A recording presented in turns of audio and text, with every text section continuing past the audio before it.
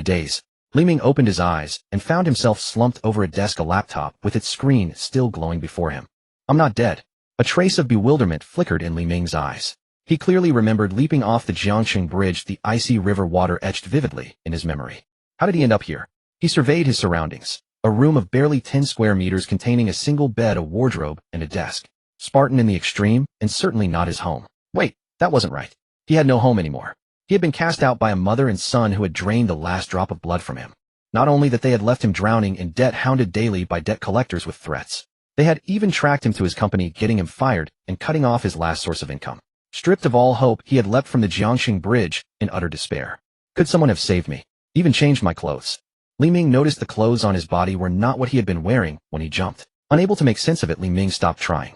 Since he hadn't died, he would live properly this time. In truth, the moment the freezing river water had closed over him, he had already regretted it. Li Ming stood up, preparing to go thank his rescuer. But the moment he rose, a sudden wave of dizziness crashed over him, nearly forcing him back down. In his dizziness, a sudden sharp pain stabbed at his temple, and a flood of unfamiliar memories surged into his mind like a river bursting its dam. 2 lives worth of experiences, like 2 dreams, both equally vivid, left Li Ming unable to tell if he was still dreaming. Could it be I'm still in a dream? Li Ming felt a twinge of bewilderment. He pinched his thigh hard and gasped. Ouch! It really hurt. This wasn't a dream. Could it be that his 50 years of life had all been just a dream? Splash! Cold water poured over Li Ming's head, bringing a sliver of clarity to his stunned mind. It's real. I've transmigrated. Li Ming finally accepted reality. In his spare time, he had read plenty of transmigration novels. Only this time it had actually happened to him. As the 2 streams of memory merged, Li Ming realized he had transmigrated into the body of another man who shared his exact name, also called Li Ming. Li Ming, 30 years old, unmarried, from Luoha County in Xinchuan City. He had studied at Jiangxing University of Science and Technology, and after graduating had struggled in Jiangxing for 7 years without achieving anything. He was currently renting a studio apartment in Jiangxing, only 5 kilometers from the Jiangxing Bridge. Overall, the original body's owner was much like him. Ambitious in spirit, but weak in character, his fate as thin as paper. Carefully savoring the man's memories, he learned that the original body's owner had worked constant overtime, his sudden cardiac death triggered by exhaustion. And now his cheap fortune had fallen to the present Li Ming. Compared to his past life, his previous incarnation had been far luckier. At least he had lived 20 more years. He picked up his phone and saw many missed calls and WeChat messages. Xiaoya, brother Ming, why haven't you come to work yet? That Zhao Skinflint has come by several times, already, his face darker than Bao Zhang's. You better be careful. Information about this Xiaoya surfaced in Li Ming's mind. Yi Xiaoyo, a temporary worker just hired at the company, a fresh university graduate, an intern under Li Ming. Youthful, pretty cheerful, and lively. As for the Zhao Skinflint, she mentioned the mere mention of that name stirred a sudden, inexplicable surge of disgust in Li Ming's heart. Zhao Skinflint, real name Zhao Daji, department manager, a classic bully who picked on the weak and feared the strong. Knowing the original owner was easy to push around, he constantly ordered Li Ming to work overtime or run his personal errands without paying a single cent in return. That fellow had played no small part in the original owner's early demise. Mom, son, today is your birthday. Happy birthday. I've got great news for you. Your dad and I have prepared 500,000 yuan for you. You can put a down payment on a place in Jiangxing and we'll cover the monthly payments for you. Mom, such a familiar yet foreign word. In his past life, Li Ming had been bewitched by Wang Jing's beauty and sweet words, even though she had a 2-year-old son at the time. Against his parents' objections, he had still married Wang Jing. Over 20 years of devotion had been wasted in vain. He regretted not listening to his parents back then. Worse, because of that woman, he had grown distant from them. Until they passed away from illness, he hadn't even been there to see them one last time. The original owner's story was similar. Years ago, when his parents couldn't afford the down payment for a home in Jiangxing, his girlfriend had broken up with him. He had blamed all of it on his parents and hadn't gone home to visit them for years, using overtime as an excuse even during holidays. Thinking of this, Li Ming felt as though a knife were twisting in his heart. Neither his past self nor the original owner deserved to be called sons. Mom, keep the money. I'm doing fine in Jiangxing. In a few days, once I take some time off, I'll come back to see you and Dad. Li Ming thought for a long time, but in the end he still sent a message back to the original owner's mother.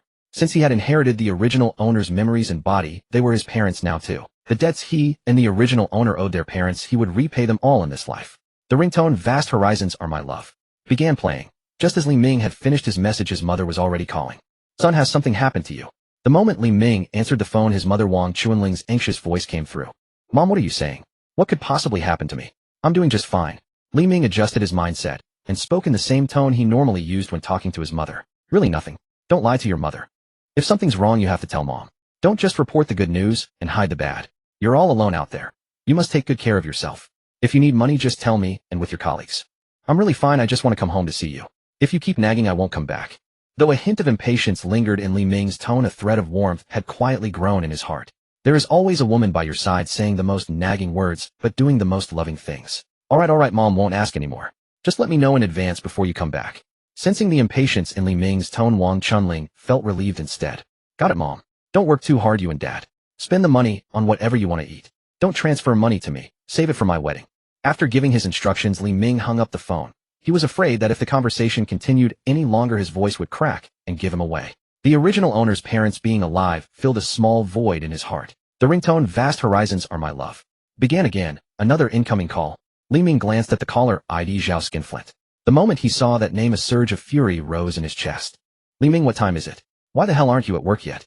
Have you finished that document I told you to prepare? Send it to me right now. If you hold up my business, I'll fire your ass so fast you'll be packing your bags before you know it. Zhao Skinflint unloaded a barrage of abuse, still treating him like the old Li Ming. Shut your mouth, you bastard. I quit. What kind of document is that anyway? Whoever wants to do it, go find them. Don't you ever bother me again. Just looking at you makes me want to throw up. The original owner could endure, but the reborn Li Ming would not indulge him. Having lived 2 lives as a workhorse, Li Ming was determined not to be one again in this new life. This time he wanted to live differently. At this moment, Li Ming's heart had never felt lighter. Ding. The host's mind is clear and unobstructed. System binding in progress. Binding successful. System activated. The sudden voice that appeared in his mind left Li Ming completely stunned. A system? I have a system too. Everything seemed to happen so suddenly that he was momentarily stunned.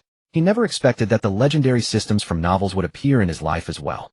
Then again, since he had already transmigrated, having a system as the standard companion of transmigrators was hardly surprising. The only question was what kind of system it actually was. System, come out. Li Ming called out excitedly. Moments later, a pale golden panel materialized out of thin air. Host Li Ming. Constitution 5. Strength 5. Agility 5. Special 10. Available attribute points 0. Upon seeing these stats, Li Ming froze for a moment. These numbers were frankly unbearable to look at. The normal values for Constitution, Strength, and Agility should each be 10. This original body's physical state was far beyond just weak, all 3 at 5. No wonder he had died of sudden cardiac arrest. Fortunately, the weapon stat wasn't 5. Otherwise, Li Ming really wouldn't dare show his face to anyone. He continued reading downward. Character skills, none. System functions, 1. Appraisal technique can appraise the stats of 1 female target. Note: minors, pregnant women, and women who have given birth cannot be appraised. 2. Successfully conquer a female target rated 90 inclusive with experience value 0. Reward 1 attribute points and character skills. Reward 2 unlock 100 million in dedicated funds, which can only be used for specific designated purposes. Each time it is used, the host receives a 10x return. These dedicated funds can only be used on the designated target's consumption. Withdrawable funds 0. Current quest: conquer a female target rated 90 with experience value 0. System quests refresh automatically at 1:00 a.m. on the first day of each month. Current quest remaining time, 12 days. Quest reward for success is unknown. Failure causes the system to vanish. First Blood Fate line. This system was a bit risque, but Li Ming liked it. Who wouldn't love a first? Not only that, there was even a return bonus on top. 100 million in dedicated funds, and after the 10x return, that would be $1 billion in massive capital. Li Ming felt his heartbeat racing faster and faster, his breathing growing increasingly ragged. $1 billion. That was $1 billion.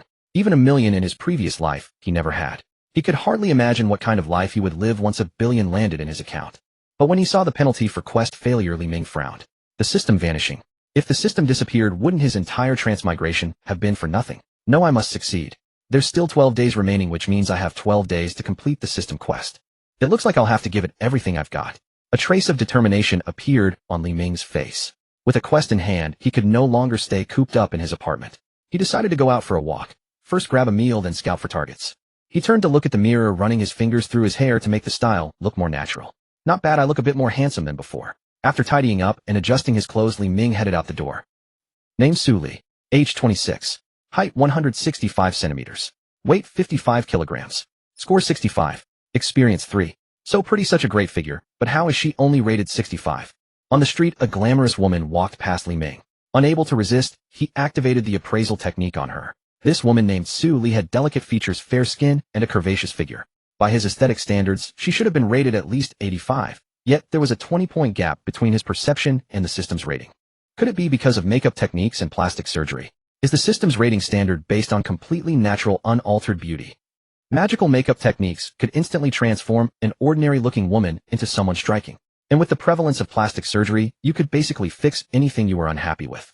Looks like the system's standards are quite strict. Turning to watch the woman leave, Li Ming then stood at the street corner and began scouting for a new round of targets. He took out his phone pretending to scroll through it, while his peripheral vision kept scanning the women passing by on the street. Unfortunately, it was only just past 10 in the morning, and there weren't many pedestrians on the street. After scanning for over half an hour, he hadn't found a single target. Li Ming had no choice but to temporarily give up. He decided to go back and catch some sleep first, then head out to Jiang City's pedestrian street in the evening fully rested.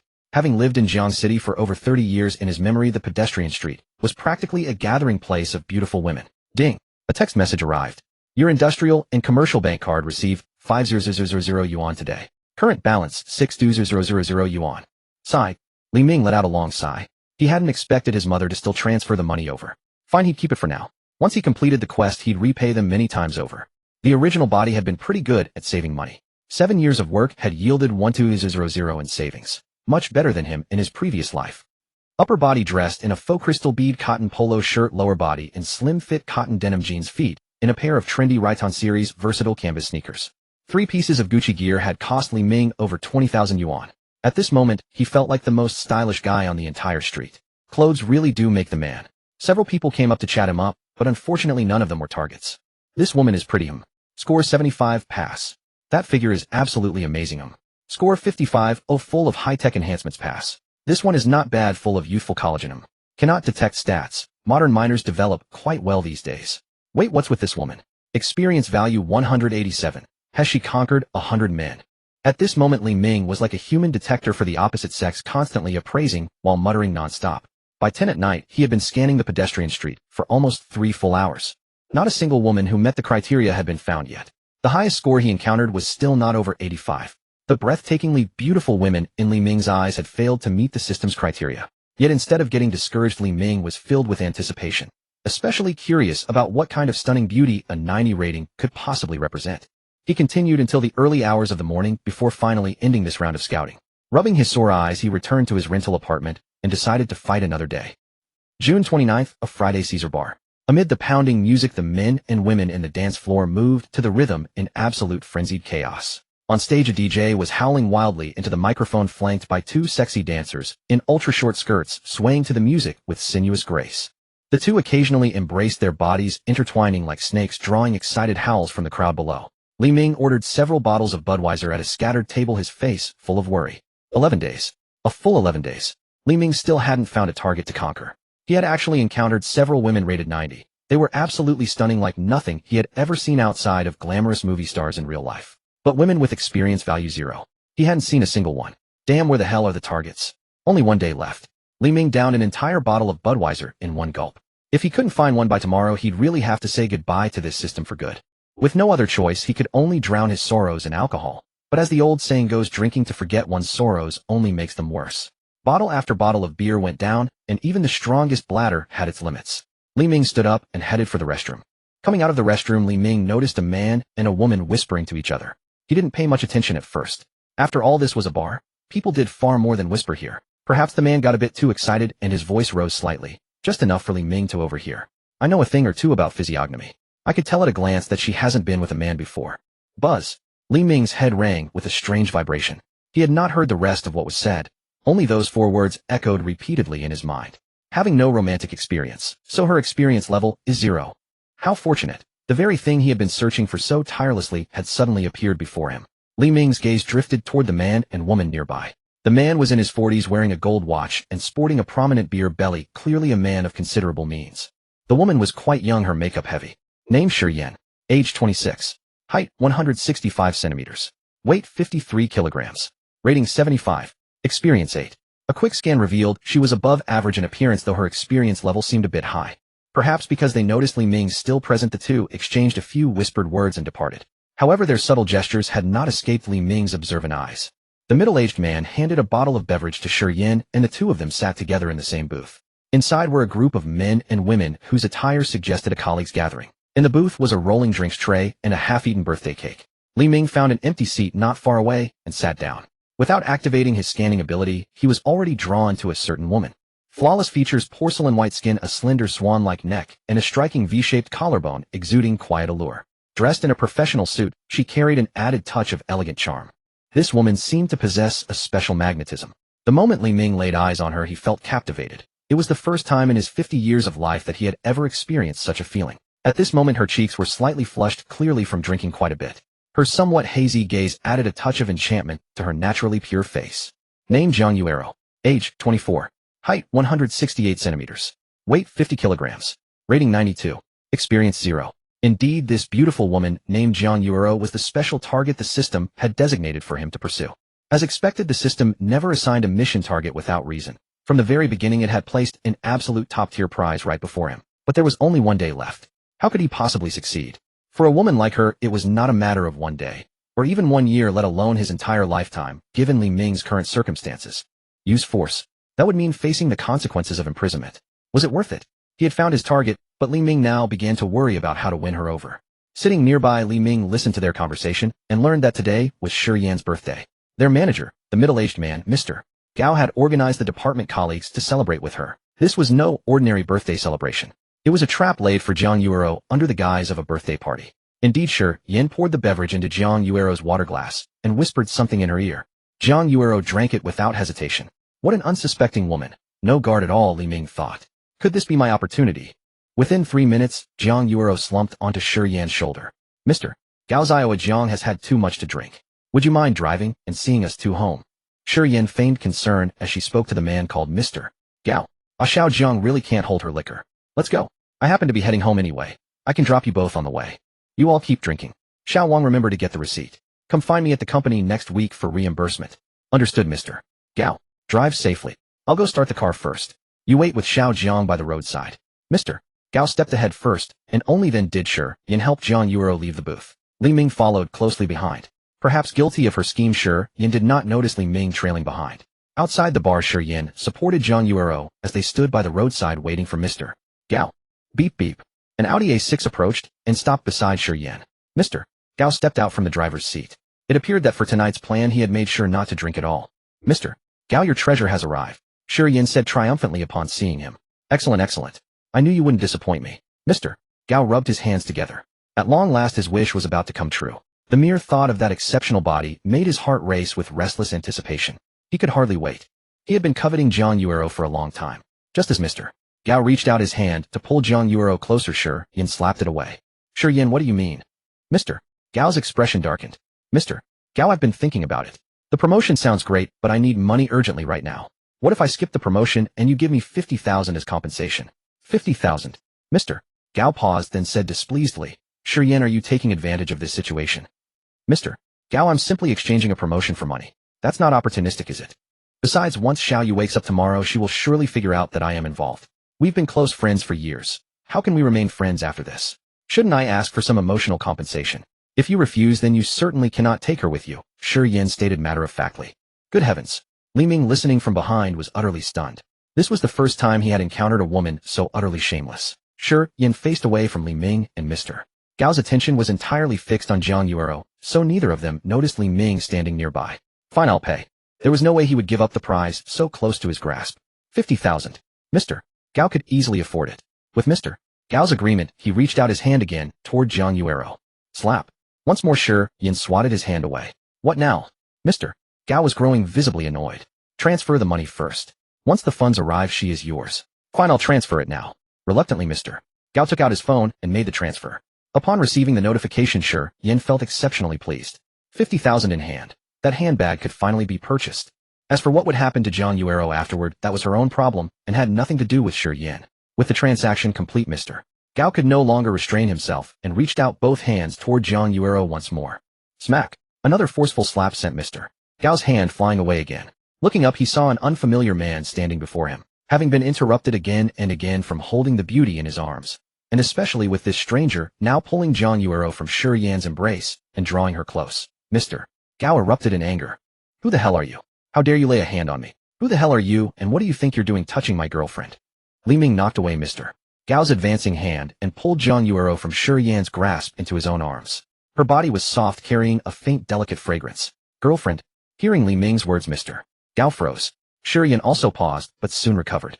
Having worked alongside Jiang Yuero for over 2 years, she had never heard that Jiang Yuero had a boyfriend. You are her boyfriend. Do you even know her name? Sure, Yin said disdainfully. In her eyes, this man had probably overheard her conversation with Mr. Gao and was now attempting to claim a share of the spoils. Exactly. You say she's your girlfriend. What is her name? Mr. Gao also snapped out of his daze. How could a boyfriend suddenly appear at such a critical moment? This made no sense. You must be sure Yin correct. Yuero told me you were having a colleague's dinner celebrating her birthday. She was worried about what might happen if she drank too much, so she specifically asked me to come to Caesar Bar to pick her up. How much did you make her drink? And who is this man, and where do you intend to take Yuero? Li Ming spoke in a calm, measured tone, though his words grew increasingly stern toward the end. Shi Yin was truly stunned this time. He knew her name and Jiang Yuero's name, and he also knew about tonight's colleagues' gathering and the birthday celebration. He truly was Jiang Yuero's boyfriend. She had not expected Jiang Yuero to have played her cards so carefully. It's not what you think. Let me explain. Silence. I am taking Yuero with me now.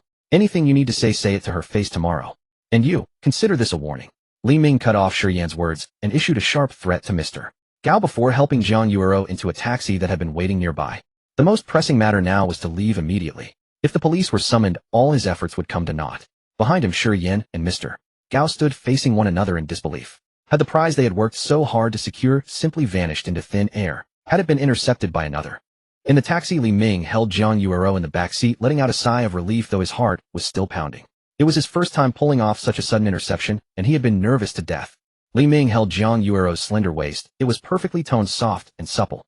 He let her lean against his shoulder, and a faint, intoxicating fragrance drifted into his senses.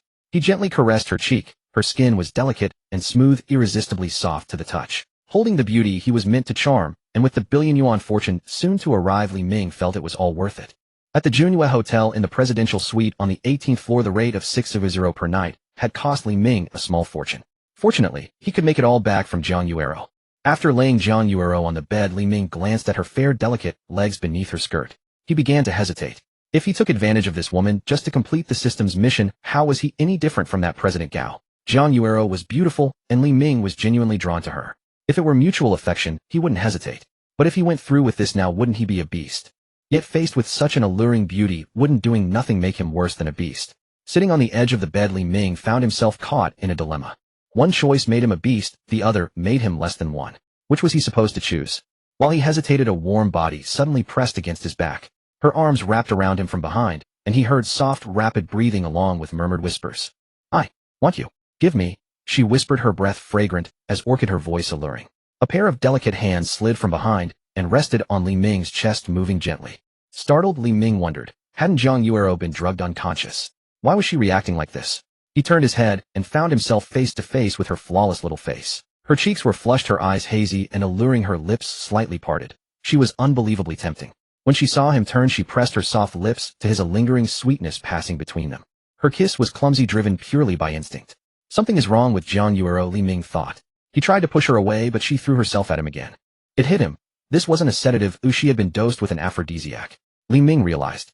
No wonder Jiang Yuero was so bold and passionate. She had been drugged with a love potion. She would have done this with any man. In that case, don't blame me. I'm saving you. Since Jiang Yuero had made the choice for him, why should he hesitate? Besides, saving a life was worth more than building a 7-story pagoda. Tonight, I, Li Ming, am saving her, not harming her. He conceded willingly and laid down on the bed. She let out, furrowing her brow slightly. In a daze, Li Ming ignored even the system's voice announcing that the mission was complete. Under the soft white light, her dark hair shimmered, her gaze was dreamy, and her cheeks were a soft blush. She seemed lost in a gentle, hazy moment. She possessed a natural, unadorned beauty. Soon Li Ming yielded in this encounter. It was embarrassing. He had never been so humiliated in 50 years. Fortunately, Jiang Yuero was still in a daze and didn't see him. His sudden surrender caught Jiang Yuero off guard, and her fair brow furrowed slightly. Li Ming covered his eyes with his hand, too ashamed to face her. Have I finally completed the system mission? Li Ming wondered nervously. He called up the interface to divert his attention.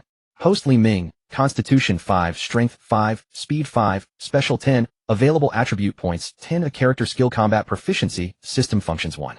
Appraisal can appraise a target's stats. Note cannot be used on minors, pregnant women, or women who have given birth. 2. Successfully win over a woman with a score of 90, including 90 and 0 prior experience. Reward 1 attribute points and a character skill. Reward 2, unlock a special fund of 100 million. This fund is to be used exclusively for designated purposes. Each time it is used, the host receives a 10x cashback. This fund can only be spent on the target. Withdrawable funds 0. Current mission none. Fortunately, the initial mission was complete, granting not only 10 free attribute points, but also the combat proficiency skill. Putting combat proficiency aside for the moment, Li Ming urgently needed to recover quickly and continue this encounter. Without hesitation, he added 5 points to Constitution. A warm current rose from his dantian and flowed through his limbs, washing away fatigue and soreness. Even his somewhat thin frame became more balanced and strength flooded through him. Li Ming glanced at the panel. Only 10 in special. That's hardly impressive. Without debating further, he put all 5 remaining points into special. The warm current rose again, this time converging on the special trait. An incredible transformation followed. Refreshed, Li Ming regained his momentum and seized the lead, taking charge of the encounter. The suite was once again filled with a warm, spring-like atmosphere. The next day, near noon, Zhang Yuero woke up, gazing at the ornate ceiling. 2 clear, aggrieved tears slid from her eyes. My first time. Just gone like that. She had always dreamed of a beautiful first night, and now it had all turned to bubbles. Everything from yesterday replayed in her mind like a movie. From the moment Yin led her out of the booth to hearing her conversation with President Gao at the bar entrance, it all became clear why her body had felt so uncontrollably drunk. President Gao had been harassing her for quite some time. One could say he had his eye on her ever since she joined the company last year. He had hinted at it several times, but she had always rejected him. An old man like President Gao was not her type. In Zhang Yuero's mind, her man had to meet 2 requirements: first, young and handsome, second, worth at least 10 million. Otherwise, it would be a waste of her beauty, which was worthy of a campus belle. It wasn't that Zhang Yuero was too pragmatic. It was just that society was too realistic. No matter how she refused, the man simply wouldn't leave her alone. She never expected that he would collude with Yin and set up such a trap for her. She had assumed she would be a lamb thrown into the tiger's mouth, losing herself to a middle-aged man like President Gao. The very thought was disgusting. Who knew that a man claiming to be her boyfriend would suddenly appear and take her away instead? Boyfriend. She certainly had many admirers, but she had never had a real boyfriend. Could he be one of her former suitors? Her memory only went blank after the man claiming to be her boyfriend brought her to the hotel, and she threw herself at him. Whether or not he was her boyfriend, he could barely count as her savior, even if his intentions weren't entirely pure. Still, being with him was far better than being with that pervert President Gao. Zhang Yuero did not hold much resentment toward Li Ming. After all, in her eyes, he wasn't a bad-looking man. How dare he eat without inviting me? Grumble. The savory aroma of food drifted in from outside. After the taxing ordeal that had drained so much of her energy, Zhang Yuero's stomach couldn't help but let out a hungry growl. Noticing the clothes scattered beside the bed, Zhang Yuero quickly dressed while the man was away. Still, a lingering trace of discomfort knitted her brow slightly. Following the enticing fragrance of the meal, she walked out of the bedroom and into a spacious living room. The man who had shared her night was now eating with hearty relish, his lips glossy from the rich food. Even if she had been the one to initiate things, didn't he carry even a shred of guilt? To be honest, his head-to-toe designer outfit added some charm, though she couldn't tell whether it was authentic. You're up. Come and taste this 5-star hotel meal. It's extraordinarily good, especially this roast chicken. Rich yet not greasy, and unbelievably fragrant. Seeing Zhang Yuero appear, Li Ming spoke even as he opened her system panel. Name: Zhang Yuero, bound, special funds 100, age 24, height 168, weight 50, score 92, experience 1. With the figure now bound, and the special funds unlocked, Li Ming finally exhaled in relief. From now on, this woman would be his exclusive gold-making machine. About what happened yesterday, Zhang Yuero walked quietly to the dining table and sat down. Li Ming began. What? You had your fun, and now you're trying to pretend it never happened. Huh? Li Ming was startled, not expecting such blunt words from her. Those designer clothes of yours, they aren't knockoffs, are they? Huh? Was there something wrong with this woman's mind? Li Ming grew even more confused. How with that expression of yours, they must be knockoffs. A rustic trying to pass as a tycoon. And booking a presidential suite. Quite the act. You're decent looking, so why resort to such a shady trick? Lucky you ran into me this time.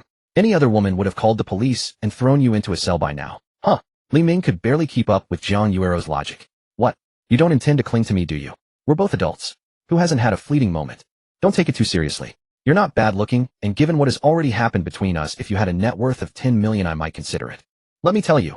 I'm Zhang Yuero, and I know exactly where I stand. She shook her head and then began to eat. Her unruffled attitude left Li Ming momentarily speechless. Zhang Yuero, clear-eyed and level-headed. Are young women these days really so open-minded? Still, Li Ming understood her stance. After this meal, they would each go their own way. Unless Li Ming had a net worth of 10 million, Zhang Yuero would consider being with him. Who was she looking down on? 10 million. Once he burned through her special funds, he would be sitting on $1 billion. Even so, all of this played right into Li Ming's hands. He opened his system panel. Host: Li Ming, Constitution 10, Strength 5, Speed 5, Special 15, Available Attribute Points 0, Character Skill, Combat Proficiency, System Functions 1. Appraisal skill. Can appraise a female target's stats. Note that minors, pregnant women, and women who have already given birth cannot be appraised. 2. Successfully win over a woman with a score of 90 or above inclusive and an experience value of 0. Reward 1 attribute points and a character skill. Reward 2 unlock 100 million in special funds. These funds are designated for specific purposes only, and each time the host spends them, he receives a tenfold rebate. This special fund can only be used for expenses involving the target. Withdrawable funds 0. Current task none. My name is Li Ming. Are you ready? Huh? Ready for what? Li Ming's words puzzled Jiang Yuero as well. Ready to be my woman from now on. Li Ming said it, as if it were only natural. You, a man in knockoffs. Are you even capable? Capable, or not? Didn't you see that for yourself last night? Or are you asking for another demonstration right now? A rare blush stole across Jiang Yuero's cheeks. She had no idea how to respond. Pa, you rascal. Haha, if I'm a rascal, it's all kept in store for you. This afternoon I'll show you what I can do. Delighted at finally having broken through her reserve, Li Ming was in an excellent mood. No, I'm still a little worn out. I haven't recovered yet. Jiang Yuero shook her head like a rattle drum, refusing hurriedly. What are you thinking? I meant take you shopping and let you see for yourself whether I'm capable of being your man. Seeing the sly grin on Li Ming's face, Jiang Yuero was so embarrassed, she wished she could crawl into a crack in the floor. Don't brag. Once I choose my things, you'd better not be unable to pay. Her words were defiant, but Jiang Yuero felt a trace of confusion inside. Why didn't her subconscious reject being with this man again? Jiang Yuero, you're supposed to be clear-headed. Remain composed. For the rest of lunch, neither spoke much, but the tension between them had eased. They had also learned some basic facts about each other. Li Ming certainly hadn't told the truth. He merely said he was an investor in the finance and stock market. Mind you don't get trimmed like a leek. Jiang Yuero warned him solemnly. After checking out of the hotel, Li Ming took her by the hand and led her into the ride-hailing car he had ordered. Their destination was Guojin Tower in Jiangxing. In the car, Jiang Yuero tried several times to slip her hand out of Li Ming's grasp, but he refused to let go and watched her with amusement. With the driver present, the thin-skinned Jiang Yuero stopped struggling. Forget it. Things have already gone this far, I'll let him have a little more leeway. That was what Jiang Yuero told herself. Round 1, Li Ming wins. Guojin Tower was the premier destination for luxury goods in Jiangxing. First stop, a flagship smartphone store. Why are we at a phone store? Jiang Yuero asked. Just a little appetizer for you. I noticed your phone is an obsolete old model. Since we're here, let's just get you a new one. From Jiang Yuero's clothing and the things she used, Li Ming could tell her family wasn't well off. With someone like her, small favors wouldn't leave a deep impression.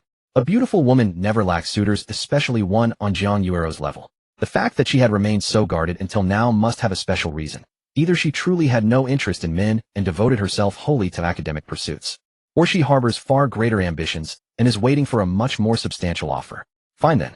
I was thinking of changing my phone anyway. I heard that Trifold 1 is quite good. Since you insist on buying it for me, I'll accept. I won't save you any money. Consider it compensation for last night. Jiang Yuero thought through gritted teeth. Welcome. A saleswoman around 30 years old greeted the two warmly as they entered. We'd like to buy a phone. That Trifold 1, the one with 3 panels. How much is it now? Li Ming asked directly as soon as he stepped in. In his previous life, he had heard many people mention this phone. In particular, the saying, fold it 3 ways. It looks good however you fold it was widely known. Today he was going to buy exactly that kind of style.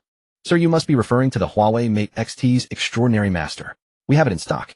This phone runs on Harmony OS 5. One with 1 terabyte of storage, dual front and rear cameras, and a body weight of about 298 grams. The screen size. Stop. I can't remember all that. Just bring me the phone and tell me the price. Li Ming cut off the sales assistant. Very well, sir. Please wait a moment while I fetch it. The current price is 22499 yuan. All right, bring me one in red. A few minutes later, the phone was brought over. Li Ming gave it a brief look. Exquisite craftsmanship worthy of its reputation for folds that looked great from every angle. He almost wanted to switch to one himself.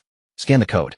Li Ming took out his phone, scanned it, and when he saw the Jiang Yuero Special Fund option on the payment screen, he chose it without hesitation. Ding. Payment successful. The moment the payment confirmation came through, a system notification sounded immediately. Ding. Jiang Yuero Special Fund, 22499 yuan spent. Cashback of 224,990 yuan successfully credited. Li Ming eagerly opened the panel. Withdrawable funds 224,990. The withdrawable balance had increased by 224,990 yuan, and Li Ming chose to withdraw. Ding. Your ICBC card has received 224,990 yuan. Current balance 809,500 yuan. He then checked Jiang Yuero Special Fund, which still had 99997,501 yuan remaining. That was lightning fast, instant arrival. The system truly never lets me down. After this successful expenditure, Li Ming's demeanor subtly shifted. This was the confidence that money brings. Please switch the SIM card to my friend's phone and transfer all the data. Certainly, sir. Please wait a moment. Standing nearby, Jiang Yuero looked somewhat astonished. He moved too fast, from walking into paying in just a few minutes, and over 20,000 yuan was gone, just like that. Was this guy faking it, or was he really loaded? Leaving the Huawei phone store, Li Ming led the slightly bewildered Jiang Yuero to the LV boutique. We don't need to go in. You've already bought me a phone. Let's skip this place. Standing at the entrance, Jiang Yuero hesitated, tugging at Li Ming and shaking her head. She suddenly felt a little afraid. LV was a brand she knew well. More than once she had come here while shopping with friends.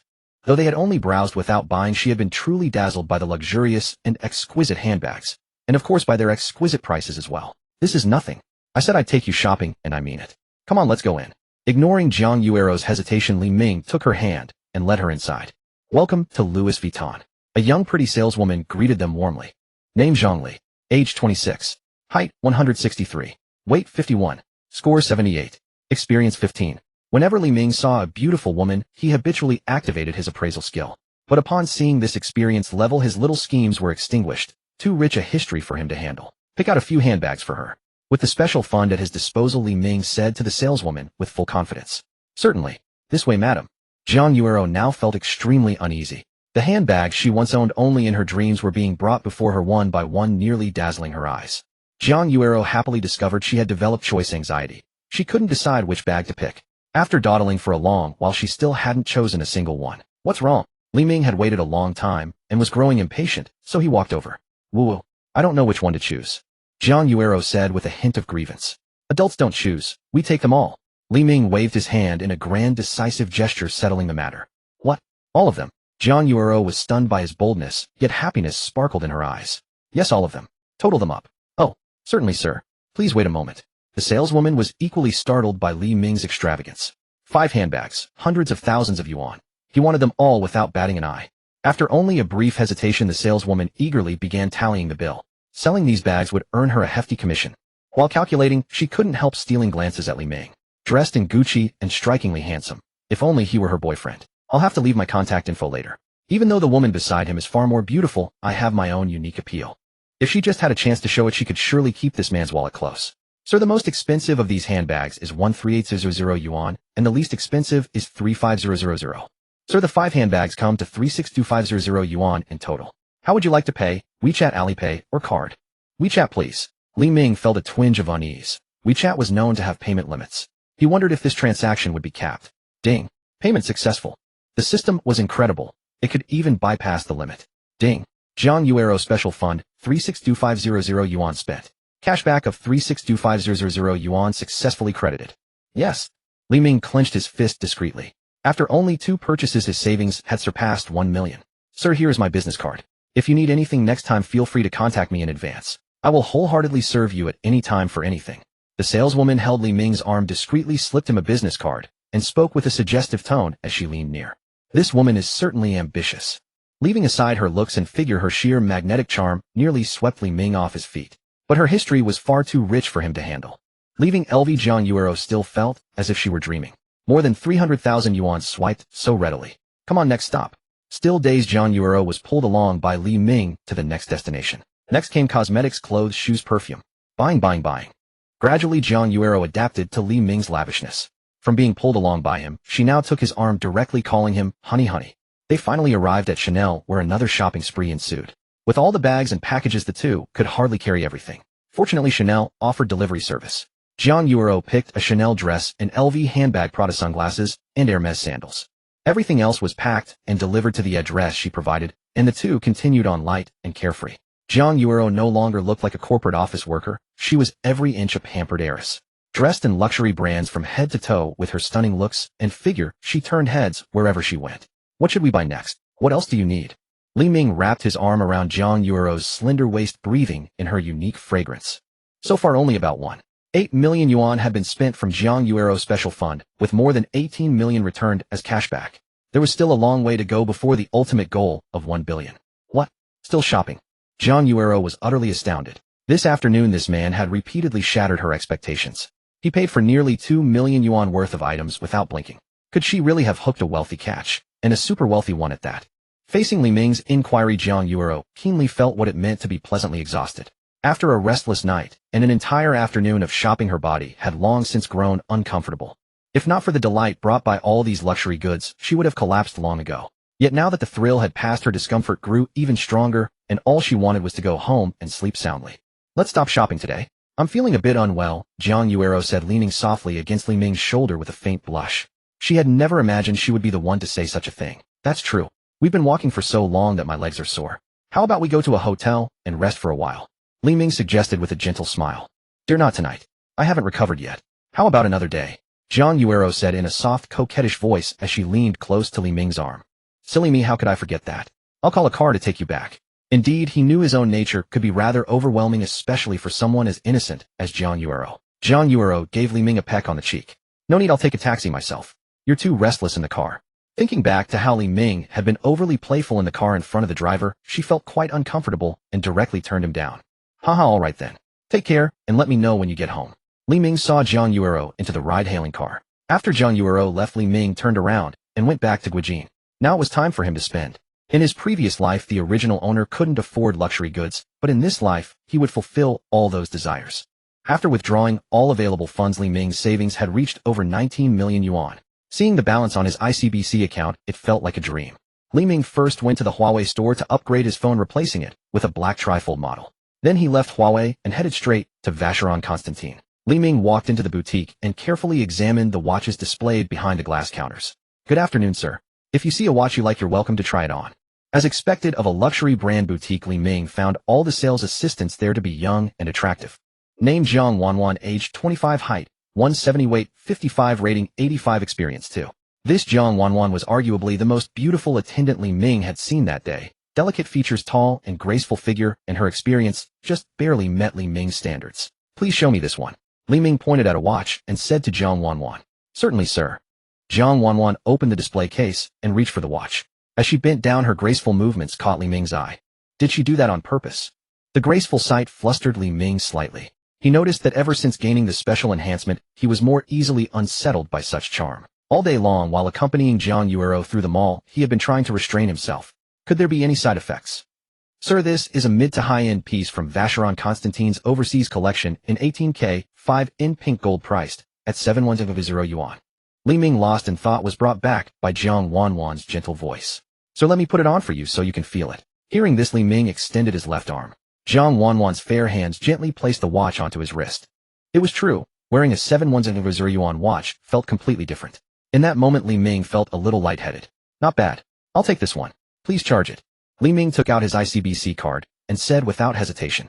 Oh, certainly, sir. Jiang Wanwan paused for a moment before replying, her heart racing. She hadn't expected the man to actually buy it. She had sold more expensive watches before, but no one had ever been this decisive. From entering the store to making the purchase, it took less than 3 minutes. Certainly a record for the fastest transaction. If Jiang Wanwan had merely taken a liking to Li Ming at first, now she was beginning to have thoughts. Young, wealthy, and generous. Wasn't this exactly the kind of customer she had hoped to meet while working as a sales assistant at a luxury boutique like Vacheron Constantin? The look in Jiang Wanwan's eyes as she watched Li Ming had grown warmer. Then she turned to write the receipt, her posture poised and professional. Her silent poise was undeniably captivating. Jiang Wanwan certainly knew how to present herself well. After the payment went through, she brought a delicate shopping bag to Li Ming. Sir, here is your watch. Please take good care of it. Thank you. Li Ming took the bag and turned to leave. As the saying goes, a master hunter waits for the prey to approach on its own. Today, Li Ming intended to be that master hunter. Sir, wait a moment. Could I add your WeChat? For any future issues with the watch, you can contact me through WeChat, and I'll be at your service with all my heart. As for anything beyond the watch, if it's within my ability, I won't hesitate to help. Jiang Wanwan's sincerity touched Li Ming. How could he bear to refuse such an ambitious woman? He also understood that this sincerity was reserved for a special kind of person, and Li Ming currently was exactly that kind. By the way, I'm not yet familiar with all the functions of this watch. Would you happen to be free this evening to demonstrate them for me? I'd be honored. Jiangxing Sunshine Community. Su Yoxuan, dressed exquisitely, was about to start her live stream for the night. After resigning from her job, she had begun her streaming career 6 months ago. With her aloof, striking looks and fiery personality, she had now become a fairly well-known streamer. Knock knock. A knocking sound came from the door. You little rascal. Not only did you stay out all night, you didn't even take the keys. Su Yuxian scolded with a grin, set down her phone, and went to open the door. Jiang Yuero hadn't come home all night, and her phone was unreachable, which had worried Su Yuxian to death. When she opened the door, she was stunned by the sight before her. 2 men in work uniforms stood at the door, pushing 2 carts piled high with bags. The 2 delivery men were immediately struck by Su Yoxuan's cool, stunning beauty. They had never seen such a pretty girl outside of television. Then a burst of cold wind swept by, and they couldn't help but shiver. This beauty is so cold. Su Yuxian crossed her arms and asked with a frown, "Who are you looking for?" "Hello, ma'am. Are you Miss Su Yuxian?" The first delivery man averted his gaze and asked politely. Su Yuxian nodded reflexively. "Then please sign for the delivery." The first delivery man handed Su Yuxian a list while the second began carrying the items into the apartment. Puzzled, Su Yuxian took the list. When she saw the items on it, her eyes widened, and her hand trembled involuntarily, nearly dropping the astonishing list. What did she see? She saw the names of luxury brands like LVD or Hermes, Chanel, and more. She then looked at the exquisite packaging bags. Su Yuxian stared wide-eyed and asked in disbelief, "Are these all for me? Did you deliver to the wrong address?" The first deliverman checked the information on his phone and confirmed, "That's right. Miss Jiang left this address and the recipient is you, Miss Su." "Miss Jiang. Jiang. Jiang Yuero." Su Yoxuan's high-pitched cry not only startled the two deliverymen, but also made Aunt Gu from the nearby apartment open her door. "Xiaoxuan, what's wrong?" she asked with concern. "What's wrong with Yuero?" Aunt Gu, it's nothing." Su Yuxian quickly waved her hands and explained to Aunt Gu. "Good to hear. You two young ladies are far from home, and you've always been kind to me. If anything happens, you must tell me." Aunt Gu studied the two deliverymen for a moment, as if memorizing their faces. "The two of you must not bully these girls. I will remember you," she warned.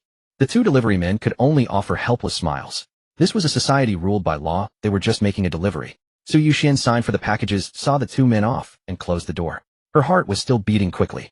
It turned out that everything had been bought by Jiang Yuero. Since when had she become so wealthy? Not to mention the combined value of all these items was at least 1,000,000 yuan, far more than she could ever have afforded on her own. Su Yuxian was not completely ignorant of the prices of luxury goods. Could it be? Based on what she knew of Jiang Yuero, returning home late at night and buying so many designer items, she must have found herself a wealthy patron. And this patron was not just any wealthy man, but the kind with far more money than sense. Achoo! Li Ming, who was dining with Jiang Wanwan, sneezed for no apparent reason.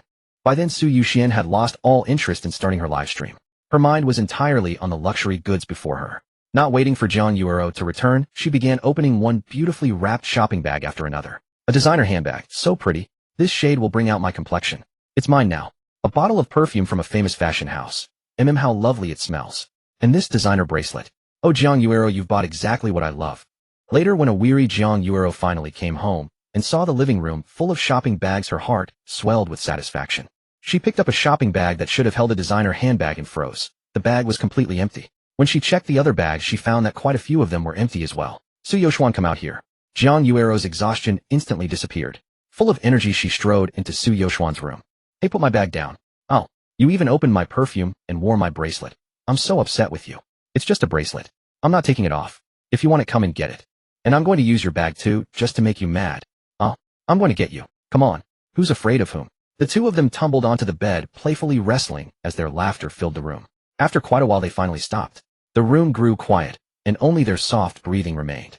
Su Yuxian patted Jiang Yuero, who was resting beside her, and asked, "What is he like?" "Who?" Jiang Yuero asked, though she knew perfectly well. "The man you were with last night, of course. He's not some middle-aged bald uncle, is he? Don't make me think less of you. Don't talk nonsense. Do I look that desperate? Good. Is he married? You're not the other woman, are you?" "No, he's single." "Not bad. Rich and single. How did you land him?" "At Shiyan's birthday party." "Those scoundrels. How dare they set you up? That's infuriating." Su Yuxian grew angry when she heard this. "And then, you lucky girl, you turned a disaster into a blessing." Su Yoxuan's voice carried a hint of envy. "Odds fate. There's nothing to be done. You can use all these things as you like, except the clothes and undergarments, they won't fit you." Jiang Yuero glanced at Su Yoxuan, then at herself, and let out a sigh. The difference in their figures was simply too great. "Tell me how it all started," Su Yuxian whispered into Jiang Yuero's ear. "What started? You know? Come on, tell me." As their whispered conversation continued, they dissolved into another round of playful wrestling.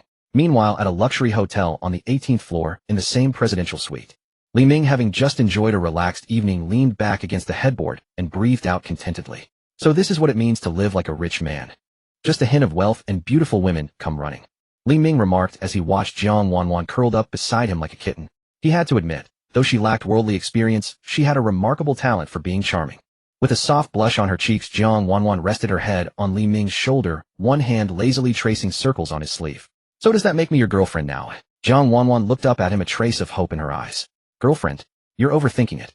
It wasn't that Li Ming was being cold-hearted. A girlfriend required emotional commitment, and in his previous life the original owner of this body had perhaps had too much sentiment. In this life, Li Ming's emotions were his most precious asset, reserved only for women who could bring him something worthwhile in return. Other women should not entertain such hopes. Then what are we? Just a fleeting fling. A little disappointed, Jiang Wanwan stared at Li Ming with a hurt look. Li Ming had to admit that this woman had excellent control over her expressions. In quiet moments and playful exchanges alike, every subtle change in her face and voice was remarkably captivating.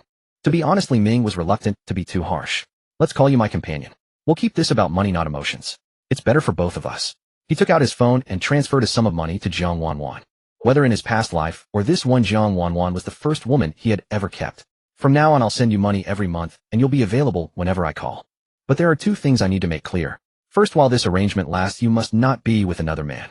I don't share what's mine. Second, if you ever grow tired of this life and want to marry and have children, tell me beforehand. We'll part on good terms. One thing Li Ming did not say was that when they separated, he would give Jiang Wanwan an additional sum of money. Jiang Wanwan's original intention had been to get some money from Li Ming. Being his girlfriend would have been nicer, but if she could not be that, being his kept companion was fine as long as there was money. Jiang Wanwan sat up and picked up her phone from the nightstand, eager to know exactly how much she was worth in Li Ming's eyes. 50,000. Why you? You transferred 50,000 to me. Jiang Wanwan counted the digits carefully again. 10,000, 10,000. It was indeed 50,000. She could not sit still. Her basic salary was only 3,000 yuan a month. Even with commissions, making 10,000 yuan a month would have been considered a good income. This single transfer was equal to half a year's wages. She realized she had underestimated this man's wealth. Without even blinking, he had sent 50,000. Moreover, his remarkable presence was as striking as his fortune. At their first meeting, Jiang Wanwan had been thoroughly impressed, and in the end, he had certainly not disappointed. At that thought, a warm flutter stirred in her chest. She felt she ought to do something to repay his kindness, not just for the money but for the impression he had made on her. She accepted the transfer, put down her phone, and gave Li Ming a soft, playful smile. I'm a little hungry now, she said in a gentle, coaxing voice. That girl was putting on a performance again. She really was an enchanting creature. The next morning at dawn, a rustling sound woke Li Ming. At that moment, he felt weak all over, as if his body had been completely drained. That woman had been acting strangely last night, making endless demands until Li Ming felt completely drained. Was it true that only the ox died of exhaustion, while the field never wore out? Li Ming felt he needed to find a second target quickly, using the attribute points he gained to increase his strength and speed. Last night, Jiang Wanwan had kept shouting, "Keep going. Keep going," she urged again. Not having met her expectations, her voice carried a hint of regret. Honey, I need to go to work. You should get some rest. After saying that, Jiang Wanwan, now dressed, planted a kiss on Li Ming's cheek. I've already given you money, so why are you still working? Li Ming couldn't quite understand. Wasn't it better to lie comfortably at home? At least it's a real job, decent pay, and not tiring. Staying home all day will make you dull. Jiang Wanwan rolled her eyes at Li Ming. Only wealthy people like them would have such thoughts. Honey, remember to contact me. Jiang Wanwan waved, blew a kiss, and walked off in high heels, swaying as she went. Phew, that woman is finally gone. Li Ming had truly feared she would ask for another round. He rested a while longer, then got up, bracing his lower back, and called to order breakfast. While waiting for breakfast, Li Ming opened the panel. It was July 1st, and the system's quest had refreshed, but he hadn't had a chance to look at it yet. Host Li Ming. Physique 10. Strength 5. Speed 5. Special 15. Available attribute points 0. Character skill, combat mastery. System functions. 1. Appraisal technique can appraise a woman's stats. Note that minors, pregnant women, and women who have given birth cannot be appraised. 2. Successfully win over a woman with a rating of 90 or above, including 90 and 0 romantic history. Reward 1 attribute points and character skill. Reward 2. Activate a dedicated fund of 100 million. This fund can only be used for designated expenses. Each time it is spent, the host receives a 10x rebate. This dedicated fund can only be used for spending on the target. Withdrawable fund 0. Current quest: register an investment company with registered capital of no less than 100 million. The more registered capital, the richer the reward. Remaining quest time 30 days. Quest reward unknown. If successful, failure will deduct 100 million from the rebate. The penalty is quite severe. Li Ming had already seen the quest. Although the task was simple, the penalty made him a bit afraid. Deduct 100 million. That's absurd. After finishing with Jiang Yuero, he had just gotten 1 billion, and this would take away a tenth of it. It seemed he should quickly earn another 100 million and register the company. Li Ming ate breakfast while thinking about what to do today. He could forget about Jiang Yuero for now. In his current state, he could hardly cope with her special constitution. Back to the apartment. No, a man worth tens of millions should not be living in an apartment. Right, he should buy a house and fulfill his predecessor's long-cherished wish. It was settled before buying a house he would buy a car. For the house, he'd go to Jiangjing No. 1, the famous riverside residence in Jiangqing. As for the car, what brand should he choose? In his previous life, he often saw on TV that Land Rover and the G-Class were men's dreams. Why not fulfill that dream today? Forget Land Rover, the G-Class was worth considering. Jiangqing Hongwu District Auto City. As the capital of Jiangzhou, Jiangxing was a first-tier city and auto city, housed all the automobile brands. In the luxury car zone Mercedes-Benz 4S store, Li Ming took a taxi straight to the entrance. Since it was the weekend, the store was quite crowded. Whether they were there to buy or just look, every customer was accompanied by a salesperson. Perhaps they were too busy and understaffed. After entering, Li Ming found no receptionist, so he wandered around by himself. His target was clear. He was there for the G-Class. He quickly found the vehicle. Indeed, it was mighty and imposing. Compared with the Mercedes-Benz C-Class section, this area had far fewer people. Soon a salesperson spotted Li Ming and approached him. "Hello, sir. Are you interested in this G-Class?" Unfortunately, it was a man, so Li Ming waved him away. "I'm just looking. No need to bother." Li Ming said this not out of sexism, but because he realized that this bulky, boxy shape wasn't really to his taste. Indeed, when people become wealthy, they start to be picky. A car he once couldn't even dream of now failed to catch his eye. He turned and left the Mercedes-Benz store. Next door was a BMW 4S store similarly packed. Although some would rather cry in a BMW than laugh on a bicycle, Li Ming had no interest in BMW. After walking a little further, Li Ming spotted an emblem, a large bee in the center with wings on both sides. "Isn't this the winged bee?" The phrase instantly came to mind, and he stepped into the Bentley 4S store. Customers here were noticeably fewer than at Mercedes-Benz. As soon as he entered, a young and attractive saleswoman approached him. "Hello, sir. Welcome to Bentley. I'm Xing Na, your dedicated sales consultant." Name: Xing Na. Age: 25. Height: 168 centimeters. Weight: 52 kilograms. Rating: 86. Experience: 8. She was slightly superior to Jiang Wanwan. "Show me the SUVs." Li Ming closed the panel and said to Xing Na, "Certainly, sir. Please follow me." Xing Na bent slightly and made a gesture of invitation. It was quite graceful. From a distance, a white Bentley Bentayga caught Li Ming's eye. Unlike the G-Class, which exuded overt dominance, this car was clean and stately, full of athletic energy. Li Ming was taken with it at first sight. Approaching it, he saw the black interior accented with green. Simple, yet sophisticated. The entire body delivered a strong visual impact with an overwhelming sense of luxury. "How much for this one?" Li Ming ran his hand over the sleek body, somewhat reluctant to let it go. "Sir, this is our latest Bentley Bentayga Speed 2025. It's our show car, and we currently have only this one in the store. Just tell me the price and whether I can take delivery today." Li Ming cut her off. "Sir, the base price is 3.5 million yuan. The on-road price is around 4.2 million. You would need to wait a week for delivery. If you wish to take delivery today, perhaps you could consider the standard Bentayga. The on-road price is just over 3 million, and you could drive it away today. Without comparison, there is no harm." Having seen the Speed, the standard model, though still a luxury car, showed an obvious gap. "I'll take this Speed. Handle all the paperwork, and I'll take delivery today for 5 million. Li Ming couldn't wait 7 days, he just wanted to drive it away now. "Off." Li Ming's tone was as casual as if he were buying a toy, leaving Xing Na stunned. "Is that not possible?" I can't make that decision. Go get someone who can." "Then, please wait a moment, sir." With those words, Xing Na hurried off to find the manager. Soon Xing Na returned with a young store manager. The manager courteously invited Li Ming to the VIP lounge, serving him tea and water while repeatedly apologizing. "Mr. Li, please wait here. Our store can't make the decision, but I've already informed the general manager. He'll be here shortly." In the VIP lounge, Li Ming waited for approximately half an hour. Throughout this time, Xing Na made repeated attempts to please him, but Li Ming paid her no mind whatsoever. The Li Ming of today was no longer easily swayed by just any woman. He had already established a minimum standard: the rating must not fall below 85, and the experience level must not exceed 2. Xing Na's experience level clearly exceeded this threshold. Just then the store manager let in a man in his 40s. "Mr. Li, I presume.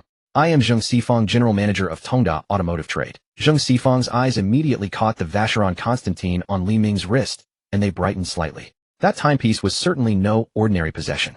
Seeing that Li Ming was an unfamiliar face, not one of the wealthy young masters he was accustomed to, Zheng Xifang dared not be any less courteous. He extended a very polite greeting. With a casual wave of his hand, Li Ming dismissed Xing Na, who had been massaging his shoulders. He knew perfectly well what her intentions were. Though attractive in appearance, she was a woman of questionable reputation, and a true wealthy man would never entertain such a person. "Mr. Li, please give us some time. We will ensure your complete satisfaction before 2 in the afternoon." Along the way here, Zheng Xifang had already plotted his course. 30,000 yuan. By a simple arrangement, it could all find its way into his own pocket. That sum was equivalent to half a year's salary. Why let such an opportunity slip away? "Then I shall trouble you, Manager Zheng. I will wait here for your favorable news." Indeed, wealth granted access to privileges that others could only admire. It was only past 11 o'clock now. With over 2 hours to spare, Li Ming had every reason to remain patient. "Rest assured, I will have them expedite the process. May I ask, Mr. Li, do you have any specific requirements for the license plate?" "A license plate? Can it be customized?" Li Ming spoke with genuine interest. A luxury car naturally deserved an equally distinguished plate, yet fine plates commanded exorbitant prices, and more critically few were willing to part with them. For plates that are not particularly special, we are generally able to arrange them. I see. Li Ming understood immediately upon hearing this. For instance, if he wished to obtain a plate incorporating his name and birthday initials, LM618, he might not find such a number at the vehicle management office himself, but through Manager Jing's connections, it could be secured for him. Ordinary plates are of no consequence. I had imagined something more particular, such as sequential digits. Li Ming shook his head and spoke. Hearing the note of disappointment in Li Ming's voice, Zhang Xifang thought for a moment before saying, Mr. Li, might I ask if you would be interested in a plate featuring consecutive fives? Jiang A5, 5, 5, 5, 5. Li Ming asked in mild surprise. No, it is Jiang AL 55, 55. 4 fives will suffice. How much, and I will take it. The letter L corresponded precisely to the uppercase initial of his surname, Li, which felt like a meaningful affinity. According to market value, this plate would command roughly 6 or 700,000 yuan, yet my associate is asking 1 million. He refuses to sell below that price. What do you think? Zhang Xifang continued. 1 million yuan. That meant spending only 100,000 on Jiangyu Road to obtain it. A remarkable bargain. Agreed, I have no objections. Li Ming replied readily. Excellent. I shall notify my associate at once and have him deliver the plate to you. All transfer procedures will be handled comprehensively on your behalf. Upon hearing Li Ming's prompt agreement, Zhang Xifang also offered his full assurance. At noon, after enjoying lunch at the Bentley showroom, Li Ming met the certain Mr. Li, who dealt in license plates. After signing quite a number of documents, it was 2:30 in the afternoon before Li Ming finally drove the new vehicle away from the dealership.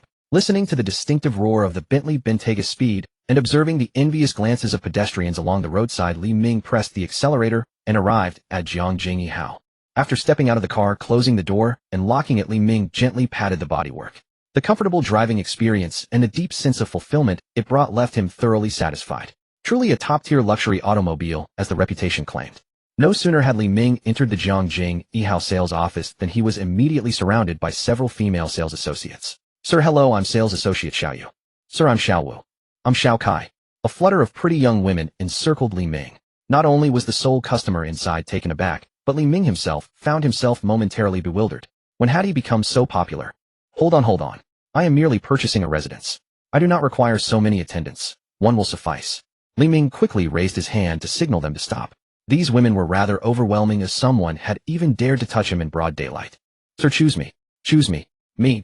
Goodness, how had purchasing a house turned into a beauty pageant. 5 sales associates surrounded him, all possessing considerable beauty and figure. According to the system's ratings, none would fall below 80. Zhou Yu. Rating 82. Experience 5 Wu Yan. Rating 81. Experience 4 Kai Yan. Rating 84. Experience 2. There were 2 more whom the system could not assess. While even mothers were competing this aggressively. Everyone may disperse. I choose her. Li Ming pointed toward another sales associate standing 3 meters away. When he had first entered, he had not noticed. Before, he was immediately surrounded. He had truly not seen that not far away stood a saleswoman on par with Jiang Yuro. A slight excitement stirred within him. If her experience level were 0, he would have another golden opportunity on his hands. Her hair fell naturally over her shoulders, with a few delicate strands resting lightly against her cheeks, adding a touch of effortless elegance. Her makeup was subtle, the fine foundation, giving her skin a smooth porcelain-like radiance. Light eyeshadow and long slender lashes made her eyes appear bright and expressive, while a touch of pink lip color added a hint of youthful vitality. Why did he choose Qin Yuqi? Beautiful women always find favor wherever they go. The 5 women expressed their disappointment and returned to their workstations. As one passed by Qin Yuqi, she whispered softly, Yuqi, an opportunity has come. You must surely seize it. Keep going. Your sister is rooting for you. Qin Yuqi understood precisely why her colleagues were showing such enthusiasm toward this customer. They had all witnessed him stepping out of a Bentley Bentayga. What mattered most was that he was young and handsome, and if he were also single. Anyone working as a sales associate at Jiangjing Yihao harbored a dream of transforming from a commoner into a lady of wealth, and that dream included herself. She had simply been a step too slow. By the time she approached, this man was already surrounded like a fortress. A naturally shy woman, she had felt unwilling to push her way into the crowd. She never expected that this man would ultimately choose her. It seemed her beauty had won the day after all. Qin Yuqi stood a little taller, accentuating her finest qualities.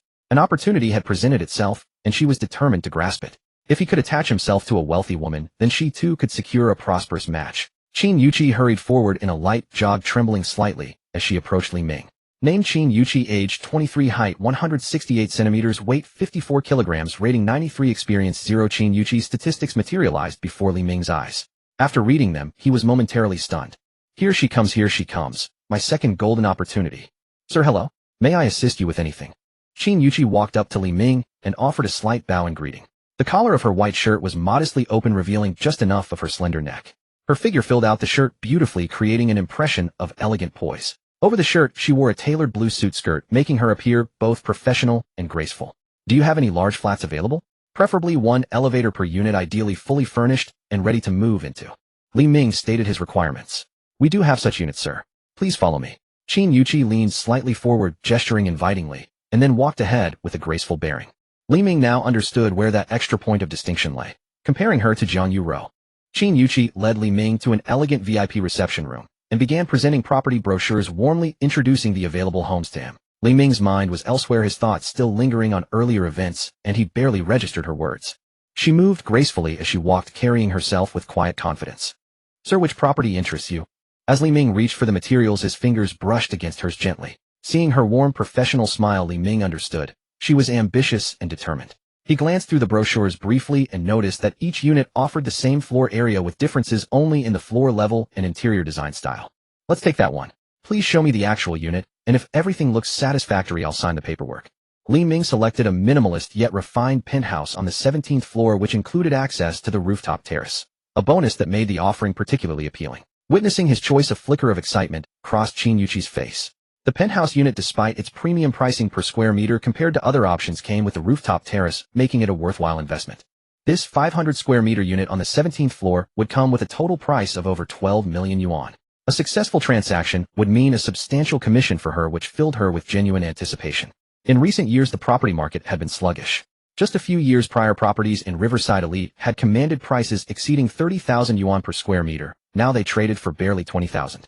While the market cooled, cautious buyers hesitated, while eager sellers multiplied. Since graduating, she had joined the real estate sales industry and worked with several agencies over 2 years, yet she had never closed such a significant deal before. In this moment, she silently vowed that she would do whatever it took to complete this transaction. She longed to improve her living conditions and escape the daily commute on crowded subways and cramped shared apartments. Sir, I'll arrange a viewing right away. After composing herself, Qin Yuqi promptly called to organize transportation. Riding in the showroom's guided vehicle, she led Li Ming into the Riverside Elite community. Seated beside Li Ming, she began describing the Riverside Elite development. Mr.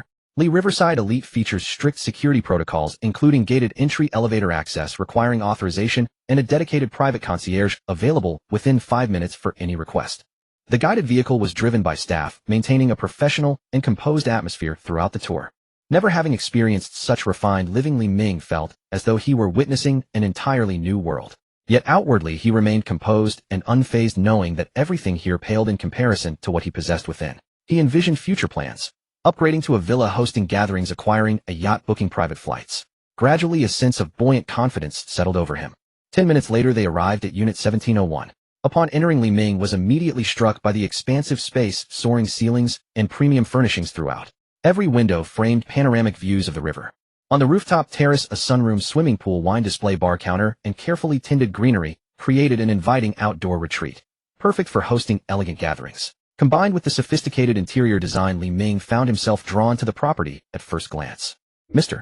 Li, the residence spans 500 square meters with 5 bedrooms, 3 living areas, 2 bathrooms, a home theater, a recreation room, and a wine cellar. Each bedroom features an en-suite bathroom, and the master suite includes a spacious walk-in closet. Qin Yuqi followed closely beside him, diligently detailing every aspect of the residence. Mr. Li, this is the master bedroom. The imported mattress is exceptional. Please take a moment to experience it. Qin Yuqi stepped onto the bed, testing its comfort with a gentle motion. It feels wonderful, she remarked warmly. Through their conversation, she had learned that Li Ming was currently single. Young, successful, and independent. Such a match was rare, and she felt confident in her ability to make a meaningful connection. In that moment, Qin Yuqi set aside her reservations and approached him with genuine openness, believing in the chemistry between them. A comfortable warmth filled the room as they spoke. As he considered how to respond, something caught his attention. A button had come loose from her blouse. Instinctively, he reached out and caught it before it could fall further. He recognized it immediately as belonging to her uniform. Looking back at her, he noticed a brief moment of flustered surprise, her cheeks flushing slightly at the unexpected incident. The room fell into a quiet pause. With a soft exclamation, Qin Yuqi took the button from him and quickly excused herself to the adjacent restroom.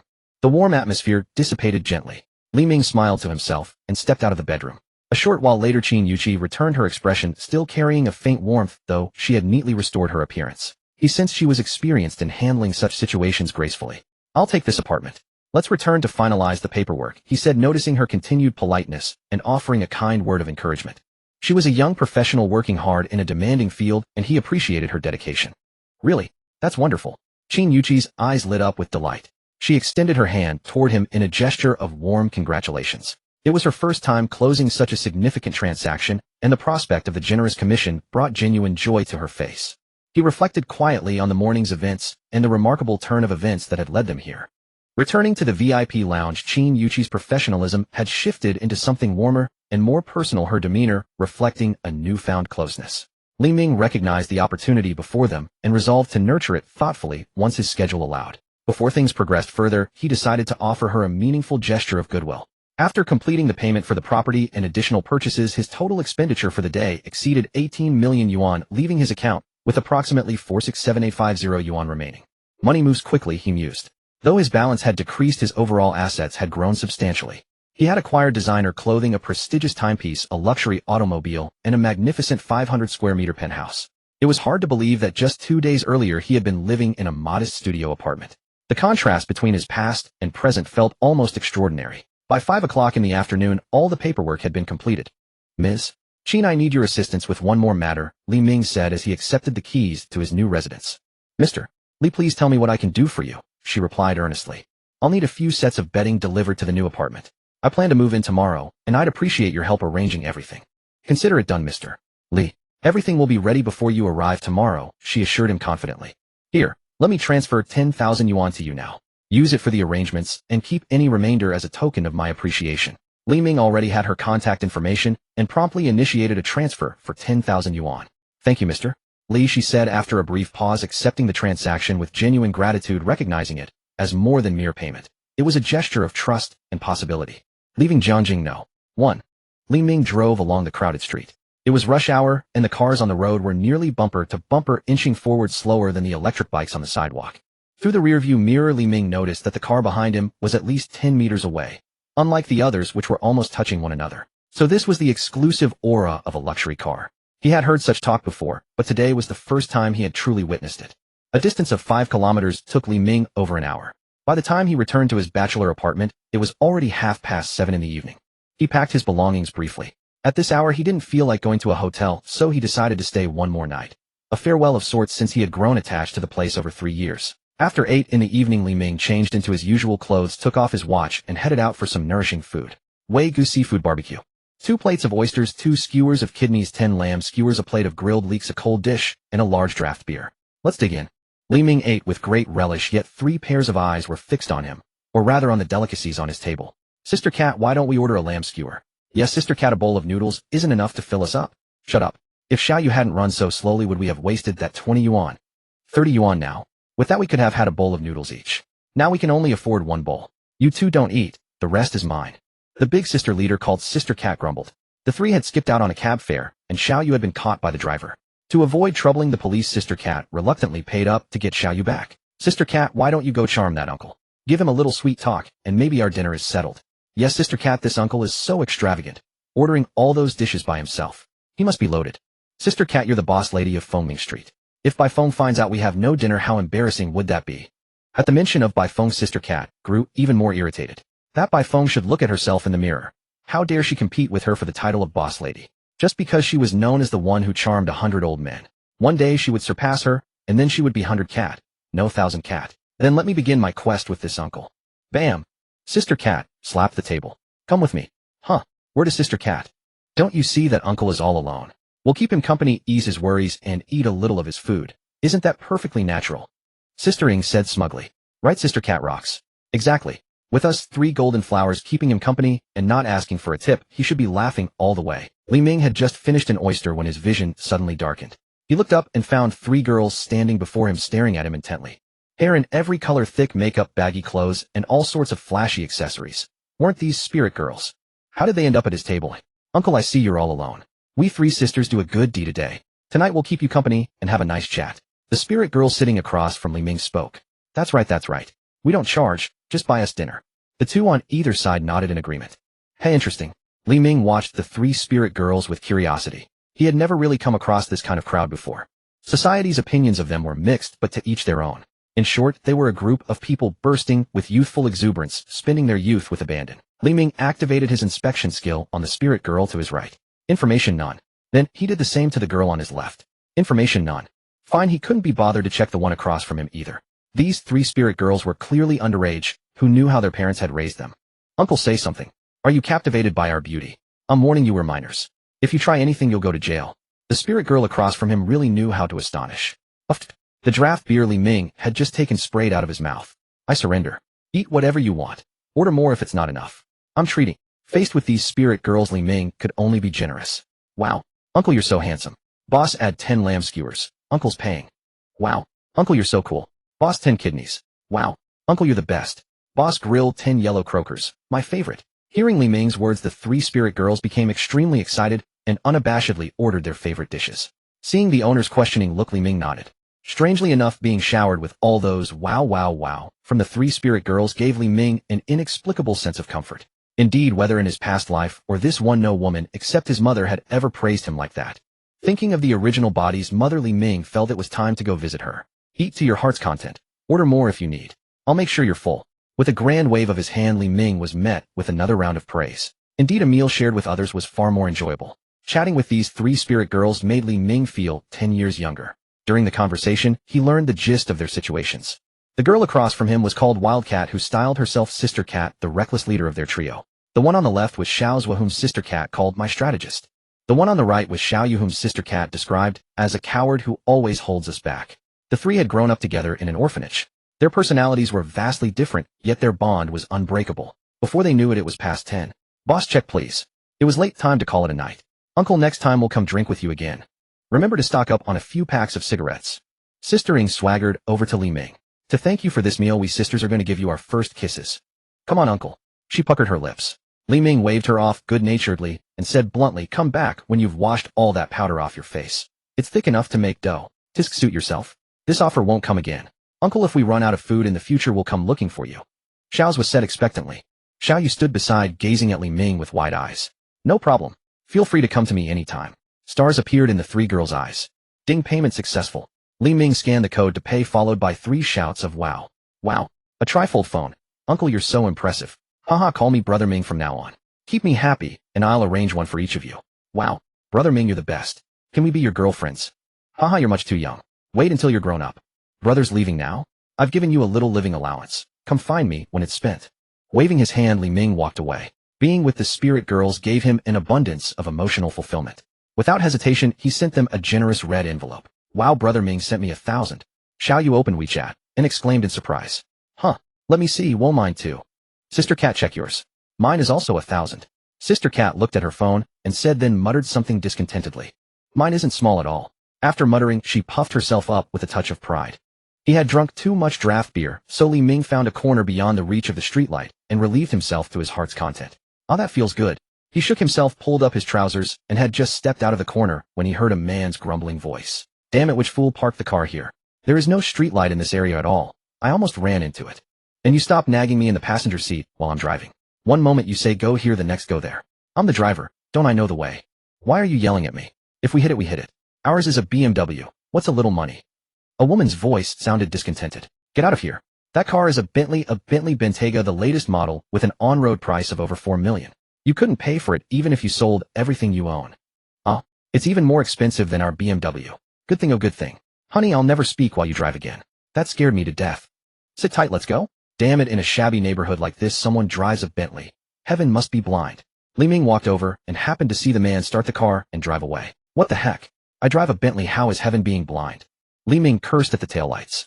He turned on his phone's flashlight and inspected the car carefully. Only when he saw that it was perfectly intact did he feel relieved. Passing by the convenience store next to the apartment, Li Ming went in. Earlier today, that pack of TNI had been taken away by those 3 wild girls, so he planned to buy another pack of spiritual sustenance.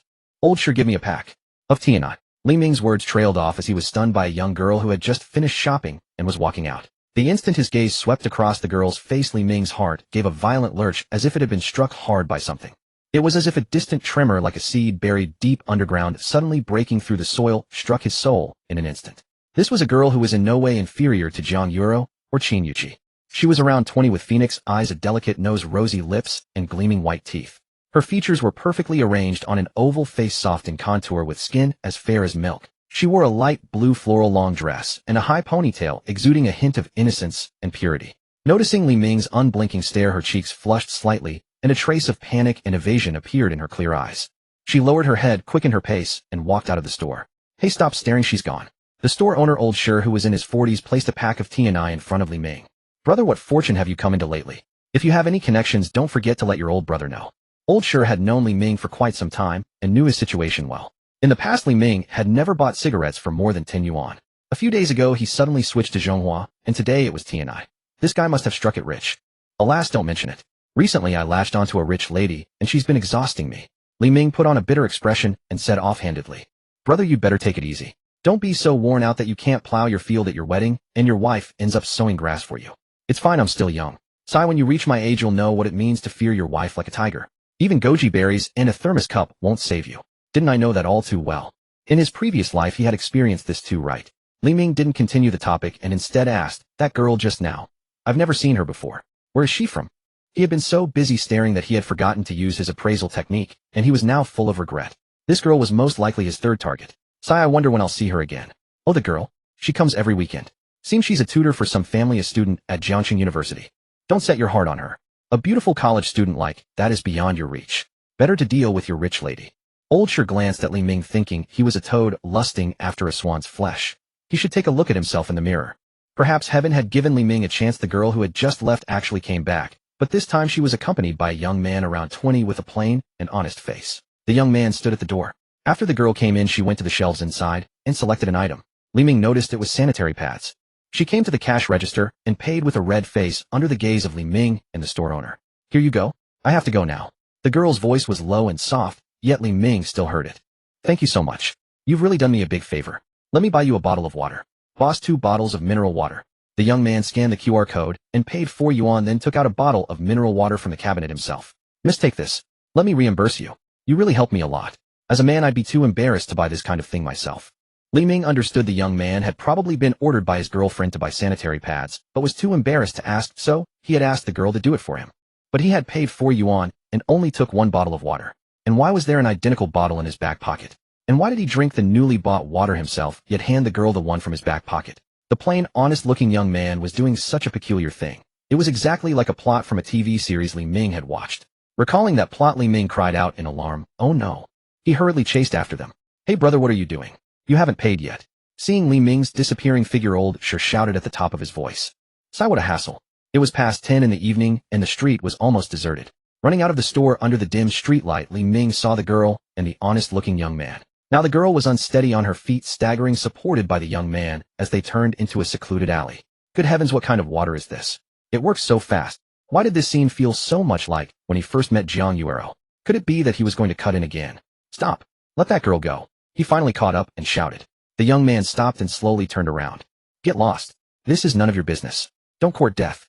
The honest young man's face instantly shed its simplicity, and a terrifying light gleamed in his eyes. Li Ming was so frightened that he took a step back.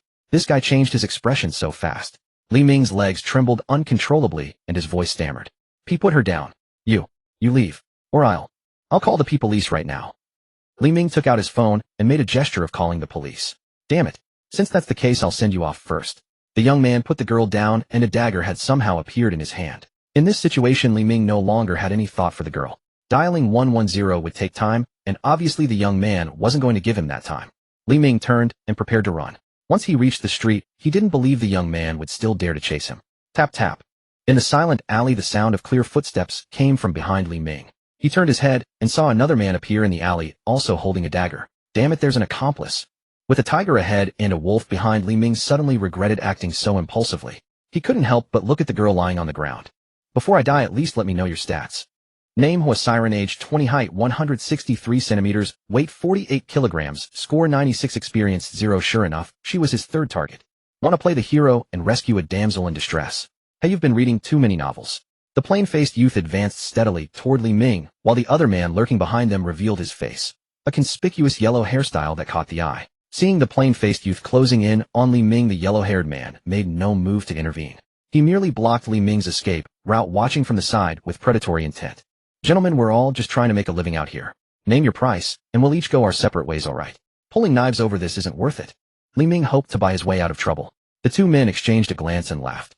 Keep your money. Just remember, in your next life, don't meddle in things that don't concern you. Some matters aren't solved with coin. Boss, let's talk this through. Even if you kill me, you won't escape. Li Ming grew desperate. His new life was just beginning, filled with wishes yet to be fulfilled and many beauties yet to meet. He had no intention of dying so soon. Alas, the plain-faced youth was determined to eliminate Li Ming and paid no heed to his words. The dagger in his hand thrust forward with swift, precise cruelty. As the youth advanced, Li Ming retreated continuously until his back pressed against the alley wall. With nowhere left to go, he prepared to dodge. In a sudden flash of clarity, Li Ming realized something odd. To his eyes, the youth's movements revealed countless openings. He could think of at least 10 ways to neutralize the attack, even turn the tables. This is combat specialization. Li Ming instantly recalled the system skill he had once overlooked, the combat specialization ability. So that was what combat specialization meant. Only now did Li Ming fully understand. At the moment the dagger was about to strike, Li Ming acted. He crossed his arms downward to deflect, seized the youth's wrist, and twisted outward, forcing the joint into an unnatural position. Li Ming drove his knee upward into the joint of the youth's arm. The dagger clattered to the ground. Swinging around, he struck the youth's temple with his elbow. A sharp thud, and the man collapsed unconscious without a sound. The entire sequence took less than a second, executed with fluid precision, as though Li Ming had practiced it countless times. The yellow-haired onlooker watched his companion drop, instantly rendered completely defenseless, and his mouth fell open in astonishment. Fear flickered across his face. A master. Muttering under his breath, he turned and fled. Li Ming exhaled deeply. The exchange had drained nearly half his strength. Fortunately, the yellow-haired man had run. Otherwise, he truly wouldn't have known what to do. With the yellow-haired man gone, only 3 figures remained in the alley: Li Ming, the subdued Huasiren, and the unconscious plain-faced youth. What a mess, Li Ming muttered. Li Ming pulled out his phone and dialed the police. Clearly, this situation exceeded what he could handle alone. Within 10 minutes, 2 police cars arrived. Upon receiving the report of a missing young woman, the Anti-Trafficking Division of the Jiangxing Public Security Bureau immediately mobilized. Recent months had seen a series of disappearances of young women with no leads, placing immense pressure on the unit from superiors and desperate families alike. The culprit demonstrated intimate knowledge of Jiangxing's surveillance network, consistently striking in blind spots or areas without cameras, clearly deliberate and targeted. Division Captain Zhang Weiyang, who had been working overtime analyzing case files, immediately led his team to the scene, hoping to uncover new leads. Over here. Seeing the police cars pull up, Li Ming waved and called out from the alley entrance. To his surprise, 6 officers emerged, 4 men and 2 women. This was far more than a routine dispatch. The lead officer, approximately 30 years old, stepped out and immediately asked, "Where are they? Where's the scene?" Inside the alley. An oppressive presence washed over Li Ming as he pointed deeper into the alley. "Officer Chin, you stay with Mr. Li for the statement. The rest move with me." At Zhang Weiyang's command, the 6 split into 2 teams. The 2 female officers remained behind. "Good evening, sir. Are you the reporting party? Could you walk us through what happened?" "Yes, well." Li Ming recounted the events briefly. "What?" Officer Chin's voice rose sharply. "That man is Cui Jun, known as Foolish Donkey. He's a wanted fugitive." A voice suddenly rang out from the alley. An officer had recognized the plain-faced youth as the fugitive Cui Jun. Learning that he had knocked out a wanted criminal sent a wave of disbelief through Li Ming. "A fugitive? Officer Chin, let's take a look." The young female officer Xiao Li, hearing the commotion, couldn't contain her curiosity and followed Officer Chin into the alley. A wanted fugitive held far more intrigue than a simple statement. Li Ming, whose statement was only half complete, could only follow with a helpless sigh. "Confirmed, it's Cui Jun. Handcuff him and wake him up." "Officer Chin, the girl appears to have been drugged. Please attend to her." "Officer Wang, call an ambulance. Have the girl transported to the hospital for a full examination. Everyone else return to the station. We'll conduct overnight interrogations." Zhang Weiyang's instincts told him this case was directly connected to the recent string of missing young women. Cui Jun was their only breakthrough. Passing Li Ming, Zhang Weiyang studied him carefully. Only a trained fighter could have subdued Foolish Donkey so easily. "We'll need you to come to the station for further questioning." "No problem. Assisting the police is every citizen's duty," Li Ming replied readily. Though it was already late, he had no objection to spending a little more time. "Very well. Thank you." Wild Wolf Entertainment Club. At this hour, the venue buzzed with noise and revelry. In Jiangxing, Wild Wolf might not rival the Caesar Royal Club in fame, but it had carved out its own appeal through personalized services. The club's custom package 1 featured popular options for discreet urban encounters. Its newly launched custom package 2 had significantly elevated Wild Wolf's reputation. On the top floor, in a luxurious office, Lang Jitsai, owner of Wild Wolf Entertainment Club, listened on the phone, his expression growing progressively darker. "Brother Wolf, Foolish Donkey is taken care of, and the shipment is gone." The caller was the yellow-haired man who had escaped earlier. Everything was arranged perfectly. How could this happen? Lang Zhicai, known in the underworld as Brother Wolf, had risen from street thug to successful businessman. Foolish Donkey was one of his key operatives privy to many of his secrets. With him compromised, Lang Zhicai's mind raced with concern for his future. A skilled fighter appeared and subdued Foolish Donkey in one move. Idiot. Find a way to send word to him. Tell him his sister will be cared for so he keeps quiet. Also, I want full details on whoever caused this. Anyone who touches my operations will pay a price. After hanging up, Lang Zhicai's face turned grim, his inner thoughts praying that Foolish Donkey would know what to say and what to keep silent about. He lit a cigarette, picked up the landline and dialed. Return the deposit to young Master Chun. Tell him the shipment is lost. And suspend all new orders for package 2 for now. Unsettled, Lang Zhicai retrieved a fresh SIM card from his drawer, inserted it, and made another call. Boss. The voice on the other end was hoarse. Foolish Donkey is gone. Handle the disobedient merchandise and sell it as far away as possible. Understood. With all matters settled, Lang Zhicai breathed a sigh of relief. Who dares to block my path? I'll find you. Lang Zhicai's expression darkened, barely contained fury simmering beneath the surface. Bring Xiaoli over. I need to clear my head. Li Ming stepped out of the police station. It was already midnight, yet he felt no trace of fatigue despite the late hour. Helping the police apprehend Han Lu had come with an unexpected reward of 100,000 yuan. After leaving his contact information, Li Ming hailed a taxi back to his apartment, quite pleased with himself. The vast horizon is my love. What the heck, so early in the morning, who's calling? Li Ming, fast asleep, was jolted awake by his phone ringing and muttered a complaint. Set your phone to silent from now on, this ringtone is far too jarring. Muttering to himself, Li Ming picked up his phone. Zhang Yuero. Has she recovered? Li Ming answered the call, but before he could speak, Zhang Yuero's voice, warm as a spring breeze, came through the line. Hubby, I need to talk to you about something. Huh? What is it? Li Ming sounded puzzled.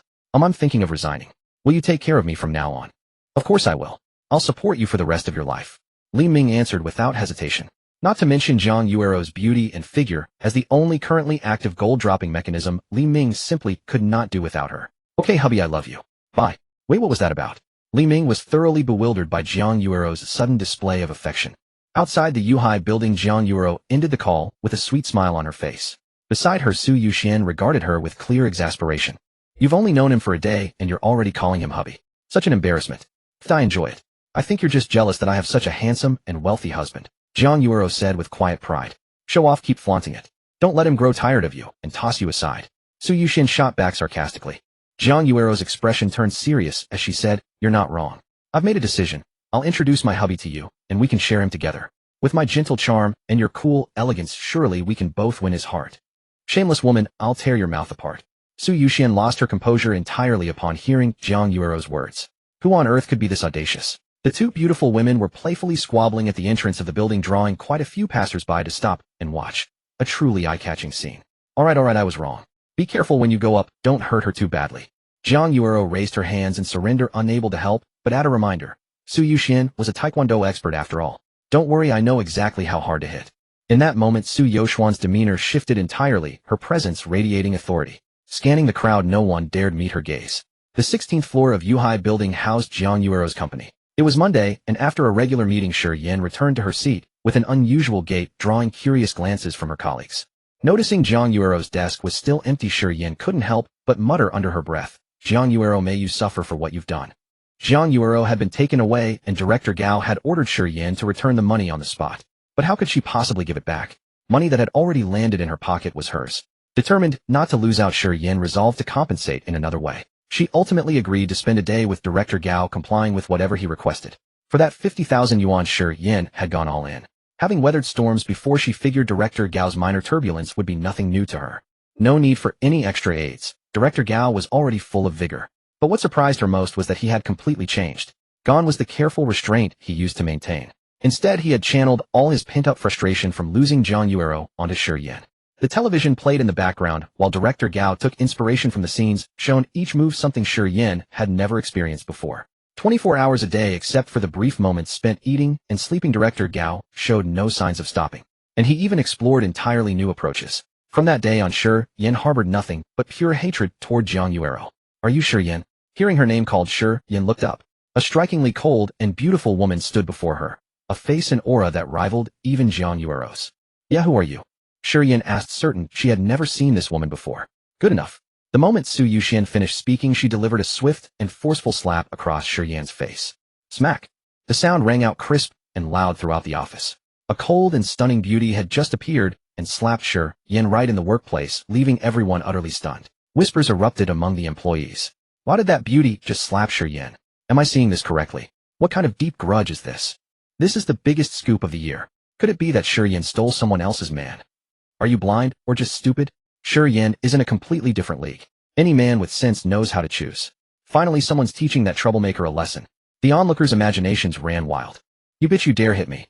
Stunned into silence at first, Shi Yan slowly snapped back to reality, fury boiling over. She charged at Su Yuxian with the temperament of a screaming match. But she was no match for the Taekwondo master Su Yuxian. Several more slaps rained down and a few buttons on her shirt popped loose during the struggle, exposing glimpses of skin beneath. Woe, who knew Shi Yan had such a wild side. An observant employee catching sight of the marks on Shi Yan's exposed skin made an insightful remark. Wah, who are you anyway? I've never even met you, why are you attacking me on the spot? Wah. Shi Yan broke down, completely no match for Su Yuxian whatsoever. Why? Because you conspired with Director Gao to drug you Ro. Let me tell you, this slap is the least of what you deserve. Su Yuxian's words dropped like a boulder into still water, sending shockwaves through the already tense atmosphere. Did I hear that right? Shi Yan and Director Gao drugged you Ro. You Ro. She can't mean Zhang Yuero, can she? No wonder she wasn't here today. I'm furious. Another fresh blossom lost to that pig of a Director Gao. May I ask, how did you know Director Gao succeeded? In an instant, the entire office buzzed with lively gossip over this explosive revelation. Nonsense. You're framing me. Shi Yan shouted. Regardless, she refused to admit anything, convinced this woman had no proof. Yet deep down, despair overwhelmed her. She knew there was no staying at this company after this. Was it really worth it for 50,000 yuan? Shi Yan began to regret her choices. Whether you admit it or not makes no difference to me. Today I'm delivering a lesson on you Ro's behalf. You're a woman. You should know which lines must never be crossed.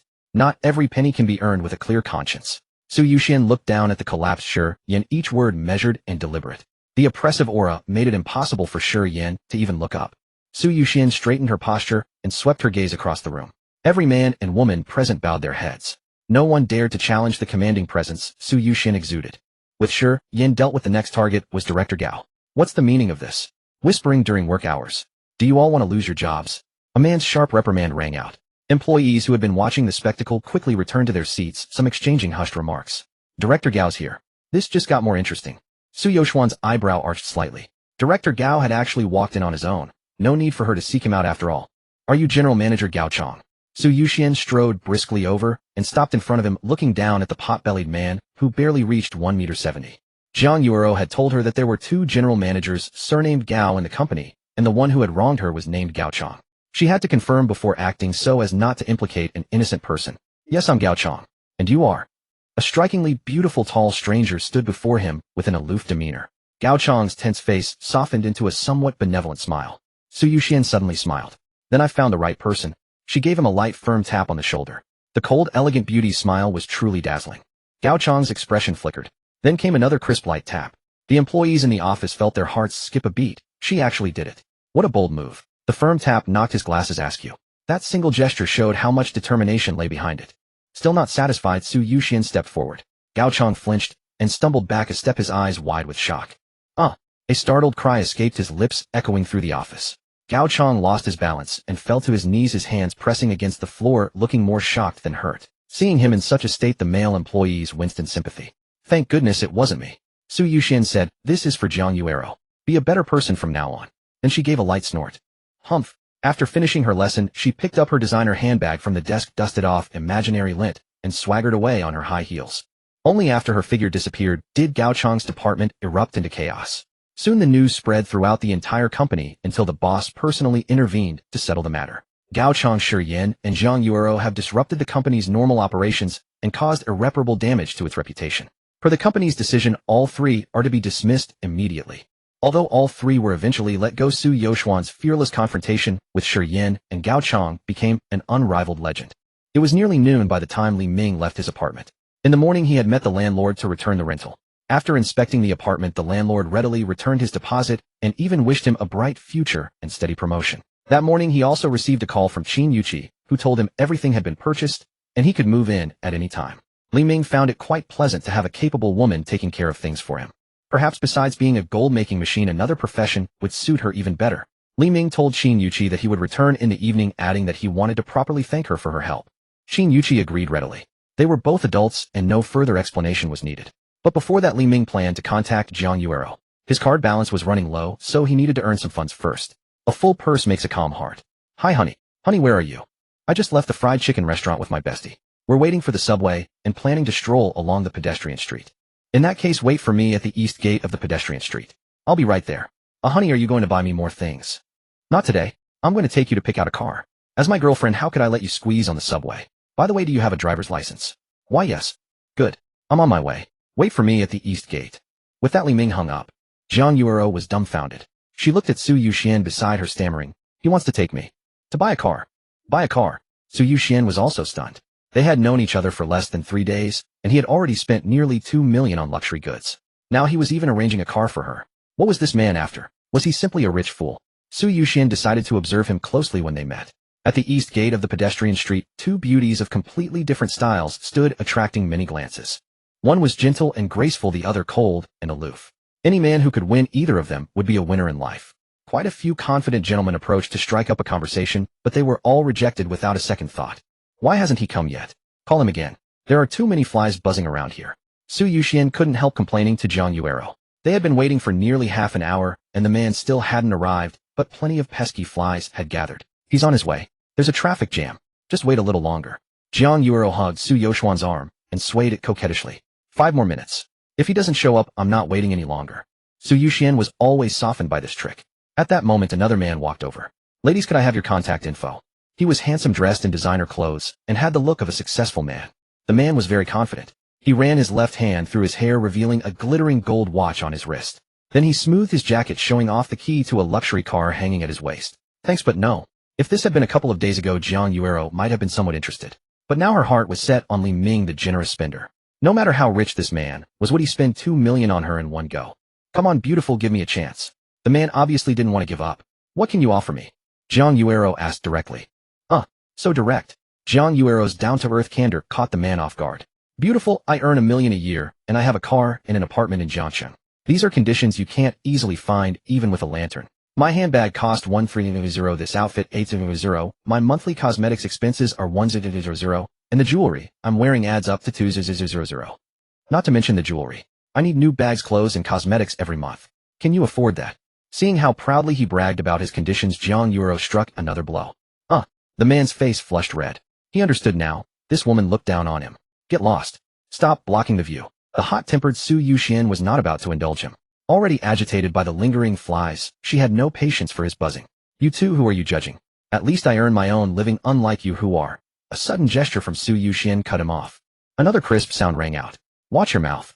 Su Yuxian had lost count of how many rude men she had silenced today. Her hand was a little sore from all the emphatic gestures. Why you? How dare you? The man's composure crumbled. In broad daylight, he had been publicly humiliated by a woman. Surrounded by mocking gazes, he was about to lose his temper. Beep, beep. A car horn sounded behind him, and the man turned to look. Whoa, a top-of-the-line luxury SUV. That car was his ultimate dream. With his salary, he would have to save for 10 years to afford one.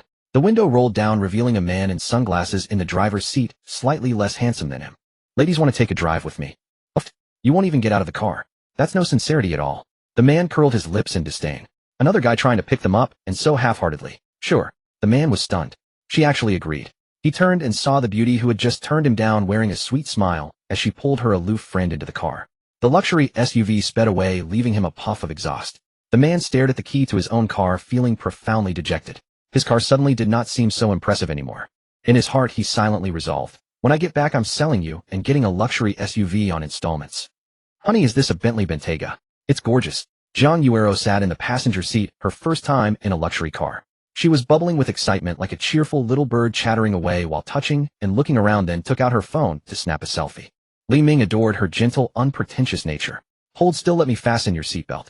He leaned sideways to reach for the seatbelt, his body nearly covering hers. Inhaling her familiar fragrance and glimpsing those soft pink lips, Li Ming felt a surge of tenderness and couldn't resist stealing a quick, gentle kiss. Soft indeed. As he clicked the seatbelt into place, his arm deliberately brushed past her shoulder. Jiang Yuero's cheeks turned red, and she shot him a reproachful glare. Li Ming smiled and sat back in the driver's seat, but through the rearview mirror, he kept stealing glances at Su Yuxian. He had a feeling. Name Su Yuxian. Age 24. Height 172 centimeters. Weight 54 kilograms. Rating 95. Experience 0. Indeed, she was his fourth gold mine. Li Ming realized that Zhang Yuero was his lucky charm. Not only had she brought him nearly 20 million coins in cashback, but she had also led him to his fourth target. Li Ming decided to reward Zhang Yuero handsomely that evening. Over the past 2 days he had encountered many types of beautiful women, and among them Zhang Yuero's gentleness, Qin Yuqi's capability, and Huasiren's innocence had all left a deep impression. As for Su Youxuan, her aloof elegance was in no way inferior to the other three, especially her stunning long legs, graceful figure, full red lips, and softly wavy hair. She wore slim-fit jeans, a fitted t-shirt, and a denim jacket, an image of a cool, chic, mature beauty. Honey, this is my best friend Su Youxian. We were college classmates, and now we're roommates. She's cool on the outside, but warm inside, you know. Today she stood up for me, and really let Shi Yin and manager Gao have it. Zhang Yuero kept chattering away, revealing most of Su Youxuan's information. Single, a live stream, host, a taekwondo expert, and still. If Su Youxian hadn't timely covered her mouth, she might have blurted out everything from her measurements to even more private details. Li Ming noticed that the cold beauty actually blushed when Zhang Yuero talked about her. Su Youxian wished she could crawl into a hole. She hadn't expected Zhang Yuero's IQ to drop the moment she got into the car, letting all sorts of things slip out. In front of Li Ming, a complete stranger, she felt as if Zhang Yuero had exposed her entirely, leaving her with no privacy at all. Still, it had to be said, this man truly had a certain appeal. He was 30, steady, wealthy, well-proportioned, and crucially not unattractive. Su Youxian was somewhat a sucker for good looks. She had just searched online. The starting price for this car was at least 4 million yuan. Add the money he'd spent on Zhang Yuero, and now he was buying her a car. This man's total worth had to be no less than 100 million. Zhang Yuero had really struck gold. He was young, rich, and willing to spend on her. A generous and wealthy patron like that was hard to come by. Why couldn't she find someone like that?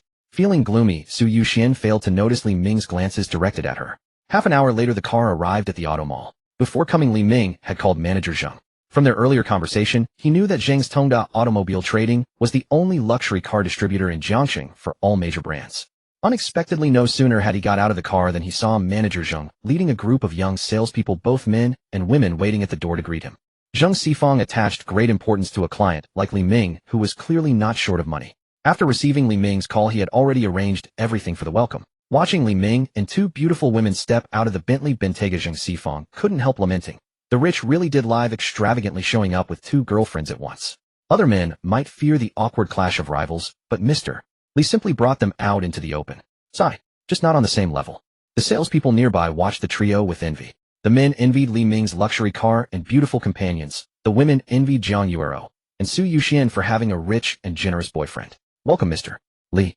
Manager Zheng, sorry for troubling you today. The two shook hands. It is my honor to serve you, Mr. Li. What car would you like to see today? Take a look at which models are suitable for ladies. By the way, don't introduce anything under 2 million. All right, understood. Mr.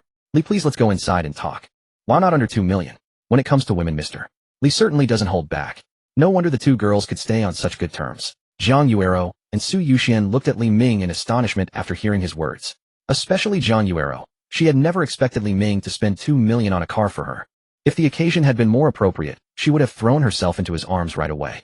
At that moment, only one thought ran through Su Youxuan's mind. If someone gave her a 2 million yuan car, could she really refuse? After thinking it over, if it was a man like Li Ming, the answer was she could not. Honey, I'm a little scared, Zhang Yuero said timidly, holding Li Ming's arm. Scared? What if? Li Ming was puzzled. I'm not a good driver. I'm afraid I'll crash such a nice car. Why don't we buy a cheaper one? Don't worry, I'm here. If we crash it, we'll just buy a new one. What's the big deal? What infuriating words to hear. Standing nearby, Xing Na wished she could take Zhang Yuero's place. Unfortunately, it was a case of unrequited longing. Once inside the luxurious VIP room, manager Zheng took out several car brochures and began introducing them. Ferrari, Lamborghini, Porsche, Maserati. Photos of luxury cars lined the table, dazzling Zhang Yuero. 3 days ago, she wouldn't have dared to imagine driving one of these luxury cars. The always rational Zhang Yuero was now utterly swept away. Can we see the actual cars? Su Youxian spoke up. Just looking at photos wasn't fun. Since they had come all this way, they should at least experience what it felt like to sit in these luxury cars. Yes, I want to see the actual cars. Zhang Yuero said as well. Of course. I'll have someone take the 2 ladies over right now. With the 2 ladies insisting on seeing the cars, Li Ming had no choice but to go along. They tried sitting in one car after another and kept taking selfies, their excitement growing by the minute while Li Ming watched and shook his head. He had no idea why these girls loved selfies and posting photos on their social media feeds. Then he noticed that Zhang Yuero's indecisiveness was acting up again. Last time at the International Mall, Li Ming had dealt with it by waving his hand and buying everything. But could they pack up all these cars? In the end, following Li Ming's suggestion, she settled on a Porsche 911 GT3 with an on-road price of 52 million yuan. Ding! Zhang Yuero's dedicated fund spent 52 million yuan of successfully earning a cashback of 25.2 million. Awesome. My balance is back to 8 figures. Zhang Yuero's new car would only be ready for pickup 3 days later. The reason was rather peculiar. She had complained that too many people had sat in the showroom display vehicles, and since she was buying a brand new car, she wanted to be the very first to sit in it. It was hardly a major issue, so Li Ming simply accommodated her wish. After bidding farewell to manager Zhang, Li Ming brought Zhang Yuero and Su Yuxian back to Guijin. Husband, why are we back at Guijin? Zhang Yuero asked, a hint of surprise in her voice. Shouldn't we drop off Yuxian first, and then go to the hotel together? Of course we keep shopping, Li Ming said calmly. He had only spent 52 million today. Far short of the 100 million registered capital required for company registration, he needed to keep spending. Husband, we're buying more. Last time I bought you clothes, bags, and cosmetics. Today let's go pick out some jewelry and watches. My woman deserves to have every luxury unlocked. Li Ming wrapped his arms around Zhang Yuero's slender waist and spoke tenderly. Husband, you're too good to me. I might cry. Zhang Yuero was completely overcome with emotion. Su Yuxian looked up at the ceiling embarrassed. Zhang Yuero, you're really overdoing this. By 5 in the afternoon, the shopping spree finally came to an end. Su Yuxian had finally witnessed Li Ming's extravagant generosity. The car had cost 52 million, and the gold sets and jewelry had added another 5 million. In total, he had spent 4 million on Zhang Yuero in a single day. Including the first occasion, Li Ming had now spent nearly 6 million on Zhang Yuero in total. At first, Su Yuxian had wondered if Li Ming's extraordinary kindness toward Zhang Yuero concealed some hidden motive. But with such a fortune being lavished upon her, she began to question what there could possibly be about Zhang Yuero worth scheming for. Even if you sold Zhang Yuero, she wouldn't be worth 6 million. One could only sigh. At good people, good fortune comes. As a result, Su Yuxian noticed that her own fortune had changed as well. Zhang Yuero now possessed numerous pieces of jewelry, and Su Yuxian herself wore a watch worth 100 on her wrist and a necklace valued at 500 around her neck. It truly felt like when one person rises, all around them share in the blessing. I'm exhausted, absolutely worn out. After loading everything into the trunk, Li Ming's legs had barely any feeling left. Accompanying a girlfriend on a shopping spree was a task not everyone could endure. Though seeing over 40 million in rebate credits on his ICBC card brought him considerable comfort, his body was truly fatigued. He wished there existed a better way, one that would allow him to succeed without such relentless exertion. He opened Zhang Yuero's status panel. Name Zhang Yuero, bound. Dedicated funds 9413940. Age 21. Height 168 centimeters. Weight 50 kilograms. Rating 92. Experience 1. There are still over 90 million left to spend. The road ahead is long and the burden heavy. Driving out of the underground parking lot, a BYD Song approached from the opposite direction. The driver was a strikingly beautiful woman. Li Ming glanced at her and felt a vague sense of familiarity, but could not place who she was. He considered looking further, but the BYD had already entered the parking garage. Li Ming quickly forgot about the incident.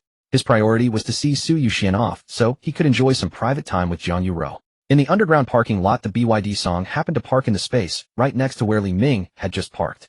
Tan settled into her parking spot, her mind still revolving around what she had just witnessed. Although the two cars had only passed each other briefly, the moment she saw the Bentley Bentayga, its driver had immediately caught her attention. What surprised her most was that the driver was none other than Li Ming, the miser she had met once during a blind date a year ago. As a proper society lady, cultivating an impeccable memory was one of their most fundamental requirements. She remembered Li Ming so vividly for two reasons: they were from the same hometown, and he was the only person who, after their blind date, had suggested splitting the bill, a true oddity. He hadn't even been willing to go Dutch. I only ordered a glass of water. Why should I split it with you? That stingy demeanor remained etched in her memory to this day. Country bumpkin. Miser. Those were the impressions Li Ming had left on Tan. Yet today, that very country bumpkin and miser was driving a Bentley. She was certain she had not mistaken him. Could it be that the fellow had been pretending to be humble all along, testing her? It had to be so. People of wealth often enjoyed such games. Tan imagination began running wild. Unfortunately, she had not saved his number, not even his WeChat. It was all her second aunt's fault for not providing clearer information. With that thought, Tan called her second aunt. Hello, Auntie. What brings you to call today? Auntie, do you still remember the match you set me up with last year? The one named Li Ming. Li Ming. Oh, I remember. Sister Wang's son, right? What about it? Weren't you two not compatible? Auntie, do you still have his contact information? I don't have Li Ming's number, but I have his mother's. Then please, Annie, ask his mother whether Li Ming has a girlfriend. If he doesn't, could you ask for his contact details for me? Wait, when I'm getting confused. Didn't you say you weren't interested in him? That's what I thought too, Annie. But now I feel Li Ming is actually quite honest and principled. I'd like another chance to get to know him. Please, Annie, just help me with this. Well, alright then. I'll call his mother. Thank you, Auntie. Meanwhile, Li Ming, still driving, had no idea that another woman had taken note of him. Even if he had known, he would only have sighed and thought the happiness of the wealthy is something most cannot imagine. Meanwhile, Li Ming, still driving, had no idea that another woman had taken note of him. Even if he had known, he would only have sighed and thought the happiness of the wealthy is something most cannot imagine. After accompanying both women for dinner, Li Ming drove to the Sunshine residential community. Watching Su Yuxian's figure disappear from view, Li Ming eagerly leaned in and kissed Jiang Yuro. His lips met hers gently as he teased her lips apart, drawing out a sweet, lingering embrace.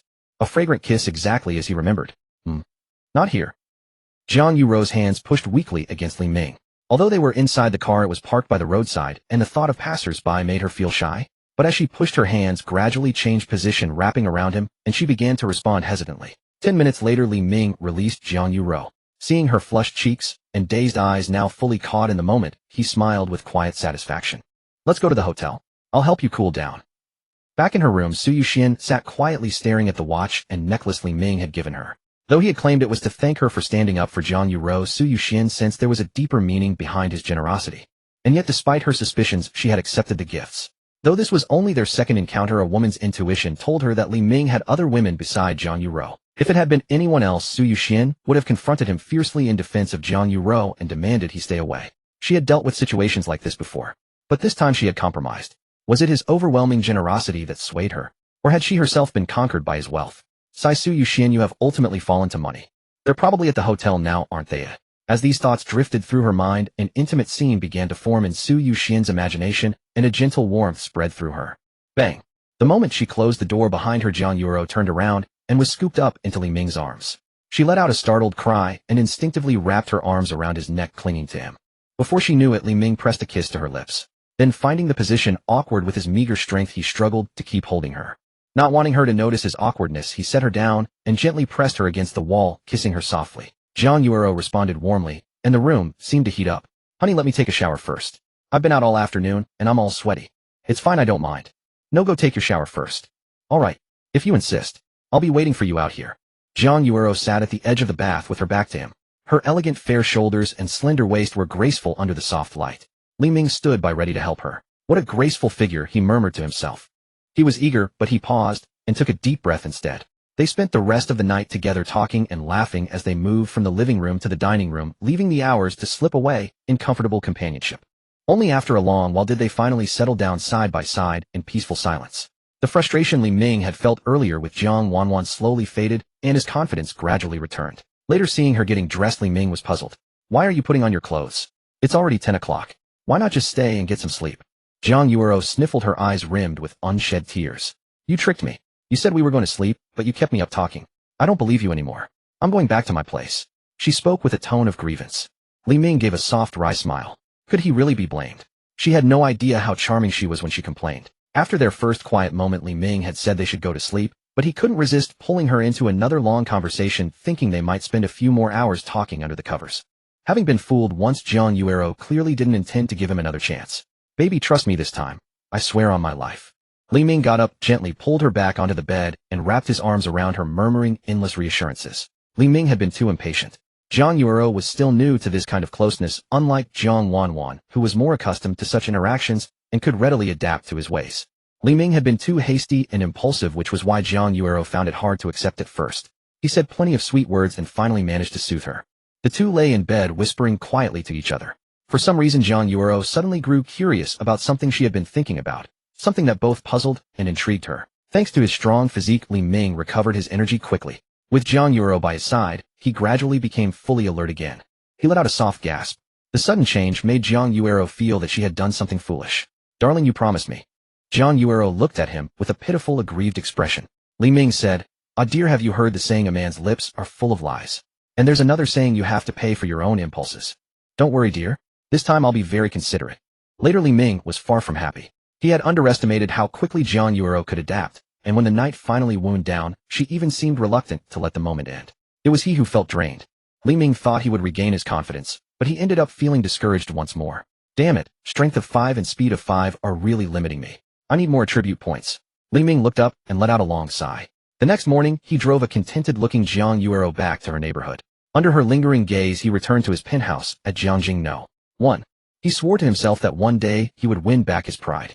Back in room 1701, Li Ming found that Qin Yuqi had purchased all the missing supplies and arranged everything neatly. He put away his things and collapsed onto the bed, sleeping soundly after the exhausting night. He slept until noon, ordered some takeout, and after eating called Qin Yuqi and asked her to come over. Within 10 minutes Qin Yuqi was standing before him. I got held up last night. Sorry to have made you wait. As soon as they met, Li Ming apologized to Qin Yuqi for not showing up as promised. It's all right, Mr. Li. You're a busy man. We can handle that matter whenever you're available. As she spoke, Qin Yuqi couldn't help feeling a little wronged. She had waited until midnight last night, but Li Ming never came back.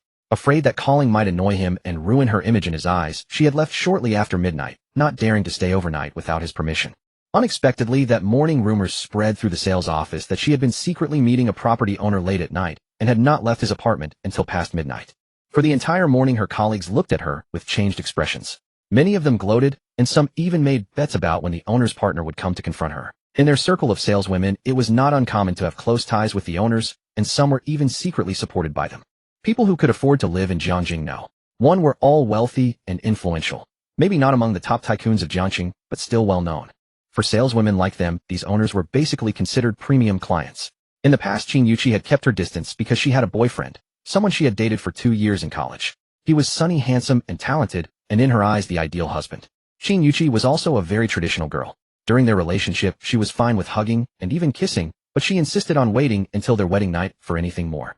After graduation, she thought they could start talking about marriage once they found jobs, but they had been too naive. Society itself is simple, but people's hearts are complicated. Her boyfriend couldn't stand scraping by every month and eventually fell for the pursuit of a wealthy single woman. He was driving luxury cars and living in a grand apartment now, but what was worse, he actually wanted to use that tainted money to support her, saying with utter confidence, "My body belongs to someone else, but my heart will always be yours." Looking at the man she had once spent every day with, Qin Yuqi suddenly felt disgusted. She could not believe her first love had turned out to be such a hypocrite. Without another word, Qin Yuqi turned and walked away, cutting off all contact with him from that day on. She had thought she could live better on her own, but with no family or roots in Jiangxing, life was a constant struggle. After paying rent, buying clothes and cosmetics, she could hardly save any money from her monthly salary.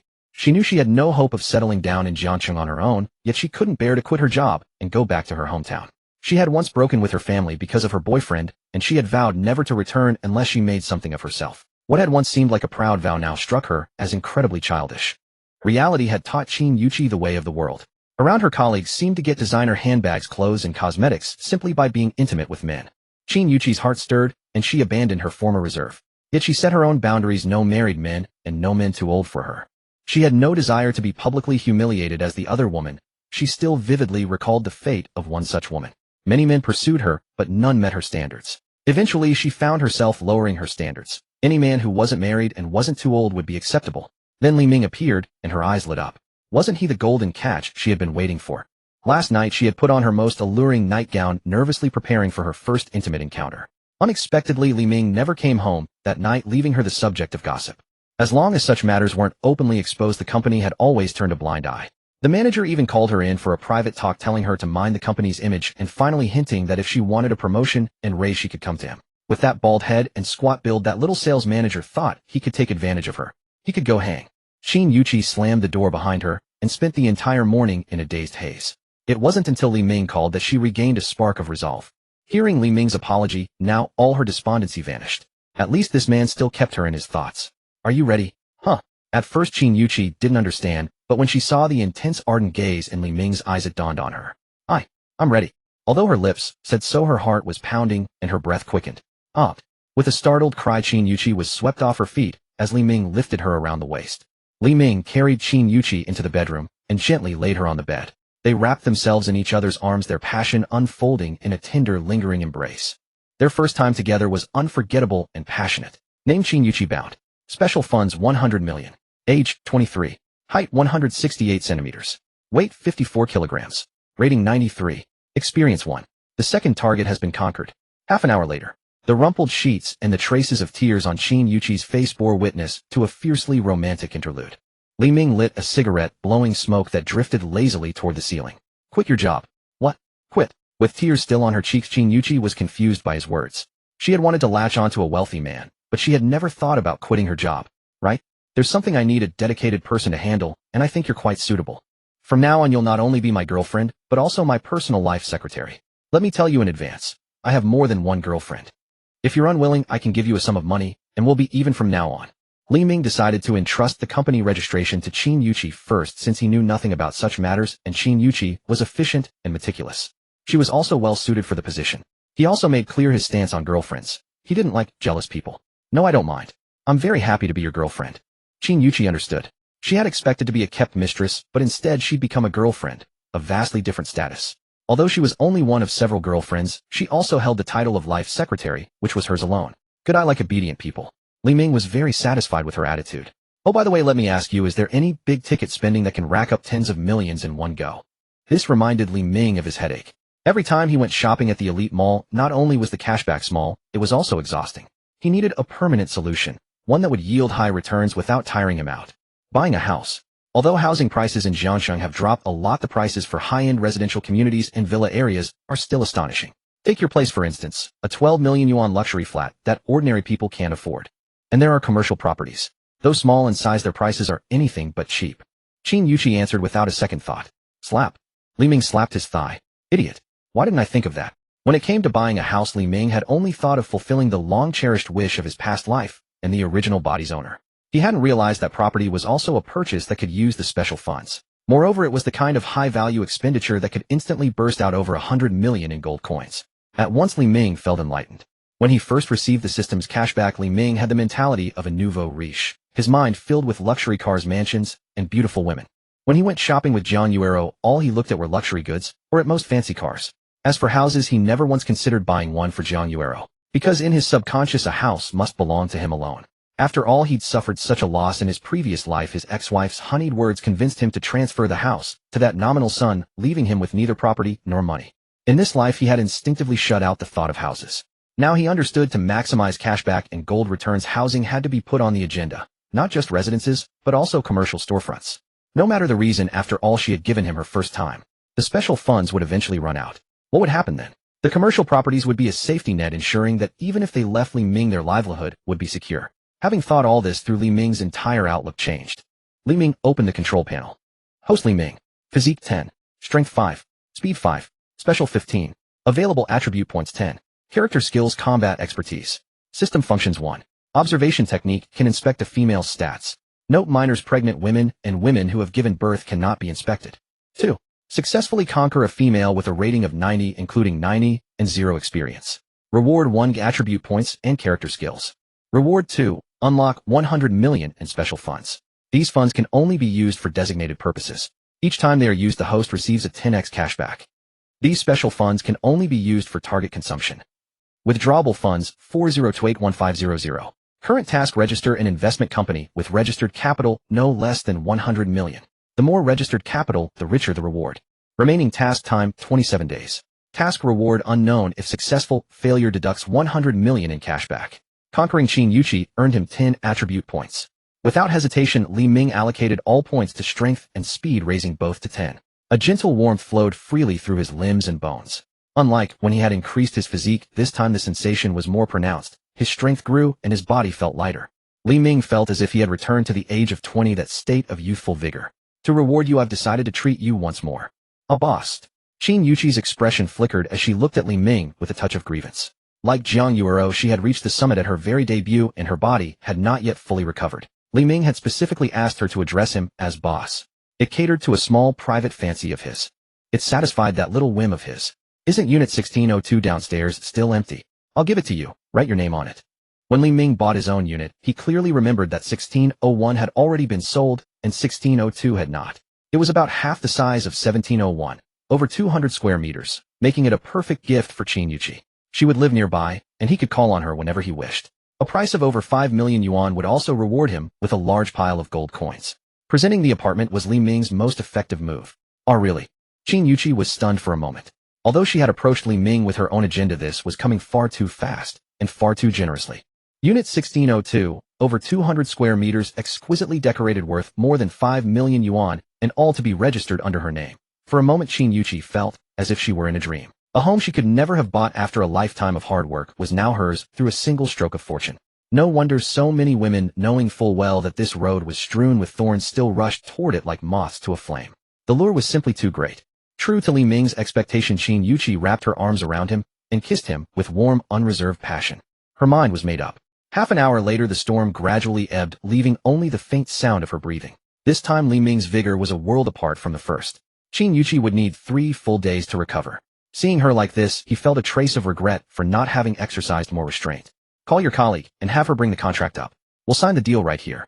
Li Ming gently wiped the corner of Qin Yuqi's eye and spoke with tender concern. HSS. Just as Qin Yuqi tried to rise and get her phone, a wave of soreness stopped her. Boss, could you bring my phone over? Her eyes glistening, Qin Yuqi looked at Li Ming with a pout. Sister Wang, it's Yuqi. Would you please bring the purchase contract for 1602 to 1701? Yes, Building 6. Great, Sister Wang, I'll wait for you in 1701. After hanging up, Qin Yuqi endured the soreness and dressed. She did not want Sister Wang to see her looking disheveled. Looking at Qin Yuqi, Li Ming quietly made a resolution: in the future, he would be gentler and more restrained in his pursuits. Ding dong. In less than 10 minutes the doorbell rang. Li Ming asked Qin Yuqi to remain seated on the sofa while he went to answer it. Outside stood a mature woman in her early 30s, quite attractive, and Li Ming could not help activating his appraisal skill. No result appeared. Well, she was already a mother. Hello, Mr. Li. Yuqi asked me to come over. Sister Wang greeted Li Ming warmly. Please come in. Li Ming opened the door and invited her inside. Sister Wang, over here. Qin Yuqi stayed seated on the sofa. Sister Wang was a woman of the world and understood at a glance what had happened. She could not help sighing inwardly. Young people these days really push themselves for sales. Qin Yuqi is the first to be so open about it. It wouldn't be because this morning's rumors made her throw all caution to the wind, would it? What a pity, such a nice girl. Qin Yuqi had no idea what Sister Wang was thinking. She had asked Sister Wang to come because Sister Wang had always been kind to her, and she wanted to give Sister Wang the commission from this sale. Qin Yuqi no longer cared about the tens of thousands of yuan in commission, but Sister Wang needed it. Sister Wang, give me the contract. Qin Yuqi took the contract. Even though she already knew every line by heart, 1602 was now her home, and she could not resist reading it one more time. After making sure everything was in order, she wrote the name, Qin Yuqi, in the owner's signature field. Her hand trembled slightly as she wrote. Yuqi, wait, that's wrong. This is where Mr. Li should sign. Seeing such a basic mistake, Sister Wang quickly reminded her. Sister Wang, it's fine. 1602 is a gift from my boyfriend, so of course it should bear my name. As she said this, Qin Yuqi felt as though her earlier trials had finally led to sweetness. Boyfriend? Mr. Li gave it to you. Sister Wang's mind nearly short-circuited. Had it really only been 3 days? Had Qin Yuqi already found her way to the shore? Remembering the office gossip from this morning, she wondered, was the client in question Mr. Li? Had Qin Yuqi won him over last night? The girl had quietly accomplished quite a feat. If the company security hadn't noticed, how long would she have kept it hidden? Sister Wang, you have always treated me well. Put this 1602 sale on your record as a token of my gratitude before I leave the company. You're resigning? That makes sense. I'd resign too if I were you. Sister Wang shook her head as though it were only natural. With a boyfriend this rich who would want to greet customers with a fake smile every day and put up with all sorts of unwelcome advances. Yuqi, I thank you. The commission, tens of thousands of yuan, was a significant sum for Sister Wang. It would be enough to cover her daughter's tuition and buy her several nice outfits. Qin Yuqi signed her name, pressed her fingerprint, and then looked at Li Ming with a pleading expression. Li Ming smiled faintly. Come scan the code. Indeed, a man looked most handsome while paying. Qin Yuqi gazed at Li Ming with admiration, and even Sister Wang found herself momentarily transfixed. Sister Wang could not help feeling envious of Qin Yuqi. She could already picture the faces of the women back at the sales center when they heard this news. Envy. Jealousy. Even that would be an understatement. If only I could have met someone like Mr. Li 10 years ago. Ding. Scan successful. Ding. Qin Yuqi's exclusive fund expenditure, 5742000. Cashback received 5742000. Looking at his withdrawable balance, it had already reached over 97 million. The small goal was not far off. Why, you really bought it. Once Li Ming's payment went through, Qin Yuqi quietly exhaled in relief. From now on, 1602 belonged to her. If she had not felt so worn out, she would have. After seeing Sister Wang out, Qin Yuqi held Li Ming tightly, nestling in his arms like a little cat. Boss, once I've recovered, I'll repay you properly. Watching her earnest and adorably determined expression, Li Ming suddenly thought of Jiang Wanwan, and of the unforgettable flourish she had displayed that night. You don't have to wait until you recover. You can do it right now. Li Ming tapped Qin Yuqi's rosy lips and said with a smile. Qin Yuqi flushed crimson. A former boyfriend had once asked such a thing of her, but she had always refused, mainly because she found it embarrassing. However, when she saw the expectant, encouraging look in Li Ming's eyes, Qin Yuqi. Half an hour later, Qin Yuqi covered her mouth and hurried toward the restroom. Li Ming leaned back on the sofa in deep satisfaction, lighting a cigarette. Boss, please stop pushing me so hard, will you?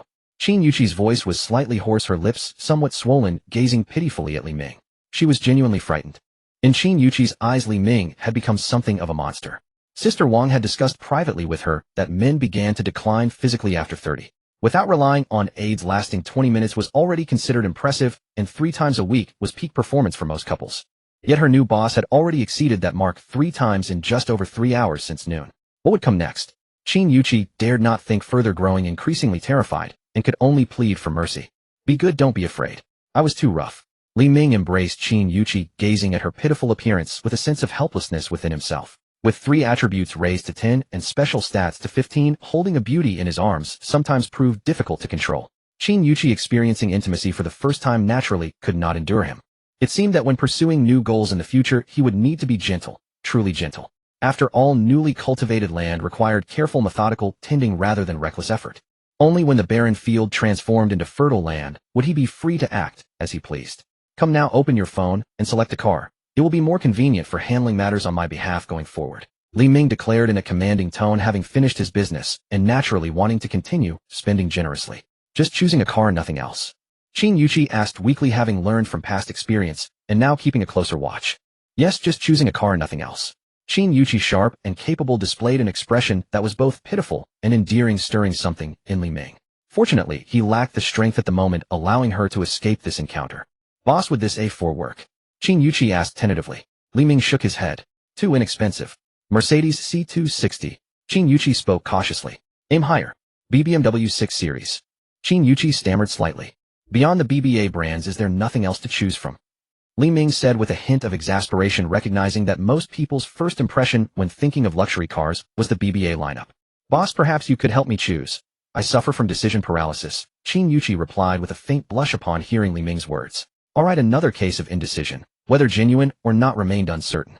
Given the circumstances, Li Ming directly called Zhang Sifang. Since he had purchased a Porsche 911 GT3 for Jiang Yuro, Qin Yuqi should not be left wanting either. Getting her the same model would prevent future jealousy when they met. Hello, Mr. Li, your girlfriend's Porsche has been dispatched and will arrive soon. I will notify you promptly upon delivery.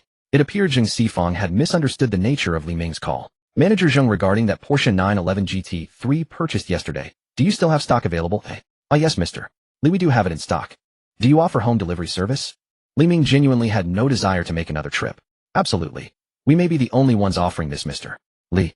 Zhang Sifang puffed out his chest in assurance, though Li Ming could not see him. Very well, send me one of the same model and configuration immediately to Jiangjing No. 1 payment upon delivery. Is that acceptable? Certainly, Mr. Li, no problem. I will arrange it right away. Upon hearing Li Ming's words, Zhang Sifang hastily assured him. Good heavens, just a few days and over 10 million had already been spent. Others did not purchase clothes nearly as frequently as this man bought cars. What kind of extraordinary figure was he? Zhang Sifang had inquired about Li Ming within their circles, yet no one there knew of such a person. Such immense wealth displayed with such humility was truly frightening. From arranging the vehicle's release to its arrival at Jiangjing No. 1, only an hour and a half passed. To Li Ming's surprise, Zhang Sifang drove the car personally, with a female saleswoman named Xing Na seated inside. Good day, Mr. Li. I have brought your vehicle over. The black and white Porsche 911 GT3 certainly possessed a distinctive appeal. Qin Yuqi was immediately captivated by the car, along with its astonishing price tag of 52 million yuan. She could not fathom how such a modest vehicle could cost nearly half of what a 1602 commanded. Though she did not understand, it did not diminish her fondness for it. Very well, thank you for the trouble, Manager Zhang. Yuqi, come process the paperwork. Qin Yuqi rushed over excitedly, her earlier discomfort seemingly forgotten. Upon seeing another graceful beauty, Zhang Sifang's eyes brightened, though he quickly looked away. Mr. Li's lifestyle truly served as an inspiration for people like him. Xing Na, you go handle the paperwork for this lady. Oh, very good. Xing Na gazed at Qin Yuqi with envy. Jiang Yuro ahead, and Qin Yuqi behind, indicating Mr. Li was certainly not a monogamous man. Yet why had he not shown interest in her? What was she lacking? Xing Na could not fathom it. Qin Yuqi signed the documents, pressed her fingerprint, and Li Ming scanned the QR code to complete payment. The entire process moved swiftly. Ding! Qin Yuqi's dedicated funds consumed 52 million yuan, with a successful cashback rebate of 2 million yuan. Upon hearing the system notification and noting the over 110 million yuan available for withdrawal, Li Ming felt immensely satisfied. Tomorrow he could arrange for Qin Yuqi to handle the company registration matters. Perhaps tomorrow would not work. Let her rest for a couple of days first. Employee health and well-being deserve proper attention. Goodbye, Mr. Li. Should you need anything further, please do not hesitate to contact me. Alright, I will not see you out. Safe travels, Manager Zhang. As Zhang Sifang drove away from Jiangjing No. 1, he glanced at Xing Na sitting despondently in the passenger seat and spoke. What is wrong? Still wondering how to climb into Mr. Li's bed. Sigh, I have given up hope. He simply does not notice me. Xing Na replied with a heavy breath. Good. That you recognize this clearly means you are not entirely beyond hope. Do you understand why I brought you along? I am not sure. Hearing Manager Zhang's words, Xing Na was genuinely surprised. Such an opportunity, without wasted effort where a single trip could secure a signed deal and commission, was something Manager Zhang typically reserved for his trusted associates. Why had he brought her today? You are a girl who knows how to strive for improvement, and I truly appreciate that. I can arrange such orders for you every month. Additionally, all of Mr. Lee's future orders will be assigned to you separate from the one I already promised. You have witnessed Mr. Lee's capabilities. He spent over 10 million in just a few days. This is an exceptionally premium client. Xing Na understood Manager Zhang's implication. Nothing came without a price, and reaping benefits required making sacrifices in return. What was Manager Zhang seeking? Simply her youth and vitality. Initially, Xing Na felt no temptation, but upon calculating the potential earnings from Mr. Lee's orders, given his spending patterns, she would earn at least 6 figures monthly in commissions. Her resolve crumbled. Only after doing the math did she become genuinely interested. Then I must thank you for your great kindness, Manager Zhang. Xing Na's tone shifted immediately, her hand resting on Zhang Xifang's thigh to convey her willingness. Society operated on such stark realities.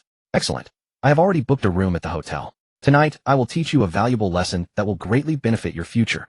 Zhang Xifang remained composed and unfazed, confident he had Xing Na firmly under his control and certain of her eventual compliance. Qin Yuqi had slipped away, leaving Li Ming with a hollow ache in his heart. This was a classic case of burning the bridge after crossing the river. Boss, I've decided. I'll drive back right now to pack up and move in tomorrow. A luxury sports car left Li Ming staring at its sleek taillights as it drove out of Riverscape 1 in style. Alas, will I be left alone in this empty room tonight? What about calling Jiang Wanwan over? However, Li Ming quickly dismissed the idea. The afternoon had already taken a toll on him, and he was not sure he could keep up with Jiang Wanwan tonight. Rather than risk a setback, he decided to rest and replenish his energy, planning to make up for it another day. After a busy afternoon, Li Ming felt a little weary. He returned to his room, laid down on the bed, and prepared to take a short nap. At 8 in the evening, he woke up, ate something simple, and soon felt bored. The room was spacious, yet he was the only one in it. He had to find something to do. After thinking for a while, he suddenly remembered Jiang Yuero mentioning that Su Yuxian was a streamer on Jin. Perhaps he could reach out to her in private first, since she was the next target he intended to win over. From their first meeting, Li Ming sensed that Su Yuxian did not dislike him. It was all that cursed charm of money. As for Hua Siren, he had no way to contact her, and did not know whether they would meet again. For the time being, he had no choice but to set that target aside. When he opened his phone, Li Ming saw that Jin was not installed. He went to the App Store, searched, downloaded, and installed it in one smooth motion. Once Jin was open, Li Ming found that an account had already been registered. Only then did he remember that his predecessor often used to browse Jin's live streams when bored at night. In fact, he had watched only one streamer's channel and had even sent quite a few gifts from time to time. Alas, his predecessor had truly been a devoted romantic. Remembering this nearly forgotten episode, Li Ming felt that he ought to help that person fulfill the wish, otherwise his mind would not be at ease. He opened his follow list and found the streamer's live room. To his surprise, she was even in the same city, so he tapped to enter. Welcome, brother Yiming, to the live room. It's been a long time since you last visited. Li Ming had just stepped into the live room when the streamer's crisp and pleasant voice reached his ears. She truly deserved to be called a singing streamer. Her voice was simply lovely. He found himself wondering whether her voice would be even more enchanting when she moved. Then, slap. Li Ming lightly slapped himself. Damn it, am I starting to lose my way? How is it that the moment I see an attractive woman, I want to chase after her? He could not allow himself to have such thoughts. They were dangerous. His goal was to strike gold, and anyone who did not fit the criteria was off limits. Li Ming immediately cut off that dangerous line of thinking. In the less than a month since his new life began, Li Ming had already become involved with 3 women. Jiang Yuero and Qin Yuqi were, needless to say, his golden geese. Jiang Wanwan had been taken up purely because of the thrill-seeking mindset of a man who had just come into wealth. Perhaps she would be the only one from now on. It is better to have quality than quantity. Casting aside his stray thoughts, Li Ming began to appreciate the streamer named Feng Miyu, whom his predecessor had been especially fond of. Leaving aside her appearance and figure, her singing skill alone was extraordinary. Li Ming had no idea what song she was singing, but it sounded wonderful. There were also the cute and playful expressions she occasionally made. A little pout, a half annoyed, yet not truly angry look, hands planted on her hips. No wonder she had caught the attention of his homebody predecessor. The most captivating thing about Feng Miyu was her pair of lively big eyes, clear and luminous. Her high-bridged nose gave her face a striking, well-defined contour. Her skin was fair with a faint blush. She was short and slender, yet elegantly proportioned. All in all, she exuded a petite, sweet, and adorable charm, like a girl next door that everyone longs to protect. Especially her smile, so sweet and healing. I wonder how many points this petite girl would get from the system. Unable to hold back, Li Ming used his appraisal technique. Whoa, this actually works. Li Ming had not expected to see Feng Muyu's attributes through the phone screen. Name Feng Qingyu. Age 22. Height 153 centimeters. Weight 40 kilograms. Rating 90. Experience 0. What a pleasant surprise. Could this be a treasure his predecessor had left for him? Another golden goose, and unexpectedly so. Li Ming suddenly thought if the appraisal technique worked on live streams, would it also work in other settings? For instance, TV dramas, films, and variety shows.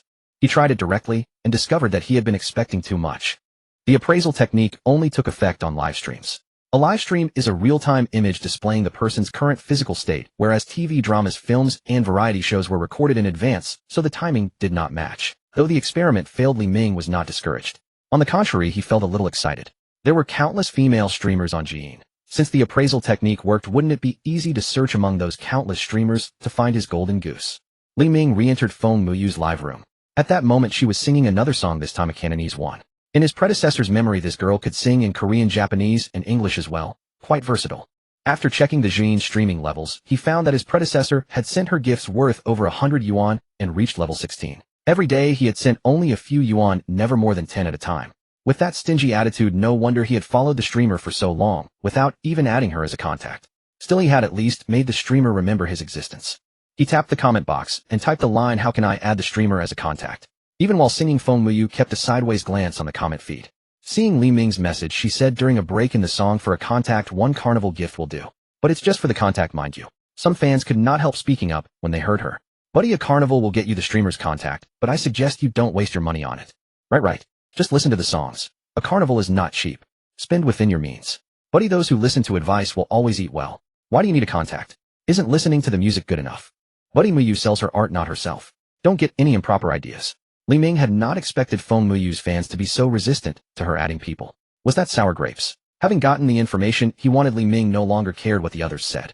He opened the gift panel, searched for carnival, and gave a soft whistle.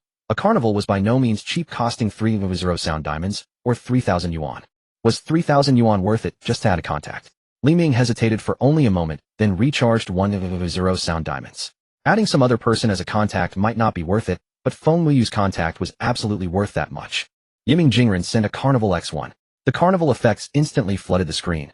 The dazzling visuals and stirring sound effects overwhelmed Feng Muyu's singing. Feng Muyu paused for a moment before saying thank you to brother Yiming Jingren for the carnival. Why did her tone of gratitude sound somewhat mechanical?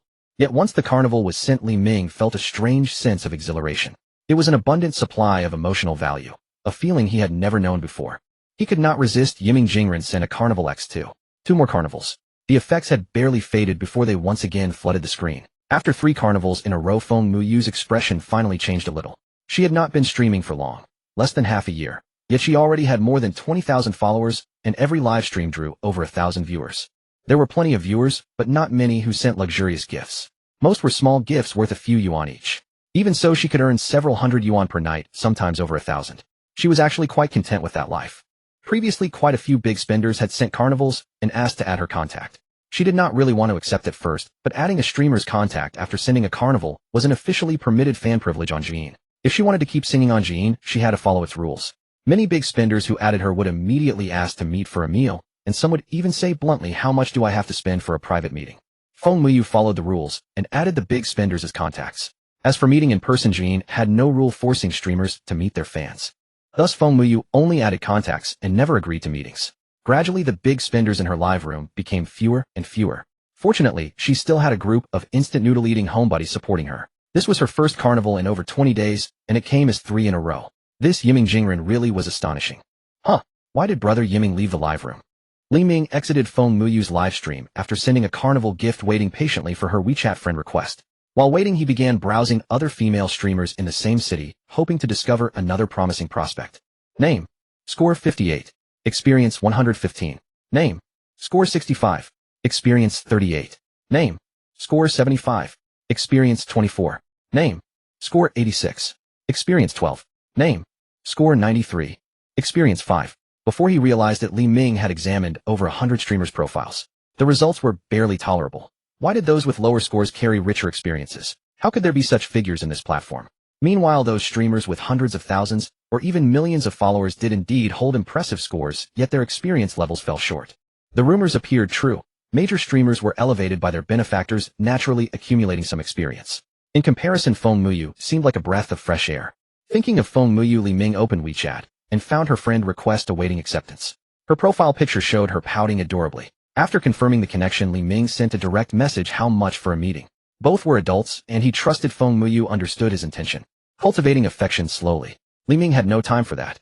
Unless Feng Muyu became his profitable prospect, he felt no emotional attachment. In the adult world, efficiency prevailed. Success meant preceding failure, meant raising the offer. Feng Muyu glanced down at her phone and read the message from Yiming Jingren. It was simple and straightforward. Men are all the same, she thought, their minds consumed by base desires. Could he truly view her as one of those women? Li Ming's bluntness stirred deep emotions within Feng Muyu. The more she thought about it, the angrier she became, mixed with a sense of grievance. She only wished to sing well and earn some money to support herself and her grandmother. Why was this so difficult? Her stubborn lips pressed together and tears gathered in her bright eyes, causing her song to falter.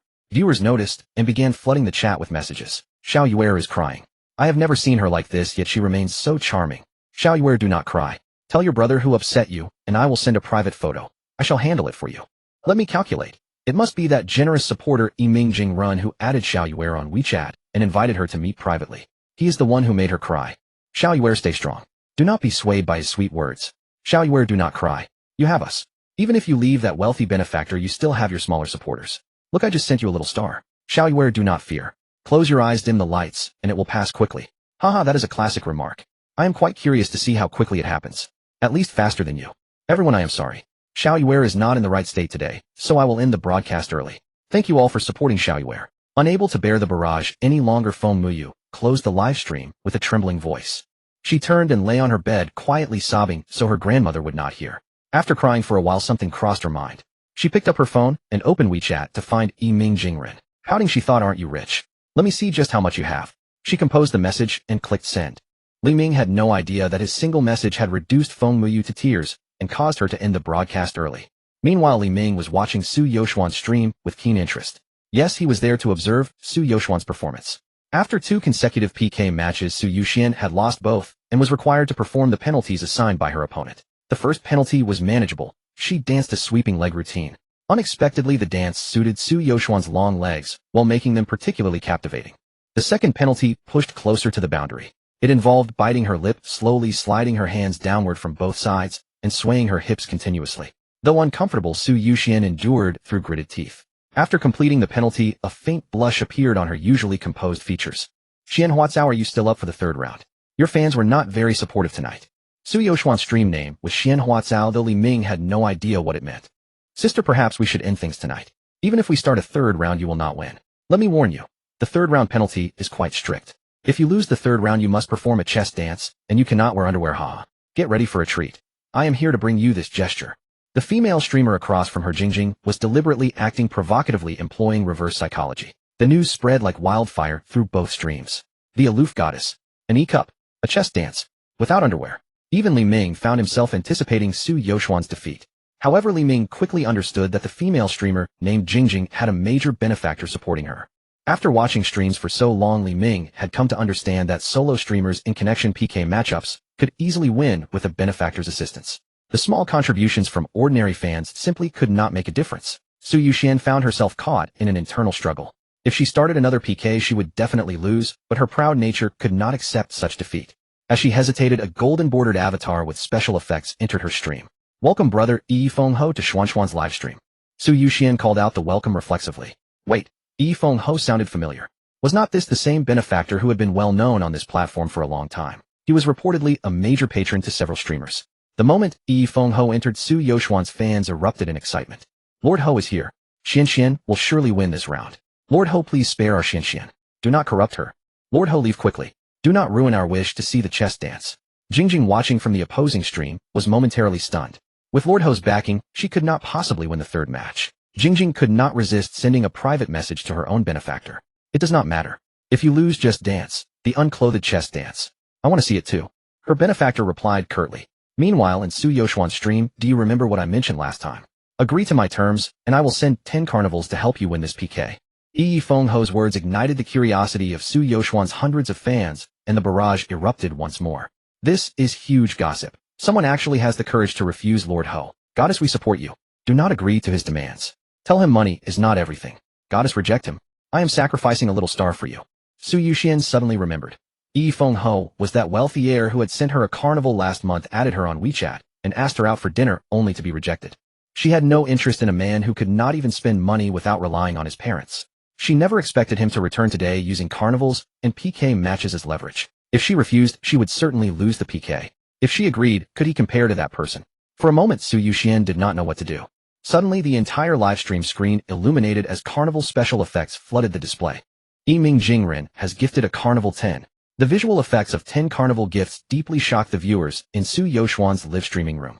10 carnivals. That was 30,000 yuan. Lord Ho is awesome. He sends gifts at the drop of a hat. Look more carefully upstairs. It wasn't Yi Feng-ho. It was big brother Yiming Jingren who sent 10 carnivals. Is this a plot twist? Someone is competing with Lord Ho. What a bombshell. A mysterious tycoon sent 10 carnivals, instantly showing up Yi Feng-ho. Go Lord Ho. I support you. Show him a thing or two. In a hotel suite somewhere in Jiangxing. Who on earth is this Yiming Jingren? Isn't this making me look bad? A young man drained by a life of dissipation cursed loudly. He was Yi Feng-ho, the big shot on Jin. Chen Xiaoho, a well-known rich second generation in Jiangxing. Just moments ago, he had made a bold statement in Su Yoxuan's live room. Within 10 seconds, someone had thrown out 10 carnivals to rescue her. This was outright contempt toward him. Chen Xiaoho felt he had been having a run of bad luck lately. First, he had taken a fancy to a cold, aloof streamer named Xian Huaqiao. After sending several carnivals, he got her WeChat, but could not get her to meet him. If she wouldn't meet, then he would switch targets. He had spent 200,000 yuan at the Wild Wolf Entertainment Club on their custom package, intending to teach a lesson to that girl Huasiren. But after waiting for hours, they told him the arrangement had fallen through. Did he really need that 200,000 pocket money? What he wanted was Huasiren. Today he had come again to Xian Huacao's live room, ready to show her what a wealthy man was like. But the moment he showed his face, he was immediately rebuffed. Repeatedly thwarted, Chen Xiaoho was enraged. If a tiger doesn't show its might, you might mistake it for a Hello Kitty. Today he would make everyone understand why Yi Feng-ho could be the boss of Jin. The viewers on Jin were as numerous as fish in the river, yet only a handful could become top spenders. Every one of them had their own pride and confidence. Yiming Jingren. How interesting. I wonder whether you're a real boss or a fake one. Yi Feng-ho lit a cigarette and casually typed. Yiming Jingren won a solo round. Okay, then let's do infinite firepower. Whatever. Li Ming knew this mode well. Isn't it just unlimited spending? I've got over 100 million sitting in my ICBC card. Am I afraid of a rich second generation like you? Boom. Boom. The viewers were electrified. Here it comes, the battle of the big shots. Who would have thought they'd see this in such a small live room? Tonight is worth it. In ancient times they fought atop the Forbidden City. Today, big shots compete for Xian Huaqiao. Women have always been the trigger for men's disputes. The ancients were right. The news spread rapidly from Su Yoxuan's live room. Viewers watching other live rooms upon hearing it swarmed into hers. The audience count in Su Yoxuan's live room visibly skyrocketed, and even Jingjing's viewership increased as well. Clearly, both in reality and online, onlookers who love watching drama are always the largest crowd. Li Ming was furious. This man, Yi Feng-ho, had set his sights on Su Yuxian. Wasn't that messing with his woman? If this could be tolerated, what could not? Seeing him try to coerce Su Yoxuan, Li Ming sent 10 carnivals without hesitation. He wanted to make it clear that even without agreeing to his conditions, there were still people who would protect Su Yuxian. Facing Yi Feng-ho's provocation, Li Ming showed no fear. Alright, I'll give you 10 minutes to prepare. This time let's go big, no ceiling. Within one song, whoever gets the highest sound wave value gets to have dinner with Xian Huaqiao. Damn, that guy's obsession was still burning. He still had designs on Su Yuxian. No matter. You set the rules, and I'll play along. Li Ming said calmly. Su Yuxian was stunned. What did they mean? Using me as a wager without even asking my opinion. You may be big shots, but aren't you looking down on me a little too much? Wait, Yiming Jingren. Ming. Could it be Li Ming? Apart from him, Su Yuxian couldn't think of any other tycoon she knew. She sent Yiming Jingren a private message. Is it you? It's me. Relieved by the reply, Su Yuxian still complained. Are you crazy? Sending so many carnivals. The platform takes half. You could have just given it to me directly. After sending it, Su Yuxian paused. Was her tone a bit off? Did it make her sound materialistic? Don't worry. I may not have much else, but I have plenty of money. Besides, I can't stand by and watch you get bullied. The only one allowed to bully you is me. F you, scumbag. You're with Zhang Yuero, yet you're still thinking about me. She knew Li Ming was interested in her, but she hadn't expected him to be so blatant, still so savage and domineering. Although it made Su Yoxuan's heart flutter, she felt no disgust. She glanced toward Zhang Yuero's bedroom and let out a sigh. Su Yoxuan, in the end you have fallen.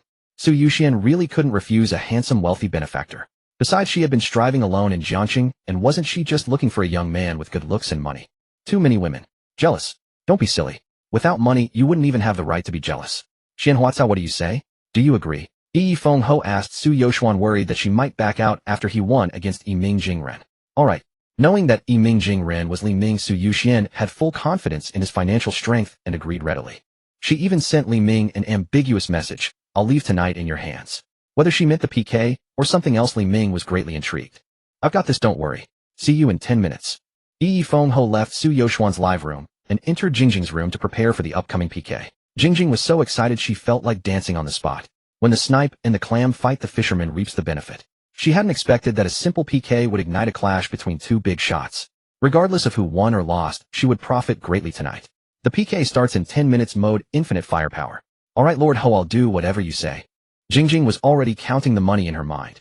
Chen Xiaoho poured a glass of red wine and drained it in one gulp. He opened WeChat, sent a link in a group chat, and left a message, "Ran into a reckless fool. In 10 minutes, there's a PK on Jane, infinite firepower. Come watch the show, guys." The people in this group were all big shots on Jane, each with an impressive background. In terms of wealth, Lord Ho could only be considered mid-tier among them. The usually quiet WeChat group became a bit lively with Chen Xiaoho's message. These big shots were energetic thrill seekers. Seeing there was a show to enjoy, they chimed in one after another. "Who's this reckless fool?" Someone in the group asked. "Ming Jingrun." Chen Xiaoho replied. "Never heard of him. Anyone with a name like that is either a nouveau riche or a dreamer. Dare to PK with you, he's definitely a nouveau riche who got a little money and forgot his place. Lord Ho, teach him a good lesson. Tell him that big shots are not to be humiliated. Feng Xiao is right, everyone, let's go support Lord Ho." "Okay, I'll be there on time." "On time too. Infinite firepower. Long time since such an exciting PK. On time 3-inch. I'm about to wrap up here, I'll try to finish in 10 minutes to back up Lord Ho." 10 minutes. Are you overestimating yourself, Xue Xiao? Haha, just let him show off. Enough, don't lump your firepower with mine. My firepower is unfathomable. Chen Xiaoho shut off the WeChat group and waved at a female streamer who had just walked out of the bathroom. She was a new streamer he had invited by spending 5 carnivals. She wasn't as striking as Xian Huacao, but her features were fairly delicate. 10 minutes was enough for him to relax a little before the battle. 10 minutes later, Su Yuxian and Jingjing connected their streams. The PK had not yet begun, but the viewers on both sides were already buzzing with excitement. It's starting. Grab your seats and snacks. The noodles are ready, can't wait to watch. Go for it, Howie. I'm your loyal supporter. Let me show Yiming Jingren what a true big brother looks like. I have a feeling that regardless of the outcome, Yiming Jingren will truly make a sensational debut. Welcome Huangqing Guoji to the live stream. Welcome Weya De Feng to the live stream. Welcome Shuasia De Wang to the live stream. Welcome Wanqing Gongzij to the live stream. Welcome Nanqing Fengyu to the live stream. One after another, patrons with distinctive avatars seemed to have coordinated their arrival, streaming into Jingjing's broadcast room. Jingjing's voice grew hoarse from excitement. So many patrons had flooded into her stream. This was unprecedented in her broadcasting career. Her eyes grew brighter, and she performed with even greater enthusiasm. Although these patrons had been called over by Yi Fengho, if she could retain even one of them, she would never worry about her livelihood again. Compared to these grand figures, the man currently supporting her seemed but a pale imitation. This is remarkable. So many legendary patrons who have only been spoken of have actually appeared. Howie's influence is truly formidable. Oh dear, our Zuan goddess is in danger. Howie, please spare her. I'll treat you to a meal instead.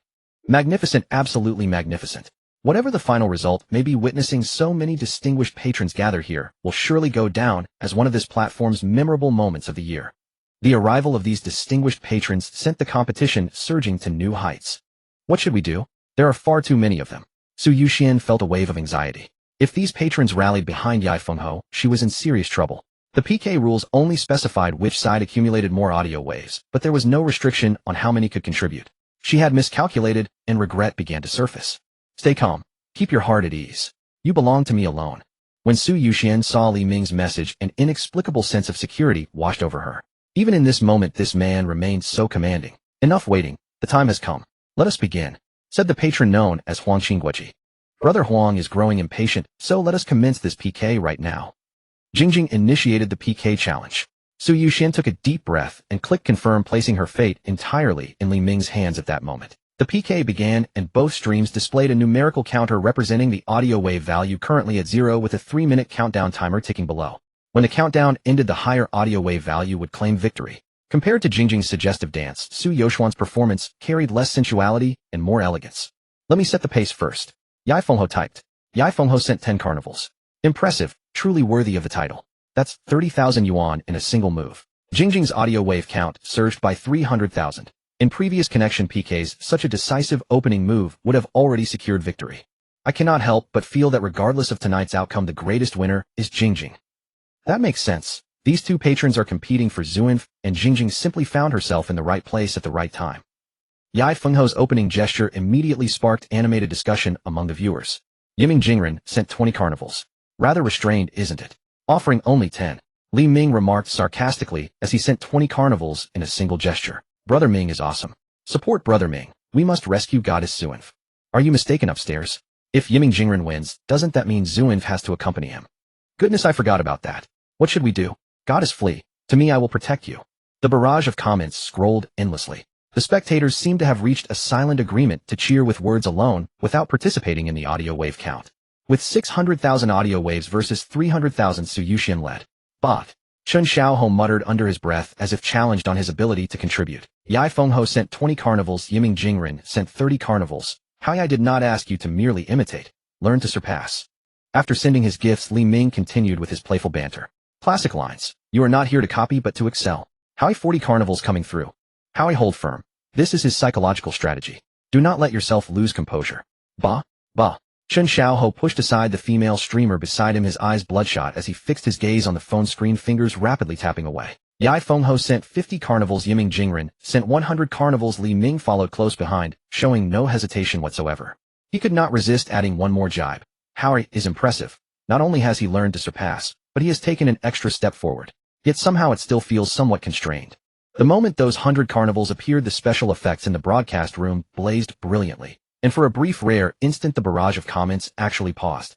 Then almost immediately a flood of messages crashed through like a tempest, leaving viewers dazzled. Am I seeing this correctly? 100 carnivals, 300,000 yuan, just like that.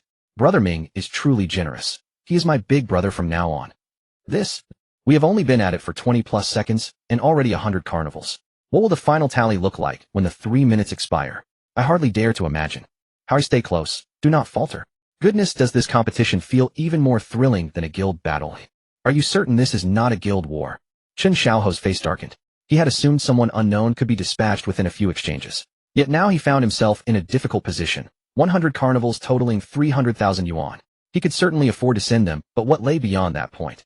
His monthly allowance totaled merely 1 million yuan. After sending those 80 carnivals, his account would dwindle to less than 900,000. Should he follow through or not? For the first time in his life, he felt the sting of financial constraint. Jiangxing Lanshan Guild. Sister, there is new development. Wen Lan, who was conducting a meeting with several female streamers, shot an annoyed glance at her sister, Wen Tong, who had burst into the conference room without knocking. Xiao Tong, what, cannot wait until I finish this meeting. Wen Lan said wearily. Only she would dare to interrupt during a gathering. Sister, it cannot wait. Otherwise it will be too late. Very well, speak. What exactly is happening? Wen Lan understood her sister's temperament. Without hearing her out, there would be no continuing the meeting. It is like this. 2 freelance streamers are in a PK. At first, Wen Lan and the other streamers showed little interest upon hearing about freelance competitors. In their perception, freelancers were small-time broadcasters without guild backing, and earning tens of thousands in gifts from a single match was already considered the pinnacle of achievement. Such minor broadcasters lacking guild resources could only ever operate on a small scale, never reaching the grand stage. But what came next left Wen Lan somewhat astonished. Less than 20 seconds, and nearly 1 million audio waves. 1 million audio waves equated to nearly 1 million yuan in cash, something even guild competitions rarely achieved unless featuring a guild's flagship streamer. The mysterious patron Yiming Jingren versus Yai Fengho. 1 million audio waves. The female streamers grew restless. They had heard of Howie and knew he was a wealthy second-generation heir. Ironically, while they sometimes looked down upon wealthy heirs, they could not help but appreciate the money in their pockets. What is the situation with Yiming Jingren? Wen Lan was perceptive. The pool of major patrons on this platform was limited, and most already supported their own streamers. Bringing them over to her guild would come at a steep price. But if you were a newly emerged patron, that would be different. Such figures could be brought into a guild relatively easily. It would simply require a few negotiations, and with her roster of streamers, she was confident she could find someone appealing to him. Sister, this patron, named Yiming Jingren, entered the PK with Yai Fengho specifically to defend the freelance streamer Zuin Huachao. I believe if we sign Zuin Huachao to our guild, this patron would likely follow us. Wen Tong finally voiced her true intention. Upon hearing her sister's words, Wen Lan's eyes lit up with sudden inspiration. Goodness, 150 carnivals in a single burst. They are playing this boldly. Upon hearing Wen Tong's words, one of the female streamers opened the app and entered the live stream, catching sight of the 150 carnivals notification and let out a cry that echoed throughout the entire conference hall. After a moment's hesitation, Chen Xiaohou reluctantly sent out 150 carnivals. In this world, one fought for face. Whatever else might be lost, face must never be abandoned. In just this brief span, 230 carnivals had been bestowed, enough to entertain countless streamers, yet Qin Xiaoho's heart ached with every expenditure. Why had he impulsively provoked Zhuan Huako today, drawing forth that madman Yiming Jingren? Lord Ho is truly impressive. 150 carnivals, so generous. Looks like I should keep up too, or it would be a shame to lose to Sister Zhuan Huako. Li Ming praised Yifeng Huang enthusiastically. A flicker of unease stirred in Qin Xiaoho's chest. As expected, that madman had surpassed him once more, and the PK had barely lasted a minute. Qin Xiaoho pressed his hand over his phone, tendons rising as though hoping to crush the device itself. Yet deep within him clung the last thread of hope. Yiming Jingren had already spent 350 carnivals, over 300,000 more than he had. His ammunition must be running low. With that thought, Qin Xiaoho sent a message into the WeChat group. Brothers, give me a hand. This madman is too much for me to bear alone. Qin Xiaoho began calling for reinforcements. Lord Ho, who exactly is this Yiming Jingren? I'm not certain. He appeared suddenly tonight. He's already spent over 1 million. I believe his funds are nearly exhausted. I'll send another 100 carnivals, the rest, brothers, I ask you to cover. I will remember this favor. A brief silence fell over the group. They were all sons of wealth, and no one was eager to spend money without gaining anything in return. Qin Xiaoho's promises meant little to them. A brother from the same group. Help if you can. Next time you need something, others will be more willing to assist you. Very well, I'll contribute 100 carnivals. It was the group owner Qin Huang who finally spoke. His family held a publicly listed company valued at over $1 billion, and he personally ran a business worth over $1 billion himself. Among these young heirs, Qin Huang stood at the very top. Qin Huang had built this group to gather these heirs precisely for the purpose of expanding his network. Most of them would eventually inherit their family's enterprises, which would prove invaluable to him. Spending 100 carnivals to win over one person, worthwhile. Besides, he wished to test his influence to see whether these heirs would heed his call. As expected, their response did not disappoint Qin Huang. Since Qin Huang has spoken, I'll contribute 100 as well. Supporting Qin Huang and aiding Lord Ho. My hands are a bit tight since I recently bought a Ferrari. 50 carnivals. That fellow is too arrogant. 50 carnivals. 50. 50. 50. One by one messages appeared, each granting face to Qin Huang. Qin Xiaoho tallied the contributions. Over a dozen members online plus his own 100 carnivals, totaling 850. Thank you, Qin Huang. Thank you, all my brothers. With that, Qin Xiaoho finally breathed a sigh of relief. This is extraordinary. Has anyone calculated how many carnivals were sent in this 1 minute? Full, just check the audio wave value. Each carnival equals 30000. Brother Ming sent 350, Lord Ho sent 230. Good heavens, 680 carnivals in total, that's over 2 million. What madness! I'd only ever heard stories of someone spending 1 million in a single night. To see it with my own eyes today, truly astonishing. What's this? Lord Ho has gone quiet. Has he conceded? Lord Ho is only a young heir. Spending 69000 is already commendable. Lord Ho, stay strong. Don't give up. Time drifted forward slowly. Li Ming glanced at the scrolling comments and noticed Yifeng Huang's silence. With 50 seconds remaining in the PK, he too began to suspect surrender. They call themselves rich heirs, yet they surrendered so quickly. How dull. Suddenly, welcome Qin Huang to the livestream.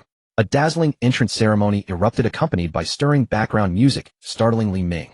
Is it even allowed to be this extravagant? It was Li Ming's first time witnessing such an elaborate arrival spectacle. Good heavens, Qin Huang. The legendary Qin Huang has arrived.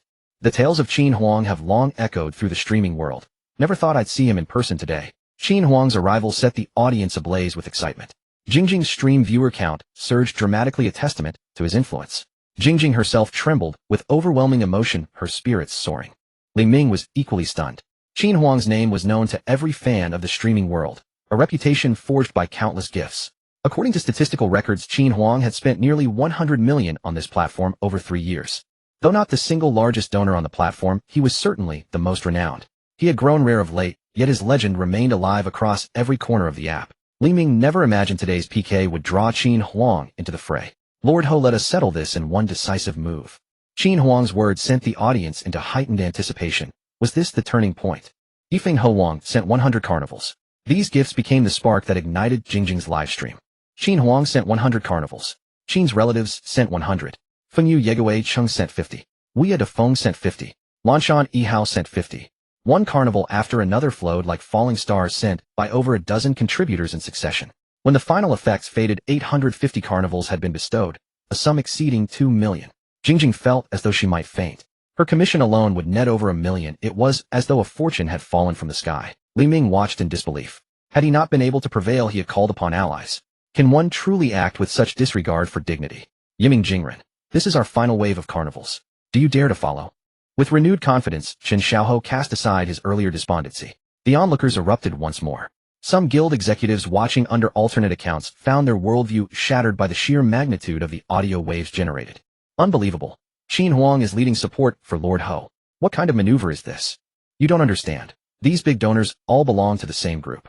Clearly Lord Ho could not prevail alone and called for backup. Good heavens, so many donors attacking Brother Ming alone. Doesn't that feel unfair? It seems you haven't yet learned that connections themselves are a form of strength.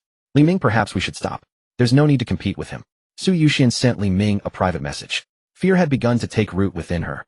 The situation was spiraling beyond her understanding. Do not worry. I will handle everything. Li Ming replied. Stop. Impossible. If he lost, she would be required to accompany Yifeng Ho Wang. How could he allow that? Besides, this was no longer merely about 10 billion gold coins. This was about something far greater, a man's dignity. In his past life, the original host and his predecessor could accept defeat. But the reborn Li Ming could not afford to lose. Yiming Jingren, 20 seconds remain. Surely you haven't run out of funds and plan to concede. Yiming Jingren, if you win, I'll bow 3 times before you whenever we meet. Huh? Chen Xiaohou's voice carried a mocking tone laced with disdain for Li Ming. Boom. Boom. Crimson numbers bold and striking exploded across the livestream screen, cutting Chen Xiaohou's laughter short. Yiming Jingren sent 520 carnivals. Yiming Jingren sent 520 carnivals. 2 system notifications in a row stunned everyone in both live rooms. The scrolling bullet comments in both live rooms came to an abrupt halt. A faint breathlessness seemed to fill the air. 1040 carnivals, 3 million yuan, blossomed before their eyes into a dazzling special effect lasting half a minute. Was this the most expensive effect Jin had ever seen? The effect was still playing when the PK ended. 139 million soundwave points versus 108 million soundwave points.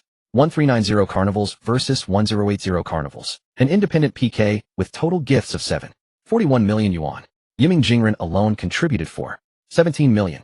This was a PK to remember. Yiming Jingren had truly lived up to his name, startling the world with a single cry. The first to be stirred were the onlookers. 1040 carnivals had finally pushed this PK to its peak.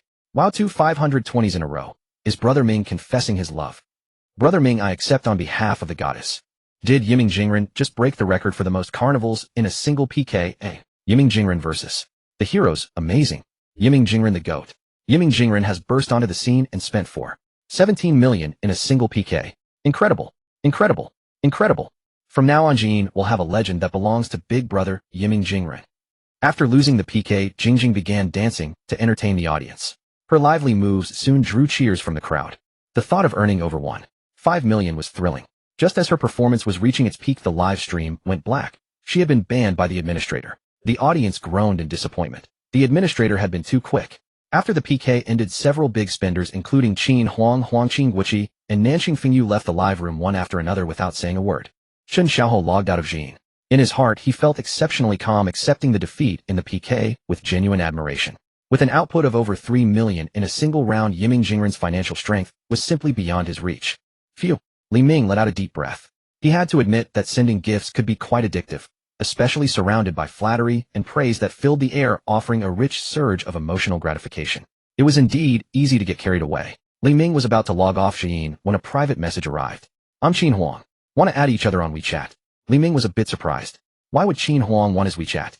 The two didn't know each other. But then he thought they had no grudge against each other. To be precise, he held no grudge against Qin Huang's group, including the Marquis. It was just a PK. Nursing resentment over it would be far too narrow-minded. Since the other party had taken the initiative, he couldn't very well ignore it. Alright, Li Ming agreed. After the friend request was accepted, to his surprise, Qin Huang directly pulled him into a group chat. Welcome Yiming Jingren. Everyone give a round of applause. Wow, Qin Huang, impressive. You brought Brother Ming over just like that. Hello, Brother Ming. I'm Nanqing Fengyu Shui Zhizhong from Nanqing. Hello, Brother Ming. I'm Huangqing Guiqi Fan Haitao from the capital. Brother Ming, whenever you come to the capital, feel free to contact me. I'll make sure you're well looked after. Hello, Brother Ming. I'm Muya de Feng Feng Shaoxing. From Haching. Did I miss something big? Scroll up. Sure, bro. Hello, Brother Ming. I'm Feng Ho Chen Xiaohou. From Jiangxing. We're from the same place. Let me treat you to a meal someday. I was too presumptuous today. As soon as Li Ming entered the group, many people greeted him with courtesy and warmth, including the Marquis, Chen Xiaohou, who had just faced him in the PK. Li Ming knew that it was his wealth that had won their respect and earned him a place in their circle. Hello, everyone. I was a little presumptuous today. Thank you, Qin Huang, for giving me this opportunity to meet you all. I'm new here and unfamiliar with the rules. Please don't mind me. Li Ming was very humble. Although these people weren't as wealthy as he was, they had connections that might prove useful someday. Li Ming's biggest challenge at the moment was his lack of a network. That was his weakness. That was why Li Ming cherished this opportunity.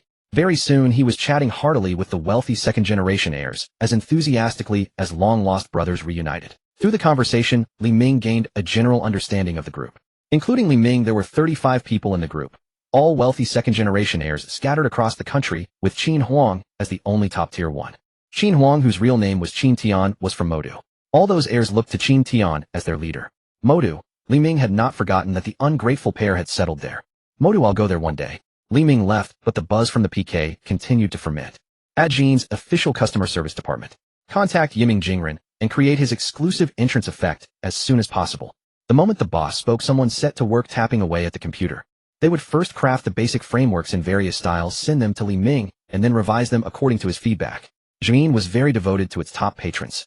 Although the gifts from countless fans far surpassed the amount spent by any single big spender, a true big spender was nonetheless in a class of his own. Upon hearing the news, the major guilds immediately began gathering information on Li Ming, while also instructing their leading female streamers to maintain close contact with him in the days to come. Some even promised handsome rewards to whoever could recruit Li Ming as a patron in their guild. The Lanshan Guild, however, chose a different path. Phew. It was finally over. When Lan had watched the PK battle with her heart in her throat. She hadn't expected such a modest PK to attract so many big spenders, especially drawing in the long-silent Qin Huang. Astonishing gifts totaling 41 million yuan had been sent, with Yiming Jingren alone contributing 17 million. How long had it been since Jin had witnessed such a magnificent spectacle? If the Lanshan Guild could capture this wave of traffic, it would surely soar to new heights. No, it would startle the world with a single cry. When Tong contact Xian Huaqiao immediately. No matter the cost, we must sign her. Unlike the other guilds which had their eyes on Li Ming, when Lan focused on Xian Huaqiao. After all, the true spirit of this PK was Yiming Jingren's devoted gesture for a beauty. Don't worry, leave it to me. Upon receiving the order, Wen Tong went skipping off merrily. This was the first task her elder sister had entrusted to her, and she was determined to see it through. It was a pity her sister wouldn't allow her to become a streamer, claiming it was to protect her. Otherwise, with her looks, figure, and dancing skills, she would definitely be no less outstanding than Xian Huaqiao. Even after Li Ming left the live room, Su Yuxian had yet to recover. She didn't know when she had started crying, the two 520s had struck a deep chord in her heart. Apart from her parents, this was the first man who had given her such real money. A solid income of over 2 million yuan. What a fool and his money. Doesn't he know the platform takes half? The thought of the platform's cut made Su Yoshuan's heart ache. A Porsche 911 GT3 was gone. She had been so envious of Jiang Yuero's new car. Her phone rang, jolting Su Yuxian back to reality. She saw an unfamiliar number. Hello, is this Xian Huaqiao? It came a sweet, gentle voice. Yes, this is she. Who is this? I'm Wen Tong from the Lanshan Guild. Would you be interested in joining our guild? Huh. Sorry, I don't have that plan right now. With that, Su Yuxian hung up. She truly had no such intention at the moment. Because her mind was filled with the image of Li Ming spending 1 million yuan on her. Gradually her heart stirred, and a rather absurd idea began to take root within her. Where are you? Tell me your address. After leaving the group chat, Li Ming noticed a message from Feng Muyu. 1 million per encounter. This girl was interesting. Was she acting out of spite, or looking down on his wealth? It did not matter. Li Ming smiled and replied, no problem. He even transferred 1 million to Feng Muyu on the spot to show his sincerity. If 1 million could win her over, Li Ming felt it would be well worth it. After waiting without a reply, he checked the time. It was nearly midnight.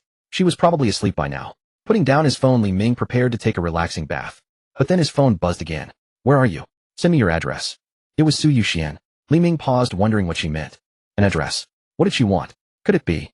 With a hopeful heart, Li Ming sent Su Yuxian his location. Wait for me. Indeed, seeing her reply confirmed his guess. Su Yuxian was truly a person of passion, settling debts and repaying kindness without delay. She was here to repay her debt. Li Ming quickly entered the bathroom to freshen up, preparing to welcome Su Yuxian. The late-night streets of Jiangqing were empty. Within half an hour, Li Ming received a call from the guard at Jiangjing No. 1 saying amiss. Su Yuxian was looking for him. Li Ming called his 24-hour private butler. Within 5 minutes, the butler had brought Su Yuxian to the door of apartment 1701. The butler greeted Li Ming and left. Su Yuxian stood at the doorway, hesitant. Maybe I should just leave. Yuero doesn't know I'm coming over. It seems Su Yuxian was backing out. But how could Li Ming let such an opportunity slip away?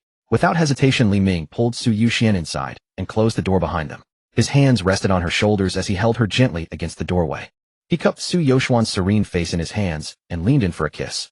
She initially showed hesitation, gently pushing back, but soon her resistance softened. Her hands dropped to her sides as she began to respond tentatively. Then, with growing warmth, her arms wrapped around Li Ming. This time, having learned from experience, Li Ming moved with gentleness. Half an hour later, he held Su Yuxian as they rested together in the bathtub. The warm water enveloped their bodies, and resting against Li Ming's arm, Su Yuxian slowly drifted to sleep. With Su Yuxian now in his arms, Li Ming felt completely at ease. What surprised him most was how his own abilities had changed.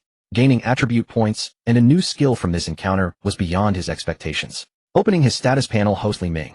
Constitution 15. Strength 12. Speed 12. Special 16.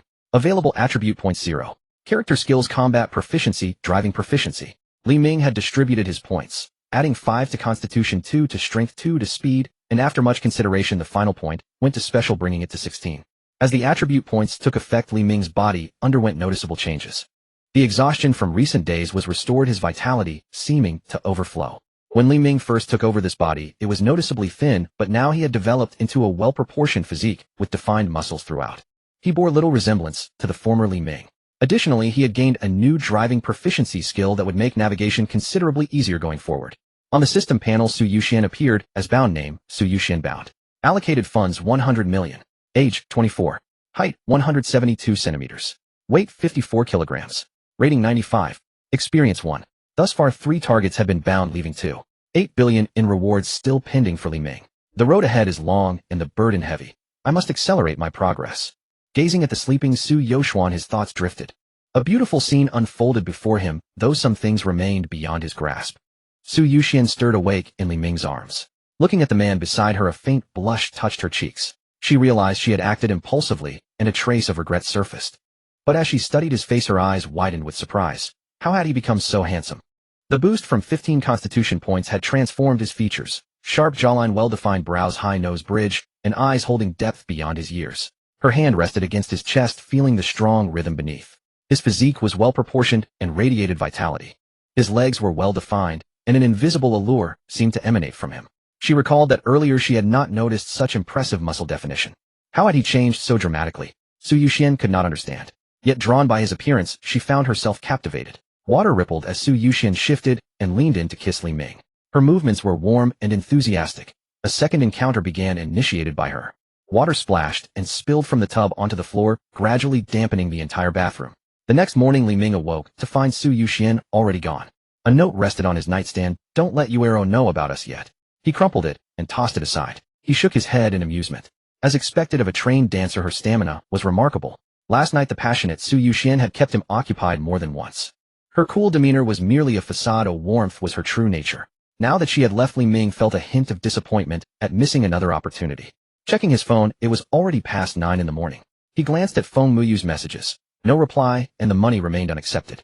Li Ming sighed and decided to set it aside for now. By now Qin Yuqi still hadn't arrived, so Li Ming gave her a call. "Boss, could I take 2 days off?" Her voice carried a hint of uncertainty. "All right, rest well these 2 days. I'll have important matters for you to handle afterward." His secretary had asked, so Li Ming agreed. Back at Yangwang residential area, Su Yuxian opened her door to find Jiang Yuero waiting on the sofa in sleepwear. "Tell me, where were you last night? Were you meeting someone?" When Su Yuxian had left the night before, Jiang Yuero had woken and heard the door close. This morning, finding her friend absent and the bed still cold, she realized Su Yuxian had not returned. Finally, seeing her return, Jiang Yuero asked curiously, "What are you talking about?" "A friend called and needed help, so I stayed up all night. I'm exhausted and need to rest." "A friend? Male? What kind of help? Would you have gone to fight a fire?" Jiang Yuero observed her evasive gaze thoughtfully. When Su Yuxian lied, she could not meet her friend's eyes. "You're imagining things again. I'm going to sleep." Startled, Su Yuxian nearly exposed herself. The door clicked shut. Something's off. Definitely something. Jiang Yuero noticed despite Su Yuxian's attempts to act normal, there was an unusual quality to her movements. That hesitation reminded her of something familiar. "Ice Queen, could you have gotten lonely and—" "Oh, how frightening." Jiang Yuero's imagination ran wild with playful concern. Li Ming had expected a quiet day, but after breakfast he received a call from Zhuyin customer service. "Hello, Mr. Li, this is Xiao Zhai from Zhuyin customer service." Her voice was sweet with a touch of a childlike tone, perfectly suited for voice acting. After listening to the customer service representative, Li Ming understood it was related to the carnival event from the previous night. Zhuyin wanted to design a special entrance effect for him. Li Ming was quite interested in the entrance effect. As a newly prominent supporter on Zhuyin, who had spent over $1 million in a single night, he certainly deserved some special treatment. After hanging up, Li Ming began reviewing the templates sent by customer service. They were luxurious, eye-catching, and stunning, yet none matched his preferred style. These templates were better suited for young people in their 20s, while his soul was already over 50. After reading through them, Li Ming directly stated his requirements. A middle-aged swordsman wielding a 3-foot blade with a gourd of fine wine. He dances with his sword in the wind and snow, then sheaths it and takes a drink. It should convey a sense of weathered depth and the untamed freedom of someone who wanders the martial world laughing at life's twists. Understood, Mr. Li. We will design it for you as soon as possible. Customer service representative Zhai Yingying found Li Ming's request somewhat unusual, as this style was not typically favored by young people. She checked his profile again and saw he was only 30 years old, still quite young. Regardless of her curiosity, Zhai Yingying forwarded Li Ming's requirements to the design department. After ending the call with Zhang customer service, Li Ming prepared to head to the gym at Jiangjingnou, one to release his restless energy. Compared to Li Ming's relaxed state, Qin Yuqi's laziness, Jiang Yu Ro's imagination, and Su Youxuan's embarrassment, Feng Muyu found herself caught in a dilemma. The previous night after the broadcast ended, Feng Muyu sent a message to Li Ming in a huff, and then she heard her grandmother coughing repeatedly outside. Feng Muyu wanted to take her grandmother to the hospital for a checkup. Cough, cough. My silly granddaughter, grandma's condition is nothing serious. A little medicine and a good sleep will do. There's no need to waste money at the hospital. Besides, grandma is already so old. At any time the king of hell might come calling. Cough, cough. The money grandma saved will all be used as Qingyu's dowry someday. Grandma. Feng Muyu hid her face in her grandmother's arms and wept. She had not told her grandmother the truth about the illness. To properly treat, it would cost nearly $1 million. Feng Muyu buried herself in her grandmother's embrace, sobbing uncontrollably, much like she used to when she was wronged as a child. On her livestream, Feng Muyu was a sweet, lively little spirit, but off-camera, she was like a lonely fish with only her grandmother's love to keep her company. 10 years ago, Feng Muyu's parents divorced. Her father soon remarried and she stayed with her mother. 2 years later, her mother remarried again, and a stepfather entered her life. At first, her stepfather treated her wonderfully, buying her snacks, jewelry, clothes, and bags, doting on the 14-year-old Feng Muyu as if she were a princess. Feng Muyu felt the warmth of fatherly love again, and every day was filled with joy. Slowly she grew into a beautiful young woman, and that was when she noticed her stepfather had changed. In daily life, he would deliberately or accidentally brush against her breasts and hips. At first, Feng Muyu thought it was unintentional, but as it happened more often, she became wary and made sure to keep her distance from him whenever possible. She sought her mother's help, but her mother said, "He's your stepfather too. How could he harm you? We both depend on him for our livelihood. Getting touched once won't kill you. Why make such a fuss?" With her mother's indifference, her stepfather grew bolder and bolder. The desire in his eyes became increasingly obvious, and he even entered Feng Muyu's room to take her discarded underwear. This situation felt frighteningly similar to the plots she had seen in drama series. Terrified, Feng Muyu waited until her mother and stepfather were away, packed her belongings, and left the home that filled her with dread. She moved in with her grandmother, who lived alone in the old house. Feng Muyu could keep her grandmother company and take care of her at the same time. Her mother looked for her several times and asked her to come home, but she refused each time. Gradually, contact with her mother faded. The previous night, after tending to her grandmother, Feng Muyu fell asleep on her bed from exhaustion. When she woke up that morning, she looked haggard. Picking up her phone, she saw Li Ming's reply and a transfer of 1 million yuan. The long string of digits had an inexplicable allure, constantly tempting her finger to tap. Feng Muyu hesitated. 1 million was enough for her grandmother's surgery, and she could use the rest to improve her own life. After much deliberation, Feng Muyu ultimately chose to decline. Her livestream income was already quite substantial, and she believed she could save 1 million on her own in due time.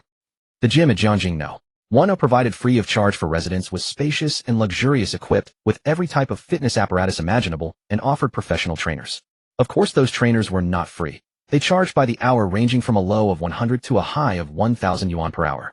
Li Ming did not see the point in spending money he considered wasteful on trainers. Although the beautiful trainers were attractive, their experience levels were lacking. Li Ming stayed for only an hour before leaving, as there were few young residents in the gym besides the trainers. Approaching the elevator, Li Ming waited. The elevator came up from the underground parking garage. Ding! The doors opened, and Li Ming was instantly captivated by the beauty inside. She was a mature, voluptuous woman of extraordinary charm. Her jet-black, curly hair cascaded in waves past her smooth forehead, and she wore a professional pencil skirt with a black leather handbag in hand. Her brows and eyes were soft, her skin fair as fine jade adorned with a light makeup. A confident smile played on her lips, and her exquisite features together resembled a perfectly ripe peach, inviting and alluring. Her figure was full and rounded, her chest as generous as Su Youxuan's with a slender waist. She exuded an aura of calm composure. Name: Su Yaru, age 28, height 168 centimeters, weight 50 kilograms, rating 94, experience 1. Damn it, such a mature and alluring beauty had already experienced love. Who had beaten him to it? Had someone scooped up Su Yaru? Li Ming felt a surge of sorrowful indignation. Su Yaru noticed that Li Ming was a resident of Unit 1701, and her eyes lit up. Unit 1701 was a property worth over 10 million. Only someone of considerable wealth could afford it. Hello, I'm Su Yaru, owner of Unit 1601. Li Ming was surprised that Su Yaru initiated the conversation and extended her hand. Hello, I'm Li Ming, owner of Unit 1701. Li Ming took her hand and introduced himself politely. Her hand was smooth and soft. Unfortunately, Su Yaru withdrew her hand rather quickly. Mr. Li, here's my card. I hope we can have opportunities to work together in the future. Su Yaru handed him a business card, clearly revealing her intent to connect. Yoting Law Firm lawyer Su Yaru. So she was a lawyer, which explained her formal attire. I don't carry business cards. Shall we add each other on WeChat? Li Ming accepted the card and said tentatively, very well, I'll scan your QR code. As expected of a lawyer, Su Yaru showed no discomfort with the suggestion of adding WeChat upon first meeting. They had just exchanged WeChat contacts when the elevator arrived at the 16th floor. Goodbye, Mr. Li. Feel free to reach out if you need anything. Those words could easily be misinterpreted, but Li Ming detected nothing beyond sincerity in Su Yaru's gaze. From beginning to end, her eyes remained clear and genuine, regarding him purely as a future client. Watching Su Yaru's retreating figure, Li Ming discovered she possessed a captivating hourglass silhouette. His inner sense of loss only intensified. In the afternoon, Li Ming planned to go out and buy some vegetables and fruits at the nearby supermarket. He had been eating takeout for the past few days. Takeout was fine, but he still preferred home-cooked meals. When he reached the underground garage and gripped the steering wheel, countless driving techniques suddenly surfaced in his mind. Drifting into a parking space, overtaking through curves. Li Ming felt as if he had achieved perfect oneness with the vehicle. It wasn't only cars, tanks, ships, and aircraft. He had become skilled at anything that could be driven. So this is what driving mastery really is. He had completely misread it. At that moment, Li Ming had an urge to race through the streets, but since he was in a busy downtown area, he held back. He didn't want to give the police any trouble. With driving mastery, Li Ming drove with even greater ease and freedom. At that moment, Li Ming truly wanted to speed all the way and display the charm of driving mastery, but he was in the middle of the city, so he suppressed this wild idea to avoid causing trouble for the police. As soon as he reached the supermarket parking lot, Li Ming received a phone call. The caller ID showed Wei Ge. Memories of Wei Ge began to surface in Li Ming's mind. Wei Ge was Zhou Wei, a native of Jiangxing, Li Ming's college classmate and dorm roommate. After graduation, Li Ming stayed in Jiangxing for his girlfriend, and in the early days he had received a great deal of help from Zhou Wei. But after breaking up with his girlfriend, Li Ming had less and less contact with Zhou Wei. The last time they met was at the one-month banquet for Zhou Wei's daughter. Nearly 2 years had passed in the blink of an eye. During that time, Zhou Wei had called and invited him out for drinks, but Li Ming had always refused, saying he had to work overtime. Mentioning overtime, Li Ming suddenly remembered that he still hadn't gone to the company to complete his resignation procedures, and there was still a month and a half of unpaid salary waiting for him. He had to find time to go. Although the amount was not large, every little bit counted. Hey Wei Ge, what's up? Li Ming tried his best to mimic the tone he had used with Zhou Wei in the past. Mingzi, haha, let me tell you, I'm free at last. Zhou Wei's laughter came through the phone. Although he was laughing loudly, Li Ming could hear the sorrow hidden in it. Did you get a divorce? Li Ming asked in a low voice. Haha, that's right. I waited on her for 6 years, and today, I'm finally liberated. Let's meet at the usual place at 8 p.m. to celebrate my new life. Don't give me any more excuses. If you don't show up, we're no longer brothers. Okay, I'll definitely be there, Li Ming said softly. After hanging up Zhou Wei's call, Li Ming thought about Zhou Wei's past. Zhou Wei's wife had gone to the same school as them 1 year below Li Ming and Zhou Wei. After 3 years of university and 2 years after graduation, Zhou Wei finally walked with her to the marriage altar. Li Ming remembered how happy Zhou Wei was at his wedding like a child. Drunk Zhou Wei had put his arm around Li Ming's shoulder and said, Mingzi, I got married today, and I'm so happy. I hope next year I can drink at your and Wang Jing's wedding. Wang Jing had been the girlfriend of the body's original owner. Ironically, she had the same name as the wife from his previous life. Li Ming had agreed readily at the time, but unexpectedly on the third day after Zhou Wei's wedding, Wang Jing broke up with Li Ming. Suddenly recalling the past of the original body's owner, Li Ming felt a bit gloomy. After buying a few things, he left the supermarket. Li Ming hadn't expected to see Su Yaru for the second time that day. When the elevator doors in the underground garage opened, Su Yaru stepped out wearing a striking red dress. Li Ming found himself momentarily dazzled by the sight. Su Yaru was also a little surprised to see Li Ming, probably not expecting them to run into each other again so soon.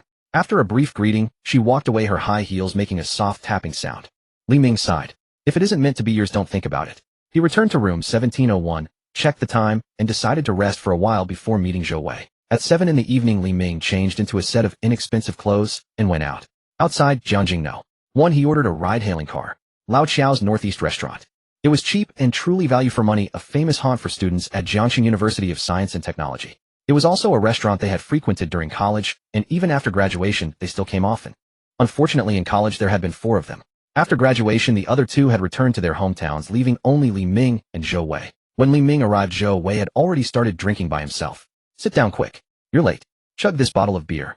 In Li Ming's memory, Zhou Wei had been a sunny and cheerful young man, but at the moment, he looked rather dispirited. Li Ming took the beer, poured himself a glass, and downed it in one gulp.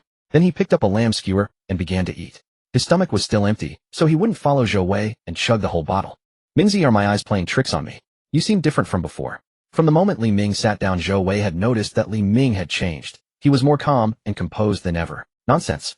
If you had 100 million in your bank account and a few beautiful girlfriends, you would seem different too. Is it because I've become better looking? Li Ming said with a laugh. Zhou Wei took a closer look. Hey, now that you mention it, it's true. You're almost as handsome as me. Tell me, did you secretly go to Korea without telling me?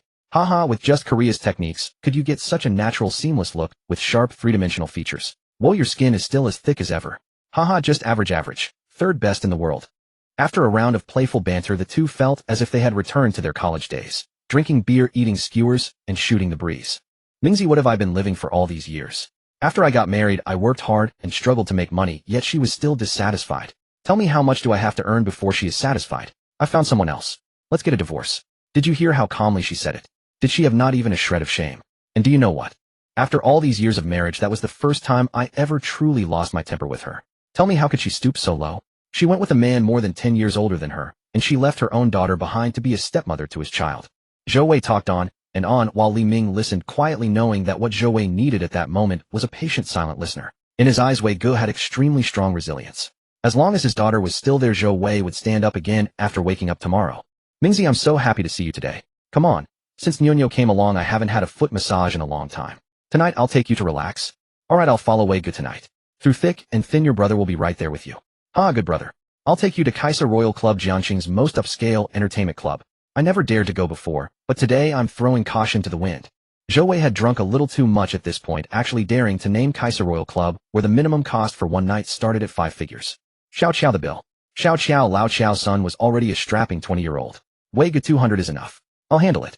Seeing Zhou Wei sway as he tried to get up, Li Ming quickly stopped him. A fall would be no joke. Oh, a trifold phone. Mingzi, have you struck it rich? I take it back. Let me change my decision. Tonight's bill is on young Master Li. At 10 in the evening, the Caesar Royal Club stood before them. It was the most luxurious private club in Jiangxing, unrivaled by any other. The Caesar bar where Li Ming had intercepted Jiang Euro was just one of the bars under the Caesar Royal Club. Jiangxing was vast, yet there was only one Caesar Royal Club, while Caesar bars could be found in every district. Standing before the resplendent entrance, Zhou Wei took in the fleet of luxury cars parked outside, and the graceful receptionists in elegant cheongsams on the steps. His drunkenness instantly faded, and his knees went weak. Mingzi, maybe we should find another place, Zhou Wei suggested. Wei Ji, look at you. We're already here. Wouldn't it be embarrassing to leave now? Come on, I'll cover it, Li Ming said. No, Mingzi, you work hard for your money. Let's save. Fine, if you're not going in, I'll go alone. Ignoring Zhou Wei, Li Ming ascended the steps. That fellow never listened to persuasion anyway. Besides, in his past life, Li Ming had heard legends about the Caesar Royal Club, and tonight he was determined to see it for himself. Wait, Mingzi, wait for me. Seeing Li Ming walk away, Zhou Wei hurried after him. Welcome, distinguished guests, to Caesar. Please follow me, said a receptionist. A receptionist received the pair. Do you have a reservation? No. Arrange something for us. The room shouldn't be too small. Very well, gentlemen, please follow me. The receptionist led the way. Indeed, her cheongsam swayed with her steps, accentuating her figure. Li Ming examined her with his probing gaze. Fang Yuan, 25, stood 168 centimeters tall and weighed 48 kilograms. He never expected an ordinary receptionist to have such an intriguing profile. Unlike Li Ming's calm demeanor, Zhou Wei couldn't help but keep his eyes on the subtle movements of her dress as she walked. Mingzi, this place is something else, hee. Have some decency. Li Ming shot Zhou Wei a look and put some distance between them. They were led into a private room that was lavishly decorated, spacious, and bathed in soft, dim lighting. Please wait a moment. The manager will be right with you. The receptionist politely withdrew and closed the door. Whoa, Mingzi, are you serious? This place looks expensive. If you can't pay the bill, don't count on me. Zhou Wei grew nervous. His tipsiness had completely evaporated, leaving only his heart pounding with unease. To be honest, this was also his first time at Caesar. Wei Ji, don't worry. I have more than enough money. Really? Really? Great. Can I have that receptionist from earlier? Sure. Just then a suit-clad manager walked in, followed by a dozen elegantly dressed women. The women chorused, "Good evening, esteemed guests." They bowed in unison. Xiao Shi from the northeast. Xiao Bei from Xiangnan. Xiao Li from Yunnan. They introduced themselves one by one, while Li Ming activated his probing technique. Li Ming glanced over them. They were indeed all quite attractive, each one a rare beauty. After the introductions, the manager stepped forward. Gentlemen, is there anyone you find interesting? Mingzi, you go first. I can't decide. Zhou Wei felt even more nervous under the gaze of so many beautiful women. Had it not been for what he'd sensed, Li Ming might have chosen a few to stay. But for now, manager, my brother has taken a fancy to that receptionist from earlier. What do you say? Li Ming changed the subject. Sir, our receptionists are not casually assigned to guests. If they're not casual, then they can be arranged. We're all adults, so just name the price. Sir, it's 5,000 per person. No problem. Call 2 for my brother. Very well, sir. Please wait a moment. The manager led the women out. Did I hear that right? 5,000 for each. Are they made of gold? Zhou Wei couldn't believe it. That was far too expensive. Whether they're made of gold, you'll find out when you see them. 2. You really called 2 for me? Yes. Ming Ji, from now on you're my brother. Wei Ji, as long as you stay steady, this money won't be wasted. Scram? How dare you mock me? I'll get you. After a brief moment of horseplay, the manager returned with the receptionist named Fang Yuan and another receptionist behind her. Li Ming couldn't be bothered to use his probing technique. You two take good care of my brother tonight, Li Ming said, pointing at Zhou Wei. Darling, shall we sing a song or have a drink in the lounge? Let's go to the lounge, and you can sing for me alone. Of course, darling. The two beauties each took one of Zhou Wei's arms, their warm smiles making him feel lightheaded. Mingzi, I'll head off then. Go ahead. Call me if anything comes up. After Zhou Wei left the room, Li Ming beckoned the manager over. I heard you offer VIP services here. Li Ming had learned about the VIP services at Caesar Royal Club from Lord Ho in the group chat yesterday. The VIP offerings at Caesar Royal Club and the private tailoring at the Wild Wolf Entertainment Club were both renowned throughout Jiangqing. Tonight Li Ming had come specifically for the VIP experience. Yes, sir. Our VIP program comes in 2 tiers. The standard VIP requires a recharge of 100,000, while the Supreme VIP requires 1 million to enjoy the privileges. Oh, what's the difference? Li Ming became intrigued. For the standard VIP, you can access the 3rd floor where a more luxurious and private experience awaits. By comparison, the experience there is far superior to what the receptionist can offer, and the price starts at 10,000. Such was the privilege of VIP service. Supreme VIPs can access the 4th floor and are eligible to attend exclusive auctions held from time to time, sometimes featuring celebrity appearances. The identity of those celebrities and what they would offer was only revealed to those who attended. Li Ming had only heard of such auctions online before. He never imagined that the Caesar Royal Club would host one. That alone was enough to pique his interest. Not to mention the celebrities who usually only appeared on screens. These elements made the prospect undeniably tempting. The glamorous allure alone was enough to stir anyone's curiosity. Really? Li Ming was astonished that such an auction existed. There will actually be one tonight at midnight, the manager added in a low voice. I'll do it. Absolutely. Let's recharge the card. Set me up with the Supreme VIP. Li Ming declared with a grand gesture. Very well, sir. Follow me. There were fewer than 100 Supreme VIP members in all of Jiangqing, and each enjoyed imperial treatment at the Caesar Royal Club. The card payment went through and a golden Supreme VIP card was placed in Li Ming's hand. It bore the number 088, a rather auspicious set of digits. Sir, your Supreme VIP card comes with a personal attendant, and a monthly service fee of 50,000 will be deducted. Li Ming was taken aback. Why hadn't they told him this before he signed up? Isn't this a forced charge? Can he get a refund?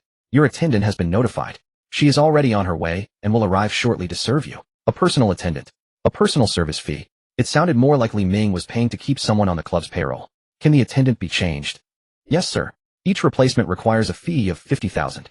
Li Ming was speechless. He regretted his impulsive decision, feeling the classic pain of buyer's remorse. Half an hour later, Li Ming's personal attendant finally arrived. She wore a denim miniskirt, a white t-shirt, and carried a double backpack. A cartoon-patterned mask covered her face, making it hard to see her features clearly. Her jet black hair was casually draped over her shoulders, slightly disheveled, as if she had just been awakened. Her figure was curves in all the right places, and though her face remained hidden, a burst of youthful energy washed over Li Ming, lighting up his eyes. Name Qing Xiaolu. Age 21. Height 165 centimeters. Weight 48 kilograms. Rating 91. Experience 0. Li Ming could hardly believe his personal attendant would turn out to be such a rarity. All traces of his earlier displeasure vanished at once.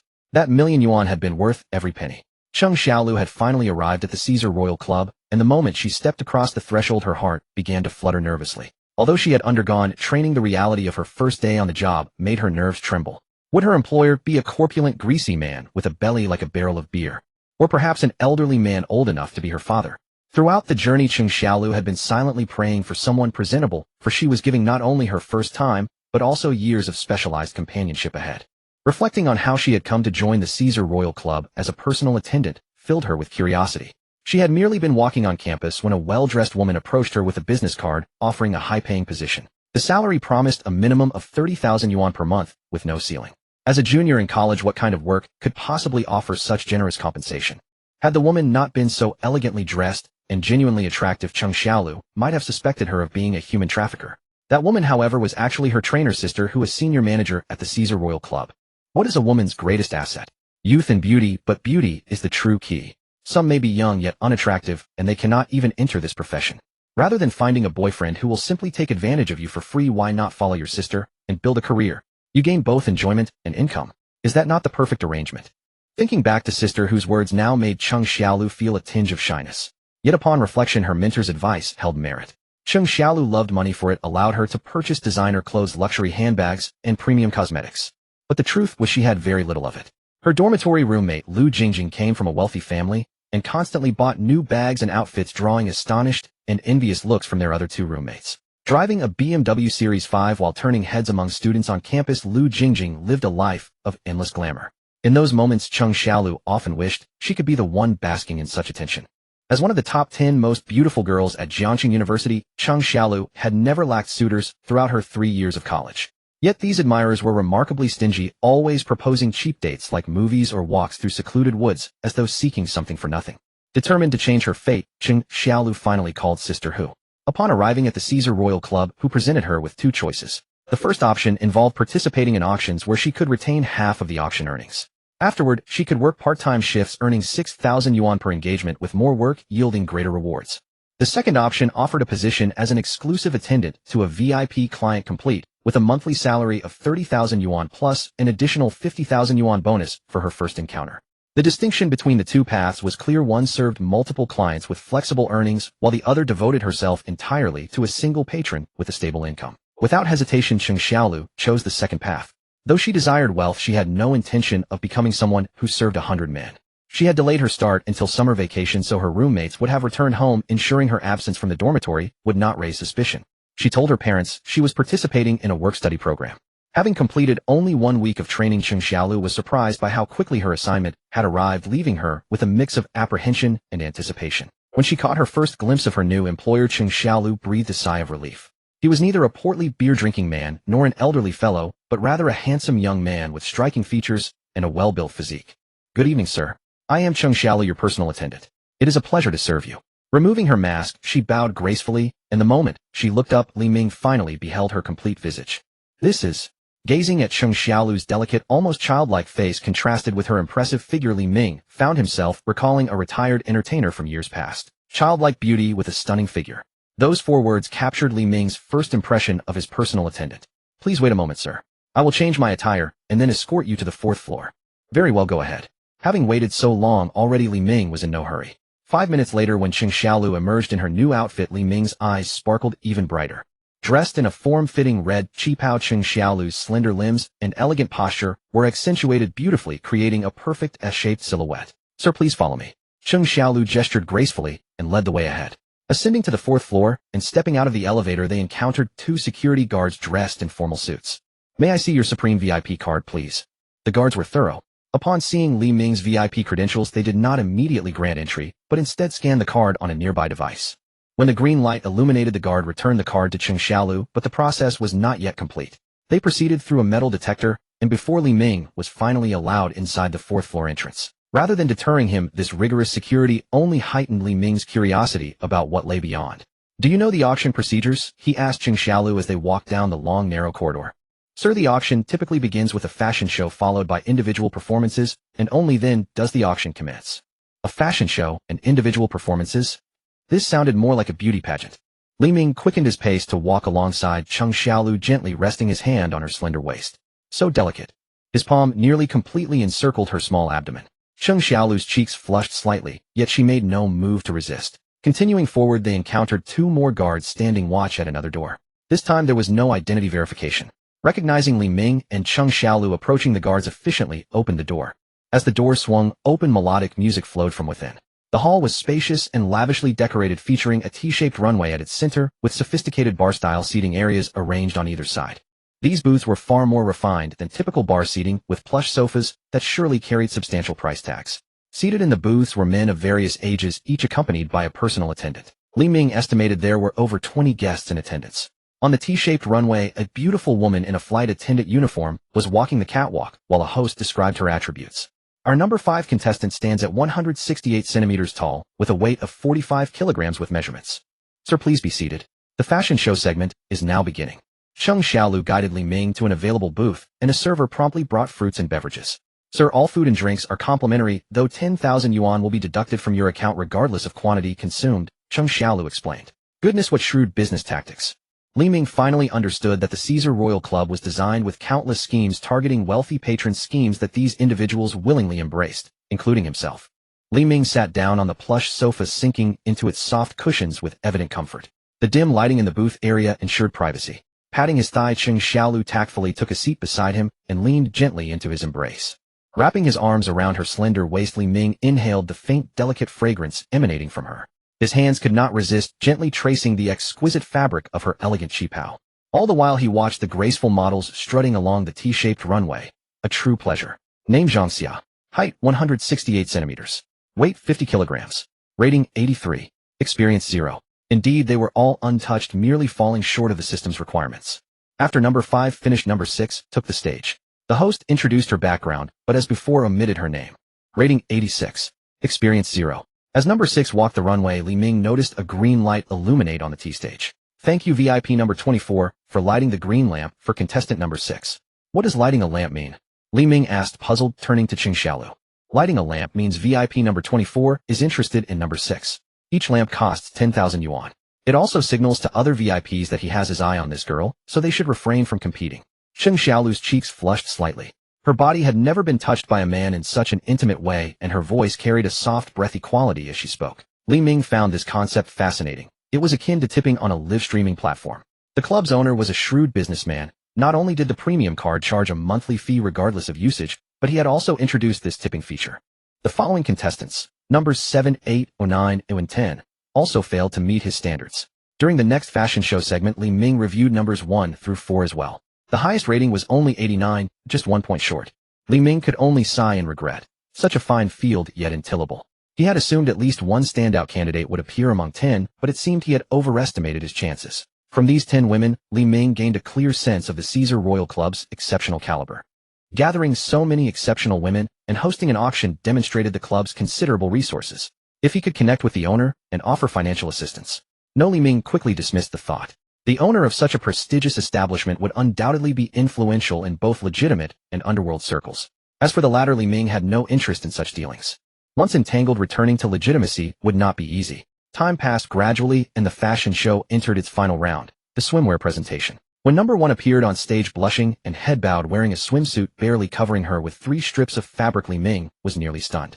What was the difference from wearing nothing at all? Nearly everything was visible. These beauties are truly going all out to fetch a higher price, he murmured. Cheng Xiaolu also blushed deeply at such revealing swimwear, feeling grateful she had not chosen this path. She loved money, but standing before so many men in such an outfit was something she simply could not bring herself to do. While a single walk might not have been particularly striking, seeing 10 women striding in unison across the stage, their long legs moving in perfect synchronization, created an overwhelming visual impact. Waves of youthful beauty combined with swelling curves sent adrenaline surging. Bathed in the runway lights, Li Ming noticed the wealthy patrons seated closest to the stage, keeping their gaze fixed intently on the dancers' figures, occasionally swallowing hard. Further back, some patrons could barely contain themselves, signaling their personal attendants to lean closer. Li Ming had thought the swimwear show would be the climax, but the solo performances that followed, enhanced by unique lighting effects, proved to be the true highlight. One had to admire the owner's keen understanding of male psychology. The singer's voice was sweet and crystalline, delightful to hear, and inspiring a desire to sing along. The Guzheng performer, dressed in a white court-style gown, sat quietly, radiating an ethereal purity, like a white lotus, evoking a sense of gentle reverence. The red-clad swordswoman danced gracefully to the music, a green-bladed sword in hand, embodying the spirit of a legendary martial artist and stirring dreams of exploring the world alongside her. Particularly impressive was the beauty in a form-fitting dance costume, her body as supple and flexible as a serpent, performing extraordinary moves that left the audience imagining what other possibilities might unfold. The classical dance, light and graceful, with flowing water sleeves and silk skirts, resembled a fairy descending from heaven, stirring an irresistible desire to chase after her. There were also street dance and Latin dance performances. Li Ming couldn't help but marvel at how these talented women, no matter how normally choreographed, created an atmosphere thick with subtle charm at this venue. It was an alternative visual feast. In the booths, the wealthy patrons' excitement peaked, and green lights were illuminated continuously, as if they were being given away for free. Even Li Ming found himself unable to resist lighting a lamp for that exceptionally supple dancer. When the solo performances finally concluded, the hall lights gradually brightened. Phew! Li Ming let out a deep breath and took a sip of wine to moisten his slightly dry throat. His spirits had been stirred to their peak by the enchanting performances. As the lights fully illuminated the room, his hand remained reluctantly resting on Cheng Xiaolu's bosom, savoring the softness of her qipao. Distinguished VIPs, all 10 contestants have completed their performances. Please welcome them back on stage. The host, whose name was Huan, returned to the stage to continue the proceedings. The 10 beauties reappeared, still wearing the costumes from their individual performances. Now, gentlemen, let us focus on the bidding. Without further delay, please welcome contestant number 1. Number 1 was the sweet voice singer. At the announcement, she stepped forward. The starting bid is 10,000 yuan with increments of 5,000 each. Bidding is now open. The moment the auctioneer finished speaking, voices began calling out. I offer 10,000, 10,500, 20,000, 25,000, 30,000. I'll give 50,000. Bidders came in steady succession. Li Ming observed that the wealthy patrons' bidding resembled roosters locked in fierce combat, nearly losing control of themselves. After a moment's thought, it was not that they had lost their reason. The atmosphere in the room had stirred their passions. Both the fashion show and individual performances served as catalysts for their excitement. Moreover, with 20-some men vying for only 10 contestants, competition was fierce. Money was not their concern, nor was finding women. They had plenty of both. What they truly sought was prestige. Rather than competing for precedence, they were fighting for face. Brilliant. Absolutely brilliant. After witnessing the solo performances, Li Ming himself felt the urge to bid. Ultimately, contestant number 1 was claimed by an affluent, somewhat portly gentleman for 60,000 yuan. Although Li Ming detected a hint of disappointment in number 1's eyes, who would not feel reluctant to surrender her virginity to such a man, she obediently walked toward the wealthy patron's booth. As soon as she approached, he pulled her into his arms and pressed his lips fervently against the same mouth that had sung such sweet melodies. It seemed this gentleman was particularly drawn to her voice. Sir, won't you place a bid? Cheng Xiaolu nestled against Li Ming's chest, her body growing warm. Ever since sitting down, this new master had not stopped touching her, leaving her body flushed and restless. Having you by my side tonight is more than enough. While a maiden's devotion was tempting to Li Ming, it paled in comparison to Cheng Xiaolu's allure. She offered not only her innocence, but also the possibility of a golden reward. In the future, unless required by the system, he would minimize contact with other women. He intended to remain a generous patron who practiced devotion rather than indulgence. Next, let's welcome contestant number 2. Contestant number 2 was the young woman who had played the Guzheng. She carried a gentle, quiet air like the girl next door. The bidding for number 2 was more intense than for number 1, and it finally closed at 80,000. Number 3, 90,000. Number 4, 100,000. Number 5, 100,000. Number 6, 100,000. 100,000 seemed to be a threshold. After 3 consecutive ladies sold at that price, nobody raised the bid any further. Number 7 appeared in a warrior maiden outfit, emanating a dashing and heroic presence. Perhaps driven by that irrepressible desire for conquest, she was sold for 150,000. Numbers 8 and 9 fell back to 100,000. Both girls were visibly disappointed when they heard the final prices. The wealthy men of Jiangqing truly lived up to their reputation. No matter how restless their impulses might be, their minds remained clear-headed. Once the price surpassed their perceived value, they gave up resolutely. At last, number 10 appeared, the girl with a figure as lithe as a serpent. I've seen this girl before, Cheng Xiaolu suddenly whispered in Li Ming's ear. She goes to my school. She's one of the top 10 beauties at Jiangqing University. Cheng Xiaolu suddenly whispered in Li Ming's ear, Jiangqing University. Top 10 beauties. Li Ming looked at Cheng Xiaolu in surprise, not expecting her to be a student at Jiangqing University. The mention of that university reminded him of Hua Siren, the highest-rated target he had encountered so far. Li Ming lowered his head and asked Cheng Xiaolu, do you know Hua Siren? Cheng Xiaolu nestled in his arms, paused, and stared at him in surprise, then began to speak. You know Hua Siren. She is the top beauty of Jiangqing University. But I don't know her personally. That girl should know her. I've seen them spending time together. Cheng Xiaolu pointed at the 10th contestant on stage as she said this. Name Lin Yu. Age 20. Height 170. Weight 45. Score 89. Experience 0. So number 10 was exactly the one with a score of 89. With such a supple body and a connection to Hua Siren, did that one missing point even matter? Number 10 current bid is 200,000. Any higher. It had reached 200,000 so quickly that Li Ming only snapped back to reality at the auctioneer's words. 200,000 first call. 200,000 second call. 200,000 third. 210,000. Li Ming interrupted the auctioneer, raising the bid to 210,000. The auctioneer's voice stopped abruptly, though he was certainly pleased to see another bid. A stir ran through the room. All the wealthy guests turned their eyes to Li Ming. Raising the bid at that moment was a clear challenge to the previous bidder.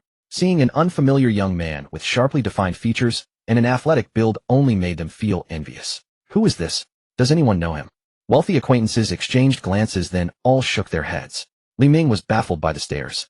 He had simply made a bid, so why were they treating him to such a ceremonial inspection? 220,000.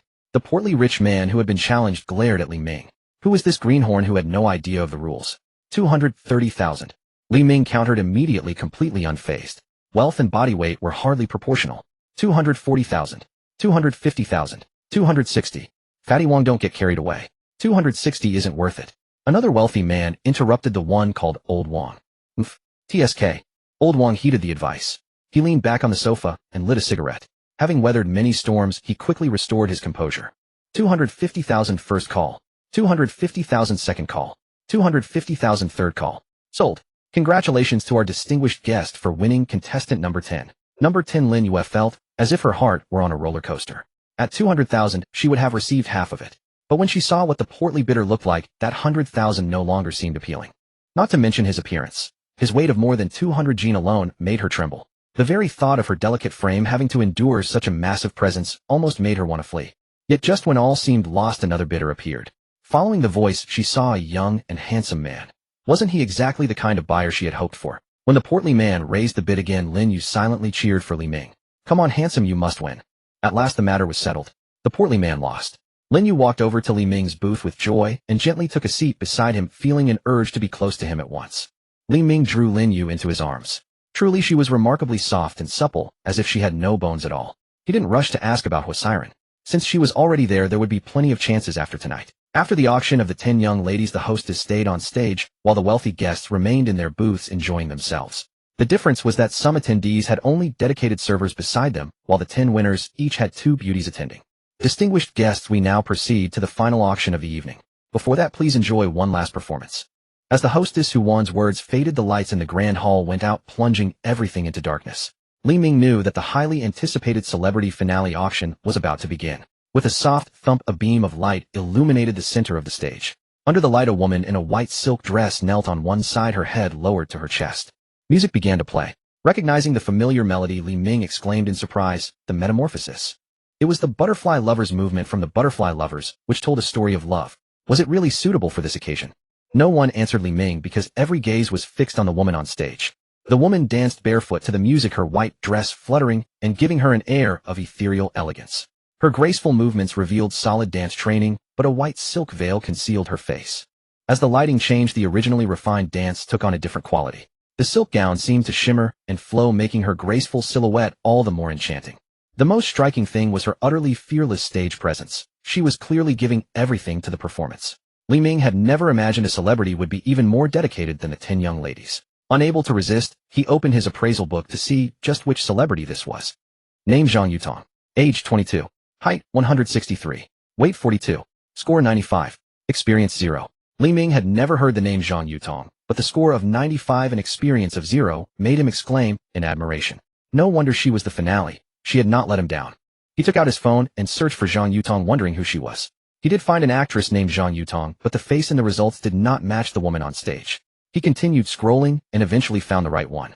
Zhang Yutong had started as a child star, making her debut in Sword Immortal Romance, and there was a still of her from childhood. Later she appeared in several TV dramas and films, achieving fame at a young age. So it was her. Li Ming suddenly recalled that he had watched this TV series in his previous life. It had been broadcast more than a decade ago and had been very popular. The one who played the young heroine was exactly this Zhang Yutong. Her lively, quirky personality and exquisitely delicate looks were unforgettable. Some people even joked about it. Why did the heroine become less pretty when she grew up? Gradually, for reasons unknown, after reaching adulthood, Zhang Yutong only appeared in a few commercials. Then she slipped out of the public eye, and no more information about her could be found. Li Ming never expected to see this girl here tonight. How could she have fallen to such a state? Could this be some sort of backstage deal? The entertainment circle is hardly a clean pool. Stories of actresses summoned by directors late at night to discuss scripts, and actors secretly meeting wealthy female patrons are all too common. Had Zhang Yutong also fallen? But if she had, she would hardly still be a novice at 22.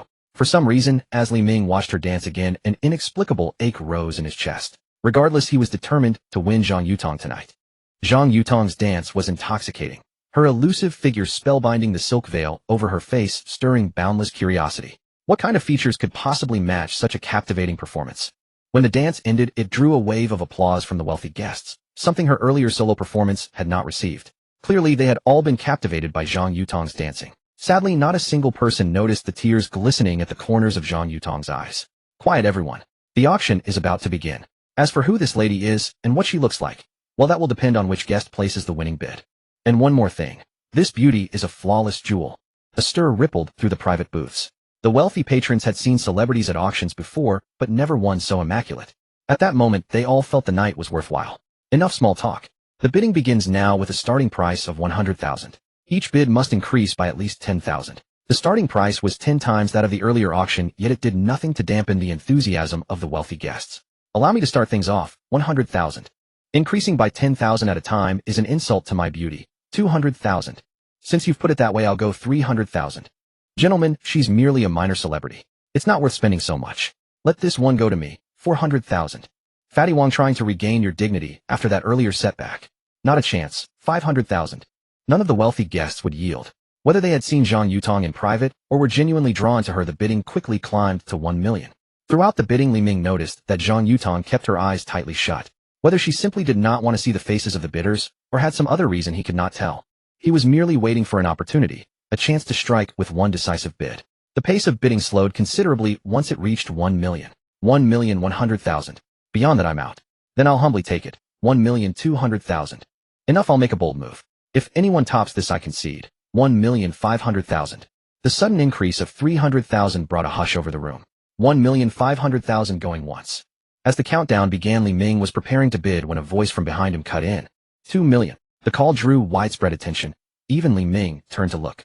The speaker was a man around 40 with gold-rimmed glasses, fair-skinned and refined. The man must have arrived after Li Ming, for Li Ming remembered that this booth had been empty when he came in.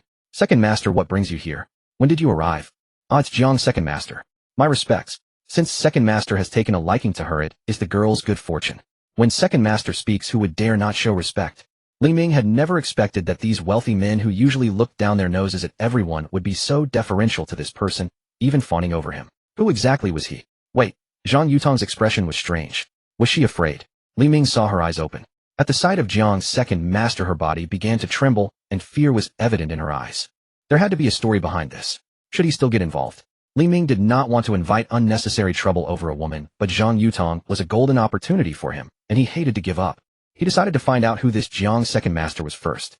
Li Ming opened WeChat and sent a message to Chen Xiaohou. Have you heard of Jiang Second Master? Jiang Second Master.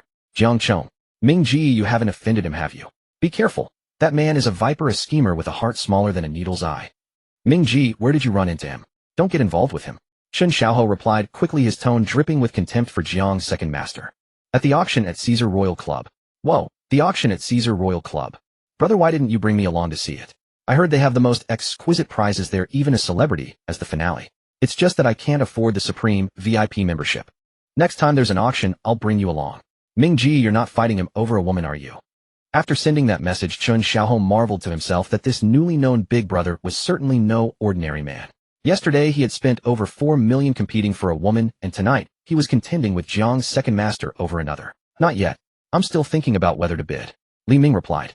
Jiang's Second Master is a twisted man who revels in controlling others. No woman he targets has ever come to a good end, and neither has anyone who dared to go against him. Ming Ji, I suggest you think carefully. All right, thanks, brother. Li Ming glanced again at Jiang Chong, the so-called Second Master, never expecting that behind that refined exterior lurked a beast in silk robes. Meanwhile, Jiang's Second Master basked in the flattery, wearing a constant smile. Noticing that a good deal of time had passed, he motioned for everyone to settle down. All right, everyone, take your seats. After the auction, we'll gather properly. Yes, as Second Master says. Congratulations, Second Master, on winning the beauty tonight. Haha, you flatter me. It's all thanks to everyone's respect. The chatter finally subsided, and the host, who had been standing awkwardly on stage, spoke at last. Jiang's Second Master bids 2 million. First call. Jiang's Second Master bids 2 million. Second call. Sigh, that little celebrity is in for a rough night. A wealthy guest muttered quietly, but Li Ming heard it nonetheless. Looking back at Zhang Yutong on stage, though she wore a veil, Li Ming could see her face growing paler with each announcement until it turned chalk white. In the end, she closed her eyes in quiet despair. 2 tears slipped from the corners of her eyes, and Li Ming saw them clearly. It hurt, an inexplicable ache in his heart. Sigh. Li Ming let out a sigh. Jiang's Second Master bids 2 million, the 2,100,000. At that call, an eerie silence fell over the venue. So quiet it was almost unsettling. A sharp hiss cut through the air as someone drew in a breath.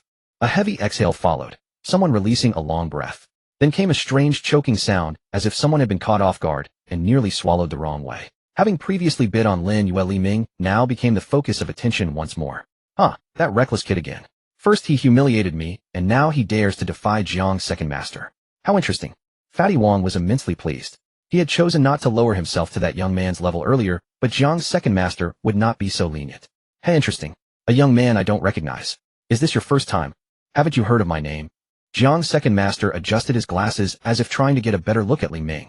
Is an auction bid placed with one's reputation? Li Ming asked the host with an innocent expression, paying no attention to Jiang's second master. He's bold indeed. Whether he truly has backing or is just playing the fool, it's hard to tell. Many of the wealthy guests were secretly hoping to see Jiang, second master, knock down a peg. No, the auction goes to the highest bidder, the host quickly explained. I bid 2,100,000, which is the highest right now. If you want it, raise your bid. Don't try to bully others with your title. Fine. Very well. Jiang's second master's face turned ashen. It had been a long time since anyone in Jiangcheng had spoken to him this way. It seemed they had forgotten just how far his reach could go. 3 million. Jiang Air, he called out the new price, his eyes fixed firmly on Li Ming. This amount had already exceeded his bottom line. He had assumed that with his fame in Jiangxing, he could simply make a show of coming here and take the beauty away. Who would have thought someone would actually dare to cross him? For a million. Since the offense was already committed, Li Ming no longer held back. Restrained behavior was not his style. When it came to spending money, Li Ming had never feared anyone. Excellent. Truly the young are capable. A fierce glint appeared in Jiang Er's narrowed eyes, and a sinister smile curled the corners of his mouth. Li Ming had expected him to keep raising the bid and overpower Li Ming with his strength. But to Li Ming's surprise, Jiang Er simply turned and walked away. Just that much. All talk. Li Ming began to doubt whether Jiang Er lived up to his reputation. However, seeing the mocking, pitying, and schadenfreude-laced expressions on the faces of the surrounding wealthy guests, Li Ming sensed that Jiang Er would not let this go. He was likely already plotting his revenge. Know your enemy and know yourself, and you can fight 100 battles without defeat. Lord Ho, tell me everything you know about Jiang Er. As soon as possible, thank you. Brother Ming, what happened? Li Ming briefly explained the situation to Chen Xiaoho. Brother Ming, impressive. Wait for my update. Chen Xiaoho closed WeChat, a wave of emotion rising within him. In his eyes, even encountering Jiang Er required keeping one's distance, yet Brother Ming had directly intercepted him at the auction. Was it the bravery of a newborn calf that fears no tiger? Or sheer overconfidence? With Jiang Er leaving the venue and Li Ming placing a bid of 4 million, the auction came to a fitting close. After the auction ended and Li Ming paid the commission, Cheng Xiaolu led Li Ming and Lin Yu to a luxury suite on the 5th floor. The room was spacious and exquisitely decorated, featuring an oversized bathtub and a plush king-size bed comfortable enough for several people. Behind the glass display cabinet, an array of premium amenities was neatly arranged, especially the chair designed with ergonomic precision, clearly far from ordinary. Knock knock. The doorbell rang. Cheng Xiaolu hurried to the door, anxious not to keep the boss waiting any longer. The door opened to reveal a girl in a floral slip dress wearing a face mask. Cheng Xiaolu recognized her immediately. It was the female star whom the boss had purchased for 4 million at auction. Deep envy welled up within her. 4 million. That was enough for a lifetime of expenses. Say someone gets 4 million for their first time while mine was only 100,000, not even matching Lin Yu's 25,000. How can the gap between people be so vast? Are stars really that sought after? Cheng Xiaolu felt a pang of loss, but opened the door anyway, inviting Zhang Yutong inside. Boss, the star you purchased has arrived, she said with a pout. She was no longer merely envious. Jealousy was creeping in as well. Hello boss. I am Zhang Yutong. Zhang Yutong removed her mask, revealing a delicate, perfectly proportioned face that amazed not only Li Ming, but also drew the attention of Cheng Xiaolu and Lin Yu. The system's rating of 95 was calculated as an average of appearance and figure. Li Ming felt Zhang Yutong's beauty surpassed Hua Siren's, perhaps scoring 97 for her face and 93 for her figure, an average of exactly 95. Her bright, expressive eyes curved gently at the outer corners like crescent moons, complemented by slender brows and a straight, refined nose, giving her face a striking three-dimensional quality.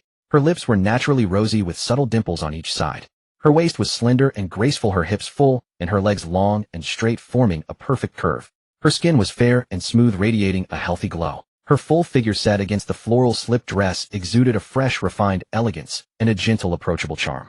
The only difference was her height and build. 5 centimeters taller and 5 kilograms heavier, and her score would undoubtedly surpass Hua Siren's. After introducing herself, Zhang Yutong stood quietly in place, her expression calm, yet carrying an air of resignation to life. Li Ming found himself unable to imagine what this beautiful girl had endured to end up at an auction like this. Cheng Xiaolu and Lin Yu had come for the money, hoping to live the luxurious lives they desired. But what about Zhang Yutong? According to her profile, her mother was a university professor and her father a businessman. Having achieved fame at such a young age, she should not have lacked financial means. Lin Yu's grace, Cheng Xiaolu's youthful vitality, and Zhang Yutong's composed demeanor. Three girls of completely different styles stood before Li Ming, each a delight to behold. Lin Yu and Cheng Xiaolu, however, remained unfazed. From the moment they decided to earn money, they had prepared themselves mentally for whatever might come. But Zhang Yutong was different. Participating in the auction was not her choice. It was forced upon her. Though she did not resent Li Ming for rescuing her from Zhang Er's hands, she had not expected there to be two other people in the room. Although they were women being in front of strangers, she could not bring herself to do it. Since she could not go along with it, she would need to find a way to change the situation. Zhang Yutong began to think carefully. Meanwhile, Li Ming was thrilled. Who would have thought that this spontaneous visit to Kaisha Royal Club would yield 2 extraordinary finds? This represented an incredible 20 billion in returns. Boss, I suggest you leave this place immediately. Just as Li Ming was about to act, he heard Zhang Yutong's words and was taken aback. Leave? Is this place unsafe, or are there hidden cameras in the room? In such a large establishment, couldn't they guarantee the safety of their guests? It probably shouldn't be an issue unless he had truly offended powerful figures in Jiangxing. As for cameras, who knew? Li Ming decided to be cautious. If anyone were caught on video in compromising situations, he himself wouldn't mind, but for the three girls the consequences could be severe. Better safe than sorry. Truly, a star's perspective was always thorough. It's not the cameras. It's Jiang Eryi. Zhang Yutong was somewhat speechless. This man was actually beginning to check for hidden cameras. Jiang Eryi. Li Ming stopped what he was doing and asked curiously. Jiang Eryi is narrow-minded and never lets a grudge rest. Based on my understanding of him, he is likely gathering people right now. He dares to cause trouble at Kaisha. He wouldn't dare. He would send people to lie in wait. The moment you leave, that's when he will make his move. Unless you stay here indefinitely. I'm actually quite curious now. How would he deal with me? Li Ming was intrigued. His strength and speed were both at 12 now. He was no longer the weakling he had been at level 5. Even knocking out a single person had been exhausting back then. He was eager to test what level 12 combat expertise could achieve.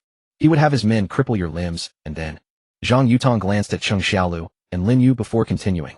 The two of them would be given to his subordinates and eventually sold abroad. As for me, he would lock me away until he grew tired of me, leaving me utterly destroyed. Zhang Yutong spoke of the most tragic fate in the calmest voice, a faint self-deprecating smile playing on her lips. Lin Yu and Cheng Xiaolu turned pale with terror, clinging to each other. Li Ming froze. No, this was beyond human. What kind of monster wore the face of a man?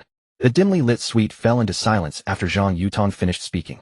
Li Ming's expression darkened slightly. If he were the only one being targeted, he would not be afraid at all. But if Lin Yu and Cheng Xiaolu were implicated, that was not a result he wished to see.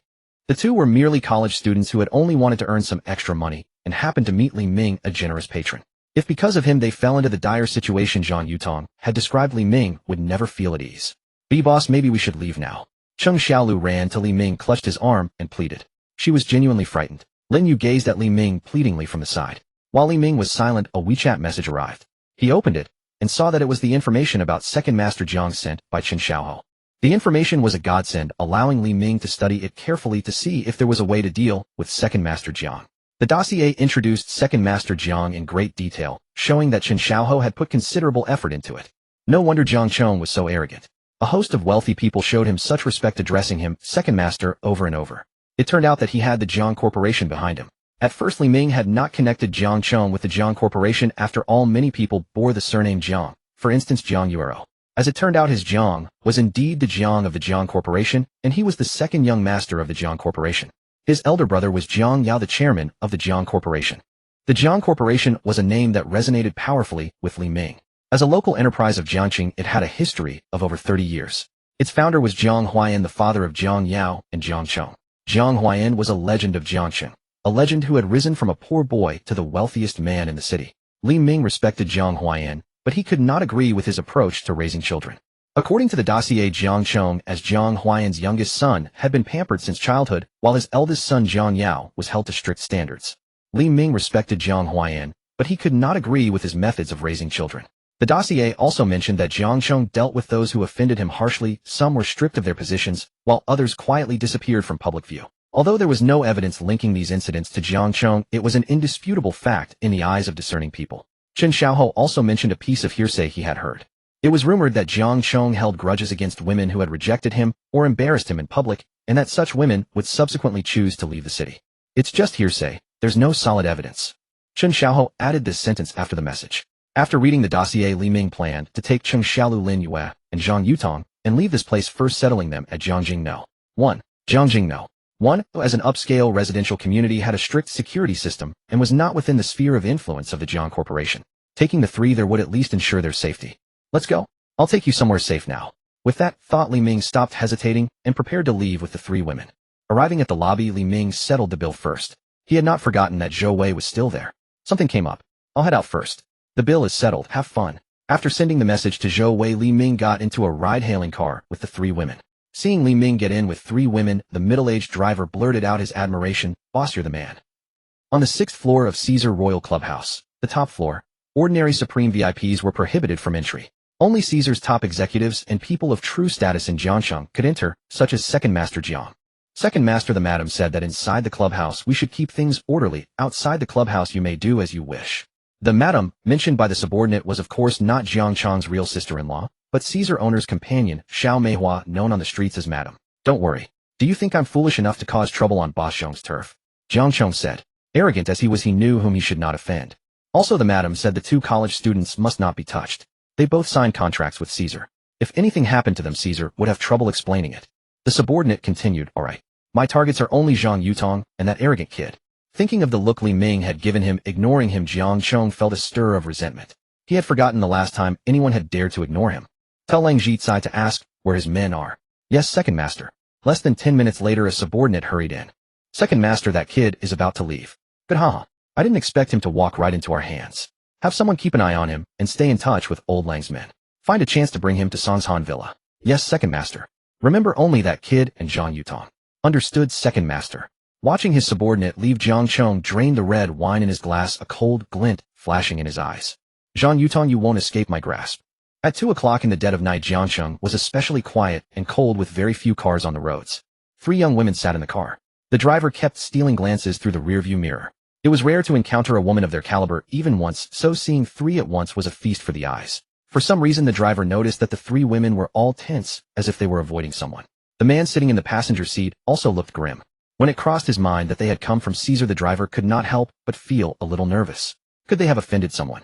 With that thought, he stepped harder on the gas, eager to reach the destination as soon as possible. The women were beautiful, but he did not want to attract trouble either. After getting into the car, Li Ming was thinking about how to resolve the trouble posed by Jiang Chong. With his current standing in Jiangxing, he was nothing more than a nouveau riche. Wealthy, but without real power, and crucially without connections. Among the people he knew, only Chen Xiaoho could be considered someone with a bit of influence. He had to thank Chen for his help this time. Confronting Jiang Chong meant confronting the Jiang Corporation, which was a moat that was hard to cross. For now, with no business of his own, Li Ming could only choose to endure temporarily. Li Ming decided that once he returned to Jiangxing, one of the first things to do was to bind Cheng Xiaolu and Zhang Yutong to him, and then quickly earn coins, not only for them, but also for Zhang Yuro, Su Youshuan, and Qin Yuqi. Finally, he needed to register the company. Li Ming still remembered that the system said the higher the registered capital, the richer the reward. That being the case, he would naturally raise the registered capital as much as possible. Hey boss, isn't that car behind us? It has been tailing us all the way from Caesar to here, hanging in the rear. The driver's words jolted Li Ming. Looking through the rearview mirror, he indeed saw a car. When they turned, it followed their turn, tailing them for several streets. Darn, they really are persistent. Driver, I'll give you an extra 1,000 yuan.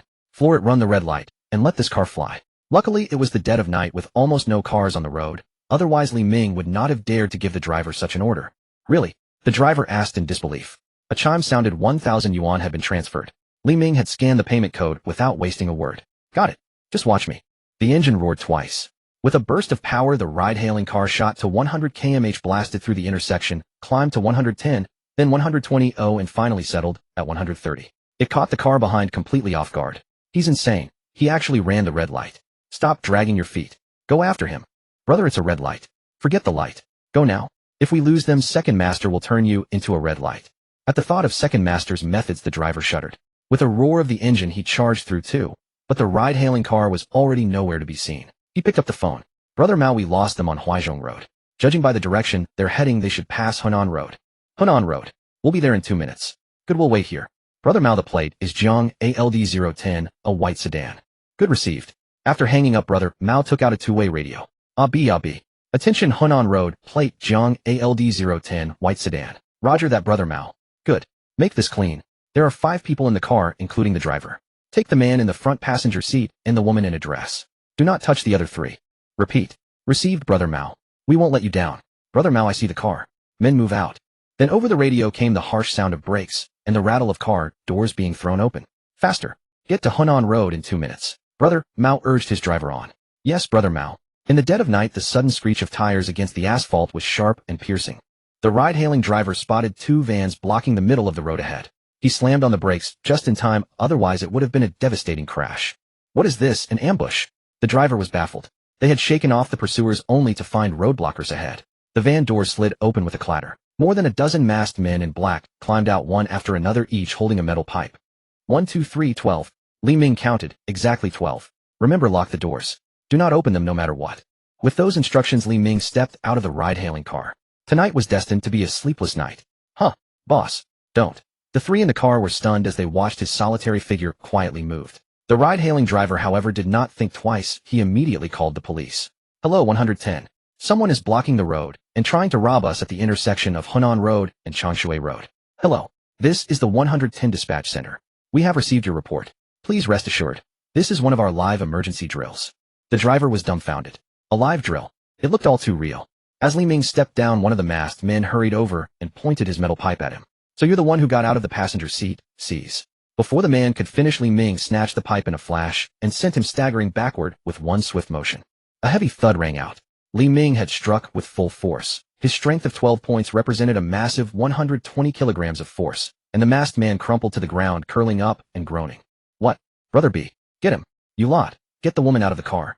If anything happens to Brother B, they will pay for it. In a single move, their leader had been taken down. His men surged forward without hesitation. Brother Mao's instructions had been given only to Brother B, not to them. Li Ming dodged a sudden attack from another masked man and brought him down with a precise strike. A sharp sound and a cry cut through the air. The masked man collapsed to the ground, curling up. With his combat mastery, Li Ming moved like a tiger among wolves, striking left and right. His aim was to put the attackers out of action so they could never terrorize others again. For now, he could not confront Jiang Chong directly, but he could send a clear message through the men. Jiang Chong had dispatched Li Ming was not someone to provoke lightly, and anyone who crossed him would face the consequences. Cries rose one after another. 10 masked men fell beneath Li Ming's hands. Not one of them could last a single move. Soon the road offered an astonishing sight. The fierce masked men who had stormed in were now sprawled on the asphalt, groaning and clutching their legs. The two men who had been pounding on the ride-hailing car stared at Li Ming in dread. They realized he was deliberate. Even after an opponent was on the ground, he would still make sure they could not fight again. As Li Ming drew closer, their legs felt as heavy as lead. They could hardly run, even if they tried. He walked up to them, but did not strike. His piercing gaze rested on them. Go back and tell Second Master Jiang to bring more men next time. This batch was far too small. You two are lucky today. Load them into the vans and take them all away. Li Ming had not touched them, leaving them unharmed precisely so they could do the work. If the injured were taken to the hospital in time, there was a chance they would recover. Why, yes. They dropped their metal pipes and trembling walked over to their companions on the ground, carrying them into the vans one by one. At that moment, a car rolled past slowly, Brother Mao arriving late. The scene before him made his eyes widen in shock and his jaw drop. Every one of his men had been taken down. Only 2 were still on their feet, moving the others into the vans. A man stood in front of the ride-hailing car, calmly watching it all. As if sensing Brother Mao's gaze, Li Ming turned and met his eyes. Wait, why does this man look familiar? Brother Mao studied Li Ming with confusion. Slowly, alarm crept into his eyes. He remembered this was the master who had taken down Silly Donkey in a single move. Why is he here? Could he be the one Second Master was talking about? The master. Quick, let's go. Brother Mao panicked. Not even 12 men could stand against this master, so staying would mean walking into disaster.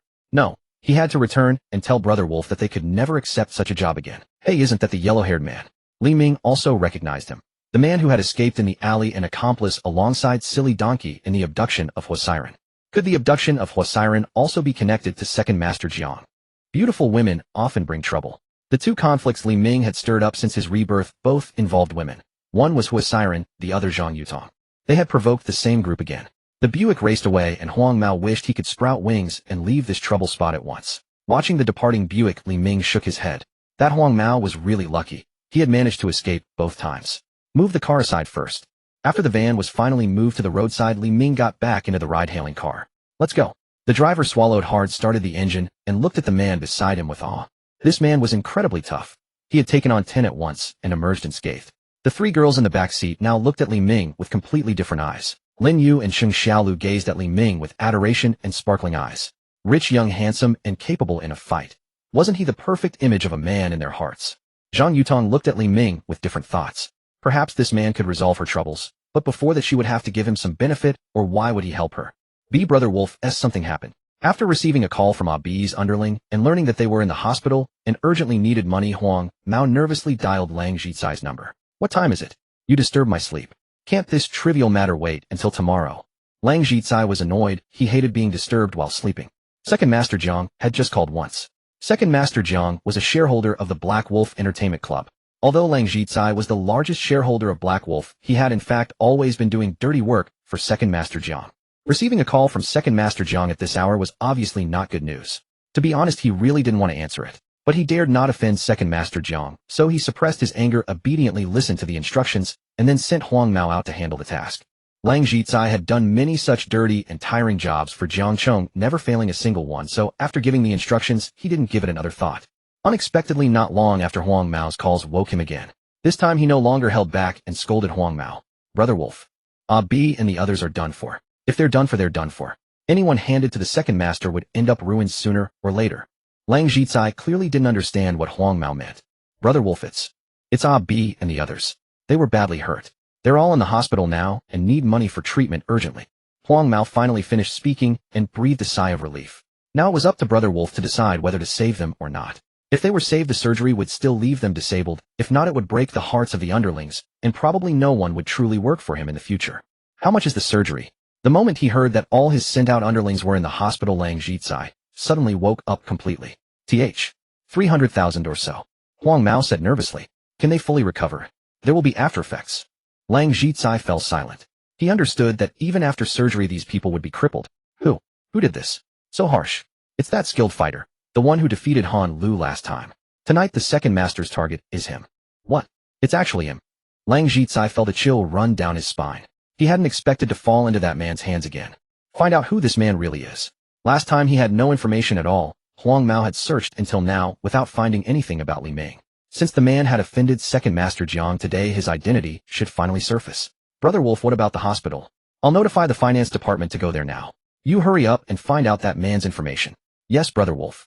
Hearing that Brother Wolf agreed to pay the medical expenses, Huang Mao sighed with relief. After hanging up, Lang Jitsai lit a cigarette. He had no sleepiness left at all.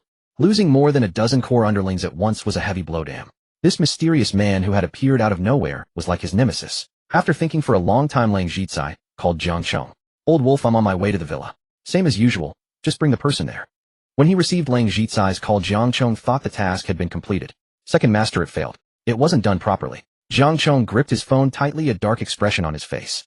What a bunch of useless fools. Jiang Chong hung up, his expression dark, and stared out the window, lost in thought. At Jiangjing, no. Li Ming transferred another 10,000 yuan to the ride-hailing driver for car repairs, as the vehicle's exterior had been dented and deformed. After all, the damage was caused by Li Ming's involvement, so he couldn't just ignore it. The driver took the money and left with profuse gratitude. Fixing the car would only cost a few hundred yuan. He had made a fortune tonight. 1,701. Finally home, Li Ming leaned back on the sofa and said to the three girls, if you're hungry, there's food in the fridge. If you two are tired, just find a room and sleep first. As for you, never mind, you should sleep too. We'll talk about everything after we wake up. Li Ming glanced at Zhang Yutong, thought for a moment, then decided to let it go. It was almost 3 a.m. He didn't want to make a fuss, and was sleepy too. Leaving the three girls behind, Li Ming returned to his room, took a quick shower, and lay down on the bed. Lin Yu and Sheng Xiaolu had been deeply impressed by the luxuriously decorated flat the moment they entered. Seeing Li Ming go to rest, they began to look around, their sleepiness completely gone. Zhang Yutong chose an empty room and took a careful shower. Then she lay on the bed silently staring at the ceiling. After Lin Yu and Sheng Xiaolu had gone to their rooms, Zhang Yutong quietly entered Li Ming's room. Seeing that he was already asleep, she gently slipped into his bed. No reward without effort. She understood that. Half asleep, Li Ming felt someone slip under his covers and hold him close, a soft, warm presence carrying a gentle floral fragrance. Suddenly, Li Ming startled and opened his eyes. This contact was too real to be a dream. Zhang Yutong. Li Ming was astonished. He hadn't expected the person in his bed to be Zhang Yutong. Lin Yu and Sheng Xiaolu each had reasons, but Li Ming couldn't think of a reason for Zhang Yutong. He didn't believe she would willingly come to him just because he had won her at the auction. But feeling Zhang Yutong's warm presence beside him, Li Ming realized that all of this was real. A beautiful woman had come to him of her own will, and he was not one to feign indifference. Besides, he had paid for her at the auction, so there was no guilt. Li Ming drew Zhang Yutong into his arms and kissed her softly on the lips.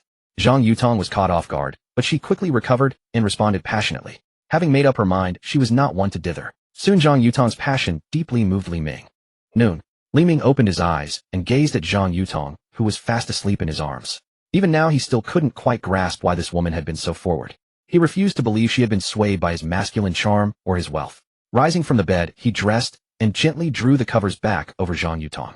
As he looked at Zhang Yutong's graceful figure beneath the covers, a surge of temptation stirred within him once more. Li Ming restrained himself and turned to leave the bedroom. He did not wake her. She had been through enough ordeal at his hands, and he allowed her the rest she deserved. Stepping into the living room, he found the two young women seated on the sofa engrossed in a drama. Upon noticing Li Ming emerge, both girls blushed faintly. That morning when they hadn't seen Zhang Yutong, they had searched every room before it dawned on them where she might have gone. For the time being, you two will stay here and not return to school, Li Ming instructed them. Returning to campus remained too risky. The two girls understood his meaning and nodded in agreement. Besides, it was summer vacation, most students had already returned home. They had all informed their families that they would be working part-time during the break, so as long as their phones stayed reachable, it hardly mattered where they stayed. Have you had lunch?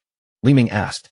The two girls shook their heads. They had only just woken not long ago, and they hadn't even had breakfast, let alone lunch. Li Ming retrieved 2 bread rolls and a carton of fresh milk from the refrigerator. Have these for now. I'll cook something proper shortly.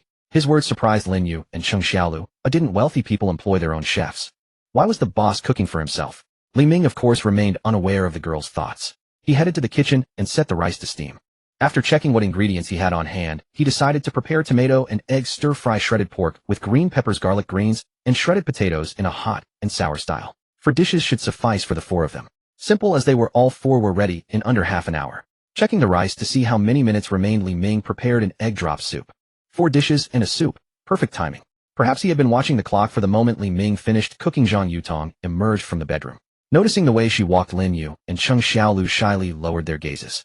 Zhang Yutong was wearing one of Li Ming's white shirts, the hem falling just above her hips, revealing a pair of long, slender legs below. Li Ming recalled that the night before Zhang Yutong had come to his room wrapped only in a bath towel with nothing underneath. Now that she wore his shirt, she certainly wasn't wearing his underwear. So beneath the shirt. Indeed, Li Ming couldn't help but admire Zhang Yutong's composure. A true actress, as expected. After coming out, Zhang Yutong didn't greet the 3 of them and went straight back to the room she had chosen the night before. A while later she reappeared, having changed from the white shirt into the floral slip dress she had worn the previous day. Silence reigned throughout the lunch. Afterward, Lin Yu and Cheng Xiaolu cleared and washed the dishes. Then the 4 sat together in the living room, exchanging glances. Slowly Li Ming, Lin Yu, and Cheng Xiaolu all turned their attention toward Zhang Yutong. Lord Zhang Er had come because of her, and the early morning clash had also begun over her. All of them wanted to know why. Zhang Yutong sighed and gathered her thoughts. Since you wish to know, I will tell you. It all stems from the contract I signed last year. As Zhang Yutong spoke, piecing together what he already knew, Li Ming finally understood why this young famous girl had suddenly vanished from public view. In short, 3 words summed it up: disobedient. Sword Immortal Romance had made Zhang Yutong an overnight sensation, and film offers poured in ever since. Yet her family refused to accept any role that compromised her well-being, for at that time, she was still a child of no more than 10. Moreover, her mother was a university professor and her father a businessman. The family had never lacked for money. Acting had simply been Zhang Yutong's childhood passion, and her early years had been happy. But when fate intervenes, even the unexpected becomes certain. When Zhang Yutong was 20, her father died unexpectedly, and her mother fell gravely ill from grief. Zhang Yutong took over the family business, but mismanagement soon followed. Debts piled up beyond repayment, and the company collapsed. The once celebrated daughter of fortune was cast down to dust, burdened with millions in debt. Just then, Jiang He Entertainment Culture Company approached her, promising to clear her debts and to produce a film tailored specifically for her as the lead. Having adored acting since childhood, Zhang Yutong saw in these terms a lifeline and signed a contract without hesitation. In the past, when her father was alive, every contract had been carefully screened by him before being presented to Zhang Yutong for signature. Now, without his guidance, she had unknowingly signed away her freedom. After the contract was signed, the company settled her debts and began assigning work. What Zhang Yutong never expected was that her first task would neither be filming a movie nor shooting an advertisement, but rather accompanying a man to dinners and outings. This person was Jiang Cheng, the owner of Jiang He Entertainment Culture, a man who appeared gentle and refined on the surface, but harbored a sinister nature within. When Zhang Yutong went for the first time, Jiang Cheng's words ignited her fury. "Miss Zhang, your acting is superb. Become my woman, and I will make you a top-tier star." Upon hearing these words from Jiang Cheng, Zhang Yutong shattered her glass and strode out in anger. "I want to terminate this contract." But Zhang Yutong had been far too naive. Termination would demand a penalty of tens of millions. After carefully reading through the contract she had signed, her heart grew heavy with despair. There were so many hidden clauses she had never anticipated.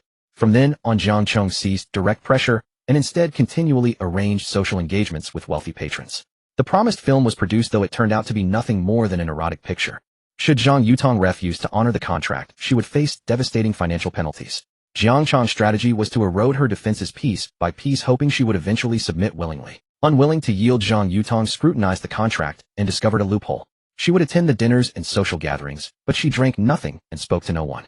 The contract never specified that she had to share a bed with her patrons. She would film the movie, but she would not strip. The contract never demanded that.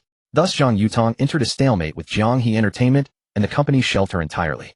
It was not until Jiang Chong learned that Zhang Yutong was attending an auction at Caesar that he grew panicked and rushed to the venue.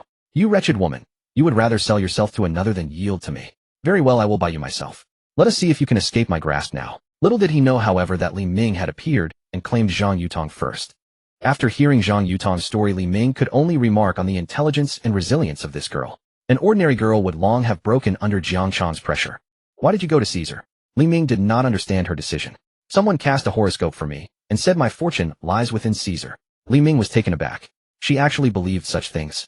Around 3 in the afternoon, a Porsche 911 GT3 pulled up to the sales office of Jiangjing No. 1. The sales staff couldn't help but be drawn to it. The car door opened, revealing a pair of fair and delicate legs stepping out, followed by a familiar face that caught their attention. Qin Yuqi. Her former colleague emerged from the luxury vehicle, her demeanor strikingly different from before. Envy and jealousy rose in their eyes. "Surely the news about Qin Yuqi buying a house isn't true," someone whispered. The previous week, when Sister Wang sold Unit 1602, someone had spotted Qin Yuqi's signature on the purchase documents, a moment of great commotion that still remained vivid in their memories. Some envied Qin Yuqi for securing such a good deal, while others resented the wealthy patron she had found. A few simply refused to believe she could have such fortune. Indeed, all facets of life were on full display within this modest sales office. When Qin Yuqi stepped into the sales office that day, every staff member greeted her with bright smiles and warm welcomes, their attitudes verging on eager to please. "Yuqi, you've become even more beautiful after just a few days. Yuqi, congratulations on finding such a wonderful partner. Yuqi, once you've made it, don't forget us sisters. Yuqi." In short, no one dared to give Qin Yuqi a cold shoulder anymore. Qin Yuqi was no longer a salesperson at Jiangjing No. 1. She was now a prestigious homeowner there, someone whose word alone could shift their fates. The humble swan had at last taken flight. Qin Yuqi showed no arrogance, treating both old friends and former detractors with the same grace. "Please continue with your work. I don't want to delay anything. I'm treating everyone to dinner tonight as a thank you for your support over the past year." "All right, Yuqi, I'll definitely be there tonight." "Yuqi, you really shouldn't have gone to such trouble. This should be our treat." Slowly, Qin Yuqi made her way past her overly enthusiastic former colleagues and followed Sister Wang into the changing room. She had come today to gather her personal belongings and move into Unit 1602, where she would serve the boss wholeheartedly from now on. "Yuqi, I've packed everything for you. Let me know if anything's missing." Qin Yuqi took a quick look around. "Everything's here, thank you, Sister Wang." "Oh, there's no need to be so formal with me. I should be thanking you for the opportunity you gave me." "Yuqi, honestly, you really shouldn't have treated them. You have no idea. These past few days people have been saying all sorts of things about you." Sister Wang glanced toward the office and spoke to Qin Yuqi in a hushed tone. "Sister Wang, it's just a meal. Don't you know what kind of people they are? After this dinner, I'll have given them proper closure. If they speak ill of me again, don't blame me for being firm." Qin Yuqi replied calmly. As a valued homeowner at Jiangjing No. 1, she certainly had the means. "Yuqi, I feel like you've changed. You seem more confident than before." Sister Wang said, studying the woman before her. "Everyone changes, Sister Wang. Leave the items here. I'll notify the housekeeper to come collect them. All right, I'll keep an eye on them for you." Stepping out of the dressing room, Qin Yuqi had intended to see the sales manager, to tell him she no longer answered to anyone, that she was a woman of means now. But to her surprise, he wasn't there. After moving everything into Unit 1602, Qin Yuqi finished tidying up and treated herself to a relaxing bath. Seated in her lounge chair on the balcony, gazing at the expansive river view before her, Qin Yuqi still felt as though she were dreaming. She had never imagined she would become an owner at Jiangjing No. 1, nor that everything she possessed had come from the man upstairs. At the thought of him, a faint blush touched Qin Yuqi's cheeks. He was truly remarkable. Changing into comfortable sleepwear, she stepped into the elevator heading to 1701. Qin Yuqi was eager to express her gratitude. Though their first encounter had left her flustered, the memory remained vivid and worth savoring. Opening the door to 1701, Qin Yuqi froze, certain she had entered the wrong room. Li Ming had allocated the attribute points he received from Zhang Yutong. 4 to constitution, 3 to strength, and 3 to speed. Unfortunately, no new skills were acquired. With his attributes improving, Li Ming noticed his vitality increasing as well. After lunch, he returned to his room for his usual nap, only to be awakened by a phone call. It was Jiang Yuero calling. She informed Li Ming she had picked up her car and planned to go shopping with Su Yoxuan, asking if he would meet her that evening. She then confided in Li Ming privately. "Husband, I suspect something might be going on with Yu Xian." When she came back that day, her demeanor seemed different, and she tried to play it off. But I've been through enough to notice. Hearing Zhang Yuero's words, Li Ming thought of Su Youxuan's request for discretion. He held back his reply and instead told Zhang Yuero he would be busy for the next couple of days and would find her once things settled. After hanging up, Li Ming transferred 1 million to Zhang Yuero, though it could not be applied to her dedicated account and therefore would not generate any returns. Nevertheless, hearing Zhang Yuero mention Su Yuxian brought back memories of that night, and Li Ming felt a familiar warmth stirring.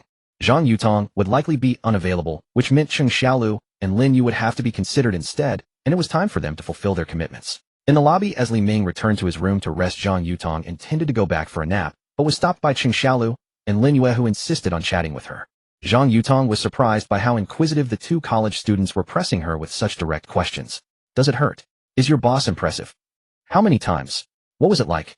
Indeed, not only were men curious about such matters, sometimes women were even more fascinated. Zhang Yutong turned crimson as she stammered out her answers, but Lin Yu and Cheng Xiaolu reacted with audible surprise.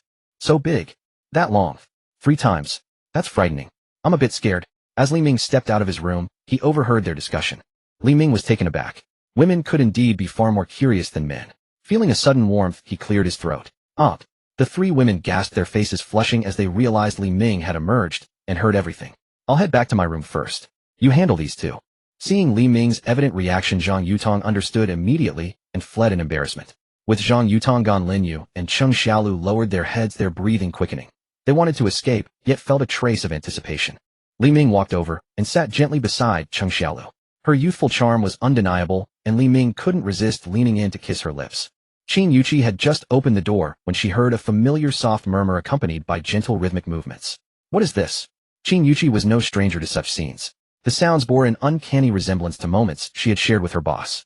Unable to resist following the sound, she found her boss seated on the living room sofa beside a young woman. The girl lay upon the sofa, her long silky hair partially concealing her face. Hearing the door open, she turned slightly and caught sight of Qin Yuqi standing in the doorway. Cheng Xiaolu, startled by the sudden appearance of a stranger, quickly covered her face. Li Ming turned to see Qin Yuqi and smiled faintly, pleased by her arrival. Cheng Xiaolu had grown weary and excused herself, while Lin Yu had already returned to her room. When Lin Yu appeared before Li Ming, he suddenly felt a spark of inspiration. Perhaps she too could become part of his systems design. Lin Yu stood at 170 centimeters tall and weighed only 45 kilograms, appearing quite slender. Her figure lacked the balanced elegance of Cheng Xiaolu and the fuller grace of Zhang Yutong. Yet even at this slight frame, her system score reached 89. Li Ming wondered, if she gained a bit of weight and her figure became more balanced and graceful, would her rating improve as well? Li Ming resolved to try, for this involved sums reaching billions. Thus Cheng Xiaolu remained the sole focus of his attention. Qin Yuqi's arrival provided a welcome relief. Noticing her elegant silk sleepwear, Li Ming's understanding deepened, and he gently beckoned her closer. Qin Yuqi's mind went blank. She had never imagined encountering such a scene upon entering. Watching Li Ming gesture toward her, she walked forward dazedly, and only when she glimpsed the full picture did warmth color her cheeks. Before she could respond, Li Ming drew her close. The entire living room grew warm with their shared moment. Meanwhile, a Bentley Bentayga glided along Jiangqing's main avenue, its commanding presence keeping following vehicles at a respectful distance. After their meaningful gathering, Li Ming drove the 4 women toward a restaurant. Inside the car, an unusual quietness settled over them all. Yiping Xian, a renowned seafood establishment in Jiangqing. As Li Ming led the 4 women through the entrance, heads turned and appreciative glances followed. Even one of these women alone would draw envious looks, let alone 4 together. While perhaps not as ostentatious as certain influencers parading before crowds, their refined elegance surpassed such displays. Li Ming ordered an array of the finest seafood: steamed tiger grouper with crab roe, Australian lobster set with caviar, black pepper cheese-baked crab, steamed yellow croaker, stir-fried sea cucumber with scallions, king crab, and his signature seafood congee. Wow, this lobster is thicker than my leg. Lin Yu's eyes widened with wonder. These delicacies on the table were things she had only ever heard of, never tasted. Eat, don't hold back. Li Ming began his meal. Exhausted from the afternoon, he had grown quite hungry. He noticed that as his physique improved, so too did his appetite. Between bites, Li Ming opened his status panel. All the attribute points from Cheng Xiaolu had been fully allocated. Host Li Ming. Constitution 20. Strength 20. Speed 19. Special 16. Available points 0. Skills: Combat Mastery, Driving Mastery. Having distributed 1 point to Constitution, 5 to Strength, and 4 to Speed, Li Ming sensed something remarkable. The moment speed reached 20, his body underwent a profound transformation. He wished he had conserved a few points for special attributes. On the panel, 2 new bound figures had appeared. Name: Zhang Yutong, bound. Special fund 100 million. Age 22. Height 163 centimeters. Weight 42 kilograms. Rating 95. Experience 1. Name Cheng Xiaolu bound. Special fund 100 million. Age 21. Height 165 centimeters. Weight 48 kilograms. Rating 91. Experience 1. Li Ming resolved. After this meal, he would take the 4 women shopping, then arrange luxury vehicles and grand residences for them, expediting the activation of their special funds. Qin Yuqi, Cheng Xiaolu, and Zhang Yutong ate sparingly, satisfied within moments. The remainder was finished by Li Ming. Another portion found its way into Lin Yu's stomach. Pressing her round belly, Lin Yu felt a mix of regret and contentment. This was the fullest meal she had ever endured, largely through Li Ming's gentle persuasion. If you gain half a kilogram, I'll reward you 100,000 yuan. The incentive was powerful. Lin Yu's earnings from the auction had totaled only 125,000 yuan. To gain weight and earn money, that was an absolute blessing. So Lin Yu pushed herself, eating with determination until she truly could not continue, setting down her chopsticks with reluctance. Leaving Yiping Xian, Li Ming guided the 4 women to Jiangqing Central Plaza, beginning an evening of extensive shopping. Inside and out garments, accessories, and outerwear. Each woman spent approximately 2 million yuan in total. Qin Yuqi handled it better. Li Ming had already purchased her a grand residence and luxury vehicle, granting her a certain immunity to such extravagant displays. Zhang Yutong cared little for luxury goods, though she was mildly astonished by Li Ming's wealth. From last night's auction to now, this man had spent over 10 million yuan, yet he carried himself with such ease that it seemed mere pocket change to him. Lin Yu and Cheng Xiaolu were different. Both were now overflowing with excitement, clinging affectionately to Li Ming. Money meant everything to them. That was precisely why they had taken this path. They had believed the money Li Ming spent at Caesar's the previous night was compensation enough for their most precious moments. Instead, Li Ming had showered them with extraordinary surprises. Louis Vuitton, Chanel, Hermes, Dior. Luxury brands that once seemed unreachable were now theirs to choose from freely. They already imagined their roommates' astonishment and envy when they returned to campus with these treasures. Cheng Xiaolu had already given herself to Li Ming. She accepted these gifts with complete peace of mind. Lin Yu, however, had initially struggled to accept. But watching Li Ming generously charge her purchases, she silently made a decision. She must gain weight quickly and satisfy her boss. What puzzled the 4 was that their bills were not settled together, but in separate transactions. None could fathom the reasoning behind their boss's particular method. Li Ming naturally kept silent. The spending drew from their 3 designated special funds. The more they spent, the greater his returns. His only regret concerned Lin Yu's purchases, which required his personal cash rather than her allocation. He could hardly treat her differently. Watching the withdrawable balance grow by another 40 million, Li Ming's regret eased somewhat. Returning to Jiangqing No. 1, nearly 11 o'clock had passed. Qin Yuqi had settled into Unit 1701 rather than returning to her own apartment. After their baths, all 4 women wore newly purchased silk camisole sleepwear. For pairs of fair, graceful legs moved visibly before Li Ming's eyes. Whether by prior arrangement or not, the silk garments clung delicately to their forms, revealing every elegant curve. The natural grace of their figures was captivating as they moved about the room. By comparison, Cheng Xiaolu's figure was the most striking. Li Ming made a rough assessment. Cheng Xiaolu was the most prominent, Su Yuxian slightly less, Qin Yuqi and Zhang Yutong similar, while Jiang Yueyao and Lin Yu were more slender. Sigh. Li Ming exhaled softly. He had wished to proceed with restraint, but faced with their boldness, he could only meet the moment. Boss. With gentle strength, Li Ming lifted Cheng Xiaolu and Zhang Yutong into his arms, earning soft cries of surprise. With 20 points of strength and the power to lift 200 kilograms, carrying both women was effortless. He cast a glance at Qin Yuqi, inviting her to follow. Soon melodious music drifted from within the room.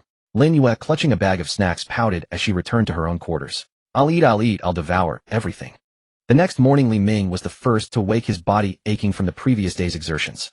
He carefully slipped his arm away from the still sleeping Cheng Xiaolu, then quietly got out of bed and dressed himself. He rubbed his aching lower back, still weary from the relentless schedule of the day before. He blamed his blind trust in his attribute points. His current physique was comparable to that of a first-rate athlete, yet even an athlete wouldn't have pushed his body to such extremes. He had to finish his instructions today and then get away for a couple of days. If things continued this way, he feared he might one day be unable to get out of bed at all. After washing up, Li Ming walked out of the bedroom and saw Lin Yu sitting on the sofa, scrolling through her phone and snacking. Boss. Lin Yu greeted him as he emerged, her tone carrying a hint of resentment. Seeing the dark circles under her eyes, Li Ming realized she hadn't slept well. What are you blaming me?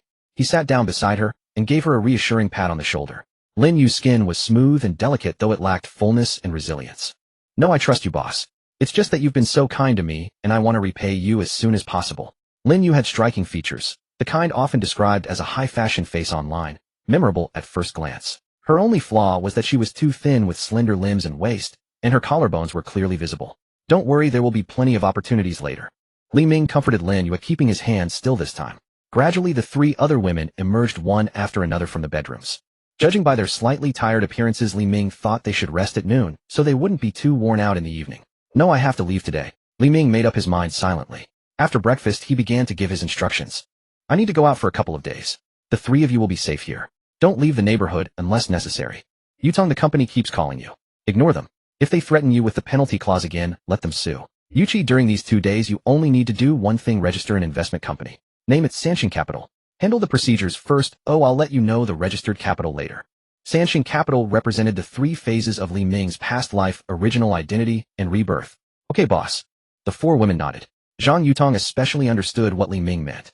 Her greatest fear was the penalty fee, and Li Ming had just taken that burden off her shoulders. She looked at him with gratitude, wishing she could express her thanks more warmly. After bidding them farewell, Li Ming drove to the Junyue Hotel and booked a presidential suite for 3 days. He lay down on the bed as soon as he entered the room and fell asleep. He was truly exhausted. He slept until 3 in the afternoon. He ordered some food from the hotel. After eating, he opened a local services app and found a highly rated foot massage parlor, planning to relax and soothe his muscles. While waiting, he pondered what to do once the company was registered. A company would need employees. Lin Yu and Cheng Xiaolu could start working there using the pretense of a work-study program to explain things to their families. Next was how to develop the business. He had no experience in this area, so he would need to find a professional manager. There was also the matter of Zhang Yutong. Legal action could be left to Su Yaru. The worst case was paying some compensation, which Li Ming didn't mind. The most important issue was Second Master Jiang. Li Ming wasn't afraid of him seeking revenge on himself, but he was worried about the girls getting caught in the crossfire. Second Master Jiang knew the yellow-haired man who was connected to the missing young women case. Perhaps he could start there, helping the police uncover the mastermind behind the disappearances and in turn implicate Second Master Jiang. Only by dragging Second Master Jiang into trouble could Li Ming distract him from the girls. That made the yellow-haired man critical. He had to be found. To find the yellow-haired man, it seemed he would need Chen Xiaoho's help. I'll have to trouble you again. Just then the doorbell rang. He opened the door to find a slender young woman standing there. Are you the guest with the room number ending in 1479? Yes, come in. It turned out to be the massage therapist he had arranged for. The young woman was quite at ease. She changed into her professional attire before starting the session. 2 hours later, Li Ming felt completely relaxed. His only minor complaint was that the therapist's hands had wandered a bit more than was strictly professional. When the session ended, she seemed reluctant to leave and made an unexpected remark that startled Li Ming. She looked at Li Ming with an intense gaze. She had rarely encountered a client with such a well-proportioned physique, and she found herself inexplicably distracted from the start. Despite her subtle cues, he remained unmoved. Unlike other clients she had dealt with, she even wondered if he might be completely indifferent to her charms. Name Zhong Li, age 27, height 162, weight 48, rating 75, experience 53. Seeing these stats, Li Ming felt no interest at all, not only because he planned to keep his distance for 2 days, but also because she didn't appeal to him even at the best of times. You won't tempt me, he said firmly. In the end, Li Ming maintained his composure, gave her a generous tip, and politely sent the overly forward woman away. Standing before the bathroom mirror, Li Ming admired his well-defined chest, firm abdominal muscles, smooth musculature, and well-proportioned frame, all radiating a healthy glow. He couldn't help feeling a little proud. After getting dressed, he went to the hotel's Western restaurant. He ordered a bottle of Lafite, a serving of Wellington steak, and 10 imported oysters from Guillerdo. Once the dishes arrived, he began to enjoy his dinner. True to its reputation as the Rolls-Royce of oysters, it was far more refined than any he had tasted before. The flesh was plump, smooth, and springy, with subtle notes of milk and hazelnut leaving a lingering aftertaste. With oysters paired with red wine and steak, Li Ming dined in great satisfaction. But his pleasant moment was soon interrupted by an overly familiar woman. Li Ming, is that really you? I thought I was seeing things. Her voice rang out with delight as she sat down, naturally her eyes shining with something warm as she looked at Li Ming. It felt like greeting a friend she hadn't seen in years. Do I know you? Li Ming gazed at her striking face and similar height, sensing that he had some impression of her, yet the name eluded him. I'm Tanwen. Tanwen. A sudden flash of memory struck Li Ming. This woman had once gone on a blind date with the original host, a car show model, and his fellow townsman. Since the original, Li Ming had found Tanwen far too beautiful to ever consider him. His performance that day had been utterly disastrous. So it's you. Long time no see. The memory of his past self's behavior made him feel rather embarrassed. Why didn't you answer my calls? And you didn't even accept my WeChat friend request either. Tanwen's tone carried a hint of reproach, as though Li Ming had wronged her in some way. Calls. WeChat. Li Ming recalled that there had indeed been several unknown numbers calling him along with a WeChat friend request. He had dismissed them all as strangers and simply ignored them. He never imagined it was Tanwen. After their awkward matchmaking meeting, Tanwen had never reached out to him again, given the unpleasant parting. It had been quite some time since then. Why was she contacting him now? Something felt off. Oh, never mind. You must be very busy now. Last time at the Grand International, I noticed two beautiful women by your side. Surely they aren't both your girlfriends. Tan Wen asked tentatively. Ever since that previous encounter, Tan Wen had barely scraped Li Ming's phone number from his second aunt. She had called several times without success, and her WeChat request was never accepted. She was about to give up entirely when she unexpectedly ran into him at the Grand Hyatt today. Though the current Li Ming seemed different from before, Tan Wen recognized him at a glance. The old Li Ming had been thin and timid, barely daring to meet her gaze. This Li Ming, however, looked at her with a calm, yet commanding presence. Dressed in Versace from head to toe, and wearing a Vacheron Constantin watch, Tan Wen's eyes brightened. She still remembered that the old Li Ming used to drive a Bentley Bentayga. Was heaven finally rewarding her efforts and granting her another chance? In the car model industry, youth was everything. For someone like her, the best outcome was marrying into wealth. The second best was becoming the mistress of a wealthy man, and the last resort was settling for an ordinary man once her beauty had faded. It was exceedingly rare for a car model to marry an ordinary man, since their daily expenses far exceeded what an average salary could cover. At 26, Tan Wen was already considered past her prime in this line of work. If she didn't make a move soon, she would have no choice but to settle for an ordinary husband in a few years. So upon seeing Li Ming again, Tan Wen did not hesitate.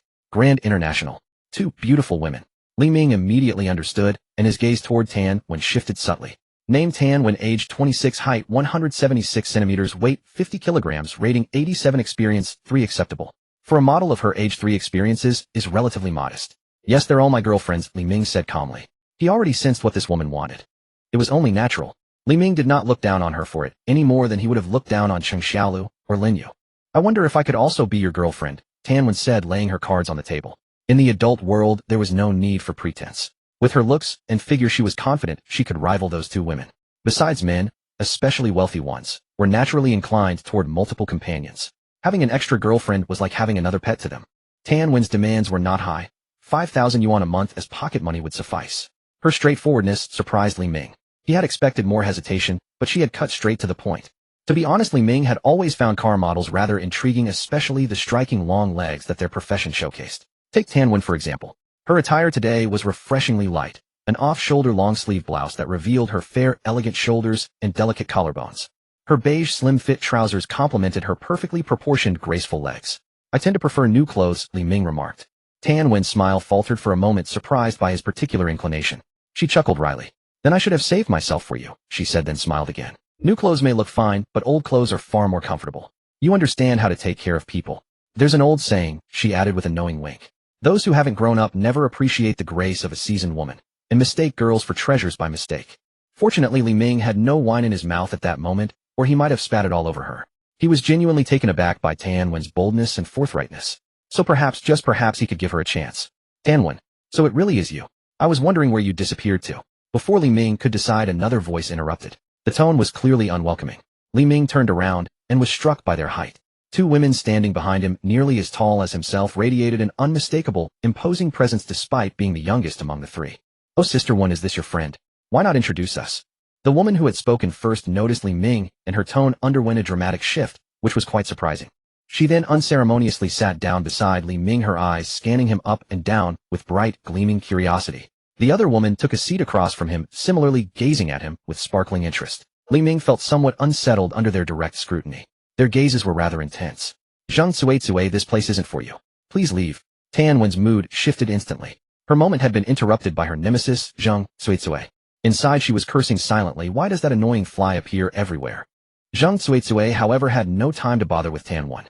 Her eyes were fixed entirely on Li Ming, a stylish and charming man. His Versace outfit was undoubtedly authentic, worth at least 5 figures. The Vacheron Constantin watch on his wrist was from the overseas collection, valued at 710 yuan.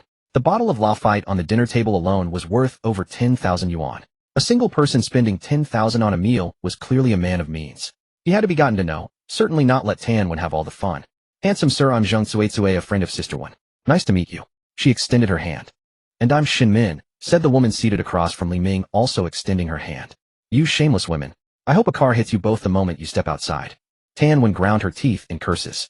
After waiting so long for this opportunity, these two had ruined it.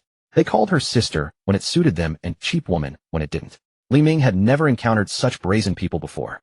Li Ming. While shaking their hands and greeting, Li Ming simultaneously activated his scanning ability. Name: Zhang Cuizue, age 25, height 178 centimeters, weight 52 kilograms, rating 78, experience 16. Name: Shun Min, aged 24, height 181 centimeters, weight 56 kilograms, rating 81, experience 24. They were all tall, and the youngest of the three happened to also have the richest experience. As expected, one could not judge a person's depth of experience by age alone. Three women, and quite the drama unfolded. Li Ming witnessed for the first time the subtle, yet palpable tension between these two women. Zhang Tsuetsue, must you be so direct? Can't you see we're in the middle of a meal? Tan Wen made the first move. She was hesitant. Both of them were hovering too intimately around Li Ming. It was merely a handshake, not a matter of reading palms. Why couldn't she simply let go? Wenjie, how can you say such things? Brother Ming hasn't asked us to leave. After all these years of friendship, your words are quite hurtful. Zhang Tsuetsue said, playing the part of the wrong party. So bold, calling him brother already, Tan Wen muttered to herself. And the act of pity, still as shameless as ever. Yes, Wenjie, you shouldn't do this. Shen Min, ever the loyal follower, echoed Zhang Tsuetsue's sentiments. Tan Wen's expression hardened. Another one calling her sister at such a moment. Go ahead, perform your act, she thought. Shen Min was nothing more than Zhang Tsuetsue's devoted follower, completely under her influence, and doing her bidding. Rumors circulated that during Zhang Tsuetsue's occasional absences, Shen Min would step in to accompany their mutual connections. Whether true or not remained unclear. Sisters, it's not that I wish to drive you away. Brother Ming and I have matters to attend to, and it wouldn't be proper to include you both. Wanna act? Tan Wen thought. I can play this game too.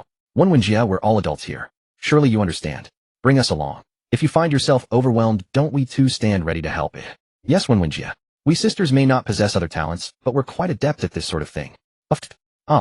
Li Ming nearly choked on his drink, unable to contain his reaction to their bold proposition. In his surprise, liquid escaped his mouth, landing on Shun Min's chest.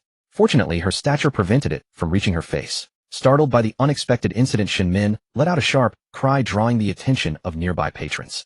Brother Ming, how have I offended you to deserve such punishment? She said, adopting an expression of grievance, as though she'd suffered some injustice. I'm terribly sorry, truly unintentional. Let me help you clean up. Li Ming dabbed at his mouth and began to apologize, profusely reaching for napkins to assist her.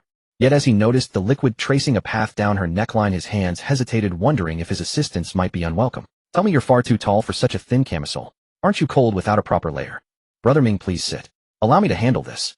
Tan Wen intervened, preventing Shen Min from gaining any advantage. Wenjie, I can manage myself. There's no need for such formality. Perhaps Li Ming's unexpected reaction had defused the tension, allowing the three women to regain their composure. Just as Zhang Tsuetsue had restored her graceful demeanor, a flicker of confusion crossed her face. She reviewed Tan Wen's earlier behavior. The intensity with which she'd urged them to depart seemed disproportionate to Tan Wen's usual measured nature. Could this man genuinely be wealthy? Was Tan Wen attempting to monopolize such a valuable connection? Or perhaps Tan Wen was concealing something. Perhaps the man lacked the means she assumed, and they were orchestrating a scheme to draw Zhang Tsuetsue into a trap. Given her history with Tan Wen, this interpretation felt increasingly plausible. She'd been captivated too quickly by the man's appearance. What if the expensive clothing and watch weren't truly his? Considering Tan Wen's character, if this were genuinely a wealthy patron, she would have kept him hidden away rather than displaying him publicly, especially given past experiences. Yes, it must be so, Zhang Tsuetsue thought, her clarity returning. Though the man did possess an impressive stage presence. Zhang Tsuetsue exchanged a knowing glance with Shen Min, who understood immediately. Brother Ming, that attire suits you wonderfully. Is it Versace? Brother Ming, is that a Vacheron Constantin timepiece? It's quite exquisite. May I ask the price? Brother Ming, what line of work are you involved in? Brother Ming, why are you dining alone?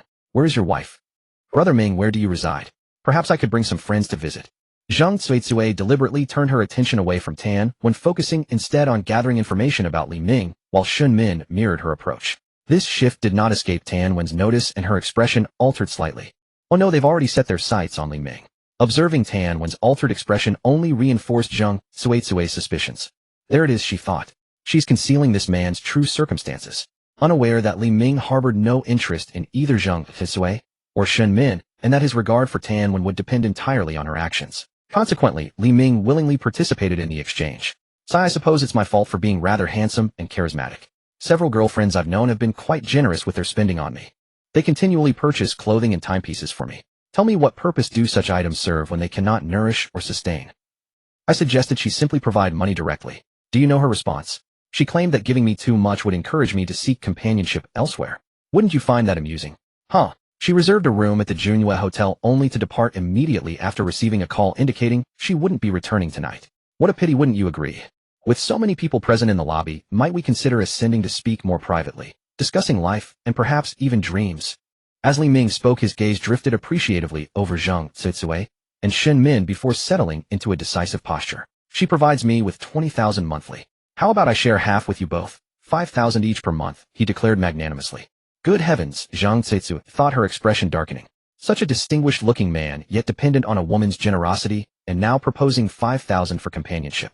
What audacity! Fortunately, she had regained her senses in time, otherwise she might have found herself financing such arrangements. The man certainly possessed charm and appeal, but she preferred someone with substantial means. Tan, when our companions await us in the private room. Our appointed time draws near, so we should depart. Zhang Tsuetsue showed no interest in lingering and hurried away with Shen Min. Had she not awakened to the truth, she might have fallen into Tan Wen's trap, a grievance she would remember. Tut-tut. Only when Zhang Tsuetsue and Shen Min had vanished did Tan Wen finally release her laughter. You're quite the performer, she teased, placing a hand on Li Ming's shoulder. Your tales were quite convincing, never a hint of embarrassment. Alas, popularity brings complications. Not every woman captures my interest, Li Ming responded. Then might I hope to merit your attention? Tan Wen pressed, grasping at the opportunity. You?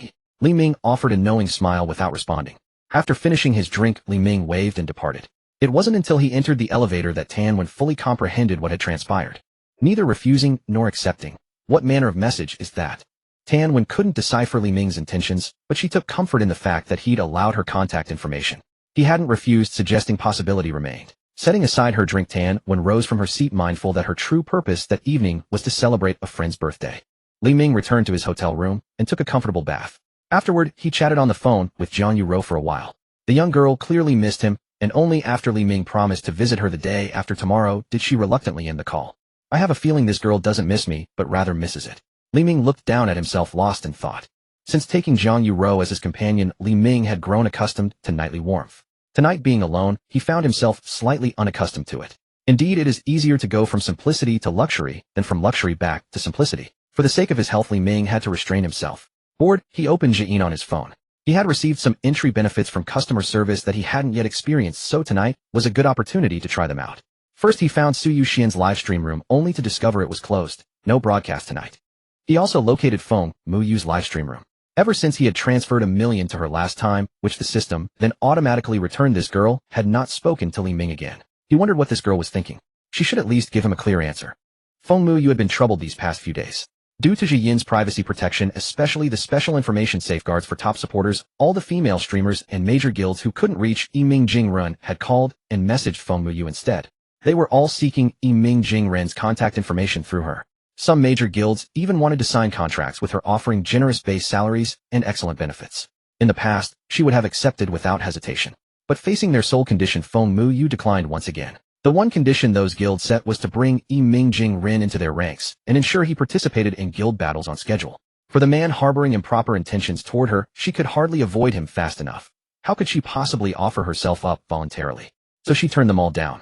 Though Feng Muyu disliked Li Ming, she never betrayed his WeChat account.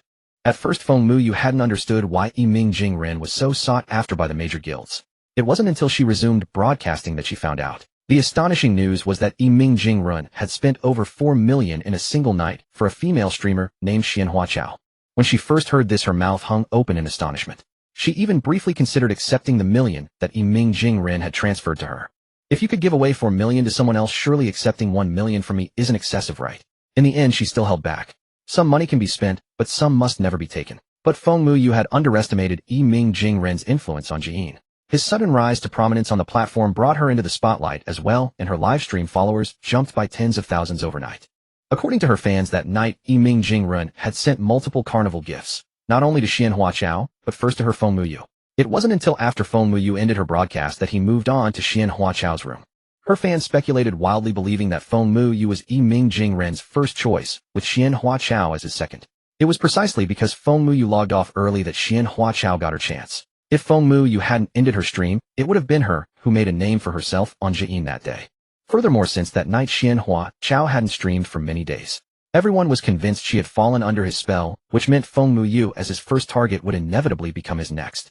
So all her fans flocked to Feng Muyu's livestream, waiting patiently.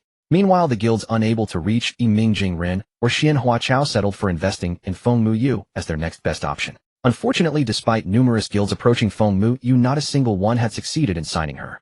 That evening, Feng Muyu began her broadcast as usual. Her streaming hours were brief, spanning only from 8 to 11 at night. A mere 3 hours. After 10 o'clock, she was singing a song requested by a fan, when suddenly a special effect appeared abruptly on the screen. Welcome Ming Jingrun to the livestream room. A barefoot wanderer of the martial world stood atop a mountain peak. Wind and snow rose around him, his right hand wielding a 3-foot sword, movements bold yet graceful. When the dance ended, the storm ceased. He picked up a gourd of fine wine from his waist, uncorked it, and drank deeply with his head tilted back. After finishing, he let out a wild, unrestrained cry. Paired with the exclusive martial arts theme music, he appeared both untamed and heroic. The special effect lingered for 5 full seconds before fading, and the moment it disappeared, Feng Muyu's livestream room erupted. Brother Ming is finally here. Oh, he's coming. He's going to make a move on Muyu. Brother Ming, I've waited so long. Please let Xian Huaqiao go. I want to see the goddess dance. Big Shot, open your private messages. I represent Piao Shui Guild. We have countless beautiful streamers. Welcome, honored guest. Brother Ming, come to my room. There are special rewards. Ming Jingren, absent for several days, had descended upon Jian once more. News spread quickly from Feng Muyu's room, and her viewer count rose sharply. Feng Muyu froze upon seeing Li Ming arrive. Her heart pounded. She had forgotten her lyrics. She hadn't expected Ming Jingren to truly come. Had he not given up? Can I order a song? Li Ming typed. True to his status, Li Ming's message was pinned to the top. The screen scrolled, but his words remained still visible to everyone in the room. Of course, Brother Ming. What would you like to hear? I'll sing it for you. Big Shot, my voice is full of emotion. Welcome to experience it. Brother, I excel at singing and playing instruments. Come to my room and I'll perform just for you. Before Feng Mu could respond, the female streamers who had followed the crowd began clamoring. According to room rules, song requests must queue. Feng Mu felt strong reluctance at the thought of singing for Li Ming. It was he who had caused her so much worry these past few days. That's right, Big Shot. Song requests must queue unless you send a gift worth over 100 to skip the line. A fan explained to Li Ming. Ming Jingren sent 10 carnival gifts. The carnival effect burst onto the screen, catching Feng Mu off guard. Amazing. 10 carnivals right away. That familiar touch is back. Looking forward to more. 10 carnival gifts. This will have our little fisherman trembling. Can you sing Street Corner Evening Breeze? Since Feng Mu had not accepted Li Ming's money, he decided to try another approach. He understood the principle that going too far is as bad as not going far enough. He would begin by simply asking her to sing. The melody began and Feng Mu started to sing. This Cantonese song, while lacking the weathered depth of the original singer, carried a sweet, gentle quality. Feng Muyu's vocal foundation was solid. Though the song style did not perfectly suit her voice, failing to capture the struggle and release of a broken heart, she sang it with a sweet sense of hope. Nice singing. Here's a reward. Li Ming typed. Ming Jingren sent 10 carnival gifts. Wow, another carnival gift. This big spender really has no shortage of money. Brother Ming, come to my live stream. We're in the same city. I can meet you tonight. Why did Brother Ming leave the live stream so quickly? What kind of move is that? Could Brother Ming have already found a new target? Xiao Yue, you're in danger. Li Ming left Feng Muyu's live stream right after sending the carnival gift. His purpose had been achieved, and staying any longer held no meaning. He departed decisively, which left Feng Mu momentarily bewildered. Li Ming exited Feng Muyu's stream and began browsing around on the platform. Whenever he spotted an appealing streamer's avatar, he would click and activate his perceptual ability and immediately exit if the person didn't match his criteria. The female streamers would scream with excitement upon seeing Li Ming enter, but their cheers often cut off abruptly mid-sentence, as though something had suddenly caught in their throats. Come in and immediately leave. What manner of behavior was this? Nobody could understand it. As for their confusion, Li Ming naturally kept it to himself. He could see the attribute values of the female streamers, and this back-and-forth pattern of entering and exiting was his way of searching for targets that met the system's requirements. Unfortunately, after wandering for over an hour, Li Ming had not found a new target. Brother Ming still browsing on Juin. This was a WeChat message from Chen Xiaoho. What's up? Need something? Hee, Brother Ming, could you do me a favor? Go ahead, what kind of favor? Chen Xiaoho had been quite helpful regarding Lord Zhang's matter, so Li Ming decided to assist him as long as the request was not unreasonable. Hee, you see, all my allowance this month got used up last time. I've taken a fancy to a streamer, and I made a bet that if Brother Ming could send a few carnival gifts in her live stream, she'd agree to meet me. Hee, sorry to trouble you, Brother Ming. Chen Xiaoho felt a flush of embarrassment as he sent this message. Consider himself, known as the Overnight Marquis, a renowned big supporter on Juin. When had he ever felt so awkward over a handful of carnival gifts? All this embarrassment stemmed from an empty wallet. A single PK session had nearly drained his funds this month, leaving only tens of thousands of yuan to get by on. The consequence being that he could no longer play the role of a big supporter on Juin this month. Despite this, the female streamers on Juin had no idea of his situation. Today he had taken a fancy to another streamer and planned to invite her out for a chat. In the past, simply by virtue of his Overnight Marquis reputation, ambitious female streamers would gladly accept his invitations. But this particular small streamer seemed to operate by a different principle. She appeared unwilling to meet unless he sent several carnival gifts first. Normally this would not have been an issue. But this month, an idea suddenly struck Chen Xiaoho, and he messaged the female streamer, "Do you know Yiming Jingren?" Of course, he's a super big supporter. But isn't he your rival? Chen Xiaoho's lips curled slightly, and he grumbled inwardly, "Darn it, how did a single PK session turn me and Brother Ming into enemies? Don't talk nonsense. We became acquaintances through competition, he's my brother now. How about I have my brother come to your live stream to boost your popularity by sending a few carnival gifts?" Lord Ho, are you serious? More genuine than pure gold. Thank you, Lord Ho. From now on I belong to you. Just wait. The old man could not help but admire his own cleverness. What a brilliant method, using Brother Ming's generosity while pursuing his own target. Two birds with one stone. Excellent. Which live stream? Send me the link. Seeing Li Ming's reply, Chen Xiaoho pumped his fist in silent celebration. Brother Ming is so generous. This little brother is thoroughly impressed.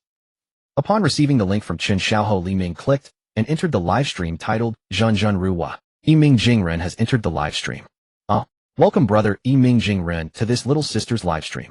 Dong Zhenjin was nearly beside herself with excitement upon seeing Yiming Jingren's arrival. She never expected Lord Ho to have been telling the truth. If Yiming Jingren were to send a few more carnival gifts, her popularity would surely surge. So Dong Zhenjin, who was already dancing, twisted her body even more enthusiastically. Oh, she has an S-curve figure. Li Ming had not expected this streamer Chen Xiaoho had mentioned to have such a wonderful figure. Her curves were almost comparable to Zhang Yutong's. As for her appearance, her facial features were delicate and well-defined, her skin fair and radiant. And looking at the number of people in the live stream, there were only a few hundred, confirming she was a small streamer. At this moment, those hundreds of viewers were frantically flooding the chat. Having seen much of this before, Li Ming simply chose to ignore them. Where did Chen Xiaoho find such an exceptional streamer? Li Ming was quite surprised, marveling at Chen Xiaoho's good fortune. Fortunately, there is Lord Ho. Nearly let this pearl grow dull. Li Ming felt this was a gift from Lord Ho. He was already considering how to intercept Chen Xiaoho's prize. Though somewhat underhanded, this was reality. Let me first check whether she meets the system's criteria. Name Dong Zhenjin, age 22, height 158 centimeters, weight 46 kilograms, score 58, experience 0. Caught completely off guard, Li Ming nearly spat out a mouthful of blood. A score of 58, below passing. How is this possible? Li Ming rubbed his eyes and took another careful look at the female streamer.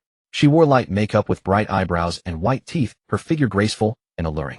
Even without beauty filters, she would still be considered absolutely exceptional. The only commendable aspect was that her experience score was still 0. Had the system made an error? Li Ming was somewhat stunned. After a long while, Li Ming came to his senses. The system would never deceive him. There was only one possibility: this female streamer, named Dong Zhenjin, was a perfect beauty constructed through advanced technology. Are you certain this is the streamer? Li Ming, not entirely at ease, sent a message to Chen Xiaoho to confirm. Yes, Brother Ming, what do you think? Is she exceptional? Wait, Brother Ming. You're not planning to steal her, are you? Brother, your own brother, you cannot treat your little brother this way. Seeing the rapid succession of messages from Chen Xiaoho, Li Ming's lips twitched slightly, and he realized other people did not possess the perceptual ability and could not see through Dong Zhenjin's true nature. Since that was the case, let him enjoy this exceptional beauty then. Don't speak foolishly. Am I such a person? I was merely confirming with you again. This little brother was wrong. Punish my mouth. Don't be angry, brother. After finishing his conversation with Chen Xiaoho, Li Ming glanced once more at Dong Zhenjin. She was also quite formidable, a complete product of advanced technology from head to toe. Yiming Jingren has sent 10 carnival gifts. Having completed Chen Xiaoho's request, Li Ming sent the carnival gifts and then exited the live stream. Glancing at Feng Muyu, who had already ended her broadcast, Li Ming also closed the app. Brother, thank you. Chen Xiaoho sent another message. Li Ming remembered that Huang Mao's matter still required his assistance and decided to meet with Chen Xiaoho in person. Let's meet tomorrow evening. I have something to discuss with you. Alright brother, where should we meet? You choose the place and let me know. No problem. After closing WeChat, Chen Xiaoho put on his clothes, got into his sports car, and sped off nonstop. He continued driving until he arrived at a residential compound, where he knocked on a door. A young girl opened the door for him, and Chen Xiaoho was instantly captivated at first sight. Her delicate, endearing expression, graceful figure, and the perfect blend of innocence and charm deeply attracted Chen Xiaoho's heart. Unable to contain himself, he eagerly embraced the girl and drew her close. In the early morning, Li Ming stirred awake, his body brimming with renewed vigor. It felt as though he had been reborn. He had an appointment with Chen Xiaoho in the evening, leaving the day free. In the morning, Li Ming took a stroll, returned home for a midday nap, and later enjoyed a traditional Chinese massage. Time slipped by, and evening quietly arrived. Chen Xiaoho sent his location as promised. When Li Ming opened it, the address read, Wild Wolf Entertainment Club. As Li Ming parked, Chen Xiaoho was already waiting outside, and beside him was another young man. Ming Ji, you're even more handsome in person than in your videos. Seeing Li Ming, Chen Xiaohou greeted him with a warm, sweeping embrace. He lowered his voice and murmured in Li Ming's ear, "Thanks for yesterday, brother. You helped me find true love." Li Ming's expression changed slightly as he stared at the playboy in disbelief. "Are you sure? Brother, let me tell you quietly. Yesterday was a true first for me. I've really fallen for her," Chen Xiaohou said bashfully. "Of course I know all about that so-called first time." Li Ming couldn't help but admire Dong Xinjin's skill. Brilliant. A true powerhouse. She caught Chen Xiaohou in a single night. Li Ming didn't tell Chen Xiaohou that his precious Xinjin was practically rebuilt with cosmetic surgery. After all, the girl simply had a strong love for beauty and a dream of marrying into a wealthy family. She hadn't wronged Li Ming, so he saw no reason to make trouble. "Mingji, this is my childhood friend Zhang Yang. He's also a rich second generation." Chen Xiaohou introduced the young man at his side. "Hello, Mingji. I've heard about you from Xiaohou many times. I'm Zhang Yang." Zhang Yang had a refined, bookish look completely different from his name, but Li Ming didn't take him lightly. Second Master Jiang, after all, was just as refined. "Nice to meet you, Li Ming." After shaking hands with Zhang Yang, Chen Xiaohou led Li Ming into the Wild Wolf Entertainment Club. Though the club was only 3 floors high, its decor was every bit as luxurious as Caesar's. There were welcome girls at the entrance as usual, but the person who guided them inside was a female manager in a business suit. She wasn't old, around 30, and carried the quiet allure of a mature woman. "Welcome, Mr. Chen." "Oh, Mr. Zhang. Long time no see at Wild Wolf. And who's this handsome gentleman?" "Mr. Chen, why don't you introduce him?" The female manager was surprised to see Zhang Yang. Ever since that last incident, he hadn't set foot in Wild Wolf. "He's my big brother. Don't ask about things that don't concern you. Just bring us to the main hall for some fun." Chen Xiaohou draped his arm casually around the manager's shoulder as they walked. Amen. Even after finding true love, some still couldn't resist a little wandering heart. The first floor of Wild Wolf was a spacious bar large enough for over 100 people to dance without feeling cramped. Since it was still early, the crowd was sparse, and the music drifted along at a gentle, soothing rhythm. Passing through the bar, they arrived at a private KTV room. "The usual, Mr. Chen." The female manager finally managed to slip away from Chen Xiaohou's attentions and let out a quiet breath. "Mingji," Chen Xiaohou asked Li Ming. "Whatever you like. Tonight it's on me." Li Ming knew Chen Xiaohou was short on cash this month. "Great. With your word, I'm at ease." He turned and waved at the manager. "We have some business to discuss first. I'll call you later." "Very well, Mr. Chen." The manager nodded and left. "Mingji, what did you need from me? Tell me while I'm still clear-headed." Chen Xiaohou asked Li Ming, sensing that the matter must have something to do with Second Master Jiang. That was exactly why he had brought Zhang Yang. Zhang Yang had crossed swords with Jiang before and knew him better than Chen. "I need you to help me track down a man. Dyed yellow hair, about 175 centimeters tall, with a look."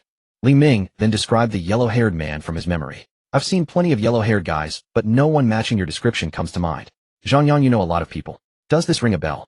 Chen Xiaohou turned to Zhang Yang. "There is someone who fits Mingji's description. He's no saint." "How do you know him, Mingji?" Zhang Yang paused to think. "Not a saint.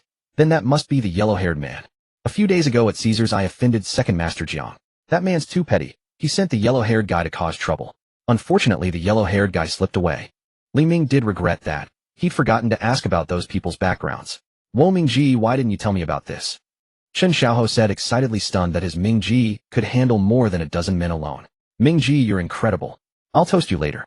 Zhang Yang's eyes lit up as he watched Li Ming. If he had such fighting skill, he wouldn't have been humiliated last time. "None of that matters. I'm someone who settles scores. Since the yellow-haired man ran, I'll hunt him down. Since I can't deal with Second Master Jiang right now, I'll collect some interest from the yellow-haired man first." "Mingji, I know this guy. His name is Mao Jia. Honestly, I don't mind admitting. I've been roughed up by him." Zhang Yang's eyes reddened at the memory. It was the first time in his life he'd been beaten in front of outsiders, and one of his brothers who had tried to help him was still in the hospital. "Oh, he got the better of you." Li Ming looked at Zhang Yang with great interest. "Mingji, here's the thing. When you said yesterday you needed to see me, I figured it was about Second Master Jiang again, so I brought this brother along. He's come into conflict with Second Master Jiang and knows him even better than I do." Chen Xiaohou's explanation earned him newfound respect in Li Ming's eyes. "Mingji, it went like this." Zhang Yang picked up the story. Sure enough, in the nightlife world, men's disputes were almost always sparked by women. A month ago at the bar of Wild Wolf, Zhang Yang and Second Master Jiang had both taken a fancy to the same woman.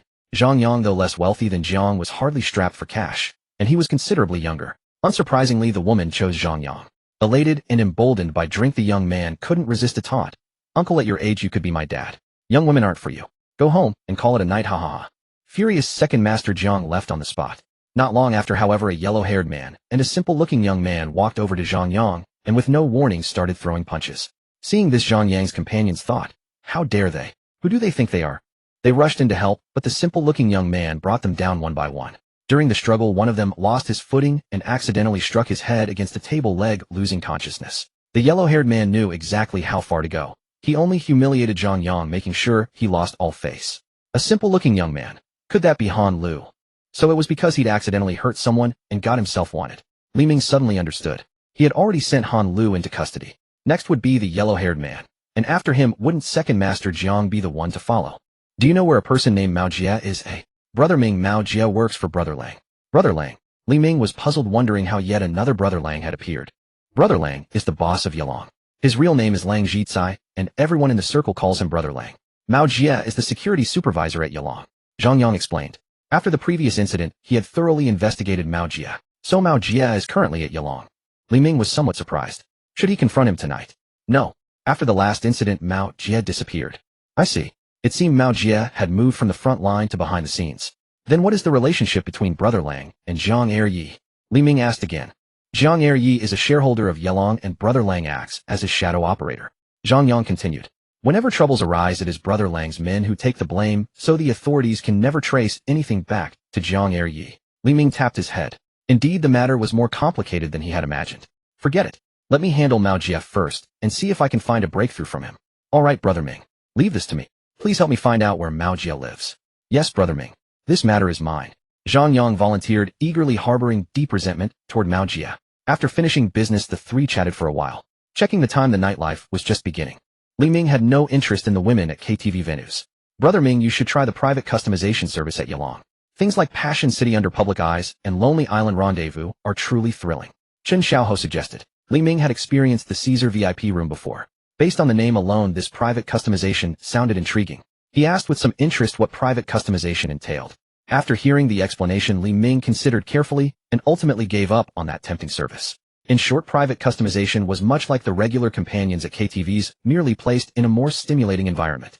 Ultimately, it was the same old song with a new tune, nothing compared to the Caesar VIP. In the end, the three decided to head to the lobby bar and seek a perfect encounter there. By then, half of the bar was already occupied, and the music grew increasingly energetic.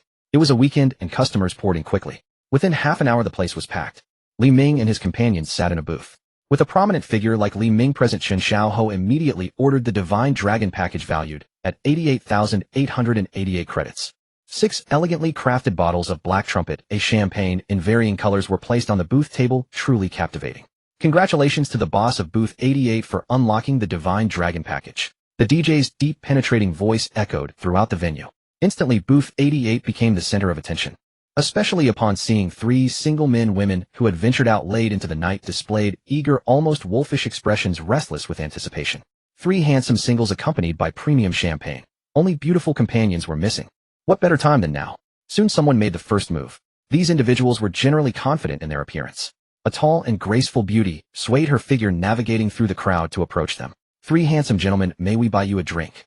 The beauty greeted them, though her eyes lingered on Li Ming. Among the 3 men, his appearance and figure were undoubtedly the most outstanding. Handsome sir, could you buy us a drink? Hardly had the first beauty finished speaking when another delicate voice chimed in. Unlike the lone beauty from before, this time 2 women approached together.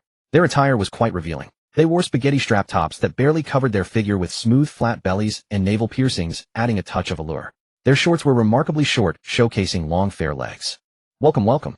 Please be seated, ladies. Chen Xiaoho was exceedingly hospitable and welcomed them all without hesitation. The first beauty waved toward a distance, and 3 more women approached. Soon the booth was filled completely, and the women who had arrived a moment too late regretted their hesitation. 3 men and 6 women. Each man found himself seated with 2 beauties. Li Ming used his perception technique to glance over them. Their evaluations were all above 80, with the least experienced having a score of 3, while the highest was. Well, let it remain unspoken. Having grown accustomed to finer company, Li Ming lacked enthusiasm for these lighter pleasures. He engaged in casual conversation with the 2 beauties beside him. Yet the 2 women were very enthusiastic, each holding onto one of his arms and leaning close. Not wanting to dampen their spirits, Li Ming responded with appropriate gestures. One might say it would be quite ungenerous to refuse such kindness. Gradually, the atmosphere in the bar grew livelier. On the stage, a row of beauties swayed gracefully to the rhythm, enchanting and charming. Below the stage, a crowd of eager men waved their arms, cheered, and some even held banknotes aloft toward the performers. One dancing beauty bent down to receive the money, sharing a sweet lollipop with the generous patron. So delightful. The man, savoring the moment, wore an expression of pure contentment. Congratulations. Unlocking the Divine Dragon package. Congratulations. Unlocking the Divine Dragon package. In just this short while, over a dozen patrons had unlocked the Divine Dragon package. The entire bar surged into a fervent climax brimming with youthful vitality and exuberance. Slowly Li Ming could no longer tolerate the noise around him. He excused himself to visit the restroom, freeing himself from the attentions of the two beauties. The hour was growing late, and it was time to return. Though his excuse was the restroom, Li Ming did indeed go. Splash. How refreshing. The relief brought to his weary body was beyond words. A sudden softly suppressed sound echoed unexpectedly within the restroom, startling Li Ming. A woman in the men's restroom.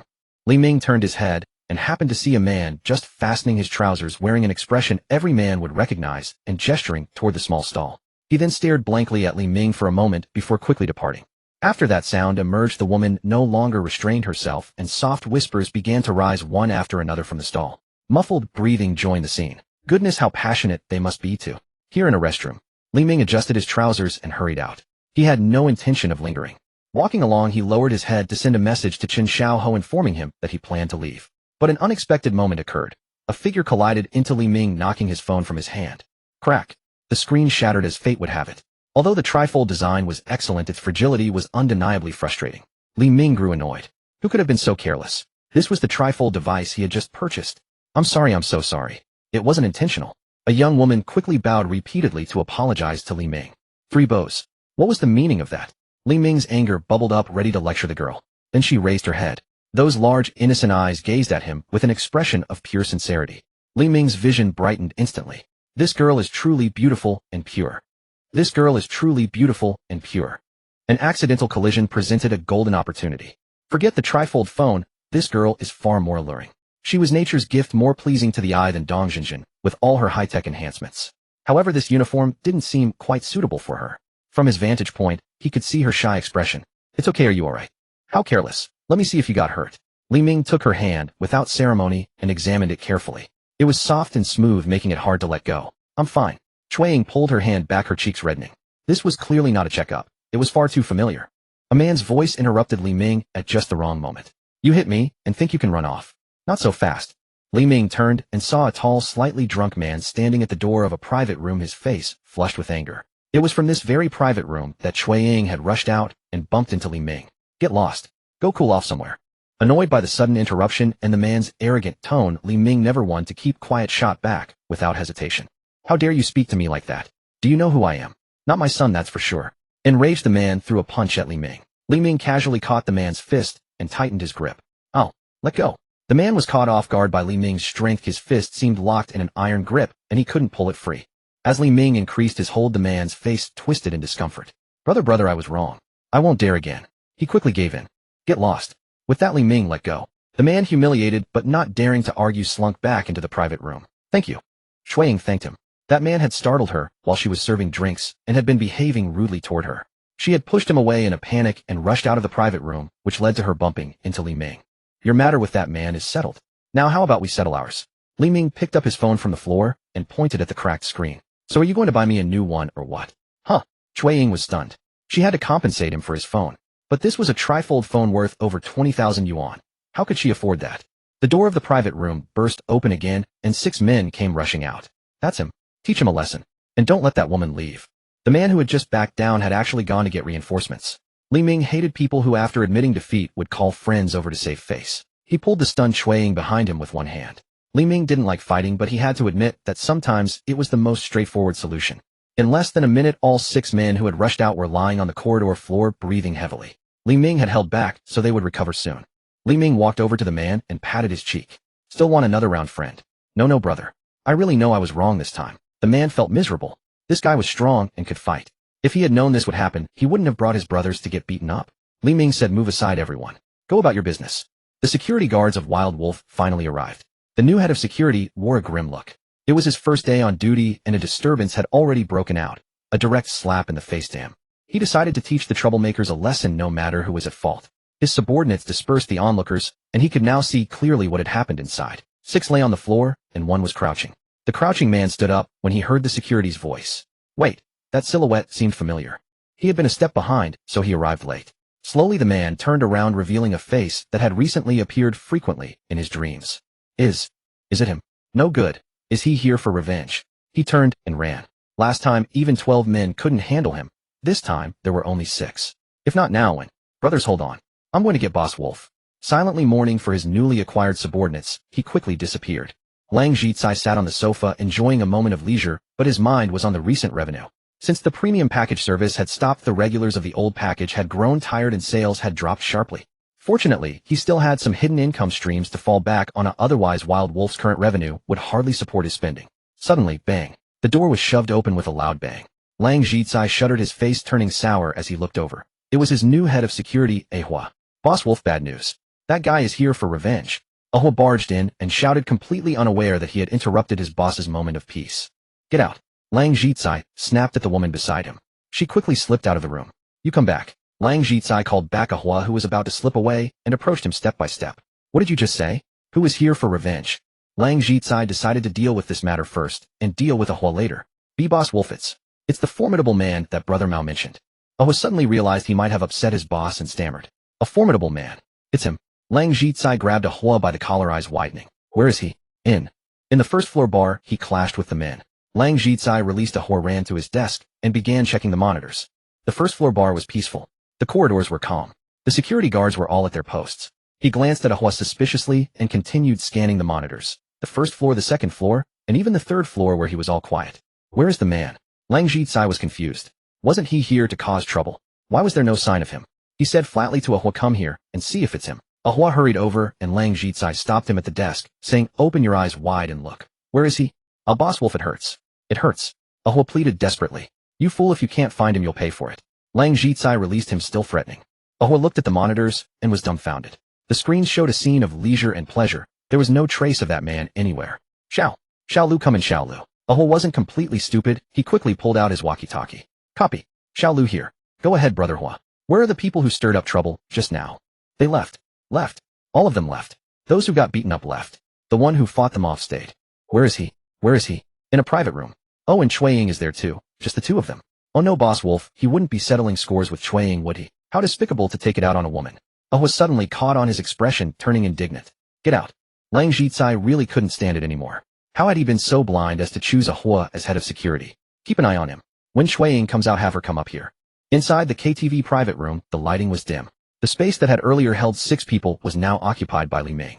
He sat on the sofa with one leg crossed over the other, calmly, watching Cui Ying standing before him, unsure of what to do. Have you made up your mind? Yes, I have. Good. Come then. Cui Ying slowly approached Li Ming and took out her phone. A notification chimed as she scanned his WeChat. Cui Ying. A nice name, simple and easy to remember. As for the phone you broke, you can repay me over time. No rush. But I also saved you once. As the ancient said, saving a life deserves a lifetime of gratitude. And you only added my WeChat. I feel like I'm the one at a loss. Why don't you give me some interest first? I don't have any money. Don't you get a salary from working here? Li Ming asked. I just started a few days ago. My salary will go to my brother to pay off his debts. Li Ming had expected this. In this bar, Cui Ying seemed forcibly placed into an environment that did not suit her at all. Where is your brother? Why are you paying his debts? The boss said my brother got into trouble and ran away. He borrowed a large sum of money from the boss, so I was called here to work and pay it back. They offered me 5,000 a month. It will take me 2 years of work to settle my brother's debt. Cui Ying's voice grew increasingly sorrowful, and tears began to well in her eyes. Trouble. Ran away. She surnamed Cui, so her brother should share the same surname. Li Ming suddenly thought of someone. His pupils dilated slightly. Could her brother be Han Lu Cui Jun? Ran away. He had been sent to prison instead. The boss Cui Ying mentioned was likely Lang Zhicai. What cunning methods he possessed. Cui Jun had worked for him, and in return Lang Zhicai had sent his sister into trouble. Li Ming could not help but admire his tactics. Looking at this girl who knew nothing of the truth, Li Ming felt a pang of sympathy. Before long she would likely fall into the materialistic world like the other girls who sold drinks here. Her revealing uniform was proof enough. With Lang Zhicai's means, if he could make her wear it, he could also make her take it off. At the same time, a new idea formed in Li Ming's mind. The boy with yellow hair had disappeared, and he did not know when he would find him again. But with Cui Ying, Cui Jun in the detention center could become a breakthrough. If Cui Jun learned that the big brother he had faithfully served had sent his own sister to work as a drink seller and deceived her into repaying debts, would he remain so loyal? To make all this happen, he first needed to take Cui Ying away. Do you like it here? Li Ming gestured around the room. Cui Ying shook her head without speaking. How could she like it wearing such clothes every day while guests constantly tried to touch her? She could hardly bear it anymore. Come with me. I will take you to find your brother. Li Ming's words filled Cui Ying's eyes with caution. Your brother is named Cui Jun, correct? You really know my brother. Can you take me to him? At the mention of Cui Jun's name, Cui Ying's suspicion vanished instantly. She grabbed Li Ming's hand and asked in surprise. Yes. Tomorrow I can make sure you see your brother. It depends on whether you trust me. I trust you. Cui Ying replied without hesitation. Since Li Ming had shielded her behind him and faced those men alone, she had been reminded of her brother. In the past her brother had always protected her this way. Standing behind Li Ming felt just like standing behind her brother. She felt a deep sense of security. This bred in her heart an inexplicable trust toward Li Ming, much like the trust she had for her brother. But I have no money to repay the debt. Will the boss let me leave? Cui Ying said hesitantly. Don't worry. With me here no one will stop you. Li Ming was actually looking forward to meeting Lang Zhicai and observing the so-called brother Lang's demeanor. Where do you live? Go change your clothes first. That outfit was far too striking to wear outside. The clothes are in the changing room. I will go now. Can you wait for me here? Cui Ying tugged lightly at her short skirt, though it remained just as short. Let's go. I will accompany you. To save time, Li Ming decided to go with her. He also wished to prevent any unnecessary trouble. To Li Ming's surprise, everything went smoothly. Brother He, she's out. Two of them heading to the changing room. Brother He, Cui Ying changed clothes and went to the bar with that man. Brother He, Cui Ying left with that guy? TCH, I thought she had more backbone. It hasn't even been a few days, and she's already going off with someone. Ahua listened to the stream of reports from the walkie-talkie, feeling his mind struggle to keep up. No, he had to inform Brother Lang quickly. Knock knock. Ahua remembered to knock this time. Enter. Brother Lang, I have important news to report. Ahua could hardly contain himself. What? Cui Ying went off to stay with someone. You didn't stop her. Huh. Stop her. Ahua was puzzled. Wasn't it normal for a drink girl to leave with a customer? Why would they stop her? Seeing Ahua's expression, Lang Zhicai already knew the outcome. You damn fool. Cui Ying was his only leverage to control Han Lu. As long as he held Cui Ying, Han Lu would not dare to rebel. Besides, from the moment he had seen Cui Ying, he had harbored intentions. Only after Han Lu's case was settled could he safely make his move. But he never expected Cui Ying to leave so easily with someone else, especially with the very person who had sent her brother to prison. Lang Zhicai regretted it. He had been deceived by Cui Ying's appearance and lost his advantage. Tomorrow when Cui Ying returns, have her come to me immediately. His first move was lost, but he would still secure a second. With this thought, Lang Zhicai grew furious and kicked Ahua down. Fool! Why didn't you report this sooner? Damn it! Had Lang Zhicai ever become someone's leftover prize? Li Ming brought Cui Ying back to the bar to find Chen Xiaoho and Zhang Yang. The two were already deep in their drinks, surrounded by companions, thoroughly enjoying themselves. Li Ming greeted them, settled the bill, and amid the reluctant gazes of the two women in revealing attire, led Cui Ying away. In the parking lot, Li Ming called a designated driver. He had already been drinking, and he believed firmly in not driving after drinking. Rules were rules. When the driver arrived and saw the Bentley Continental, he showed no hesitation, but rather an eager anticipation. Boss, are you sure you trust me to drive? Li Ming paused, puzzled. Had he not called him precisely to drive? Are you certain I called the right driver? Boss, this is my first time seeing a car worth over 4 million. I suppose I'm a bit nervous. Drive carefully. Don't worry, it's insured. Okay, with those words I feel at ease. Li Ming and Cui Ying sat in the back seat. The driver started the engine, revved it once, and the Bentley roared to life. Then shifting into gear, the car shot forward like a white flash. The sudden speed startled Cui Ying, who instinctively clung to Li Ming, making him acutely aware of her gentleness. Big brother, did you used to race cars? No. My main profession is flying planes. I just pick up side jobs when I can't sleep at night. A pilot. You're impressive. Worthy of a pilot, the journey that usually took half an hour took less than 20 minutes this time. When they arrived at the suite Li Ming had rented, he arranged for Cui Ying to sleep in the inner room while he slept in the living room. The night passed without a word. The next morning, Li Ming rose early and took Cui Ying to the hotel's buffet restaurant where breakfast was free for guests. After breakfast, Li Ming first called Zhang Weiyang, the team leader from last time. Hello, this is Zhang Weiyang, captain of the anti-trafficking unit. Captain Zhang, hello. I'm Li Ming, the one who helped you catch Cui Jun last time. Oh, it's you. Didn't the reward money get transferred to you? No, I received the money. I'm calling about Cui Jun again. Cui Jun. What about him? Captain Zhang, let me ask you first, has Cui Jun confessed? Alas, he refuses to say a word. Zhang Weiyang did not hide anything from Li Ming.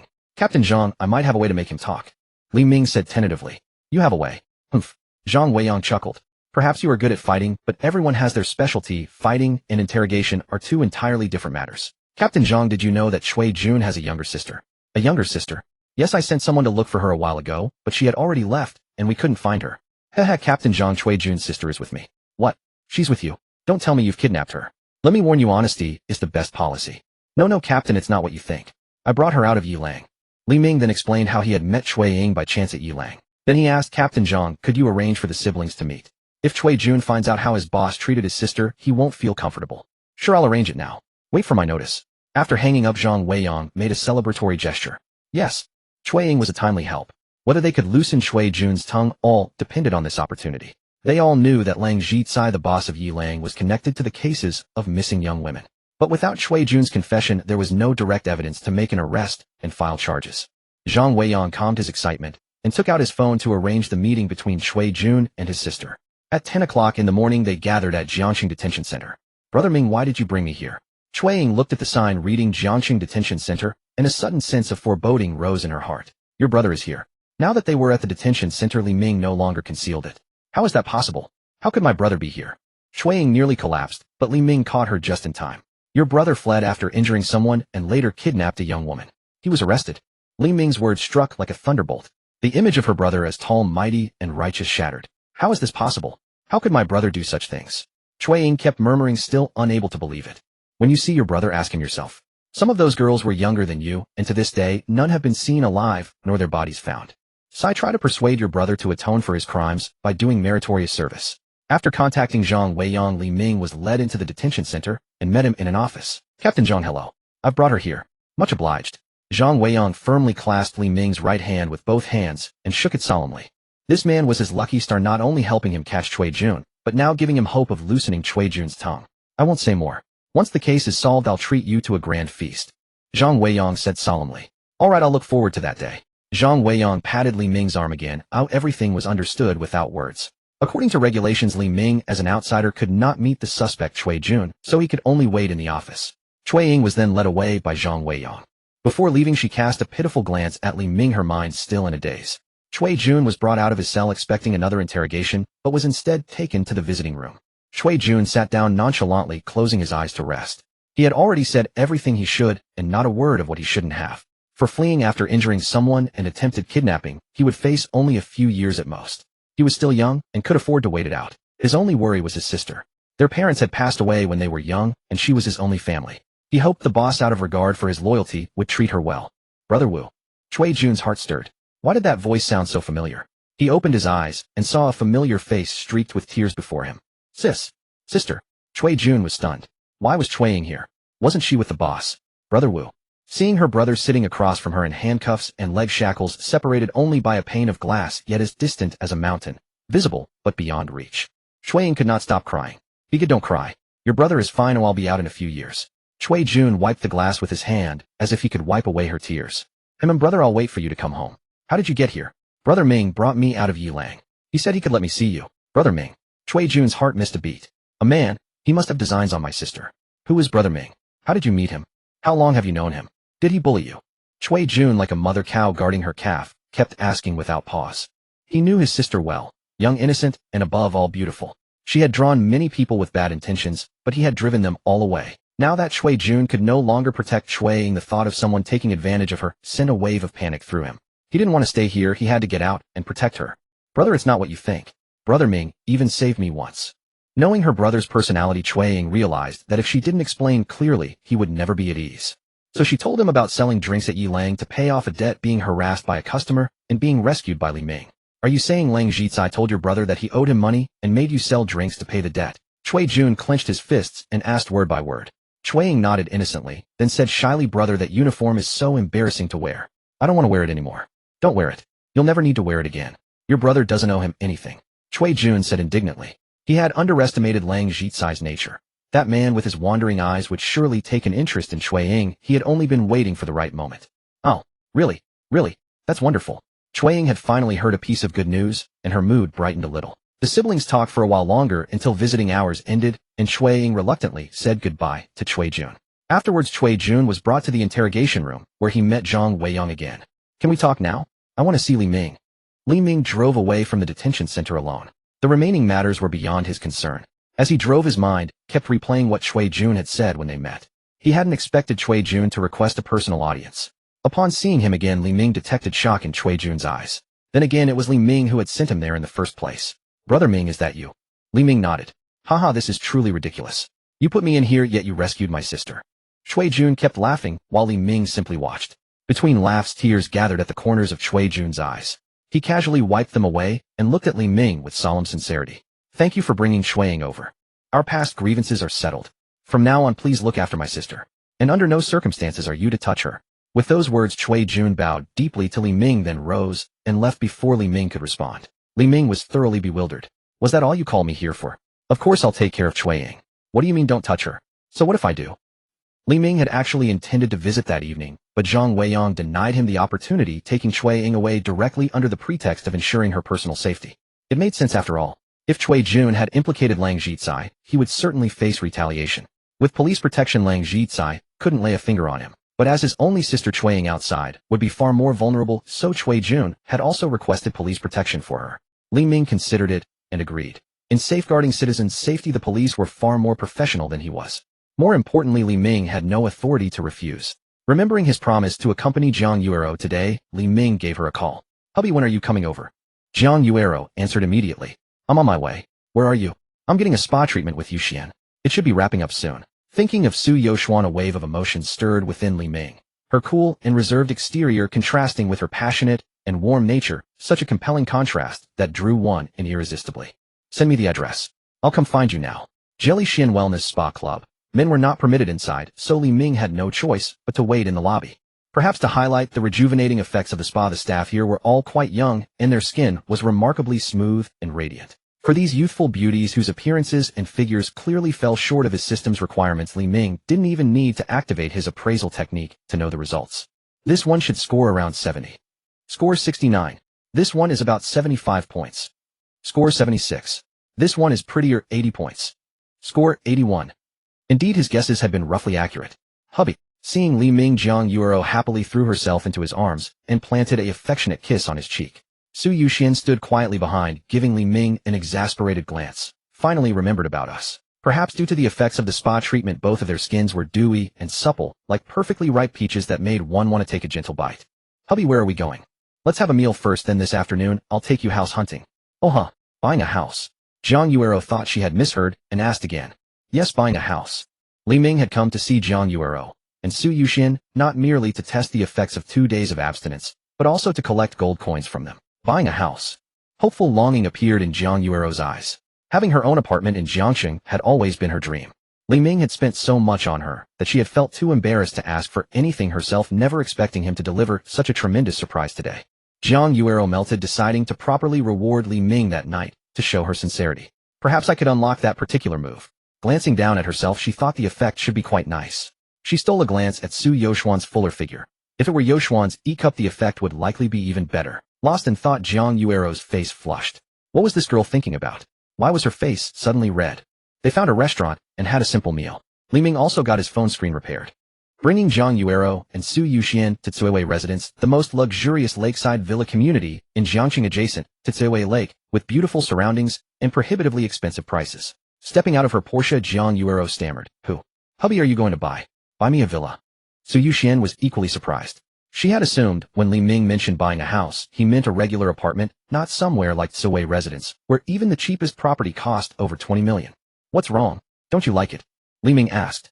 To maximize returns, of course, he needed to aim for the most expensive options. Li Ming had already planned to provide them with cars and houses, then use the remaining special gold entirely to purchase commercial storefronts, so they would have substantial income without needing to work.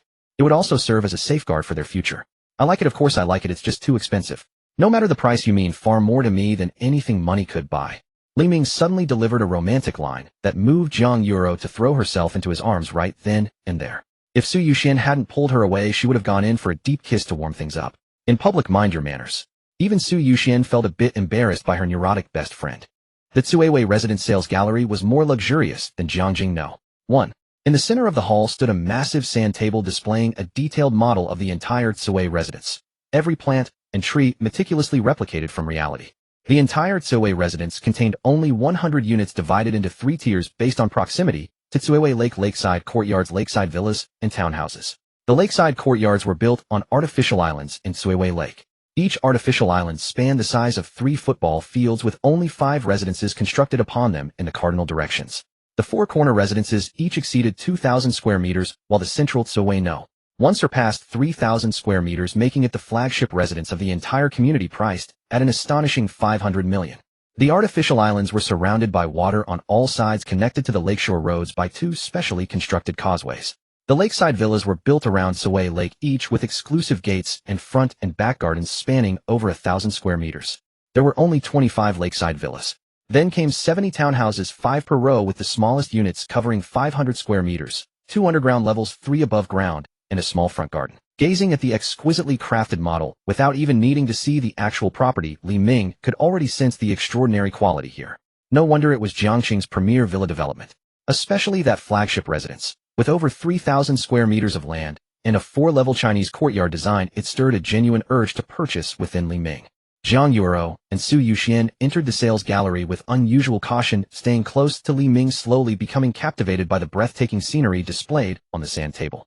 What a beautiful place, mountains, water, forests. I absolutely love it. Hello, sir. I'm Wang Yu from the Tsuiwei Residence's sales office. You may call me Xiao Yu. How may I assist you? Wang Yu. Li Ming looked at the young and beautiful saleswoman, feeling a sense of familiarity. It really was the Wang Yu he knew. The last time he had seen her was 5 or 6 years ago, when she was still in high school. In the blink of an eye, she had blossomed into such a stunning young woman. Wang Yu was the younger cousin of the original body's ex-girlfriend. Li Ming was astonished to encounter Wang Yu here. Name: Wang Yu, age 22, height 160 centimeters, weight 46 kilograms, score 91, experience 0. How strange. Wang Yu had a boyfriend in high school, so why was her experience still 0? Li Ming had only activated his appraisal skill because Wang Yu's score met the system's requirement, and he hadn't expected such a pleasant surprise. Wang Yu's eyes were slightly red, as if she had just been crying, and she was forcing a smile while carrying out her duties as a saleswoman. Wang Yu clearly didn't recognize Li Ming. After all, the current Li Ming was so different from his former self that even her cousin Wang Jing might not have recognized him at a glance. Let me introduce myself. I'm planning to buy a villa that I can move into right away. Li Ming did not tell Wang Yu that he was once her brother-in-law, for with Zhang Yuero and Su Yuxian present, it would be inappropriate. Very well, sir.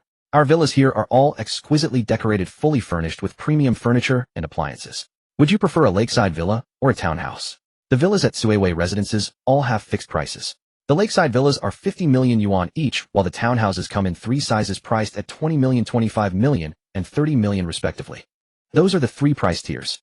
Since the opening of Tsuiwei Residences, regardless of whether the property market has risen or fallen, these villas have always been sold at these prices. So far, 75 villas have been sold. The ones with little flags on this map are all sold. Wang Yu spoke with growing fluency, gradually returning to her professional sales mode. Hearing Wang Yu's words, Li Ming noticed that there were indeed many little red flags on the map. All the villas in the lakeside court were flagged except for the flagship villa. As for the lakeside villas, Li Ming saw that 5 were still unflagged. More than half of the townhouses had flags on them. Which one do you like? Li Ming asked Zhang Yuero beside him. Anyone is fine. I'm not picky. Zhang Yuero answered honestly. Can we view the actual houses? Seeing how silly she looked, Li Ming decided not to ask her and made the decision for her. Of course, sir. Please follow me. Entering Tsuiwei Residences, Li Ming could sense its difference immediately. Not only was the environment beautiful, but the freshness of the air and the cleanliness of the ground were several notches above those of Jiangqing 1. Along the way, Li Ming spotted at least 3 security patrols. Every guard was a young, robust man. He didn't see a single elderly one. The first property they viewed was a townhouse. Stepping through the black carved gate, they entered a garden of over 200 square meters with a marble pathway in the center leading straight to the main villa. The garden was tidy and well kept, clearly maintained on a regular basis. Following the pathway into the main building, they found the interior decoration simple yet sophisticated.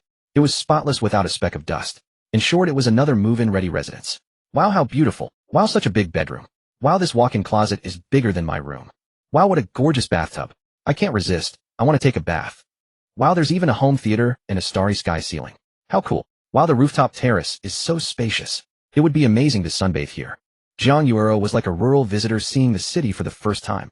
Everything felt novel. Following Wang Yu's introduction, her exclamations of surprise never ceased, filling the air with her delighted cries. Su Yuxian remained in the first-floor lobby, gazing at the luxurious furniture and the understated yet grand decor.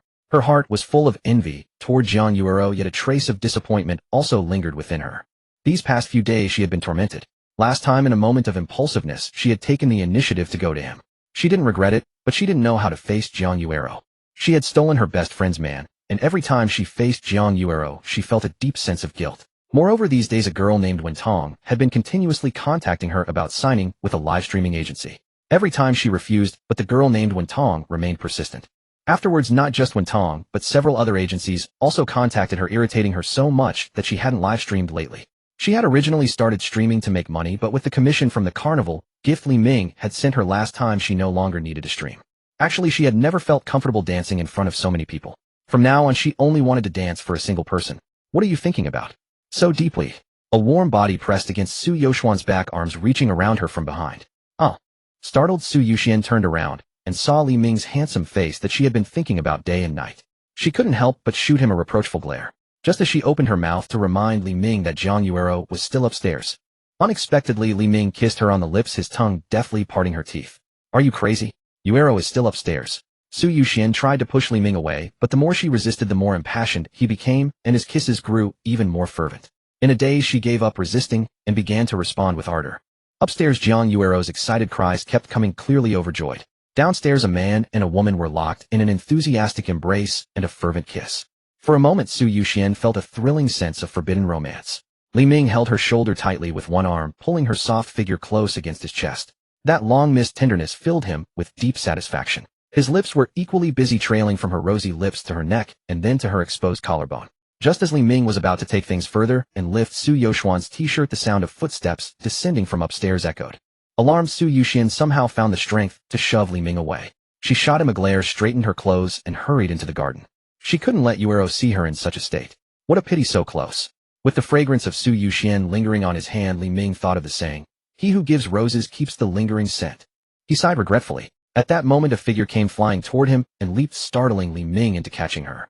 Jiang Yuero wrapped her legs around his waist and looped her arms around his neck. "Honey, I love this place so much," she said, her face brimming with excitement. As soon as she finished, she suddenly sensed something amiss. Then, as realization dawned, her cheeks flushed crimson, and she whispered in Li Ming's ear, "Honey, don't be hasty. There are people here."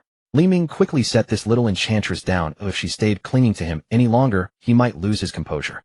Ahem. Li Ming let out a fake cough and leaned back slightly before saying, "Let's go see the other villas. The best ones might be further along." "Very well, sir. I'll take you to see the second one now."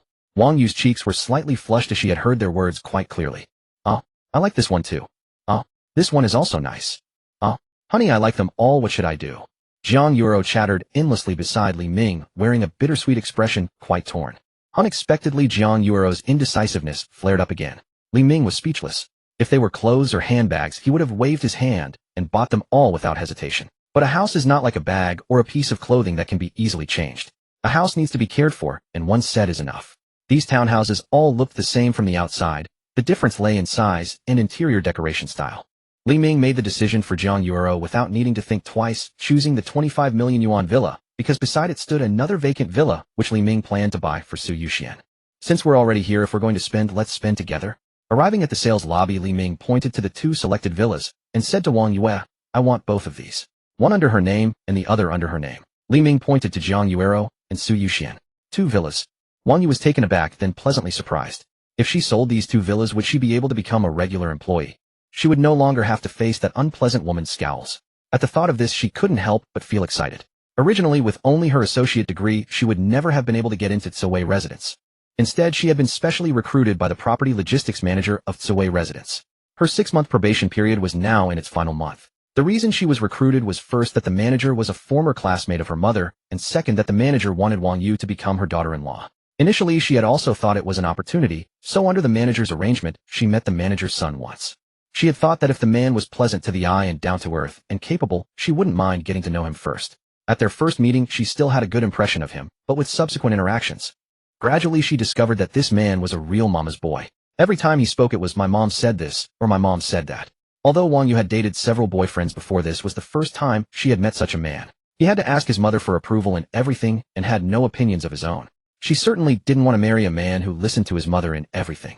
Did she have to ask his mother for instructions even on how to live their married life? She didn't want a third person, even a woman, poking into their personal life. Gradually, she refused to see this man again, and predictably, he told his mother. In the final month of her probation, she received the manager's ultimatum: either pack up and leave or marry her son. Wang Yu was quite unwilling to give up this job, as it was not only relaxing but also paid well. If she left, she would never find such a good job again. Since the opening of Tsui Residence, 2/3 of its villas had been sold. Despite the sharp drop in housing prices over the past 2 years, the prices at Tsui Residence had never fallen. Fewer and fewer people came to view the houses, and sometimes several days would pass without a single customer. The sales office now had only 3 salespeople, including her as an intern. The other 2 were full-time employees. Since they knew she was a person of the logistics manager, they didn't dare to mistreat her by virtue of their seniority, so the 3 of them took turns on duty. This month, as the logistics manager began making things difficult for her, the 2 women who had always called her sister so affectionately also took advantage of the situation. They handed all the duty shifts to her while they hid in the back and slacked off. What was worse today, the two didn't even bring her lunch. By the time she arrived at the dining room, it was already closed and cleaned up, leaving her without lunch. She couldn't help but find a place to cry for a while. Only when Li Ming and his party came in did she tidy herself up a bit and come out to receive the customers. Unexpectedly today brought a pleasant surprise. This young stylish man wanted to buy 2 villas and give them to the 2 beauties he had brought. Although he might be a bit fickle, he was truly handsome and charismatic. With these 2 signed contracts, she would be able to become a regular employee and no longer have to endure that awful woman's scowls. Although the commission was pitifully small, she was still very happy. Sir, please wait a moment. I'll go get the contracts for you right now. Wang Yu happily ran to the break room at the back. The sky above her seemed to clear, and she unconsciously began humming a tune. Oh Xiaoyue, why are you so happy? Did you find money? Find money? I think you're just silly from hunger, haha. The 2 women who were idly scrolling on their phones in the break room saw Wang Yu come in and teased her. Hump, I've sold 2 villas. I'm getting the contracts now to sign the deal, and I'm about to become a regular employee. Wang Yu gave a snort and stopped paying attention to them. 2 villas. The 2 women looked at each other, both seeing the shock in the other's eyes. Then with tacit understanding they followed Wang Yu out. Sure enough, they saw Wang Yu talking to a handsome man. The handsome man was examining a contract, then called over a beautiful woman, seemingly ready to sign the deal. The 2 grew anxious and walked over without any sense of embarrassment. Xiaoyu, will let us help you? Yes, Xiaoyu. After all, you've never sold a house before. There are some precautions you need to explain clearly to the customer. Without ceremony, one of them took the contract from Wang Yu's hand and even said deliberately, don't worry, Xiaoyu. This deal is yours. We won't take it from you. But in her heart, she was thinking, you're just an intern. Your commission won't amount to much anyway. You might as well let me have it. Once the signatures were on the contract, the matter would be settled. All right, you 2 take them separately to sign the contracts. Wang Yu would take me to make the payment. Yuero, go with her to the VIP room. Li Ming pointed to one woman and said to Jiang Yuero. All right, honey. The woman who was pointed at was very excited, never expecting that she could snatch the deal so easily. Once in the VIP room, wouldn't the contract become hers? Madam, please follow me. Watching Jiang Yuero leave, Li Ming called Su Yuxian over. Yoshuan, go with her and sign the other contract. Contract? Su Yuxian was a bit surprised. I bought one for you as well. Li Ming said calmly. Su Yuxian was stunned, not expecting Li Ming to have bought a villa for her too. Does Yuero know? Su Yuxian asked. Don't worry. Not a single thing that belongs to you will be missing. A trace of emotion crossed Su Yoshuan's cool countenance, and she gave Li Ming a deep look. She followed the other woman into another VIP room. Come take me to make the payment, Li Ming said to the dazed Wang Yu. Oh, all right. Please follow me. Wang Yu felt something was off, but on second thought, since she was collecting the money, the deal should belong to her too, right? Ding. Jiang Yuero's exclusive fund spent 25 million, rebate of 250 million. Ding. Su Yoshuan's exclusive fund spent 25 million, rebate of 250 million. Yes, 2 big rebates. Seeing that the withdrawable funds had increased by 500 million, becoming over 540 million. Li Ming's expression as he looked at Wang Yu changed. What a silly girl. Li Ming knew exactly what the 2 saleswomen who came out last were up to. Not only did he not stop them, he even gave them a little help.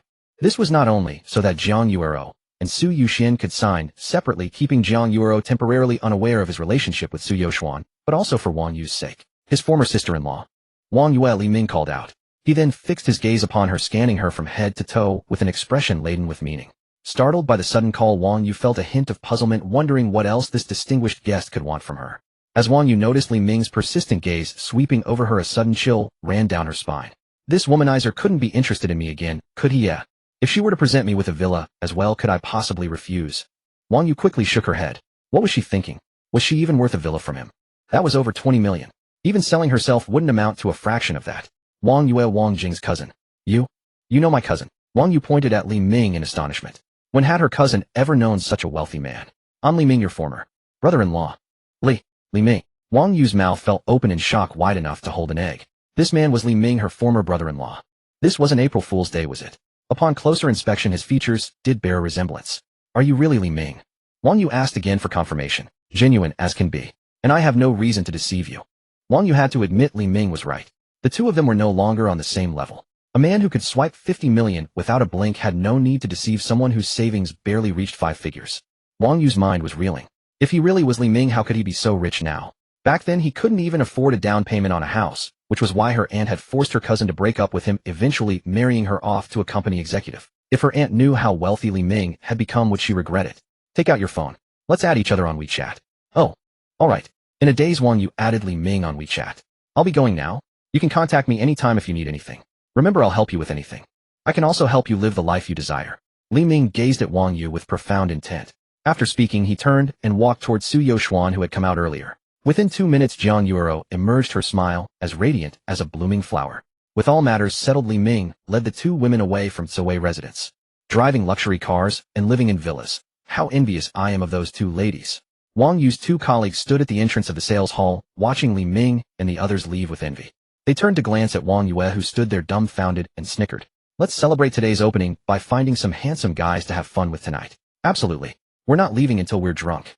What does he mean? Does he want to support me financially? But he's my brother-in-law. No, my former brother-in-law. Wang Yu stared blankly in the direction Li Ming had left, her mind a complete mess. Leaving Zuwei residence, Li Ming took the two women to the supermarket, where they bought vegetables, fresh meat, seafood, and especially several bottles of red wine and champagne. Let's celebrate your new home. We'll have an early celebration tonight. Jiang Yuero agreed readily, exclaiming how wonderful her husband was. Su Yuxian didn't object either, having just received a villa. It was indeed worth celebrating. After shopping, the three arrived at the residential complex where Jiang Yuero and Su Yuxian lived. Sunshine Community was an old-style neighborhood. Each building had 6 floors, 3 entrances, no elevator, and 2 households per floor. This type of old community was prized mainly for being inexpensive. 80% of its residents were tenants, making it a melting pot of all sorts of people from every walk of life. For safety, Jiang Yuero's new car was always parked in a paid parking lot near the community, and today was no exception. Since they had bought many things, everyone rode in Li Ming's car into the community. When Li Ming's car entered the neighborhood, it drew the attention of many onlookers. In this community, even a standard luxury car was a rarity, let alone a top-tier luxury car. For a moment, the 3 people in the car became the center of attention.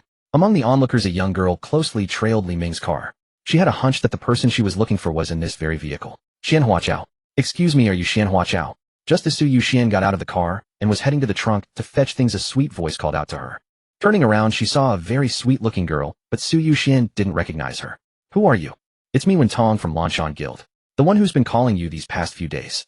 It's you. How did you find me here? Su Yuxian was a bit taken aback. She had refused over the phone, so how had this girl tracked her down? Big Sister Boo, who I finally found you. Wen Tong seemed quite familiar for a stranger. She stepped up to Su Yoxuan, took her arm, and spoke with a pitiful tone. I've been waiting here for you all day, Big Sister. I'm so hungry. What's wrong with you? Seeing Wen Tong like this, Su Yuxian suddenly felt a pang of sympathy. Yoxuan, who is this little sister?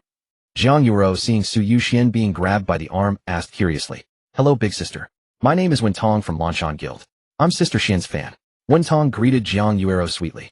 Wow, fans are chasing you all the way home. Yoxuan, you're amazing. Li Ming chimed in when he heard that. He walked over and looked. Oh my, such a pure and sweet beauty. Her oval face was full and round with soft flowing lines. Her almond-shaped eyes were slightly round, bright, and spirited, with sharply tapered inner corners that gave her a lively look. Her nose bridge was slender and straight, her nose tip small and dainty, harmonizing naturally with her facial contours. Her lips were rosy and her smile was remarkably warm and approachable. Her fair skin was fine-textured and luminous, paired with lustrous black hair, exuding an air of pure elegance. Her smile was warm and healing. Her waist was slender and her legs long, with perfect proportions, creating the visual effect of an hourglass waist and comic book legs. Dressed in a princess gown, she looked exactly like a runaway fairy tale princess. Another one. And she's come to me on her own this time. Li Ming was a little dazed. Had his luck been this good over the past 2 days? Mister, isn't it rude to stare at a girl like that? Wen Tong pouted her lips in warning, but the gesture only made her look adorable with no real menace. Sorry. I'll get the things. You two chat. Li Ming quickly apologized. This pure and sweet girl was the second one he had ever met, the first being Feng Muyu. Yet their sweetness was subtly different in ways Li Ming couldn't quite discern. He supposed he could only understand through deeper acquaintance. Wow, so much food. Let me help you carry it. Wen Tong was completely outgoing by nature.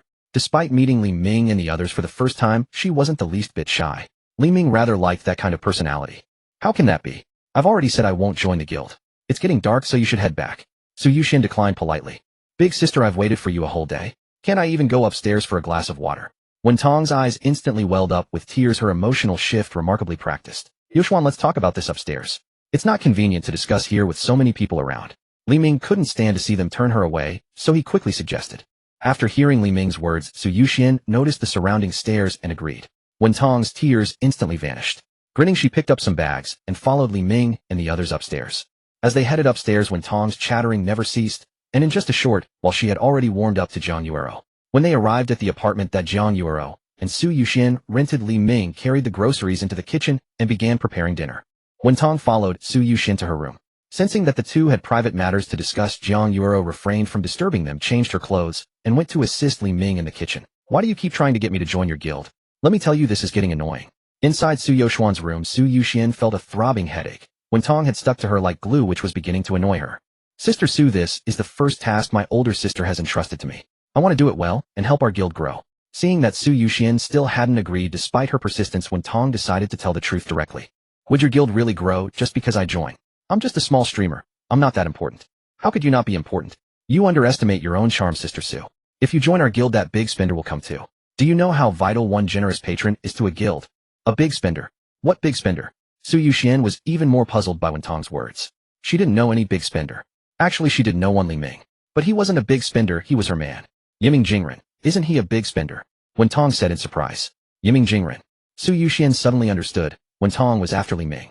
It seemed that all those recent invitations for her to join the guild were actually for Li Ming's sake, not for hers. Why don't you contact Yiming Jingren directly? We don't have his contact info. On this app, he said it, so that only mutual follows can send private messages. Wentong sighed inwardly with helplessness.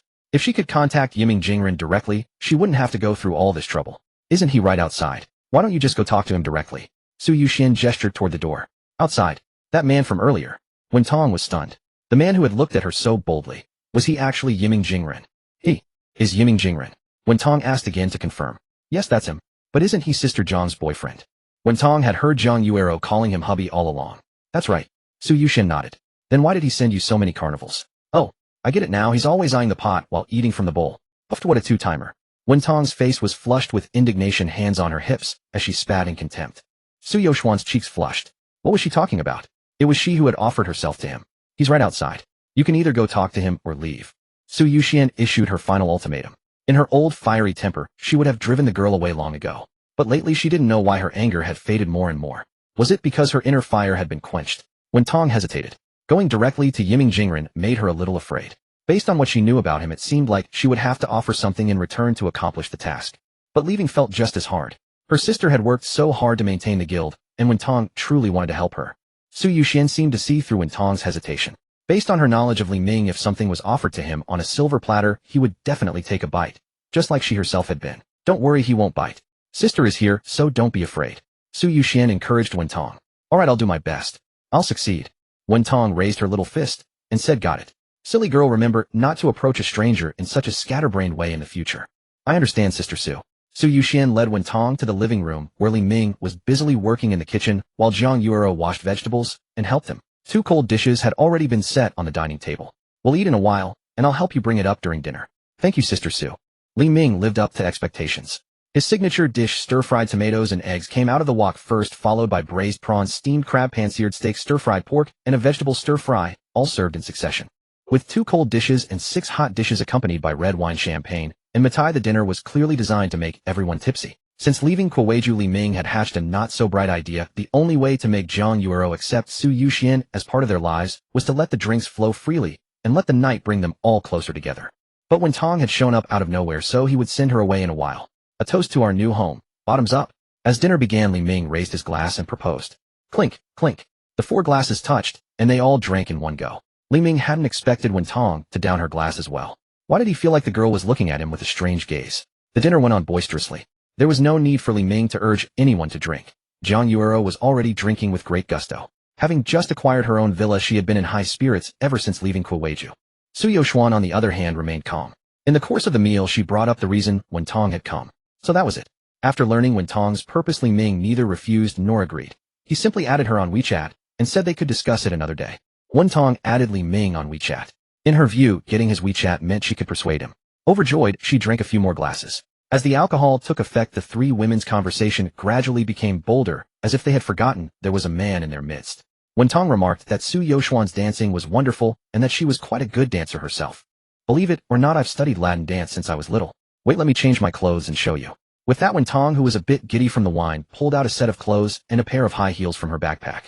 She actually started changing clothes right there. Fortunately, Su Yoxuan, still sober enough, grabbed Wentong and pulled her into the bedroom. Oh, what a pity. Li Ming had been looking forward to the sight, but Su Yuxian had spoiled his fun. He would remember that. Drink, hubby, drink. Zhang Yuero called out. Zhang Yuero's eyes were glazed as she had drunk her fill. Li Ming then filled her glass with a soft drink. To be honest, in order to get the women to drink more, he had also drunk quite a lot. Even with his current constitution, he was slightly tipsy. Wentong came out after changing. She wore a striking red dress with delicate straps and red high heels. Li Ming was dumbfounded at the sight. The outfit was incredibly alluring. Her elegant silhouette was beautifully showcased by the dress, with her fair shoulders and graceful posture on display. Is this girl up to something? Music! Turn on the music! Wentong called out. Su Yuxian couldn't dissuade her, so she had no choice but to comply. When the music started, Wentong's demeanor changed completely. She let herself go, moving with the rhythm like a confident, agile sprite. The striking red dress added a touch of fiery charm to her sweet aura. Li Ming couldn't take his eyes off her. He finally understood the difference between Wentong's sweetness and Feng Muyu's. Wentong was the pinnacle of sweet and spicy charm. The dance came to an end. Wentong sat down at the table and drained her glass in one go. So, how was it? Great. That was wonderful. Come on, let's drink. Li Ming praised her. Then will you join our Lanshan Guild? Goodness, she hadn't forgotten about it even now. Yes, I'll definitely go. Alright, tonight I'll drink with you till the end. Come on, drink. In the end, Wentong collapsed onto the table drunk.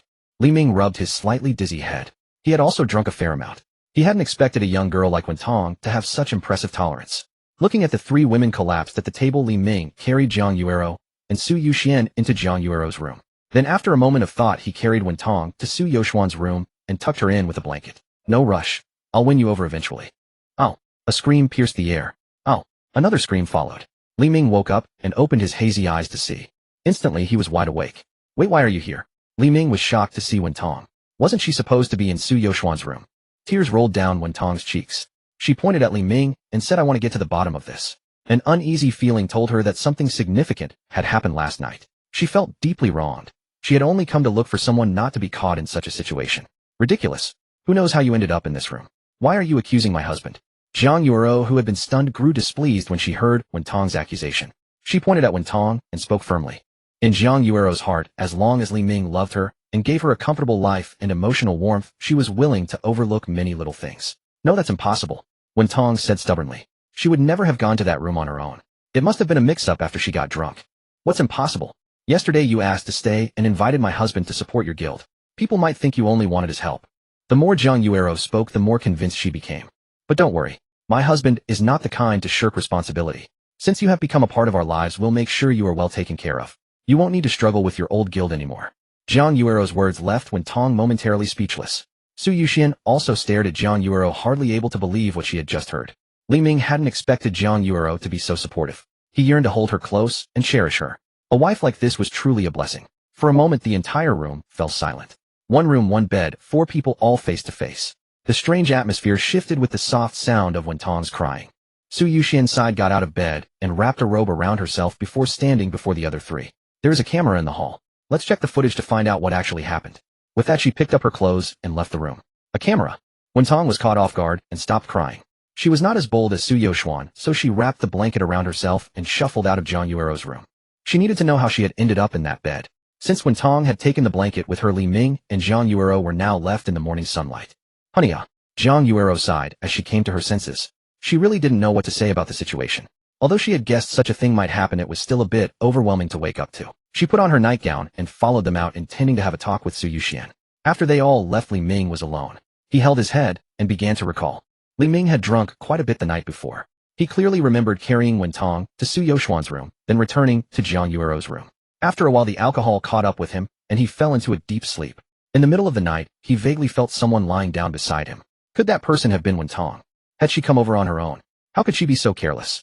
Li Ming decided to check the panel to find out the truth, whether the woman beside him in the middle of the night was really Wentong. Sure enough, Wentong was now bound to his panel. Name: Wentong, bound, exclusive funds 100 million, age 20, height 163, weight 43, score 95, experience 1. So it had really happened. It had actually happened. What a joke. A night that should have been precious, yet he had felt nothing. A once-in-a-lifetime moment missed without a trace. Looking at the rumpled bedsheet, Li Ming felt a pang of regret. Well, since things had already happened, he might as well check if there were any gains. He remembered that when all three core attributes reached 20, there would be an extra bonus. He opened his own attribute panel. Host: Li Ming, physique 20, strength 20, speed 19, special 16, available attribute points 10, skills: combat proficiency, driving proficiency, fishing proficiency. Fishing proficiency. Does this mean I'll never come back empty-handed from now on? This skill was useless to Li Ming since he rarely went fishing. He preferred other more interesting pursuits. Looking at his available attribute points, Li Ming added 1 point to speed to see what would change. A soft vibration seemed to ring in his mind, and then a warm, pleasant sensation spread through his entire body. A series of light cracks sounded from his bones as an invisible force adjusted his frame, leaving him feeling extraordinarily refreshed.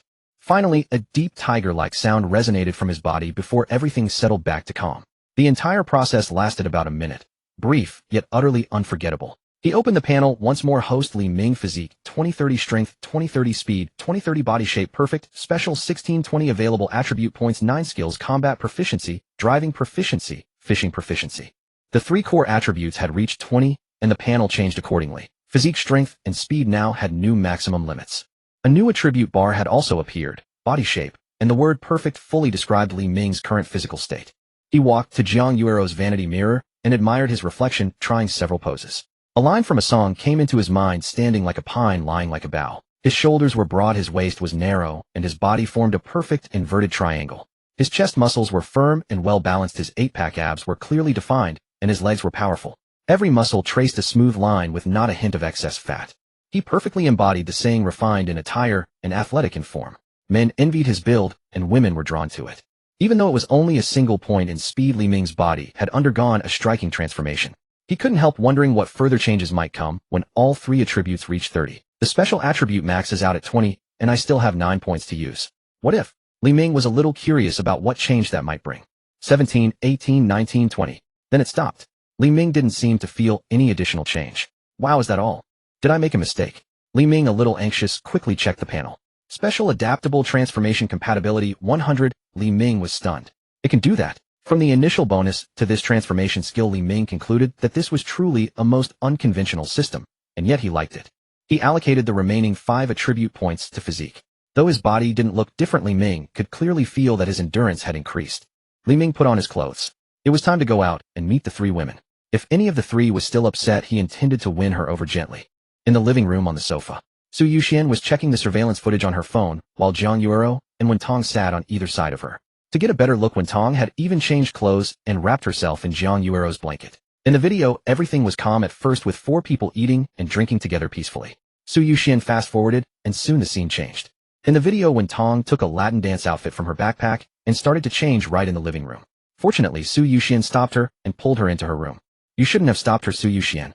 Just let her change in the living room, Jiang Yuero said with a hint of displeasure. Wentong blushed and remained silent. Soon Wentong appeared on screen again, dressed in an eye-catching outfit, and began to dance to the music. Although there was no close-up, her graceful movements were still captivating. See, she's already trying to charm my husband. I told you so. She didn't mean well. She came prepared. Jiang Yuero pressed on relentlessly. It's not like that. I bring my dance outfit every day, Wentong explained softly, pulling the blanket over her head. She felt embarrassed. Why had a little alcohol made her so impulsive? The video continued, and soon showed the 3 young women having drunk a bit too much, lying face down on the dining table. It's coming, it's coming. All 3 of them grew inexplicably nervous. In the footage, Li Ming first carried Jiang Yuero and Su Yuxian into Jiang Yuero's room. If I knew it. Jiang Yuero snorted, convinced that this man had intentions towards Su Yuxian. Seeing how calm Su Yuxian was, Jiang Yuero felt puzzled. Why didn't Yuxian react when Li Ming carried her into the room? That didn't match her personality at all. Could it be that she too had fallen for Li Ming? If Yuxian liked him, why did she go out late at night to look for? Wait, the one she wanted to find was Li Ming. Jiang Yuero gave Su Yuxian a glare, planning to find a time to talk to her alone. The footage continued, and Li Ming finally picked up Wentong. It was him who carried me inside. Well, Wentong pointed at the video. But you were the one who tried to charm my husband first. Shut up, both of you. Keep watching. Seeing that they were about to argue, Su Yuxian immediately stopped them. In the video, Li Ming carried Wentong into Su Yoshuan's room, then quickly came out and entered Jiang Yuero's room. How is that possible? Wentong was stunned. Jiang Yuero was also dumbfounded. When the opportunity was right, did Li Ming simply leave it untouched? Keep watching, Su Yuxian said. Right, keep watching. He must have come out again and carried me in. Wentong insisted firmly. In the footage, the room was empty for the next period, but continuous soft, ambiguous sounds could be heard. The 3 women's faces grew redder as they listened, and Su Yuxian quickly fast-forwarded. Finally, the scene changed when Tong opened the door, staggered out, and went into the bathroom. To Jiang Yuero's and Su Yoshuan's surprise, Wentong appeared not to be wearing her regular clothes. They both looked at Wentong. Well, I don't like to wear much when I sleep. Don't forget to delete the video later. Wentong was mortified. Why did she still keep that habit even after drinking too much? After leaving the bathroom, Wentong staggered into Jiang Yuero's room. The 3 women were stunned. Jiang Yuero and Su Yuxian looked at Wentong again, as if to say, what else do you have to explain? I don't know. Wentong cried again in grievance. Soon those ambiguous sounds came from the video again. Well, the truth was out. It really had been an opportunity handed to him on a silver platter. Haha, I told you. You little girl, you had no good intentions. Jiang Yuero pointed at Wentong triumphantly. Woo, it's not like that. I was drunk and went to the wrong room. Wentong wanted to cry, but no tears came. This outcome was beyond anything she had imagined. Alright, it's already happened. What's the use of crying? Su Yuxian said. What do you think now, eh? I don't know. Wentong could do nothing but cry. That's enough, stop crying. You little girl, you've gotten incredibly lucky. To find a man as wealthy and handsome as my husband is your blessing. Just get ready to enjoy a good life. After scolding, Wentong, Jiang Yuero began to console her, instilling her philosophy of contentment and happiness into Wentong. Isn't a woman's goal to find a man who is wealthy, handsome, and loves her? As long as he loves you and is willing to spend money on you, what more do you want? Want him to be faithful. Don't be silly. How many wealthy men nowadays don't think about having an affair? Even some poor men, once they get rich, can have wandering eyes. Don't expect a rich man to be devoted to you. Your sister has been through it. Listening to me is the right choice. Jiang Yuero went on and on singing Li Ming's praises. She knew very well that the luxury car she drove and the villa she was about to move into were all bought by Li Ming for her. Her life had changed dramatically, and she could no longer let go of Li Ming. That being the case, why not become a woman who is useful to him? No matter how many women Li Ming might have in the future, at least there would be a place for her in his heart. Wentong, still naive about the world, heard Jiang Yuero's twisted logic and couldn't help feeling that it made a little sense. Hadn't she come here to invite Li Ming to be a big brother in her guild? Now with this new relationship, how could he refuse? The task her sister had given her was essentially complete. It was just that the process had been full of twists and turns. Even so, she still couldn't get over that hurdle in her heart. Then Jiang Yuero played her trump card, and Wentong finally stopped crying, staring in shock at what Jiang Yuero displayed. Look, LV, Chanel, Hermes. Sent by my husband. You'll have them too. A Porsche sent by my husband. You'll have one too. A townhouse in Soway residence, also a gift from my husband. You'll have that too. Together these things must be worth tens of millions, right? Was Li Ming really willing to spend so much on her? When Li Ming had spent over 4 million in one night for Su Youxuan, she had already been stunned. Wait, if he could give such things to Jiang Yuero, then what about Su Yuxian? Wentong looked at Su Yuxian in surprise. Had Li Ming also spent that much money on her? That was too extravagant. She hadn't expected to have seriously underestimated Li Ming's strength. If he could also give so much for her, wouldn't her sister's troubles be solved? Yes, he certainly can. At that thought, Wentong suddenly felt enlightened. Su Yuxian saw Jiang Yuero continually guiding Wentong both mentally and materially, trying to make Wentong forgive and accept Li Ming. She then understood Jiang Yuero's intention, and the huge stone in her heart finally fell to the ground. If Jiang Yuero could accept Wentong, she could accept her too. She no longer had to suppress her feelings for Li Ming. Her best friend was, as always, very clear-headed. In such a situation, she had neither cried nor made a scene, but instead considered Li Ming's interests in every way. Su Yuxian truly felt a sense of inferiority. Just then Jiang Yuero's door opened, and Li Ming walked out. As Li Ming walked out, Su Yuxian, always a connoisseur of good looks, sensed that something about him had changed, and her eyes sparkled with newfound interest. In her eyes the man had grown even more magnetic. A single glance made her heart flutter wildly, and a strange warmth crept into her cheeks. Huh, honey, why do you look different all of a sudden? You've become more handsome, and even your build seems better, Jiang Yuero asked in surprise. Do you like it? Asked Li Ming. Yes, I love it. Not only am I better looking, I'm stronger too, Li Ming added with a meaningful smile. But no matter how strong you are no match for the three of us, Jiang Yuero teased, just as meaningfully. It suddenly dawned on Li Ming that apart from Su Youxuan, who had already openly accepted him, even Wentong had now warmed to him. Li Ming shot Jiang Yuero an approving glance. She really understood him. From the bedroom, he had overheard the conversation in the living room clearly. Why don't you two go and grab some breakfast? Li Ming said to Jiang Yuero and Su Yuxian. They understood his intent at once. Sure, dear. What would you like? Jiang Yuero asked. Soy milk, fried dough sticks, and steamed buns. Jiang Yuero took Su Youxuan's arm and headed out, leaving Li Ming some privacy. No matter how reassuring her words were, they were nothing compared to a single promise from Li Ming. Besides, she still wanted to ask Su Yuxian when she had become so close to her husband. Meanwhile, in the room, Li Ming and Wentong were left alone. Wentong grew nervous and pulled the blanket more tightly around herself. Are you afraid of me? Last night wasn't my fault. Are all girls this bold these days? Li Ming sat beside Wentong, teasing her. No.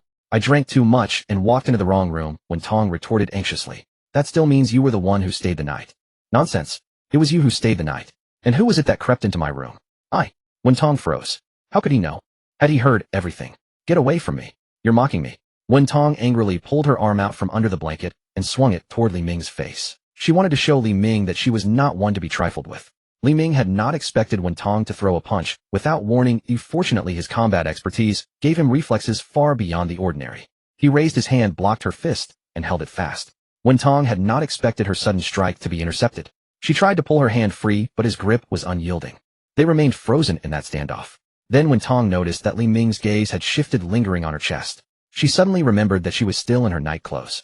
With no hand holding it, the blanket obediently slipped down, revealing one smooth, fair shoulder and the delicate line of her collarbone. All of this was before Li Ming's eyes. "Oh, let go. You're teasing me again." When Tong, utterly embarrassed, wished she could sink into the floor. How could Li Ming let go at such a moment?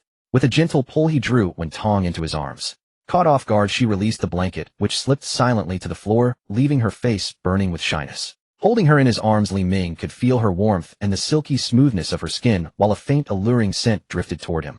What a blissful sensation it was. "Oh." Wen Tong tried to struggle, but Li Ming's arms were strong and unyielding, and she could not break free. Seeing the beauty struggling in his arms, Li Ming leaned in and gently kissed her forehead. Isn't this just like a scene from a TV drama? The heroine struggles in the hero's arms, and after he kisses her tenderly, she gradually stops resisting and responds with warmth until their feelings blaze beyond any control. Sure enough, TV dramas never lied to Li Ming. Under his tender care, Wen Tong stopped struggling, and in return wrapped her arms around him. It also proved another saying, if you cannot resist, you might as well embrace it. "Since you are mine, I will give you everything that belongs to me," Li Ming whispered. He leaned close to her ear and whispered softly. Wen Tong answered softly. It seemed Jiang Yuero's words had indeed had some effect. When the moment was right, Li Ming walked with Wen Tong to Su Youxuan's room. Having missed his chance yesterday, he was eager to truly appreciate Su Youxuan, the sweet and spicy queen. Soon the room was filled with warm and lively laughter. An hour later, Li Ming had dressed himself, feeling refreshed and energized. The experience left him with an unexpectedly pleasant sensation. In short, it was extraordinary. Seeing Wen Tong already drowsy and weary on the bed, Li Ming tucked the blanket around her and quietly left the room to let her rest. In the living room, Li Ming saw that Jiang Yuero and the others had not returned yet. They've been gone so long. I'm starving.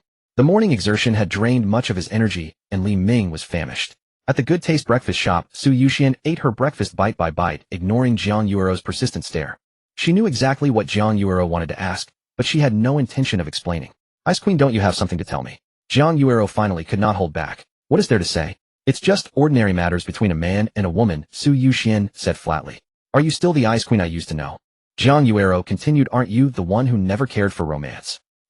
Su Yuxian sprayed a mouthful of soy milk across Jiang Yuero's face and glared at her. "You little minx, who told you I never cared for romance?" Jiang Yuero, having suffered the unintended spray, looked wronged. "I was only joking. Why are you so worked up?" She wiped the trace from her face and continued. "It was that night, wasn't it?" Su Yuxian paused and nodded. "Why?" She was silent. "Why?" Again she said nothing. "Why?" Faced with Jiang Yuero's relentless questioning, Su Yuxian had no choice but to tell her what had happened that night. "So you got over 4 million. Wait, after it reached you, it was over 2 million. You let yourself be won over for just over 2 million. That's so expensive," Jiang Yuero said with a sour smile, remembering that she herself had not received a single cent. Su Yuxian rolled her eyes at her, but said nothing. "Fine, I'll be magnanimous and let it go. After all, a man like my husband, wealthy and handsome, is a fatal temptation for a looks-crazed girl like you. I understand. From now on, we sisters will be united as one. Our strength can cut through metal," Jiang Yuero concluded. "Oh please, let's be serious," Su Yuxian said. "Youxuan, since graduation, we've been striving in Jiangxing.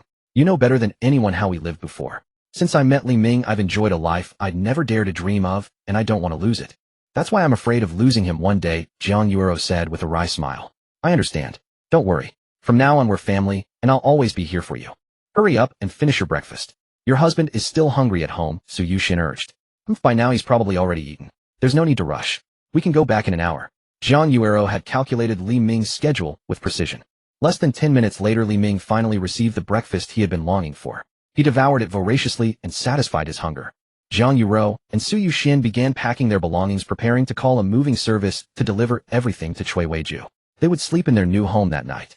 The two had already decided to continue living together in Jiang Yuero's villa. Though the house was not particularly grand, their belongings were plentiful, filling more than a dozen boxes. Compared to Jiang Yuero's luxurious possessions, Su Yuxian's belongings were pitifully few, as Li Ming had never taken her shopping before. Li Ming had already decided to take them out for some shopping in the afternoon. Now that he possessed a perfect physique, he no longer feared long shopping trips. Once Wen Tong woke up, they called a moving service and headed to Cuiweiju with their belongings. The entire day passed gradually as they sorted through the rooms. Jiang Yuero and Su Yuxian were exhausted, but genuinely happy. After all, this was their new home together. Wen Tong gazed at Jiang Yuero and Su Yuxian's villa with evident envy. Li Ming promised her that whenever she desired, he would gladly provide whatever she wished for. But when Tong suggested investing the money into Lanshan Guild instead, Li Ming fell silent. If he invested in Lanshan Guild, he could not utilize Wentong's dedicated funds, and he would receive no cash back. Investing a few million was manageable, but several tens of millions required Li Ming to weigh his options carefully. Later, Wentong received a call from her elder sister and left earlier than planned. Before she departed, Li Ming told her to call him anytime she needed him. That night, Li Ming stayed there and truly experienced the remarkable power of his perfect physique. In the morning, he had been gentle with Wentong, but this time Li Ming went all out. 2 hours later, the flames subsided. Only then did he fall asleep holding the two women whose bodies were completely relaxed. The following morning, the sun had climbed high. Li Ming received a call from Qin Yuqi. "Boss, when are you coming back? What's wrong? Has something happened?" Li Ming was startled internally. Could it be that Master Jiang had taken action?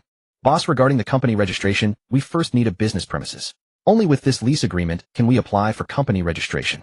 Alternatively, there is another method that does not require a lease agreement. You can pay someone to handle it on your behalf. What do you think?" Qin Yuqi said over the phone. "Rent, we must rent.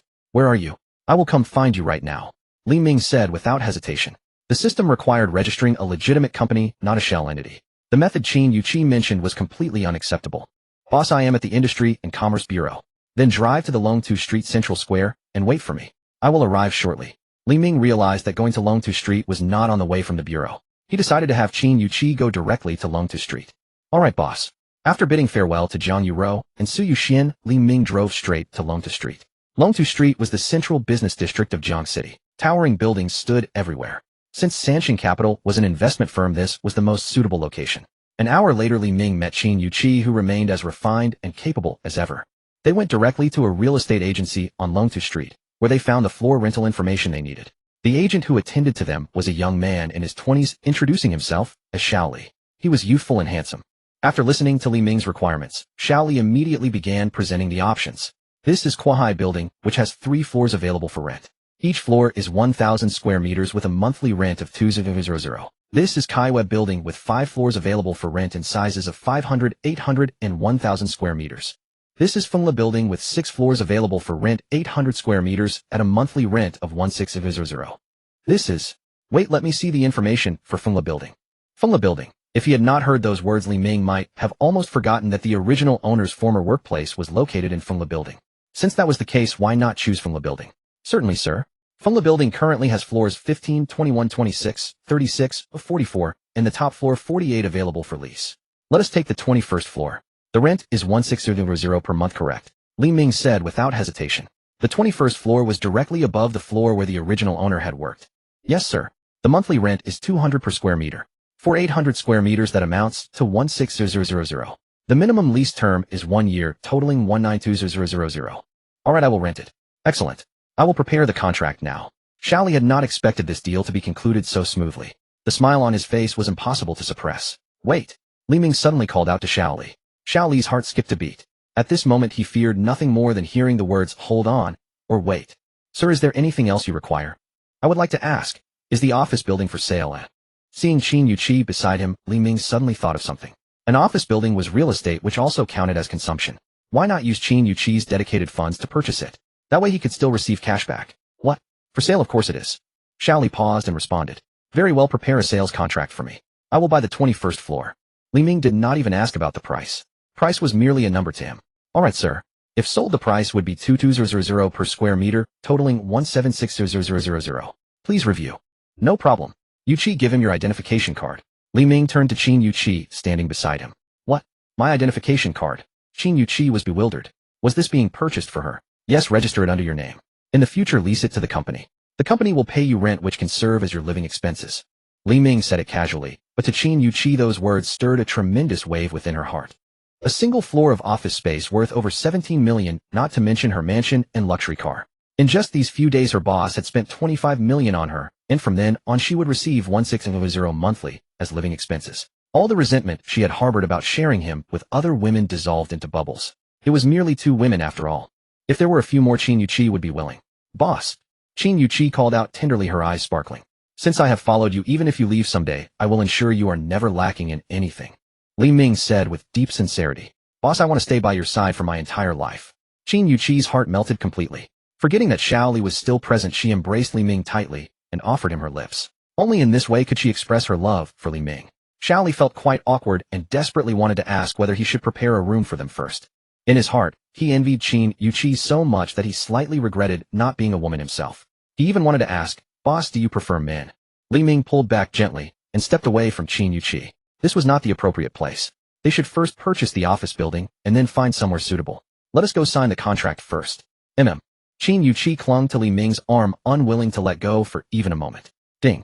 Qin Yuqi's dedicated fund expenditure 176000. Successful cashback 176000. With this successful cashback, Li Ming's withdrawable funds exceeded 720 million. Added to the over 100 million in his ICBC account, Li Ming's total capital had surpassed 800 million. 6 cash-generating machines only yielded over 800 million in returns. I need to work harder. Li Ming tallied his women and felt somewhat unsatisfied with the cashback efficiency. From the building 21st floor. Perhaps no company had moved in for a long time, so it lacked human presence. Empty and desolate with dust covering the floor. Li Ming looked around. The previous company's decoration style was quite decent. He could simply clean the place, purchase some office supplies, and then open for business. When can the business license be ready? With the lease contract, it can be done within a week. Good. These few days we can renovate this place a bit. Li Ming planned to set up a leisure and entertainment area here, a place to unwind after work. He would also create a private rest area for himself, convenient for rest and business, with excellent soundproofing. Since the rest of the place basically needed little change, Li Ming simply told Qin Yuqi his requirements and asked her to find an installation team. You can't handle everything alone. You might want to hire an assistant first. Okay, boss, I understand. Let's go. There's nothing else worth seeing here. Xiao Li, quick-witted, pressed the elevator button for them. Xiao Li, right. Come, let's add each other on WeChat.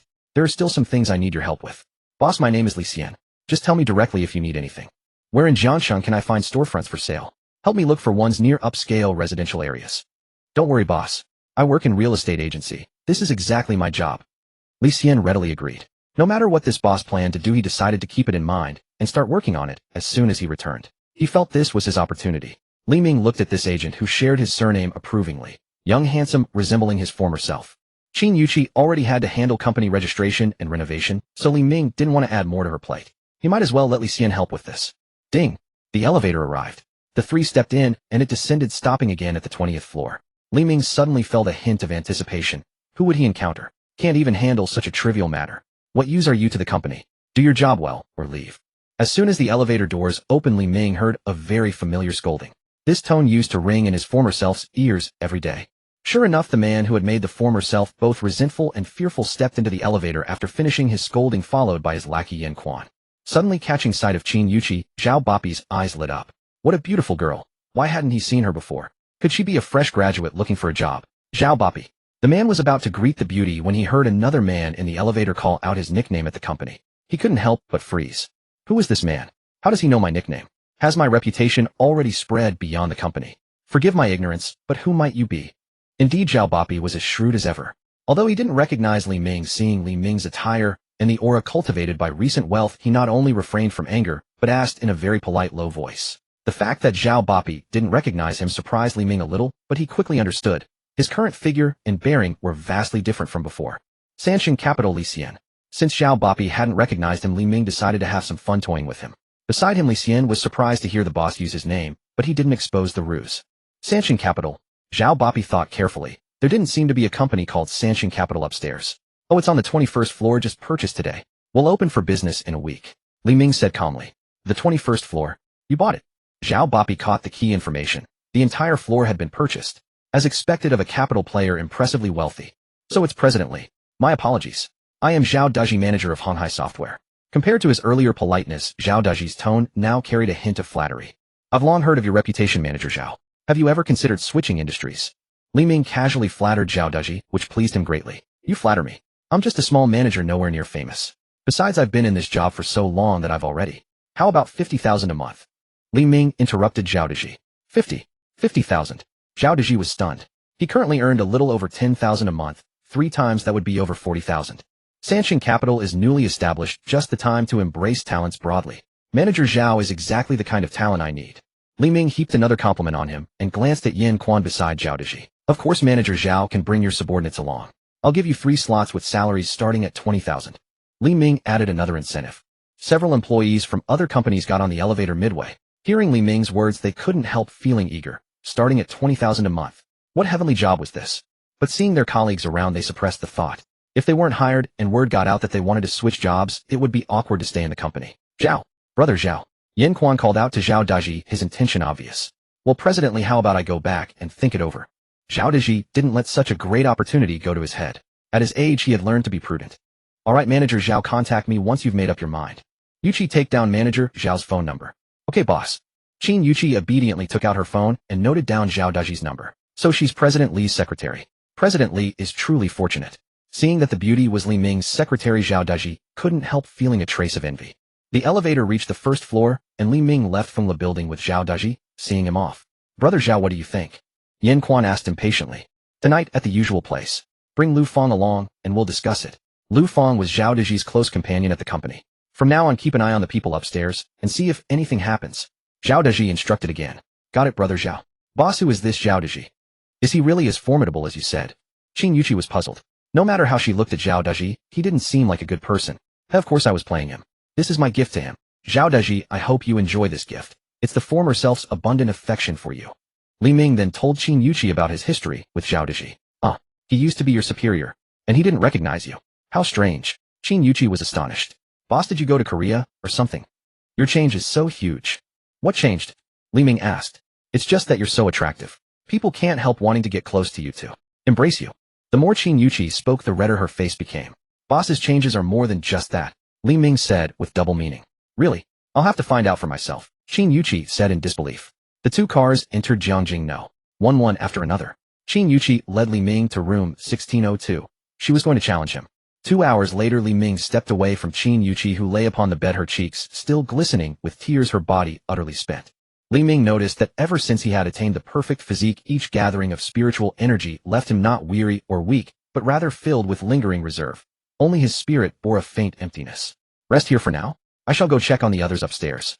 Li Ming gently kissed Qin Yuchi's forehead, drew the blanket over her, and made his way to room 1701. As she watched Li Ming leave, Qin Yuchi sighed softly. Her boss's remarkable strength had once again reshaped her understanding of men. Though the experience had been deeply moving, she felt utterly drained and vowed never to face such trials alone again. Upon arriving at room 1701, the three girls greeted Li Ming's return with bright smiles. After speaking with Zhang Yutong, Li Ming discovered that no one from the company had contacted her, as though she had simply ceased to exist. Zhang Yutong naturally had made no move to reach out herself. With that in mind, Li Ming set the matter aside and prepared to remain still, letting events unfold as they might. Li Ming examined the readings for Zhang Yutong and Sheng Xiaolu, finding no change. But when he turned to Lin Yue, he paused. Though only a single digit had shifted, the value had indeed altered. Name: Lin Yue. Age 20. Height 170 centimeters. Weight 46 kilograms. Rating 89. Experience 0. Her weight had increased by 1 kilogram over these past few days. True to his word, Li Ming transferred 200,000 yuan to Lin Yue on the spot. Wow. Boss, you are too kind. I will continue to work hard. Overcome with emotion, Lin Yue embraced Li Ming warmly. Though slender, her figure carried a natural grace and vitality. He then spent some time conversing with the three women, learning that they had grown restless staying indoors. That evening, he took them out for a stroll and a movie to lift their spirits. As for Qin Yuchi, Li Ming left her to rest undisturbed.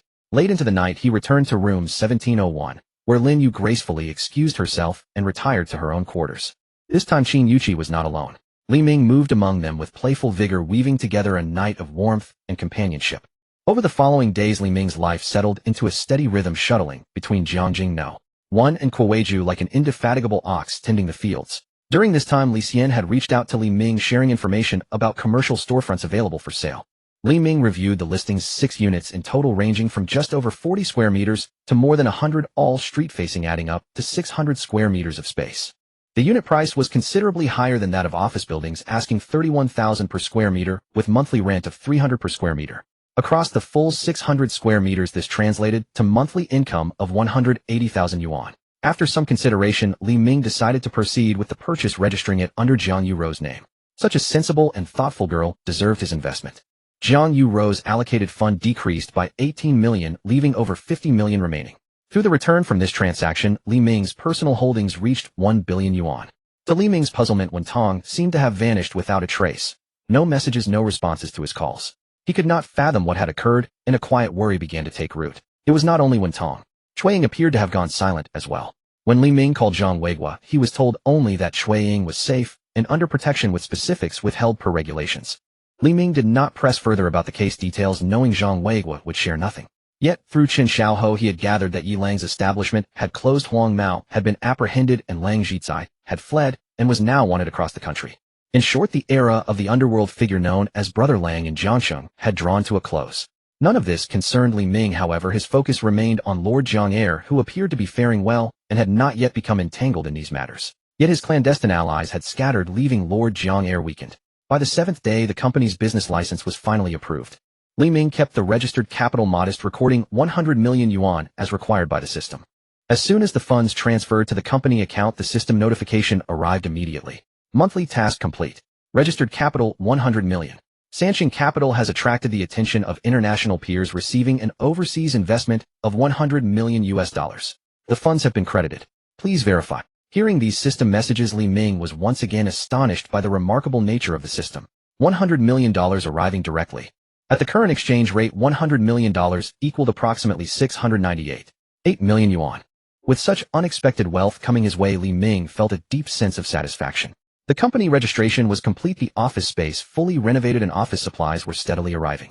Li Ming felt the time had come to open for business. The day after receiving the business license, Sansheng Capital officially opened its doors. As for staffing, Li Ming posted recruitment notices online.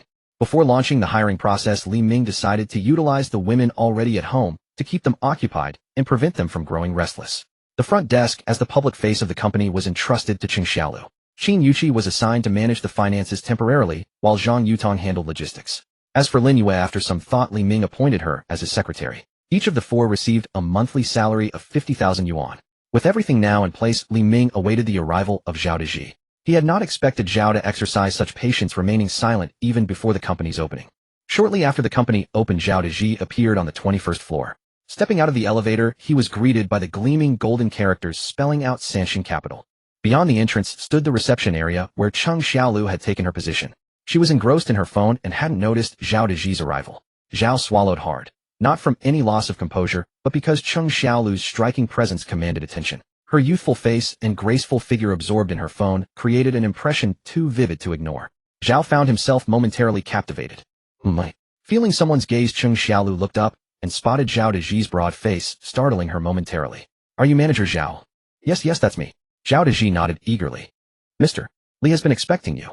He speaks highly of your talents, Manager Zhao. Please follow me." Cheng Xiaolu led the way, escorting Zhao Deji to the door of Li Ming's office. As they walked, Zhao Deji couldn't help but admire Cheng Xiaolu's graceful figure. Last time in the elevator, Mr. Li had been accompanied by a beautiful woman, and now another. One could only marvel at Mr. Li's good fortune. He wondered when he might elevate himself to such a stature. Another one, Zhao Deji murmured, momentarily taken aback by Lin Yu's presence. While she may not have matched the allure of the others, she possessed her own rare beauty. Yeah, this is Manager Zhao here to see Mr. Li. I understand. You may go about your duties. Manager Zhao, please. Mr. Li has been expecting you. Do come in. Ah, yes, very well. Zhao Deji steadied himself, sensing that crossing this threshold would bring about a profound transformation in his life. When Zhao Deji walked in, he was taken aback to see Li Ming with a woman. "Oh, Manager Zhao, I've been looking forward to your arrival." Li Ming gestured for Zhang Yutong to step out first. Zhang Yutong glanced at Zhao Deji, wondering if this was the one who had offended the boss. With his short limbs, he didn't look like much. This is the fourth. The envy in Zhao Deji's heart had turned to jealousy. Why could Li Ming be surrounded by such remarkable women while he was stuck with someone like Lu Fang? Though Zhao Deji harbored deep jealousy toward Li Ming, his smile never wavered, a practiced expression from someone who understood the art of concealment well. "Li Zong, please forgive me. I've been completely tied up with company matters these past few days. So what have you decided, Manager Zhao? I appreciate your generous offer, but I'd like to understand how you envision my role here. How about the position of Investment Department Manager? As you know, this role carries significant weight, and I wouldn't entrust it to just anyone." Upon hearing that Li Zong was offering him the position of Investment Department Manager at Sansheng Capital, Zhao Deji felt an inner glow of satisfaction. This department held real authority. The potential for maneuvering was considerable. Any company seeking investment from Sansheng Capital would need his approval as manager, would they not? Without some gesture on his part, how could he not be put in a difficult position? By now, Zhao Deji had already mapped out how to accumulate substantial wealth and enjoy a comfortable life. "This department is far too critical. I worry I might fall short of your expectations." Zhao Deji yearned for the position, though he maintained a modest demeanor in his response. "That's hardly necessary. Manager Zhao's reputation at Honghai Software is well known. I believe in your abilities. Nobody could do this better than you." Indeed, Zhao Deji possessed both the capability and the willingness to accomplish tasks. Were it not for concerns about his character, Li Ming would have been inclined to hire him. "What about my people at Zhao Dezi hesitated. You would join the investment department together, and you'll be responsible for selecting the remaining team members. Before Li Ming could finish speaking, a knock came at the door, and Zhang Yutong entered carrying a cup of coffee. Manager Zhao, please have some coffee to refresh yourself. Zhang Yutong set the coffee before Zhao Dezi. I've been hearing President Li speak highly of Manager Zhao these past few days. He says you're exceptionally talented, and now that I've finally met you in person, you truly are remarkable. I am surnamed Zhang, and currently manage logistics. Shopping and simple errands suit me fine, but logistics is an area I'm quite unfamiliar with. I'll certainly need to bother you in the future. Manager Zhao, please don't find me troublesome or refuse when the time comes. Zhang Yutong spoke in a delicate tone, her words filled with admiration for Zhao Dezi. Not bad for someone with acting experience. Her performance was so convincing that even Li Ming almost believed it. Flattered by the praise from such a striking young woman, Zhao Dezi's vanity was thoroughly satisfied. Manager Zhang is too kind. Let us work together toward our shared goals. Zhao Dezi had quickly grasped the situation. The general manager was simply a wealthy young man pursuing his entrepreneurial dreams. All 4 employees of the company, regardless of their titles, were essentially companions rather than skilled professionals, which explained why he was being recruited at such a generous salary. A young wealthy businessman surrounded by pretty companions. Well, that meant he could ask for what he wanted. Very well, Manager Zhao, I won't rush you. Take 3 days to give it careful consideration. A base salary of 50,000 plus 5% of the dividends. I'm coming to this with sincerity, Manager Zhao. Li Ming added another incentive. Excellent. Since President Li has spoken so clearly, I, Zhao Dezi, will report for duty in 3 days. Hearing about the dividend share, Zhao Dezi finally smiled. He had received even more than he had hoped. Welcome to Sansheng Capital, Manager Zhao. Li Ming warmly grasped Zhao Dezi's hand, feeling quite pleased. With Manager Zhao joining us, President Li is like a tiger with added wings. Zhang Yutong offered her congratulations. Zhao Dezi too was in high spirits, marching out of Sansheng Capital with his hands clasped behind his back, already dreaming of the bright days ahead. Boss, did the fish take the bait? Yes, the fish has taken it. Shouldn't we celebrate? President, this is a workplace. Perhaps not the best atmosphere. No matter, President, I care little for appearances. Honghai Software, Zhao Dezi's office. Zhao Dezi had barely sat down when Yin Quan and Lu Fang walked in. Brother Zhao, how did it go? Yin Quan asked impatiently as soon as he entered the room. Ahem, what's the rush? Close the door first. Zhao Dezi glared at Yin Quan with mild displeasure. Oh, sorry. Yin Quan quickly rose to shut the door, glancing around cautiously as he did so. It's settled. I start in 3 days as investment department manager. Both of you will follow me. Yin Quan, you'll serve as deputy manager, and Xiao Feng will be my secretary. Zhao Dezi spoke calmly and composedly. Yes, Brother Zhao, you're the best. Hearing this news, Yin Quan's heart finally settled. Brother Zhao, what about the salary? It hasn't changed, has it? Lu Fang approached from behind Zhao Dezi and began massaging his shoulders. A base salary of 20,000 with a year-end bonus. Moi. Lu Fang pressed a kiss onto Zhao Dezi's arm. Brother Zhao is amazing. I've always admired you the most, she said, lavishing him with flattery. All 3 were in high spirits. Very well, the matter is settled. Now we must prepare our resignations. Xiao Feng, submit yours today. Yin Quan tomorrow. I'll go the day after. In 3 days we all join Sansheng Capital together. From then on, the sky is vast enough for birds to fly, and the sea is wide enough for fish to leap. All right, we'll follow your lead, Brother Zhao. MHM will follow your lead, Brother Zhao. Both responded obediently to Zhao Dezi's instructions. Brother Zhao, didn't President Li promise 3 positions? Could we bring my younger brother along as well? Lu Fang leaned against Zhao Dezi's shoulder. Ahem, not so fast. That position has its own purpose. Please rise, mind your manners. Though he had previously spent time with Lu Fang in the office at night, this was broad daylight. Once we're officially employed, President Li said, I'd handle the remaining hiring. We'll get your brother in then. While he couldn't offer his brother a managerial spot, a regular position was still within reach, and she was quite delightful to be around. All right, thank you, Brother Zhao. As long as her brother had work, Lu Fang's demands were modest. Very well, that concludes our discussion. You two may go now. Please keep this confidential. Both nodded in agreement and left Zhao Dezi's office together. The final opening with its 20,000 base salary would have been wasted giving it to Lu Fang's brother for nothing. Zhao Dezi felt it prudent to hold on to it and use it where it could yield the greatest return. Zhao Dezi already had someone in mind. Perhaps this could be an opportunity. Please ask Yi Xiaoya to come to my office. Zhao Dezi picked up the telephone on his desk and spoke into it. Yi Xiaoya was a vibrant, youthful girl full of energy, and Zhao Dezi had admired her for quite some time. After Zhao Dezi departed from Sansheng Capital, the first applicant, a young woman, timidly stepped into the office. Her apprehension stemmed from the rather unconventional hiring requirements at Sansheng Capital. She hesitated at the entrance, unsure of what to expect. 2 days before the company's grand opening, Li Ming had already posted recruitment notices on job websites. Company operations required professional talent. While he could afford to pay well, managing company operations fell outside his area of expertise. A professional manager was essential. Additionally, a financial expert was crucial due to tax matters. Should tax evasion occur, the consequences would far outweigh any savings. Therefore, a professional financial supervisor was also necessary. As for receptionists and regular staff, the requirement was simple, young, and attractive. No ulterior motives. Simply pleasant to look at, ensuring everyone maintained a good mood each day. My territory, my rules. Thus appeared an eccentric recruitment notice on the internet. Sanshin Capital recruitment information, hiring 2 receptionists, monthly salary, 10,000. Requirements, female, youthful, and attractive, aged 18-22, primarily fresh college graduates. 10 regular staff positions, monthly salary, 15,000. Requirements, female, above average appearance, age 2,228, preferably experienced working women. 1 financial supervisor position, monthly salary, 3,000. Requirements, same as above. 1 general manager position, monthly salary, 5,000. Requirements, same as above. The salaries listed are base wages. The greater your ability and effort, the higher your compensation. This modest recruitment notice attracted considerable attention on the job website. In Jiangxing, where the average base salary hovered around 6,000, a receptionist position offering a 10,000 monthly wage sparked considerable interest among many. Upon seeing the requirement, female, still female, even more remarkable was the appearance requirement. Was this hiring employees or selecting beauties? Many men were unwilling to accept this, calling it blatant gender discrimination. They called customer service to protest. These are the company's personal requirements and have nothing to do with our website. If you are truly interested in this company, I suggest you visit Thailand. You might even receive an interview opportunity. The customer service response was quite blunt.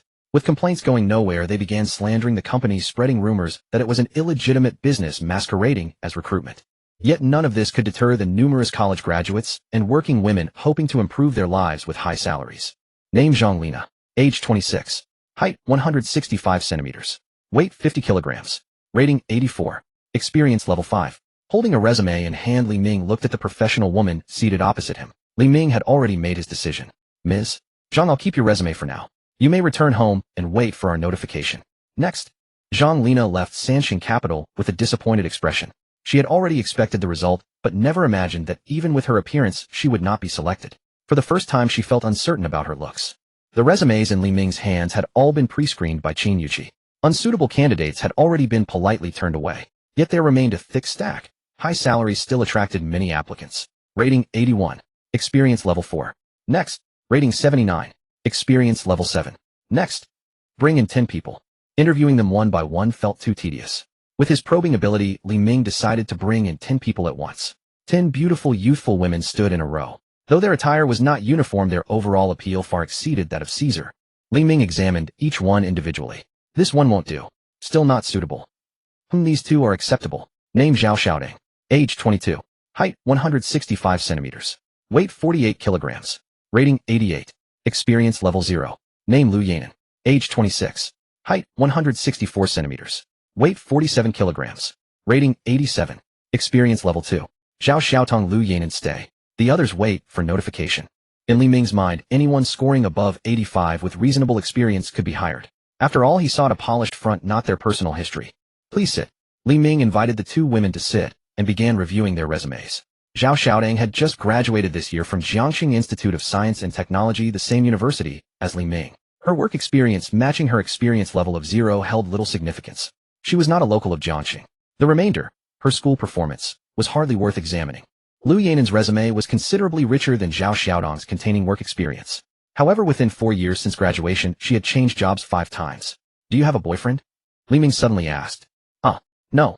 The first question caught Zhao Xiaoding off guard, but she answered quickly. I do. Lu Yanan whispered softly, wondering whether this answer would displease the interviewer, feeling somewhat anxious.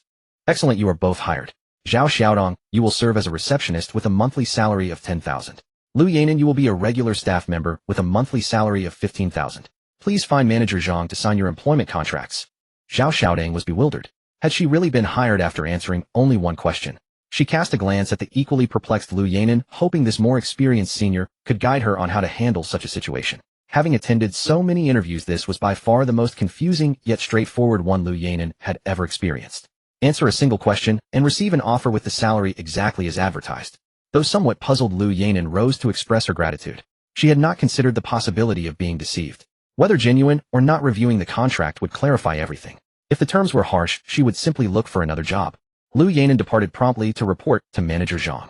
Seeing this, Zhao Xiaoding followed with a touch of unease, thinking to herself, but the interviewer was so handsome.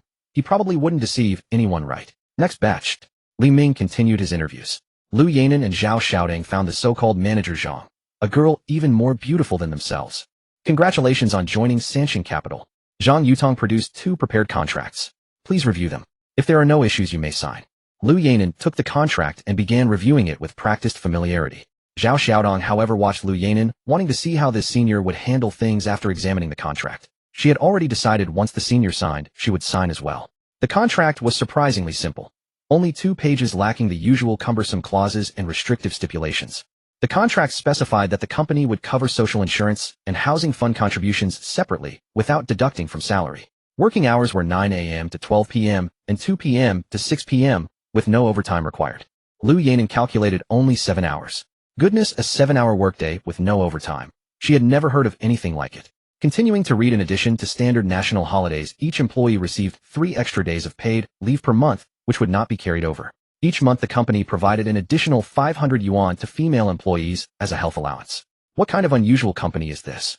After reading through the employee contract, Lu Yanan was completely overwhelmed. Other companies seemed determined to squeeze every last drop of effort from their employees, yet this one appeared to treat them like honored guests. Without hesitation, Lu Yanan signed her name. She knew such opportunities rarely came twice. Seeing this, Zhao Xiaodong also signed her name. Excellent, we are now colleagues. You may proceed to the finance department to collect this month's salary in full. Remember, going forward, salaries will be paid on the 1st of each month. Zhang Yutong dropped another astonishing revelation. Receiving salary upon just joining, full payment. This time both Lu Yanan and Zhao Xiaodong were thoroughly stunned. After several rounds of interviews, Li Ming selected 4 more qualified candidates. Next batch. Looking at the remaining resumes in his hand, he figured 2 more batches would bring this to a close. Tap tap. The clear and rhythmic sound of leather shoes stepping on the floor echoed. It was the footsteps of a single person, and Li Ming couldn't help but look up. What a gracefully poised and elegant woman.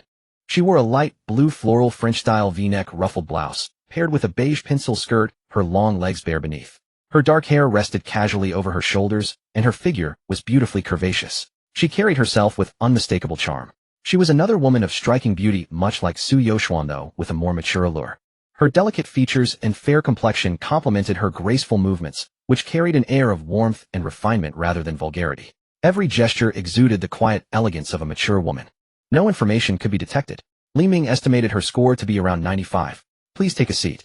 Introduce yourself. Having met many beautiful women, Li Ming's composure was well-tempered. What was once a momentary surprise had softened into quiet appreciation. He simply had no interest in women with children, nor did he wish to become a stepfather. Hello, my name is Qin Yuyao. I'm here for the finance supervisor position.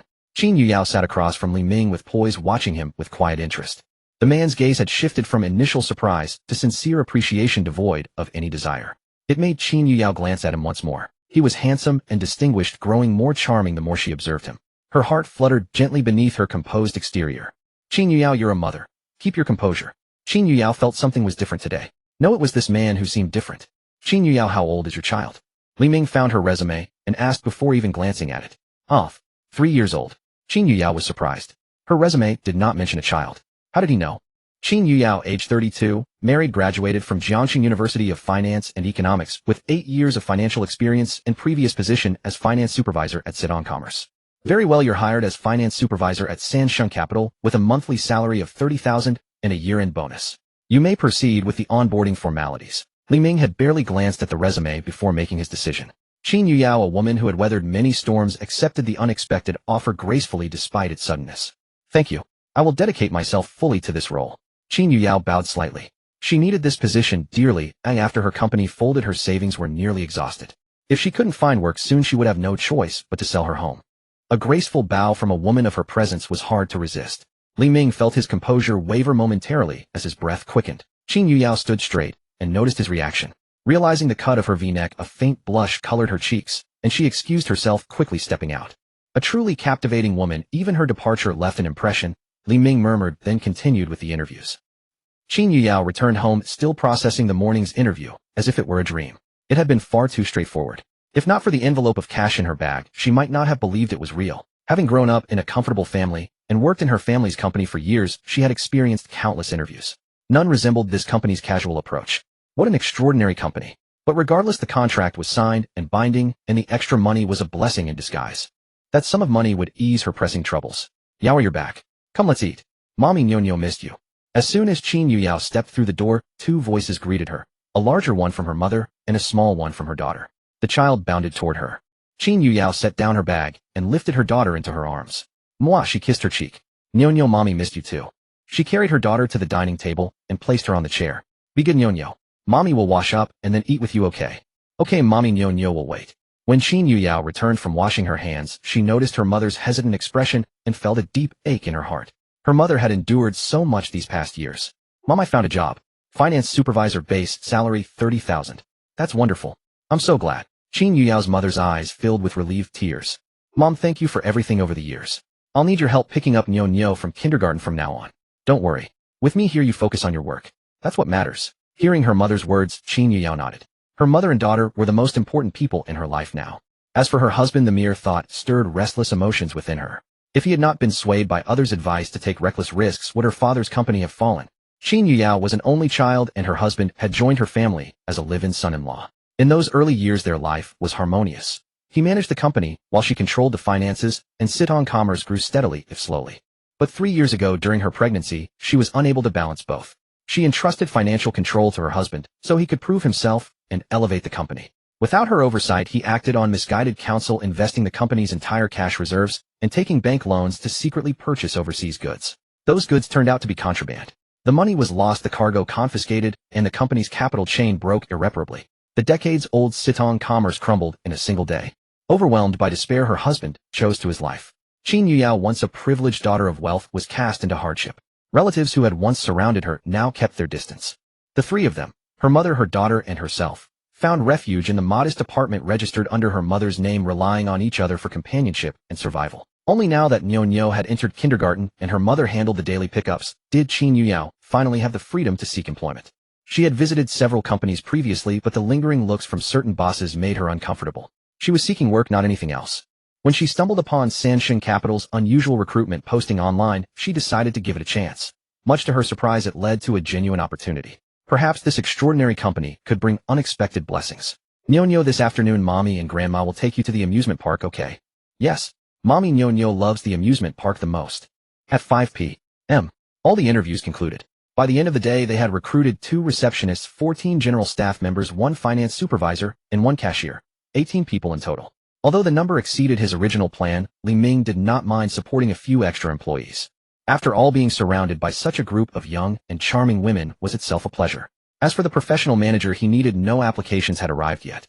Therefore, on the recruitment website, only the posting for the professional manager remained. At 6 p.m., the company closed on time. Li Ming planned to take Qin Yuqi and the others out for a big meal to properly reward them, but then he noticed an extra girl. Zhao Xiaodong. Why are you still here? Seeing Zhao Xiaodong, Li Ming was surprised. She was one of the first 2 girls he had hired. Shouldn't she have gone home and come back to work tomorrow? Why was she still at the company? Boss Xiaodong said she had nothing to do at home, so she stayed to help, Chung Xiaolu said. Today Xiaodong had kept her company at the front desk all day long. All right then, come along for dinner. After we eat, I'll take you home. 1 extra person meant 1 extra mouth to feed, but it wouldn't bankrupt Li Ming. Boss, no need. It's already time to get off work. I'd better head back first. Out of the natural reverence the word boss inspired, Zhao Xiaodong refused without a second thought. What? You haven't even started work and you're already disobeying your boss. Li Ming frowned, his tone mock serious. And no, Zhao Xiaodong stammered, hastily shaking her head and waving both hands before her chest. Then come with us. The boss won't mind treating you to a meal. Back at Yupingxian, Li Ming ordered the dishes with practiced ease. After eating and drinking to their heart's content, Li Ming and the others went straight back to Jiangjing No. 1 while Zhao Xiaodong took a taxi home by herself. Li Ming had intended to give her a ride, but realizing it was out of his way, he gave up that idea. At 9 p.m., Zhao Xiaodong returned to her rented apartment. As soon as she opened the door, she saw her roommate Wu Huan, also her college classmate, currently working as an intern teacher at an education institution. Wu Huan was holding a cup of instant noodles and slurping them. Xiaodong, why are you back so late? That company isn't really dubious, is it? Wu Huan already knew that Zhao Xiaodong had gone to that company for an interview today. She had come across the posting on the recruitment website and told Zhao Xiaodong about it. However, Wu Huan thought the company was not trustworthy. With such high salaries and a preference for pretty female employees, it had to be a shell company secretly engaged in who knew what dealings. She had firmly refused to apply. Zhao Xiaodong, however, had been drawn in by the generous salary. Unconvinced, she insisted on going to see for herself. Now that she was back so late, Wu Huan was eager to hear how the interview had gone.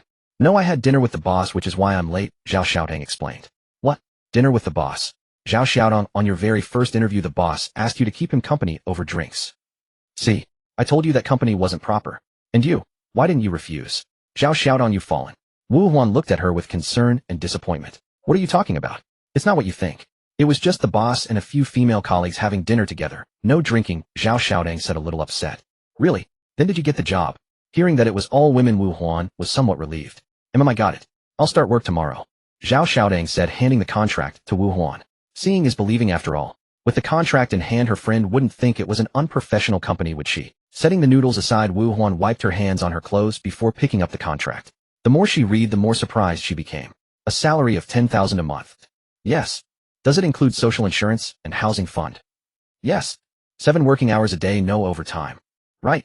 Whoa, there's even a 500 yuan period care allowance. That's right. Good heavens, what a wonderfully quirky company. I love it. And here I am working hard for only 5,000 a month. So unfair. Xiaodong, I'll go to the company with you tomorrow. I'm going to apply. From now on we'll be colleagues. Wu Huan declared with confidence. If Zhao Xiaodang could be hired, so could she. Wu Huan. The company isn't hiring anymore. No? Good heavens, what exactly did I miss out on? Zhao Xiaodong's words were like a bolt of lightning at night, putting an end to the beautiful dream Wu Huan had just begun to weave. That night Wu Huan tossed and turned, unable to sleep. The next day Zhao Xiaodang arrived at the company on time and clocked in for work. At the front desk with her was another girl, Ma Yi, also a recent college graduate. The two soon discovered that there was almost nothing to do. Aside from a few late-arriving applicants they politely turned away, no customers came through the door. Looking around the office, all the other colleagues were equally bored, either scrolling through their phones or chatting with one another. As for their boss, instead of being anxious about the situation, he was actually chatting with the new colleagues and getting along well with them. Sometimes he would even come to the front desk, lean on the counter and joke and chat with her and Ma Yi without the slightest trace of bossy airs. Zhao Xiaodang suddenly had the illusion that they were not really working, but simply accompanying the boss to pass the time with conversation. In truth, Zhao Xiaodang could hardly be blamed for having that thought. Li Ming himself did not know what to do next. After all, he had once been nothing more than an ordinary worker with no experience in running a company. So he had no clear idea about what to do next. Seeing the newly hired employees sitting at their desks with nothing to do, Li Ming, as the boss, felt obliged to help them pass the time. He walked out of his office to while away the hours with them. When Li Ming arrived at the finance office, Qin Yuyao and the cashier Sun Shui had just finished checking the accounts with Qin Yuqi and were making the final handover. Qin Yuqi had already been transferred out of the finance department by Li Ming and had officially returned to her role as his secretary. Perhaps because she had resolved her personal worries, Qin Yuyao appeared even more charming today than yesterday. How is it going? Is the handover complete? Li Ming asked, his gaze on Qin Yuyao. Among the 3 women, Qin Yuyao was undoubtedly the most eye-catching. All done, boss. Once you sign these documents, you can transfer the payment to manager Qin. Qin Yuyao signed the last form and calculated the total. Li Ming took a sharp breath. A full 3 million yuan. The venue rental fee was 2.4 million per year, and the decoration and office supplies cost 6,000. What surprised Qin Yuyao most was that the 21st floor of Fengla building was Qin Yuqi's private property with a market value of about 20 million yuan. Who exactly was this girl who shared her surname? Why would she work as someone's secretary? Seeing the way Qin Yuqi looked at their boss, Qin Yuyao, as a woman of experience, suddenly understood. She couldn't help feeling envious. Youth was truly wonderful. Li Ming signed the papers with a flourish. All that remained was for Qin Yuyao to make the payment. Supervisor Qin, do you happen to know any professional managers? He had just reached the door when he turned around to ask. It had just occurred to Li Ming that Qin Yuyao used to be a finance supervisor and a senior company executive, so she had likely come across such people before. A professional manager. Qin Yuyao was somewhat puzzled by her boss's intention. Yes, Manager Qin. Actually, let me call you Sister Qin from now on. It'll feel more friendly. Li Ming changed his form of address. Sister Qin. Friendly. How exactly do you mean? Qin Yuyao felt a slight discomfort at his words. Was it because she envied Qin Yuqi? Or perhaps because she had been alone for too long and missed having someone by her side? Sister Qin, why is your face red? Li Ming was quite surprised. Could a simple form of address really make someone blush like this? It's nothing. I didn't sleep well last night, Qin Yuyao replied with a slight excuse. Sister Qin, I'll be honest with you. I've registered the company, but I have absolutely no experience managing one. I have no idea what to do next. So I'm looking for a professional manager to help run the company. I don't know anyone in this field, so I was hoping you could help me find someone. Li Ming laid his cards on the table. I don't know anyone, Qin Yuyao said. Her family's former company had always been a family-run business, so she had never needed to seek out a professional manager. You could try a headhunting agency. They have the connections, Qin Yuyao suggested, offering Li Ming an alternative approach. A headhunting agency. Do you have a contact number? Li Ming had heard of them, but had never actually interacted with one, so the name slipped his mind for a moment. I happen to have a number. I'll send it to you. Great, thanks, Sister Qin. Once I find someone, I'll treat you to a meal. Back in his office, Li Ming immediately called the headhunting agency Qin Yuyao had mentioned. Hello, this is Qianlima Headhunting Agency. As soon as the call connected, a gentle female voice came from the other end. Hello, I'm the founder of Sanshin Capital. I'm looking to hire a professional manager with expertise in capital investment. Li Ming stated his purpose directly. Sanshin Capital, could you tell me a bit more about your company? Do you have any specific requirements? The annual salary is 1 million. I'm looking for a female candidate with an excellent appearance under 40 years old. I'm willing to pay double the referral fee. Li Ming stated his requirements clearly. For him, the conditions regarding gender and appearance were non-negotiable. Oh. Taken aback by Li Ming's unconventional request, the customer service representative hesitated for a moment before responding. I'll forward your requirements to our specialists. Someone will contact you shortly. Please keep your phone handy. After hanging up, Li Ming felt a sense of relief. At least he now had a lead. He couldn't manage the company on his own. Li Ming was well aware of his own limitations. His strengths lay elsewhere, not in corporate management. That afternoon, Li Ming received a call from the headhunting agency. They informed him that only one candidate met his specified requirements. However, this person had some rather unusual conditions, which was why she had turned down many previous offers. They also gently reminded Li Ming that if he needed a male manager instead, they had several candidates available. Li Ming declined politely. He was determined to find a female candidate, no compromise. As for what those unusual conditions were, the agency remained tight-lipped. A resume was then sent to Li Ming's phone. She's also a returnee. Upon seeing the candidate's photo, Li Ming's eyes brightened. Her appearance was outstanding, beautiful and notably cool and aloof. Another cold and elegant woman. Even her name reflected that temperament. Lung Wu Yan, age 30, from Jiangxing. She graduated from an Ivy League university in the United States and previously worked at a prestigious Wall Street investment bank with over 3 years of corporate management experience. During her 3 years there, she had doubled the company's market value, a top-tier talent. After reviewing the resume, Li Ming was highly satisfied. He called the headhunting agency to arrange a meeting with Lung Wu Yan. The agency was efficient and scheduled the meeting for 8 p.m. that evening at a Luckin Coffee near the Central Square. At 8 p.m., Li Ming arrived at the coffee shop. Li Ming arrived 10 minutes early. After scanning the room and not spotting Lung Wu Yan, he found an empty table, ordered a coffee, and began waiting. 5 minutes later, Lung Wu Yan arrived. She was even more striking in person than in her photograph. She wore a sharply tailored black cigarette-like suit that accentuated her slim, upright figure. Beneath the jacket, she wore a white fitted blouse with the top 3 buttons left undone, revealing a hint of elegance. Her shoulder-length hair was cut cleanly and neatly. Her facial features were sharp and well-defined. Her brow ridge angular, her eye sockets slightly deep, and her almond-shaped eyes carrying a cool detachment. Her nose was straight and high, and the corners of her lips held a natural air of coldness. Her skin was fair and smooth. She gave off an aura of distance and aloofness, making her seem untouchable. Name Lung Wu Yan. Age 30. Height 172 centimeters. Weight 52 kilograms. Rating 95. Experience 0. Li Ming paused. 30 years old, a returnee, yet an experience rating of 0. That didn't add up. Noticing Lung Wu Yan scanning the room, Li Ming stood up and greeted her, since she likely didn't recognize him. Lung Wu Yan. Her voice matched her demeanor, cold and reserved. Let me introduce myself. I'm Li Ming, founder of Sanshin Capital. Li Ming extended his hand.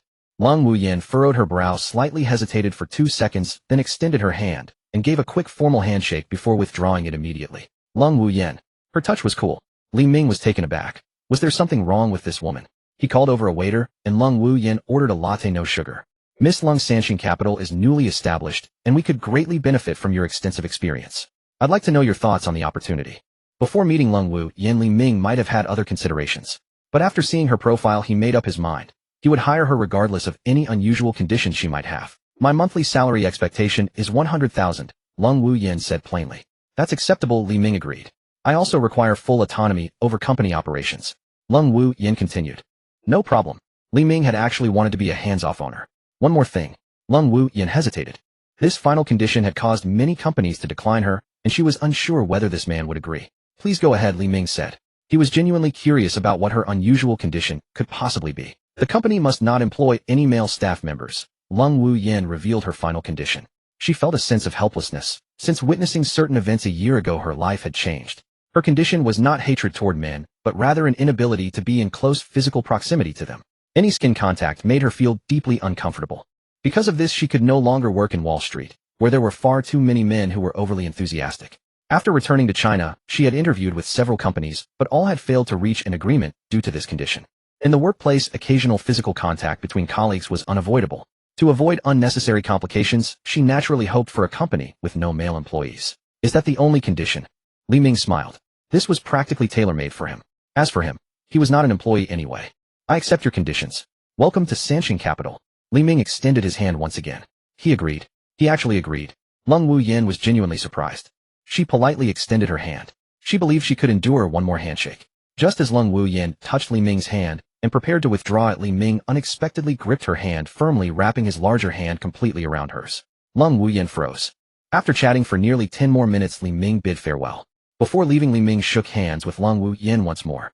For some reason, he found himself drawn to hold her cold hands, hoping to warm them. Watching Li Ming depart, Lung Wuyan remained seated motionless, her gaze fixed on her right hand. How can this be? It's happened 3 times now with no reaction. Could my illness have finally cured itself? The first time they shook hands, it was brief and fleeting. She understood there would be no reaction. On their second encounter, Li Ming held her hand tightly, and she struggled to pull away. She had expected a response, yet to her surprise her body remained unchanged. During their third meeting, Lung Wuyan took the initiative. This time the handshake lasted much longer, and Li Ming had to withdraw his hand twice before she finally let go. Lung Wuyan was overwhelmed with emotion. Happiness had arrived so suddenly that she was caught off guard. A rare smile graced her otherwise cold features. No, I need to verify this. Lung Wuyan steadied herself and scanned the room. Right at the neighboring table sat a couple. Without hesitation, Lung Wuyan walked over to the man and extended her hand. Hello, may I introduce myself? The couple was stunned. The man in particular found himself mesmerized by Lung Wuyan's beauty and the elegant hand she offered his own, reaching out almost involuntarily. Their palms met. Excuse me. The reaction came. Lung Wuyan quickly pulled her hand away and hurried off, covering her mouth. The couple stared at each other in bewilderment, a question mark hovering above their heads. Was she attractive? The woman asked suddenly. Yes, the man replied instinctively. Slap. Then go be with her. The woman stormed out in anger. The man pressed his hand to his flushed cheek. What happened? Why did baby hit me? Realization dawned on him. He sighed and immediately chased after her. Baby, wait for me. Let me explain. Sir, you haven't settled the bill yet. The waiter called out, hurrying after them. Lung Wuyan emerged from the restroom, her face pale, radiating an aura that kept others at a distance. It's not that my illness has cured itself. It's because of that man. Lung Wuyan was deeply puzzled. Why did contact with Li Ming produce no effect while another person triggered the same response? What she didn't know was that this was an inherent attribute of Li Ming's perfect physique. After leaving Luckin Coffee, Li Ming planned to head to Tsui residence tonight. Since the company's opening, he had been staying at Jiangjing No. 1, and those 2 plots of land needed tending to. Just as Li Ming started the car, his phone rang. Yi Xiaoya. Why is she calling? This former colleague hadn't contacted him in a long while. Why would she call tonight? Li Ming pulled over and answered. Hello Xiaoya, what's up? Brother Ming, I'm so upset. On the other end, Yi Xiaoya's familiar voice came through, though her tone suggested she was unhappy. What happened, Xiaoya? Is Zhao Bapi bothering you again? Li Ming knew Zhao Bapi had always harbored inappropriate intentions toward Yi Xiaoya. However, thinking that Zhao Bapi was about to resign, Li Ming believed her days would be easier soon. Yes, that bastard. At the mere mention of Zhao Bapi's name, Yi Xiaoya gritted her teeth and spoke with anger. For the past couple of days, Zhao Bapi has been pressuring me to resign and follow him, promising me 20,000 yuan monthly as living expenses. If I don't agree, he'll fire me tomorrow. Hearing this, Li Ming was taken aback. Zhao Bapi really knew how to calculate his advantages. Li Ming had allocated 3 positions for him. Yin Quan and Lu Feng, his most loyal subordinates, took up 2 of them. Unexpectedly, the last position was targeted at Yi Xiaoya. Yi Xiaoya was merely an intern, not yet a permanent employee, so Zhao Bapi had the authority to dismiss her. 20,000 yuan monthly. This was essentially using Li Ming's money to support his own arrangements. Such cunning tactics, blending threats with bribes, were almost impressive. Had she been an ordinary woman, he might have succeeded. So Yin Quan and Lu Feng have already resigned. Li Ming changed the subject. What? Brother Ming, how did you know? Yi Xiaoya was stunned.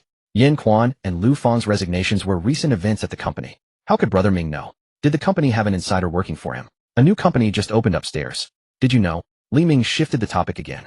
What? Brother Ming, you know about that too. This company had become the talk of the town, hiring only young and attractive female employees with exceptionally high salaries. Rumors spread that the boss must have unusual taste, though he was reportedly quite handsome. People couldn't believe someone with such preferences existed. Yi Xiaoya chattered on animatedly, clearly excited by the gossip. Cough cough. I am that eccentric boss. Li Ming cleared his throat and admitted it. What? Yi Xiaoya fell silent. Brother Ming, you're not joking, right? When have I ever joked like that with you? That's wonderful, Brother Ming. Can I join your company? Yi Xiaoya made a swift turnaround. But I'm the eccentric boss you just described. No problem. As long as the compensation is right, I'll accommodate the boss's preferences. Huh. After saying this, Yi Xiaoya burst into laughter. Speaking with Brother Ming, the young woman showed no reserve whatsoever. Tomorrow, keep an eye on Zhao Bapi. If he resigns, let me know. Returning to business, Li Ming instructed Yi Xiaoya. What? Zhao Bapi is also resigning. Yi Xiaoya was bewildered. Zhao Bapi was thriving at the company. Why would he leave? Because I promised him a high salary, the position of investment department manager, and share dividends. Of course he wants to resign and seek better opportunities. Li Ming said this in a calm tone. Brother Ming, are you out of your mind? Zhao Bapi treated you so badly in the past, and you're giving him such generous terms. Yi Xiaoya couldn't understand. Without such incentives, how would he resign? Besides, I only made a verbal promise. Li Ming believed Yi Xiaoya understood his meaning. Wait, Brother Ming, how would Zhao Bapi trust you? Yi Xiaoya didn't understand why Zhao Bapi would believe Li Ming. Haha, because he doesn't recognize me. How is that possible? Enough, Xiaoya. Don't pay attention to Zhao Bapi. If he actually tries to fire you, come upstairs and find me. As for your questions, you'll understand when we meet in person. Alright, Brother Ming, I've got it. After the call ended, Li Ming started the car and continued his journey. Half an hour later, he arrived at Suiwei residence. Is anyone home? Walking into the courtyard, Li Ming noticed the main villa was pitch black. He frowned. He had given advance notice. Why was no one home? Pushing the door open, the hall lights suddenly illuminated, not with harsh white light, but with warm atmospheric lighting. Beneath the glow stood two stunning beauties in alluring attire. Jiang Yuero wore a JK uniform, while Su Yuxin dressed in an OL skirt ensemble. Thump thump. Li Ming's heartbeat quickened, his blood beginning to flow more vigorously. He never expected these two women to give him such a delightful surprise. How could he fail to make an effort worthy of Jiang Yuero and Su Youxuan's dedication?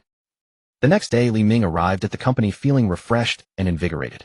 If not for welcoming Leng Wuyan, he would have preferred to stay at Suiwei residence a little longer. Both women had been remarkably warm and attentive. At Sanxing Capital today, under Li Ming's directive, every employee wore professional business attire and gathered early before the elevator on the 21st floor to welcome the general manager's arrival. At 8:55, Leng Wuyan stepped into Fengla building. Hello, Manager Long. I am Zhao Xiaodang from the front desk. The boss asked me to come down and greet you. Zhao Xiaodang recognized Leng Wuyan immediately and confirmed exactly what the boss had described. A new general manager who was tall, elegant, and beautiful. Thank you for your trouble, Leng Wuyan replied with a polite nod. She did not yet have an access card and could not enter on her own. Zhao Xiaodang walked ahead, pressed the elevator button, and then stood quietly behind Leng Wuyan. At 8:59, Leng Wuyan stepped out of the 21st floor elevator on time and paused slightly at the sight of the employees lined up to welcome her. As the boss had mentioned, there were no male employees present. But these female employees were remarkably striking. He wondered whether he was running a company or tending a garden of blooming flowers. Good morning, General Manager Long. Welcome. Good morning, everyone. Please gather in the conference room in half an hour for a meeting. Dismissed for now. Leng Wuyan nodded gracefully, surveying the elegant group of subordinates before issuing her first command as the new manager. One female employee remained behind. General Manager Long, I am your secretary Bai Na. Bai Na was assigned by Li Ming to assist Leng Wuyan. Hello. Please lead me to my office first. General Manager Leng, please follow me. Bai Na guided Leng Wuyan to her office. Is the boss in? Leng Wuyan asked. Yes, he is. Very well. You may go first. I will call you if anything is needed. Seated in the boss's chair, Leng Wuyan found her thoughts drifting toward Li Ming. Since contracting her unusual condition, he was the first man she had been in contact with without triggering any adverse reaction. Though she could not explain why his presence gave Leng Wuyan a faint glimmer of hope that her condition might one day be cured. Regardless, Leng Wuyan resolved to spend more time with Li Ming. Perhaps through gradual interaction, her mysterious ailment would gradually heal. Knock knock. Lost in thought, Leng Wuyan was startled by the sound of knocking. Come in. Hello, General Manager Long. How was your first day so far? To her surprise, it was Li Ming who entered. She quickly rose to her feet and extended her hand. Their palms met, and as Leng Wuyan had hoped, everything proceeded peacefully. This only strengthened her conviction. General Manager Leng, I will entrust the company to your care from now on, Li Ming said solemnly. Li Ming had come to understand that while he was initially full of enthusiasm when the company first opened, only 3 days had passed, and he already felt it growing monotonous. Though he had recruited many beautiful employees, Li Ming still did not wish to remain confined here. Visiting once or twice a week would suffice.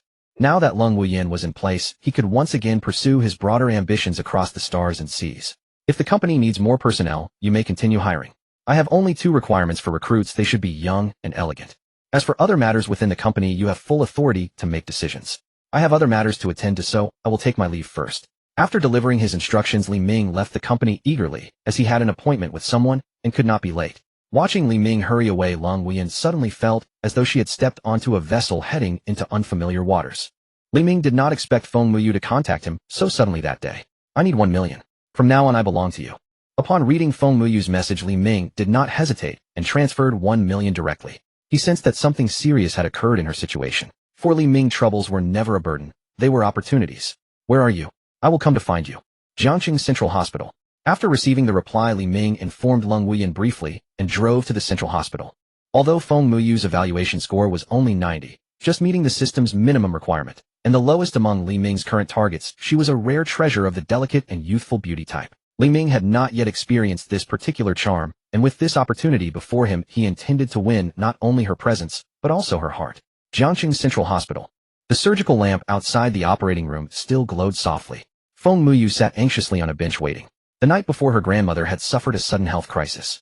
Though she had been rushed to the hospital promptly, her condition could no longer wait. Surgery was urgently required. Yet when she called her father and mother, the responses she received filled her with despair. Even now she could clearly recall the sharp and bitter words spoken by her stepmother. She is quite old now. How many more days does she have? A surgery costing 1 million plus tens of thousands each month for medication afterward. How can anyone afford that? With this money, it would be wiser to invest in her grandson, who can bring honor to the Feng family. Qingyu, your father truly has no money to pay for your grandmother's surgery. Let us simply let it go. Qingyu, since custody was awarded to your mother, you should move out of the family residence once your grandmother passes. Her father's words pierced Feng Muyu's heart. Not only would she not save her grandmother, but she would also be driven away from the family home. Feng Muyu wept in sorrow. Her savings totaled only over 200,000, half of which had been given to her by Yiming Jingren. It was still far from enough for the surgery. When she tried reaching her mother replied coldly, "That is not my mother. Go find your father." The words deepened Feng Muyu's despair. In her moment of deepest need, Feng Muyu thought of Li Ming, the man who had shown interest in her, yet was generous with his resources. It is only a matter of sharing sleep. As long as I can save my grandmother, I am willing, even if he resembles a pig. With tearful resolve, Feng Muyu swore, "I must save my grandmother." After sending a message to Yiming Jingren, Feng Muyu's palms grew damp with nervousness. Will he still want me? She felt deeply anxious. If she had known this would happen, she should have accepted the million earlier. Knock knock. A message arrived. Upon opening it, Feng Muyu burst into tears of relief. Her grandmother would be saved. 1 million. Without a single word, he had transferred it directly. After composing herself, Feng Muyu hurriedly paid the surgical fee. 2 hours had already passed since the operation began. Standing outside, her heart burned with anxiety. Suddenly a figure appeared before her. Looking up, Feng Muyu saw a tall and handsome young man. This was the first time Li Ming had seen Feng Muyu in person. The sweet smile she had worn on video was gone. Her bright eyes were swollen from crying, and her face bore the marks of exhaustion, yet none of it could dim the delicate beauty of her finely sculpted features. This fragile and tender appearance stirred within Li Ming a gentle sense of protectiveness. Amid Feng Muyu's bewildered expression, Li Ming sat beside her. "Do not worry. I will handle everything. If the money is insufficient, I will provide more." Feng Muyu realized then that this was the very person known as Yiming Jingren. Li Ming gently rested his arm around her, natural and effortless. "If you are tired, you may rest a while. I will stay with you." Feng Muyu did not resist. Instead, she felt an inexplicable sense of peace. How long had it been since anyone had cared for her so tenderly? Feng Muyu could no longer remember. There seemed to be an inexplicable charm about Li Ming. Lying with her head resting gently on his lap, perhaps truly exhausted, she fell into a peaceful slumber. A soft chime sounded. The light above the operating room door went out, and the door slid open automatically. Feng Muyu, who had been dozing, woke with a start at the sound. She spotted the doctor emerging and hurried over at once. "Doctor, how is it? How is my grandmother?" Her voice trembled with anxiety. "The operation was successful. Thank you, doctor." As the words left her mouth, her grandmother was wheeled out. Feng Muyu stepped forward eagerly, but was gently stopped by a nurse. "Please stay calm, family member. The patient has just undergone surgery, and given her age, needs observation. Try not to disturb her." Okay. Feng Muyu nodded eagerly in agreement. As long as her grandmother was safe, she would follow any advice. Her grandmother was wheeled into the ICU for 24 hours of observation. Watching her disappear inside, Feng Muyu suddenly felt as if she had forgotten something. At that moment, Li Ming finally walked over, rubbing his legs. After nearly 3 hours of waiting, his legs had gone almost numb. "Thank you. I will keep my promise. Let's go somewhere else." Her grandmother would not be out for another 24 hours, and Feng Muyu felt she ought to do what she had promised. Under any other circumstances, Li Ming would have taken Feng Muyu straight to a hotel, for he felt he deserved it. Now, however, he was in no hurry. "No rush. There will be plenty of time later. Let's first take care of your grandmother's hospital admission." Since her grandmother could not leave the hospital right away, Li Ming decided to do things properly. Getting a VIP ward in the hospital was simply impossible without some connections and influence. For an ordinary person hoping for a private room, the answer was always the same. "I'm sorry, but rooms are limited right now. There are no private rooms available." As for a VIP ward, that was out of the question. Li Ming had no connections at the hospital, so he contacted Zheng Xifang. As the general manager of Tongda Automobile Trading Company, Zheng had the right connections. Zheng Xifang readily agreed to help. When Li Ming's company had opened, he had purchased 3 luxury cars from Zheng, spending over 10 million yuan. Given that relationship, Zheng Xifang had every reason to help, and he had more in mind than just that. He quickly called Li Ming back and told him to go directly to the hospital dean. Everything had been arranged. "Come on, I'll take you to see the dean and get your grandmother's room settled first." The dean of the Central Hospital, Dean, who was in his 50s. When Li Ming arrived, he was very hospitable. He had already received Zheng Xifang's call and knew that Li Ming was no ordinary young tycoon worth over 100 million. Such wealthy individuals were rare in Jiangxing. For Dean, who offering a VIP ward to make the acquaintance of this kind of person could only be beneficial. Dean, who was extremely warm toward Li Ming. Not only did he approve the request, but he also personally accompanied Li Ming through the paperwork. With the Dean's support, everything went smoothly. Feng Muyu was led by Li Ming into a luxurious VIP ward, quiet, clean, and free of the smell of disinfectant. Compared to the ward her grandmother had stayed in before, this one was incomparable. Its area was even larger than the old house where Feng Muyu lived. Li Ming thanked Dean, who saw him off, and left his phone number. He walked over to Feng Muyu, who was still a little breathless, and said softly, "Once Grandma comes out of the ICU, she can rest here. You can also stay in the adjacent bedroom instead of rushing back and forth and wasting time." Thank you, Feng Muyu murmured.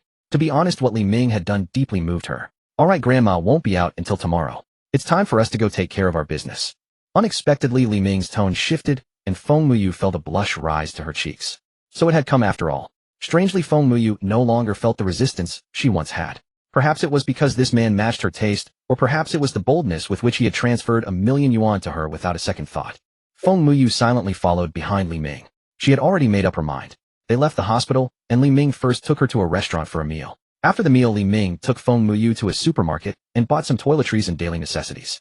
Along the way, Feng Muyu was puzzled. Why would they need such things if they were going to a hotel? She felt even more confused, but did not voice her concerns. After leaving the supermarket, Feng Muyu realized that Li Ming was taking her back to the central hospital. He brought all the purchased items into the ward. What else do you need?" Li Ming asked. Feng Muyu, still puzzled, did not understand his meaning at first. "What else do you need for the hospital stay besides these things?" Li Ming repeated. This time Feng Muyu understood. "That's enough. I just need to go home and get a few changes of clothes." "All right, tidy up the things. I'm going out for a while." With that, Li Ming left the ward. Seeing Li Ming leave, Feng Muyu let out a sigh of relief. After all that fuss, what he had called taking care of business was merely shopping. She had been tense for nothing. But why was he not in a hurry to take her to a hotel? Perhaps he had other plans. Feng Muyu let her imagination run as she began to put away the purchased items. Before long, Li Ming returned, followed by 3 women in their early 40s. "These are 3 senior caregivers I've hired. When Grandma comes out tomorrow, they'll help you take care of her." Feng Muyu was stunned. He had gone out to hire senior caregivers who were far from cheap. "Isn't that too much? They're too expensive." She bit her lip and refused. "Do I lack that bit of money?" Li Ming's remark left Feng Muyu speechless. After all, he had already paid 1,000,000. Why would he care about such a small sum? The surgery fees, the VIP ward, the daily necessities for the hospital stay, and now the senior caregivers. Feng Muyu was deeply moved. Apart from her grandmother, this was the first time anyone had been so kind to her. Tears began to well up in Feng Muyu's eyes. Li Ming waved for the 3 caregivers to leave first, then gently wiped away the tears at the corners of her eyes. "Don't be afraid. I'm here. Grandma will be fine." Wah! Unable to hold back her grievance and helplessness any longer, Feng Muyu leaned against him and wept quietly. Feng Muyu's head barely reached Li Ming's chest, and her tears soaked the front of his shirt. Holding the petite young woman in his arms, Li Ming knew his efforts had not been in vain. He wanted not only her gratitude, but also her heart. Slowly, Li Ming cupped Feng Muyu's delicate face, dried her tears, and gently pressed a kiss to her forehead. She felt a wave of tenderness and after a moment shyly nestled against him. This was not the right moment for much else, so he simply held her quietly.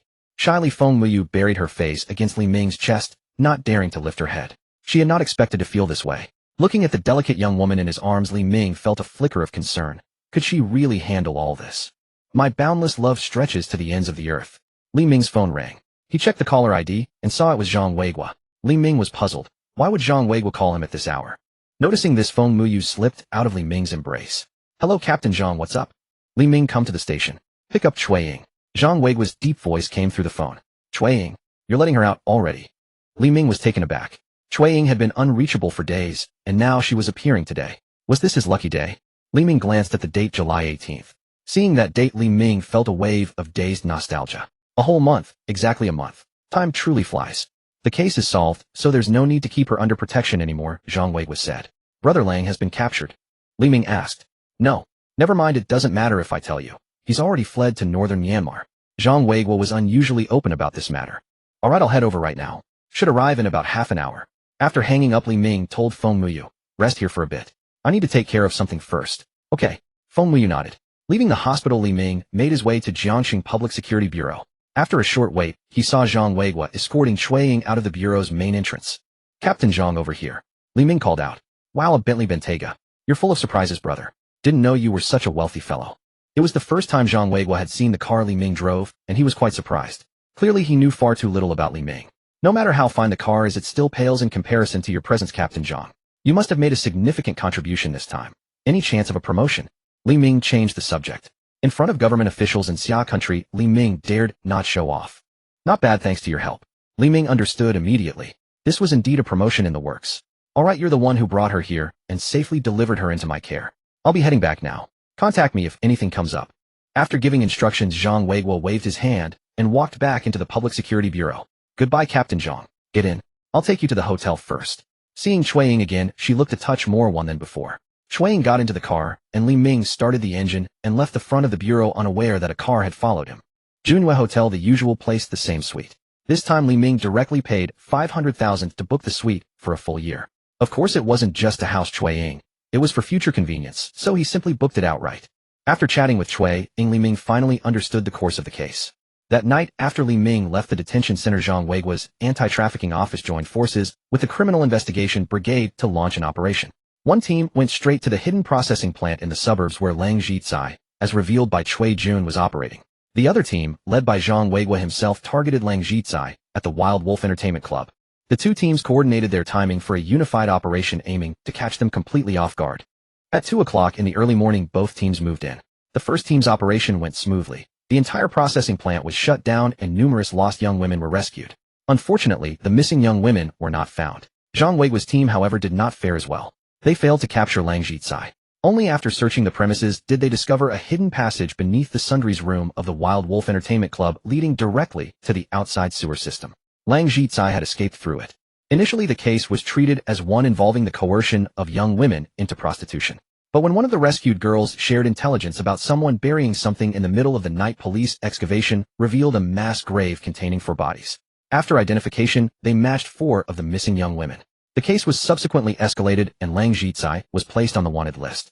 During this period, to prevent Lang Zhicai from sending someone to retaliate against Cui Ying, she was placed under protective custody. Only after receiving confirmation that Lang Zhicai had appeared in northern Myanmar and that his subordinates had all been apprehended was Cui Ying's protection period lifted. What sentence did your brother get? 3 years. It's all right. 3 years will pass quickly. Li Ming comforted her. My brother told me to follow you and listen to whatever you say. All right. I'll take care of you from now on. Li Ming also recalled Cui Jun's instructions. As for how far his care would extend, Li Ming felt things should follow the natural course. Tonight you rest here. I'll pick you up tomorrow and find you a new place to stay.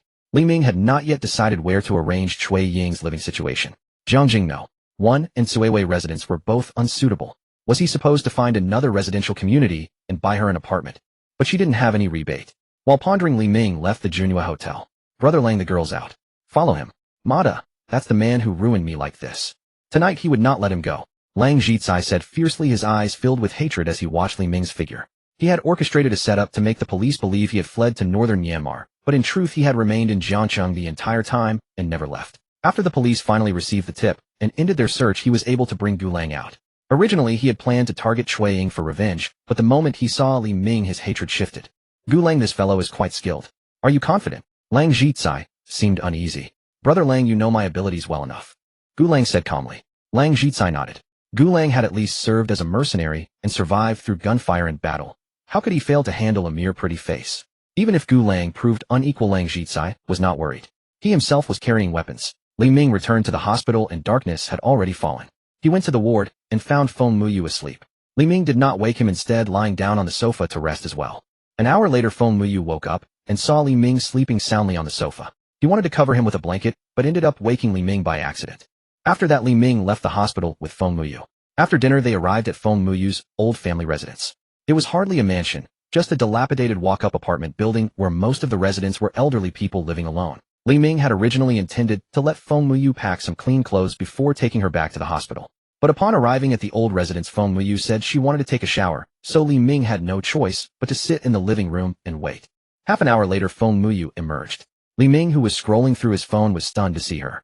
Having just finished showering, Feng Muyu stood before Li Ming wrapped in a bath towel. Perhaps because of the warm water, her skin carried a rosy glow. Beneath the towel, her slender legs were fair and delicately proportioned.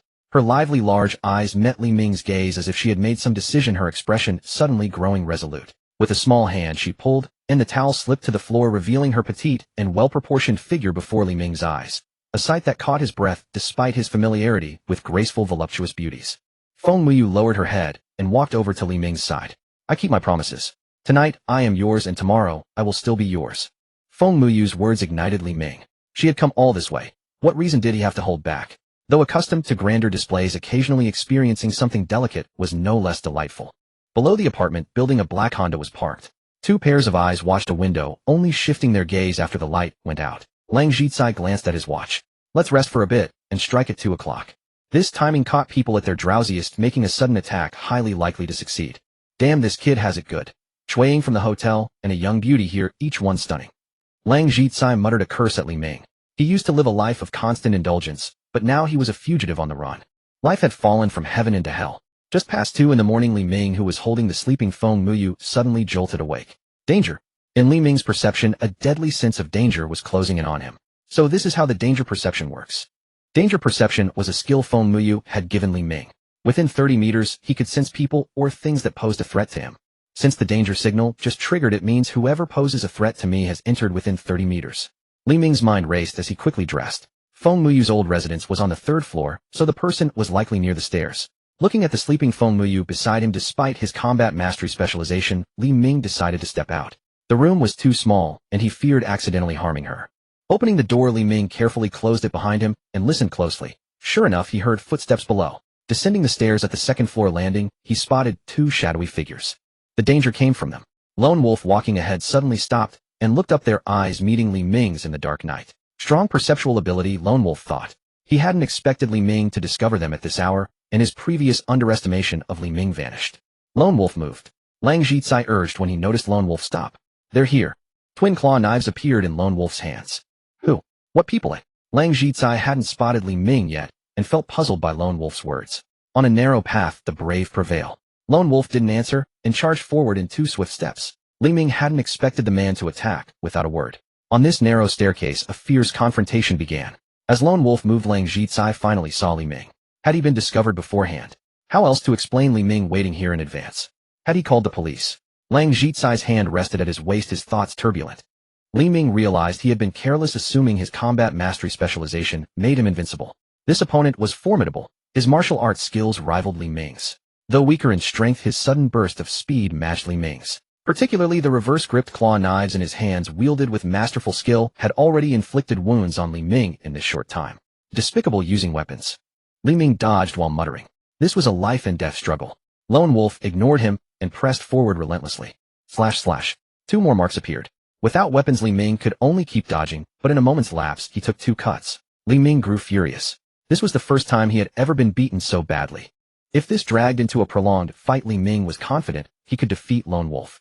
But there was another man below. That person gave Li Ming an even greater sense of danger. If he guessed correctly, a gun was concealed where his hand rested. Damn, where did these desperados come from? Did Lord Zhang Air send them? How did they know I'm here? No matter. Li Ming had to end this quickly. Continuing like this, he would surely bleed to death. In the world of martial arts, speed conquers all. If you're fast, I'll be faster. Li Ming allocated all 12 gained attribute points into speed. Instantly, Li Ming felt lighter, his speed surging. He easily dodged Lone Wolf's blade that swept toward his throat. Seizing the opening, he delivered a powerful punch straight to the man's throat. Lone Wolf twisted to avoid, but this time, he was too slow. Or rather, he hadn't anticipated Li Ming's sudden speed increase. Crack! Li Ming's fist shattered Lone Wolf's throat. The man began struggling to breathe. So fast. Lone Wolf's eyes rolled back, and he collapsed. In that instant, Li Ming grabbed the stair railing and leaped down. Lang Zhicai couldn't believe Lone Wolf had fallen and perished so suddenly. Just as he prepared to draw his pistol, a foot appeared before him, then kicked him square in the face. Thud! Lang Zhicai fell unconscious in one clean motion. Li Ming breathed a sigh of relief, crouched beside him, and lifted his shirt to reveal a handgun at his waist. Li Ming didn't touch the gun. Instead, he righted Lang Zhicai's body. Lang Zhicai, Li Ming called out in surprise. Why was he here? Hadn't he fled to northern Myanmar? Lang Zhicai's appearance had caught Li Ming off guard. Damn, I killed someone. Checking Lone Wolf's breath. Nothing. Li Ming was frightened. Though it was self-defense, a life had been taken. Captain Zhang, come quickly. I killed someone. Li Ming immediately dialed Zhang Weigua's phone. What? What did you say? Zhang Weigua, half asleep, jolted, fully awake upon hearing Li Ming's words. Lang Zhicai, it's Lang Zhicai. I've captured him. They came to kill me, and I killed his subordinate named Lone Wolf in the process. Lang Zhicai and Lone Wolf. Zhang Weigua's voice cracked. Lang Zhicai was still in Jiangqing. Give me the address. I'm coming now. After hanging up, Zhang Weigua immediately contacted the bureau chief. Self-defense should be fine. Li Ming didn't hide the matter. It couldn't be concealed anyway, so he called Zhang Weiguo and told the truth. Within 10 minutes, several police cars screeched to a halt. The elderly residents who hadn't been disturbed by the earlier skirmish were awakened by the sudden arrival of police vehicles. Several households turned on their lights and peered through windows and doors. Old man, get up and look. So many police officers. Wife, go see if there's something worth watching. Some neighbors even stepped out of their rooms to watch. Captain Zhang over here. Where are they? Zhang Weiguo led a group rushing forward, but at the front was a woman. Approaching Li Ming, she asked. SEC. Second floor stairwell. From afar, Li Ming found himself drawn to this female officer. What a striking, beautiful policewoman. Her hair was cut to ear length. Beneath her police cap, her features were sharp and elegant. Her posture stood tall as a pine. Even her uniform couldn't conceal her figure. Her facial features were refined and defined, especially her wheat-toned skin. She was beautiful, cool, and carried a hint of wildness. Name Song Qingming, age 26, height 170 centimeters, weight 50 kilograms, rating 95, experience 0. Watching Song Qingming's figure ascend the stairs, Li Ming swallowed hard. The frequent critical hits from the system earlier in the month had already dulled Li Ming's initial excitement.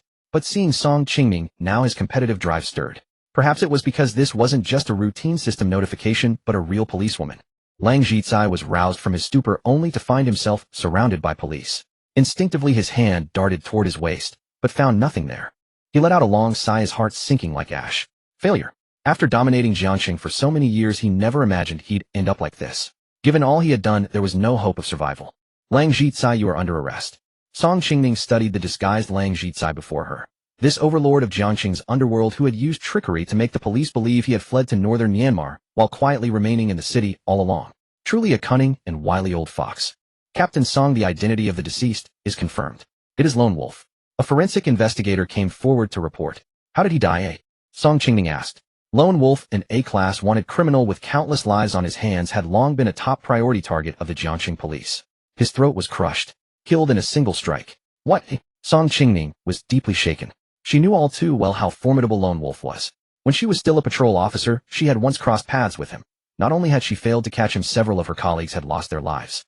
She never expected him to die here at the hands of an unknown, ordinary man, and by a single lethal blow. She glanced at the young man who had taken down Lone Wolf, and a flicker of admiration lit up her eyes. Song Qingming had become the captain of the Jiangxing Municipal Public Security Bureau's Criminal Investigation Unit at such a young age, not merely because of her family background, but because of her fearless, relentless spirit and willingness to risk everything. In private, Song Qingming was also a martial arts enthusiast. Having once been defeated by Lone Wolf, she had trained with everything, she had determined to one day beat him and reclaim her honor. Now that Lone Wolf had died at Li Ming's hands, didn't that mean Li Ming was even more formidable? All of a sudden, the sight of Li Ming stirred an eager thrill in Song Qingming, the kind a hunter feels upon discovering worthy quarry. Li Ming, whose wound was being dressed, had quietly been watching her all along, and her gaze quickly caught his attention. Could she have fallen for my charm? Ah, this is the trouble with being handsome. Li Ming secretly chuckled to himself. You're Li Ming, right? Hello, I'm Song Qingming, captain of the city's Criminal Investigation Unit.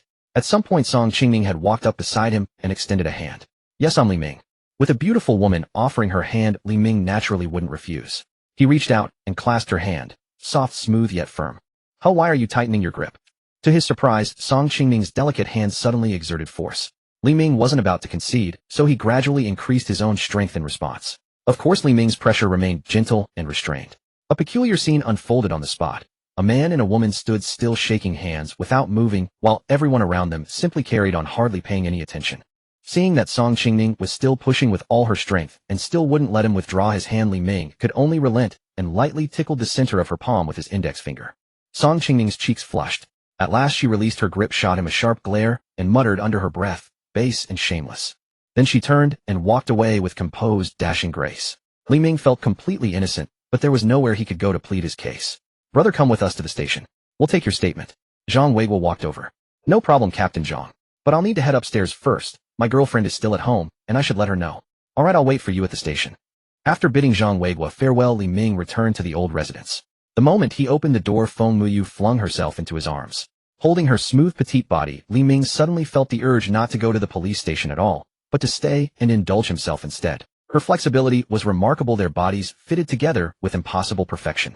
Yet none of this stirred any concern in Li Ming. Mingji, what happened? Why were there so many police officers? Feng Muyu nestled in Li Ming's arms like an affectionate kitten. At this moment, even if he tried to send her away, she wouldn't leave his side.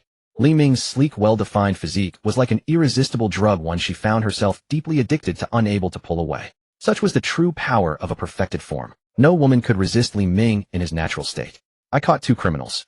I need to go to the station to have my statement taken. If I'm not back by morning, go to the hospital first, and I'll join you soon. Li Ming chose not to tell Feng Muyu the truth. 2 criminals. Are you okay, Mingji? Worry crept into her voice. Hey, don't you know how strong I am? Just a couple of small-time crooks. Li Ming teased. Feng Muyu's face flushed at once, and she buried her head against his chest. Be good. Get some more sleep. He guided her to the bed, turned off the light, and left the old residence. Once outside, Li Ming drew a sharp breath. Feng Muyu's embrace had reopened his wound, and the fresh dressing was already stained with a trace of red. Fortunately, his dark clothing and the dim lamplight had concealed the injury from her. Otherwise, he would have faced another round of probing questions. This time, Li Ming drove directly into the police compound. The moment he stepped out, he spotted Song Qingming standing in the courtyard surrounded by several officers who all looked like they were being dressed down. Song Qingming watched Li Ming climb out of a Bentley, surprise flashing in her eyes.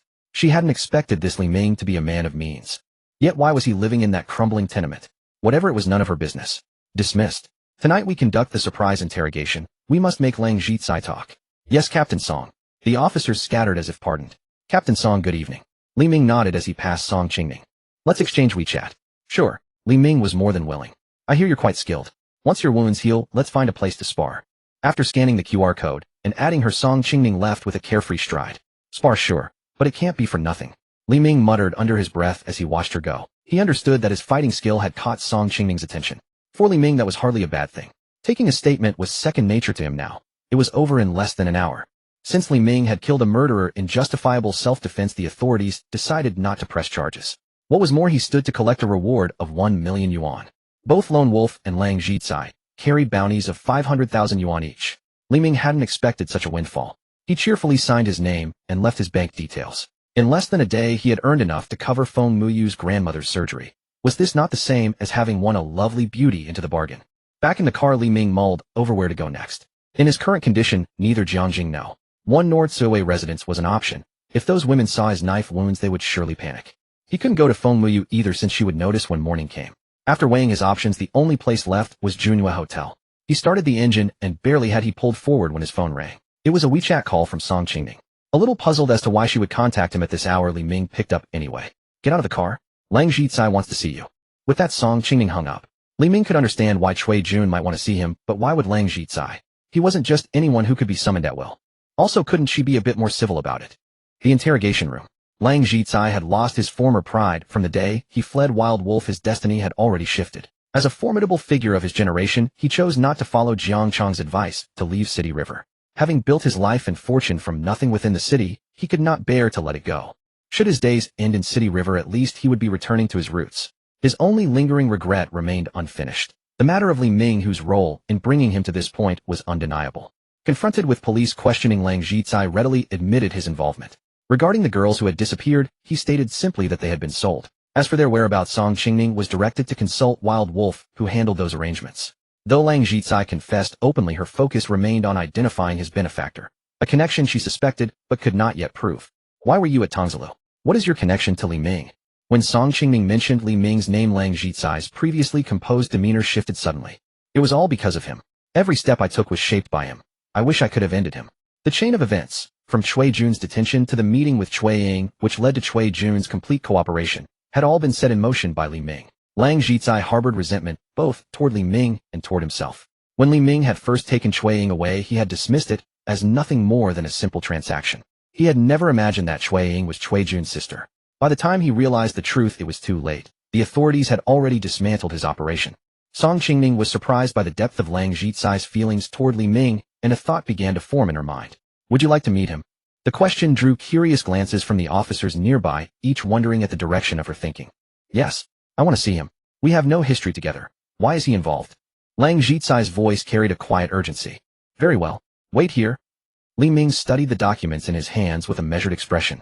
Why am I looking at these when Lang Zhicai is the one who wanted to see me? The materials concern Lang Zhicai entirely. We need your help to bring out who supports him.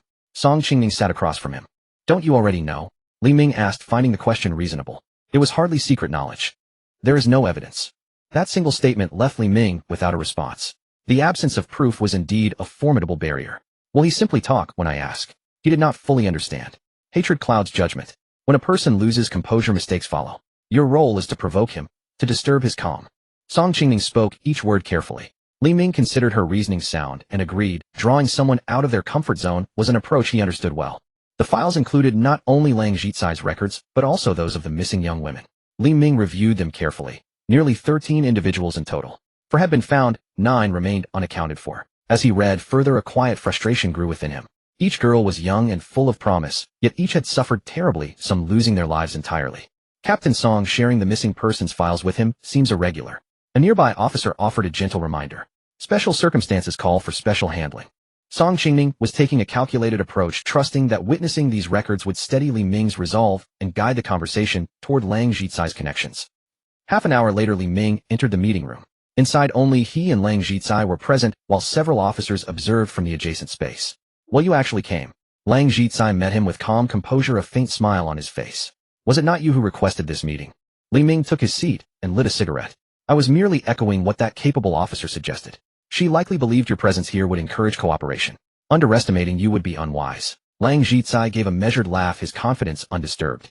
From the next room, Song Qingning heard the exchange and recognized that this encounter would require careful handling. Actually, I appreciate your request. Li Ming spoke quietly, his manner composed. He had a plan for me. Oh, Lang Zhicai showed quiet interest. If you had not asked to see me, I would not have reviewed your files.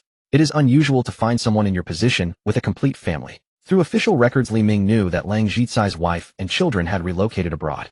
With sufficient resources, many things become possible. Is this an attempt to apply pressure through family? Their affairs were separate from his.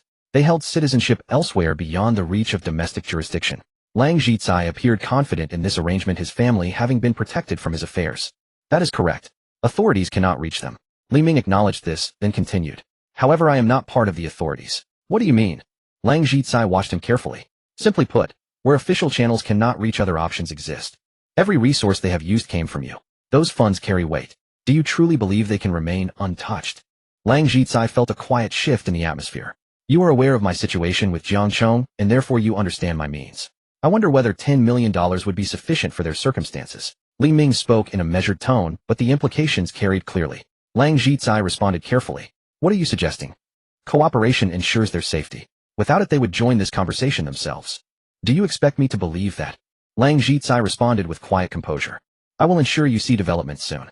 And tomorrow your son, and the day after your daughter. Each situation will be distinct. This is unlawful. I am entitled to contact legal authorities. Lang Zhicai spoke firmly. Li Ming rose and rested his hands lightly on the table. Domestic law applies to matters within the country. Issues occurring abroad fall under different jurisdiction. I assure you, before any final proceedings you will receive new information each day. The circumstances faced by those young women will be mirrored with your family, and ultimately they will join you. This is a matter of balance. Does that sound reasonable? No. This is unacceptable. You cannot involve them. Lang Zhicai could no longer maintain his composure. While he might accept outcomes concerning his wife or daughter, his son represented the sole continuation of his family line. A responsibility he could not disregard. Their situation depends entirely on your choices. I have no further interest in discussion. Await further developments. They will arrive shortly. Li Ming turned to leave, his patience no longer sufficient for continued conversation. The moment the door began to open, Lang Zhicai spoke. Wait, do not leave. I will speak. In the adjacent observation room. Captain Song, is it proper to talk to a suspect that way? Upon hearing Li Ming's stern remarks aimed at Lang Zhicai, those inside exchanged uneasy glances, yet they also felt a sense of release. Treating someone like Lang Zhicai this way was only fitting. Don't think they'll be safe just because they moved their wife and daughter abroad. When faced with someone like Li Ming, there are always ways to deal with them. What's improper about it? It wasn't said by the police. What are you taking a bluff for the truth? Song Qingning replied unhurriedly. Right, Captain Song is right. He was just bragging, and our law doesn't forbid bragging. Someone echoed at once, and after those words the whole observation room burst into laughter. All right, quiet down. Lang Zhicai is about to break. Prepare to go in and take over. Very well, you've made the most correct decision. With that, Li Ming left the interrogation room. The rest was no longer his affair. Soon after, Song Qingning stepped and sat down at the interrogation table and stared at Lang Zhicai, without a word. Some of the missing girls were sold abroad by Lone Wolf. A few others are at Songshan Villa. Lang Zhicai opened his mouth. We're in Songshan Villa. Be specific. Song Qingning demanded sternly. Songshan Villa, at the residence of Second Master Jiang Jiangchong. There's a basement in his villa. It was nearly 5 in the morning when Li Ming left the police station. He arrived at Junyue Hotel, and without disturbing Cui Ying's rest lay down on the sofa and slowly drifted to sleep. As the saying goes, he slipped away after his task was done, concealing his merit and his name. Nothing that happened in Jiangqing today could be traced back to Li Ming. Meanwhile, Song Qingning led her team to Songshan Villa, Jiang Chong's residence. They forced their way in and a squad of police officers surged forward. Jiang Chong, who had been fast asleep, saw the police burst in and swiftly locate the entrance to the basement. He collapsed onto the floor, utterly defeated. It's over. Everything is over. He knew better than anyone what was in that basement. In Jiangqing, no matter how renowned Second Master Jiang was, the news of his arrest did not affect the daily routines of the working people. Such was the case for Zhao Daji. Today was the auspicious day for him to start his new job. At 9 o'clock in the morning at the main entrance of Fengli Building, Zhao Daji wore an immaculate suit, his hair meticulously combed, his black leather shoes polished to a mirror shine, and his face brimming with ambition. He regarded this day as a chance to elevate his career to a new height, so he took it with utmost seriousness. Behind him stood 3 subordinates equally well appointed, Yan Quan Lu Feng, and Lu Feng's younger brother Lu Cheng. In the end, Zhao Daji's third slot did not go as he had hoped. Yi Xiaoya turned him down.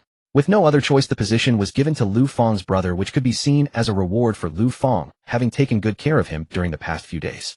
Sis, feel my chest. My heart is racing. Standing beside Lu Feng, Lu Cheng watched the elegant city beauties passing by, his excitement impossible to contain. Having been a street idler, he was initially resistant when his sister said she would take him to work. When broke, he slept at home. When flush, he roamed the streets with dubious friends and whiled away his time. Life was so cushy. Why would anyone want to work? But when he heard his sister mention a monthly salary of 20,000 and an office full of stunning women, Lu Cheng was thoroughly tempted. With 20,000 a month, he could spend lavishly on his every pleasure and still never run out. Standing there today, before even entering the building, he had already spotted several gorgeous women. Their quality was on a whole other level compared to those salon girls. Have some spine. Act well when we get inside and don't embarrass me. Lu Feng shot a glare at Lu Cheng, who she knew better than anyone what kind of a man her brother was. He was over 20, yet he idled at home and lived off their parents and off her. A third of their parents' pensions and a third of her monthly salary were spent on Lu Cheng. To secure this slot from Zhao Daji, she had paid a heavy price these past few days, sparing no effort to accommodate him. Still, it would all be worthwhile as long as her brother received the position.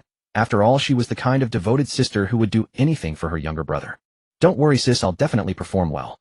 Lu Cheng promised. All right, time's about up. We should go upstairs. We mustn't keep Mr. Li waiting. Zhao Daji adjusted his suit and led the way into Fengli Building. Inside the elevator, he nearly pressed the number 20 out of habit, and at that moment a sudden wave of emotion washed over him. Zhao Daji had been with Hong Hai since it was a small company, over 10 years having passed.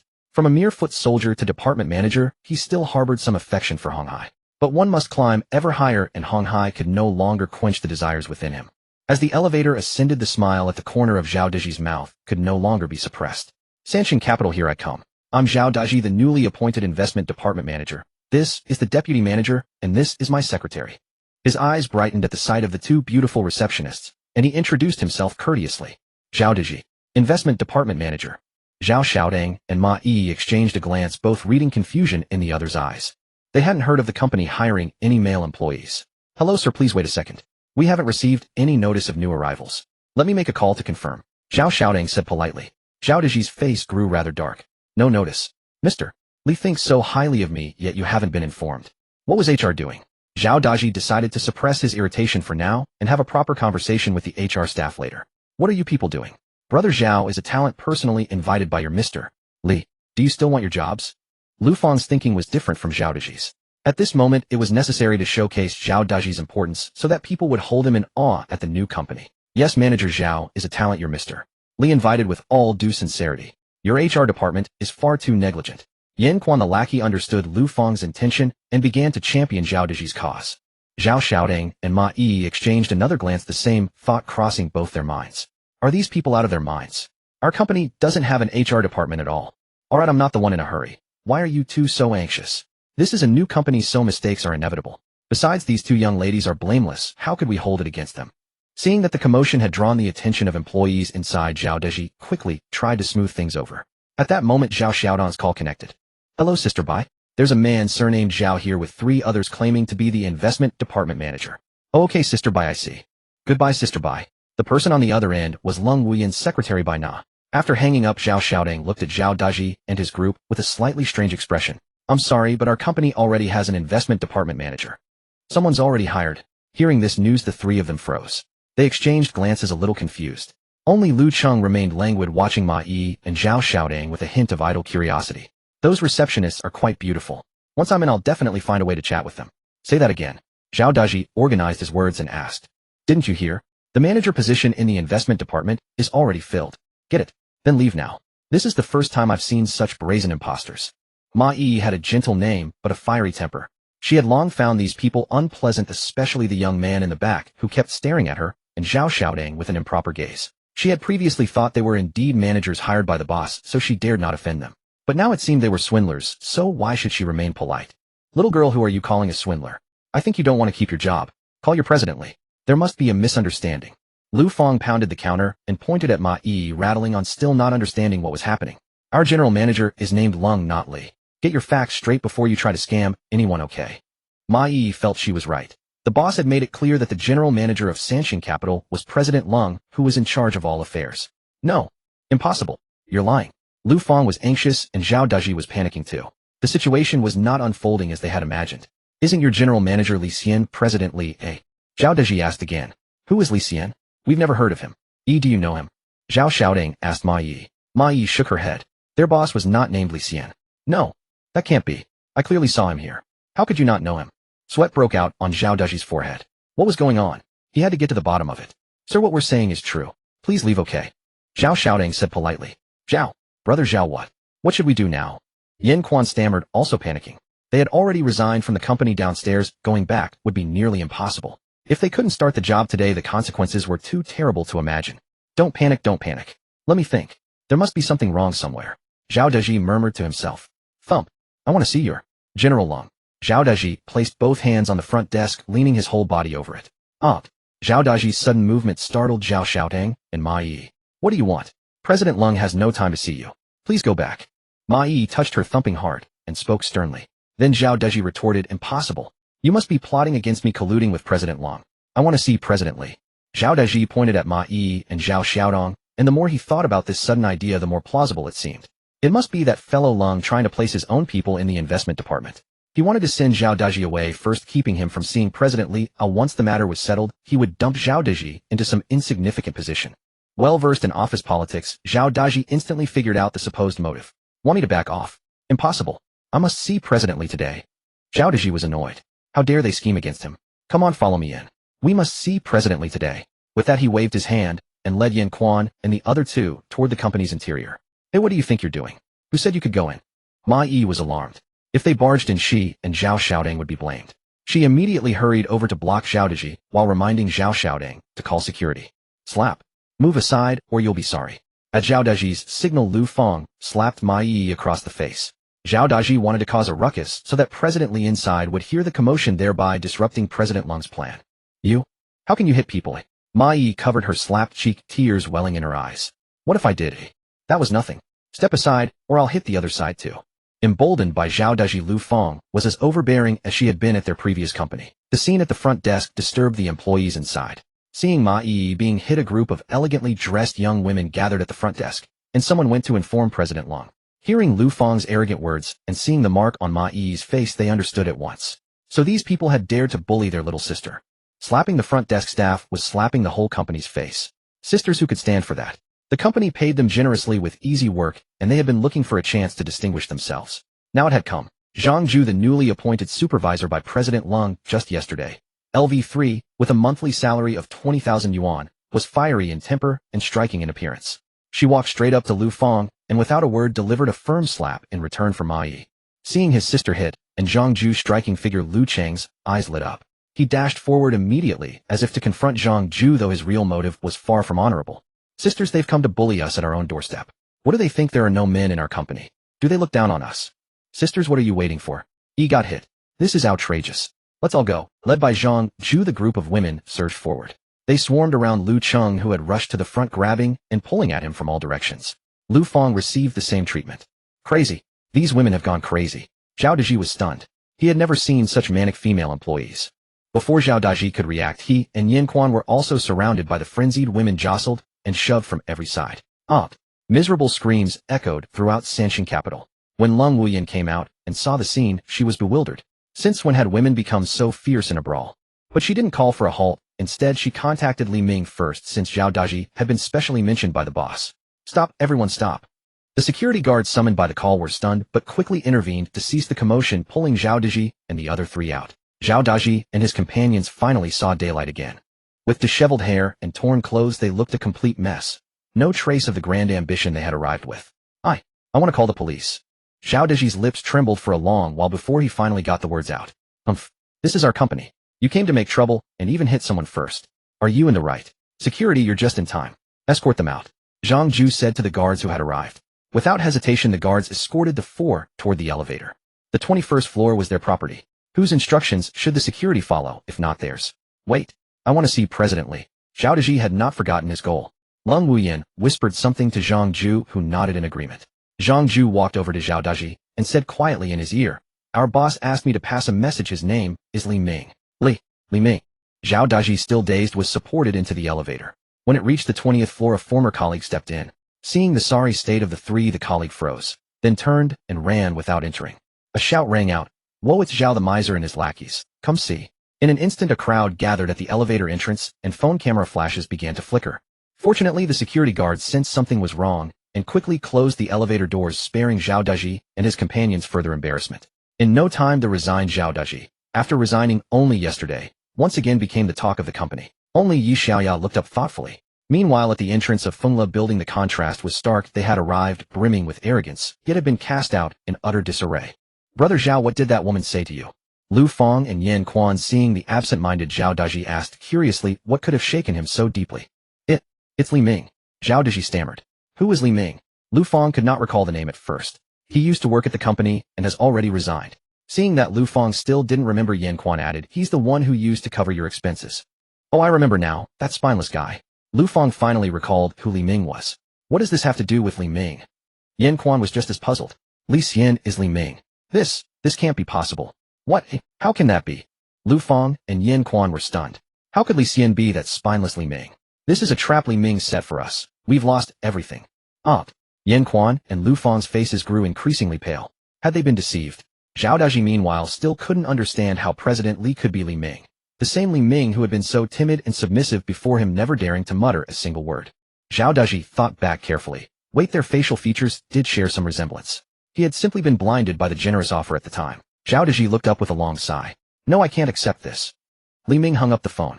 He hadn't expected the female employees he had hired to be so bold that they actually sent Zhao Deji and his two companions packing, a turn of events that surprised him. Still, he didn't let their effort go unrewarded. He told Qin Yuyao to give each of them an extra 1,000 yuan as a bonus at the end of the month. With the Zhao Deji matter settled, Li Ming had breakfast with Cui Ying and bought her a few changes of clothes. He also changed into a new set himself, discarding the old ones since they were torn and no longer fit to wear. After seeing Cui Ying to the hotel, Li Ming went to Central Hospital. By then, Feng Muyu's grandmother had been moved out of the ICU and into a VIP ward. A senior caregiver had also been arranged. Li Ming asked the doctor, who said that if there were no complications, the patient could be discharged in half a month. Seeing Li Ming arrive, Feng Muyu was overjoyed, knowing that she was in this man's heart. Even more to Feng Muyu's surprise, Li Ming took her out of the hospital to a property sales office, where he spent 15 million yuan on a villa that was ready to move into. He told her that once her grandmother was discharged, they could live there together. Feng Muyu was so moved that she wanted to embrace him on the spot, but Li Ming gently declined. A flicker of doubt crossed her eyes. She wondered if she had somehow lost his favor. A hint of disappointment appeared on her face. There was nothing Li Ming could do. He was still recovering and dared not be too active. He could only comfort her. "It's not convenient here. Let's wait for another day." Li Ming took Feng Muyu back to the hospital and stayed with her until 5 in the afternoon before leaving. He told her he would come again when he had time and that she should contact him if anything came up. Before leaving the hospital, Li Ming wanted the medical staff to take another look at him, since yesterday's treatment had been done in a hurry. When the doctor peeled off the bandage, Li Ming was stunned. The skin had already healed, leaving only a faint trace. Whoa, so the perfect physique has this function too. The healing power granted by the system's perfect physique was truly an extraordinary hidden attribute. Had he not been injured, Li Ming would never have discovered it. The doctor looked a bit displeased. "It's already healed, and you still came to me for stitches. Are you teasing me?" Li Ming thanked him, put on his clothes, and slipped away with repeated apologies. Inwardly, though, he was full of regret. Had he known this would happen, he would not have left things so awkwardly at the villa, and would not have let her down. That night, Li Ming went to Jiangjingno, one instead of the Junhua Hotel. A man and a woman alone in one room could easily lead to complications, and Li Ming vividly remembered Cui Jun's warning that he must not touch Cui Ying. At Jiangjingno, after a tiring day, Li Ming lay back against the headboard, a cigarette in his left hand and his phone in his right. He sighed softly. This Tan Wen really knows how to get things right. Since their last parting, Tan Wen had sent him greetings every day. "Brother Ming, are you up yet? Brother Ming, have you eaten? Brother Ming, are you asleep?" At first Li Ming replied a few times, but later seeing the same monotonous messages he became too lazy to respond. Gradually though Li Ming noticed that Tan Wen had changed her approach. She no longer sent just text, but also pictures and videos, personal photos of beautiful models, and clips of their runway shows. The women in the photos were all dressed in chic appealing outfits, and the models' long legs were especially eye-catching. Below each message came a caption, "Brother Ming, isn't this girl pretty? She's a recent college graduate and a car show model." This is a video of her walking during a school fashion show. Seeing the picture and video, Li Ming replied promptly for the first time, "She's quite pretty. I might drop by when I have time." This response gave Tan Wen enormous motivation, and she began sending Li Ming a photo and a video every day, with the outfits becoming more and more eye-catching. Although Li Ming had been too busy to see her recently, he was nevertheless moved by Tan Wen's sincerity. He was not stingy. After some thought, he transferred 50,000 yuan to her with the message, "A reward for you. Keep up the good work." "Thank you, Brother Ming." Tan Wen's hand trembled slightly as she tapped to accept the transfer. She had gambled correctly. What Li Ming wanted, it turned out, was for her to keep introducing women to him. What kind of woman would qualify Tan Wen didn't know, but she knew that as long as she kept introducing them, she would have money to spend. That evening Tan Wen sent him another photo. She was very confident about the woman in it. Another beautiful car show model, but this time, she was wearing a loungewear set. Shuya 180 centimeters, a classic 9-head-tall beauty. "Brother Ming, would you like to come and see her?" Li Ming was already interested the moment he saw the photo. From his experience, this girl would rank in the top tier by any standard. And when he read Tan Wen's note, he knew he absolutely had to go take a look. A 180 centimeters beauty with a perfect figure was truly a rare find. "Where can I see her?" Li Ming asked directly. "There's an exotic car show tomorrow, and we'll all be working as models there. Send me the address later. I'll go take a look." "Okay, Brother Ming." On the other end, Tan Wen heaved a sigh of relief after receiving Li Ming's message. As expected, ordinary girls simply couldn't catch Li Ming's eye. After working so hard for so long, she had finally gotten Li Ming to come out again. Although the attraction wasn't because of her, she knew that in the end, he would still need her help. The principle that effort brings rewards certainly held true with Li Ming. The next day, Li Ming arrived at the auto show venue as promised. The exhibition center was vast, displaying an impressive array of vehicles ranging from luxury sports cars and electric models to classic vintage automobiles and futuristic concept cars. The only distinction was that while other exhibits were selling actual cars, the future concept car was essentially selling a vision. In plain terms, an opportunity for investment. The auto show was crowded with far more people than cars. Aside from ordinary visitors admiring vehicles, there were many car enthusiasts equipped with cameras and smartphones eagerly capturing photos of their favorite models. Even the exhibition models beside the cars became subjects of many lens-focused shots. Following Tan Wen's guidance, Li Ming quickly found her. Tan Wen was posing gracefully beside a black sports car, surrounded by the continuous clicking of cameras. She wore a sharply tailored black strapless dress that fell just above her knees, accentuating her long, elegant legs. The fitted fabric outlined her mature, graceful figure, and she stood confidently in 10-centimeter heels, her arms folded elegantly in front of her. Tan Wen, in her professional mode, caught Li Ming's eye. She carried a strikingly cool and elegant presence. The sports car beside her was a Lamborghini. Though Li Ming could not identify the exact model, it was undeniably stunning. A captivating woman paired with an extraordinary supercar made a perfect combination. Tan Wen spotted Li Ming and simply nodded with a polite smile. During work hours, casual conversation was not permitted. Li Ming made a gesture indicating he would call her later, then continued browsing the exhibition. Seeing row after row of dazzling supercars, Li Ming felt a growing desire to purchase one. He currently owned only a single car, so adding a sports car did not seem excessive. Compared to wealthy collectors whose garages were filled with luxury automobiles, he still had a long way to go. Having come all this way, Li Ming did not want to leave empty-handed. Li Ming's personal funds had now exceeded 1.5 billion yuan, largely thanks to Li Xian's efforts. Li Xian had helped him secure a number of commercial properties registered under the names of Su Youxuan, Zhang Yutong, and Cheng Xiaolu, and had also awarded Li Ming an 800 million yuan bonus in cash. Lin Yue, consumed with envy, spent her days eating well and resting, constantly murmuring about gaining some weight. Li Ming visited the Porsche, Lamborghini, Ferrari, McLaren, and other supercar displays. In the end, he chose the Lamborghini beside Tan Wen, a Lamborghini Revuelto worth 6.3 million yuan, commonly known as the Huracan. Of course, those multi-million yuan supercars were well within his purchasing power, but he felt spending tens of millions on a single vehicle was impractical when the same amount could secure a fine property. After paying by card and leaving his address, Li Ming turned around and continued exploring.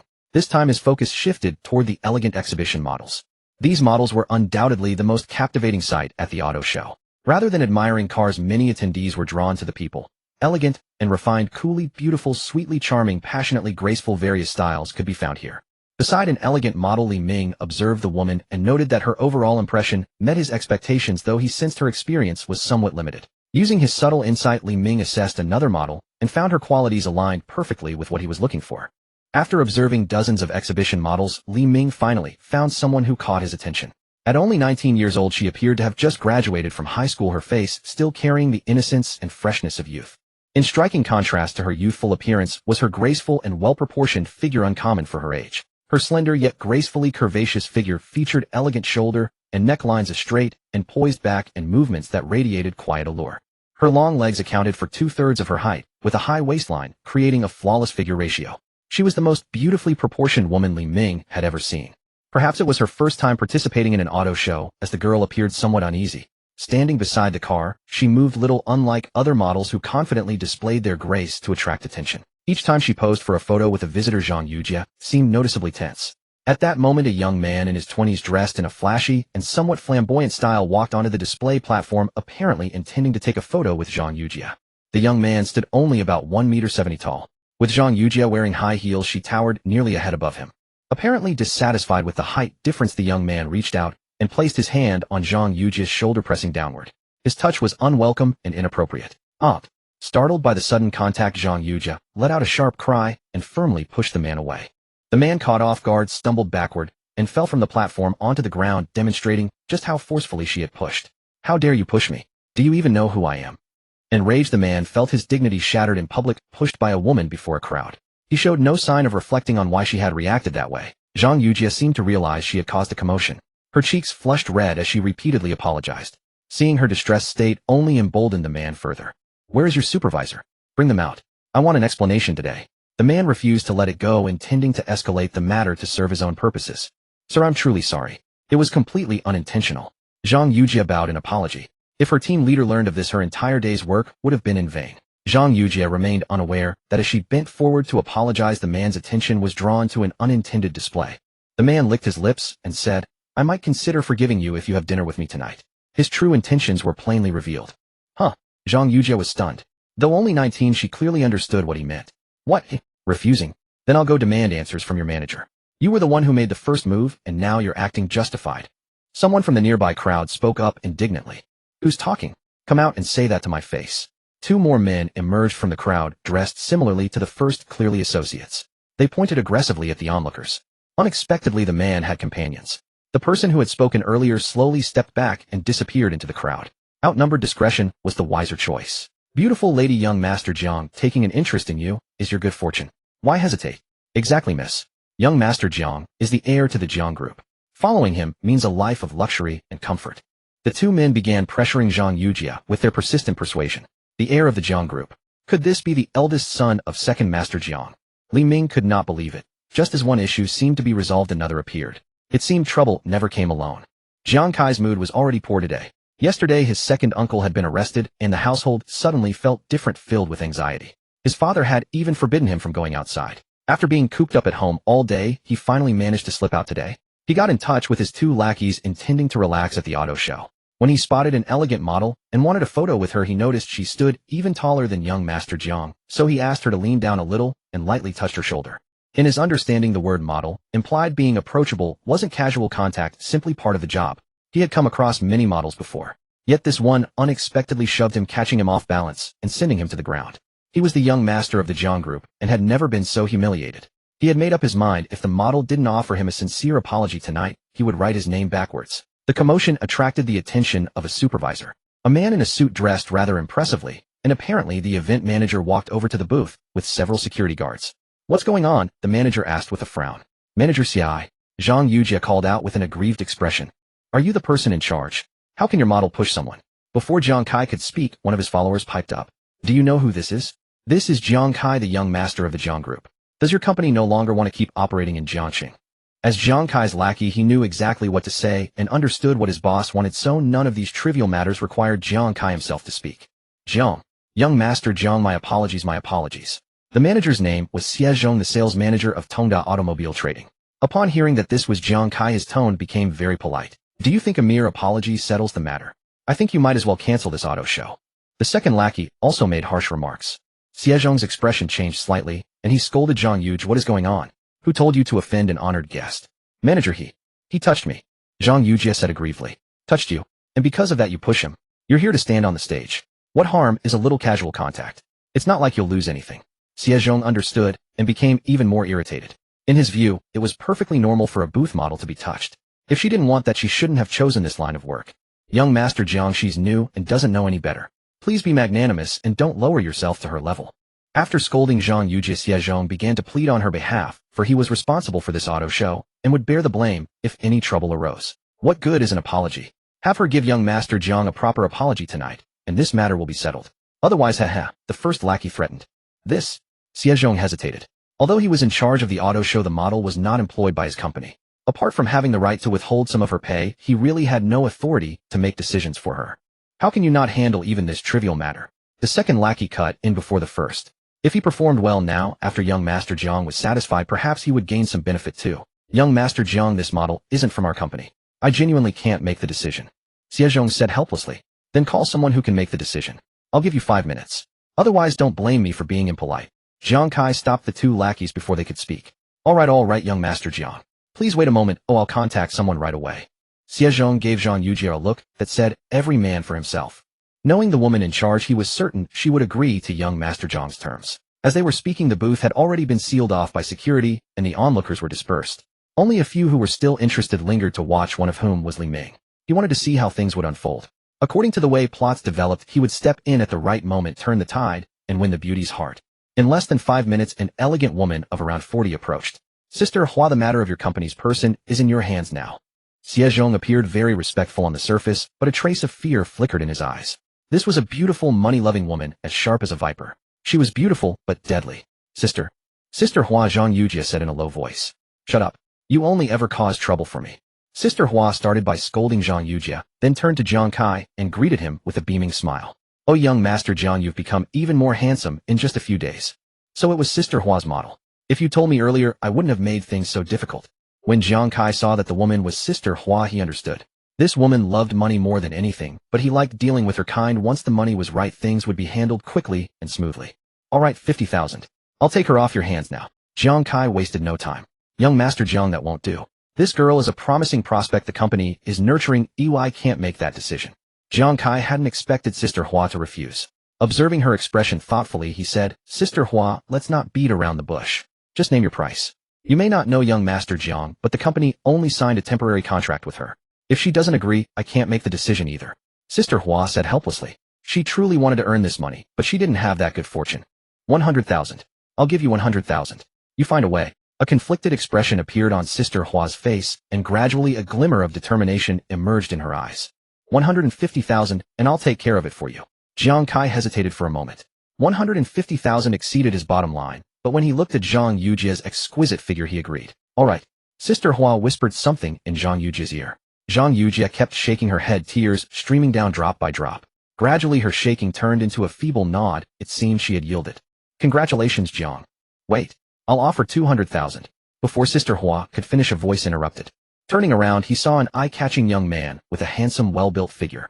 Even though he was fully dressed, Sister Hua's experienced eyes could still admire the appealing physique beneath Li Ming's clothes, and for a moment she was stunned. Jiang Kai was a little surprised. Was someone actually bidding against him? He couldn't help but smile. This was the first time someone had opposed him. It seemed the prestige of the young master of the Jiang group was being underestimated. Who are you? Do you know who he is? Do you not want to stay in Jiangxing? Jiang Kai could tolerate it, but his two lackeys could not. They rolled up their sleeves intending to teach Li Ming a lesson. What? The noble young master of the Jiang group can't afford the price and wants to resort to force. Li Ming cast a disdainful glance at Jiang Kai. Your second uncle was no match for me. Do you think I'd fear a third-generation rich kid like you? Are you Sister Hua? Since I've offered the highest price, I believe this should be settled in my favor, right? Yes, that's right. Sister Hua finally snapped out of her daze. This man had the most exquisite physique she had ever seen. If she could have a chance with him, she felt her whole life would be complete. Whoa, what's the matter with this woman? Her eyes look as though she could devour me. Li Ming was startled by Sister Hua's gaze. It was the first time anyone had stared at him so openly. Truly terrifying. Sister Hua. Young Master Jiang, the highest bidder wins. Before Jiang Kai could finish his words, Sister Hua interrupted. Very well, I offer 250,000. Jiang Kai felt deeply humiliated. For the first time, someone had dared to openly compete with him for a woman. 300,000. Li Ming stated calmly. Fine, you've got courage. But I wonder if you'll have the life to enjoy what you've bought. With that warning, Jiang Kai departed with his two companions. Li Ming hadn't expected young Master Jiang to concede so quickly. Something seemed off about his behavior. Might I ask your name, sir? Sister Hua walked over to Li Ming, looping her arm through his and placing her other hand gently on his chest. Li Ming was taken aback.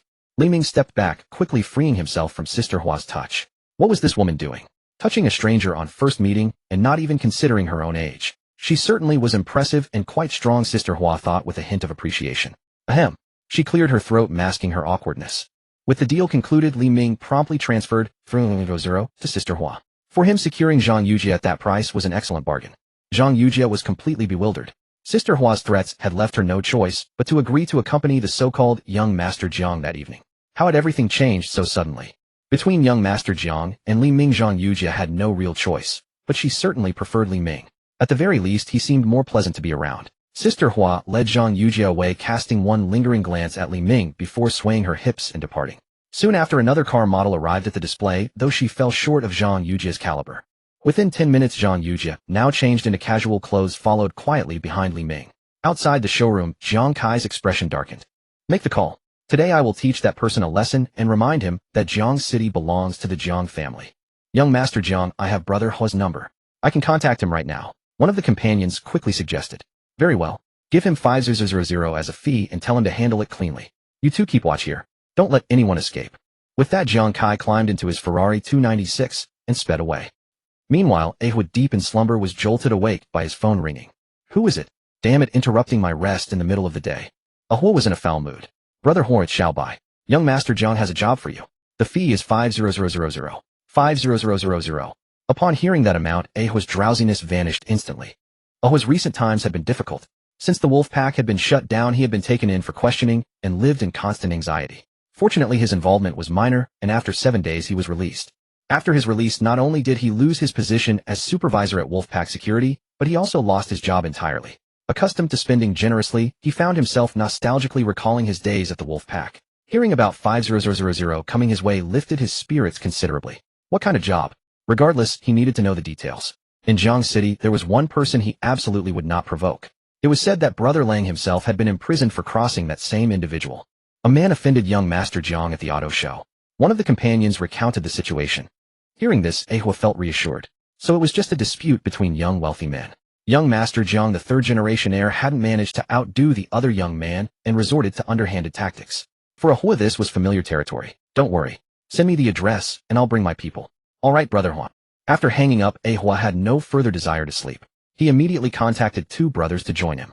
More hands made lighter work, and having extra company meant greater safety. Having explored the entire auto show, Li Ming had not found the 180cm, 9-proportion beauty that Tan Wen had described. Unexpectedly, he did discover Zhang Yujia, a 175cm beauty with the same impressive proportions. After the auto show concluded, Li Ming picked up Tan Wen and drove away from the exhibition hall. Tan Wen was surprised to see Zhang Yujia in the car, but wisely said nothing about it and introduced herself instead. Upon learning they were both car models, Zhang Yujia quickly grew close to Tan Wen, addressing her respectfully as Senior. Please don't call me Senior. That makes me sound old. Just call me Sister Wen. All right, Sister Wen. Li Ming was surprised by how swiftly the 2 women had become familiar. Have you signed with an agency yet? Tan Wen asked. Yes, with Flower Road Roan Company. Zhang Yujia replied. What? Sister Hua's company. Did you sign a contract? Tan Wen asked in surprise, glancing at Li Ming with a somewhat peculiar expression. It was temporary. Zhang Yujia didn't understand Tan Wen's surprise, and Li Ming was also puzzled by her reaction. You signed it. Tan Wen said with disappointment. Sister Wen, what's wrong? Sigh. Tan Wen sighed, but said nothing. Is there something questionable about that company? Li Ming asked curiously while driving. Tan Wen's look had left him somewhat perplexed. Well, how should I put this? Tan Wen gathered her thoughts. As models, we often frequent high-end venues. Actually, many of us hope to find a benefactor to support us earning more while we're young. But it's always done privately. Sister Hua's company is different. Their models have clear price tags. So much per night, so much per month. On the surface they are models, but in reality, Sister Hua is the one who runs it. Anyone with even a slight knowledge of the modeling world would avoid Sister Hua's company. After saying this, Tan Wen glanced at Zhang Yujia. I see, so it's high-end escort services. Understanding Tan Wen's words, Li Ming realized that his 3,000 purchase of Zhang Yujia for one evening indeed confirmed what Tan Wen had described. No wonder Tan Wen had looked at him strangely. Exactly. Even Sister Hua refers to it as a high-end service company catering exclusively to wealthy clients. Tan Wen said with a teasing tone. But Zhang Yujia's expression darkened. She had only ever wanted to be a model, and lacking proper understanding had walked straight into Sister Hua's company. What should she do now? Sister, when I signed a temporary contract. It should be fine, right? Zhang Yujia was genuinely anxious. Temporary contracts automatically convert to permanent ones. That's how Sister Hua traps people. When that day comes, you'll understand how formidable she is. Tan Wen felt some sympathy for Zhang Yujie. But Zhang Yujie didn't need to wait for that day. She was already experiencing Sister Hua's power. Sister Wen, what should I do? Zhang Yujie was frightened to tears. Unless you have money to pay Sister Hua's penalty fee, Tan Wen said. Ah, the penalty fee. Zhang Yujie remembered that the contract did indeed specify a penalty clause. 5 million. I don't have that much money. Wah. Zhang Yujie began to sob uncontrollably. Tan Wen still did not know the exact relationship between Li Ming and Zhang Yujie, so she did not respond immediately. Li Ming remained silent as well. 5 million. He had the means, but he would not simply hand it over to Zhang Yujie. Although he could potentially gain 100-fold return from her, it was better to offer help in times of need than to add ornament to flourishing success. Moreover, Zhang Yujie had not yet reached a point where Li Ming felt compelled to help her. Zhang Yujie fell silent, her face turning pale. Her big watery eyes fixed on Tan Wen, silently seeking help. Tan Wen shook her head, unable to offer any help. For a time the car fell into silence. Half an hour later they arrived at their destination, Yupingxian. Li Ming loved the seafood there. Order whatever you like, I'll go to the restroom first. He left the ordering to the two ladies. Zhang Yujie had been feeling low the whole way and had no interest in ordering, so Tan Wen had to take up the important task. Knowing that Li Ming was not short on money, she ordered all the signature dishes. After placing the order, Tan Wen noticed Zhang Yujie's expression, thought for a moment, and asked, "What is your relationship with Brother Ming?" She needed to know exactly what Zhang Yujie meant to Li Ming. He was. Zhang Yujie explained. Are you pure? Tan Wen suddenly asked. Zhang Yujie's cheeks flushed slightly. She answered softly and lowered her head. It was rather embarrassing to be asked such a question in front of others. Tan Wen understood. This was what Li Ming had once called a new garment. Actually, someone can help you, Tan Wen said meaningfully. Who? Zhang Yujie raised her head, sharply looking at Tan Wen with hope. Who brought you here? Tan Wen asked in return. Ming. You mean Brother Ming can help me? Zhang Yujie quickly caught on. That depends on how you think about it. If it's just a fleeting encounter, a transaction, Brother Ming naturally won't help you. After all, once the deal is done, there's no need to take responsibility. But what if you became Brother Ming's woman?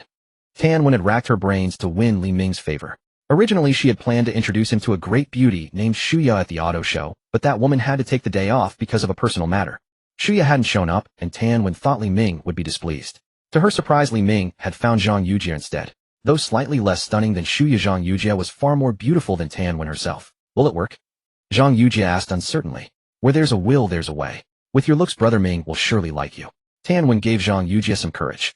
Compared to being forced by Sister Hua into that miserable trade, becoming Brother Ming's woman seemed like the best choice. Brother Ming. Will he help me? Zhang Yujie felt uneasy. Brother Hua. Outside the Yupingxian restaurant, the first lackey Xiao Bai called out respectfully to Ahua. Where are they? Ahua, accompanied by two brothers, had finally arrived. It's that man. Through the restaurant glass, Xiao Bai pointed at Li Ming inside. From this position, they could see Li Ming's back, while Zhang Yujie and Tan Wen across from him were clearly visible to Ahua. Damn, he's really blessed with female company, having two beauties eating with him. In truth, Ahua envied him. He had never even had the chance to be around beauties of such caliber. Brother Hua, shall we go in now? Xiao Bai urged. Scram. Are you asking for trouble? This is Yupingxian. We'll wait until they come out. Ahua remained clear-headed. Yupingxian was very famous in Jiangxing, not a place where a low-level thug like him could afford to offend. Do you know where his car is parked? Ahua asked again. Yes. Xiao Bai replied. Let's go wait by the car. Ahua waved his hand, and Xiao Bai led the way. Are you sure this is his car? Ahua asked, uneasily looking at the Bentley Bentayga in front of him. This was a Bentley Bentayga. Without considerable assets, one simply couldn't afford it. Conversely, whoever could afford a Bentley Bentayga was certainly no ordinary person. Ahua was already inclined to back out. It wasn't worth offending such a person for 50,000 yuan. Yes, Brother Hoi, this is the car.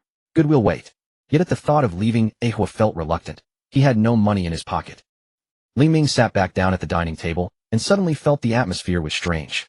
Zhang Yujie, while eating, was quietly observing Li Ming. As she looked at him, thinking of something, her face suddenly reddened.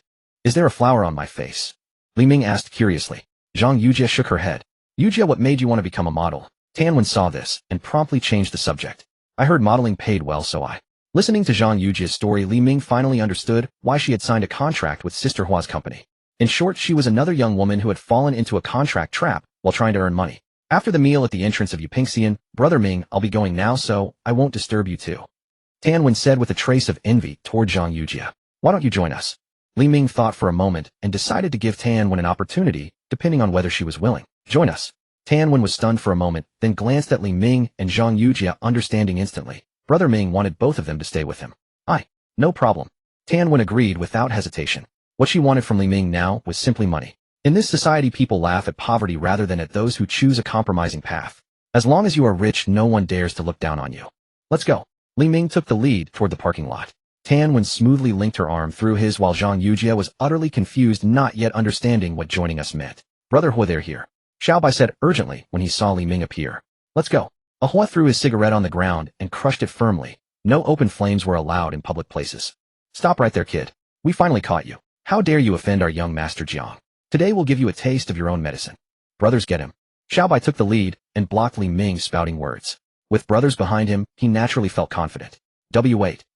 Hua suddenly called back his two brothers, his eyes fixed on Li Ming, his legs beginning to tremble. How is he such a big shot? Brother Hua, what's wrong? It's him. We have more people. Let's deal with him. Xiaobai was confused. There were 5 of them, while Li Ming was the only man. They could easily take care of Li Ming and handle the situation, so why wasn't Brother Hua making a move? What? Trying to gang up on me? Li Ming motioned for the 2 women to step back, then walked forward alone. And no, big brother. We mistook you. We're going now.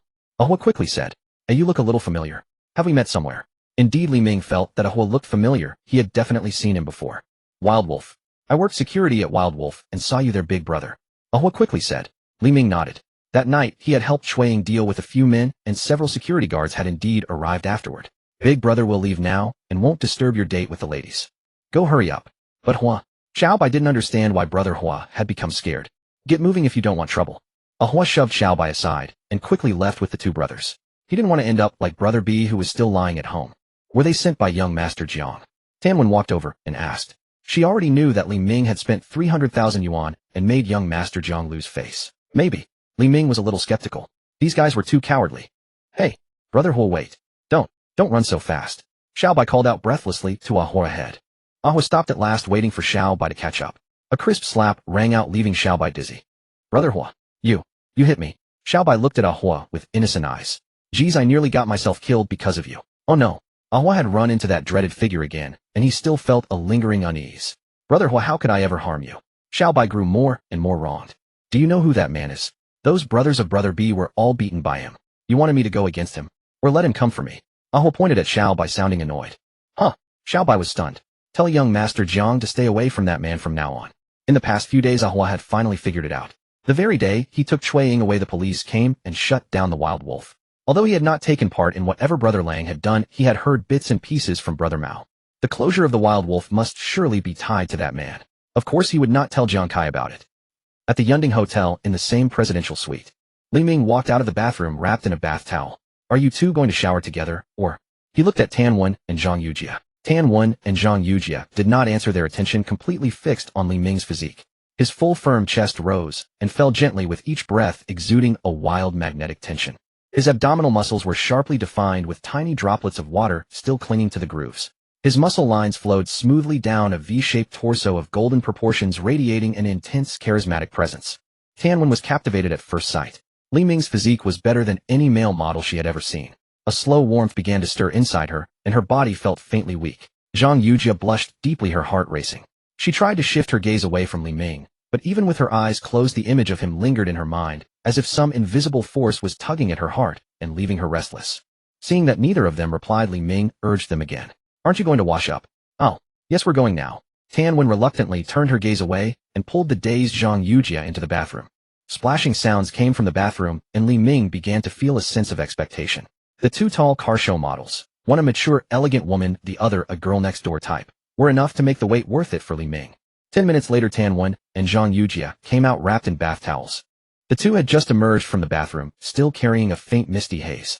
Tan Wen walked at the front, while Zhang Yujia kept her head down and hid behind her, one hand clutching her towel tightly, as if afraid it would slip off. As the saying goes, opposites attract. Li Ming's gaze was drawn to the 2 tall figures. Their freshly bathed skins still bore a soft, alluring glow. For a moment, the room was filled with a charged, ambiguous atmosphere. Opportunity always lies in one's own hands, and at this point Tan Wen had decided to embrace it fully. She lifted her chin and walked toward Li Ming with graceful determination, meeting his gaze without hesitation. With ease, she closed the distance, brought her hands up to frame his face, and kissed him deeply. She no longer wished to wait.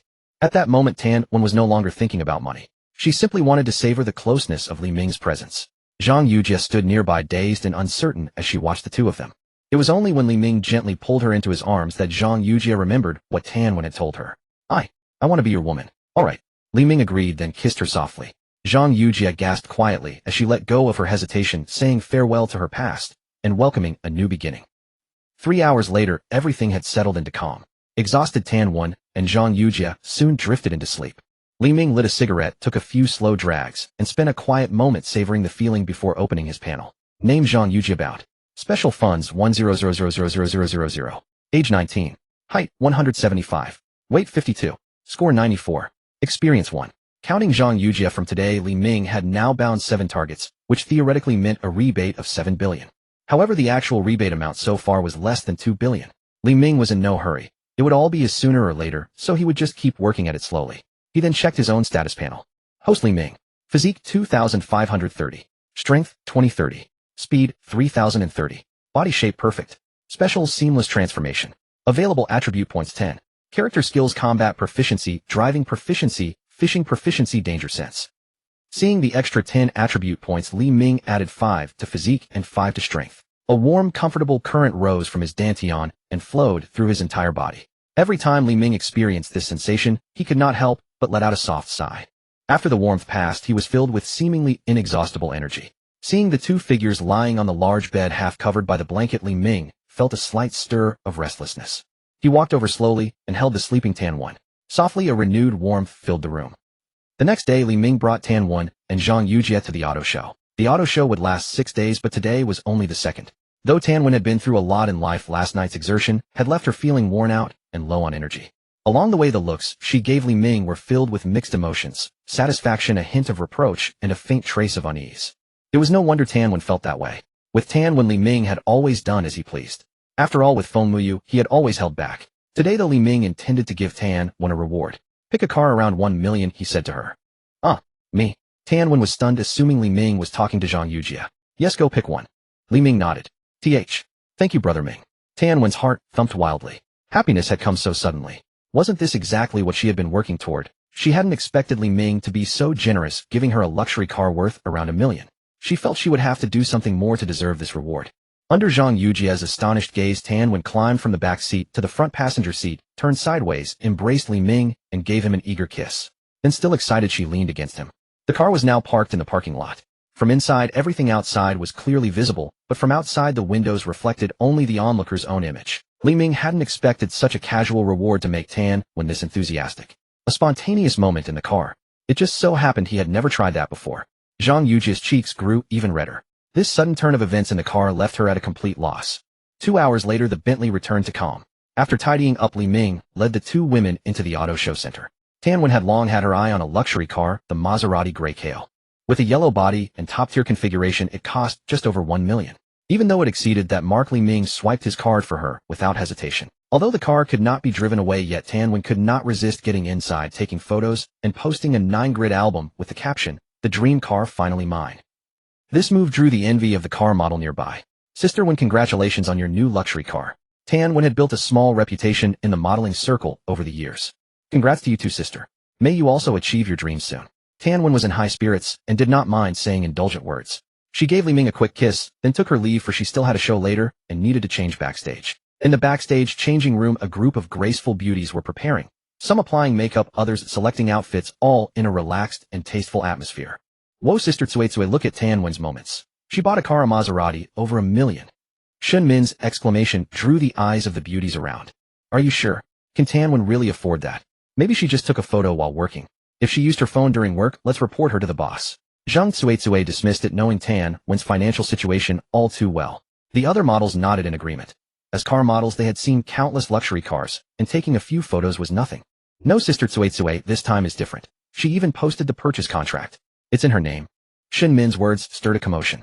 Every model who had Tan Wen on WeChat quickly pulled out their phones. Whoa, it's actually true. Sister Wen, what happened? She just bought an LV bag a few days ago, and now a luxury car today. Sister Wen must have found a super rich man. Oh, how I envy her. That's impossible. How could she? Unlike the others, envy Zhang Tsuetsue felt pure jealousy. She could not bear to see Tan Wen doing better than her. Behind Zhang Tefei, there was also a wealthy patron, or rather a patron for both her and Shen Min, but the total money he spent on them combined had not reached 1 million. Why should Tan Wen get 1 million worth luxury car in one go? Zhang Tsuetsue refused to accept it. Last time some freeloader fooled her, and Shen Min, this must be fake too. What are you all doing? So noisy. No work. The sharp rebuke suddenly silenced the gossiping models. The boss had arrived. They suddenly felt like students caught talking during self-study by the head teacher. Boss. Hello, boss. Boss is here. The models hastily greeted her. Those who need makeup, do your makeup. Those who need to change. Those who need rest. Shin Qinglan scanned the models. Every model, she looked at, lowered her head, not daring to meet her gaze. Shin Qinglan was not only their leader securing gigs for them, but also their training instructor, even though they had long passed that stage. Yet her strict training was deeply ingrained in their memories. Every time they saw Shin Qinglan, they felt a sense of awe. Where's Tan Wen? Why isn't she here yet? Shin Qinglan noticed Tan Wen's absence and asked. Boss, Sister Wen should be here soon, a model replied in a low voice. Soon? How soon is soon? Shin Qinglan frowned. She was extremely strict about time. Punctuality was the most basic professional standard to her. Boss, Tan Wen is outside buying a car. Zhang Cuizue quickly reported, hoping that Shin Qinglan's strictness on time would put Tan Wen in a bad light. Buying a car? Shin Qinglan was puzzled.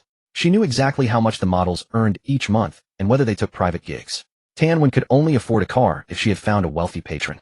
Boss, Tan Wen bought a Maserati, over $1 million. Shin Min added. $1 million worth luxury car. Shin Qinglan was amazed. What kind of incredible man would spend so much on her? At that moment, even Shin Qinglan felt a twinge of envy. No wonder these women were buzzing. This was pure admiration mixed with jealousy. She understood her model's feelings perfectly, having walked the same path herself. Unfortunately, she had not met the right person, and what she got in return was far less than what she gave. Alright, that is Tan Wen's own achievement. Can envy change anything? Get back to your work. Shin Qinglan kept a clear head and scolded the daydreaming girls again. Tan. Sister Wen is here. A model called out. Everyone turned and saw Tan Wen walking in with a radiant glow, though her gait seemed a little unusual. The women exchanged glances, and as those with experience they understood. Indeed, dedication brings rewards. Only hers were far more abundant than theirs. Hi, Sister Wen. Have a seat, Sister Wen. Some water, Sister Wen. The sudden warmth surprised Tan Wen, but she quickly understood their interest was not in her, but in the man behind her, her Ming Ge. A single moment's post had visibly elevated her status. Elder Sister Lan is here too. Sorry I'm a bit late today. Seeing Shin Qinglan present, Tan Wen greeted her immediately. It's fine. You're here now. Shin Qinglan sighed inwardly. Yesterday she was boss, today she was Elder Sister Lan. Sister Wen, I saw in your moments that you bought a car, a Maserati. I'm so envious. Sister Wen, don't forget us little sisters now that you've made it. Yes, Sister Wen. When you rise, remember those who stood by you. Sister Wen, when will you introduce us? The women crowded around Tan Wen, some flattering, some hoping to meet the wealthy man behind her. Tan Wen was the center of attention for the first time today, wearing a perpetual smile as she responded warmly. But whenever they asked about Li Ming, she deflected vaguely, not because she refused to introduce him, but because her Ming Ge would never fancy them. Now that she had found her place in Li Ming's heart, she was almost eager to introduce more women to him. Alright, everyone disperse. You can chat after the event. Shin Qinglan checked the time and shooed the women away. She had already given them plenty of time for gossip, more than enough courtesy. Hearing Shin Qinglan's order, the women reluctantly stepped back. Tan Wen, go change quickly. Your turn is coming up. Shin Qinglan reminded her. Understood, Sister Lan. Watching Shin Qinglan's graceful figure walk away, a thought suddenly crossed Tan Wen's mind. Would Ming Ge like a mature beauty like Sister Lan? Early that morning, Zhang Yujia received a phone call from Sister Hua urging her to return to the team. After hearing Tan Wen's introduction the previous day, she no longer wished to work under Sister Hua. Fortunately, Li Ming had taken her under his wing and agreed to help resolve the matter. When the two met Sister Hua, she was savoring a glass of red wine in the lounge of an auto show, indulging in the finer things of life. Behind her, a male model was gently massaging her shoulders. Despite her age, Sister Hua had maintained her figure remarkably well and certainly knew how to enjoy herself. Oh, handsome, we meet again. Has our Yujia been treating you well? Her eyes brightened at the sight of Li Ming, and she waved the male model away. It was said that women at 30 are like wolves, and at 40 like tigers. Sister Hua, now in her prime, often felt a deep emptiness and loneliness when night fell. Ordinary men were beneath her notice, but since glimpsing Li Ming the day before, she could not get him out of her mind. Thus, she greeted him with great warmth, not hesitating to openly flirt with him. His powerful presence and undeniable masculinity stirred a ripple of excitement within Sister Hua. Li Ming felt a shiver run down his spine, and for the first time a woman was so blatantly provoking him. Li Ming could not resist using his detection skill on Sister Hua. Just like Qin Yuyao, he could not glean any information from her. By intuition, Li Ming guessed Sister Hua was under 40, a woman whose charm only deepened with age. With her meticulous self-care, such a mature, elegant woman was in some ways more alluring than any youthful beauty. Though Li Ming's body was that of a 30-year-old, his soul was a man in his 50s. He knew far better than young lads in their 20s how to appreciate a woman. Li Ming caught Sister Hua's wandering hand. It was unexpectedly soft. It was hard to imagine that this woman was the celebrated madam of Jiangqing's nightlife. Sister Hua, I came here today to take Yujia away. I hope you will accommodate me. Li Ming gently released her hand and got straight to the point. With a mature and passionate woman like Sister Hua, he had no desire to beat around the bush. Take her away. Sister Hua's smile faltered for a moment. She glanced at Zhang Yujia, and a flicker of envy appeared in her eyes. Youth is a wonderful thing. I never expected young Master Li to be such a romantic soul. Yujia is truly fortunate. Oh, why didn't I cross paths with you earlier? Sister Hua did not answer directly. Instead, she sighed and changed the subject. Sister Hua, just name your price. I am determined to take her with me. Li Ming paid no heed to her wistfulness. He wanted to cut through this tangled web decisively. The woman gave him a dangerous feeling. Yujia is a new recruit whom I trained with great effort. I have invested so much energy in her. Get to the point. I don't want to hear empty words. Li Ming cut her off bluntly. She was only saying all this to raise the price, wasn't she? Fine. Young Master Li, you are too impatient. Why can't you let a woman have her little moment? Sister Hua cast him a languid glance and said lazily. Am I impatient?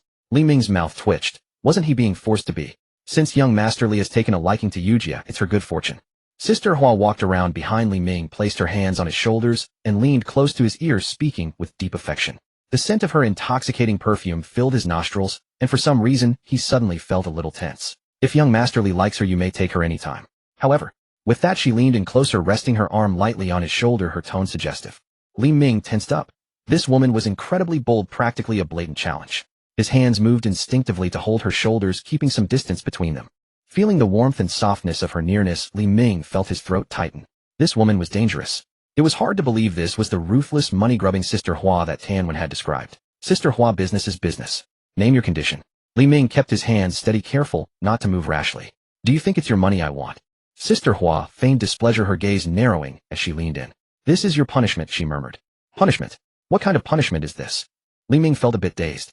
I've already said you can take her anytime, but only if you agree to one condition. Sister Hua tapped his chest playfully, her gaze growing dreamy. Li Ming's heart pounded. He considered himself experienced in the game of romance, but facing Sister Hua, he felt like a naive schoolboy being led around by her every step. Sister Hua, go ahead and say it. Girl, does your sister look beautiful? Instead of answering Li Ming, Sister Hua turned to Zhang Yujia, who was standing nearby. Sis. Sister Hua. Taken by surprise, Zhang Yujia was at a loss for words. She had never seen Sister Hua like this before.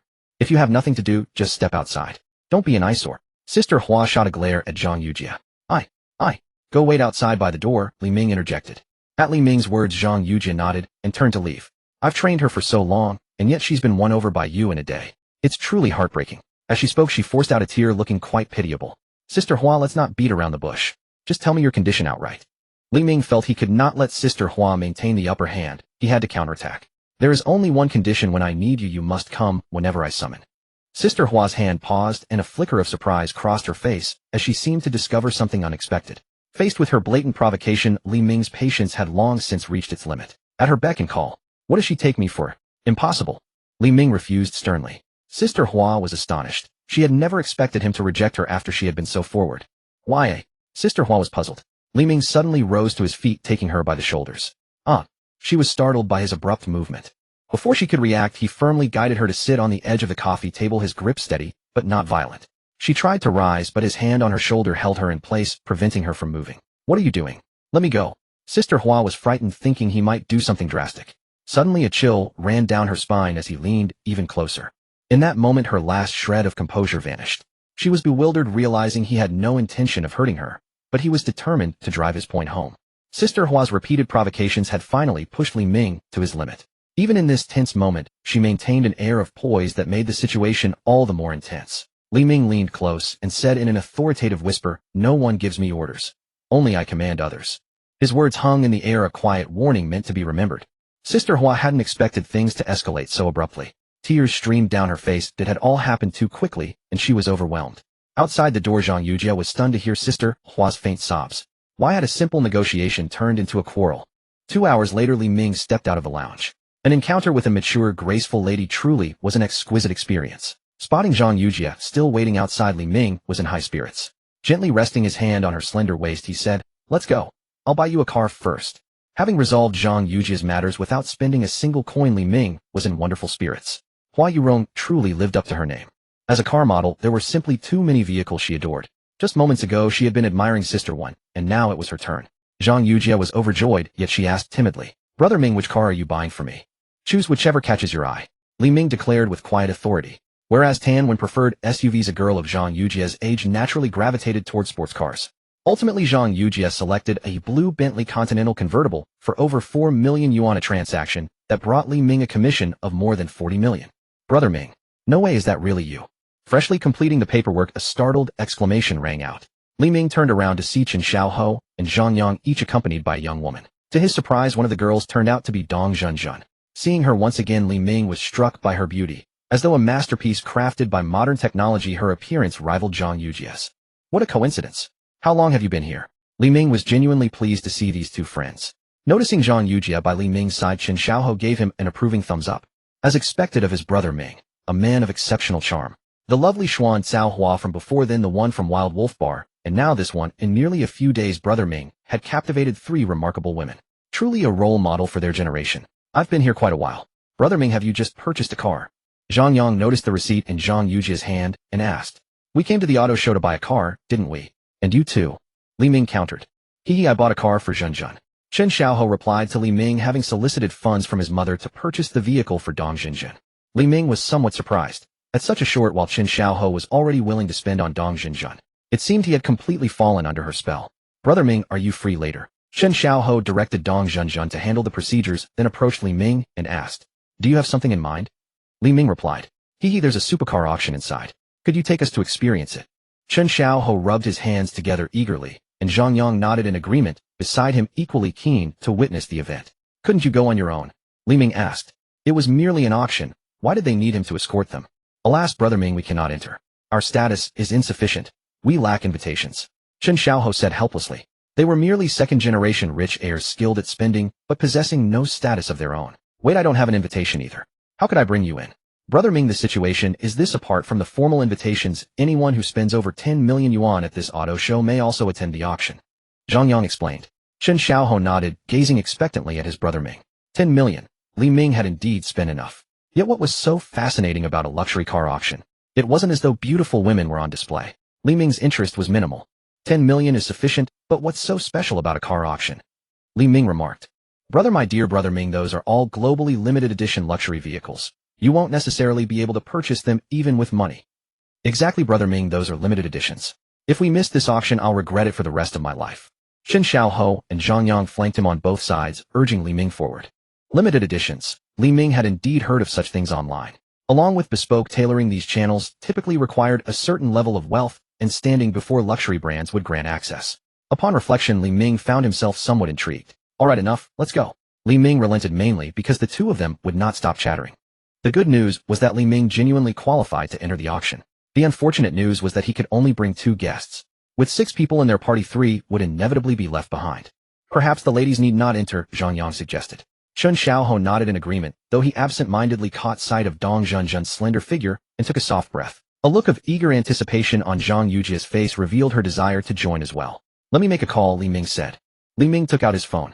The organizer of this auto show was Tongda Automotive Trade, so he planned to contact Zheng Xifeng. Li Ming had no concern about owing Zheng Xifeng a favor, especially after the generous gifts he had already received. Within moments of the call, Zheng Xifeng assured him arrangements would be made immediately. In less than 3 minutes, Xie Zhong appeared before Li Ming. Good day, young Master Li. I am Xie Zhong, sales manager at Tongda Automotive Trade. Director Zheng has made the arrangements. Please follow me. Seeing the formidable patron before him, Xie Zhong was notably courteous. This was a gentleman who had taken delivery of 6 luxury vehicles in barely a month, and now with the 2 additional purchases at the auto show, 8 luxury cars totaling over 30 million yuan. Such purchasing power was not possessed by ordinary individuals. Under Xie Zhong's guidance, the 6 of them finally entered the auction venue. The auction had already commenced. The crowd was modest, numbering only 50 or 60 attendees. Li Ming's group was among the largest gathering. The entrance of Li Ming and his companions drew considerable attention, especially since all 6 were young. That young master from the Chen family. How did he get in? Someone recognized Chen Xiaohou in puzzlement. If his father had entered, it would have been understandable, but what right did a mere second-generation heir possess? At the auction platform, contrary to Li Ming's expectations, a painting was currently being auctioned. Isn't this a luxury car auction? Where are the cars? Li Ming asked Chen Xiaohou. Brother Ming, be patient. The cars are the grand finale. The preceding items are merely appetizers, Chen Xiaohou explained. What country bumpkin is this, lacking even basic knowledge, yet daring to attend an auction? An untimely voice suddenly interjected, clearly directed at Li Ming. Before Li Ming could respond, Chen Xiaohou glared fiercely. But upon seeing the speaker, he muttered under his breath. Darn it, why is it that old man? Chen Xiaohou quietly resumed his seat, clearly someone he dared not provoke. Who was that old man? Li Ming turned to look. A man in his 50s dressed in a traditional Tang-style costume was idly turning 2 glossy black walnuts in his hands. Li Ming did not recognize him and addressed him simply as that old man.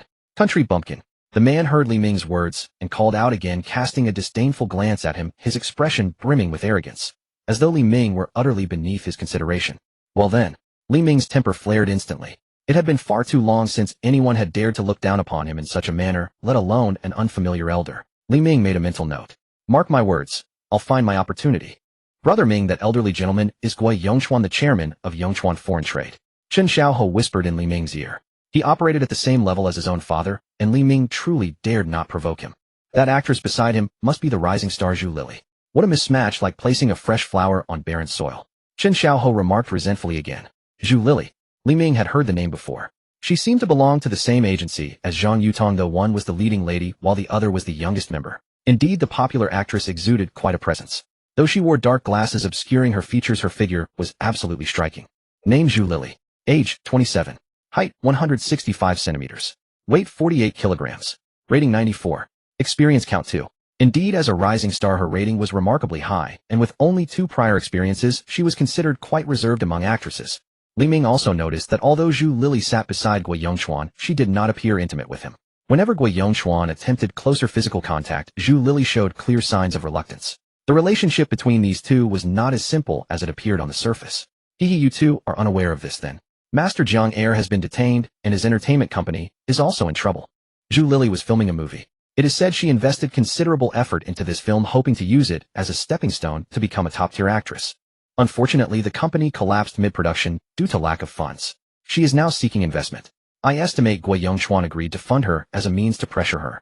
Yang Zhang explained in hushed tones to Li Ming and Chen Xiaohou. Master Jiang Air was arrested. Is this news true? Chen Xiaohou asked in surprise. Such explosive information, and he knew nothing of it. He has been inside for 3 days already. He likely will not get out soon. It is said he also committed murder with solid evidence. Yang Zhang, since being beaten, had been particularly attentive to Jiang Chang's matters. So Zhu Lili approached Gui Yongchuan solely for film investment. Chen Xiaohou understood. Not quite. Gui Yongchuan pursued Zhu Lili. Previously with Jiang Chong around, Gui Yongchuan would not have dared. Now he cares not at all. Yang Zhang seemed to know everything. So was Zhu Lili Jiang Chong's woman before. Li Ming was also interested in this gossip, especially celebrity scandals. How to put it? Not exactly. It is said Zhu Lili had an agreement with Jiang Chong.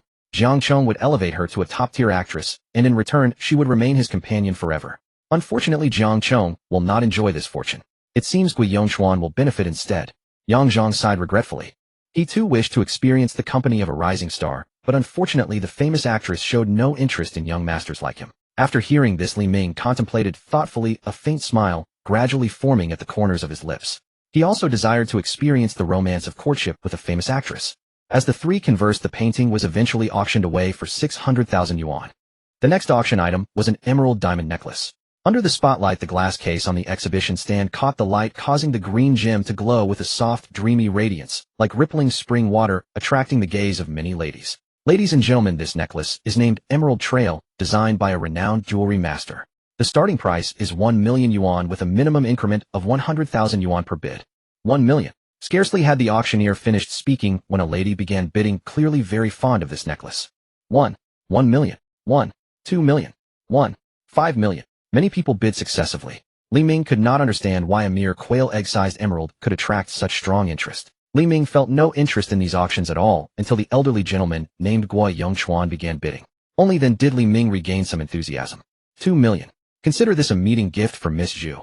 Gui Yongchuan displayed his wealth generously, spending 2 million on the spot to win the beauty's favor. It seemed Gui Yongchuan still held considerable status. Upon hearing his bid, the previous bidders fell unusually silent, merely nodding and smiling at Gui Yongchuan. Lily, do you like it? The term of endearment made Zhu Lili feel nauseated. What she needed was not 2 million. It was 50 million. Director Gui, you know what I need. Zhu Lili detested Gui Yongchuan, yet dared not offend him. After Jiang Chong's fall, all investors withdrew their funding, and her self-directed film came to a halt. When Gui Yongchuan approached her, she understood what he desired. However, Zhu Lili would absolutely not agree to such arrangements. Currently, apart from Gui Yongchuan, no one was willing to associate with someone connected to Jiang Chong. Zhu Lili had no other options. The two found themselves at an impasse, negotiating whether terms should be established first or payment should come beforehand. Lily, this is my sincere gesture. Accept it. How about this? I will invest 10 million in you first. Have dinner with me tonight. As he spoke, Gui Yongchuan placed his hand on Zhu Lily's delicate hand, rubbing it gently. Zhu Lily hesitated. Perhaps 10 million could secure some initial favor. 3 million. Ba trying to woo her with only 2 million. Truly a penniless man. Beautiful lady, this old miser is stingy. I will gift it to you. Just as Zhu Lily was about to agree, Li Ming's voice suddenly rang out. Zhu Lily froze. Was he insulting Gui Yongchuan or competing for her attention? Vengeance should never wait. Li Ming had finally found an opportunity, not only to annoy Gui Yongchuan and thwart his plans, but perhaps also to gain an advantage. This was precisely Li Ming's favorite pastime. Damn it! Gui Yongchuan was furious. He harbored business grievances with Chen Xiaoho's father, and therefore disliked Chen Xiaoho, extending his contempt to Li Ming as well. He never expected this young man to openly compete with him for a woman. 5 million. Gui Yongchuan growled through gritted teeth. For a million. Li Ming did not flinch, and after calling out the price, he looked provocatively at Gui Yongchuan. 5 million. Gui Yongchuan wanted to see how much hidden wealth this young master had to challenge him. 5 million. Beautiful lady, given his advanced age, do you think he can last 3 minutes? Li Ming struck at both reputation and spirit. His words drew everyone's attention as though all wished to know the answer. Zhu Lily's cheeks flushed slightly. How could she possibly know such things? Fool. 5 million. Gui Yongchuan's chest heaved violently with anger. How could he possibly fail to last 3 minutes? Sigh, fine. Seeing you this worked up, I will not compete with you further. Beautiful lady, I assure you I exceed 3 minutes. Try me. I swear by my life. After speaking, Li Ming did not forget to wink at Zhu Lily and flex his arm muscles. This gesture attracted the attention of many nearby women. Boom. Gui Yongchuan stood up, staring at Li Ming with piercing eyes. Having spent an extra 2.5 million yuan unjustifiably, he now felt somewhat foolish himself. Excellent, excellent. You are quite remarkable, far superior to that wastrel from the Qin family. Suddenly singled out Chen Xiaoho felt rather dejected. What did this have to do with him? Bah, pretend what you will. You are merely afraid of being angered to death. I guarantee you will achieve nothing below. Is that so? Haha, I look forward to seeing whether you possess such ability. Gui Yongchuan sat back down, sneering dismissively. Li Ming meant what he said. As soon as Gui Yongchuan placed a bid, someone on his side would bid against him. Except this time the bidder was Zhang Yujia. Li Ming suddenly realized that bidding was also spending, so why not use Zhang Yujia's exclusive fund? However much she spent, it would not hurt him, and it would earn a tenfold rebate besides. It truly served two purposes at once. For the first time, Gui Yongchuan was bested by a woman so young, as if he had lost face in public. Since Li Ming was set on showing off, Gui Yongchuan decided to play along and started shouting out random bids. But when he drove an antique vase worth 2 million yuan up to 10 million, Zhang Yujia abruptly gave up. He had squandered another 8 million for nothing. What's the matter? Didn't someone just boast that I wouldn't win a single item? How did that turn out? At this point, Gui Yongchuan could only comfort himself with words. A man's mouth is a lying ghost. Every woman knows that old fox. How could you not know it? Li Ming once again turned the exchange with a remark that stung to the core. Gui Yongchuan fell silent. By now he was beginning to regret offending Li Ming. A single sentence had cost him 10 million yuan. Money was one matter, but face mattered even more. Fortunately, that fellow had wasted even more money than he had, which gave him some comfort. With Gui Yongchuan relentlessly driving up the bids, Li Ming appeared to be the bigger loser on the surface, spending over 30 million yuan of Zhang Yujia's exclusive fund. What they did not know was that once settled, this money would bring a tenfold rebate. Of course, none of that mattered to Li Ming. His purpose had already been achieved. By now he had caught Zhu Lily's attention, and when he showed interest in her film, she came over and sat beside him. Between Gui Yongchuan and Li Ming, Zhu Lily naturally preferred to do business with Li Ming. Seeing her leave his side, Gui Yongchuan left the room in frustration, unable to stay any longer. Mingji awesome. Chen Xiaoho and Zhang Yang were utterly in awe of their Mingji. Over 30 million yuan just to make a point. That was truly satisfying. Zhang Yujia's face flushed with excitement. She could hardly believe she had spent over 30 million yuan. It was thrilling, wild, and altogether crazy. Dong Xinjin and Zhang Yang's girlfriend looked at Zhang Yujia with nothing but envy. As for jealousy or resentment, not a trace of such feelings crossed their minds, for Zhang Yujia had already risen to a level far above the two of them. Zhu Lily extended her hand. Li Ming took it with practiced ease, soft, smooth, and pleasant to the touch. Li Ming. He then produced a business card and handed it to Zhu Lily. Sanshin Capital. Chairman. Reading the title on the card, Zhu Lily was rather surprised. This man was actually the chairman of a company. Go and see my general manager. I am very interested in your film. Thank you. Zhu Lily had never expected to obtain investment from Li Ming so easily. To be honest, she was genuinely moved. I hope that once this film is finished, it will yield a satisfying return. Li Ming's words carried a double meaning. One, that the film would make money, and two, of course, Zhu Lily herself. Don't worry. You will. Zhu Lily took off her oversized sunglasses and said firmly. She was indeed stunning with delicate, refined features. Her eyes in particular were highly distinctive doe eyes. The outer corners naturally tilted upward 15 degrees, and when she smiled they curved like sweet crescent moons.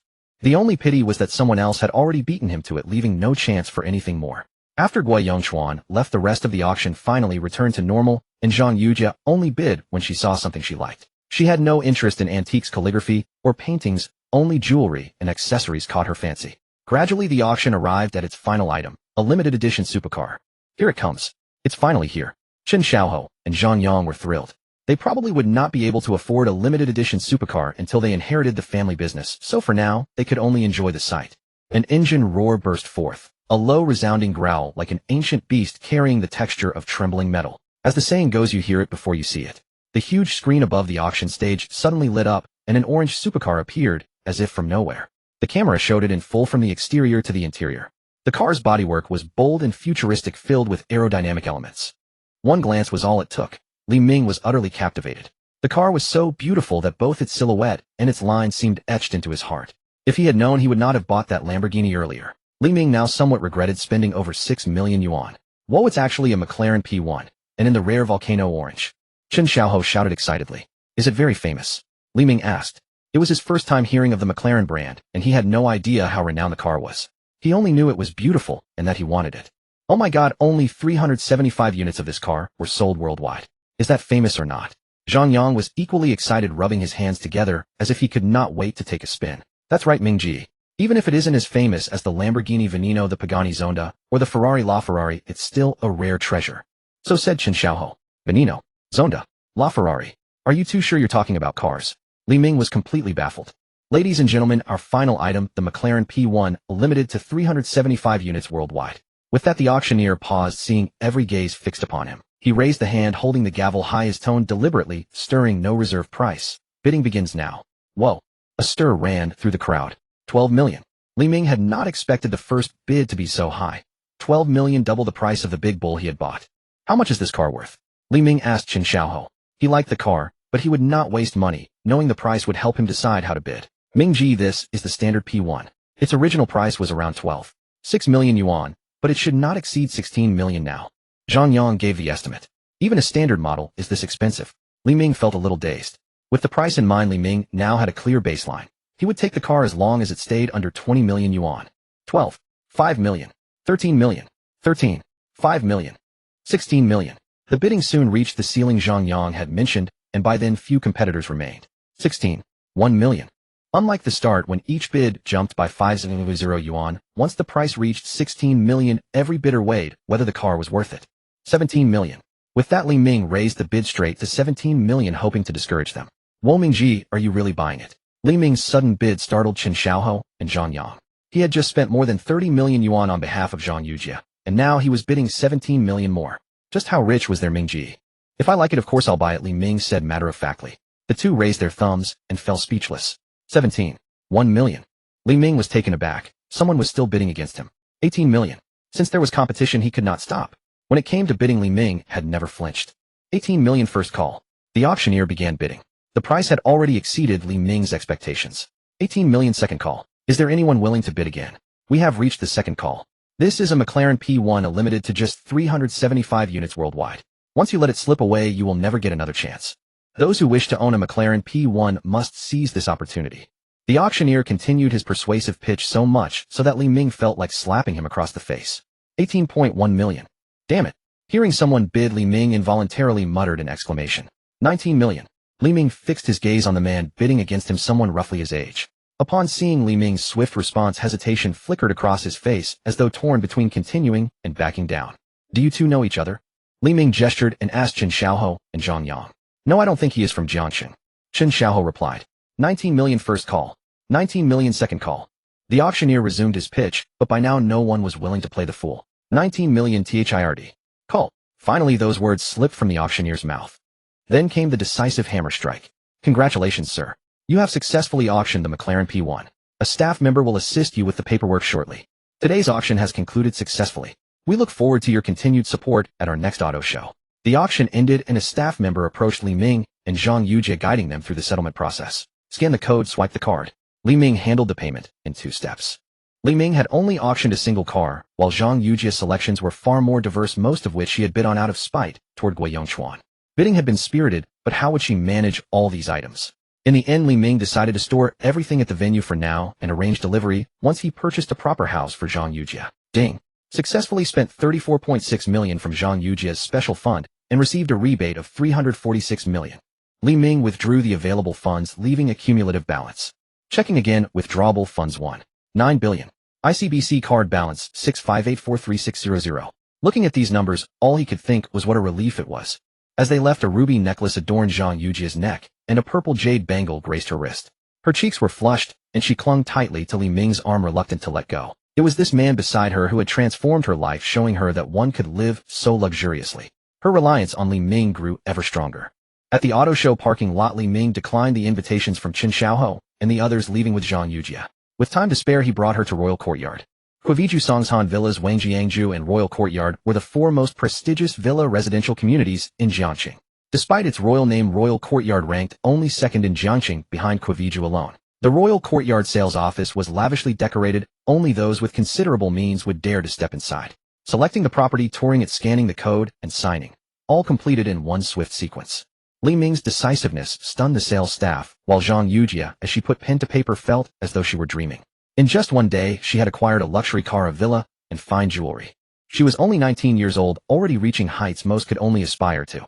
Looking at the man beside her, her reliance on Li Ming reached its peak. Ding! Zhang Yujia's special fund spent 22 million, successfully rebated 220 million. After withdrawing 20 million, the withdrawable funds reached 2.1 billion. Gazing at the enormous sum, the dream of the building king, long dormant in Li Ming's heart, slowly reawakened. In less than a day, the rebate exceeded 600 million. Zhang Yujia was his most profitable companion among all he had met, despite knowing her for the shortest time. With paperwork finished, Li Ming quickly led Zhang Yujia away from the sales office.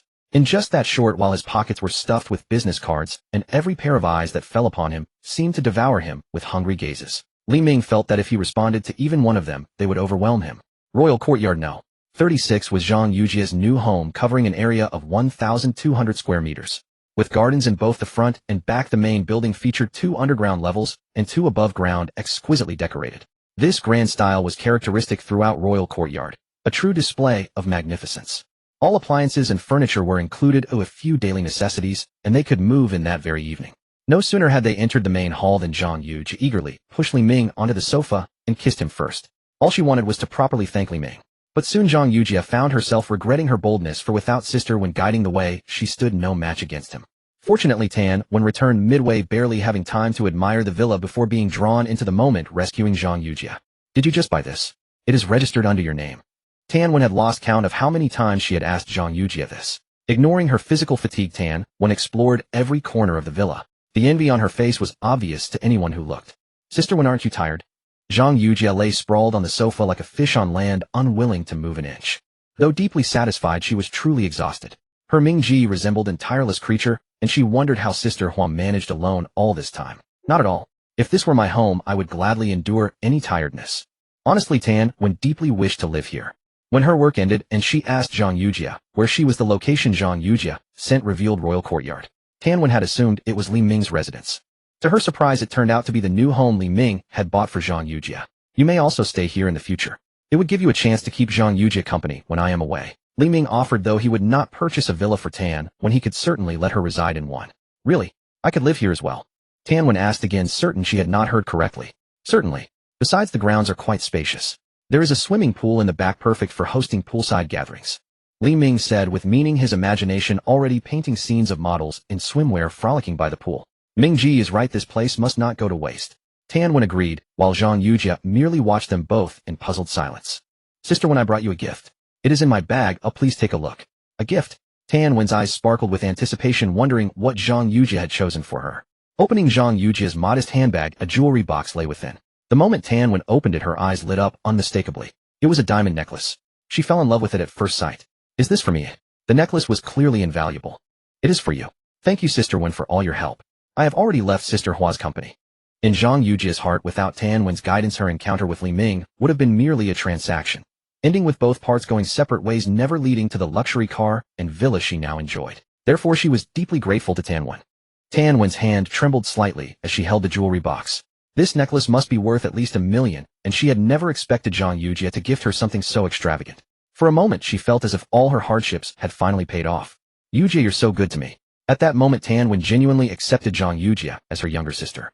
Overcome with emotion, she threw her arms around Zhang Yujie and planted a kiss on her still flushed cheek. Sister, when you caught me off guard. Zhang Yujie, summoning unexpected energy, launched her own playful counterattack.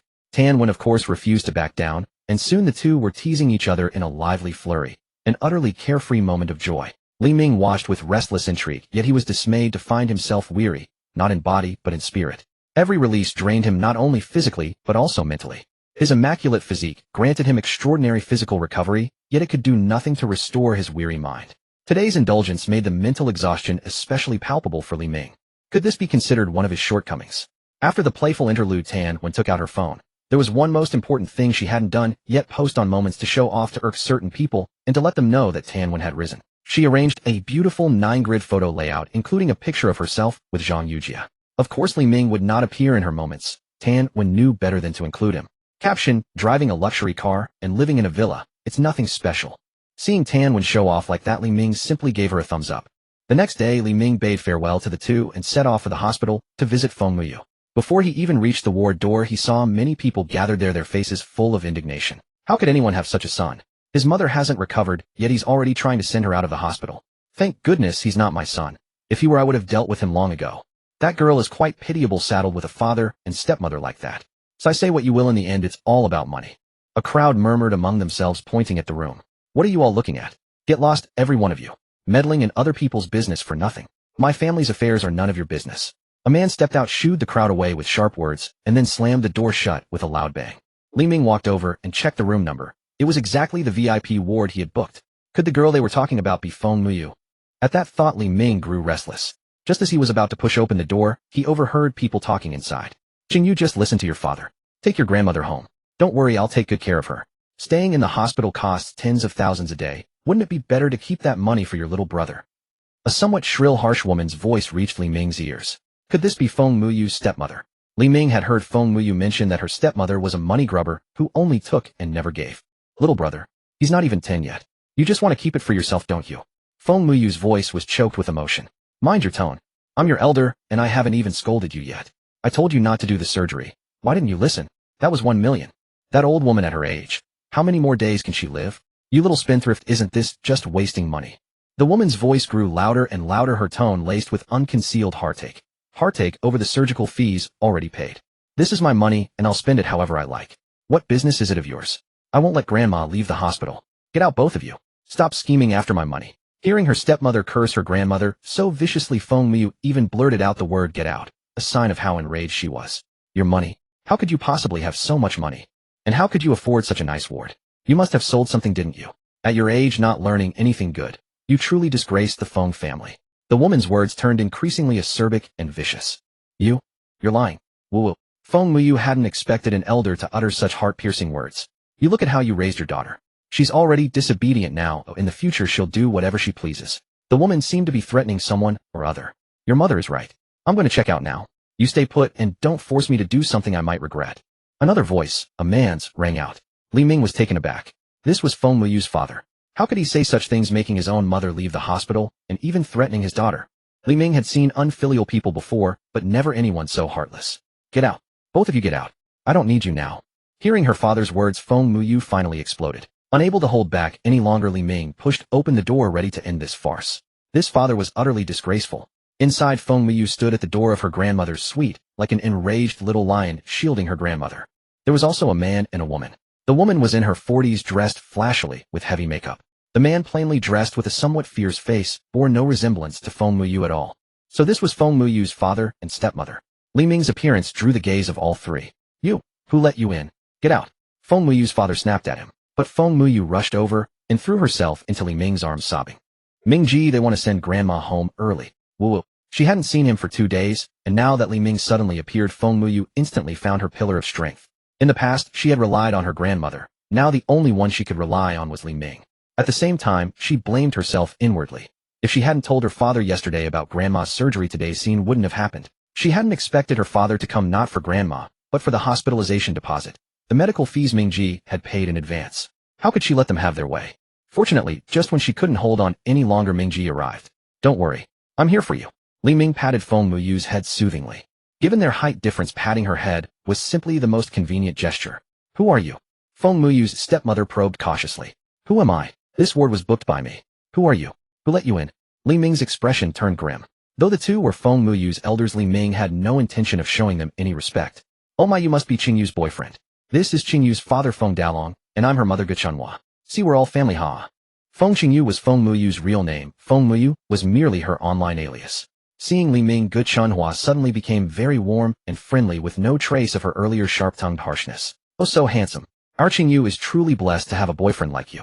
Ge Chunhua showered Li Ming with more compliments. Since you're here, we won't disturb you lovebirds. Qingyu, take good care of grandma. If you're too busy, call mom, and mom will come take over for you. With that, Ge Chunhua dragged a thoroughly bewildered Feng Dalong out of the ward. This turn of events left not only Feng Muyu, but even Li Ming a bit stunned. Why was this not going according to the script he had imagined? Feng Muyu's father and stepmother left abruptly, and the ward fell into sudden silence. Li Ming and Feng Muyu stared at each other, both taken aback by Ge Chunhua's unexpected change in attitude. Is your stepmother unwell? Li Ming asked cautiously. Maybe. Feng Muyu replied, confused about whether Ge Chunhua was still the same person she used to know. When had she ever spoken to people so politely? Forget it, let's not worry about them. How is grandma? Unwilling to dwell on it, Li Ming let the matter go. She's fine. I didn't let them go in and disturb her. The caregiver is looking after her, said Feng Muyu. Good. I'll arrange 2 security guards to stand at the door later. If they dare come again, they'll be turned away. That's not necessary, is it? This is a hospital after all. What if they make a scene outside? Li Ming arranged. Feng Muyu was still worried. She knew Ge Chunhua's temperament all too well. If a scene broke out, the woman would surely throw herself to the ground and throw a tantrum. Feng Muyu wasn't afraid of embarrassment. She feared it would upset her grandmother. Then we can simply make sure they can't find us, so there's no chance for a scene. By then, Li Ming was already thinking of discharging her early, provided he first found a place for Feng Muyu and her grandmother to stay, since the old house was no longer suitable for them. Feng Dalong was dragged by Ge Chunhua all the way out of the hospital before he shook off her hand. Are you out of your mind? Didn't we agree to stick around and wait for her money? Why did we just leave? Feng Dalong couldn't figure out what Ge Chunhua was up to. They had planned it all on the way here. They hadn't achieved their goal, so why leave? You're such a blockhead. No wonder you've never made a fortune. I must have been blind to marry a twice-married man like you. Ge Chunhua shot Feng Dalong a contemptuous glare. The man had no virtues besides obedience, but that was precisely why Ge Chunhua had married him. Tell me, what are you thinking? As for his mother's condition, Feng Dalong had thought it through clearly. He couldn't afford the exorbitant medical costs. Selling the house or borrowing money to cover them wasn't worth it either. His mother was already old, and even if she recovered, she'd depend on medication for the rest of her life, which he also couldn't sustain. He couldn't let his mother's illness shatter the family he had now. Cruel as it was, that was reality. Only his daughter still clung to hope, striving all along. The Feng family has struck it rich. Ge Chunhua said mysteriously. Good fortune. A motorcycle brand. Feng Dalong was puzzled. Why was his wife bringing up Dayun motorcycles? Hadn't she told him to sell the bike long ago? Ge Chunhua opened her mouth at a loss for words. Who was talking about motorcycles? And what the heck was Dayun Motor anyway? I meant we've hit the jackpot. She twisted Feng Dalong's ear in irritation. Ow ow, dear, let go. People are watching. Give me some face. Feng Dalong begged for mercy. The burly man was completely docile before Ge Chunhua. I said the Feng family has struck gold. Your daughter has landed a wealthy catch. You're about to get rich. Ge Chunhua spoke with exasperation. A wealthy catch? Who? Feng Dalong still didn't understand. Who? Are you blind?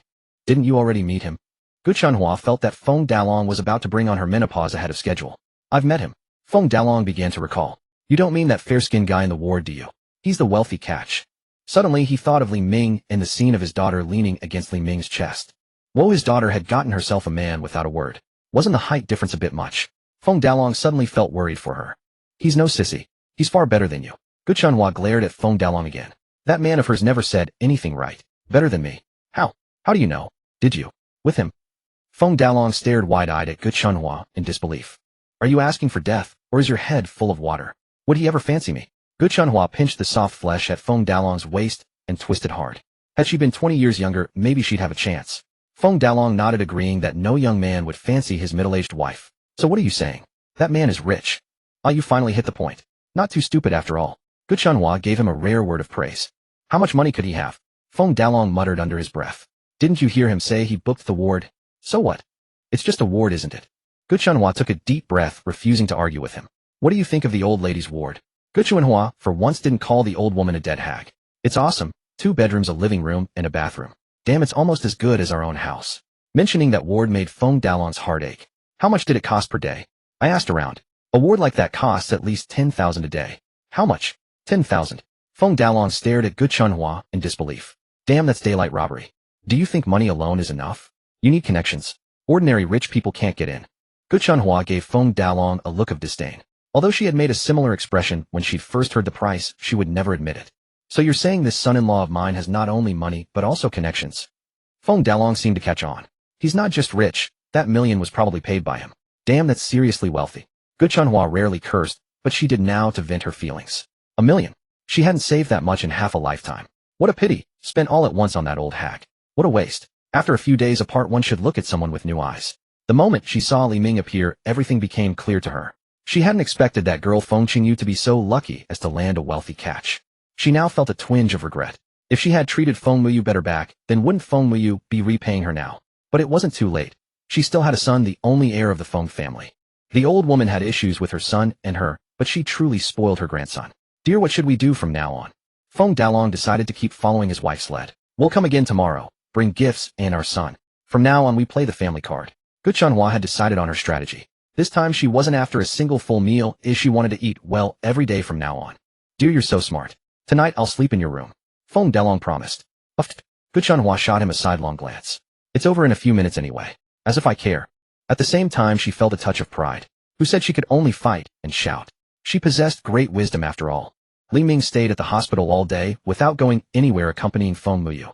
It wasn't until the next day that a phone call from Lung Wuyin finally prompted him to leave. Li Ming couldn't believe that within just 2 days Lung Wuyin had already reached a cooperation agreement with Zhu Lili. The efficiency of her negotiations was remarkable. Almost as soon as Li Ming departed the hospital, Gu Chunhua and her husband arrived with their son.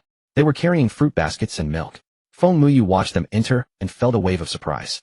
Without Brother Ming here, they were back again. She regretted not following his advice to hire 2 security guards. What amazed Feng Muyu most was that Gu Chunhua was completely different from the day before. She came with gifts wearing a warm smile and showed genuine concern for Feng Muyu. Not only that, she was learning from the nurse how to properly care for Grandma. Feng Muyu's father Feng Dalong no longer spoke harshly to her. Instead, he stood by Grandma's bedside expressing his remorse. And her younger brother Feng Xiaohu rushed in and said, "Sister Grandma, I've missed you so much." Usually Gu Chunhua didn't favor such close interaction between Feng Xiaohu and Grandma, but today she didn't interfere at all. All of this left Feng Muyu puzzled, unable to understand Gu Chunhua's true intentions. However, seeing the smile on Grandma's face, Feng Muyu felt genuinely happy. At that moment it felt as though they had truly become a family. After several days away from the company, Li Ming noticed there were more people around. There were beautiful young women everywhere, creating a vibrant atmosphere, as if he had stepped into a world of women. "Good morning, boss." "Hello, boss." "Boss, you look even handsomer today." Seeing Li Ming, everyone greeted him warmly. Their generous salaries were all thanks to him. In their hearts, Li Ming was someone they deeply admired. Very good, hello everyone." Li Ming smiled and greeted them back. Li Ming walked through the office with a pleasant expression, feeling genuinely refreshed. It seemed his earlier decision had been quite wise. At the office door, his personal secretaries had already lined up to welcome him. Currently, Li Ming had 4 personal secretaries at the company: Qin Yuqi, Zhang Yutong, Cheng Xiaolu, and Lin Yue, who was enjoying some snacks. Qin Yuqi opened the office door, and Li Ming walked in with a warm smile. As soon as the door closed behind him, Li Ming gave all 4 women an enthusiastic hug, and then sat on the sofa with Zhang Yutong in his arms. While listening to Qin Yuqi's work report, Li Ming kept one hand gently resting on Zhang Yutong's chest, and the other stroking her silk-covered leg. Cheng Xiaolu quietly walked behind the sofa and began massaging Li Ming's temples, helping him lie back comfortably on the plush cushions. This was true relaxation. Except for Lin Yue, Li Ming shared a deep bond with all 3 of them, and there was an unspoken understanding between them. Although Lin Yue was accustomed to such scenes, she still felt a faint blush and busied herself with eating her snacks. The matters were not complicated, and Qin Yuqi finished her report quickly. Once she was done, Lin Yue approached Li Ming with an expression of hesitation. "If you have something to say, go ahead and tell me. Don't keep it bottled up." Li Ming joked and activated his sensing ability to check on Lin Yue's recent progress. 48. Very good, she had gained another 2 kilograms. Li Ming had a feeling that once her weight reached 50 kilograms, her rating would definitely change. "Boss, I have a classmate whose family is in difficult circumstances. I'd like to recommend her for a position at the company. What do you think?" Lin Yue sat beside Li Ming and leaned against him. "No problem. Just let Yuqi arrange it." Li Ming never considered refusing such a small request. "Moi." Lin Yue happily kissed him on the cheek. "Boss, what should she do first?" "Start at the front desk. We currently have 2 receptionists. Adding 1 more makes 3, a lively group that will get along well." Li Ming thought this was a good idea. It would at least boost the morale of the front desk team. Boss, I also have something to tell you. Zhang Yutong wrapped her arms around Li Ming's neck and pouted. Go ahead, what is it? Li Ming gently pecked her pouting lips. Aren't we going to invest in a movie? I want to act in a film. When she mentioned the word movie, Zhang Yutong's eyes seemed to sparkle with light. Li Ming had not realized how deep her passion for cinema ran. With Zhang Eryi arrested and Zhang Yutong's former company closed down, she no longer had any complications weighing on her. When she saw Zhu Lili a few days ago, her dream of acting rekindled. Alright, I promise you. We'll start with Zhu Lili's film project. Li Ming did not wish for his women to be confined. He supported them pursuing their own passions. He believed that as long as Zhu Lili was sensible, she would agree. Thank you, boss. Zhang Yutong leaned in and gave him a heartfelt kiss. Knock knock. Just as Li Ming was growing immersed in the moment, the doorbell rang. Before Qin Yuqi could answer, a figure pushed the door open and froze upon seeing the scene inside. She had not expected the boss to enjoy such leisure. Seeing the visitor, Zhang Yutong quickly rose from Li Ming's side, her cheeks flushing with shyness. President Lung will leave you to it. Qin Yuqi waved and led the other three out of the room. Li Ming did not expect Lung Wuyan to arrive so quickly and felt a hint of regret. Since founding the company, he had not yet conducted important business here. Boss, you certainly have good fortune. Did I come at the wrong time? Should I return later? Lung Wuyan spoke with a teasing tone, but sat beside Li Ming, her gaze lingering in a way that made him slightly awkward. President Lung, is this about Zhu Lili's matter? Li Ming quickly steered the conversation toward work. Mentioning business, Lung Wuyan dropped her playful manner and began a proper report. Boss, this is the cooperation proposal with Zhu Lili. Regarding the structure, I've decided to have Zhu Lili register a new film company. Sanshin Capital will invest 60 million and hold 60%, while Zhu Lili holds 40%. Why register a new company instead of investing directly? Li Ming did not fully understand the rationale. I believe Zhu Lili will rise to prominence and bring substantial returns to the company in the future. Binding her interests to ours is the most sound investment strategy. Lung Wuyan explained confidently. You decide. I trust your judgment. Li Ming may not have understood all the details, but he trusted Lung Wuyan completely. Thank you for your trust, boss. Lung Wuyan extended her hand again. Li Ming was slightly puzzled, but shook it anyway. He then noticed with mild curiosity that Lung Wuyan always seemed fond of shaking his hand. After the handshake, Lung Wuyan smiled and teased, Boss, would you like me to invite them back in so you can continue? That expression hardly matched the image of a cold, aloof female executive. Director Lung, you seem quite interested in my private life. Li Ming shifted closer after speaking, his thigh even brushing against Lung Wuyan's smooth, elegant legs. A wave of masculine presence washed over her, making Lung Wuyan suddenly tense. She shot to her feet. Though Li Ming's proximity didn't trigger her condition, she was after all a woman unaccustomed to such close contact. Boss, I finished the report. I'll take my leave now and notify you when it's time to sign. With that, Lung Wuyan turned and hurried away, overwhelmed by the intensity of his gaze. Little you think I can't handle you. Watching Lung Wuyan flee, Li Ming felt elated. Next time he'd tease the boss again, maybe with some playful punishment. With nothing else to do, Li Ming remembered his promise to recruit Yi Xiaoya. Since he was at the company today, he decided to take care of it. He contacted Yi Xiaoya and told her to meet at their usual place at noon. Then he strolled out of his office to mingle with the staff, chatting with the lovely employees about life and aspirations until midday, when he finally left the company. Neo-Ji Noodle House was a place Li Ming often visited with colleagues at noon. Its beef noodles were generous in portion and affordable, making it a favorite of his. As soon as he entered, Li Ming spotted Yi Xiaoya. She seemed even prettier than before, though her brows were furrowed, as if something troubled her. Li Ming walked over and sat directly across from her. Sorry, I'm waiting for someone. This seat is taken. Seeing a handsome man take the seat opposite her, Yi Xiaoya paused for a moment before speaking. In the past, Yi Xiaoya would have been happy to meet such a handsome man. But today she was in a bad mood, having been scolded that morning by the newly appointed manager. She didn't understand why people kept trying to take improper advantage of her. First there was Zhao the Skinflint, and now Huang Shuren. Being pretty was such a hassle, she lamented inwardly. The new manager was surnamed Huang, and within a day he had earned the nickname Huang Shuren. Compared to Zhao the Skinflint's gradual approach, Huang Shuren's methods were far more despicable.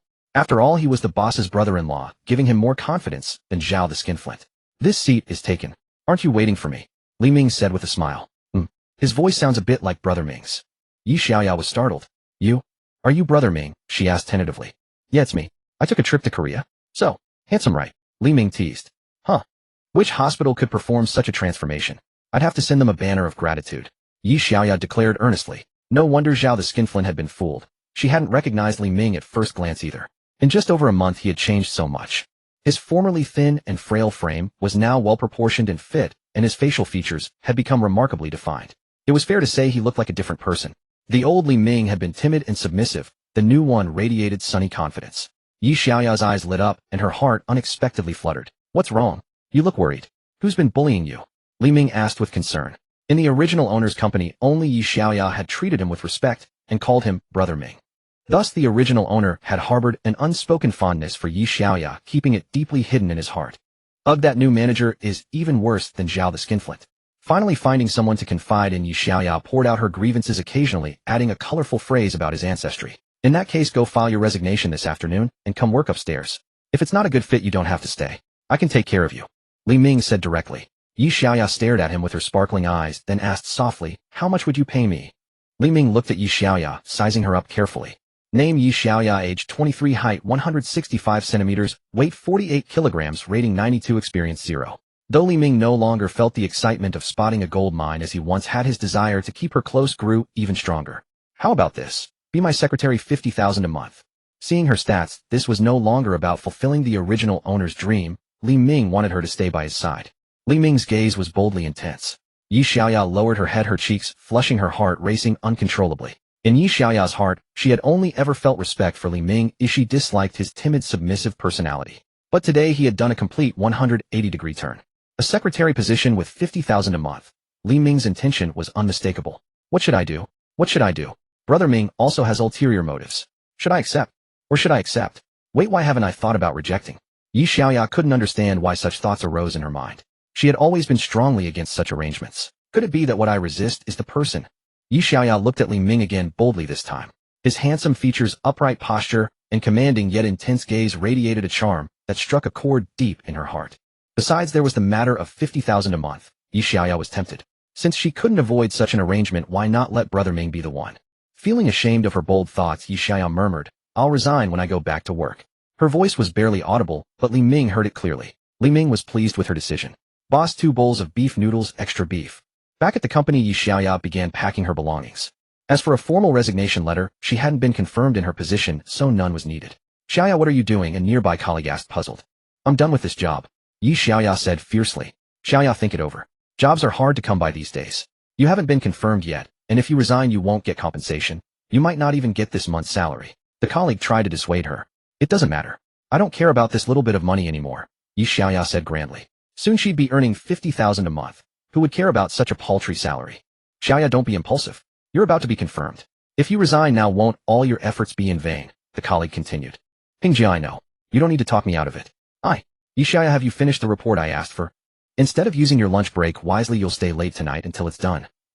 Before Yi Xiaoya could finish, Huang Shuren's voice cut in from across the room, humiliating her in front of everyone, as usual. Huang Shuren, let me tell you, I quit. You want to pull that kind of trick on me? Look in the mirror. Even Zhu Beiji is better looking than you. Yi Xiaoya was furious, and her pent-up anger erupted like a volcano. Her outburst left Huang Shuren speechless, and the surrounding colleagues utterly stunned. Was Yi Xiaoya crazy? How dare she say such things? The entire office instantly fell into a deathly silence. You. Huang Shihua's thin-faced features turned ashen. How could she reveal the matter of clandestine arrangements in public, leaving him utterly humiliated? What, you this and that? Dare to act, but refuse to own it. Isn't it all because the boss is your brother-in-law? Flouting authority you don't possess, I call you manager only out of courtesy. Without that, you're nobody. Yi Xiaoya unleashed everything she had held back, letting her pin-up anger spill forth in one furious burst. For a moment, she felt an unprecedented sense of satisfaction. The colleagues around her gazed at Yi Xiaoya with deep admiration, regarding her as a role model who dared to do what they themselves lacked the courage to attempt. Yet there was also regret. She had completely antagonized Huang Shihua. Whether she wanted to leave or not, departure was inevitable. Very well, you've won. You're fired. Get out of here now. Huang Shihua's face darkened with barely concealed fury as he spoke those final words of defiance. Thank you for nothing. I'll be on my way right now. I've grown thoroughly sick of this place, and your face makes me nauseous. A toad dreaming of swan meat, actually believing himself worthy. Yi Xiaoya gathered her belongings, her sharp retorts flowing steadily. Move aside. A fine dog never blocks the path. Carrying a cardboard box, Yi Xiaoya approached Huang Shihua and rebuked him. His lips twitched with suppressed rage, desperate to strike her and have her thrown from the building. If you step outside this door, you'd best watch your back, Huang Shihua hissed in a threatening undertone. TCH childish. Yi Xiaoya had lost all interest in further conversation with him. She pivoted on her heel, her hips swaying as she clicked toward the elevator in her high heels and pressed the upward button, her eyes bright with anticipation for what lay ahead. Could my eyes be deceiving me? Why is Xiaoya's elevator going up? A girl at the front desk suddenly noticed something amiss. The elevator Yi Xiaoya entered was ascending, not descending. Impossible, you're seeing things, another girl replied, clearly unconvinced. Who quits a job only to go upstairs? Oh no, doesn't Xiaoya do something reckless? The 21st floor. Xiaoya went to the 21st floor. Seeing the elevator halt at that floor, she cried out in astonishment. The 21st floor. That legendary workplace where everyone started later and left earlier, yet somehow earned more than anyone else. It could be said that within Fengla building, the 21st floor was the dream destination for every working person. Any female employee who harbored even a modest sense of her own attractiveness had quietly submitted applications for interview positions. Xiaoya had successfully landed the interview. The two women exchanged glances, and it all suddenly made sense. No wonder Yi Xiaoya dared to resign and stand up to Huang Shihua. If they were in her position, they would have done the same. News of Yi Xiaoya's new position on the 21st floor spread rapidly, generating even more uproar than her resignation itself. Meanwhile, Li Ming bid her farewell and made his way directly to the hospital. The moment Li Ming pushed open the door, he was stunned by what greeted him. He saw Feng Dalong and Gu Chunhua, both of them actually working. Feng Dalong scrubbed dishes while Gu Chunhua swept the floor. They appeared to have just finished lunch, and Feng Muyu was playing with a small boy nearby. The grandmother sat in her wheelchair, watching, clearly delighted. What's going on here? Yesterday they were at each other's throats, and today they've made peace. Li Ming felt completely bewildered. Oh, the son-in-law has arrived. Little who come call him older brother. Gu Chunhua greeted Li Ming warmly, her demeanor entirely different from before, while Feng Dalong offered him a hearty grin. Sister. Brother-in-law. The boy obeyed and called out accordingly. Oh, good boy. Li Ming, still confused about the situation, looked toward Feng Muyu, whose gaze carried layers of unspoken meaning. Feng Muyu had already pieced together the reason behind his father and stepmother's dramatic transformation. It all stemmed from Li Ming. Or rather, they were drawn to his wealth and wanted a piece of it. In that moment, Feng Muyu fully grasped how money shapes behavior in society. It has the power to corrupt the good and reform the wicked alike. Come sit down, son-in-law. Qingyu's father stopped standing there like a fool. Go pour some water, show some initiative. Gu Chunhua made herself comfortable as though it were her own home, reducing Li Ming to the role of a guest. All right, Thank you. Li Ming found himself uncomfortable with her sudden courtesy. He actually preferred her earlier domineering attitude. The grandmother extended her withered, darkened hand toward Li Ming. He hurried over and gently took both her hands in his. Her lips moved silently, tears welling in her eyes. Thank you. Grandmother, please take good care of yourself. Don't worry about anything else. Seeing her glance toward Feng Muyu, Li Ming quickly added. You can rest assured, grandmother. I'll take good care of Qingyu. Good. A relieved smile spread across her face, yet she held onto Li Ming's hand, reluctant to let go. Only when the caregiver informed her that it was time to rest did she finally release him. As soon as she noticed an opening beside Li Ming, Gu Chunhua immediately settled next to him. Son-in-law, I'd like to discuss something with you. Li Ming furrowed his brow and leaned back slightly. The cheap perfume was overwhelming. What is it? Well, I've been observing these caregivers. The work isn't particularly difficult. I could manage it myself. You're paying them such high wages. Isn't that just throwing money away? If you pay us half of what you're giving them, I and Qingyu's father will take care of the old lady. We'll make sure she's completely comfortable. Gu Chunhua spoke with such earnest conviction, appearing genuinely concerned for his well-being. But Li Ming quickly realized the truth. They were her son and daughter-in-law. Wasn't it only natural that they should care for their grandmother? Why were they asking for payment? Li Ming didn't voice this directly. Instead, he nodded along, feigning agreement, wanting to see what this woman was really after. Think about it. The old lady won't be staying much longer before she's discharged. When she returns to the family home, Qingyu alone won't be able to manage everything. Let her live with us instead. That way we won't disturb your private time together. Our place is rather small and not in great condition. Perhaps you could consider improving the living environment for her, since a better setting would aid her recovery. Gu Chunhua grew increasingly animated, presenting herself as someone entirely concerned with Li Ming and Feng Muyu's interests. So you're suggesting buying a new property, having grandmother move in, and you two taking care of her? Li Ming understood exactly what Gu Chunhua was proposing. He now grasped why their behavior had shifted so dramatically today. They had set their sights on his finances. That won't work. I can take proper care of grandmother. Feng Muyu objected immediately. This was blatant extortion disguised as filial duty. She had known all along they harbored selfish intentions. Qingyu, you're still young and don't understand how demanding caregiving can be. Look at your frail frame. You'll exhaust yourself and your husband will be devastated. Then we can continue hiring professional caregivers. I'm only being straightforward here. When you're present, the caregivers appear diligent. But what happens when you're not around? Can you possibly know what they're really doing behind your back? Don't you watch the news? Cases of neglected elderly are everywhere. We must stay vigilant. Gu Chunhua spoke each word deliberately, and every statement sounded reasonable to Li Ming's ears. Yes, you make a very valid point, Li Ming agreed. Hearing Li Ming's response, Gu Chunhua felt a surge of triumph. Success seemed within her grasp. See, I told you our son-in-law is quite reasonable. Gu Chunhua said to Feng Dalong, who nodded and forced a faint smile. Gu Chunhua now addressed him as son-in-law, with practiced ease. Son-in-law, I've looked around for you. The Yuhuayuan residences are quite nice. Beautiful environment, clean and tidy, perfect for your grandmother to recover in. One more thought remained unspoken near Yuhuayuan residences was Jiangxing No. One primary school, the best elementary school in the city. If she had a unit there, Xiaohu could attend it. Yuhuayuan residences? Don't even think about it. Once grandma is discharged, I'm taking her back to the old house. Feng Muyu knew Gu Chunhua was after Li Ming's money, but she hadn't expected her to ask for a property worth over $1 million. Why not? You silly girl, let alone whether the old house suits your grandmother's recovery. If your husband goes there, how are you two supposed to rest? With your age, once you start, there's no end to it. How could your grandmother rest? I'm only doing this for your own good.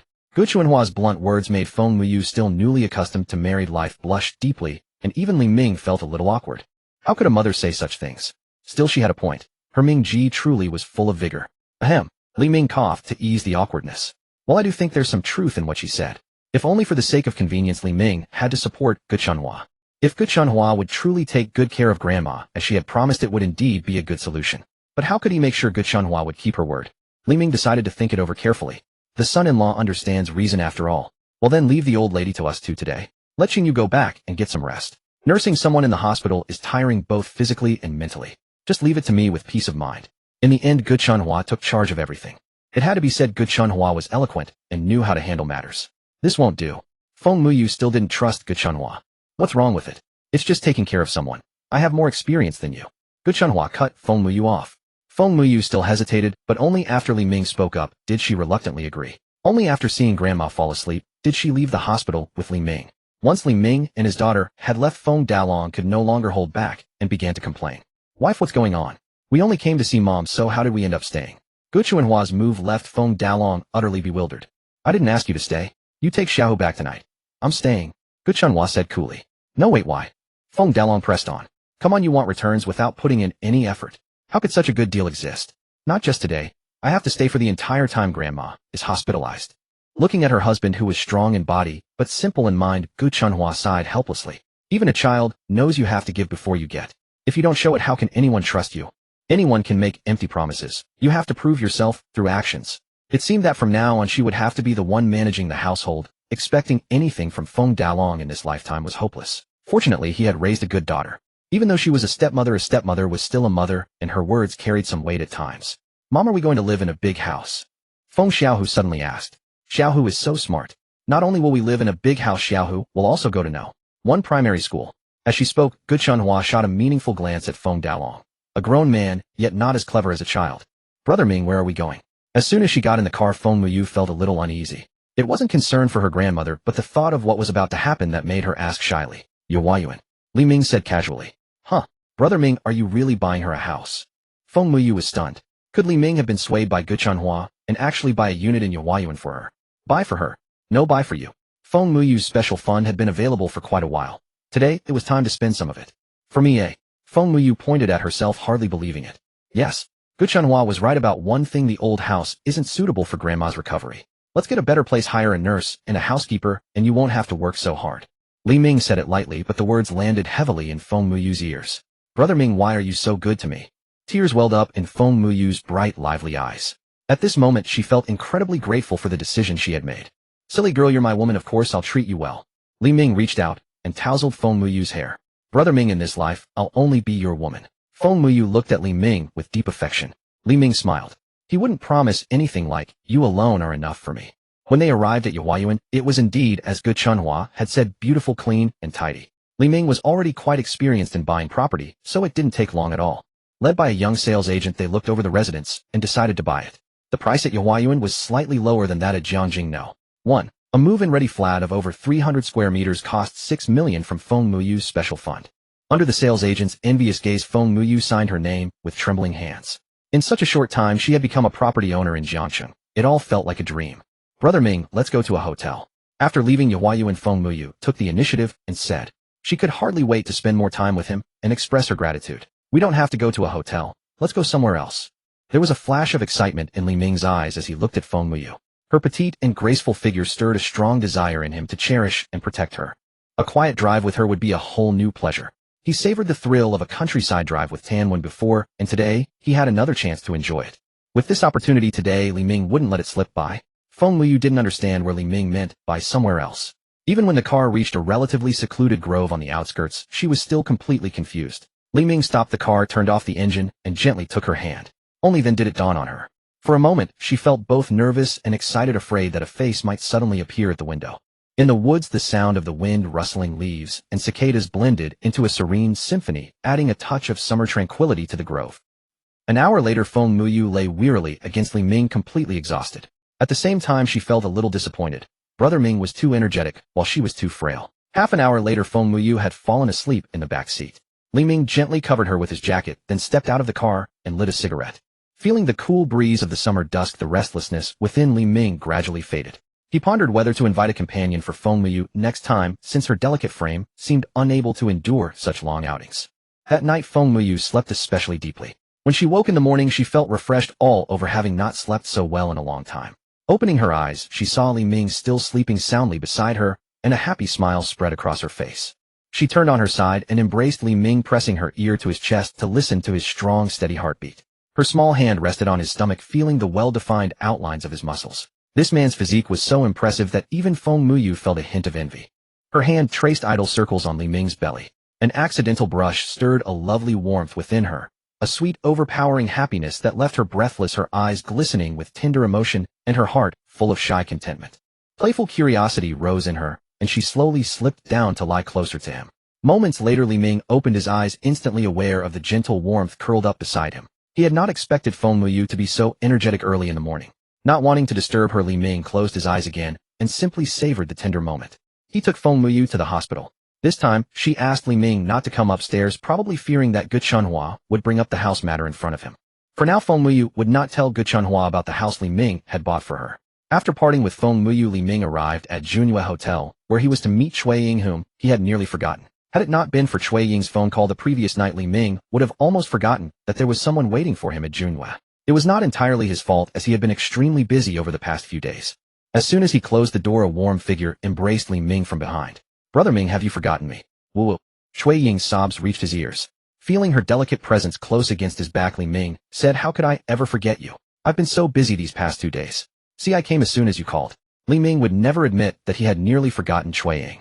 Li Ming turned around to face Cui Ying and noticed that she was wearing a silk nightgown. "Brother Ming, I don't want to stay here anymore.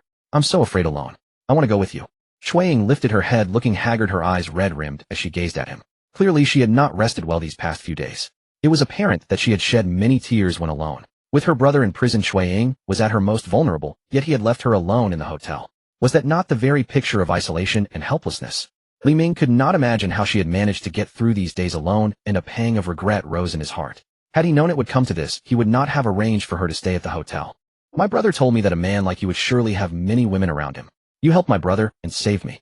I don't care how many women you have, I just want to follow you." With those words, Cui Ying threw herself into Li Ming's arms again. Li Ming had already felt an affection for Cui Ying, who otherwise he would not have taken her away from Yelong. Now, hearing her confession, he could only apologize silently to Cui Jun.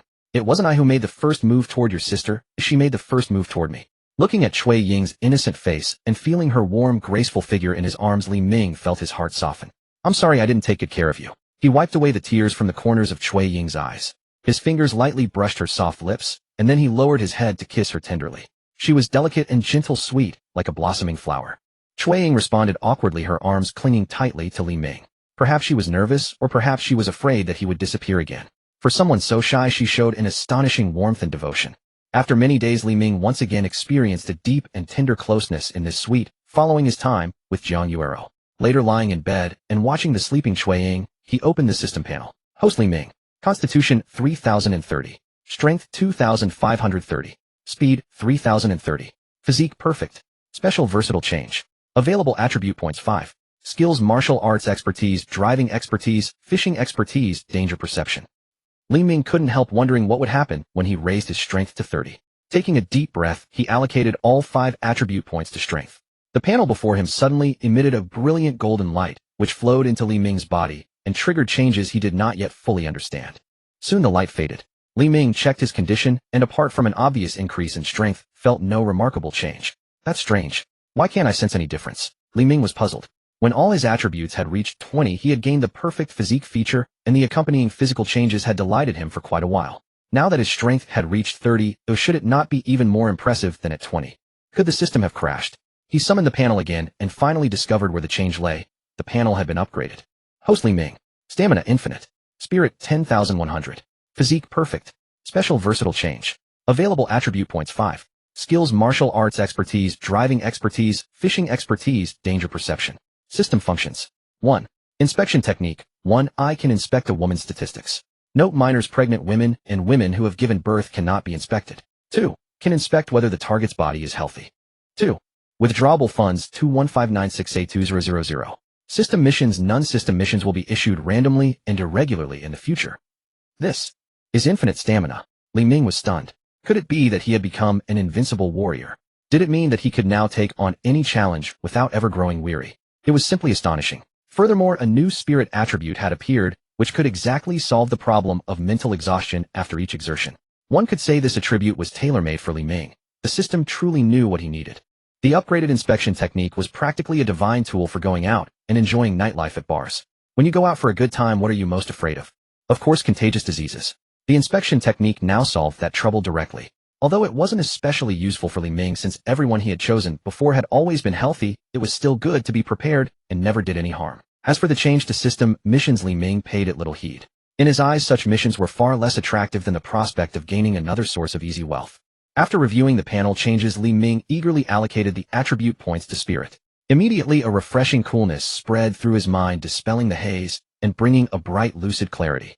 It was truly soothing. Not the relief of muscle fatigue, but a smooth, restful ease of the spirit. Li Ming felt that his mind had become much sharper.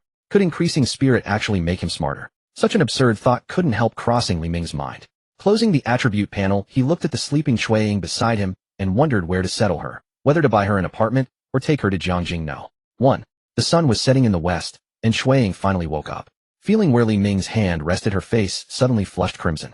Recalling her own wildness, a trace of shyness crept over her face, and her breathing grew heavy. Indeed, the consequence of extreme longing was extreme recklessness. Shui Ying's heavy breathing woke Li Ming. Sensing the soft warmth of her body, he realized how intimately they lay together. Rather than drawing away, he pulled her a little closer, his arms holding her gently. Sensing Li Ming's hand moving, Shui Ying dared not stir, hoping he would soon get up and spare her. Unexpectedly, what came instead was Li Ming's gentle kiss. Only when Shui Ying was nearly breathless did Li Ming release her and activate his appraisal technique. Name: Shui Ying bound. Exclusive fund 1000000. Age 22. Height 163 centimeters.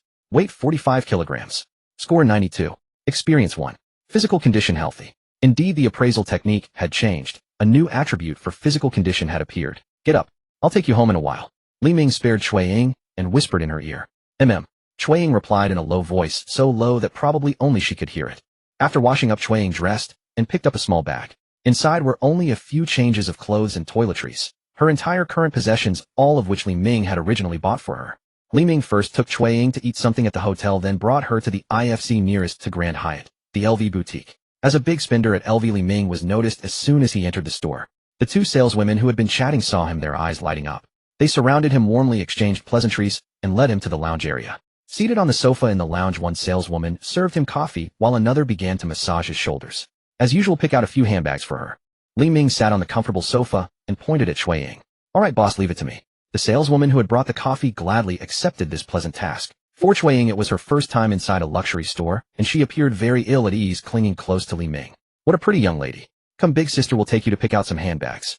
The saleswoman pulled Shui Ying along warmly, but Shui Ying glanced at Li Ming. Go ahead. Only after hearing Li Ming's words did Shui Ying follow the saleswoman into the VIP area. The saleswoman massaging Li Ming watched the two women leave and said coyly, boss, why haven't you come to see me? She leaned in closer, her tone full of complaint. I've been too busy lately. I'll definitely come another day. Li Ming glanced at her and mocked inwardly, I'm not so desperate that I'd settle for just anyone. Doesn't she know her own situation? Boss, don't keep me waiting too long. The saleswoman seemed not to realize her own position. Just then a couple walked into the store, so she had to leave Li Ming and greet them. Welcome to LV. Li Ming looked over curiously and froze. It was actually his younger sister-in-law Wang Yu. She hadn't contacted Li Ming since their last meeting. Unexpectedly, she was already taken. Li Ming felt a pang of regret. This money-making machine was gone. If he had known, he would have been more proactive back then. Wang Yu followed the man into LV, surprised that this mama's boy was willing to buy her an LV handbag. This man was the son of that manager. Wang Yu had not wanted to have any further contact with him, but in the end, she had yielded to reality. Last time her ex-brother-in-law bought 2 villas from her, but who would have thought she didn't get a single cent of commission? When she appealed, the supervisor retorted, since the orders didn't even have her signature, what right did she have to a commission? In a word, Wang Yu's dream of becoming a regular employee was shattered. She wept bitterly, but no one sympathized with her. Her internship was about to end. If she still didn't behave, she would really lose this job. She had thought of contacting Li Ming, but she couldn't bring herself to do it. A sister-in-law seeking out her brother-in-law. She didn't want to lose that much face. Helpless, she had no choice but to keep dating this mama's boy. Excuse me, which is the cheapest handbag? Before the saleswoman could introduce anything, the mama's boy asked directly.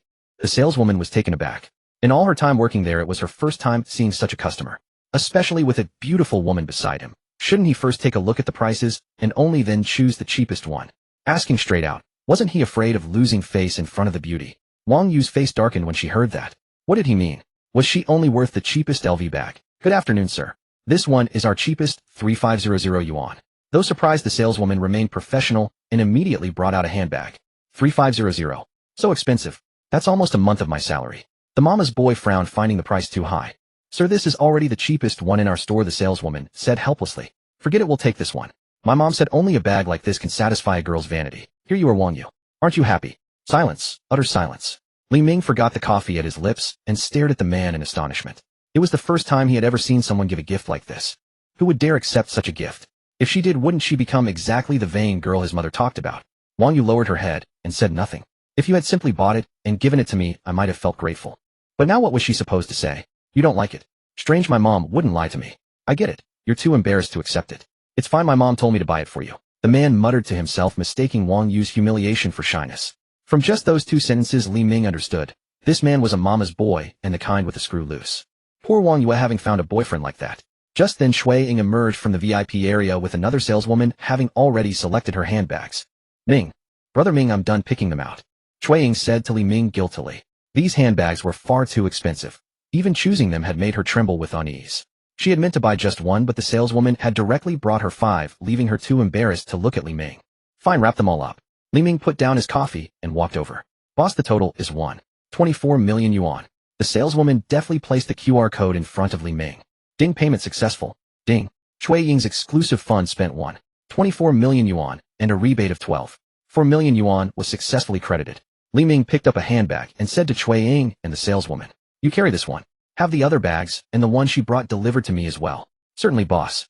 We'll deliver them on time tomorrow. Li Ming left her the address of Riverside 24 million. Hearing that number, Wang Yu raised her head in curiosity. What handbag could be worth 24 million yuan? Then she caught sight of a familiar figure. Brother-in-law. Wang Yu had never expected to see Li Ming here again. Brother-in-law. He is your brother-in-law. The mother-dependent man was surprised to hear Wang Yu's voice. My mother told me you only have one younger brother. When did you gain a sister? Wang Yu had already lost the desire to engage with him. When she saw the woman beside Li Ming, she was certain that this girl roughly her age was not one of the two she had noticed before. Her brother-in-law had found a new companion. Why could she carry a luxurious bag worth 124,000, while she was only worthy of a bag costing 3,500? In this moment, Wang Yu's carefully composed heart was stirred once again. Wang Yu, what a coincidence. Is this your boyfriend? Li Ming approached Wang Yu and greeted her. No. He is not my boyfriend, just a regular friend. Wang Yu quickly explained, worried Li Ming might misunderstand. Regular friend. Li Ming was somewhat surprised. Does this mean Wang Yu is still single? Li Ming activated his divine sense. Name Wang Yu. Age 22. Height 160 centimeters. Weight 46 kilograms. Rating 91. Experience 0. Physical condition healthy. Upon seeing the experience score of 0, Li Ming smiled. His target remained untouched and promising. That is incorrect. You are mistaken. My mother said you will be my wife in the future, so we are not merely acquaintances. The mother-dependent man's words sparked great curiosity in Li Ming. There was certainly an interesting story here. Wang Yu's face turned pale with frustration. Your mother says this, your mother says that. Every day it is your mother. Why don't you just live with her instead? Wang Yu had reached her limit with this overly dependent man and began speaking her mind freely. I am already living with my mother. Didn't you know? The mother-dependent man failed to grasp what Wang Yu meant, and with those words, she fell completely silent. Engaging in argument with someone whose thinking was so unlike others was driving her to frustration. Yes, you are right. I was wrong. You were indeed in the wrong, but do not worry. I will not hold it against you. My mother always says a young man should be generous and open-hearted. The mother-dependent man declared with great magnanimity, while two salesgirls beside him covered their mouths, attempting to suppress their amusement. Their professional conduct constantly reminded them not to show disrespect toward customers. Shui Ying could not care less about such considerations and burst out laughing. It was the first time she had ever encountered such an extraordinary man. Please bring that bag over. To ease the atmosphere, Li Ming pointed to a bag on the shelf. The salesgirl maintained her composure and retrieved the white handbag he had indicated. How much? 48,000. Please process the payment.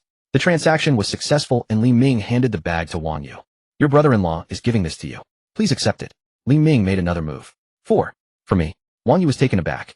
This was the first time her so-called brother-in-law had given her a gift since their previous encounter. Wang Yu was not naive like the man beside her. She understood the meaning behind Li Ming's gift. Acceptance meant agreement, while refusal meant rejection. Thank you, brother-in-law. Wang Yu accepted the bag. She had already made her decision. She would change her life and embrace a new beginning filled with comfort and prosperity. Seeing Wang Yu accept the bag, Li Ming smiled gently. Wait for my call. With those words, he placed his arm around Cui Ying's waist, and they departed from the luxury boutique together. Once Li Ming disappeared from view, Wang Yu glanced at the man beside her. I am not feeling well, so I will leave first. Also, please do not contact me anymore. Before the man could respond, Wang Yu shouldered one bag and carried another in her hand, then turned and walked away with grace. The man stood frozen, wondering if he had just experienced a parting. Sir, would you still like to purchase this bag? The salesgirl approached him, though in her heart, she felt a touch of envy toward Wang Yu. Her eyes held no sympathy for this overly dependent man. For such a person, she could not imagine forming a connection. In this situation, my mother has never told me what to do. The man spoke honestly. Perhaps you could give your mother a call and ask her. The salesgirl suggested gently. That sounds good. Meanwhile, Li Ming continued his shopping journey with both beautiful companions by his side. Clothing, shoes, cosmetics, watches, and jewelry brought the total to over 4 million yuan from Cui Ying's dedicated funds. They left their address requesting delivery to room 1701 Jiangjing 1 residence the following day. With rebates exceeding 40 million yuan, Li Ming withdrew the fractional amount. From the withdrawable balance, he kept a round figure of 2 billion yuan. Jiangjing 1 residence room 1701. Li Ming opened the door and saw the 4 women from Qin Yuqi's circle, wearing comfortable loungewear, applying face masks, sitting on the sofa, scrolling through their phones, and chatting peacefully. Now the 4 women under Qin Yuqi received over 100,000 yuan each month as spending money, and their lives were quite comfortable and leisurely. Li Ming's unexpected return brought the 4 women great delight. Tonight, they would have the pleasure of his company once more. Thinking of his remarkable presence, Qin Yuqi, Zhang Yutong, and Cheng Xiaolu all felt a subtle warmth rise to their cheeks simultaneously. Seeing Lin Yu looking somewhat bewildered, Li Ming wondered if his mere arrival warranted such excitement. As for Cui Ying behind him, the 4 women showed no surprise. On the contrary, Qin Yuqi warmly approached and took Cui Ying's hand, personally introducing her. Zhang Yutong and the other 2 also displayed genuine warmth, helping Cui Ying, who had just arrived, feel at ease and welcomed. A happy smile appeared on her face. She could tell that Brother Ming's 4 companions had no objection to her presence. Come, Cui Ying. Let me take you to get your room prepared. From now on you will live here. Qin Yuqi led Cui Ying away and arranged a bedroom for her. Sister Yuqi, let me help. Cheng Xiaolu called out and followed along. Zhang Yutong intended to join them as well, but after glancing toward the room where the boss was, she smiled softly and turned to enter Li Ming's room instead. Oh, what a spirited one, going to charm the boss again. Lin Yu remarked with mild exasperation, then took a hearty bite of her snack. Grow. Li Ming entrusted Cui Ying to Qin Yuqi and entered the bathroom for a comfortable warm shower. A cool breeze swept in as the bathroom door suddenly opened. Li Ming turned and saw Zhang Yutong walking in. Boss, may I help you wash your back? Zhang Yutong's voice was clear yet soft with gentle warmth. Of course. Let me see how skilled you are. Li Ming turned around and sat on a small stool facing away from her to make it convenient.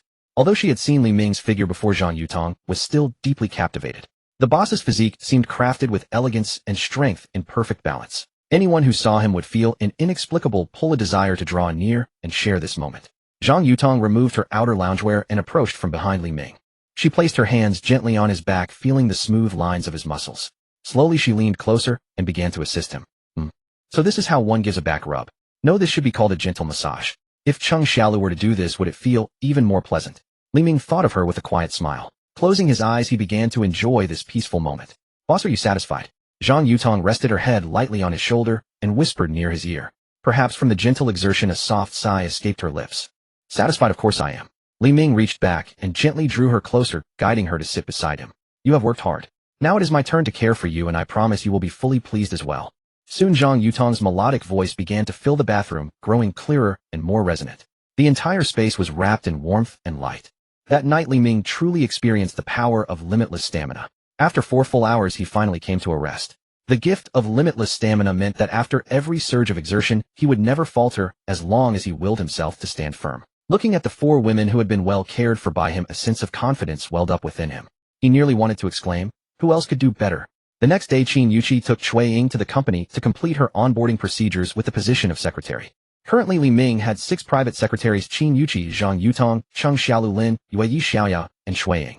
Among the 6, only Lin Yu and Yi Xiaoya were still waiting for Li Ming to earn their full trust. One day Li Ming first called Feng Muyu and learned that Ge Chunhua had actually been staying at the hospital accompanying Feng Muyu, intending to her grandmother. In Feng Muyu's words, Ge Chunhua had behaved very well over the past 2 days and was quite devoted. Li Ming instructed Feng Muyu to keep observing and decide only after her grandmother was discharged. After hanging up, Li Ming arrived at Suiwei residence. Compared with the 5 women at Jiangjingno, the presence of Jiang Yuero and Su Yuxian at Suiwei residence seemed somewhat limited. Thinking of Jiang Yuero and Su Youxuan, Li Ming was reminded of Wentong, the sweet and fiery woman who had shared a brief but warm moment with him. Li Ming had no idea what was going on with Wentong. He had been unable to reach her, and after all these days she had not called him either. Despite being busy these past few days, Li Ming was genuinely worried about Wentong. After all, he had opened a dedicated fund for her, but had not yet spent a single penny on her. With a soft chime, the system announced a new mission and asked the host to check. As soon as Li Ming stepped into Suiwei residence, the system's voice sounded in his ear. A mission? Why now? Li Ming was puzzled and opened the status panel. Current mission: purchase the No. 1 signature house at Suiwei residence within 3 days. Note: the mission will fail if not purchased within 3 days or if someone else buys it first. Mission reward: unknown reward for success. If failed, 500 million yuan will be deducted and a random vehicle will be repossessed. Haha, I like this mission. Seeing the mission description, Li Ming laughed heartily. It was actually a house purchasing mission. And it was the signature house No. 1 at Suiwei residence, a Chinese-style courtyard valued at 500 million yuan, covering a land area of 3,000 square meters. Li Ming had long wanted it, but had never made up his mind. Now Li Ming no longer hesitated. Besides, he didn't want to fail the mission and lose 500 million yuan or a vehicle. If his McLaren P1 were repossessed, he would have nowhere to vent his frustration. Without further ado, he struck while the iron was hot and turned directly toward the sales office. Strangely, Wang Yu was not there today. Instead, an unfamiliar, attractive female salesperson received him. Li Ming gave her a brief glance and thought she seemed pleasant and professional. Welcome to Suiwei residence. I'm Ma Ting, a salesperson here. I want to buy a house. Suiwei residence No. 1. Yes, sir, please follow me. The house you want to buy. Chui. Suiwei residence No. 1. Ma Ting was stunned mid-sentence. He said what? He wanted to buy the signature house. Yes, sir, you want to buy the signature house? Ma Ting asked again to confirm. Yes, I want to buy the signature house. It hasn't been sold yet, has it? And no, the signature house is still available. Good. Then quickly draw up the contract. Sir, perhaps I could show you the house first before finalizing the contract. No need. Just draw up the contract now. He signed his name and pressed his fingerprint. Then he drew 500 million yuan from his available funds and swiped his card directly. Ma Ting stared blankly at the receipt printed by the card machine, still unable to believe it.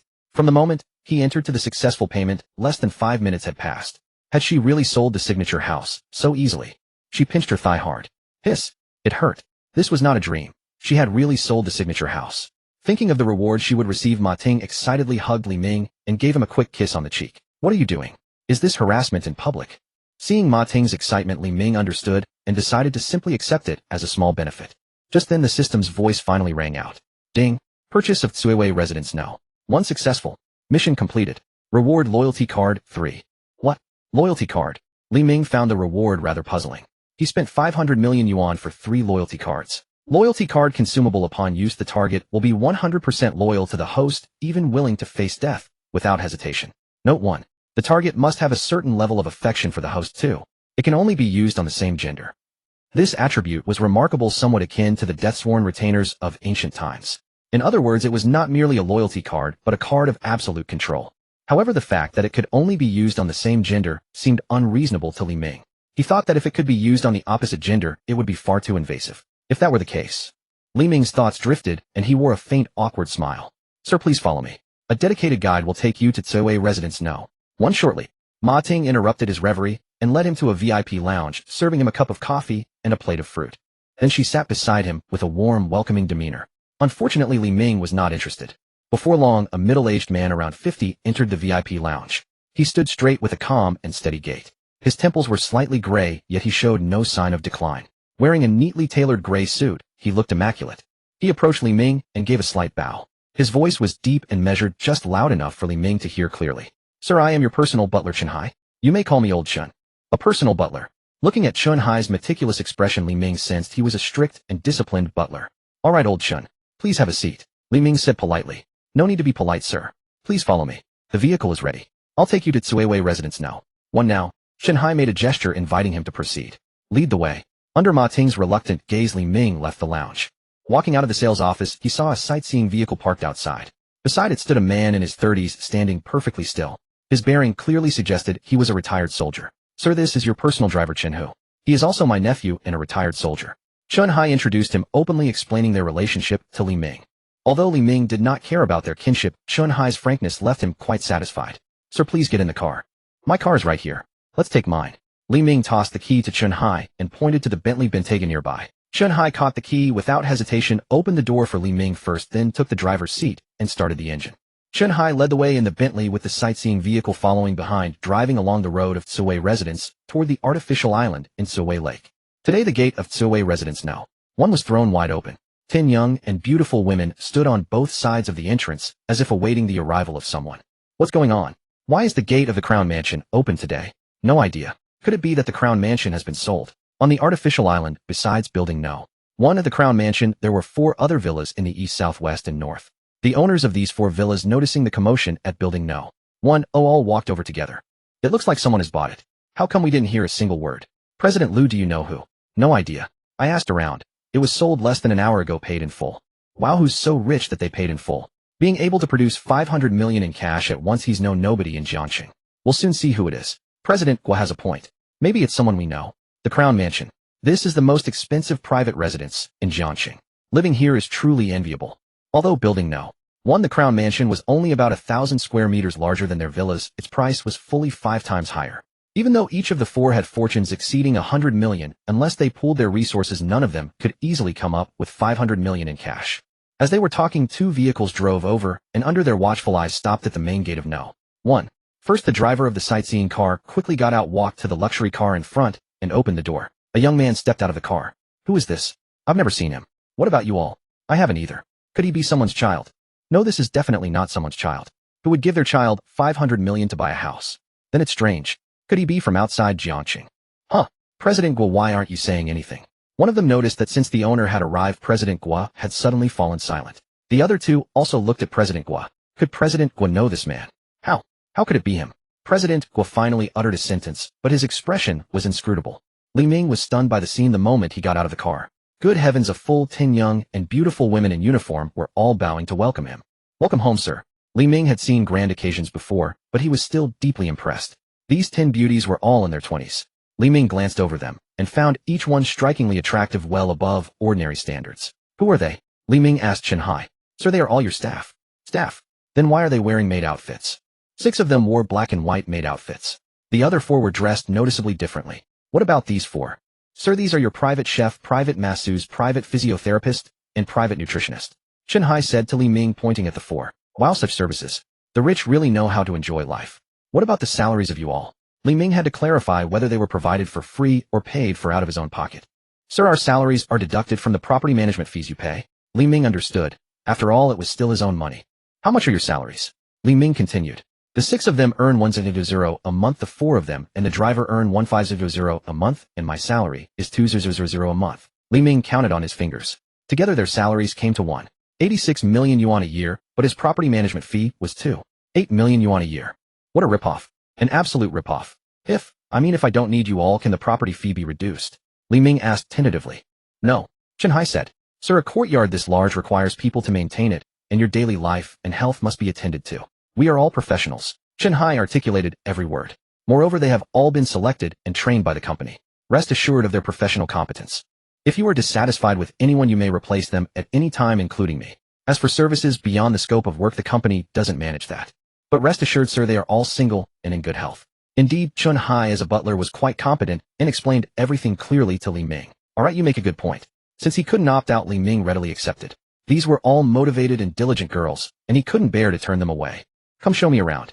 At Li Ming's command, Chen Hai led the way and gave him a tour of the entire courtyard. Though made by human hands, it seemed as if created by nature. This was Li Ming's impression of Tsuwei Residence No. 1. The courtyard was exquisitely laid out with paths paved with stone slabs and blue bricks leading to secluded spots. Flowers and plants swayed along the paths, and potted landscapes were placed in pleasing disarray. The winding corridors had vermilion railings and jade-like masonry with exquisite wood carvings and painted decorations. Combined with rockeries, pavilions, terraces, fountains, and koi fish, it evoked a poetic idyll of small bridges, flowing water, and tranquil homes. The furniture in the rooms was made of rosewood carved with fine patterns, every piece exuded antique charm. He loved it. Living here was simply a pleasure. Li Ming was very satisfied, feeling the money was absolutely worth spending. After all, isn't money meant to be spent? As long as it brought him satisfying emotional value, it was not wasted. Also comfortable. Lying on the massage bed enjoying the professional masseuse's service, Li Ming felt utterly blissful. Not bad, he thought. Although she was young, her massage technique was quite skilled, clearly the result of much practice. Especially her fingers, delicate and silky. The touch made Li Ming almost close his eyes in comfort, and his mind drifted slightly. Those hands seemed to possess a magic that pressed all the fatigue from his body into smoke, dispersing it completely. Sir, how do you feel? Wu Qian's voice was crisp. Great, very comfortable, Li Ming said with his eyes closed. Sir, would you like to have a full-body aromatherapy massage? A glimmer of hope appeared in Wu Qian's eyes. Her base salary was fixed, and to earn extra income, she had to rely on her own efforts. Having finally started her job today, she didn't want to miss any opportunity. Li Ming's eyes snapped open. While this was too fast, they weren't even familiar yet. Was this really appropriate? Knock knock. Just as Li Ming was about to agree, a knock came at the door. Who is it? Li Ming was a bit annoyed. Disturbing him at this moment showed a lack of tact. Sir, 4 guests have arrived. Chen Hai's voice came from outside the door. Come in. Li Ming was taken aback. Guests? He didn't know anyone around here. Sir, these are their business cards. The 4 of them are the owners of the eastern, southern, western, and northern villas. Chen Hai explained. So they were neighbors. As the saying goes, a close neighbor is better than a distant relative. Li Ming was not ignorant of social conventions, so since they had come he would meet them. Lu Chuan, General Manager of Jinchuan Apparel. Qian Xian, General Manager of Xinxin Foods. Luo Bai, General Manager of Baibian Toys. Guo Yongchuan, General Manager of Yongchuan Trading. Unexpectedly, one of them was an acquaintance. Guo Yongchuan. Wasn't he that old fellow from the auction? He hadn't expected to meet him again so soon. Come, let's go meet them. Suiwei Residence No. 1 welcomed not only its new owner, but also its first guest of the day. In the sitting room, 2 maids carried steaming cups of tea and fresh fruit, serving them with quiet efficiency. The crown jewel truly deserves its reputation. Even my estate does not offer such hospitality. President Luo, with your wife at home, would you dare to accept such treatment, even if it were available? I would never dare. They keep all that kind of discretion strictly hidden anyway, haha. Enough, watch yourself. If the master of this house overheard, it would paint an improper picture of senior gentlemen. President Lu speaks wisely. I have grown too familiar with teasing President Luo. Please forgive me. Guo Yongchuan watched the 3 chat, idly feeling no desire to join their conversation. Who could have imagined the master of this residence would be that rustic country bumpkin he had once scorned, the same man who had since cost him millions? Thinking of the harsh words he had flung before leaving, he nearly wanted to strike his own face. After so many years in business, why had his temper only grown more reckless with age? Fortunately, it was not yet too late. Whatever their past grievances, Guo Yongchuan knew he must resolve matters with Li Ming today. Regardless, one who could afford Suiwei Residence No. 1 was far beyond anyone he could afford to offend. President Guo, this is hardly worth distressing over. A mere misunderstanding.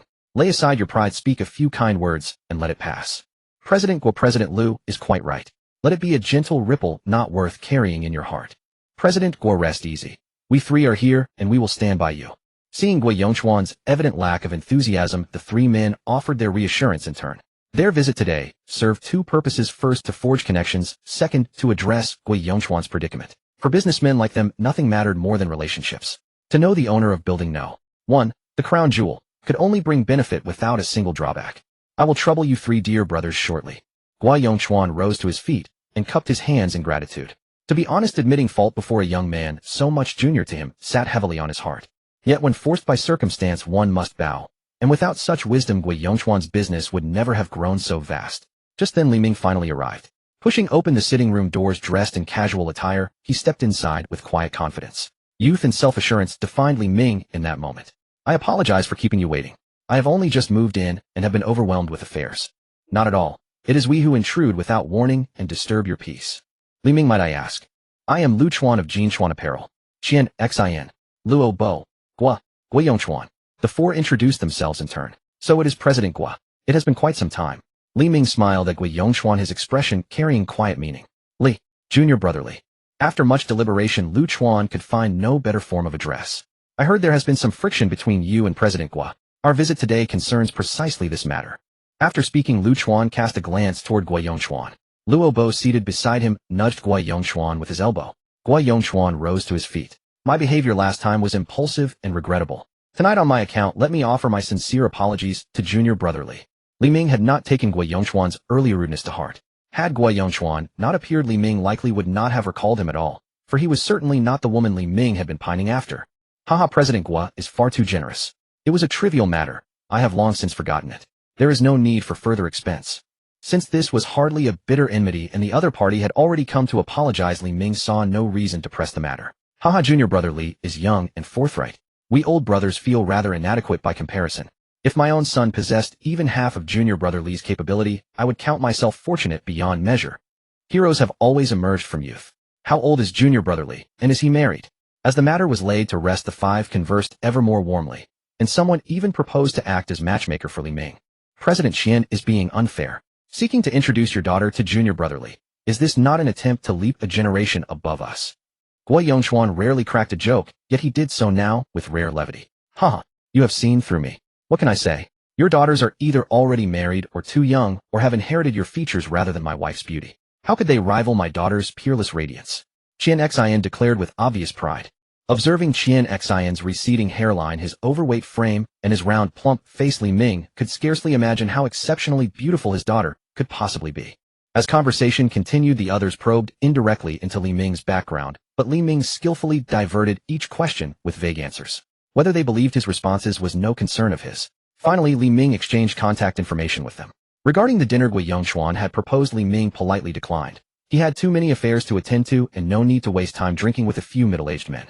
Damn it, this young man is more shrewd than any of us combined. Upon leaving Tsuiwei residence now, one Luo Bo muttered in complaint. After probing at every turn, they had learned nothing at all. Our junior brother Li is no ordinary fellow. His family's enterprise surpasses ours and his caution exceeds ours. We simply cannot compete. After Lu Chuan finished speaking, he let out another sigh. We lacked such composure in our youth. Hearing this, Guo Yongchuan and the other two nodded in unison. Let us gather at our usual place tonight.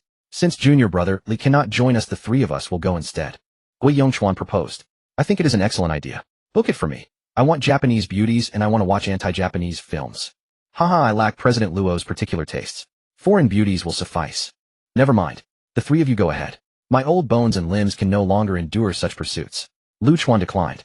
Guo Yongchuan and the other three made no fuss about it. For a man of Lu Chuan's senior years, such disinterest was entirely natural. These are the gifts they presented.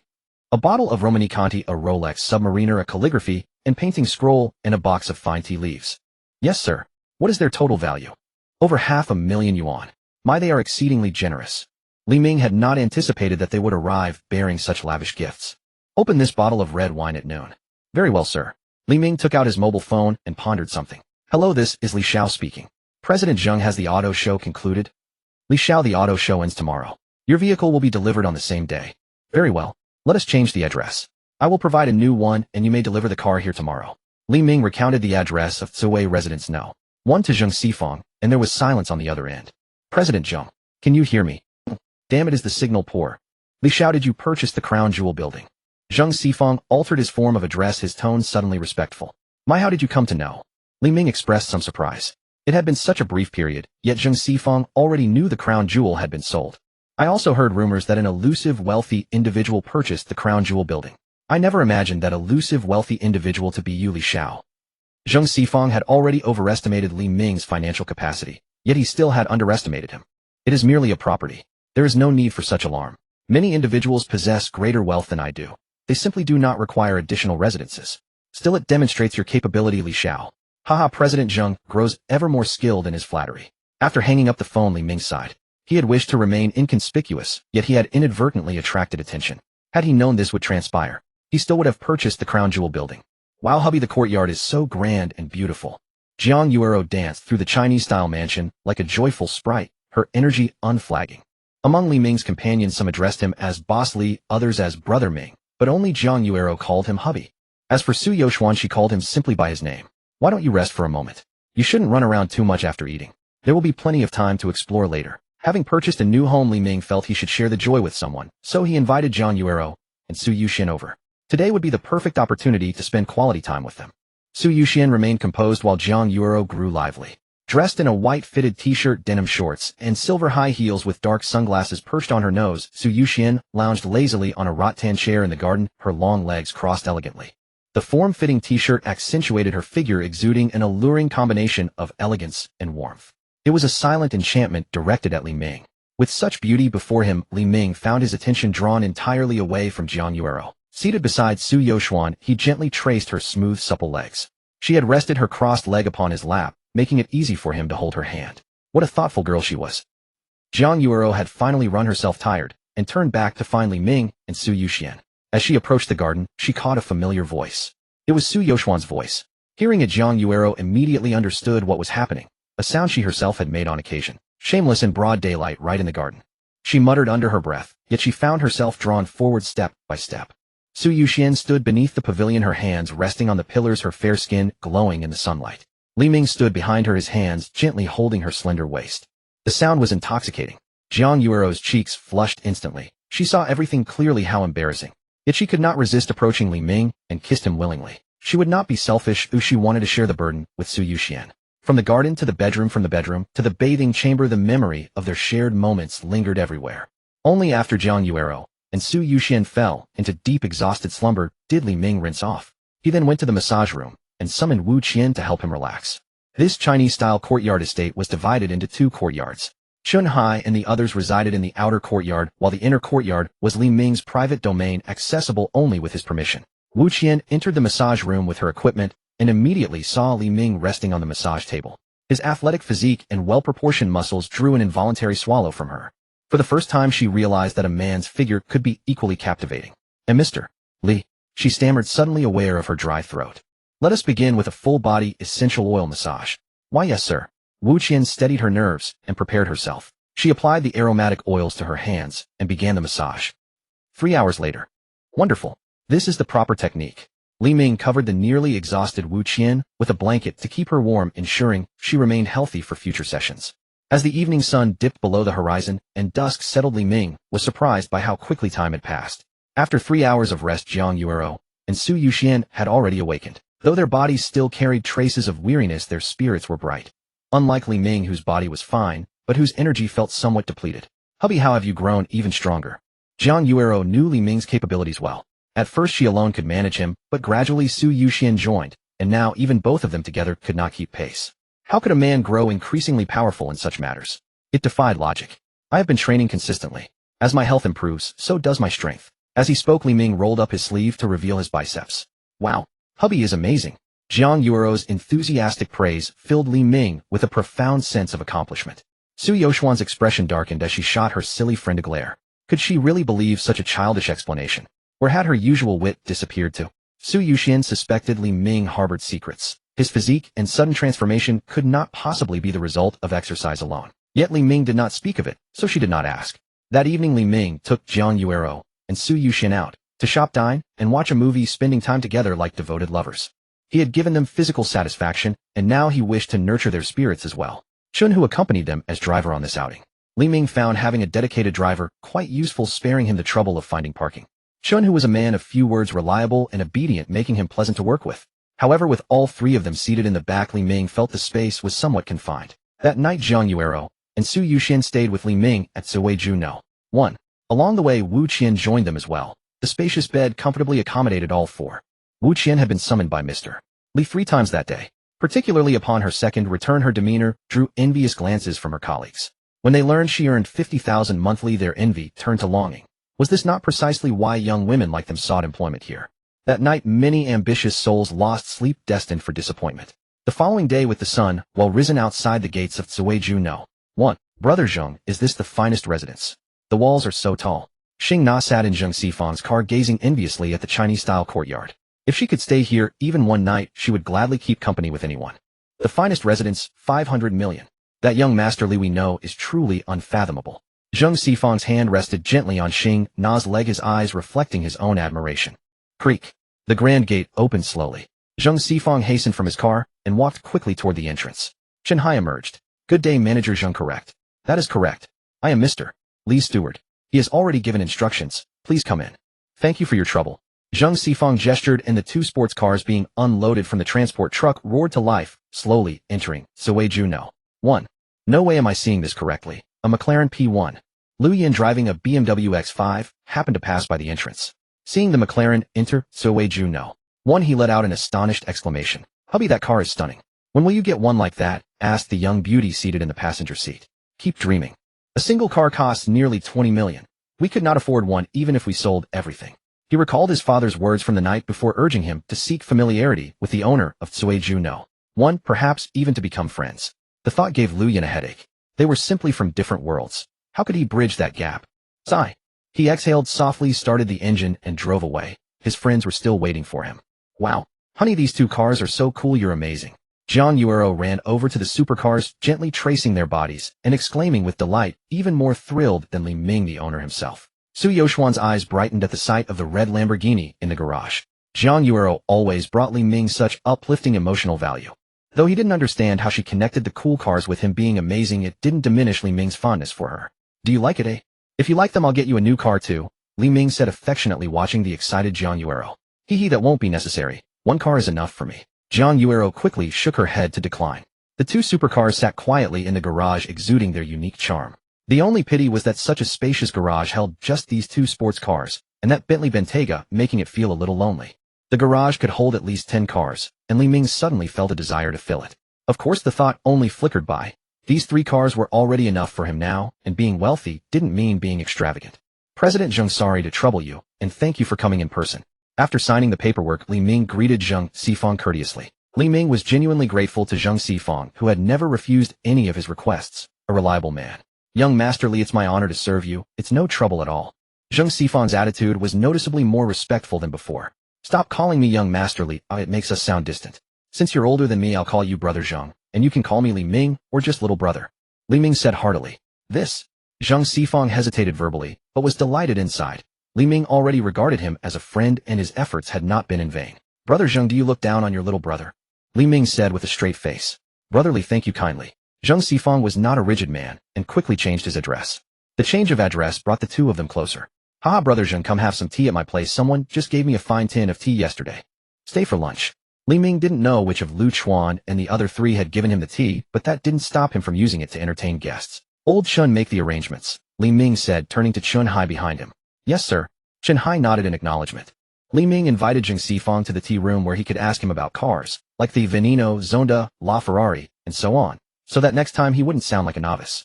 On the way, Li Ming whispered to Zheng Sifang, Brother Zheng, you're still as sharp as ever. Zheng Sifang naturally understood what Li Ming meant. That's all thanks to you, brother. The two exchanged glances and laughed heartily. The lunch was a delight for both host and guests.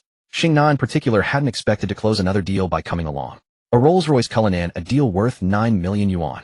She would have to properly thank manager Zhang when she returned, as he kept giving her opportunities that made her little life more and more comfortable. Li Ming merely mentioned to Zheng Sifang whether there was an SUV with more space than the Bentley Bentayga, and Zheng Sifang promptly introduced him to the Big G and the Cullinan. Li Ming dismissed the Big G outright. He hadn't liked it back when he bought his first car, let alone now. Upon hearing the price of the Cullinan, he ordered one partly as a way to repay Brother Zhang for his efforts. Night fell once more. Li Ming stepped on the gas and drove his McLaren P1 away from Tsui residence. Since Li Ming wasn't staying there that night, Zhang Yuero and Su Yuxian returned to their own place, explaining that there were too many people here, and it felt unfamiliar. As they left, Su Yuxian drove off in Li Ming's Lamborghini. Li Ming, I really like this car. I'm taking it. When a beautiful woman made a request, Li Ming would always oblige. Li Ming had long wanted to buy Su Yuxian a car, but she had always declined. Yuero and I are always together, one car is enough. So Su Yuxian actually liked the Lamborghini. The McLaren P1 wove through the streets and alleys of Jiangxing, its distinctive exhaust note reaching passersby, achieving the effect of drawing everyone's gaze without the car even being seen. Whenever he pulled over, many young confident beauties approached to strike up conversations and ask for his WeChat. But Li Ming had plans that night, so he declined them all. He took out his phone and sent a message, Junyue Hotel Room, 1888. Wang Yu shut herself in her room, feeling a little disheartened. She hadn't expected that after leaving that overly attached man, she would be dismissed the very next day before her probation period even ended. Because of this, her mother kept mentioning it with concern. Dear, I went to great lengths to arrange that job for you. It's such a pity that it ended so soon. There is still one last chance. If you accept it, you can be confirmed in your position right away. This time, please listen to your mother. I only want what's best for you. See your cousin Wang Jing. She followed your aunt's advice, and look how comfortable her life is now. Dear, won't you say something? Don't think keeping quiet is the answer. Your father spoiled you a little, and you haven't seen much of the world. Good jobs like that don't grow on trees. I had hoped you could help your younger brother in a few years, but now that chance is gone. It truly worries me. I just want to see you settle down happily. Don't stay at home all day. Please go out and find a new job soon. Wang Yu knew her mother liked to talk, but hadn't expected so much persistence. She felt a little sorry for her father, who had truly had a hard time over the years. She let her mother's words drift in one ear and out the other, not taking them to heart at all, because she was waiting for brother-in-law's call. Was her cousin's life really that good? Compared with Wang Yue's, it was decent, but could she afford a villa in Suiwei residence? Wang Yu had already decided that she would have brother-in-law buy her a villa in Suiwei residence as well. When that day came, she would return there with grace, enjoying the rights of a homeowner and leaving her old grievances behind. Wang Yu's thoughts were intense at first, but then she deflated. It had been 2 days. Why hadn't brother-in-law contacted her? With so many pretty girls around him, had he forgotten her? Her phone screen lit up with a new WeChat message. Wang Yu glanced at it casually, then immediately jumped up. It's brother-in-law. He finally contacted me. Brother-in-law had invited her. Wang Yu's gloomy mood vanished instantly, but when she thought about what might happen, she felt a little nervous. She had dated quite a few men, but they had only held hands and shared light kisses. She had only theoretical knowledge, no practical experience. After thinking it over for a long time, Wang Yu made up her mind. She wanted to change, she wanted to be admired. She put on an outfit she felt was stylish, applied a light touch of makeup, and quietly slipped out of the house. At the entrance of Suite 1888, Junhua Hotel, Wang Yu's palms were damp with nervousness. She took a deep breath and pressed the doorbell. When the door swung open, Li Ming appeared, casually dressed, his hair still slightly damp. At a single glance, Wang Yu felt her cheeks grow warm and her gaze flickered. What an impressive look. Li Ming had just finished his bath, wearing a clean, loose bathrobe. Hearing the doorbell, he knew his sister-in-law had arrived. Li Ming opened the door, and his eyes brightened at the sight of Wang Yu. She wore a light, elegant outfit, a beige coat over a neat black top paired with a gray skirt.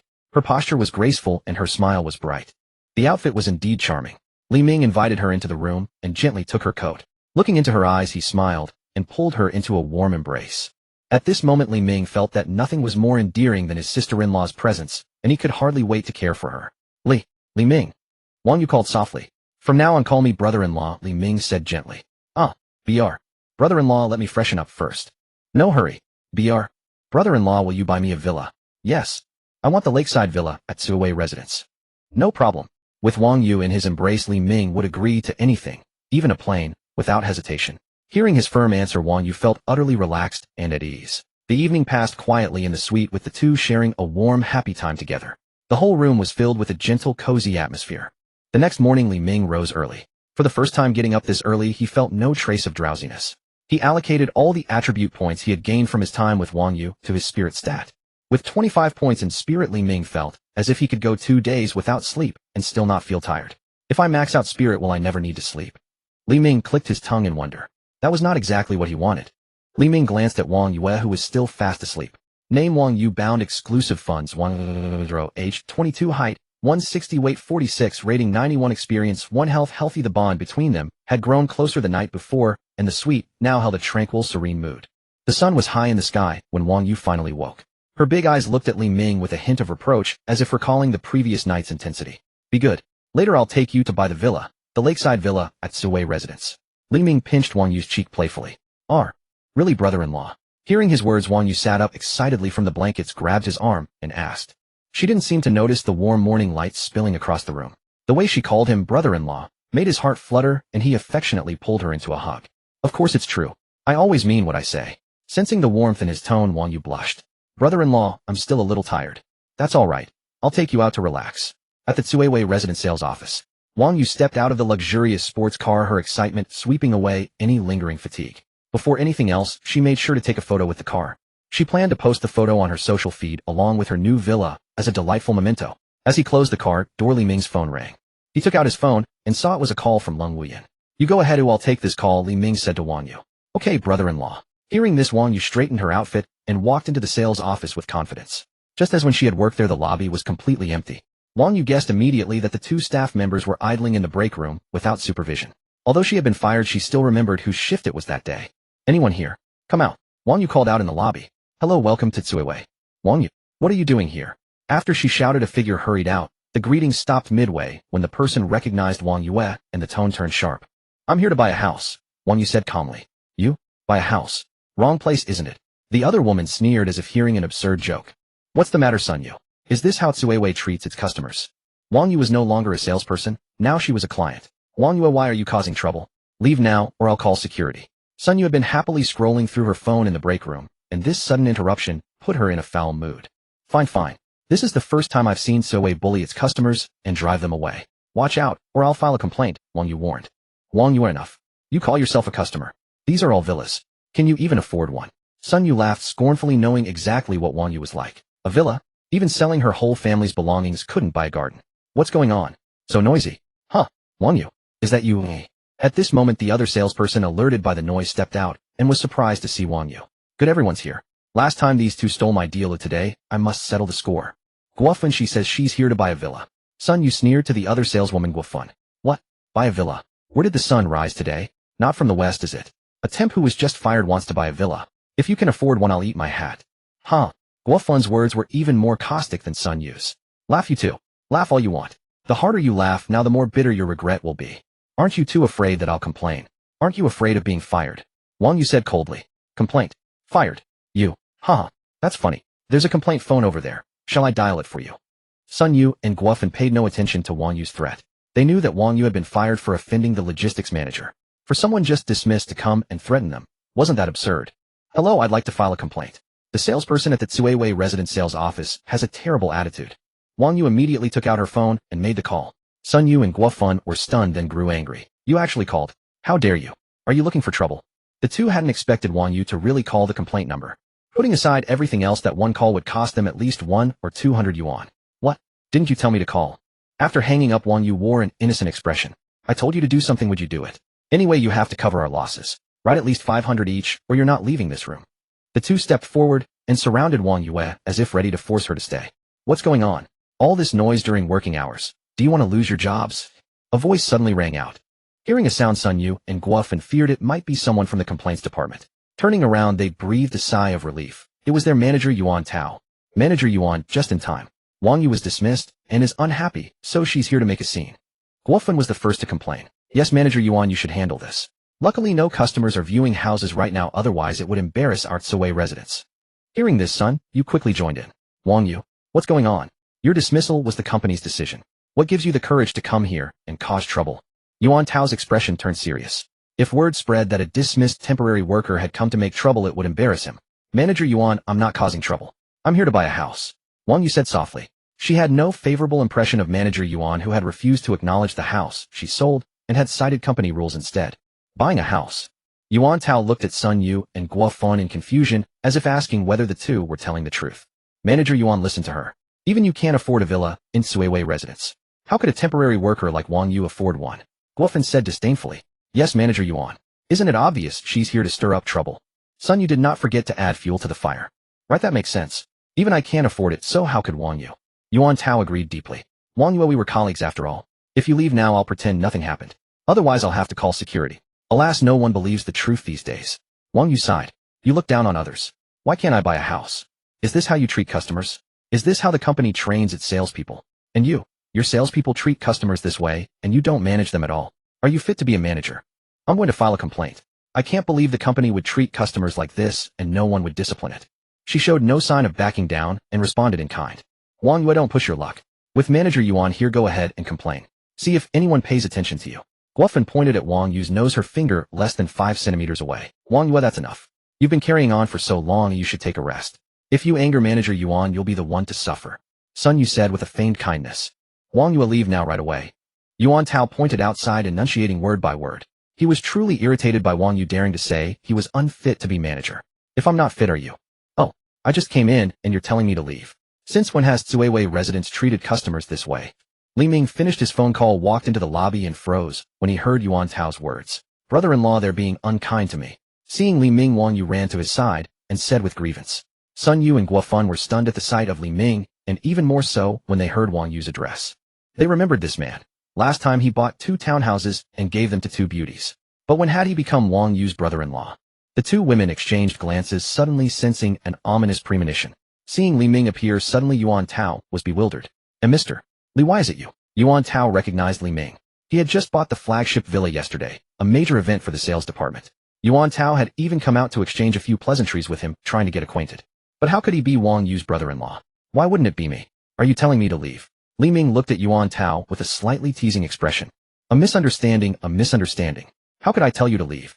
Sweat appeared on Yuan Tao's brow. A man who could afford the flagship villa was not someone he could afford to offend. Oh, if you're not telling me to leave, then you're telling Wang Yu to leave. As he spoke, Li Ming put his arm around Wang Yu's waist, and Wang Yu leaned obediently against him. Li Ming knew exactly what Wang Yu and the others were plotting, and he didn't mind helping her save face, for after all, she was his dearest sister-in-law. What kind of brother-in-law is this? Which sister-in-law would be so close to her brother-in-law? Yuan Tao thought to himself, but his tense expression was unmistakably genuine. Impossible. Wang Yu is our respected customer. The customer is God. How could we tell her to leave? He would never admit it. That's strange. It's just you, me, Wang Yue, and the two saleswomen here. If you're not telling me to leave and not telling Wang Yu to leave, then are you telling them to leave? Li Ming's words carried a hint. Yes, right, tell them to leave. A thought flashed through Yuan Tao's mind, and he followed Li Ming's words. Manager Yuan. Quiet. Before Sun Yu and Guo Fun could finish, Yuan Tao spoke firmly to them. Slacking off at work and being impolite to customers. Is this how the company trained you? Leave now and don't let me see you. When choosing a persimmon, one should squeeze the softest. In this lobby, Sun Yu and Guo Fun were the softest persimmons. Sun Yu and Guo Fun did not dare to resist. From the moment Li Ming entered, and Wang Yu called him brother-in-law, they had already understood Wang Yu was no longer what she used to be. She had climbed up to a high branch. No, not a branch, but a big tree. Today she had come to show off her power. Ironically, the two had fallen right into her trap. Mr. Li, please excuse me. I will teach them a lesson later.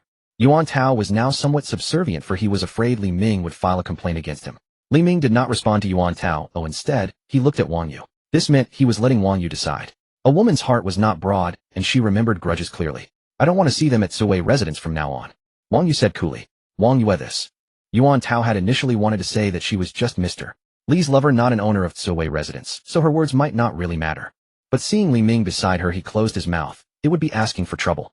Alright, write up an order for me first. I want to buy Lakeside Villa No. 22.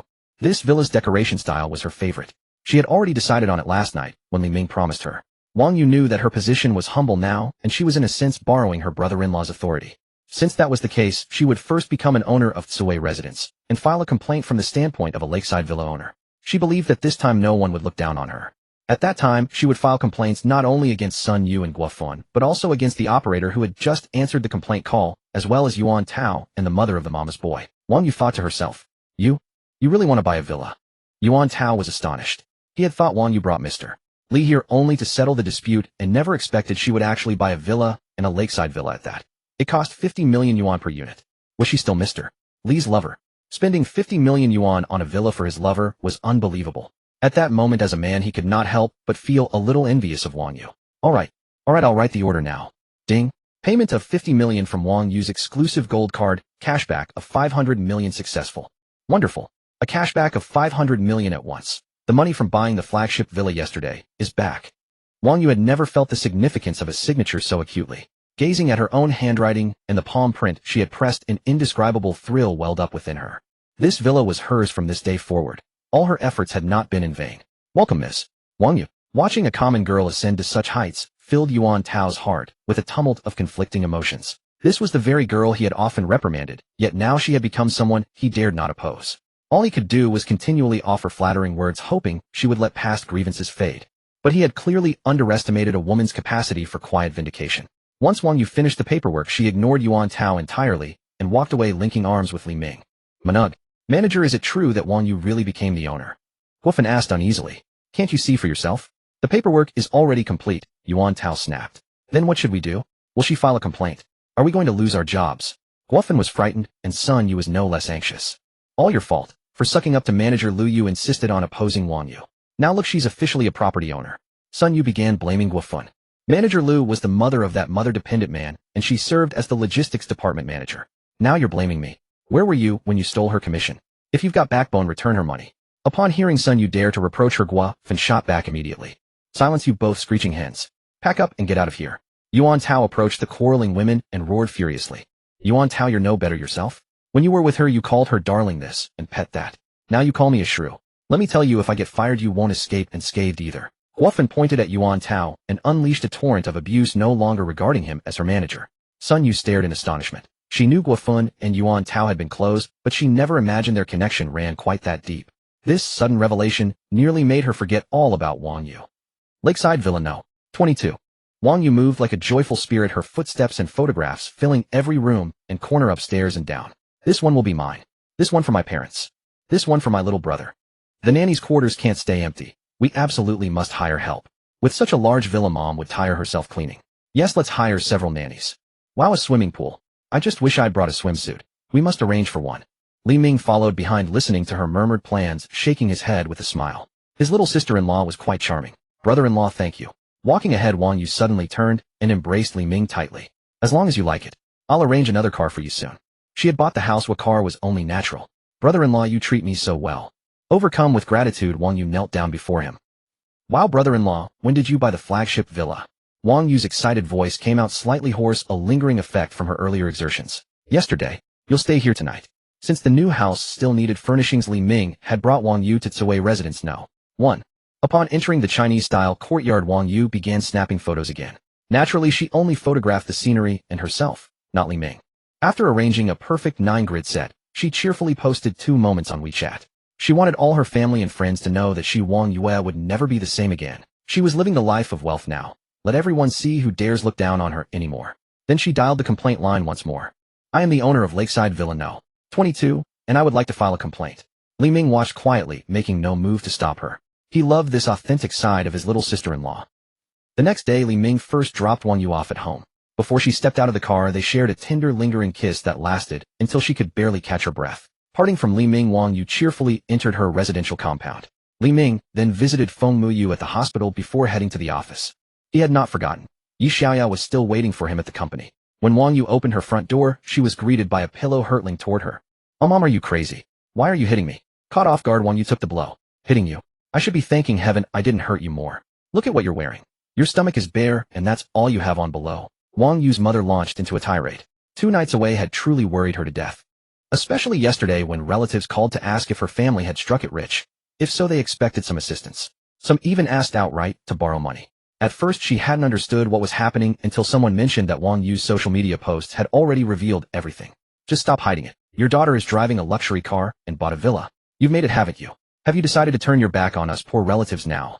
Only then did Wang Yu's mother realize all the trouble her daughter had caused. She called her daughter to ask what was going on. I'll explain when I get home tomorrow. And so today brought the 3-way interrogation from her father, mother, and younger brother. They had intended to question Wang Yu calmly, but seeing her attire, Mother Wang simply could not hold back. Sis, can I say something? You got a sports car and didn't even let me take it for a spin. Wang Yu's younger brother Wang Gang was 19 and currently in college. Shut up. I didn't ask about the car.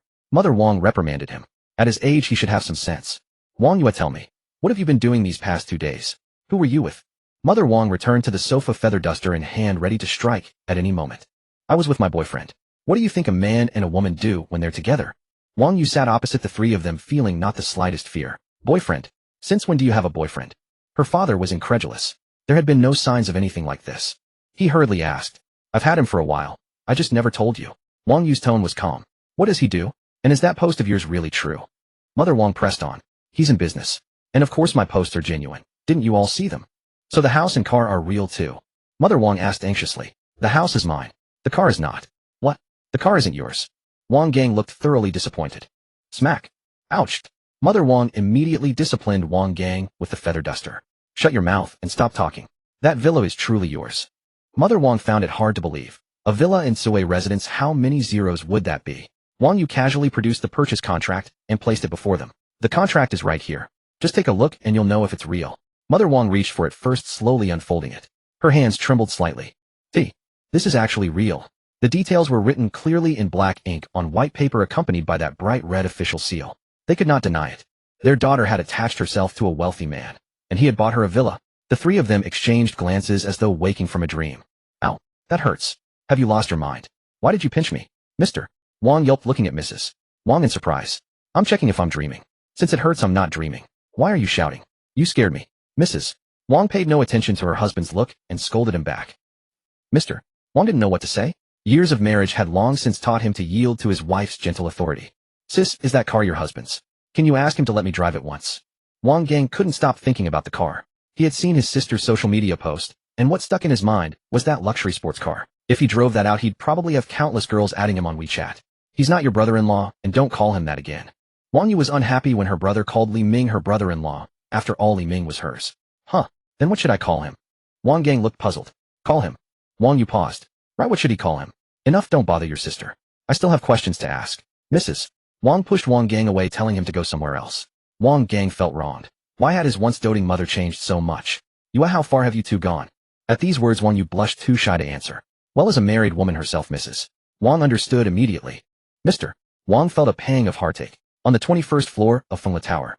Welcome to Sanshin Capital. Whom would you like to see? Do you have an appointment? A sweet, crisp voice suddenly spoke near Li Ming, and he couldn't help looking up. What? Huasiren? Li Ming was amazed. The beautiful face from his memory appeared again before him, and he felt as if he were dreaming. Why would Huasiren be working as a receptionist at Sanshin Capital? Sir. Huasiren clearly didn't know Li Ming was her boss, she only felt he looked a little familiar. I'm looking for your President Long. I've already booked an appointment. Li Ming stood by the front desk in no hurry to leave. Now that he had met Huasiren again, he decided to chat with her for a while. After all, she had the highest rating in the system so far. Sir, may I ask your name? I'll call to check for you. Huasiren was serious about her work. No need to call right now. I'm early so you can call later. Zhao Xiaodong and Ma Yi were not there, which made it convenient for Li Ming to chat with Huasiren. Sir, you may wait in our lounge. Huasiren went on. No need to bother. I'll just wait here. Li Ming was determined not to leave. Boss, hello boss. Just then a greeting Li Ming least wanted to hear arrived. Li Ming turned around and saw Zhao Xiaodong holding 2 cups of coffee, her big eyes blinking at him. Boss, this is Huasiren. Secretary Lin introduced her, and she started work yesterday. Seeing Li Ming's expression change, Zhao Xiaodong thought Huasiren might have offended the boss, so she quickly explained. Lin Yu. Li Ming suddenly realized that the classmate she had mentioned was Huasiren. That made sense. Cheng Xiaolu had once said that Lin Yu and Huasiren knew each other, and that was the reason he had originally bid for Lin Yu. It seemed Lin Yu had really given him a surprise. Got it. Li Ming replied, and left the front desk. Since his identity was exposed, there was no point in pretending. He would have plenty of chances later anyway. Siren, did the boss say anything? After Li Ming left, Zhao Xiaodong asked with concern. No, Sister Xiaodong. Is he really our boss? Huasiren shook her head, then asked Zhao Xiaodong. Does he not look like it? When I was interviewed, I didn't realize he was the boss either. Zhao Xiaodong said. Huasiren was sensitive by nature. She felt the boss who had appeared out of nowhere might have designs on her. Back in the office, Li Ming found that only one secretary was present today, Yi Xiaya. She wore a white fitted short-sleeved blouse and a gray knee-length skirt, looking every inch the professional secretary. Her usually lively, youthful demeanor was replaced by a poised and polished style that caught Li Ming by surprise. None of Qin Yuqi and the others were present. A quick check told him they hadn't come to work today. While Li Ming hadn't expected them to be regular.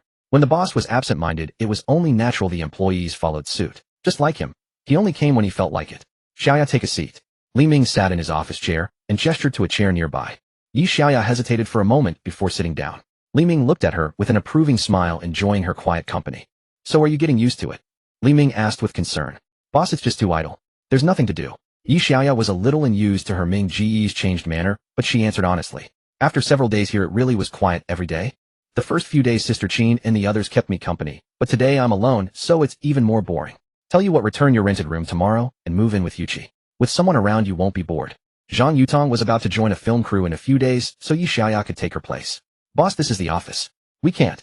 Yi Xiaya gently stayed his hand, her delicate face turning red. She wasn't used to being so close to him in the office. Li Ming didn't press the matter and changed the subject. Seeing his hand withdraw, Yi Xiaya sighed with relief, but then felt her collar was slightly loose and quickly fixed it. Li Ming realized he might have gone too far and averted his gaze. He took a steadying breath. Before Yi Xiaya could react, he reached out and carefully toned her collar, murmuring an apology. Yi Xiaya covered her chest with both hands, her bright eyes glistening. Seeing her like this, Li Ming wondered if he had been too hasty. He had upset Yi Xiaya. Boss, let's go somewhere else. Here in the office, seeing me like this, Yi Xiaoya's words made Li Ming pause. So it wasn't that he was too hasty. It was that Yi Xiaya was shy and couldn't relax here. Don't worry. This is my office. No one would dare come in without my permission. Li Ming comforted her, gently cupping her chin and kissing her softly. His tender kiss gradually eased Yi Xiaoya's tension. Her hands, which had been guarding her chest, slowly moved to rest on Li Ming's shoulders. Li Ming felt the young, vigorous beating of her heart under his palm. Thump, thump, thump. A familiar knock sounded at the door. Li Ming's heart sank. It was that woman again. Before he could shout, "Don't come in," the office door swung open. The visitor saw the scene inside the office and was evidently stunned once more. Good heavens! Li Ming could not help but exclaim. Why did this woman always behave so unexpectedly? Could she not show a bit of respect for her boss? Lung Wuyan stared in astonishment at Li Ming seated in his executive chair, with Yi Xiaoya resting on his lap, her upper body bare. The scene was far more intimate than what she had witnessed last time. She wanted to step back out, but her feet seemed rooted to the spot. Without clear thought, she casually closed the door behind her. Yi Xiaoya, flustered, slid off Li Ming's lap, picked up her bra and clothes from the floor, and quickly dressed with her back, turned to Lung Wuyan. President Lung, hello. She offered a shy greeting to Lung Wuyan before blushing and hurriedly leaving the office, leaving Li Ming and Lung Wuyan alone in the room. Back at her desk, Yi Xiaoya's heart was still pounding wildly. Her face burned with embarrassment. This was utterly humiliating. She had never felt so mortified in her entire life. President Lung, could we please avoid such surprises next time? This is already the second occasion, and it is quite startling. Li Ming, having no other recourse, could only complain. Is that all that occupies your thoughts, Min? Lung Wuyan glanced at Li Ming and graciously took a seat opposite his desk. What is the purpose of men working so hard to earn money? Is it not to be with women? Tell me, I am not short of money, and I have nothing to occupy my time. If I do not seek companionship, would life not be wasted? Li Ming said this shamelessly. Surprisingly, Lung Wuyan found herself at a loss for words against his unconventional reasoning. Tell me what brings you here. Next time, could you kindly call ahead first? As he spoke, Li Ming walked over to Lung Wuyan and leaned casually against the edge of her desk. The evidence of his earlier passion with Yi Xiaoya was still apparent, laid bare before Lung Wuyan's eyes. He was deliberately provoking her. Lung Wuyan's cold expression finally shifted. Observing his flushed complexion, she could not help but think to herself, size meant little if it proved ineffective. To cover her embarrassment, she quickly shifted to business matters. I am here to remind you about signing the contract with InCulture at the end of the month. InCulture? It is the new company registered by Zhu Lily, Lung Wuyan explained. Have you finalized the negotiations? Those minor details were settled long ago. She simply required additional time to complete the registration. Very well, I will come then. Is there anything else? Li Ming asked, ready to return to his own affairs. There are several investment proposals here. Please review them when you have a moment and share your thoughts. Lung Wuyan placed a stack of documents on Li Ming's desk. You have full authority over these matters. The time spent reviewing such documents would be better invested elsewhere. You are still the boss after all. Surely you cannot do absolutely nothing. Lung Wuyan was somewhat speechless. Was this genuine trust or a test of her capabilities? She could not determine which. Having said this, she prepared to take her leave. Wait, you are simply leaving like that? Boss, is there something else? Lung Wuyan failed to grasp Li Ming's intent. After disrupting my afternoon, you intend to walk away so easily? Li Ming fixed his gaze steadily upon Lung Wuyan, taking in her figure from head to toe. Truth be told, in that white tailored suit, Lung Wuyan truly exuded the aura of an elegant and poised executive. Li Ming found himself genuinely captivated. He had not forgotten that Lung Wuyan was also his golden opportunity. Perhaps he could. The moment the thought arose, Li Ming could hardly contain himself. What are you intending? Observing Li Ming's penetrating gaze, Lung Wuyan maintained her composure outwardly, though inwardly a subtle anticipation began to stir. In her encounters with Li Ming, her condition had never reacted, and she was eager to discover whether deeper connection would yield the same result. And nothing at all. I merely intend to collect a small interest, Li Ming said with a gentle smile. Interest? Lung Wuyan did not immediately understand his meaning. Lung Wuyan let out a startled cry. Before she could regain her footing, Li Ming had already drawn her into his arms. Before she could steady herself, his lips claimed hers with confidence. His tongue gently traced her lips before finding its way to entwine with hers. One hand slipped beneath her clothing to rest against her breast. For some reason, the moment their lips met, Li Ming's heartbeat quickened inexplicably. There was a thrilling sense of forbidden intimacy about the moment. Lung Wuyan's eyes widened in surprise. Li Ming's movements were too swift and practiced. She had not even registered what was happening before both her defenses had fallen. Her mind went entirely blank. She considered resistance, but ultimately abandoned the thought, instead choosing to wait and observe how her body might respond. She waited and waited, yet felt only the pleasure of their kiss and the unusual sensation against her breast. What was missing was a deeper physical fulfillment. Finally, Lung Wuyan realized with certainty that her body offered no resistance to Li Ming whatsoever. Slowly, she surrendered to the experience. How long had it been since she had felt such warmth between a man and a woman? So long that she had nearly forgotten she was still a woman. Yet none of that mattered anymore.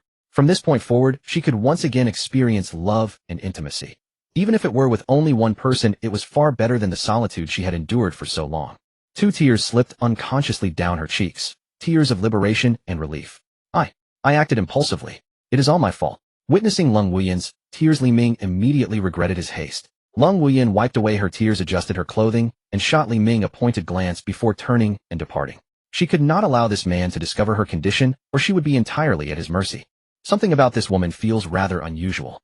During his advances, Lung Wuyan had remained as still as a statue, neither responding nor resisting. Watching Lung Wuyan's retreating figure, Li Ming fell into deep thought. He had to admit this aloof executive possessed remarkable qualities. Breathing in the lingering fragrance still present on his hands, Li Ming sighed to himself. Returning to his seat, Li Ming opened the documents Lung Wuyan had brought over. The pages were densely packed with text, giving him a headache. Reluctantly, he called for Yi Xiaoya once more. Yi Xiaoya entered nervously, expecting her boss to continue whatever they had been doing previously. Instead, she was called in simply to read documents aloud. Of course, the documents were not meant to be read word by word. She was simply asked to review them and present the key points. After Yi Xiaoya went through the materials, Li Ming gained a clear understanding of the investment directions and amounts outlined in each file. He then signed his name, and asked Yi Xiaoya to deliver them to Leng Wuyan, adding instructions that she could approve any investments below a certain threshold on her own without needing to trouble him further. With that matter concluded, Li Ming wandered around the office for a while until it was time to leave, then headed out with Yi Xiaoya. Junhua Hotel. Yi Xiaoya emerged from the bathroom and saw Li Ming already waiting. A mixture of apprehension and anticipation stirred within her heart. She had never imagined becoming his woman, yet Li Ming's transformation and the generous salary he provided made refusal impossible. Watching Yi Xiaoya fresh from her bath, Li Ming found that every beautiful woman carried her own unique allure, each one captivating and enchanting in their own way. Li Ming gently removed the towel from Yi Xiaoya's shoulders and carried her to the bed. Ming. Brother Ming, I am afraid. Here Yi Xiaoya no longer addressed him as her boss. Do not worry, I am here. You have nothing to fear. Over the following days, Li Ming went to the company each morning to clock in, and whenever he passed the reception area, he would stop to chat with the 3 young ladies there. His true intention lay elsewhere. It was Huasiren he was after. Not only did Huasiren herself sense it, but even Zhao Xiaodang and Ma Yi could read his purpose clearly. For a time, the question of when Huasiren would become the boss's 7th secretary became the talk of the office, spoken of with no shortage of envy. A monthly salary of 50,000, a mansion to call home, and a luxury car. What employee wouldn't dream of such a life? Alas, the boss had set his sights solely on Huasiren. In his spare time, Li Ming would either linger a while with his little secretary in the office or pay a visit to Leng Wuyan for some lighthearted conversation. His days were quite pleasant indeed. As the month drew to a close, Li Ming formally signed the investment contract with Zhu Lily. Thank you for your trust, boss. I will complete this film as swiftly as possible. Zhu Lily held Li Ming's hand and spoke with earnest sincerity. I wonder if the boss has any time tonight. I would like to invite you to dinner.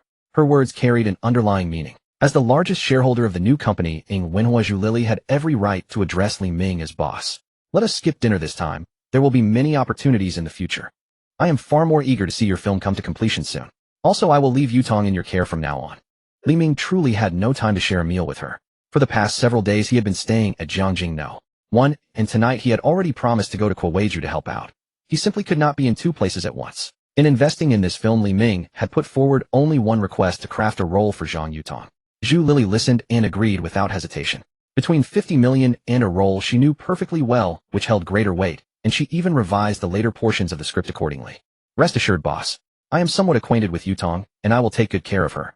After the contract was signed, Zhang Yutong departed with Zhu Lily. For this trip, Li Ming had specially purchased her a recreational vehicle and arranged to drive her along with 2 bodyguards. Once Zhang Yutong had left Qing Xiaolu, and Lin Yu also departed Jiangjing No. 1 the following day. As students at Jiangxing University, they needed to return for classes, and Huasiren was no longer present at the front desk.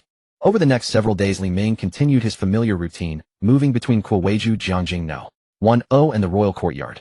By day, he took them shopping and indulged their desires for material comfort, and by night, he shared time with them in warmth and companionship.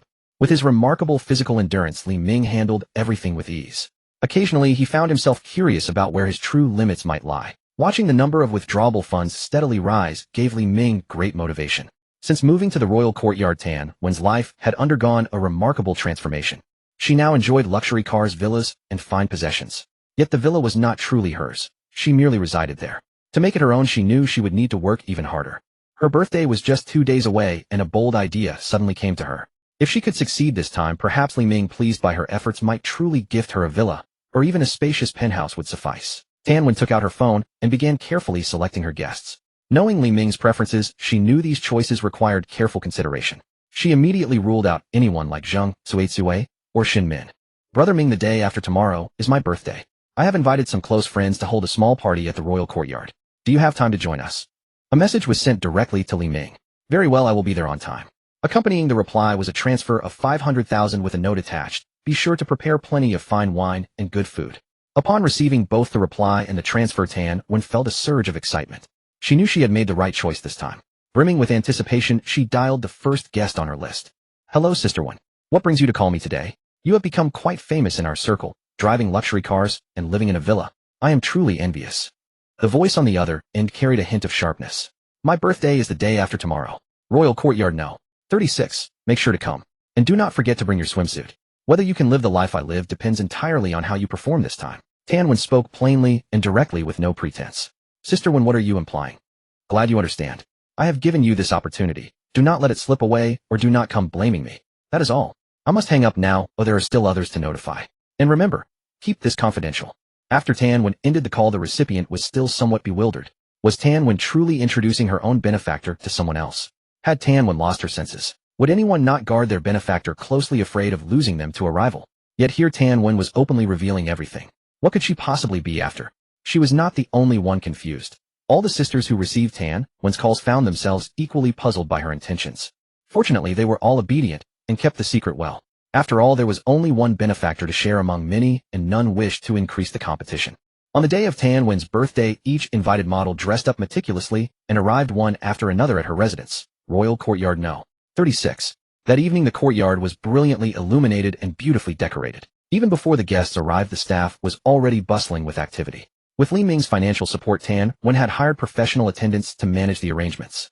The front garden served as the main venue for the gathering, with tables neatly arranged in orderly rows, each draped in pristine white tablecloths and laden with an assortment of fresh fruits and delicate pastries. At the wrought iron grill, the barbecue chef worked diligently, tending to a whole roasted lamb that had turned golden and fragrant.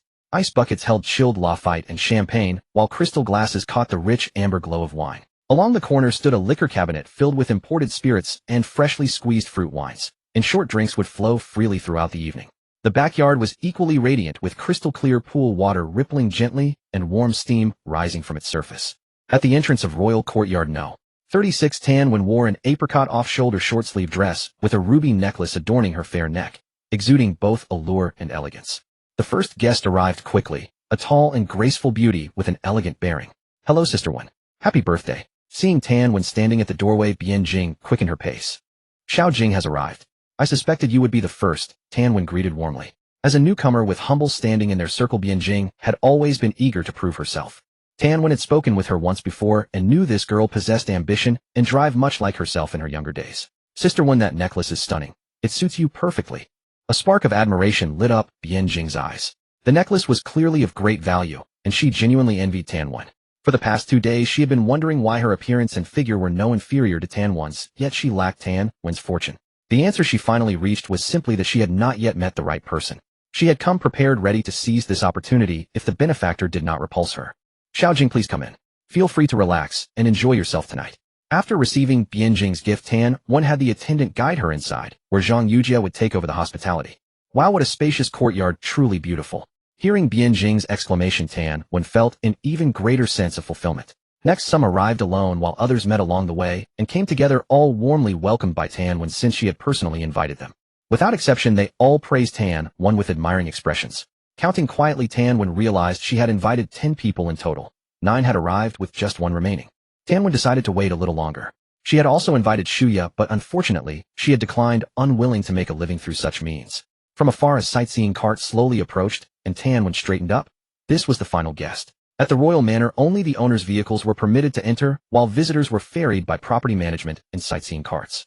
Sister Lan. Seeing who was seated inside the cart, Tan Wen froze. She hadn't notified Xinxing Lan. Why had she come?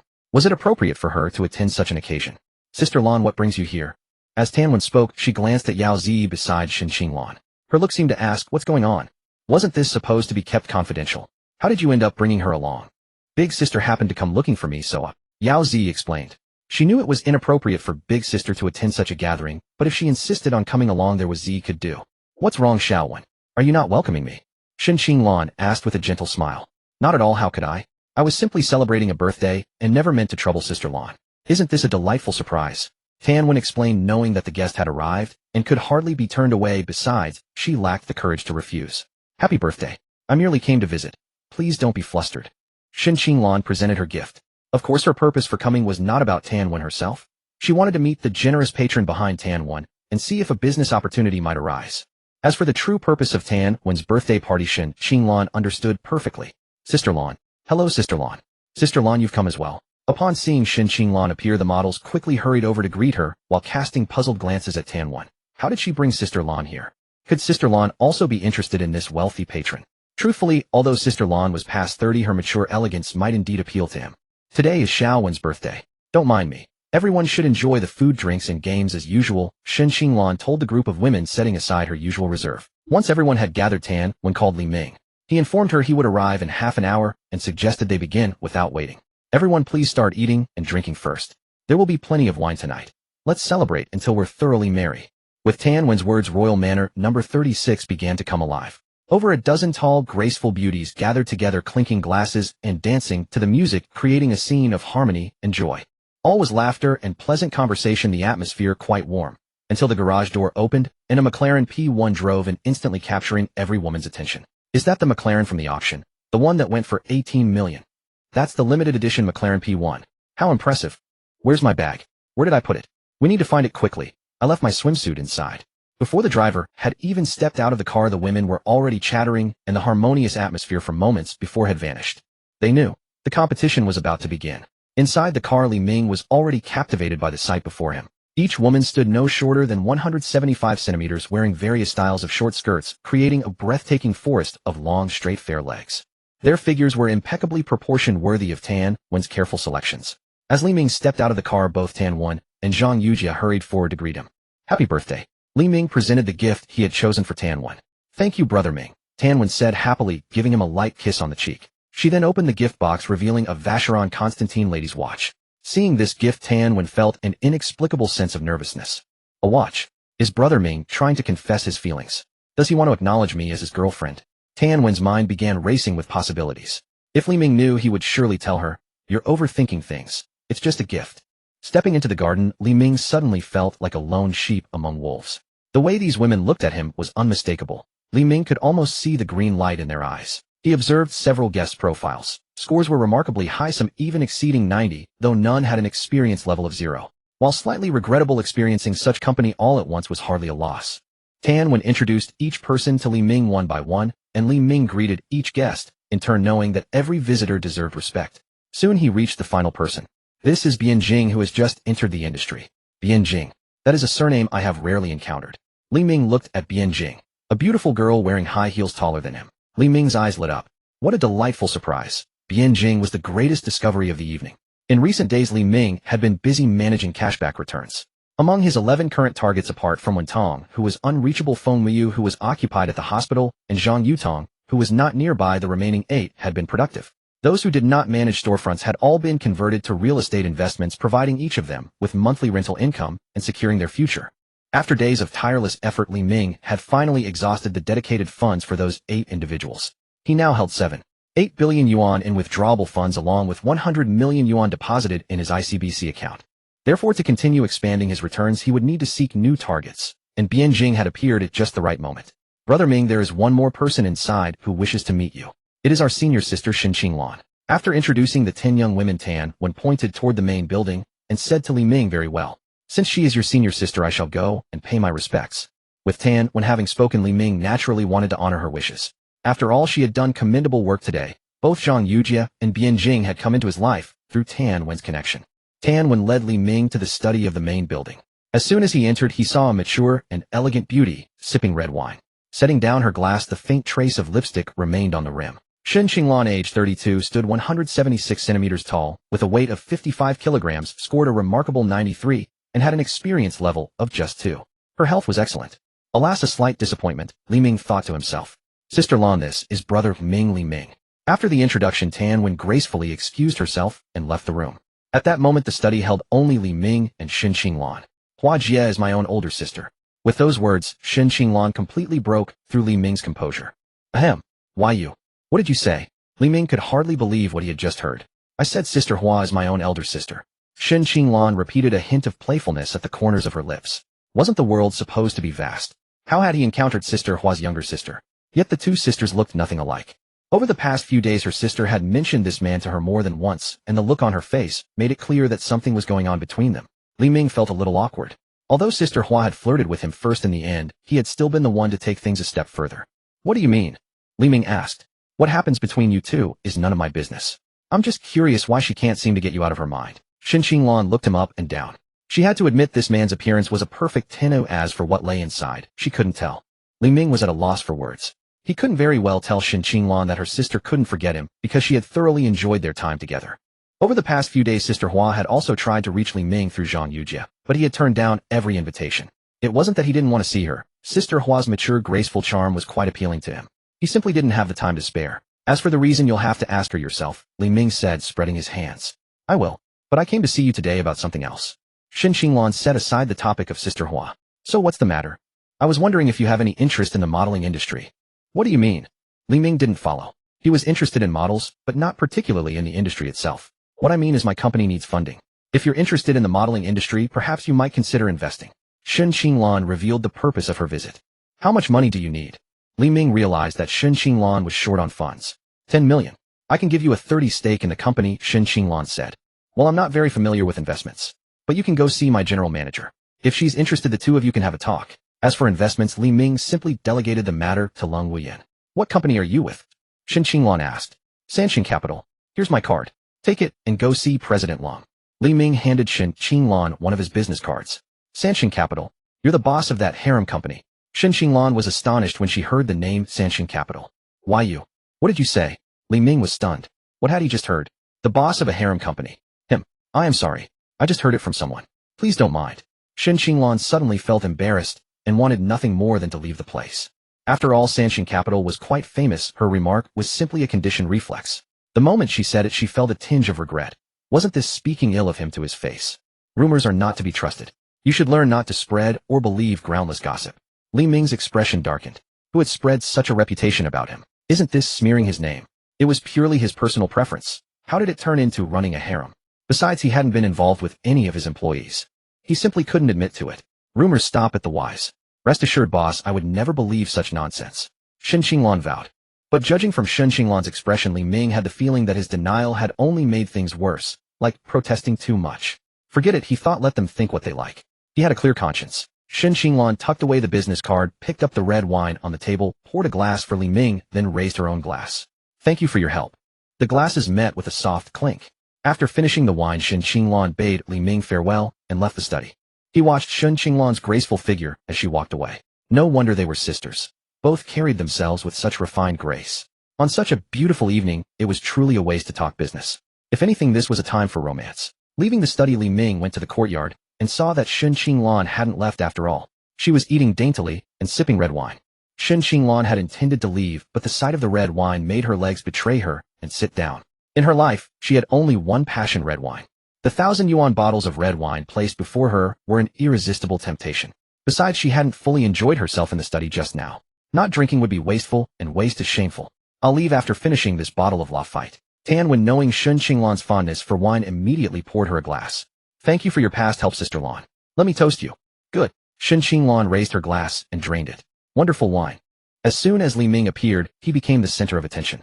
Everyone understood the purpose of Tan Wen's birthday party without needing any signal from Tan when the two models closest to Li Ming immediately flocked to him. Boss, how about a drink? Her voice was soft, her eyes playful, and her posture bold. With warm bodies pressing close on either side, and with everyone watching, even the experienced Li Ming felt a rush of excitement. Indeed, these models were experienced women who knew how to play to their strengths, and none of them bothered to feign reserve. Li Ming was in high spirits. Too bad, he didn't have any cash on him, or he might have thrown money in the air just to show off. Ladies, I'm truly honored that you could all attend Wenwen's birthday party. Here's 100,000 for each of you as taxi fare. Eat, drink, and have fun to your heart's content. Wow. Boss, you're amazing. Boss, you're so generous. Boss, I love you. The moment Li Ming finished speaking, a chorus of excited cheers erupted from the beauties. With 100,000 in taxi fare, the trip had already been worthwhile. One of the beauties, clinging to Li Ming in her excitement, planted a loud kiss on his cheek, like opening Pandora's box. The remaining 9 refused to be outdone. One by one they came up and planted their own perfumed kisses. For a moment, Li Ming was engulfed by the women like a lone boat adrift on surging waves. After the wave of kisses, Li Ming's face was instantly covered in lip marks, looking rather comical. Zhang Yujia muttered something, stepped forward to wipe his face clean, then pulled Li Ming over to a place to sit down. Brother Ming, have something to eat first. Once you're full, you can teach them a lesson. Zhang Yujia brought over the food she had prepared. Haha, okay. Or should I teach you a lesson first? Li Ming joked. Recalling how he always wore her out, Zhang Yujia suddenly felt a little afraid. Brother Ming, I'm not in a hurry. I'm going swimming first. With that, Zhang Yujia ran off. This girl, every time it's the same. She may be shy at first, but once she dives in, she's more enthusiastic than anyone. Ah, the energy of youth. Thank you for the taxi fare, boss. I'll toast to you. Sitting nearby, Shen Qinglan raised her glass. She couldn't help thinking to herself, this man was truly wealthy. He had just casually given away 1 million yuan. No, counting her, it was 1.1 million. Not bad. I got 100,000 for free. This was well worth the trip. Beautiful lady toasting me with my own wine. That's hardly sincere. Li Ming raised his glass and drained it. Hee, and what kind of sincerity does the boss have in mind? Shen Qinglan had already drunk a fair amount that evening, her cheeks slightly flushed and her eyes a bit hazy. Her mature charm stirred Li Ming's admiration, and he wondered whether this younger sister was as gentle and affectionate as the elder one. Everyone knows to give a kiss as a gesture of thanks. Will Sister Lan also grace us with one? Li Ming sat beside Shen Qinglan, turning his face toward her and tapping his cheek, his eyes teasing and playful. Shen Qinglan looked at the face Li Ming offered. Up close, his features were striking. Defined jawline, sharp cheekbones, undeniably captivating. Shen Qinglan had seen it all before. Was she really going to be flustered by him? It was just a kiss after all. Besides, considering the 10,000 yuan taxi fare he had covered, a small reward seemed only fair. She took another sip of wine, a gentle smile on her lips as she leaned in toward Li Ming's cheek. But just as their faces were about to touch, Li Ming quickly turned his head, facing her directly instead. Watching those slowly approaching lips before Shen Qinglan could react, his lips pressed gently against hers, a tender and unexpected connection. The motion flowed naturally, catching Shen Qinglan completely off guard. It was soft, gentle, carrying the faint fragrance of red wine. A moment, both sweet. A flicker of clarity returned to Shen Qinglan's dazed eyes. Wasn't this supposed to be just a kiss on the cheek? Why were his lips pressed so firmly, lingering in such an intimate way? So uncharacteristically bold. Shen Qinglan tried to pull away, but Li Ming's hand gently held the back of her head steady and warm, keeping her close. Soon he leaned in fully, creating a tender silhouette. Shen Qinglan seated on the chair looking up, while Li Ming stood beside her, one hand supporting her head, the other resting gently at her neck, their faces drawn together in quiet intimacy. Shen Qinglan pressed her hands against his chest, but he did not move. The warmth of his presence combined with the wine's gentle influence slowly softened her resistance. If she could not resist, why not simply embrace the moment? She had not felt such closeness in a long time, and on quiet nights, she often felt a deep sense of loneliness. Perhaps tonight would bring warmth and companionship. With that thought, Shen Qinglan's posture grew softer, more receptive. Sensing the shift, Li Ming gently lifted her into his arms and carried her toward the bedroom. Sister Lan really knows how to make the most of things, someone remarked enviously as they watched the two disappear into the room. There's truth to the saying that experience brings charm. Sister Lan is at that perfect age. I wonder what expression Sister Lan makes when she lets her guard down. If you're curious, you can go in and join the company. Perhaps she'll share the warmth too. They all laughed together. Without Li Ming present, these women spoke without restraint, their playful and bold words making the nearby staff blush and look away. What kind of people were these? The staff couldn't help but worry for Li Ming. Surrounded by so many captivating women, could he truly manage? They longed to be part of the moment too. Unlike the confident models, they could only watch quietly and imagine. Soon Shen Qinglan's soft melodic voice drifted from the room, clear and unhurried, drawing the others to press their ears against the door, listening in quiet curiosity. I never expected Sister's voice to be so enchanting. She must have won singing competitions. Some gifts are natural, but my voice isn't bad either. Oh really? Sing something for us. Are we here to listen to an opera? Stop bothering each other. They chuckled and settled back. Time slipped away gently. An hour passed, and Li Ming had not yet emerged. The women were stunned. If not for the occasional soft murmur from within, they might have assumed the two had fallen asleep. Was this man truly so extraordinary? Outside, those chatting in the garden and swimming in the pool all turned their attention toward the closed door, wondering when the quiet evening would finally conclude. Minutes stretched onward. Only Tan Wen and Zhang Yujia, who had already witnessed Li Ming's remarkable capabilities, remained calm, watching with gentle smiles of envy for Shen Qinglan. They knew Sister Lan had certainly enjoyed a memorable night. 10 minutes later, Li Ming stepped out shirtless, wearing loose shorts, his posture relaxed and at ease. His figure drew immediate attention. As models, the women had seen many physiques, but none compared to Li Ming's, balanced, graceful, and effortlessly appealing. Amidst the admiring gazes, he walked to the living room and lit a cigarette, content with how the evening had unfolded. One of the women peeked into the room and saw Shen Qinglan, her hair loosely spread, resting peacefully with a look of deep satisfaction. Stepping out, Li Ming gave an approving thumbs up to the curious faces awaiting news. Understanding the signal, those who had not yet changed into swimwear hurried to do so. Some eager and carefree changed right there in front of Li Ming, adjusting into their swimwear with practiced ease. For some of them, changing in public was simply part of their profession. Soon the pool area buzzed with lively energy as models in colorful swimwear showcased their elegant silhouettes. Tan Wen dismissed the attending staff, knowing the scene ahead was better enjoyed in private. Mist rose above the pool, transforming the space into an ethereal paradise where graceful figures moved like fairies. Some glided through the water with fluid, dancer-like movements, their bodies curving and stretching in elegant arcs. Others sat at the pool's edge, dipping their feet and letting water ripple down their smooth legs, shimmering under the soft lights. A few rested along the poolside, propped on their elbows, enjoying the gentle breeze against their skin. Brother Ming, the feast is ready. Won't you come and eat? Tan Wen knew this evening's gatherings were merely an appetizer, far from satisfying his true appetite. In that moment, Tan Wen resembled a devoted caretaker, attentive and warm. Li Ming laughed softly, unable to refuse such thoughtful company.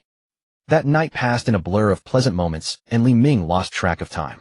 When he finally woke the next morning, a familiar heaviness lingered in his limbs along with a deep sense of hunger and fatigue. Li Ming felt a brief pang of concern. Had his extraordinary stamina been depleted? He quickly checked his panel stamina. Weakened, breakthrough threshold exceeded, currently recovering. Note: proper nutrition will aid recovery. He finally understood his stamina, though remarkable, still had limits. After all, his body remained mortal. The previous night's indulgence had pushed him beyond his threshold, straining his usual recovery ability. I must be more mindful in the future, or I will surely exhaust myself. Though the memories were delightful, the after effects were undeniable. His current condition left him too weak to do much of anything. Fortunately, food could help restore his strength. The problem was he barely had the energy to move. Glancing around, he saw Tan Wen, Zhang Yujie, Shen Qinglan, and Bian Jing resting nearby. Seeing Shen Qinglan beside him brought a flicker of surprise. Had they shared another tender moment last night? He could hardly recall the details clearly. Royal Villa No. 36, a living room. After seeing off a group of graceful young women who lingered with reluctance, Li Ming sat down to his meal. Amid the astonished gazes of Tan Wen and Zhang Yujie, Li Ming devoured the food voraciously, consuming everything on the dining table with remarkable speed. With a satisfied burp, he gently rested his hand on his stomach, feeling his vitality gradually return. He had fully recovered, exactly the state he desired.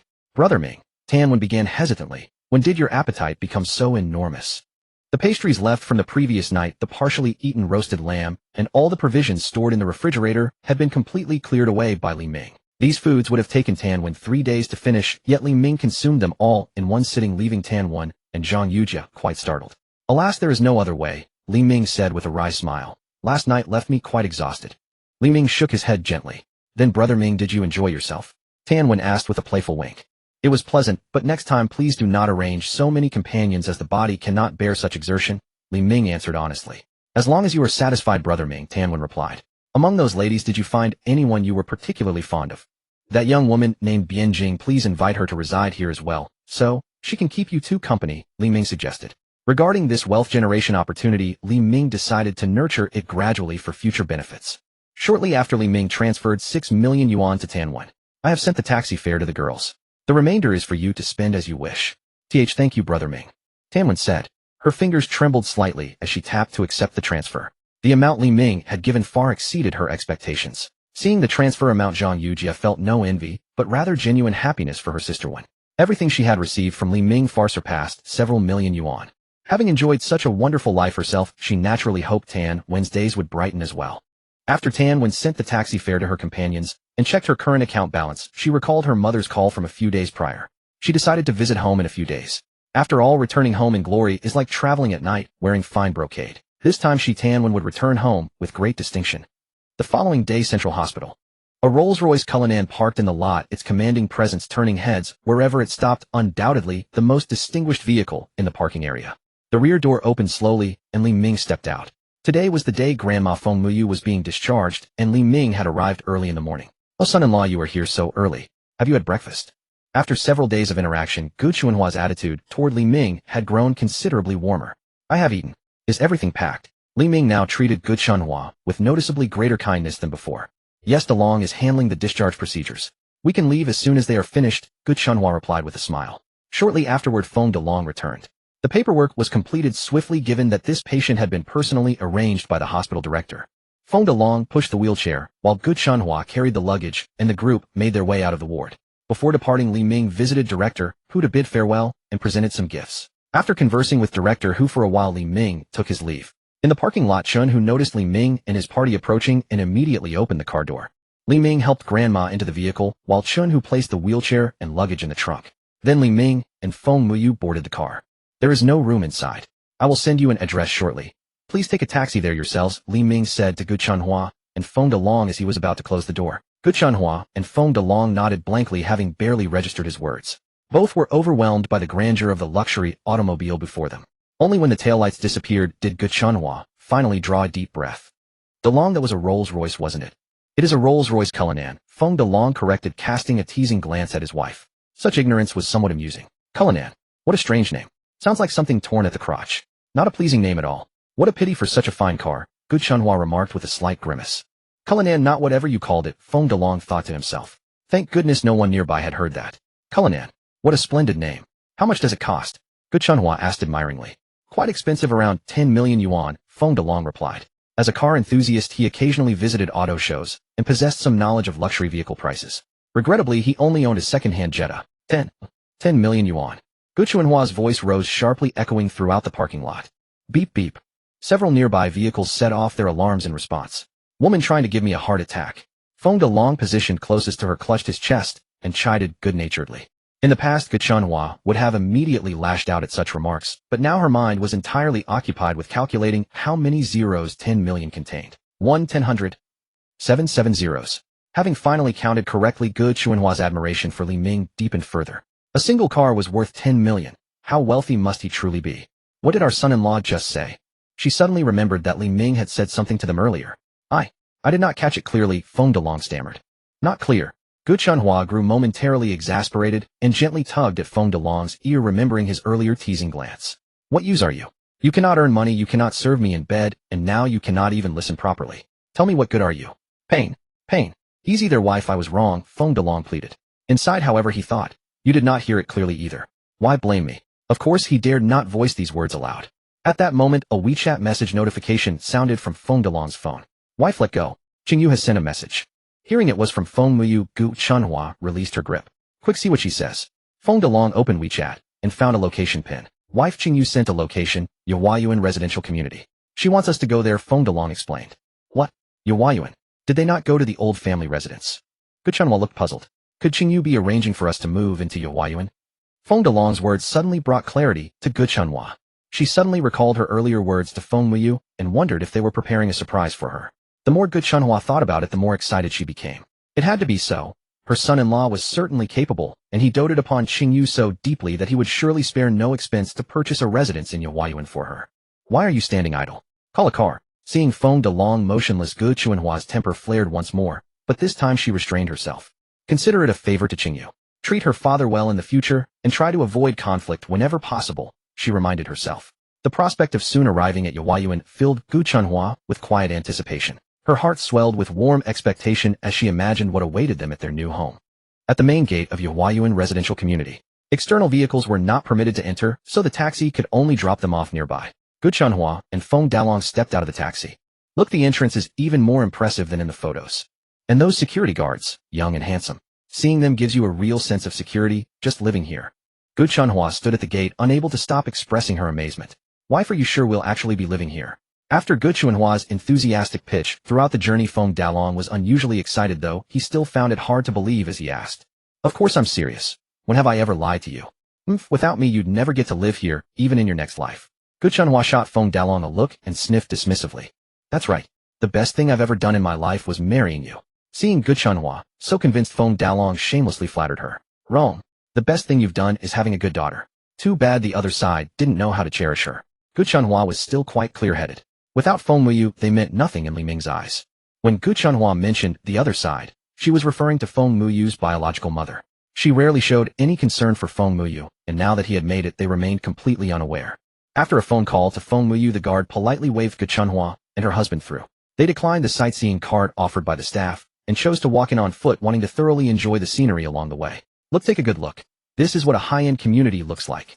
The spacing between buildings, the greenery, the recreational facilities. Every single one of them beats our old compound by 100-fold. Even the air smells different. This is what living is all about, true enjoyment.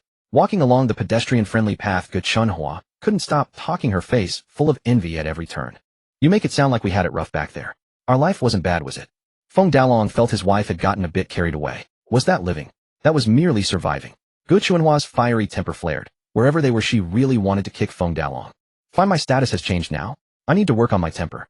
Gu Chunhua tried to calm herself down. When they arrived at the apartment Li Ming had bought for Feng Muyu, Gu Chunhua was once again dazzled. She had expected a standard 3-bedroom, 2-living-room unit of about 100 square meters, but instead found a luxuriously furnished flat spanning over 300 square meters. The cost of this interior alone would likely exceed the value of their current home if sold. For a moment, Gu Chunhua felt somewhat ill at ease. As for Feng Delong, he hardly dared to step forward, intimidated by the gleaming floors and the clearly expensive carpet beneath his feet. Sit. I have something to discuss with you both. Gu Chunhua and Feng Delong sat on the sofa with their hands resting on their knees, as proper and obedient as schoolchildren. I've discussed this with Muyu. Your grandmother needs someone to look after her. Hiring a stranger doesn't feel right, and after thinking it over, family is the only way to go. Muyu told me how devotedly you cared for his grandmother at the hospital. He would like to entrust her care to you. What do you think? Li Ming said to Gu Chunhua. The unexpected opportunity filled Gu Chunhua with excitement, and she rose to her feet. Don't worry, sir. I will take thorough care of the elderly lady. Not a single grievance will she suffer. Unknowingly, Gu Chunhua had switched to formal address. Good. I'll arrange for a professional caregiver and a housekeeper. Your main responsibility will be looking after the grandmother, and of course you won't be doing this for free. I'll pay you 50,000 per month. You may also reside in this apartment. Muyu will come by often to visit his grandmother. Listening to this, the couple grew ever more thrilled. After all their efforts, Gu Chunhua's hard work was finally bearing fruit. After 2 weeks of diligent effort, Gu Chunhua not only got to live in the Huayuan community as she had dreamed, but she would also receive a monthly salary of 50,000, a prospect she had never dared to imagine. Although this flat belonged to Feng Muyu, he would rarely stay here in the future. The ones who would truly live here were Gu Chunhua's family of 3 along with Feng Muyu's grandmother. Gu Chunhua and her family moved in specifically to take care of her. This arrangement had been decided by Li Ming and Feng Muyu after observing Gu Chunhua during the grandmother's hospital stay. Honestly, the woman was incredibly diligent and genuinely skilled at caring for others. All 3 caregivers Li Ming had hired spoke highly of Gu Chunhua. More importantly, the elderly lady became exceptionally joyful every time she saw her son. After all, in her heart, her son was her sole anchoring thought. Having Feng Dalong and his wife care for the grandmother was the best arrangement. Li Ming was also not worried about Gu Chunhua taking money without delivering. After all, he had plenty of ways to keep her in check. And there is also this vehicle for you. Li Ming placed the keys to a Mercedes-Benz V-Class 260 on the coffee table. Compared to the apartment, Feng Dalong was even more interested in this car. My own mother. I will take excellent care of her. Rest assured, son-in-law. Feng Dalong promised earnestly. We and Muyu trust you. Just remember, don't let Muyu down. Otherwise, Li Ming didn't finish the sentence, but he was certain the couple understood what he meant. With the grandmother's matter settled, Feng Muyu no longer had anything holding him back. That evening, Feng Muyu decided to stay, and Li Ming departed alone. After seeing Li Ming off, Gu Chunhua's unease completely vanished. Like a true hostess, she explored every corner of the apartment, carefully wiping down each piece of furniture, leaving no speck of dust or strand of hair untouched. Meanwhile, Feng Dalong clutched the car keys, eager to head out. Where are you going? Come help me. Gu Chunhua tossed a cleaning cloth at him. Wipe down all the furniture in every room. And remember, no smoking inside from now on. If I catch even a single ash, you'll hear about it. I'll be back. I have to pick up our son from school now. I really don't have time. Feng Dalong would rather not do chores at home. What could be more pleasant than driving a brand new car to fetch his son? Gu Chunhua glanced at the time. How time had flown. Go ahead, but drive slowly. Be careful not to scratch the car. That's a Mercedes, she reminded him with concern. Got it. Don't you know my skills already? Your driving skills maybe, but your skills and other matters leave much to be desired. Gu Chunhua said with obvious disdain. Never mind. Their daughter was still around. He wouldn't argue with this woman. Feng Dalong slipped away quietly. How wonderful. From now on, this is my new home. Gu Chunhua looked around the spacious flat, and a deep sense of happiness welled up within her. New Moon Entertainment Club, formerly Wild Wolf Entertainment Club, tonight celebrated its grand opening with a 20% discount on all drinks and complimentary beverages for women, drawing a crowd of young and attractive ladies. New Moon distributed wristbands to the women it deemed beautiful, and only those wearing the wristbands could drink their fill at the New Moon Bar. This opening promotion attracted a number of wealthy male patrons. After all, men go to bars hoping for a chance encounter with a beauty, and when the bar is full of beauties, wolves naturally come sniffing around. As a result, an amusing sight unfolded the moment New Moon opened its doors. So ugly, and you still have the nerve to ask for a wristband. Quite shameless. Next. No, you don't measure up to the standard. Next. Too much makeup. Go wash it off first. Next. While this one deserves a wristband just by appearance. A group of men, instead of going inside to enjoy the night, took on the role of New Moon's beauty judges.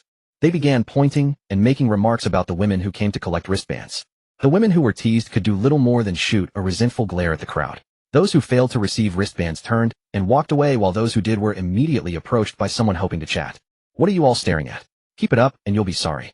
She was a spirited young woman with vividly dyed red hair. Hands on her hips, she faced the group of men who were pointing at her and let them have it. Oh my, where did this little firecracker come from? Small in stature, but big on attitude. Haha, this one's got spunk.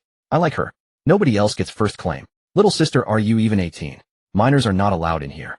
The men, far from being offended by her outburst, were even more intrigued. Cat sister, enough talk. Let's go inside. I'm starving. Xiaozhua tugged at Wildcat's arm.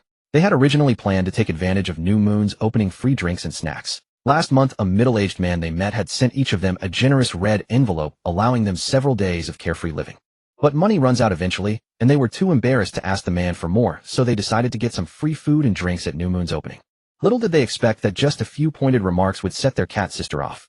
Xiao Yu also pulled at Wildcat's clothes, urging her to stay calm. Humph, I'm in a good mood today, so I'll let you off. Where's my wristband? Hurry up and give it to me. Wildcat snorted. Food mattered most in the world, so she decided to hold back. Do you three have ID proving you're 18? The staff had to ask. Although Wildcat and her friends were fully grown, they looked very young. Are you blind? Look at me. Do you think I could look like this if I weren't 18? Wildcat straightened up, and indeed her figure was quite mature. The staff member couldn't resist stealing a glance, hesitated for a moment, and then handed Wildcat a wristband. Humph. After putting it on, Wildcat let out a proud snort. To the men who came up to talk, she gave a single-word scram. What about you two? Are you 18? The staff scanned their figures. They were not as developed as Wildcat. Hey, don't be so dismissive. Xiaozhua was about to puff out her chest, but after glancing at Wildcat's, she gave up dejectedly and took out her ID card. The staff took a look and had to admit she had just turned 18 just a few days before giving Xiaozhua a mental score. Don't worry, all three of them meet the standard. They're all 18. Don't drag it out. Hand over the wristbands. The eager men nearby were losing patience. Three young beauties who had just turned 18. Maybe they were still innocent. If they could charm one tonight, would not be wasted. Wildcat and her two companions collected their wristbands and hurried into New Moon as their stomachs could wait no longer. As for the men trailing behind, let them follow. They were not their targets anyway. Cat sister, this place is huge and the decor is so luxurious. Xiao Yu hid behind Wildcat, feeling a little frightened at seeing so many men in this unfamiliar place. Don't be such a scaredy cat. It's just a few times bigger than the small bar we usually go to. Go find the food. Let's fill our stomachs first. Cat sister, it's over there. Xiaozhua, who had started searching the moment she entered, quickly found the target and pointed it out to Wildcat. On one side of the New Moon bar stood a long table draped in a white cloth laden with all kinds of beverages, fruits, and pastries. As long as one met the standard of beauty, one could enjoy everything on the table. What a feast. Sisters, let's go. Wildcat waved her hand and made a dash for the table with Xiaozhua and Xiao Yu. A piece of pastry disappeared in a single bite. So sweet, so fragrant. The pastry was even more delicious than anything from the cake shop they frequented. Eat up. It might be gone soon. With that, the three stylish young women gathered around the table, eating heartily. When they choked, they took sips of red wine. Whenever someone came over to start a conversation, they waved him away. What charming man could compete with fine food? Well, if it isn't Cat Sister. Why do we always run into you three? Come sniffing around for something good. A few other young women, equally flashy in appearance, spotted Wildcat's group and approached, led by a beauty. Bai foamed. Wildcat gritted her teeth at the sight of her. Why did she have to run into this wretched woman? Wildcat's cheerful mood suddenly evaporated. Little cat, a bet is a bet. What should you call me? Bai Feng picked at her ear as if she hadn't heard clearly. Feng. The word sister just wouldn't come out of Wildcat's mouth. Saying it would mean she had truly lost. Bai Feng, Cat sister only lost once. Best of three, we haven't lost yet. Xiaozhua reminded her from behind. Right, I haven't lost yet. Bai Feng, you only won by luck once. Don't get too sure of yourself. Wildcat suddenly understood. She had almost fallen into Bai Feng's trap. I made you lose once and I can make you lose again. That's just how unstoppable I am. Bai Feng lifted her chin proudly. She utterly looked down on Wildcat. In this game you had to be willing to go all out, but Wildcat never gave her people a share of the spoils. If you could actually beat me, I'd eat my words. Exactly. How are you going to beat Sister Feng? Yesterday she squeezed 10,000 yuan out of a rich old-timer. Can you do that? One of Bai Feng's followers revealed her glorious achievement, making Bai Feng even more triumphant. Tisk, you had to cozy up to him to get that. That's not a scheme, it's just a transaction. Wildcat retorted with disdain. No matter what, the money matters most. Think you can manage. Scraping together a few peanuts isn't even enough to fill my teeth. Following Little Cat is a dead end. You two should come over to the winning side while you still can. Bai Feng had set her sights on Xiaozhua and Xiao Yu. If she could win them over, Little Cat would become a commander with no soldiers. Then what could she do? Don't even think about it. I'm not leaving, Cat sister, Xiaozhua said. That's right, Xiao Yu nodded in agreement. Little Cat, don't say I'm taking advantage of you. Let's make another bet today. The loser must obey the winner. Do you dare? Bai Feng issued her challenge. Who's afraid of you? Bring it on. Wildcat agreed without a second thought. Xiaozhua pressed a hand to her forehead. Her cat sister had rushed in headfirst again. Bai Feng chuckled. Got you hooked. Tonight I'll make you a laughingstock. A sly smile curled at the corner of her mouth. She knew Wildcat's nature all too well. Incapable and impulsive, a classic case of being simple-minded. Just a little provocation, and she took the bait. Cat sister, why do you never learn from your mistakes? Bai Feng is clearly prepared. Why are you betting with her again? Xiaozhua looked at his cat sister and said helplessly. TCH, in this world you can lose anything but your face. Get ready and remember to make a run for it. Wildcat lowered her voice and whispered into Xiaozhua and Xiao Yu's ears. Little Cat, everyone is watching. Don't you dare back out if you lose. As if seeing through Wildcat's thoughts, Bai Feng warned in advance. I, Wildcat, always value honesty above all. Whoever backs out is a dog. Wildcat said brazenly. In that case, let's begin. There are plenty of older patrons in the bar. Let each of us rely on our own skills. The two glared at each other, tension palpable. The contest was simple, each would find a patron, and the one with the more powerful patron would win. As for how to make the patron willingly spend money on her, that was up to each one's ability. Bai Feng turned and walked away with her girls confident of victory. Boss, that girl agreed to the contest. Now it's up to you. Bai Feng approached a man in a booth and sat down beside him speaking sweetly. The man was not old, only in his 30s, and was the owner of the largest internet cafe on their street. He glanced at Bai Feng's heavy makeup with a hint of disdain. Well done. I'll send you a big red envelope after this. Although the man disliked Bai Feng's heavy makeup, he never missed a chance to be close to her. He had been eyeing those 3 alternative girls for a long time, especially the one called Wildcat, with her stunning figure. Once in the internet cafe, he accidentally saw all 3 without makeup and was stunned by their natural beauty. So beautiful. He never imagined that without heavy makeup these 3 girls were so fresh and lovely. They were not wild girls, but lost souls in need of care and guidance. He vowed to save these 3 girls, to let them feel the warmth of a man's care. Not just them, but all those alternative girls needed his salvation. All of a sudden, the alternative girls he had always despised became treasures in his eyes. Although he later managed to save a few alternative girls with small favors, and some did impress him, none were on the level of Wildcat and her friends. He had tried to win over Wildcat's trio before, since they were regulars at his internet cafe, but he found that the methods he used on other girls didn't work on them. Today he decided to showcase his wealth and make them submit. For instance, he had to spend 10,000 yuan to get Bai Feng on his side. Sisters, sit down and keep our boss company. Bai Feng knew the boss was interested in Wildcat, and she was happy to help him. Meanwhile, Wildcat was still eating heartily. Xiaozhua, who had been gone for a while, returned. Cat sister, I saw it. Bai Feng is with that old patron from Pioneer Internet Cafe. That ill-intentioned old patron. Cat sister, let's leave. That guy has taken advantage of many of our sisters. When Xiaoyu heard it was the owner of Pioneer Internet Cafe, she felt a bit of fear. Cat sister, I agree with Xiaoyu. We've already eaten our fill here. Only a fool would compete with them. Bai Feng is clearly prepared, and that old patron has had bad intentions toward us for a long time. Wildcat hesitated. Backing down before a fight was not her style. Alright, there's still time. Let's try to find a patron. Damn it, I'm going all out tonight. Xiao's with Xiaoyu, I'm going to the restroom to wash off my makeup. I don't believe that with my natural looks I'll lose to Bai Feng, who lives off handouts. Cat sister, do you really want to do this? Remember last time you almost got into trouble? Xiao's reminded her. Last time, if she hadn't called 110 in advance, her cat sister would have been in danger. Last time was an accident. This time I'm not drunk. Wildcat's cheeks flushed slightly. Xiaozhua had brought up her embarrassing history. Where's Xiaoyu? As they were talking, they suddenly realized Xiaoyu was missing. Can't you give me a break? Let's find her quickly. Xiaoyu cannot get into trouble. To put it nicely, Xiaoyu is too kind. To put it bluntly, she was so timid that she wouldn't even defend herself if someone bullied her. Wildcat lost the mood to go to the restroom and started searching booth by booth. Xiaoyu was standing at the entrance of a private room, hesitating whether to enter. She had just spotted a familiar figure and followed all the way here.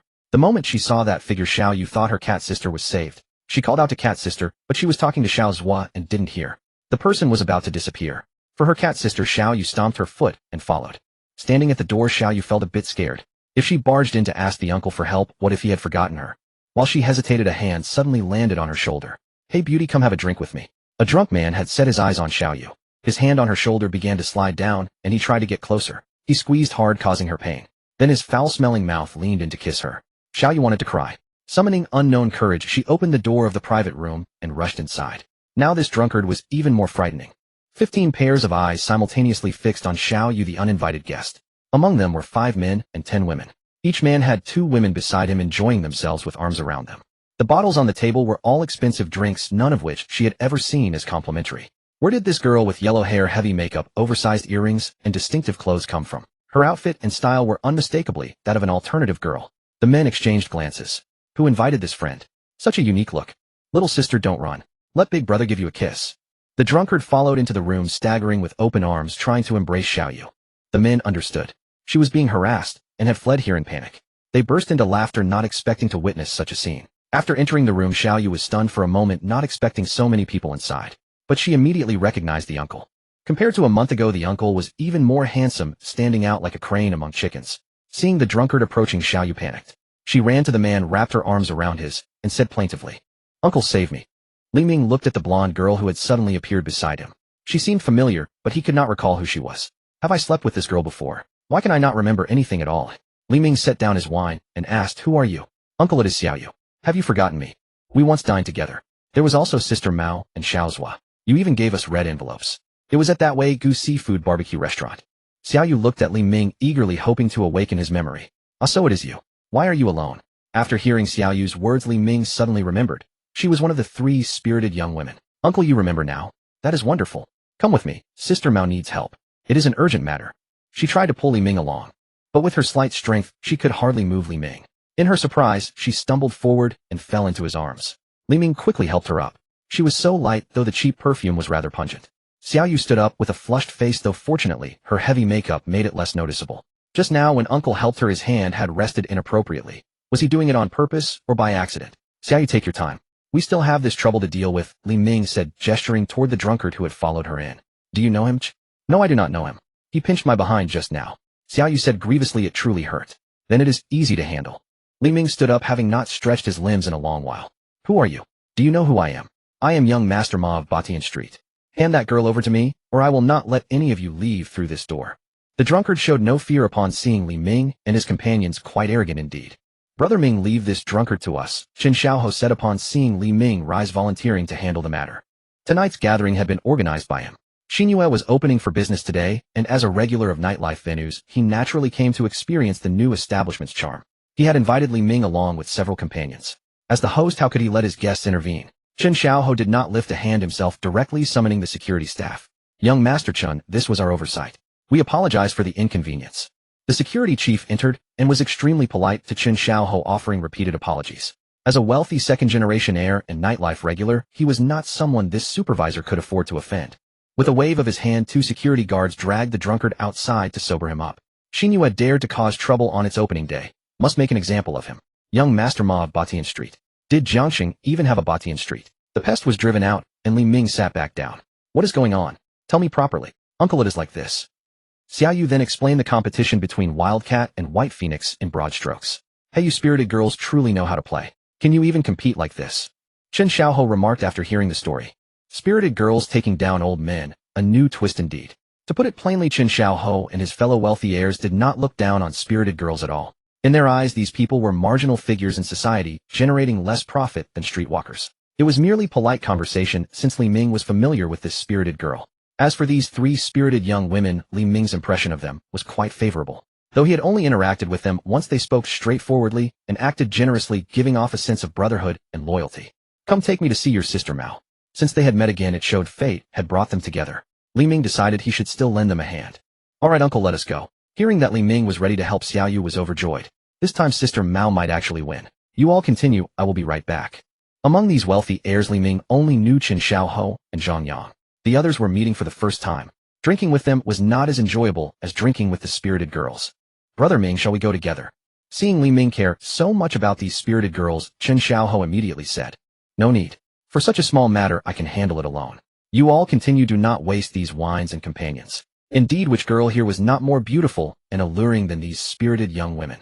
Chen Xiaohou really could not bear to give up these tempting beauties for a few spirited girls. Xinyue Entertainment Club had indeed invested considerable effort into their female staff. Young Master Chen, your friend, has quite peculiar taste. Even spirited girls catch his eye. One of Chen Xiaohou's friends teased as he saw Li Ming leave. Shut up, Lu Yan. Do not speak recklessly if you do not understand. Chen Xiaohou had only introduced Li Ming's name, never revealing his true identity to these friends.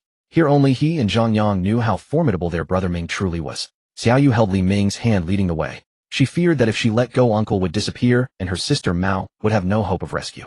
Feeling Xiao Yu's small hand, tender and smooth, it was a sensation only a young girl like her could provide. But realizing she was still a minor, he immediately discarded any inappropriate thoughts.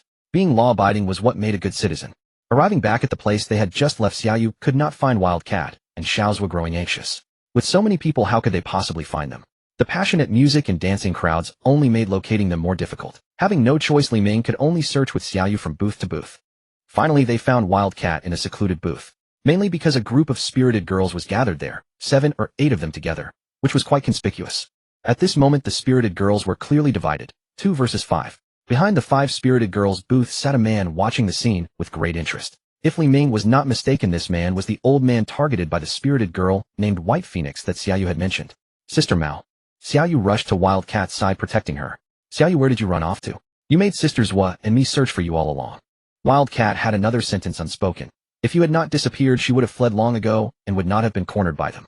Sister Mao, I was looking. Enough, stop being sentimental. Before Xiao Yu could finish speaking, she was interrupted by White Phoenix. Little cat, time is up. You have not claimed your target, which means you have lost. Accept your defeat willingly, and I will still respect you as a leader. White Phoenix did not care about their internal affairs, as she only cared whether Wildcat would honor the bet. If I lost, I lost. Tell me, what do you want me to do? Now that Xiaoyu had been found, Wildcat was ready to face anything. Very well. Worthy of being Sister Mao. It is not some difficult task. Just spend the night with my boss.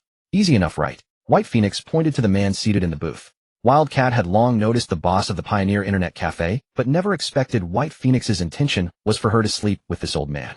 At this moment, Wildcat wanted to refuse and run away, but if she truly refused, how could she survive in this circle? All the spirited girls would say she could not handle it, and her reputation and status would plummet. We have not even started the competition. Who said my sister Mao lost? Xiaoyu's voice conveniently reached Wildcat and White Phoenix's ears. Using me to compare. You have not even found the person. The person we have. Uncle. The word uncle caught Li Ming somewhat off guard. He touched his nose and walked over to the trio led by Wildcat. Uncle, is that you? Wildcat recognized Li Ming at first glance and was quite excited to encounter him here unexpectedly. Sister Cat, I was the one who found Uncle. Little Fish puffed out his chest, clearly seeking praise from Sister Cat. Not bad, Little Fish, you earned your keep today. Though she had only met Li Ming once before, Wildcat felt an inexplicable trust in him. With Uncle by her side, she would never lose. White Phoenix, my uncle has arrived. Let us begin. Wildcat's spirits lifted as she took the initiative. White Phoenix glanced at Li Ming, noting his handsome features and masculine charm, which stirred a pang of jealousy within her. White Phoenix refused to accept defeat. Though she could not match Wildcat in looks, she was convinced her patron was superior. Name White Phoenix. Age 19. Height 165 centimeters. Weight 48 kilograms. Rating 82. Experience 18. Physical condition suboptimal health. Without her heavy makeup, White Phoenix was undeniably attractive, yet her physical state at such a young age surprised Li Ming, prompting him to reconsider his assumptions about girls like her. Li Ming's gaze drifted to Wildcat, wondering about her condition. The panel began to materialize. Name Mao Yuning. Age 19. Height 167 centimeters. Weight 48 kilograms. Rating 92. Experience 0. Physical condition healthy. Li Ming was stunned. He had never before seen Wildcat's stats, realizing he had simply assumed she was like Xiao Zhua and Little Fish. He had nearly missed this connection, but fate had brought them together again today. The unexpected discovery lifted Li Ming's spirits, and he had no patience to waste time with these young women. He waved to a waitress carrying a tray of drinks. Sir, would you like some wine? The waitress asked, bending slightly as she approached. Here, open a set of Great Divine Dragon. Li Ming pointed to his booth number. Right away, sir. The waitress's eyes lit up at the mention of such a premium order. The commission would be substantial. The words Great Divine Dragon left both Wildcat and White Phoenix speechless. While White Phoenix had heard tales and seen the spectacle in the bar scene, she had never experienced it herself. Wildcat's patron had immediately ordered such an extravagant set, which felt unfair to her opponent. The internet cafe owner, who had been lounging in his booth, grew uneasy. When Li Ming first arrived, he had dismissed him as just another pretty face trying to impress the girls planning to put him in his place. But now, with Li Ming ordering such a lavish set, the owner realized he was completely outmatched. As all eyes turned to Li Ming, the internet cafe owner slipped away quietly. He knew he was in a different league entirely, and staying would only bring shame. Congratulations to Booth 78 for receiving a full set of Great Divine Dragon. The DJ's deep metallic voice echoed through the venue. Instantly, all attention shifted to their table. They stared in disbelief. A man surrounded by young women. Were these girls really this impressive? To have attracted someone of such means at their age was staggering. After the dramatic presentation, 6 bottles of colorful champagne were arranged on the table. As Li Ming's card was approved, Wildcat's eyes sparkled with admiration. This man was truly captivating. Wildcat envisioned a romantic fantasy, her protector arriving in radiant armor, descending on clouds of color to rescue her from despair. The bar's vibrant lights illuminated Li Ming, creating the very image she had dreamed of. The colorful armor, the legendary drink, symbolizing the auspicious clouds, the way he seemed to have appeared from above to save her from trouble. In that moment, Wildcat was utterly captivated. Meanwhile, White Phoenix attempted to call for help, but when she turned to look, the internet cafe owner had already disappeared. Sister Phone. She has already gone, one of White Phoenix's companions reported. I cannot possibly lose. This has to be fake. White Phoenix still refused to accept reality. Sister Phone, we should leave. Be careful that Sister Cat does not take revenge on you. Her companions had already shifted their allegiance, now addressing Wildcat as Sister Cat. In their world, strength and influence determined hierarchy, and whoever could attract the most impressive patron ruled supreme. Sister Cat, wake up. We have one. The man from White Phoenix's side has fled. Xiao Zhua tugged at the dazed Wildcat, exasperated by her lack of awareness. What? They ran. White Phoenix ran. Let us chase them. Wildcat exclaimed, unable to believe they had won so decisively. She would not let White Phoenix escape that easily. White Phoenix, caught mid-turn as she attempted to flee, hesitated. Who said I was running? Everyone has urgent needs. I was just heading to the restroom. Preserving face mattered more than anything. White Phoenix would never admit she was escaping. As long as you are not leaving, then shall we honor our wager. With the advantage firmly in her grasp, Wildcat declared triumphantly, our wager. White Phoenix glanced at Li Ming, her heart racing with anxiety. She was not fleeing. She was simply making a strategic choice to stay near such an exceptional man rather than let Wildcat have him all to herself. The thought made White Phoenix feel eager rather than reluctant. No problem, I accept the wager, she replied, casting a flirtatious glance at Li Ming. But Wildcat quickly corrected her. Wait, what are you thinking? How could someone like you ever be worthy of Uncle? Wildcat realized White Phoenix had misunderstood the situation entirely. There was no way she would allow White Phoenix to get close to him. Uncle belonged to her. Why not? I am someone with status and reputation. Have you not heard the saying? When it comes to certain experiences, maturity trumps youth. The wisdom of an experienced woman cannot be matched by beginners. White Phoenix's brazen remark left Wildcat speechless with anger, while Li Ming studied her with a knowing look. Despite her youth, she clearly possessed considerable experience and sharp wit. Stop overthinking this, Wildcat interrupted. The wager was simple. You will call me Sister Cat from now on. I am the leader of this street. With Uncle by her side, she finally felt she could stand tall without fear of opposition. White Phoenix would rather sacrifice herself than acknowledge Wildcat's dominance. Yet with Uncle's backing, she knew her chances were gone. Unless she could find someone wealthier than Li Ming, which seemed impossible given the substantial amount involved. Sister Phone, we have lost. We should follow Sister Cat. She will provide for us. If you keep refusing, the others will defect. White Phoenix's companions pressed their case, reminding her that survival mattered more than pride. In their world, loyalty followed those who could ensure their well-being and protect them from harm. Watching her followers grow restless, White Phoenix realized she had no choice. To refuse further would leave her utterly alone. Reluctantly, she bowed her head. Sister Cat. As by phone called out Cat Sister, the atmosphere instantly shifted.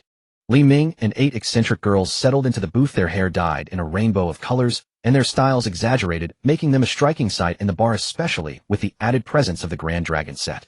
Many single women were tempted to approach, but whenever they drew near, the eccentric girls would give them a look that discouraged further advance.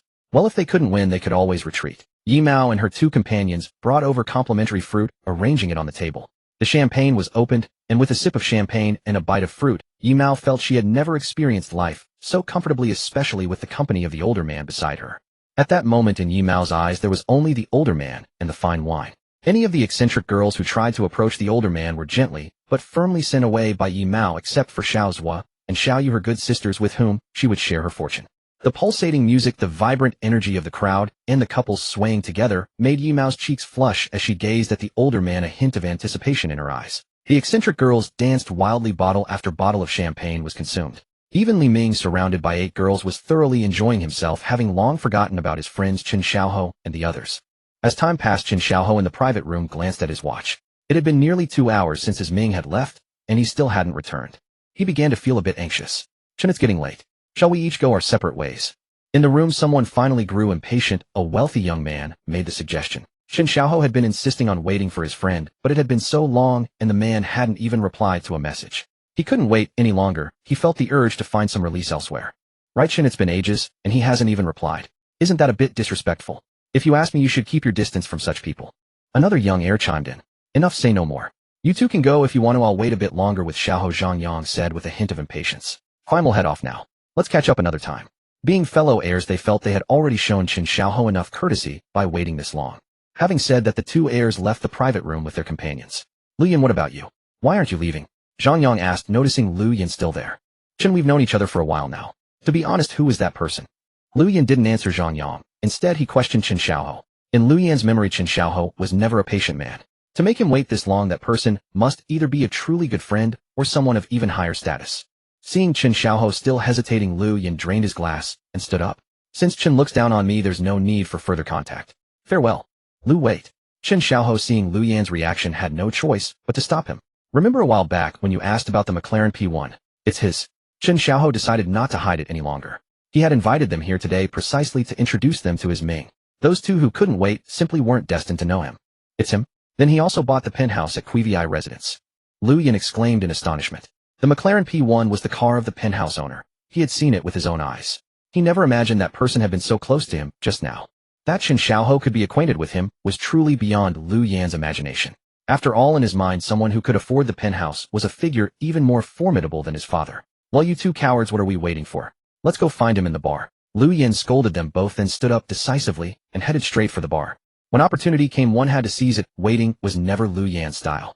His words were a wake-up call. Chen Xiaohou and Zhang Yang had only thought of waiting, not of going to find him. You're a fool. You're an idiot. The two cursed each other in unison, then followed Lu Yin, leaving the female companions in the private room exchanging bewildered glances. Had they been abandoned? In the crowded bar, a group of eccentric girls stood out conspicuously, and Chen Xiaohou and his two companions quickly spotted Li Ming. Wow, such fortune. My Ming has 8 girls with him. Chen Xiaohou sighed. Comparisons were truly invidious.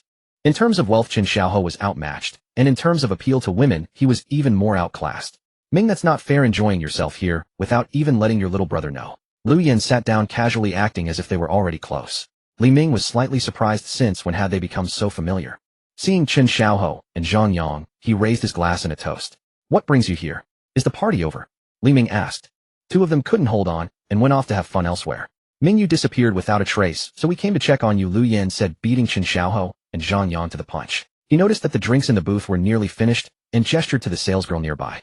The salesgirl who had just sold the Grand Dragon set to this booth immediately hurried over her tray, steady as a rock. Another Grand Dragon set? Lu Yin said without hesitation. Yes, sir, coming right up. The salesgirl's eyes lit up. Was today her lucky day? Lu Yin's words perked up the eccentric girls, including Bai Feng. Another wealthy old man. No, not old. This one's younger, a young master. How could someone come in and order a Grand Dragon set just like that? Had the Grand Dragon lost its value? Bai Feng stared at Lu Yin, lost in thought. Slowly she edged closer to him. The older man was guarded by Yi Mao and her two companions, so she couldn't get near him. But would Yi Mao stop her this time? Ming, let me reintroduce myself. I'm Lu Yin from No. 2 Courtyard, Qivei Residence. Lu Yin raised a glass and toasted Li Ming. Li Ming clinked glasses with him and downed his drink. Li Ming, No. 1 Courtyard.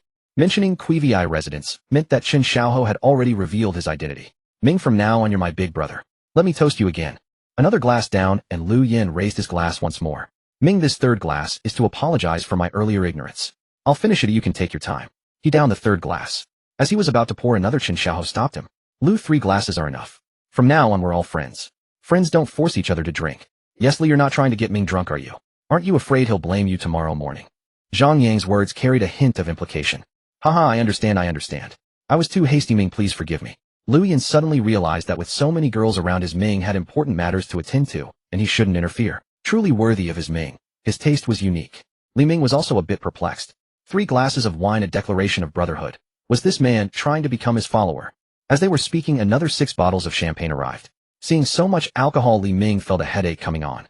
His boundless stamina didn't extend to his drinking capacity. It seemed tonight would be a night of inevitable inebriation. At 2 in the morning, Li Ming supported the intoxicated Yi Mao as they stepped out of Xinyue, with Xiao Zhua and Xiao Yu trailing behind, equally unsteady. Though the two had not drunk as much as Yi Mao, they were somewhat disoriented as well. As the main force of this drinking session, Bai Feng could barely walk. Supported by 2 young women, she moved like a limp figure. Fortunately, among the young women accompanying them, there were still some sober ones. Li Ming called taxis for them and saw them off directly. Chen Xiaohou and his 2 companions bid farewell to Li Ming, each arm in one of the beauties, as they boarded their respective vehicles. Seeing the 3 of them, Li Ming sighed and brought them to the Junyue Hotel. Leaving them on the bed, he attended to his own affairs, for he too had consumed quite a bit that evening and was growing drowsy.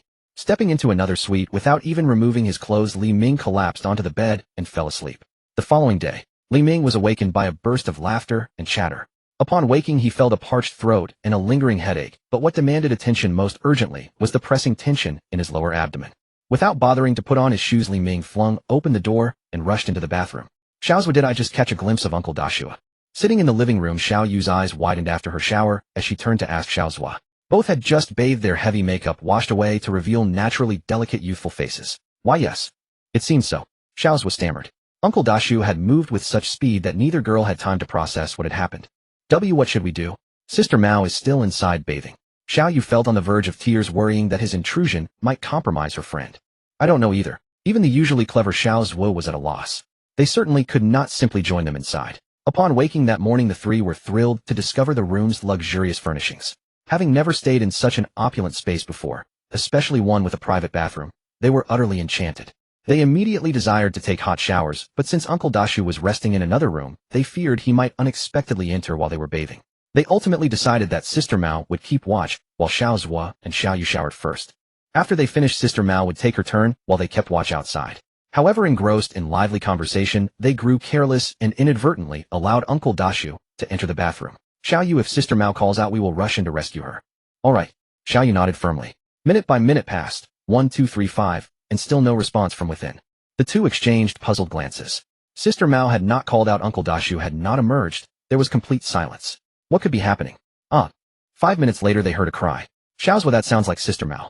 Xiaozhua nodded. It was indeed her voice, yet something about it sounded peculiar. Should we go in? Xiao Yu seemed eager to investigate. Wait. This does not sound like a cry for help.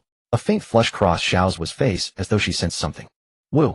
Half an hour later sudden sobbing broke the silence. It was Sister Mao crying. Let us go and see. With Sister Mao in tears, even Xiaozhua could bear it no longer. The two rushed to the bathroom door and flung it open. The scene before them froze them in place, as if enchanted, staring in disbelief. Uncle Dashu had entered fully clothed, so where had his clothes gone? Swish! How refreshing! Water flowed freely, unstoppable. Li Ming sighed contentedly as the persistent pressure finally eased. It took a full minute before Li Ming shook himself dry and pulled up his trousers. Just as he turned to leave, a damp figure wrapped its arms around him from behind. Uncle! The voice was barely above a whisper tinged with shyness. Li Ming startled. Who was in the bathroom? A woman. Feeling the soft warmth pressed against his back, Li Ming realized this woman was unclad. Thump thump. A seasoned man, Li Ming's heart suddenly raced. She must have been watching him throughout his brief respite. A thrilling sensation washed over him. Li Ming turned around and beheld a delicately youthful face beneath cascading crimson hair, its natural charm heightened by an air of subtle allure. That pristine form exuded the tender vitality of youth. Little cat. Li Ming was surprised to discover that without heavy makeup, Yi Mao appeared so fresh and lovely. Uncle, you made me the leader. I wish to repay you. Yi Mao threw herself into Li Ming's arms again, holding him tightly. In her mind, grievances demanded repayment, just as kindness deserved acknowledgement. She possessed nothing materially, only her still pure self. Besides, Uncle was quite charming. Rather than giving herself to some unknown person later, it might as well be him. Running his hands over Yi Mao's supple skin, Li Ming's appetite awakened. For affection offered so willingly, he could find no reason to refuse. Moreover, Yi Mao was also a target designated by the system for gaining wealth. Gently calming Yi Mao's trembling lips, Li Ming began to guide her with patience. Her initially awkward movements gradually grew more assured under his guidance, proving that humans possess remarkable potential in such matters. Slowly, ever so slowly, their bodies grew warmer. With no proper bed in the bathroom, and Xiaozhua and Xiao Yu still in the living room, Li Ming carried Yi Mao to the washstand. As Li Ming deepened their intimate connection, Yi Mao experienced a profound transformation from maiden to woman. Woo! Half an hour later, she cried softly, as though pleading for mercy. Bang! The bathroom door suddenly swung open. Not only Li Ming, but also the tearful eyes closed Yi Mao turned toward the entrance. The atmosphere turned immediately awkward. Xiaozhua, Xiao Yu, come in and rescue me. True to her nature, Yi Mao believed in sharing both pleasure and hardship. This was precisely the moment for good sisters to share in her vulnerable state. True to form, Xiaozhua and Xiao Yu had always obeyed Sister Mao's words. Gazing with innocent curiosity, they entered the bathroom and closed the door behind them. The occurrence defied Li Ming's expectations. He had merely intended to use the restroom when Yi Mao threw herself into his arms. As any normal man would, how could he remain unmoved when a beauty embraced him so warmly? Even more unexpectedly, with just one word from Yi Mao, Xiaozhua and Xiao Yu joined the scene without hesitation.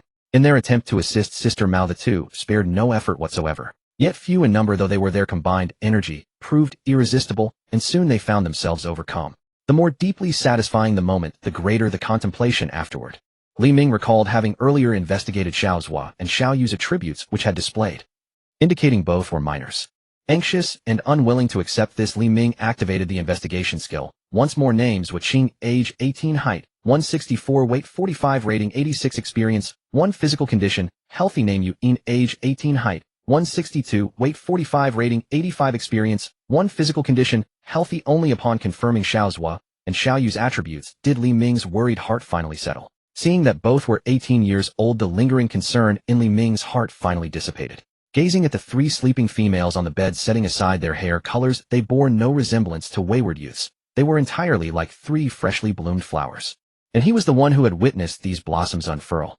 Is this where you live?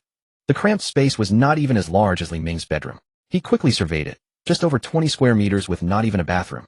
Clothes were scattered everywhere throughout the room. Cheap perfume lingered in the air as soon as the door opened. After all, these were young street girls who could barely afford 3 good meals a day, let alone spare the energy to tidy up.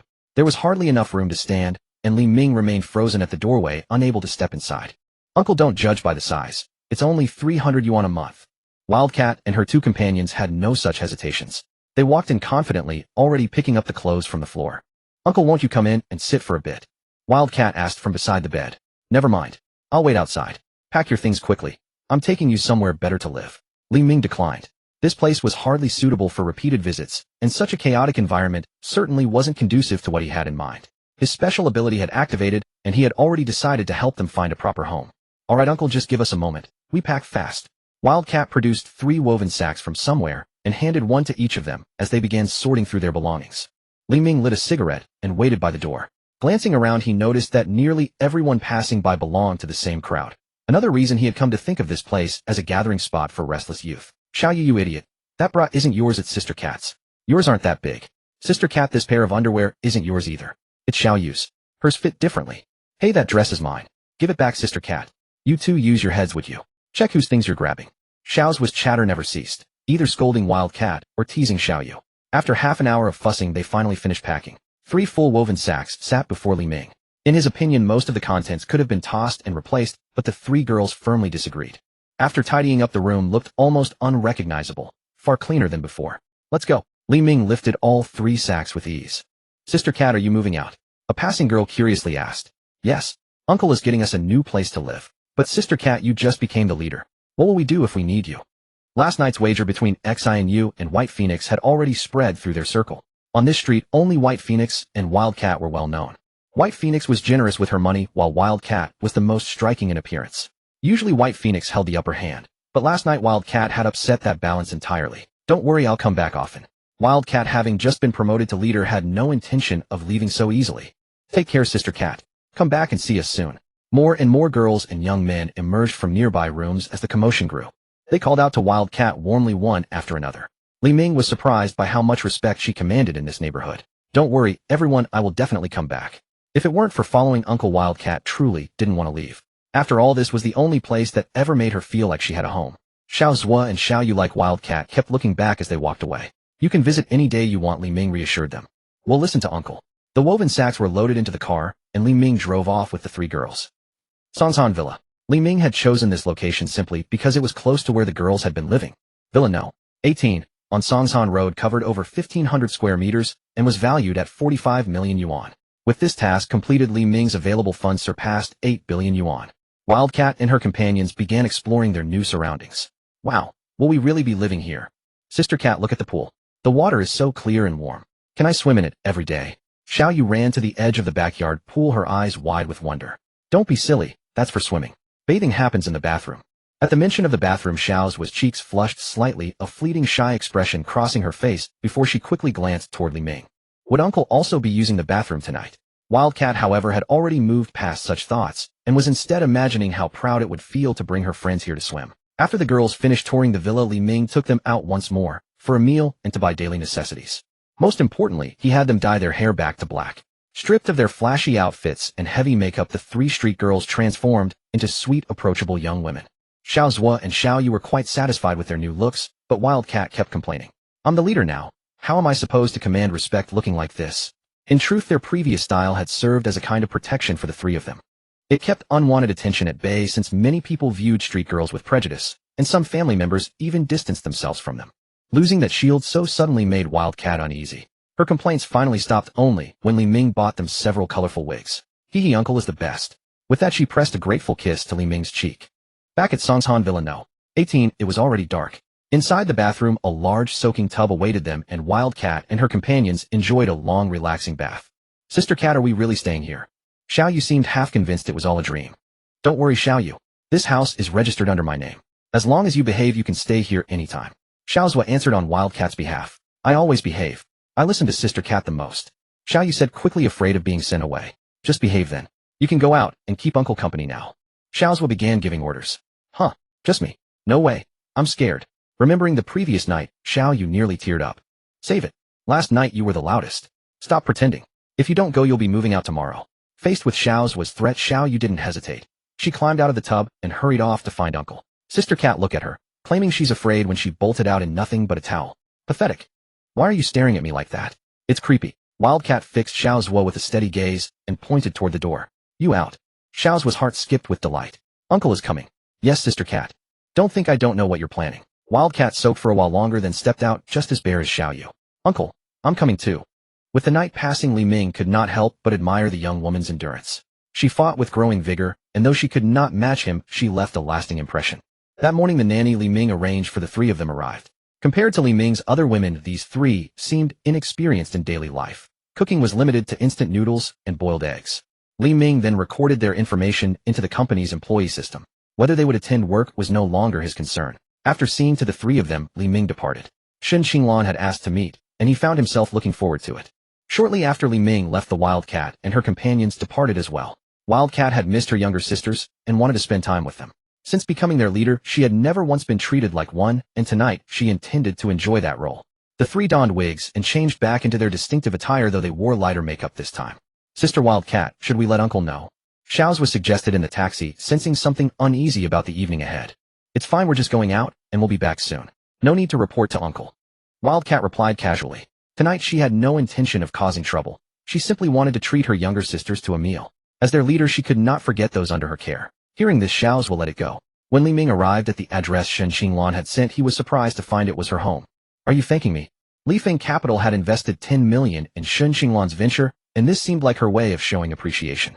When the door opened, Li Ming was struck by Shen Qinglan's elegant evening gown, a beautiful silhouette that conveyed grace and poise. A few drops of water glistened on her shoulders from her recent bath, tracing gentle paths down her collarbone. The soft lighting brought out the natural radiance of her skin, lending her an atmosphere of quiet charm. Before she spoke, the fragrance of roses and a hint of fine wine drifted toward him. It was as if the garden path had been swept just for his arrival, and the humble door now opened for him alone. Has she prepared so thoughtfully? In this moment, Li Ming felt a warm satisfaction settle within him. They looked at each other, quietly, understanding passing between them without words. After closing the door, Li Ming noticed the smooth elegance of Shen Qinglan's back as she turned. He gently rested his hands on her shoulders and breathed in the fragrance of her dark hair. His hands drifted instinctively, but Shen Qinglan's cheeks flushed as she gently guided them away. Be careful, she whispered softly. We're not alone. Someone else. Li Ming paused, wondering if he had misunderstood her intentions. Come, there's another guest waiting. Following Shen Qinglan into the living room, Li Ming saw a familiar figure seated on the sofa enjoying a glass of wine. She wore a similar elegant dress in red, while Shen Qinglan had chosen black. She held her wine glass gracefully, her gaze soft as she looked up to see who had entered. The bottle was already half empty, suggesting she had been waiting some time. Sister Hua. Li Ming was surprised to see Shen Qinglan's acquaintance. It was Sister Hua. Sister Hua's expression cleared as she truly recognized him. Well, how should I address you? Little brother or Mr. Li? There was a hint of playful complaint in her tone, recalling their previous encounter. She had spent time composing herself afterward, grateful that no one had witnessed her disheveled state. Her feelings toward Li Ming were complex, part frustration at how things had unfolded, yet also a sense of fulfillment she had not expected. Yet each time she had reached out afterward, he had politely declined. She found herself wondering about his reasons. Several weeks prior, a birthday celebration hosted by Tan Wen had drawn considerable attention, which had piqued her curiosity to look through some photographs. She spotted both Li Ming and her sister Shen Qinglan in the photos, which surprised her since neither had mentioned knowing him. After learning more, she discovered they had grown close, and that Li Ming had invested 10 million in Shen Qinglan's company. You clever girl, you've kept this from me. I thought of you first whenever something good came along, and now you've forgotten your own sister. Sister Hua had arrived early that morning, her voice sharp with frustration as she confronted Shen Qinglan. Shen Qinglan looked bewildered, unable to recall what might have upset her sister. Why are you accusing me? I haven't done anything to offend you, Shen Qinglan replied, their sibling dynamic still marked by the same playful bickering from childhood. You know Li Ming, Sister Hua accused, pointing a finger. Why didn't you tell me last time? At the mention of his name, Shen Qinglan felt a faint warmth rise to her cheeks. She wanted to explain that she had genuinely not known him then, but she knew her sister would never believe her. So you've been keeping this to yourself? Have you been wearing yourself out? Sister Hua observed the blush and understood. Her younger sister had only been involved with 2 men over the years, neither resulting in marriage, and Sister Hua knew she wasn't one to fall easily. The blush at the mere mention of Li Ming confirmed something deeper had developed between them, and explained how he had come to invest so generously. Her sister had always impressed her, but today was different. It's not what you think. I had too much to drink that night. But her explanation fell flat before Sister Hua, who was convinced of the truth. Enough, Sister Hua interrupted. Just tell me, can you arrange for him to come? I'll try, Shen Qinglan admitted, uncertain, but willing to attempt it. She hoped Li Ming would agree, though she dared not press too hard. He's coming tonight, Shen Qinglan reported. Wonderful. Sister Hua's mood brightened instantly. Come, let's go shopping. I'll help you pick something lovely for tonight. Sister Hua seemed to have forgotten her earlier frustration, pulling Shen Qinglan along cheerfully. She needed an outfit too. It had been far too long since they had enjoyed a proper evening out together. Seeing Li Ming again, Sister Hua could not help but recall what had happened before. There was a striking intensity in her eyes as she looked at him. Sister Hua, you jest. It is just a title. Call me however you wish. Seeing her, Li Ming felt a touch of trepidation. After all, he had been the first to draw his blade. Sister Hua walked over to Li Ming, drew close to him, and let her fingers trace across his face. A faint knowing smile played upon her lips. Do you find me charming? Her voice carried a warm, inviting tone. Very much so, Li Ming replied, caught off guard by his own words. Do you like me, Oi? I do. Would you like to spend time together? She came at him with such directness. Had she not learned from last time? Did she still want him to act as he had before? Li Ming's heart quickened. The allure of a mature woman often lay in her gentle smile and graceful movements, captivating all who beheld her. Why turn away an opportunity when it presented itself so willingly? Li Ming chose action over words. He reached out and wrapped his arms around Sister Hua, his hand gliding along her smooth back. With a gentle pull, she pressed closer, and a profound sense of comfort washed over him. The delicate fragrance of roses drifted into Li Ming's senses. He had not realized the two sisters used the same bath essence. He leaned in and pressed a tender kiss upon Sister Hua's full lips. A warmth stirred within Sister Hua's heart. This man remained as straightforward and bold as before, and she found herself drawn to it. Wrapping her arms around him, she slowly surrendered to the moment, lost in its gentle rhythm. Shen Qinglan's eyes widened in surprise. Only minutes had passed since she entered, yet they were already embracing so openly right before her. Did they have no sense of restraint? She opened her mouth to say something, but no words came. With a sigh, she turned and walked into her room. She had no desire to witness such a scene. Soft murmurs filled the living room. Inside her room, Shen Qinglan's cheeks flushed. She had not expected her sister's voice to carry such passion. I wonder if the neighbors can hear. Unable to bear it further, Shen Qinglan stepped out of her room. She wanted her sister to take a break, lest the entire building hear her voice. Late into the night, the phone rang. Setting aside the arms and legs entwined with him, Li Ming answered. Hello, this is Xishan Police Station. Are you a family member of Mao Yuning? A deep male voice came from the other end. Police station. At those three words, Li Ming's drowsiness vanished entirely. A police station call in the middle of the night was always a serious matter. But who was Mao Yuning? Li Ming could not place the name at first. Hello? Is anyone there? Speak. The voice urged from the other end. Yes, I'm here. Who is this Mao Yuning you mention? I do not know them, Li Ming replied. He still could not recall. Mao Yuning is. The other side fell silent for a moment. Known by the nickname Wildcat, came the answer. Wildcat. Li Ming finally remembered. Wildcat's real name was indeed Mao Yuning. I know her. What has happened? It concerns a group altercation. Please come to the station as soon as possible. It is Xishan Police Station. After hanging up, Li Ming remained bewildered. A group fight. It had only been a few days since things had settled down. Had they already gotten into trouble again? Sighing, Li Ming quickly got dressed. There was no need to guess. Wildcat would certainly have her two little followers with her. Dressing himself, Li Ming looked at the two beautiful women resting on the bed and felt a pang of reluctance to leave. An hour later, he arrived at Xishan Police Station. Goodness, the Xishan Police Station was surprisingly lively late at night. The hall was filled with young men and women divided into two distinct groups, each bearing traces of minor scrapes. With the officers present, there was no quarreling. Only fierce glares exchanged between the two sides, clear signs of mutual defiance. Uncle. As Li Ming entered the hall, Xiao Zhua spotted him. What is going on? Were you not told to stay at home? Li Ming frowned, pretending to be displeased.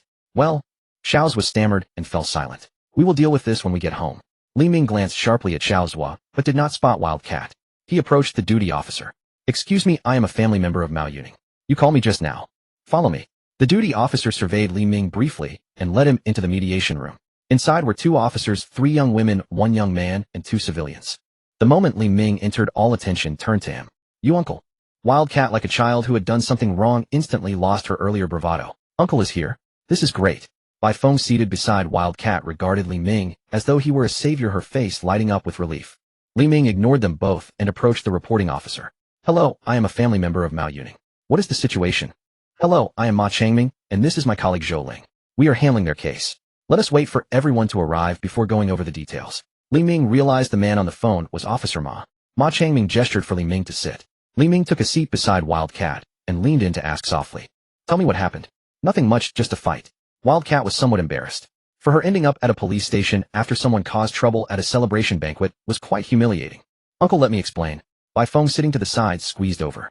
Be quiet, do not speak, Wildcat scolded. You be quiet, or I will not bother with you anymore. Li Ming lightly tapped Wildcat's head, and she immediately fell silent. Even Sister Cat was no match for Uncle's authority. With Bai Feng adding details here and there, Li Ming finally learned the full story. He could not have imagined that the cause traced back to him, specifically the 50,000 yuan he had given Wildcat and her 2 companions. Li Ming had intended the money to cover their living expenses. Who would have guessed that once it reached Wildcat, it awakened her compassionate nature. Having enjoyed a good life herself, she did not forget the young women under her care.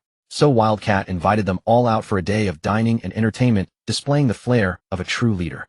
It was not until they reached a restaurant they frequently visited that they encountered another group of young women. Only then did Li Ming realize the two civilians in the room were the restaurant owners. Wildcat's group enjoyed rich food and drinks filled with laughter and joy, while the other pair of young women shared a single bowl of noodles, gazing at each other in silence. Such stark contrasts stirred resentment. How could it be that they too were young women, yet one group dined lavishly while the other had to share a bowl of noodles? They refused to accept it. They too wanted to enjoy a proper meal. What began as verbal exchanges soon drew more young men and women, and the conflict steadily escalated. The young men from both sides were the first to throw punches, and soon chaos erupted all around. Fortunately, the restaurant owner, sensing trouble, had already called the police.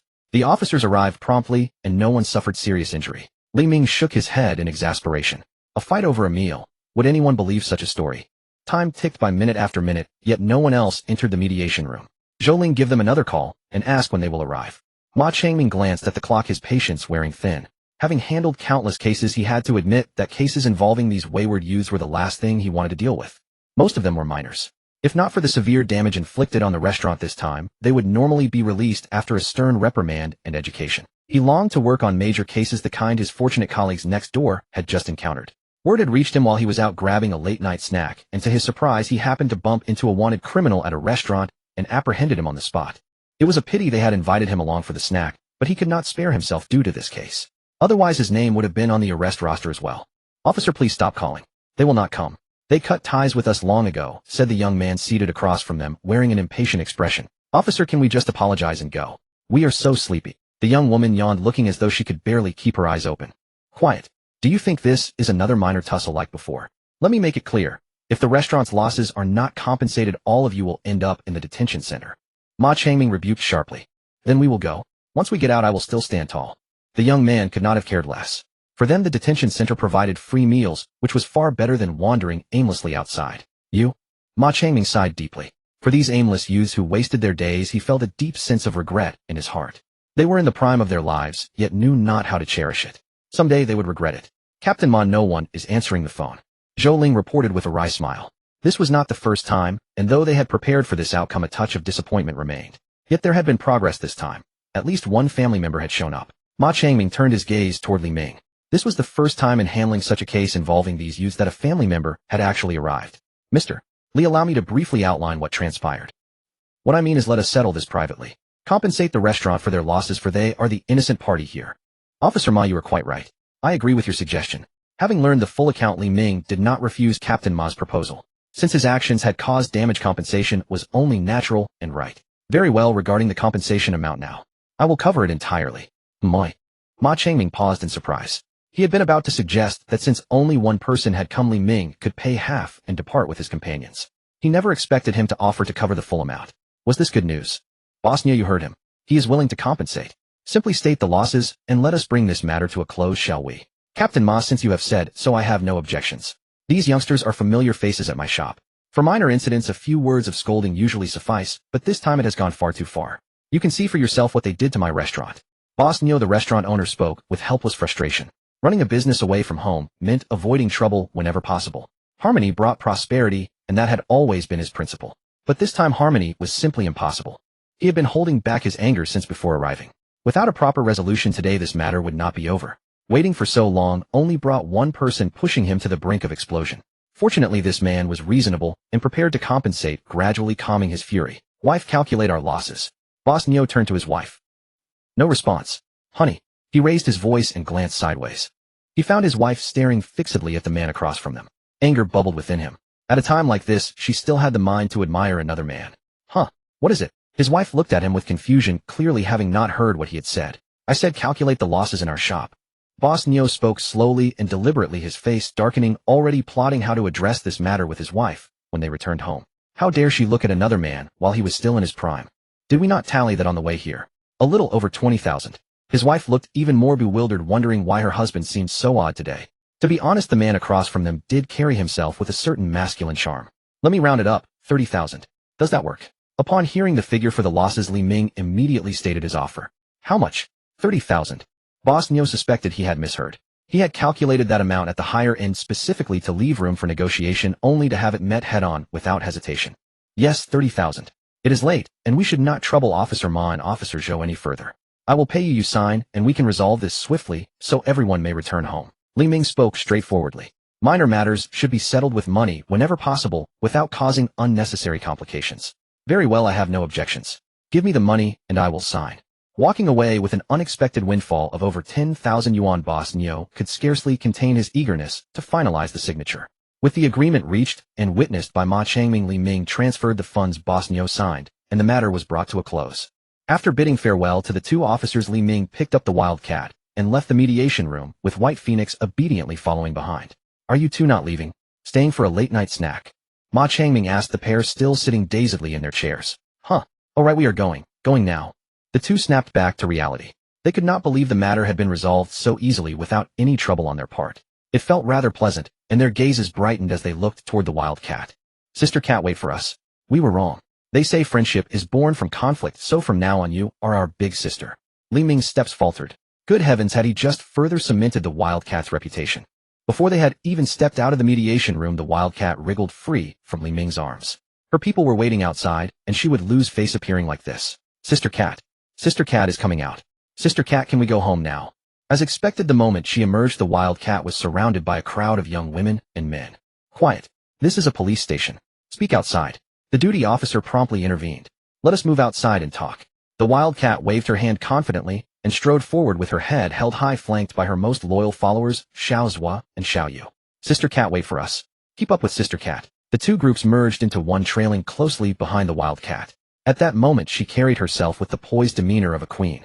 Li Ming followed behind out of the service hall and into the courtyard, where he saw two police cars arrive. The first car stopped, and a beautiful woman in a police uniform stepped out. Li Ming paused, surprised to see Song Qingming here. Song Qingming looked at the group of young women before her brow furrowed. She hadn't expected Xishan Police Station to be so lively tonight. Oh, Li Ming. Song Qingming spotted Li Ming among the crowd and glanced at the young women. Could it be that they were all brought by him? Officer Song, hello. It's good to see you again. Li Ming walked over to Song Qingming and offered his hand. Song Qingming looked at it, then shook his hand. She owed Li Ming for his help with the Jiangchong case, and her promotion to squad leader was partly due to him. Thus, she felt it was unnecessary to be too cold when meeting him again. Indeed, Song Qingming's grip was firm. Officer Song, what brings you here? I'm here to pick up a wanted suspect. I see. Then I won't disturb you further. Goodbye. Li Ming was intrigued by the capable police officer, but her position as squad leader made him hesitate to act rashly. Wait. Li Ming, who was about to leave, was suddenly called back by Song Qingming. Officer Song, is something the matter? Add me on WeChat. Oh, certainly. Li Ming took out his phone, a little puzzled as to why Song Qingming seemed suddenly interested in him. Captain Zhang said your skills are impressive. Let's practice sometime. After adding WeChat, Song Qingming left those words and walked away. Could this woman have a bit of a violent streak? Watching her disappear, Li Ming mused to himself. Leaving the police station, Li Ming ushered the three women, led by Yemao, into the car. If Yemao stayed any longer, she might forget her own name. That evening back at Songshan Villa, Li Ming thoroughly reprimanded Yemao, despite her many pleas for mercy. As her companions Xiao Zhua and Xiao Yu also faced disciplinary consequences. He hoped the three would behave better in the future. Suiwei Juno. 1. Li Ming lay on a massage bed enjoying Wu Qian's therapeutic techniques. Beside him, an apprentice diligently observed and learned her methods. This apprentice was Jiang Wanwan, the first companion Li Ming had taken in. If Jiang Wanwan hadn't reached out first, Li Ming might have forgotten about her. Considering the monthly expense of 50,000 to support Jiang Wanwan, he didn't want the money to go to waste. So he brought her to Cuiju to learn the craft from Wu Qian, hoping she could eventually share the workload. In matters of service, Jiang Wanwan seemed to have a natural talent. She learned quickly and often introduced new techniques, bringing unexpected delight to Li Ming. Li Ming deeply regretted not bringing Jiang Wanwan along sooner. Sir, Miss Jiang and the others have arrived. A maid entered the massage room to report, her eyes lingering greedily on Li Ming's bare form. Her gaze traced his well-defined pectoral muscles, the crisp lines of his abdominal muscles like a chocolate bar, and the graceful contours along his waist. Every inch of his skin held an inexplicable allure, and the formidable confidence he carried made her heart flutter like a startled deer. What a pity that such a perfect figure could only be admired and never touched. She truly envied Wu Qian's profession, being so close to such perfection. If she'd known earlier, she might have chosen to become a masseuse too. Have them wait a moment. Li Ming said. Yes, sir. The maid retreated reluctantly, glancing back with each step. It was hard to imagine how a man could possess such an ideal physique, one that could provoke an involuntary reaction with just a single glance. It was almost frightening. A man like him was every woman's natural rival, just as a breathtaking beauty holds irresistible appeal to men. After freshening up, Li Ming went to the living room and found not only Jiang Yuero and Su Yuxian seated there, but also Wen Tong, whom he hadn't seen in months. It had been nearly a month since he'd last seen Wen Tong. Upon reunion, Li Ming noticed she looked more haggard than before. The once ever-smiling girl now wore an expression heavy with worry. "Brother Ming." Seeing Li Ming, Wen Tong rushed forward and hugged him tightly, unable to hold back her tears. "Where have you been? I couldn't reach you at all." Li Ming stroked her hair and asked gently. "I was confined by my sister. I only just got out today." "Brother Ming, you have to help my sister." Tears streamed down Wen Tong's face. "I'm here. Don't worry. Tell me what happened." Li Ming felt a pang of sorrow seeing Wen Tong in such distress. He much preferred the image of her dancing with a radiant smile. That smile was sweet, healing, and captivating. It turned out that after returning home that day, Wen Tong had gone straight to her sister Wen Lan for a report. Though she hadn't managed to invite Su Youxuan, she had discovered her sister's influential backer, Li Ming, known for his remarkable achievements. Moreover, Li Ming had promised Wen Tong that he would assist Lanshan Guild in critical moments. Who would have guessed that Sister Wen Lan, being perceptive, noticed something amiss in Wen Tong's gait? As an experienced woman, she immediately understood what had transpired. Wen Lan questioned her on the spot, and under her sister's authoritative presence, Wen Tong could only tell the truth. To Wen Lan, this seemed nothing more than her sister bartering her body for personal gain. She was furious on the spot. If her sister hadn't acted voluntarily, she would have called the police immediately to arrest Li Ming. Simultaneously, she filled herself with remorse. If she had known this would happen, she should never have asked her sister to contact Zhuan Wako in the first place. "Tong Tong, listen to your sister. From now on, stay away from him. In his eyes, a girl is merely a plaything. Once he grows tired of her, he will discard her without hesitation." Wen Lan used her own painful experience to persuade Wen Tong. She had once fallen for a deceitful man. From university onward, she had been with him for 6 years, dreaming of wedding bells that never came. In the end, all she received was a breakup. Wen Lan didn't want her sister to walk the same troubled path. She urged her earnestly. "Sister, I love Brother Ming. He's different from others. I believe he will treat me well." Wen Tong dared not reveal to her sister that around Brother Ming there were already 2 other women, one of whom was Zhuan Wako.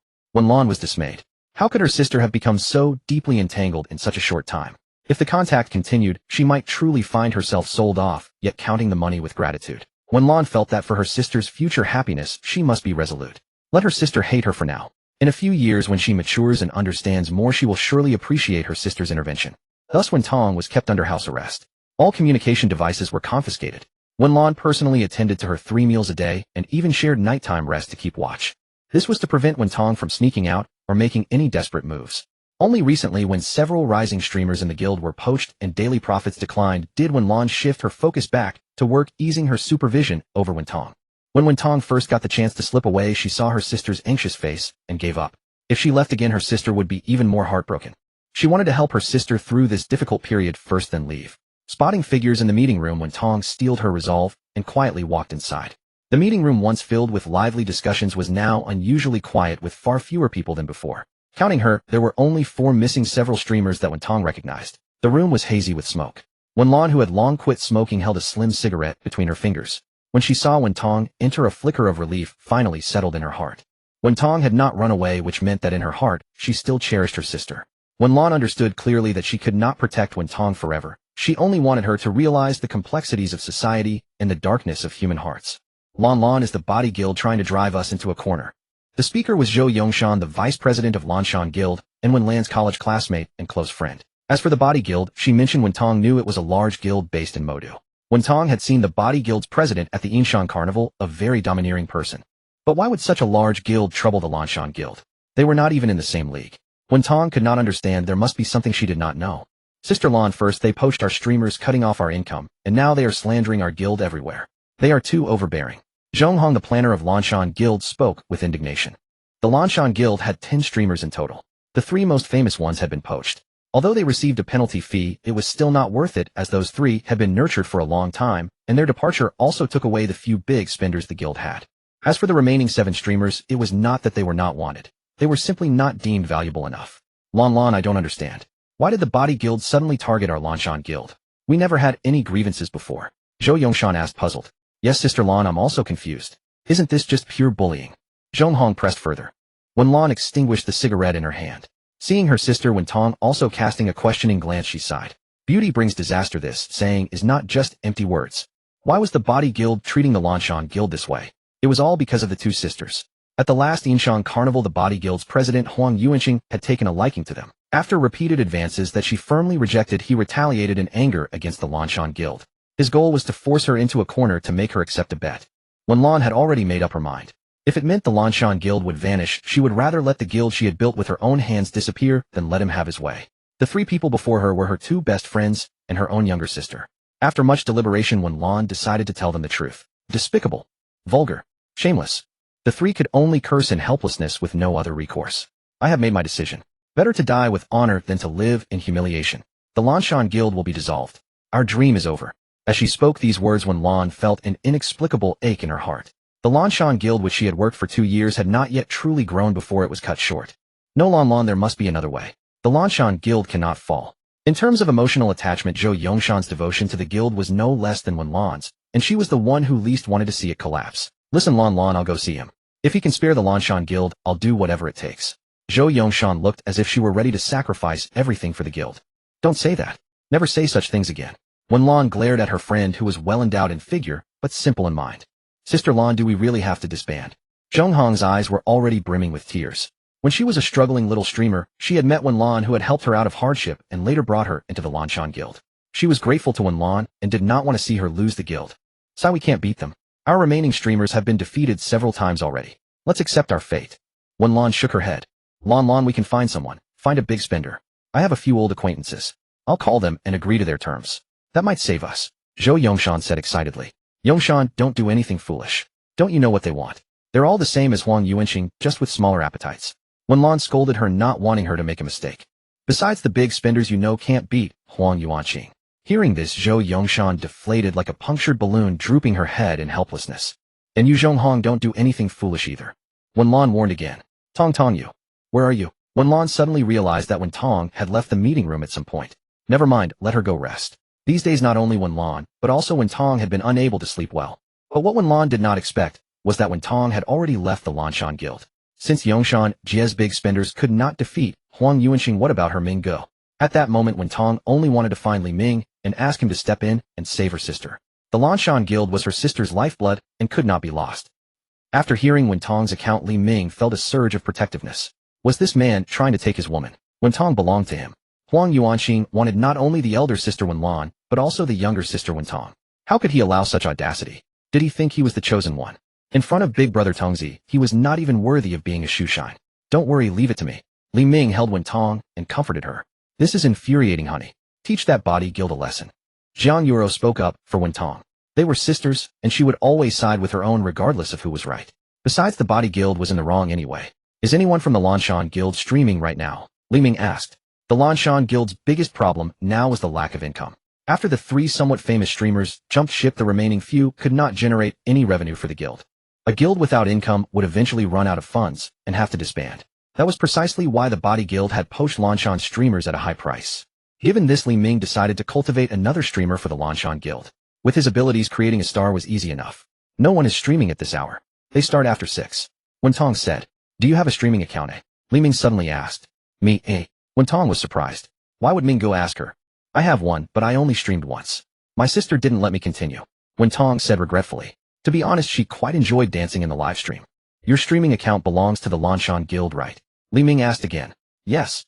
Tong did not understand what he meant. Here's the plan, you go stream, and I'll come support you. Once you become famous, the Lanshan Guild will never disband. As the saying goes, don't let water flow to others' fields. Since he was going to spend money anyway, why not spend it on Tong? Tong's eyes lit up. She understood his intention. If she could break out and become popular, the Lanshan Guild would not fall. On the Zhuyin platform, traffic is king. The reason Lanshan Guild has been operating at a deficit is that those 3 well-known streamers were poached away. Without traffic, income naturally disappeared. Now that Tong was beginning to stream, Li Ming, as someone with built-in appeal, could easily help elevate her career.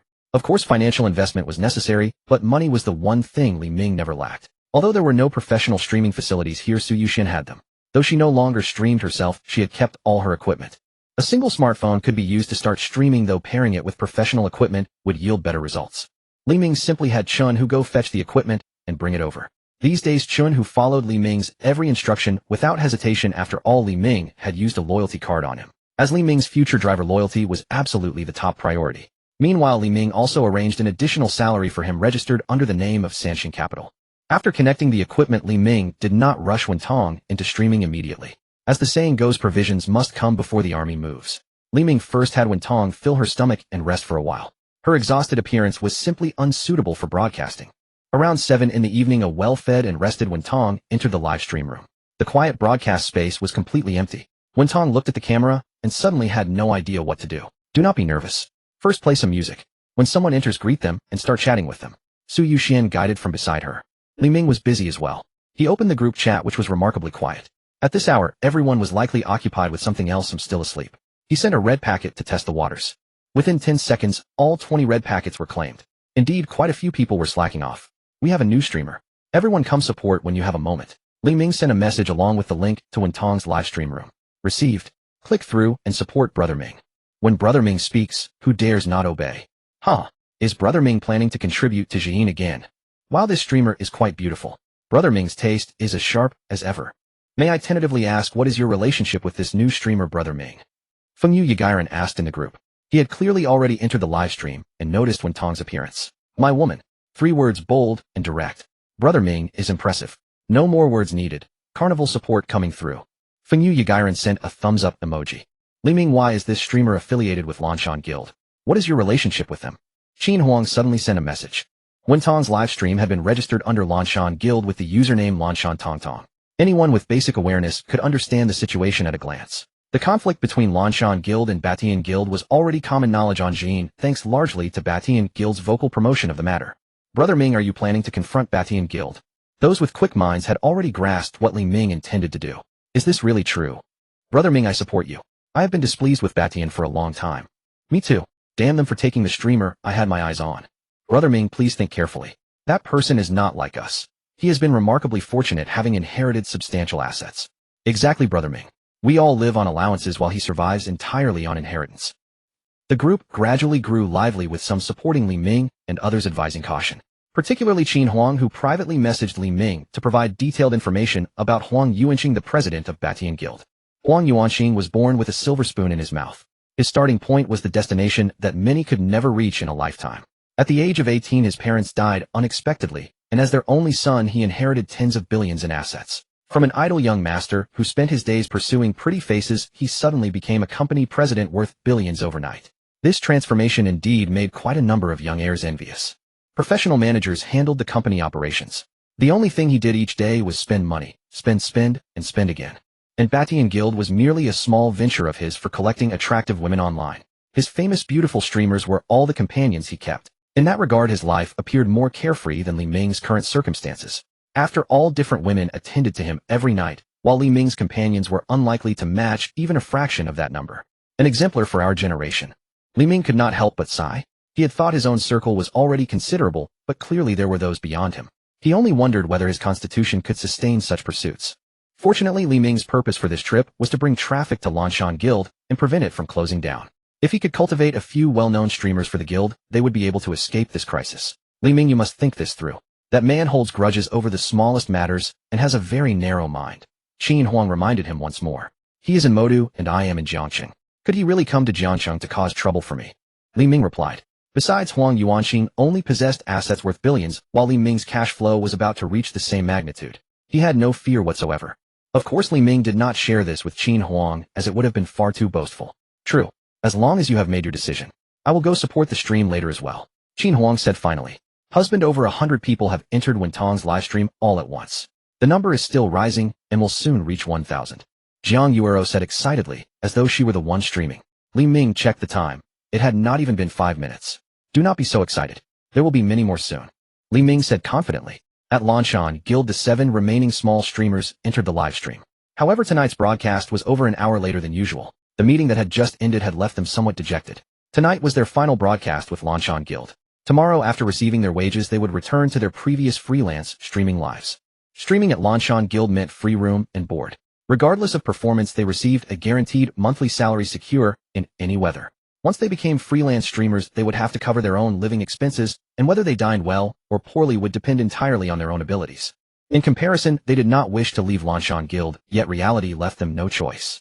Sister Hong, what are we streaming tonight? As the content planner for Lanshan Guild, she decided the broadcast material for all streamers. Whatever you like. Stream however you wish tonight. Even if we get banned, it does not matter. Zhong Hong had resigned herself to the consequences. What if she revealed a little without being banned, thereby attracting a wave of traffic? She knew this was her final act of defiance. The 7 exchanged glances, and without a word dressed in their most alluring outfits.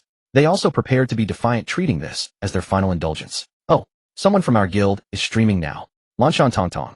Could this be Wen Tong? A female streamer had barely entered the broadcast room when she saw a new name appear in the guild streaming section. Wow, over 5,000 people and still growing. How can there be so many? Another female streamer exclaimed in surprise upon seeing the numbers. Look quickly. 1, 2, 3. 8. 8 benefactors have center carnivals. One sentence stunned everyone. Was this truly a new streamer? This was the trajectory of someone destined to rise to greatness. The exclamations from the 7 women caught Zhong Hong's attention. In the past, if she had seen such chaos during their live streams, she would have scolded them immediately. But today she didn't even have the heart to reprimand them. Hong Jieyu, you need to come see this. Wen Tong is live streaming.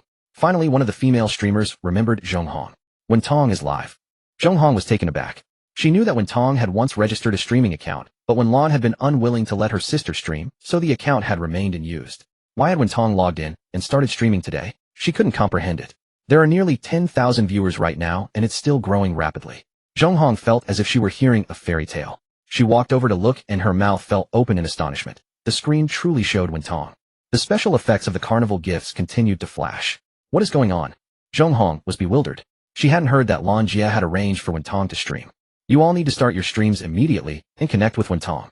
Zhong Hong urged them impatiently. Watching the steadily rising viewer count in Wen Tong's room, she had no idea what had happened, but she sensed that this could be an opportunity. An opportunity for the Lanshan Guild to survive. Hearing Zhong Hong's words, the 7 women quickly started their streams. Perhaps influenced by Wen Tong, these streamers from the Lanshan Guild found that their fans were unusually active today. Seizing the moment, the 7 connected with Wen Tong and initiated the guild mode, sharing the live stream screen, so that fans from all rooms could speak in a unified guild channel. Wow, I didn't expect the small Lanshan Guild to have so many beauties, and they're all talented. This was the first comment from a spectator who had entered the Lanshan Guild stream room. Didn't they say their main streamer was poached? How do they still have so many fans? Someone asked, confused after entering. May I ask how you got in here? I was recommended by the platform. What about you? Same here. I came in after seeing the spectacle of the big shots visiting Lanshan Tongtong's room and sending a flurry of carnivals. As soon as the spectator finished speaking, the carnival special effect appeared out of nowhere. Congratulations to Qin Huang for sending Carnival X10. Wow, so this Qin Huang is the real one. I thought it was just a fake account at first. The commentator above is clueless. Have you ever seen a level 100 fake account? Qin Huang is paying attention to this new streamer. Could it be? Stop speculating. It's real? Oh no, my white moonlight. Is that Qin Huang? Zhong Hong saw the system notification and looked as if she had seen a ghost.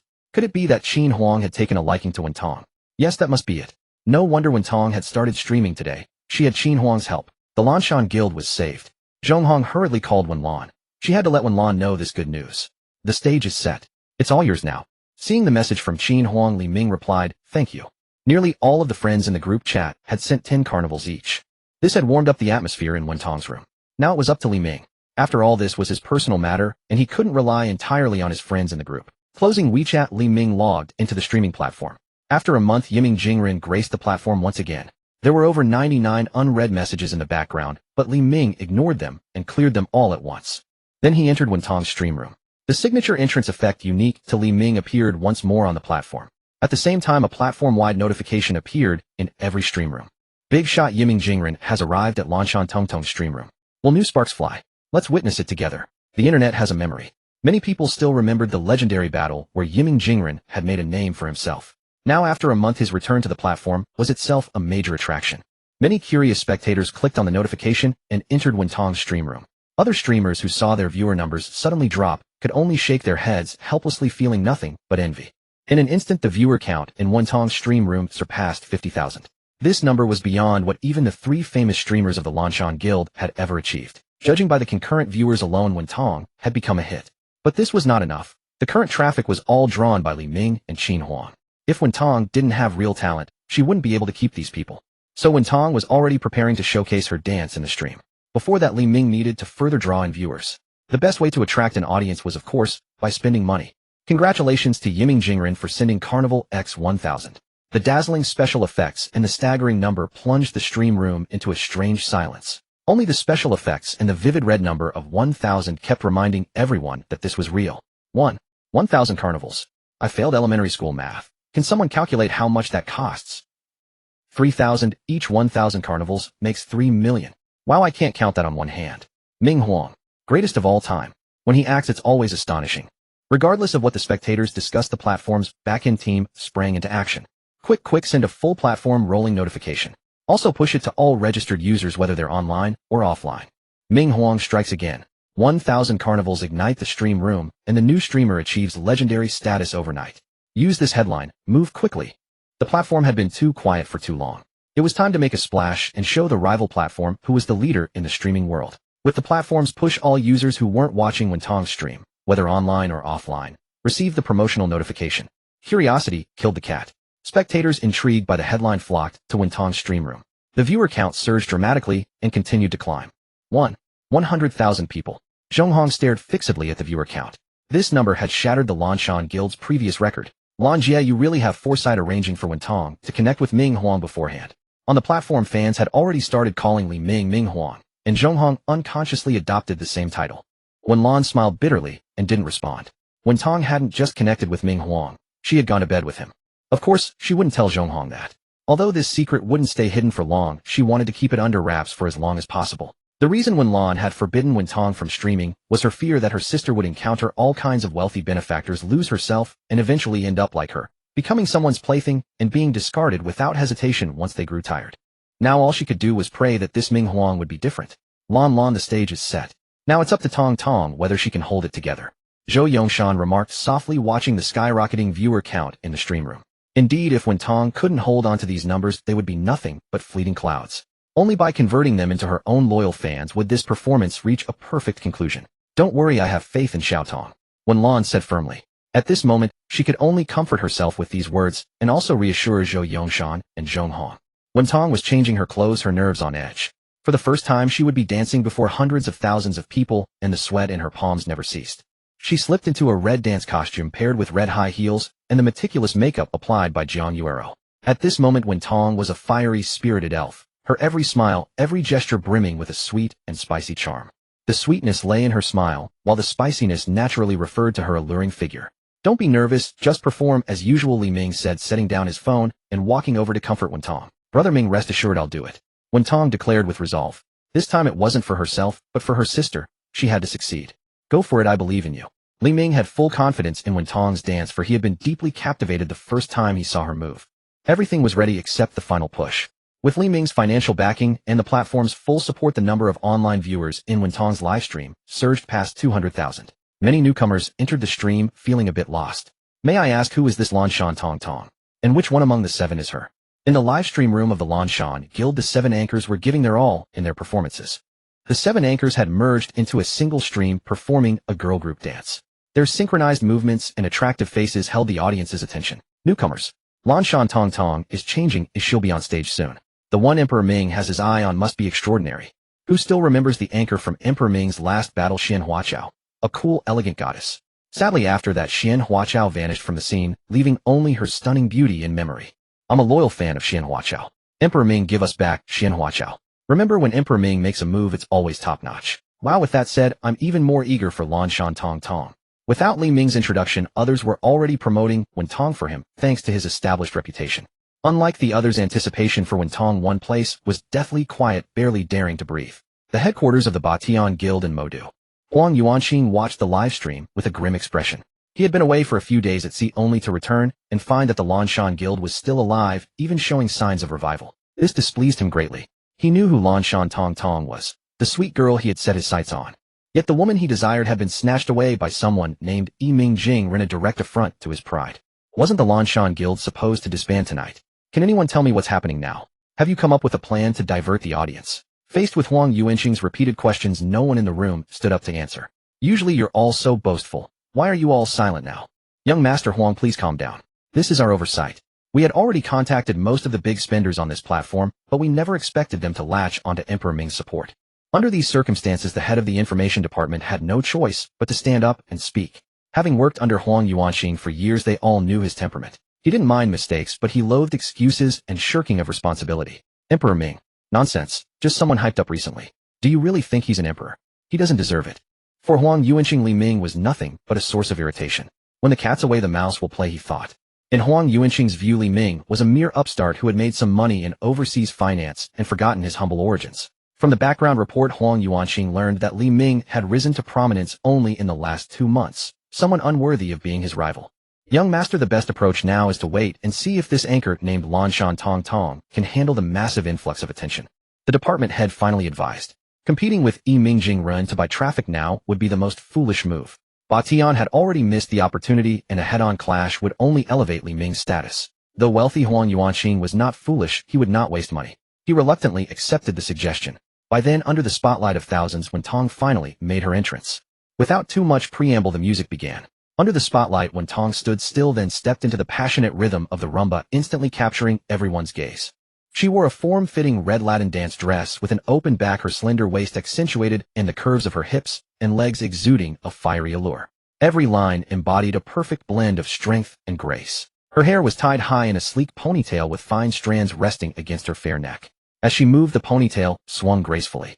Most captivating was her smile. Shallow dimples nestling on her cheeks, her lips curving into a sweet soft arc.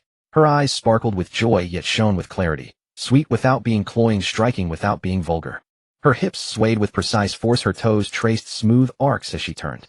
Every twist and sway hit the beat, her waist's flexibility and her limbs' power perfectly in sync. Her skirt bloomed like a fiery rose as she spun, her wrists folding like drifting clouds, her shoulders and neck lifting with the delicate shimmer of silver accessories. A smile never left her face, blending sweetness into the passionate dance. Her fiery figure paired with her soft, radiant smile created a striking contrast, filling the stage with breathtaking brilliance. What was most enchanting was her stage presence. Every glance and smile resonated deeply. Li Ming was once again captivated by Wen Tong's dance, his fingers trembling as he operated his phone. Congratulations to Yi Ming Jingren for gifting 520 Ferris wheels. Congratulations to Yi Ming Jingren for gifting 520 Ferris wheels. Congratulations to Yi Ming Jingren for gifting 520 Ferris wheels. Only this could express Li Ming's admiration for Wen Tong. With 3 consecutive 520 Ferris wheels timed with her dance, the live stream soared to a fever pitch.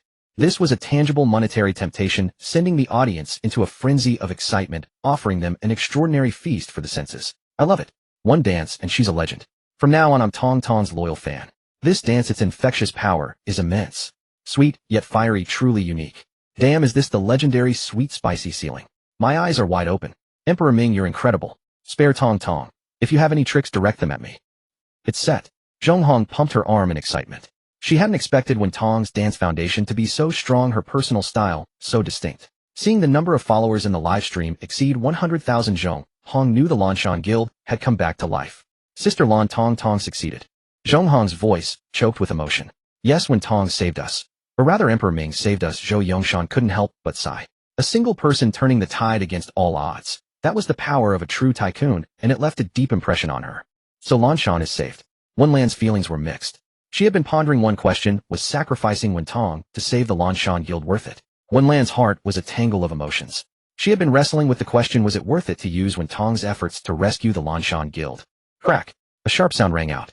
Huang Yuanqing shattered the glass in his hand, dark liquid spreading across the floor as the others in the room held their breath in silence. Excellent. Just excellent. His voice was low, barely containing his fury. He pushed back his chair and turned away with a cold expression, leaving the room. Serving a ruler is like serving a tiger. No one knew who would face trouble this time. The people in the room silently gathered their belongings and exchanged wary glances. After ending her stream, Wen Tong was drenched in sweat from all the interactions, singing and dancing. It had exhausted her. Seeing the perspiration on her forehead and her tired expression, Li Ming felt a pang of concern. He truly did not want to see Wen Tong so worn out. Congratulations, you succeeded. Li Ming realized he had underestimated Wen Tong's dancing abilities. Beyond Latin, she knew many other styles, even street dance, and her singing was equally impressive, matching professional standards. Wonderful. Lanshan Guild will not dissolve anymore. Thank you, Brother Ming. Wen Tong was overjoyed. She could finally help her older sister, though all of this depended on Li Ming's support. Without Li Ming, who would even know who Lanshan Tong Tong was? Wen Tong rose on her tiptoes, wrapped her arms around his neck, and pressed a tender kiss to his lips. It was passionate and fervent, a way of showing her gratitude. I will go take a shower first. Come find me later, Brother Ming. 5 minutes later, the kiss ended, and Wen Tong said shyly that she had missed Li Ming dearly. Ah, you have forgotten your old companion for a new one, remarked Zhang Yuro. Zhang Yuro spoke with an inexplicable bitterness, her expression caught between a smile and something else. Li Ming touched the lipstick mark still on his lips, then walked over to Zhang Yuro and studied her from head to toe. Oomph. Zhang Yuro did not flinch at all, and even puffed out her chest. Even if you puff it out, it is still the smallest. Li Ming's words struck right at her sensitive spot, leaving her speechless. Indeed, compared to Su Yoxuan, Wang Tong massage therapist Wu Qian, and the newcomer Jiang Wanwan, Jiang Yuro was undeniably the most modest among them. Unacceptable. Jiang Yuro lunged at Li Ming with all her might, wanting to show him exactly why one should never provoke a woman. But before she could reach him, Li Ming scooped her up in his arms. Since you are so full of energy, let me help you cool down, haha. Laughing, he carried Jiang Yuro toward where Wang Tong was bathing. Oh, no, Yoxuan, help me. Jiang Yuro cried out. She stood no chance against Li Ming on her own. Su Yuxian touched her forehead and muttered. Childish.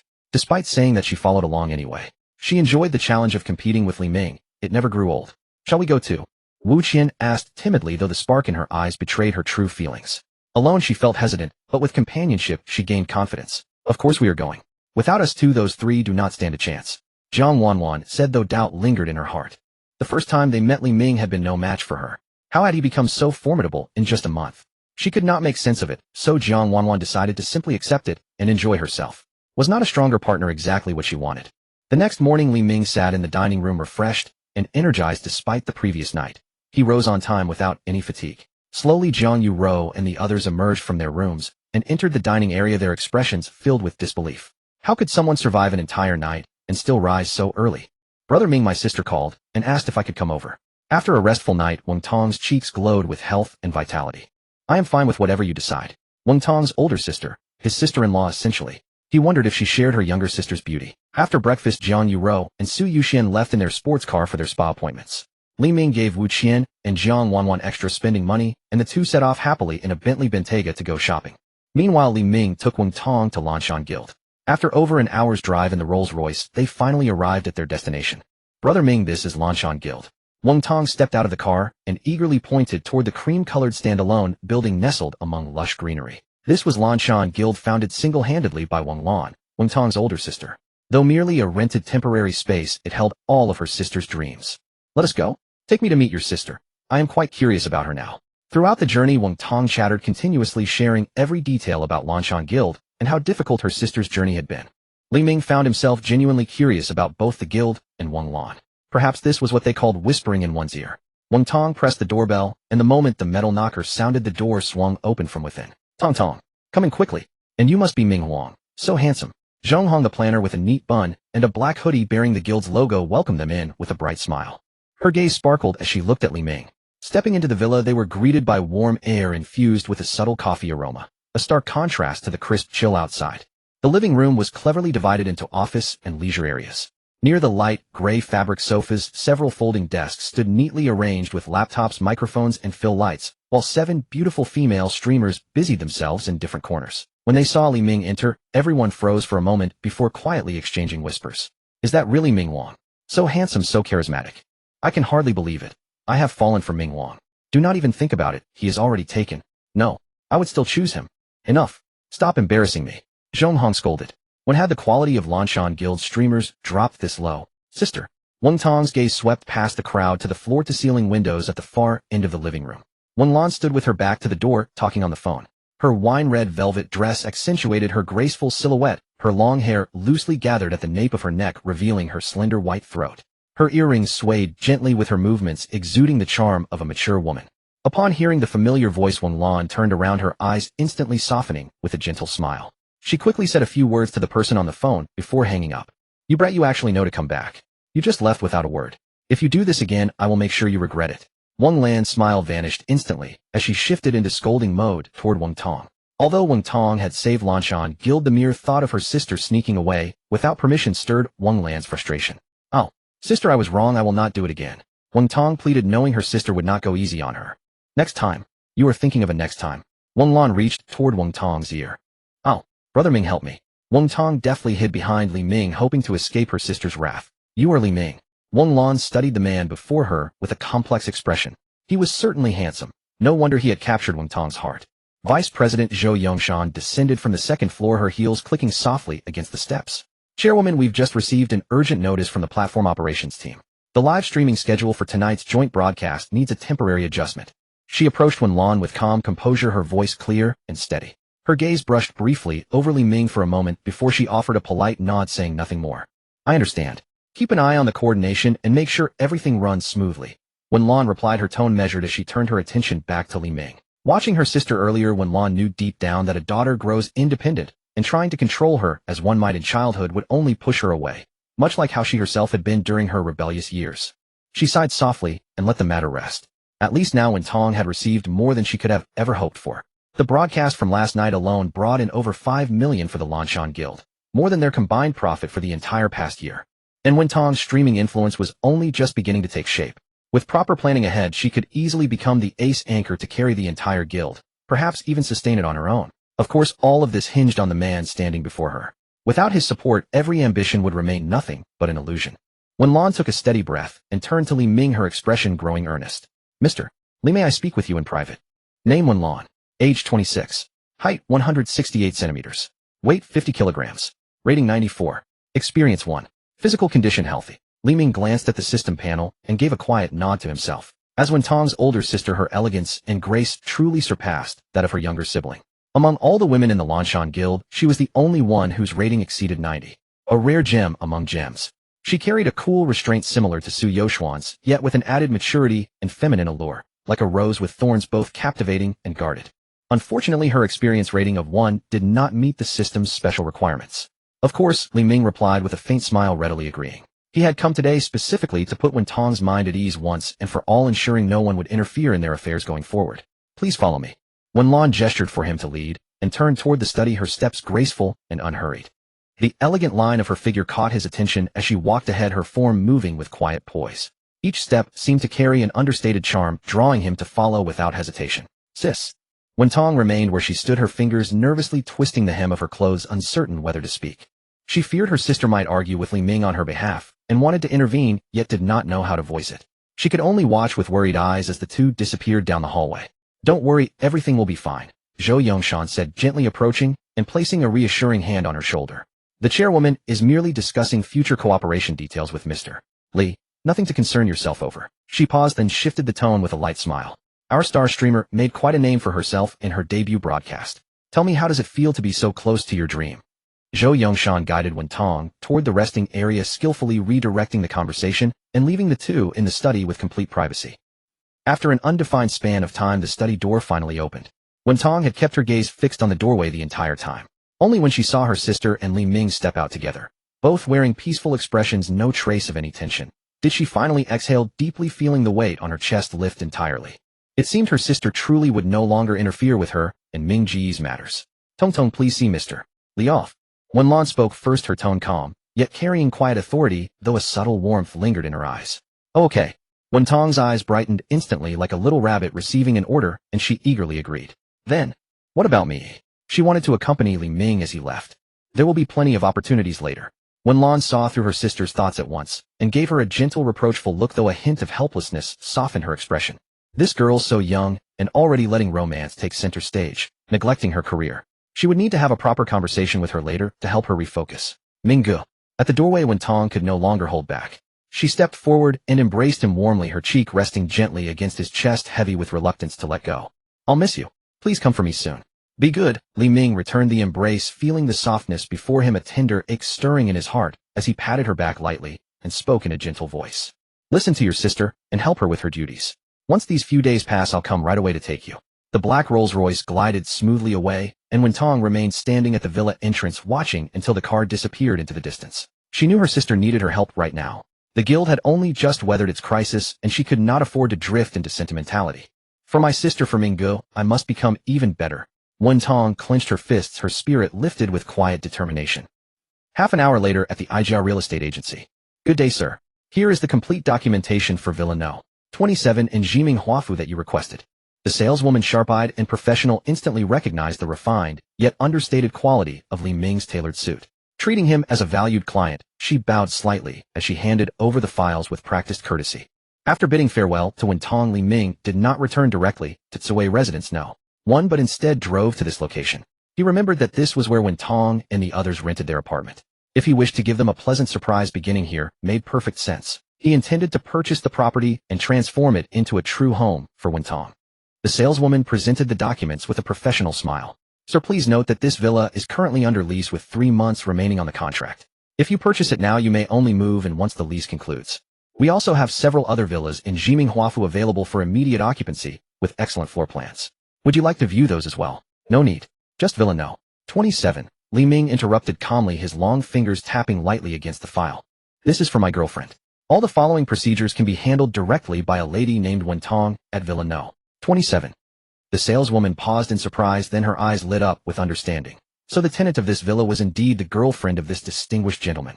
He was gifting her the very home she already lived in, a thoughtful and unexpected present. What a grand gesture, so romantic and sincere, exactly like the scenes in dramas.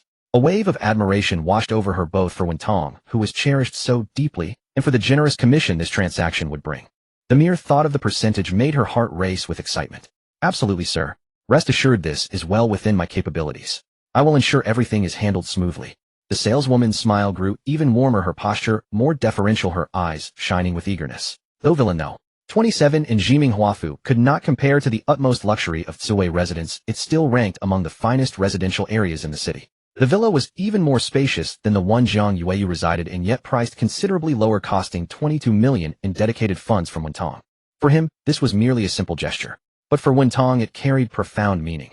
A token of his sincerity, and also a pledge offered to Wen Lan demonstrating that his intentions were genuine and lasting. It was a quiet promise spoken not in words, but in action, that he was not here to play but to build something meaningful with those he cared for.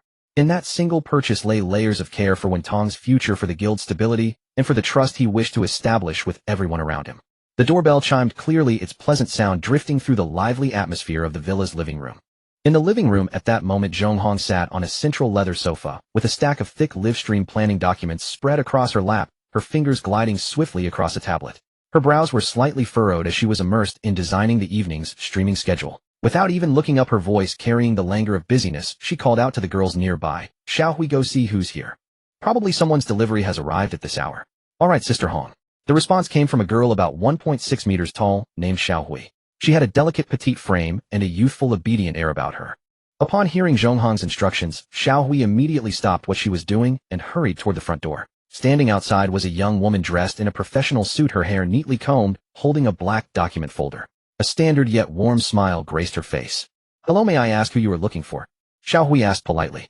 "Hello, I am a sales representative from Ijia Real Estate. May I speak with Miss Wen Tong? I am here to see her." The saleswoman's voice was gentle yet clear. Her eyes casually assessed the girl before her. Although this girl was quite pretty, she was certainly not the Wen Tong mentioned by the influential figure. "Looking for Tong Tong. From Ijia Real Estate." Xiao Hui paused for a moment, then turned and called toward the living room, her tone tinged with curiosity. "Sister Hong, someone from Ijia Real Estate is Wen Tong." This announcement caused the noise in the living room to suddenly come to a halt. Several girls who had been teasing Wen Tong froze mid-laugh, exchanging bewildered glances. Zhong Hong also stopped her actions and looked up, her brows drawing tighter. "Ijia Real Estate. Our lease doesn't expire for another 3+ months. And why would they be looking specifically for Tong Tong?" Wen Tong herself was equally puzzled. Blinking her large clear eyes, she looked around in confusion. "Me? I don't know anyone from Ijia Real Estate. Tong Tong, why don't you go take a look? It's probably just a misunderstanding." Zhong Hong rose to her feet and nodded toward Wen Tong. Wen Tong nodded, feeling somewhat apprehensive, and followed Xiao Hui to the entrance hall. "May I confirm, are you Miss Wen Tong?" the saleswoman asked again, carefully examining the girl before her. Her features were exquisitely refined, like a carefully crafted porcelain doll, yet her figure was surprisingly alluring with graceful curves. A goose-yellow dress accentuated her pure, yet charming aura. No wonder the mysterious benefactor had been so generous. "I am Wen Tong." Wen Tong clutched the hem of her dress somewhat nervously, her voice soft and gentle. "May I ask what this is about? I haven't contacted any real estate agency." "Hello, Miss Wen. My name is Kai Min, but everyone calls me Xiao Kai." The saleswoman smiled warmly and handed over her business card. Then she opened the black document folder and took out a neatly printed stack of papers. "Here's the situation. Mr.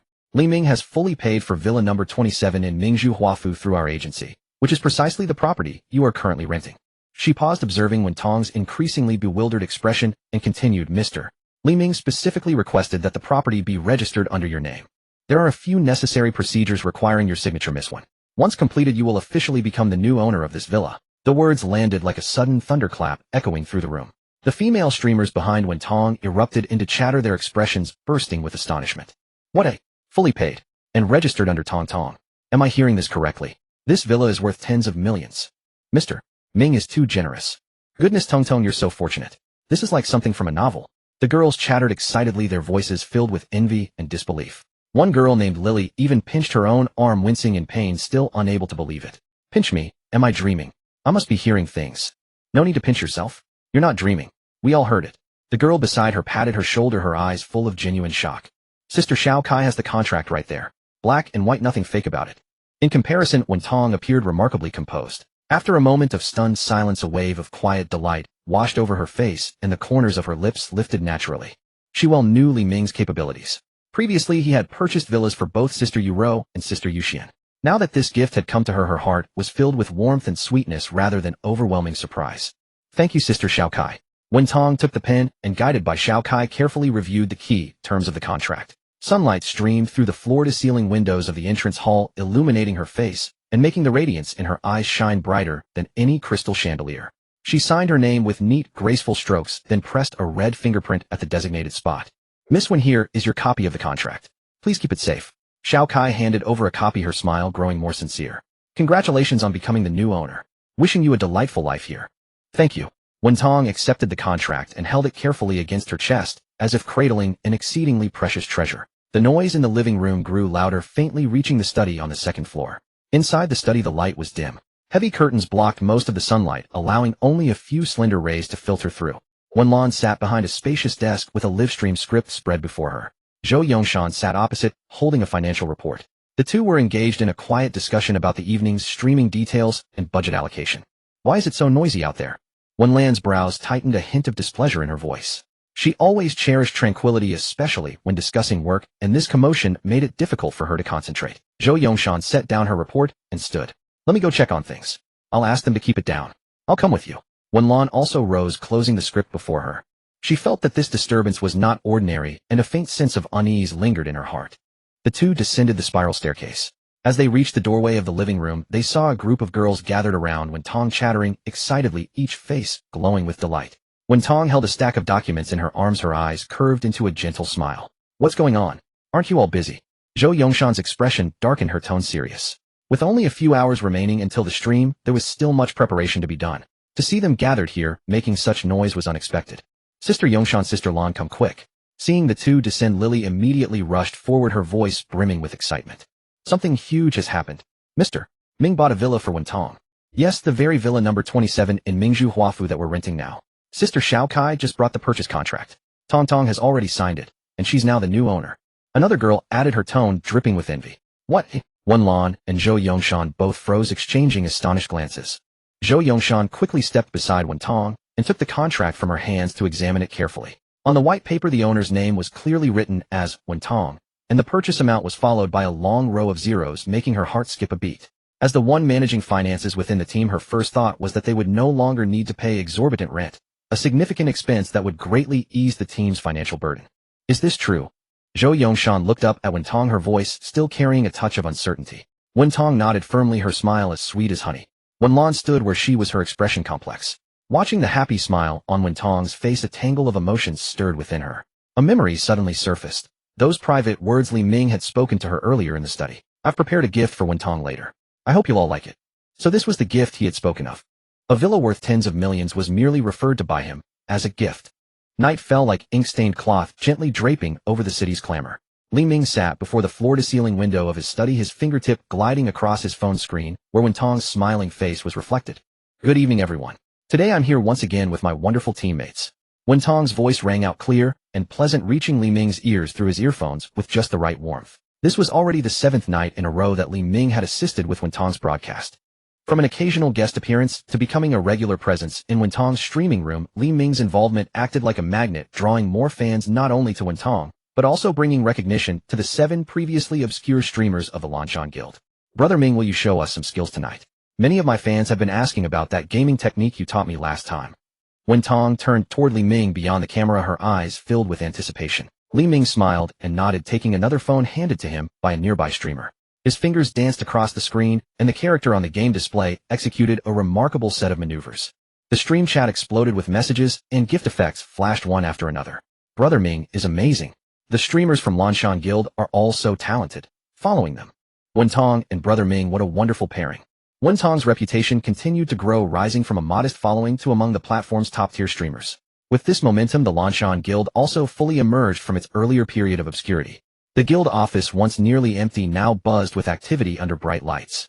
Each of the 7 streamers had their own dedicated streaming booth, receiving support from fans across the land every day. Li Ming stood at the doorway of the office watching the busy and vibrant scene before him, a smile of quiet satisfaction curving his lips. His efforts had not been in vain. Days passed peacefully, and soon the National Day holiday arrived. On this day, Li Ming came to the Yinshu Courtyard, a property near Jiangxing University that he had specially purchased for Cheng Xiaolu. During the weekend, Cheng Xiaolu and Lin Yu were mostly at school, so they planned to stay at the villa for several days over the holiday. Li Ming also looked forward to spending quality time with both of them. It had been nearly a month since he last saw them, and he missed them dearly, especially after receiving Lin Yu's phone call a few days earlier. "Boss, I've reached 50 kilograms. After such a long period of care, the harvest season had finally come." When the door opened and Lin Yu appeared, Li Ming's eyes lit up. There seemed to be something subtly captivating about her now. Name: Lin Yu, age 20, height 170 cm, weight 50 kg, rating 91, experience 0, physical status healthy. In this moment, a quiet sense of fulfillment rose within Li Ming's heart. He still remembered the first time he had seen Lin Yu, a girl as thin as a leaf ready to be swept away by the wind. At 170 centimeters tall, she had weighed barely over 40 kilograms, her ribs visible at her waist with curves only at her chest and hips, giving her figure an unbalanced appearance. He had once promised 10,000 yuan per kilogram, gained hoping she would put on some weight. Now that goal had been achieved, bringing a deep sense of quiet satisfaction. Cheng Xiaolu was sitting on the sofa flipping through a magazine. When she saw him enter, her eyes brightened, and she rose to greet him. "Boss, you're finally here. We've been waiting for you for so long." Her smile remained as radiant as ever, joy evident in every feature. Li Ming nodded with a smile, but his gaze paused as it swept across the dining area. At the dining table, a girl in a pale pink dress was quietly arranging chopsticks and bowls, her long black hair cascading over her shoulders and tracing the delicate line of her neck. Hearing the sound, the girl raised her head quickly. It was Huasi Ran. A blush spread across her cheeks like a ripe apple. Her eyes darted away, unable to meet Li Ming's gaze, and she lowered her head almost into the fabric at her chest. "Hello, boss," she whispered softly. Li Ming was mildly surprised. He hadn't expected to see Huasi Ran here. Indeed, Lin Yu knew him well. "Boss, come and taste Si Ran's cooking." Lin Yu pulled Li Ming to the dining table and pointed at the spread of dishes with evident admiration. Who would have guessed? Si Ran's cooking is wonderful. She spent the whole afternoon preparing all of this. Li Ming looked at Huasi Ran with mild surprise. The girl still kept her head down, her ears crimson, her hands nervously twisting the hem of her dress, clearly nervous about her culinary efforts. "Thank you for your hard work," Li Ming said gently. Those simple 3 words made Huasi Ran tremble slightly. She lifted her head, glanced quickly at Li Ming, then immediately looked down again, her voice carrying a barely perceptible quiver. "And no problem at all. I'm glad you like it." After working at Li Ming's company for some time, Huasi Ran had grown accustomed to calling him boss. The dinner atmosphere was warm and comfortable. Cheng Xiaolu chattered animatedly about amusing stories from school, while Huasi Ran remained quiet, listening attentively as she ate. Lin Yu sat beside Li Ming, speaking little, but her eyes kept drifting toward him, carrying a touch of shyness and a hint of expectation. As Li Ming listened to Cheng Xiaolu, he could feel Lin Yu's gaze resting on him, and a quiet warmth began to stir within his heart. After the meal, Cheng Xiaolu offered to clear the dishes, and Huasi Ran immediately rose to help. Smartly, they left Li Ming and Lin Yu alone in the living room, the atmosphere shifting into something subtly tender. Li Ming reclined on the sofa, his gaze resting steadily on Lin Yu. Lin Yu felt her face grow warm under his look, her heartbeat quickening like a small bird fluttering against her ribs.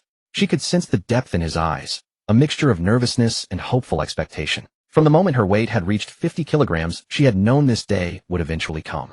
Over the past month, she had eaten carefully and worked to gain weight, not only for the generous reward, but also to fulfill Li Ming's wish and to prepare for this very moment. She cherished the way Li Ming looked at her, the gentle care he showed her. The feeling of being truly valued meant more to her than she could express. "Boss, I'm going to take a shower first," Lin Yu said, unable to bear the shyness any longer. She rose quickly and hurried toward the bathroom upstairs, her voice carrying a faint tremor. Li Ming watched her hurried figure retreat, a knowing smile touching his lips. He could imagine her feelings, shy, nervous, yet filled with quiet hope. The sound of running water drifted from the bathroom. Li Ming leaned back on the sofa, a lighted cigarette in hand, his thoughts wandering to Lin Yu. He recalled the first time he had seen her performing extraordinary flexibility demonstrations at an auction, her eyes shining with an unmistakable desire for wealth. Now she had blossomed into a graceful young woman, healthy, radiant, and retaining that characteristic softness. After all, she no longer needed to worry about money by his side. This remarkable transformation filled him with a deep sense of quiet fulfillment and contentment. After an unknowable length of time, Lin Yu descended the stairs wearing a white bathrobe, her damp hair draped softly over her shoulders. The robe was loosely tied, revealing delicate collarbones and a touch of fair skin. Water droplets glistened in her damp hair, tracing graceful lines down her neck. Her cheeks were still flushed, her gaze lowered, her steps slightly unsteady, clearly still nervous. Li Ming rose to his feet and extended his hand toward her. Lin Yu hesitated for a moment before gently placing her hand into his palm. His grip was warm and steady, enveloping her small hand, and immediately easing most of her unease, leaving only a profound sense of trust. Li Ming led her into the bedroom and softly closed the door behind them. This was a moment Li Ming had long awaited. Cheng Xiaolu watched them enter the room and whispered to Huasiren, "After everything is tidied up, go rest first. I need to hurry and take a shower to check on Lin Yu." Huasiren's cheeks reddened. She was not naive and understood Cheng Xiaolu's meaning. Watching Cheng Xiaolu skip cheerfully upstairs to bathe, a strange sense of longing stirred within her heart. Only a warm amber wall lamp glowed in the room, its soft light, making Lin Yu's skin appear even more luminous and delicate. Lin Yu kept her head bowed, afraid to meet Li Ming's gaze. Her hands tightly clutching the edges of her robe, her heart fluttering wildly, as though it might leap from her chest. She knew what was to come. Both anticipation and a touch of shyness coursed through her body, trembling gently like a willow leaf in the breeze. "Bossa, don't be nervous." Li Ming's voice was low and gentle, carrying a reassuring warmth. He reached out and gently brushed aside the damp strands of hair from Lin Yu's forehead. His fingertips grazed her warm skin, causing her to shiver softly. Lin Yu lifted her gaze and met his deep, tender eyes. They held nothing but warmth and affection, along with a quiet intensity she could not fully understand. Her heart melted instantly. All traces of nervousness dissolved, leaving only pure trust. Lin Yu softly wrapped her arms around Li Ming's waist and rested her cheek against his chest, feeling the steady rhythm of his heartbeat. Li Ming stiffened for just a moment before gently wrapping his arms around her. The figure in his arms was remarkably soft and yielding a natural grace born of years of acrobatic training, like supple silk, conforming gently to his embrace. With a gentle touch, he loosened the sash of her robe. In the warm glow of the lamp, her silhouette shimmered with a quiet, captivating radiance. What followed unfolded naturally and tenderly. Lin Yu's flexibility far exceeded his expectations. Every movement carried the effortless elegance of art itself. Like a tender flower blooming under careful care, Lin Yu opened herself gently, her soft breaths carrying an innocent charm that was both pure and captivating. Perhaps overwhelmed by nervousness, or simply because it was her first time, Lin Yu soon grew weary and rested quietly in his arms. Her cheeks flushed, her breathing quickened, her eyes clouded with tenderness and a shy smile. "Boss, it's all right." Li Ming gently stroked her hair, his voice soft. "Just rest for a moment." Lin Yu nodded obediently and nestled her head against his chest, listening to his steady heartbeat, a deep sense of peace settling in her heart. She knew that from this moment on she belonged completely to this man, much like Sister Xiaolu and the others. This sense of belonging filled her with profound comfort. The door hinge whispered open, breaking the quiet. Cheng Xiaolu had just finished bathing and stepped inside, carrying the fresh fragrance of gardenia, delicate and lovely like a lotus risen from water. Her figure was graceful, her movements light and lively, radiating a pure and cheerful charm. "Boss, I'm here." Her voice carried unrestrained excitement and joy. She too had been waiting for this day for a long time. Meanwhile, in the next room, Huasiren curled beneath her blanket, covering her ears, yet her body still trembled softly. The walls offered reasonable insulation, but faint sounds still seeped through the gaps, pressing against her senses like a gentle breeze she could not escape. She could imagine what was happening next door, her cheeks burning with warmth, her heart racing. She wished she had not come. When Lin Yu had invited her to Yunshu retreat that afternoon, she should have declined.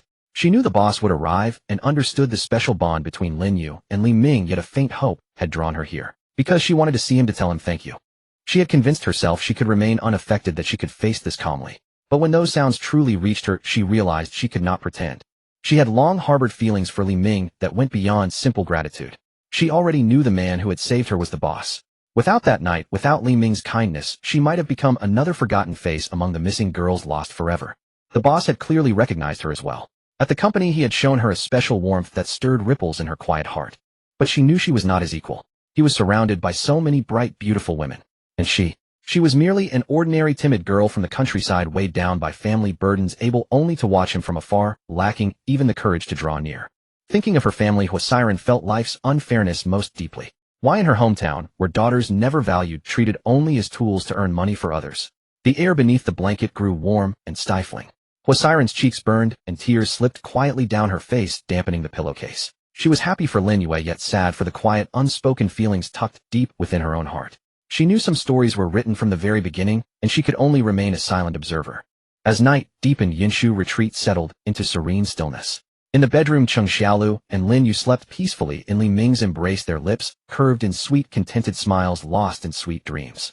Li Ming gazed at the two sleeping girls, his fingers gently tracing their smooth cheeks. His heart swelled with quiet emotion.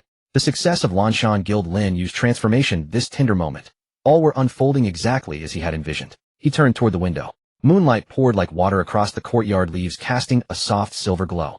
This National Day would be a night he would never forget. And he knew this was only the beginning.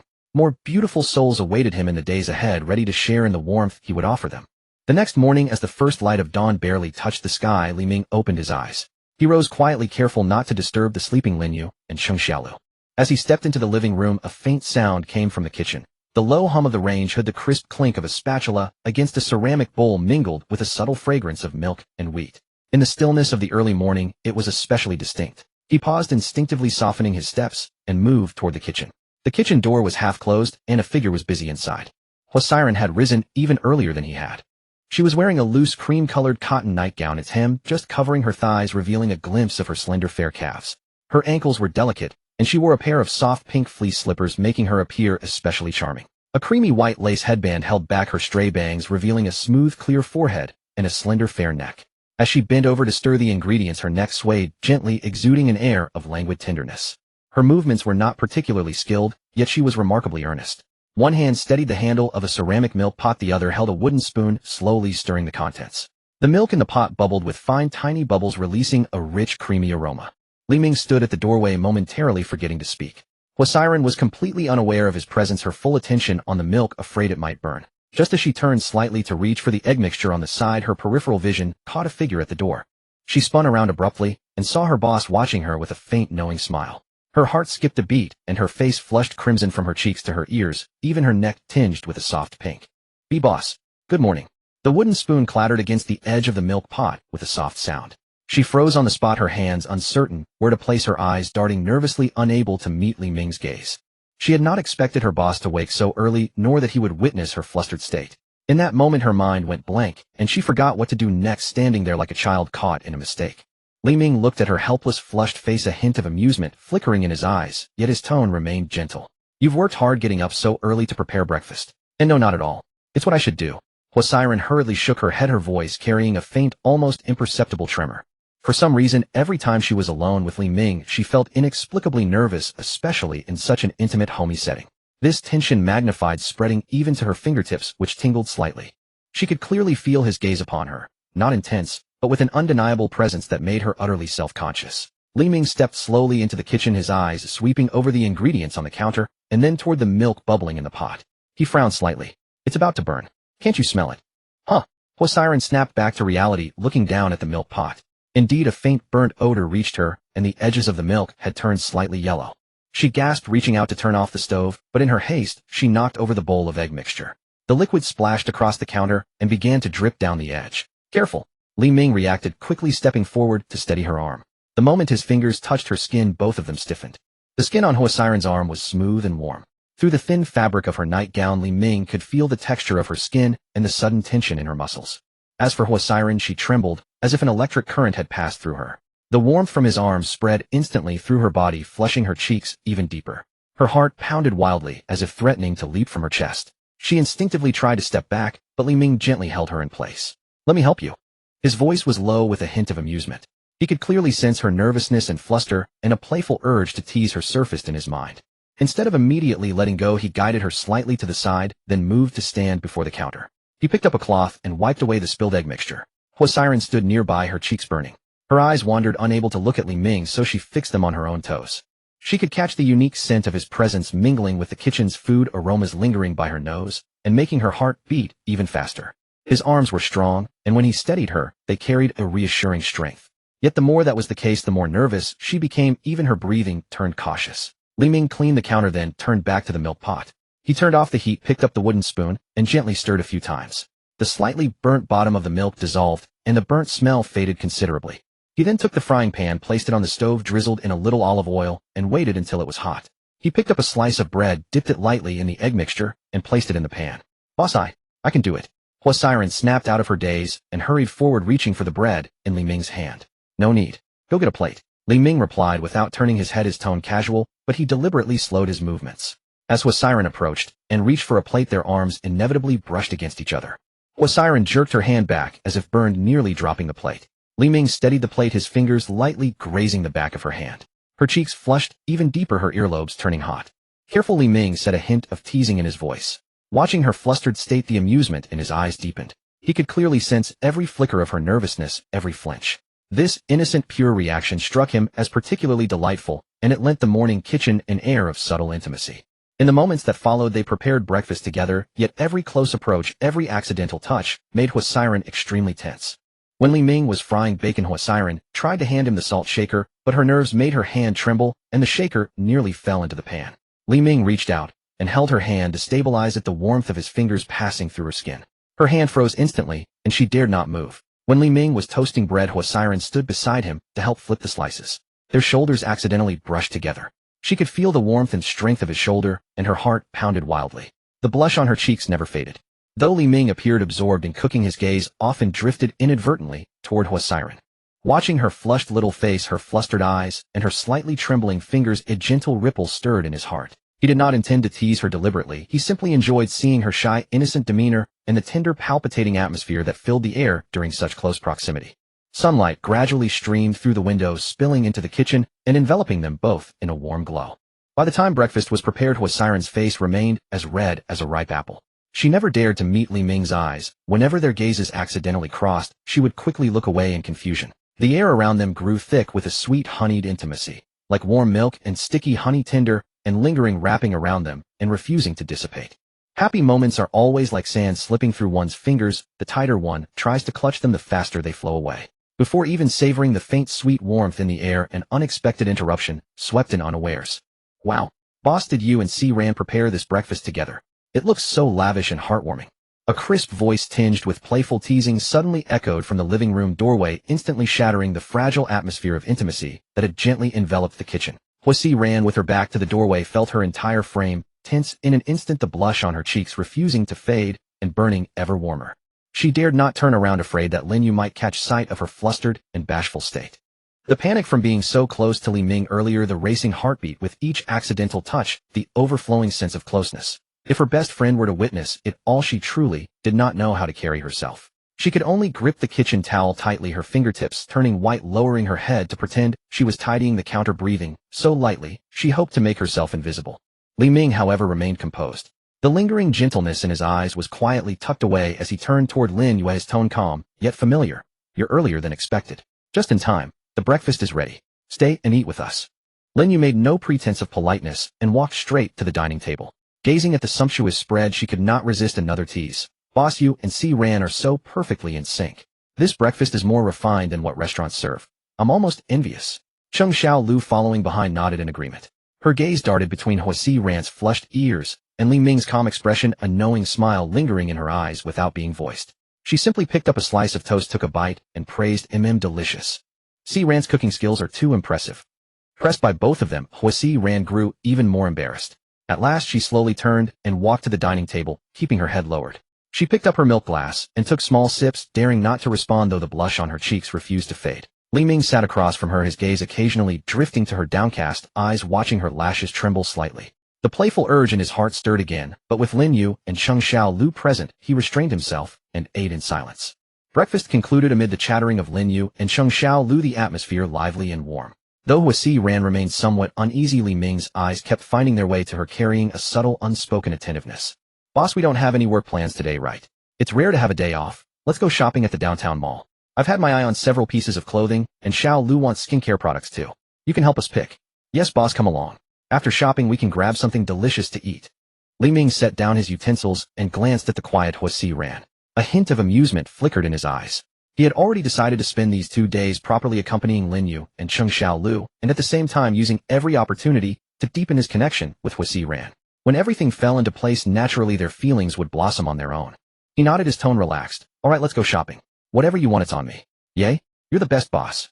Lin Yu cheered, grabbing Cheng Xiaolu's hand before turning to Huasiren. Siren, come with us. We can pick out clothes together. You have such great taste, help me choose. Huasiren paused, instinctively glancing at Li Ming. Meeting his warm gaze, she gave a gentle nod. All right. The four of them finished getting ready and set out, driving to a large shopping mall in the city center. During the National Day holiday, the mall was bustling with crowds. Rows of dazzling shops, overlapping voices of vendors, and the rich aroma of perfumes and food drifted through the air, instantly drawing one into the vibrant pulse of city life. Lin Yu and Cheng Xiaolu were like horses released from their reins. The moment they entered the mall, they pulled Li Ming and Huasiren straight toward the women's fashion section. Lin Yu rushed into a mid-range designer boutique first, holding a cream-colored dress against herself, and turned to ask Li Ming, "Boss, do you think this looks good?" Li Ming leaned against the display rack near the entrance, his gaze sweeping over the dress before settling on Hua Si-ran. "The style is nice, but I think it would look even better on Si-ran." Hua Si-ran, who had been browsing the racks nearby, turned sharply at his words, her cheeks flushing again. She quickly waved her hands. I can't. This style doesn't suit me." "Why wouldn't it suit you? Si-ran, you look great in everything." Lin Yu grabbed Hua Si-ran's arm and pulled her toward the fitting room without hesitation. "Go try it on. I want to see you in it." Unable to resist, Hua Si-ran took the dress and stepped into the fitting room. Li Ming stood outside, his gaze fixed on the fitting room door, an unexpected sense of anticipation rising in his heart. Lin Yu and Cheng Xiaolu browsed clothes nearby, occasionally chatting with Li Ming, but he seemed somewhat distracted. It was not until the fitting room door opened and Hua Si-ran emerged that his attention fully returned. The cream-colored dress complemented her fair skin beautifully. The fitted waist accentuated her slender figure, and the gently flared skirt gave her a soft, graceful presence. She stood there somewhat self-consciously, her hands instinctively clutching the hem of the skirt, her eyes darting away as she avoided meeting Li Ming's gaze. Li Ming's eyes lingered on her for a moment, a flash of admiration crossing his face before a faint smile touched his lips. "It looks beautiful. Let's take this one." Hua Si-ran's cheeks reddened further, and she hurriedly replied, "No need, I rarely wear clothes like this." "I'll buy it. Even wearing it once will look lovely." Lin Yu insisted and signaled the clerk to wrap it up. "Boss, you're paying." Li Ming smiled and nodded, walking directly to the counter to settle the bill. Hua Si-ran stood where she was, watching his retreating figure, a strange warmth stirring within her, accompanied by a flicker of nervousness. During the time that followed, the group visited one shop after another. Lin Yu and Cheng Xiaolu bought clothes, shoes, and skincare products, returning home with full bags. This also added over 10 million in withdrawable funds to Li Ming's account. Li Ming's gaze kept drifting toward Hua Si-ran. When she glanced at a piece of jewelry for a moment longer, he quietly asked the clerk to wrap it for her. When she seemed a bit tired from walking, he suggested they find a place to rest. Passing by a pastry shop, he specifically bought her favorite strawberry cake. Hua Si-ran could clearly feel Li Ming's attentiveness. Each small thing he did for her made her heartbeat quicken and her cheeks flush. But with Lin Yu and Cheng Xiaolu beside her, she could only keep those fluttering feelings hidden within her heart, pretending to remain calm while shopping. Yet the smile in her eyes was impossible to conceal. By afternoon, everyone was somewhat tired, so they found a cafe inside the mall to rest. Lin Yu and Cheng Xiaolu chatted excitedly, sharing the day's purchases. Hua Si-ran sat beside Li Ming, taking small bites of the strawberry cake. The sweet richness melted on her tongue, mirroring the warmth of her mood. Li Ming noticed a dab of cream at the corner of her mouth and reached out gently, wiping it away with his thumb. The moment his fingertip brushed her soft lips, both of them froze.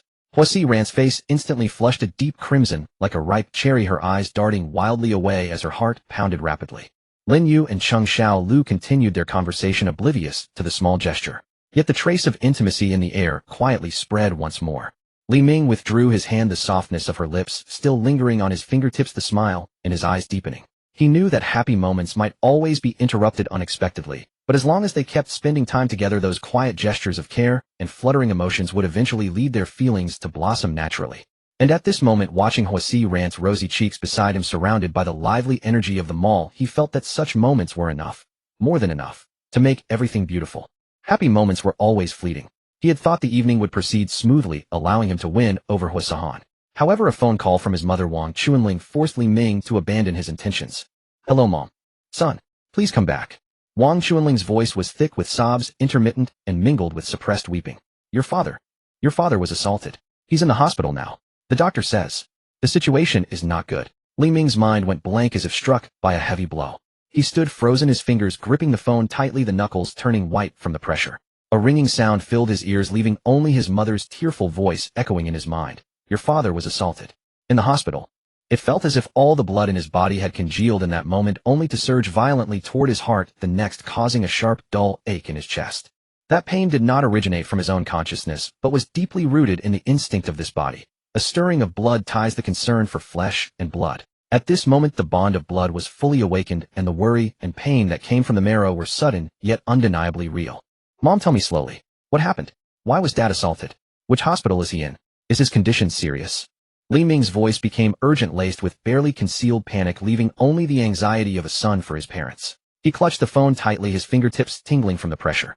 His heart pounded wildly, each beat carrying a heavy ache, and even his breathing grew rapid. Wang Chunling on the other end of the line wept even more bitterly, speaking incoherently. I don't know either. Your father went to the supermarket at the entrance of the neighborhood in the evening to buy soy sauce. He got into an argument with someone, and then he was assaulted. A neighbor took him to the hospital. The doctor just finished the examination and said 2 ribs are broken along with a concussion. He's still under observation in the emergency room. Son, please come back. I'm alone here scared. Each word pierced Li Ming's heart like a needle. He could imagine his mother's helplessness at that moment. A woman standing alone outside the emergency room, facing her injured husband isolated, and without support with no choice but to call her son for help. Mom, don't panic. I'm coming back right now. Just wait for me at the hospital. Don't go anywhere. I'll be there soon. Li Ming spoke firmly into the phone, his tone resolute and unwavering. He had to return immediately and stay by his parents' side. The expressway from Jiangxing to Luohe City stretched over 300 kilometers, made long and agonizing by the night. Chun Hu pressed the accelerator nearly to the floor, and the luxury SUV sped along the pitch-black road. The sound of tires rolling over the asphalt mingled with the howling wind outside became the only background noise in the vehicle. Li Ming sat in the passenger seat, his body rigidly straight, hands tightly gripping his knees with whitened knuckles. His eyes were fixed on the darkness ahead, split by the headlights, while the anxiety in his heart grew like wild grass. The journey of over 5 hours stretched each minute into an eternity. His mother's sobbing voice and images of his father's injuries replayed in his mind over and over. Even as he told himself to stay calm, his heart continued to race, and his breath carried a tense, bitter edge. Finally, when the neon sign of Luohe City First People's Hospital glowed in the night, the worry that had hung over Li Ming throughout the journey still did not settle. Instead, it tightened further.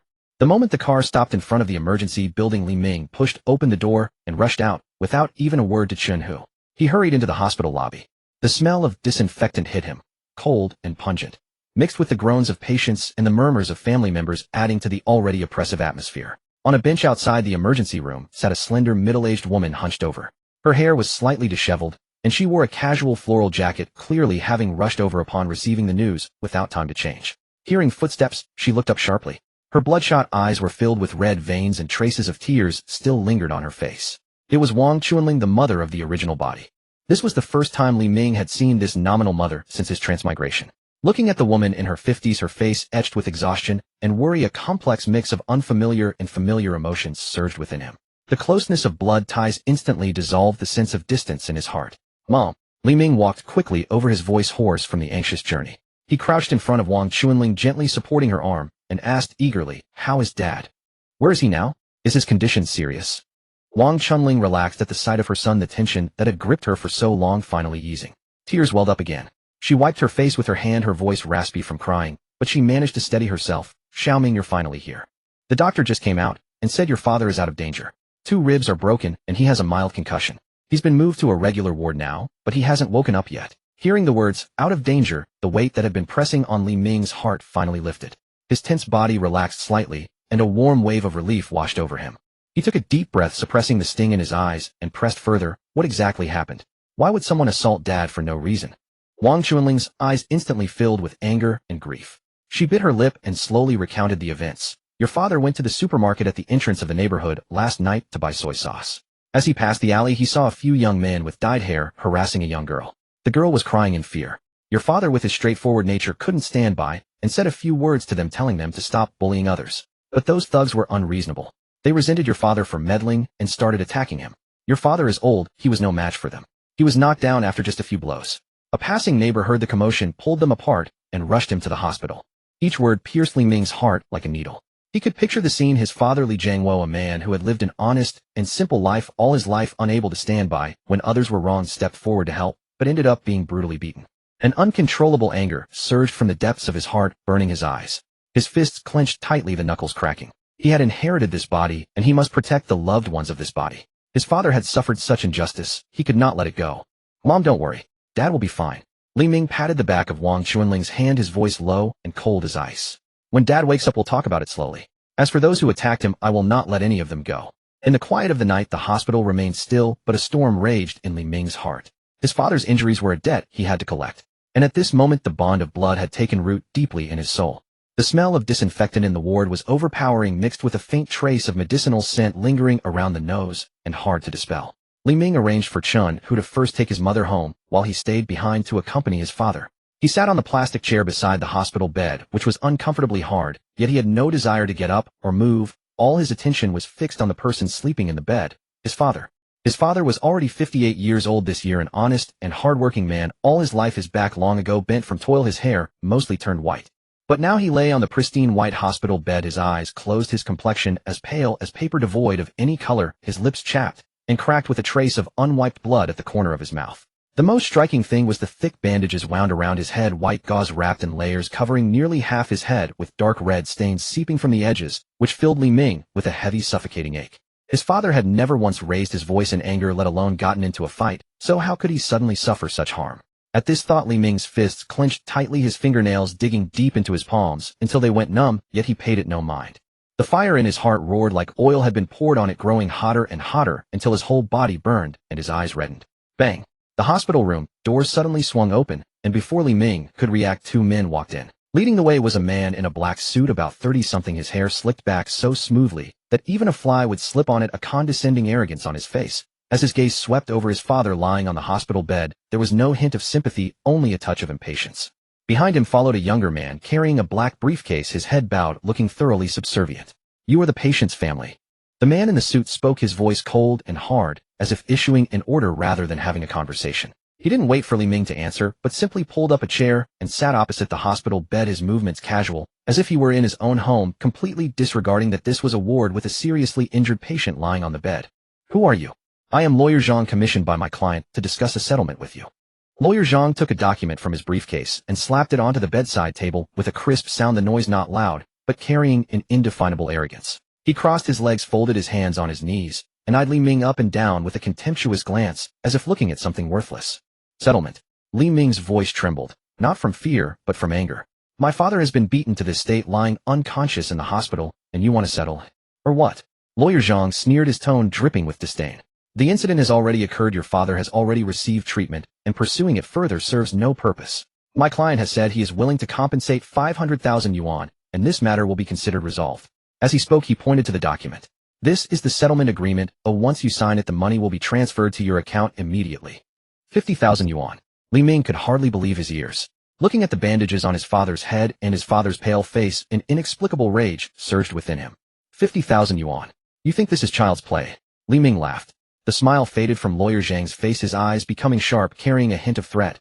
"Young man, watch your words carefully. For someone like your father, 50,000 yuan is already a substantial sum, enough for him to earn in several years. Take it while you can, and don't reject a good offer." "A substantial sum? Huh?" Li Ming laughed until his whole body shook, pointing at his father on the hospital bed. "My father's life and death are unknown, and you tell me this is a substantial sum? Why didn't you think of the consequences when you were beating people? Now you want to settle this matter with just this amount of money? Keep dreaming." "Oomph." Lawyer Zhang snorted coldly, leaning forward slightly, his tone dripping with blatant arrogance. "I advise you to think clearly. You probably don't even know my client's identity, do you? Opposing him won't end well for you.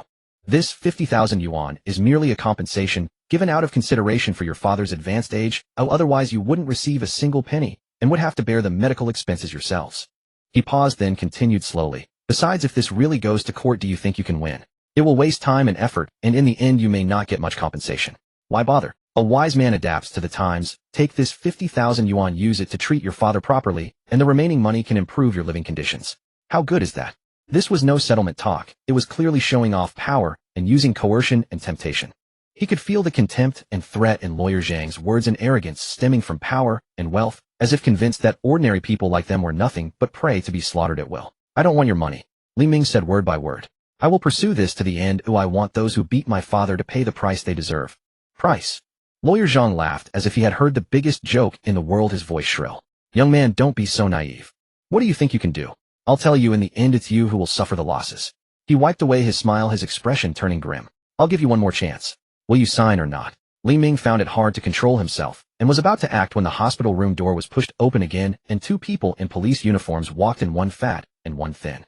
The fat policeman was about 40-something with a round belly and expression of impatience on his face. The thin policeman followed behind, his face emotionless. Seeing the police, a spark of hope ignited in Li Ming's heart. But what Li Ming didn't expect was that the fat policeman merely glanced indifferently at his father on the bed, didn't even stop walking, and went straight to Lawyer Zhang, a smile instantly spreading across his face, his tone ingratiating. "Lawyer Zhang, you're here too. How is the matter going? Has it been settled?" Lawyer Zhang stood up and patted the fat policeman on the shoulder, his tone casual. "It's almost settled. It's just that Mr. Li here can't seem to come to terms with it, still hesitating." The fat policeman turned his head, and the look he gave Li Ming changed instantly, becoming cold and severe, completely lacking the courtesy he had just shown Lawyer Zhang. "I say, what's wrong with you?" Lawyer Zhang has come with sincerity to settle, willing to compensate 50,000 yuan, and you're still not satisfied. Li Ming was stunned. He simply couldn't believe his ears. Officer, they were the ones who started the beating my father to this state, as shouldn't the perpetrators be held accountable? And it's not about money, they are too arrogant. Not enough. The fat policeman sneered, crossing his arms. Let me tell you, for a civil dispute like this, being able to compensate 50,000 yuan is already quite good. Only then did Li Ming understand. No wonder Lawyer Zhang was so arrogant, no wonder the other side dared to beat people so openly. It turned out they had people behind them, and even the police were on their side. So because of the other party's identity, you ignore right and wrong. Li Ming's voice carried a touch of disappointment. My father has been beaten to this state, lying on a hospital bed, and instead of holding the perpetrators accountable, you help the other side and pressure me to settle. Is this what you call serving the people? What do you mean by that? The fat policeman's face darkened. He stepped forward, closing in on Li Ming, his tone threatening. We act according to the law. I warn you, don't argue senselessly here, or we won't be polite. The thin policeman beside him chimed in. Exactly, sign the settlement agreement quickly, and this matter will be dropped. Otherwise you won't only fail to get compensation, but will also bear legal responsibility. Think it over yourself. Lawyer Zhang watched from the side, a victorious smile on his face. He leisurely picked up the settlement agreement and handed it to Li Ming. Mr. Li, you heard that right. The officers have spoken and you'd better sign it. Don't end up with empty hands, and don't say, I didn't warn you. Li Ming looked at the flimsy settlement agreement, then at his father on the hospital bed with a pale face and bandages around his head, and then at the arrogant lawyer and the biased police before him. A deep sense of injustice rose within him. He abruptly pushed away Lawyer Zhang's outstretched hand. The agreement fell to the ground with a rustling sound. A beating for 50,000 yuan. Excellent. Well, just sign it quickly. It's late, no need to waste further time. The light in the hospital room was a harsh, pallid glare, as if a coating of frost had descended upon all present. Lawyer Zhang sat cross-legged on a folding chair beside the hospital bed, his fingers holding the thin settlement agreement. The paper felt light in his hand, yet it was like a heavy stone pressing down on Li Ming with irresistible force. His tone carried no hint of negotiation, only condescending impatience and undisguised arrogance, as if Li Ming before him was nothing more than a petty figure easily manipulated. In Lawyer Zhang's calculations, Li Ming had only two options tonight. Either obediently bow his head and sign, or hold out stubbornly and face layers of harassment, ultimately losing both reputation and wealth. Whichever path he chose, the final outcome was not up to Li Ming, for the one who had struck the blow was no ordinary person. It was already deep into the night. The entire ward was so quiet that only the faint ticking of medical instruments could be heard. Monotonous, oppressive, suffocating. In the room besides Li Ming and the aggressive Lawyer Zhang, two police officers, one stout, one lean, leaned against the doorframe. Their expressions were lax, their gazes casual. They had been called to mediate a civil dispute, yet they had not uttered a single fair word of counsel throughout. Instead, they stood like two silent pillars of support, unknowingly providing Lawyer Zhang with the confidence to exert pressure. Their presence tilted the already unbalanced confrontation further toward the stronger side. But Lawyer Zhang had clearly misinterpreted the meaning of Li Ming's earlier words. Seeing Li Ming's prolonged silence, his hand at his side slightly clenched, yet never uttering a word, Lawyer Zhang cleverly mistook this silence for hesitation, reluctance, and even a desperate compromise. His heart swelled with even more pride, and the contempt on his face was undisguised. He abruptly reached out and slammed the agreement and pen onto the bedside table. The sharp, piercing sound of the metal pen striking the plastic surface burst through the dead silence of the ward. Exceptionally arrogant. Stop dawdling. Do you think I'm being too polite? Sign it, and we'll all be done. If you make a fuss, you'll suffer the consequences. Before Lawyer Zhang could continue his rant, Li Ming's figure suddenly moved. Swift as a phantom, leaving only a blurred afterimage. The man who had stood quietly by the bed a second ago was now already in front of Lawyer Zhang. His right leg, with a force restrained to the utmost, struck Lawyer Zhang's chest. In that kick, Li Ming deliberately held back 90% of his strength. A sharp crack, a clear, crisp sound of a rib breaking that sent a chill down one's spine, pierced the ward's dead silence. The sound was sharp and piercing. Just hearing it, one could imagine the excruciating pain of a broken bone. It echoed in the empty ward, sending chills down the spine. Fortunately, this was a private room with no other patients or attendants. Otherwise, the sudden act of violence, coupled with the bone-chilling sound of the fracture, would have been enough to frighten anyone out of their wits. Lawyer Zhang couldn't even let out a complete scream. His body, as if struck head-on by a speeding car, instantly curled into a shrimp shape, flying backward a full 2 meters, crashing heavily into the white wall of the ward, then sliding down limply to the floor, curling into a ball. He clutched his chest with both hands, his knuckles white from the strain. Within seconds, his face went from flushed to ashen pale. Beads of sweat the size of beans rolled down his forehead, mixing with cold sweat to soak his hair. Guttural, painful gasps escaped his throat. Each breath pulled at his broken ribs, causing him to convulse. He didn't even have the strength to lift his head and look at Li Ming, only emitting death-like wails. Li Ming's sudden action left not only the unprepared Lawyer Zhang, but also the two police officers at the door completely stunned. They had been leaning against the doorframe chatting idly, having long since categorized this incident as a routine civil compensation dispute. In their minds, even if the involved party had emotions, at most they would argue a bit or shove a little, but they would never dare to openly assault someone in front of two on-duty police officers. Yet everything that had just happened completely exceeded their expectations and understanding. Li Ming was of medium build with a calm face, unremarkable in a crowd, hardly the type to resort to violence in public. But the speed, explosive power, and ferocity of that kick left them no chance to even raise a hand to stop it. They could only stand frozen, watching the scene unfold. The stout officer recovered from his shock, first his face changing abruptly. He stepped forward, his right hand firmly pressing on the baton at his waist, and shouted harshly, his voice barely concealing a hint of panic. "What are you doing? Dare to assault someone in front of us? Are you crazy?" The lean officer also hurriedly pulled out his radio and shouted toward the corridor with a tense voice, "Doctor! Nurse! Someone come quick! Someone's injured!" The two officers formed a flanking stance, eyes wary, watching Li Ming carefully, afraid he might make another rash move. Li Ming stood still, his breathing steady, his gaze as cold as ice. He spoke calmly. "Don't worry." He said it himself. "A beating costs 500,000. I'll pay him." These words, calm and steady, carried an undeniable authority, leaving the two officers speechless. For a moment, they didn't know how to retort. To be honest, Li Ming looked at these two officers who had been biased, perfunctory, and even abetting the wrongdoer, and the anger in his heart surged up. He wished he could teach them both a lesson to vent the pent-up frustration of being bullied. But his mind remained clear. He could distinguish priorities. Striking a lawyer was at most an intentional injury dispute solvable with compensation and negotiation. But if he attacked a police officer on duty, the nature would change completely. That would be assaulting a police officer, a criminal felony. Once confirmed, the consequences would be dire. He forcefully suppressed the surging anger and stood still, not moving an inch. But the pressure emanating from his calm eyes, like an invisible mountain, made the two officers catch their breath. They instinctively stepped back half a pace, not daring to get too close. "Subdue him. Cuff him now." The stout officer swallowed, intimidated by Li Ming's aura. Without a moment's delay, he and the lean officer lunged forward from both sides. The cold metal handcuffs clicked shut around Li Ming's wrists. The chill seeped into his heart, through his skin, yet it did not cause him any panic. Before being forcibly taken out of the ward by the two officers, Li Ming resisted the urge to break free from the handcuffs. Taking advantage of their distraction, he quickly pulled out his phone and dialed Song Qingning. Only she could help him with this incident at the police station. Apart from her, Li Ming couldn't think of anyone else. At that moment, Li Ming realized he was wealthy, but his network was still very limited. The moment the call connected, he showed no extra emotion or complaint. In the briefest words, he explained that he had assaulted someone in the hospital and was about to be taken to the police station, ensuring Song Qingning was informed immediately. And so Li Ming, with handcuffs on his wrists, was escorted by the two officers, one stout, one lean, as he walked step by step out of the quiet, eerie ward. The hospital corridor late at night was empty. The dim yellow light stretched the shadows of the three figures. Footsteps echoed in the empty hallway, creating a profound sense of solitude.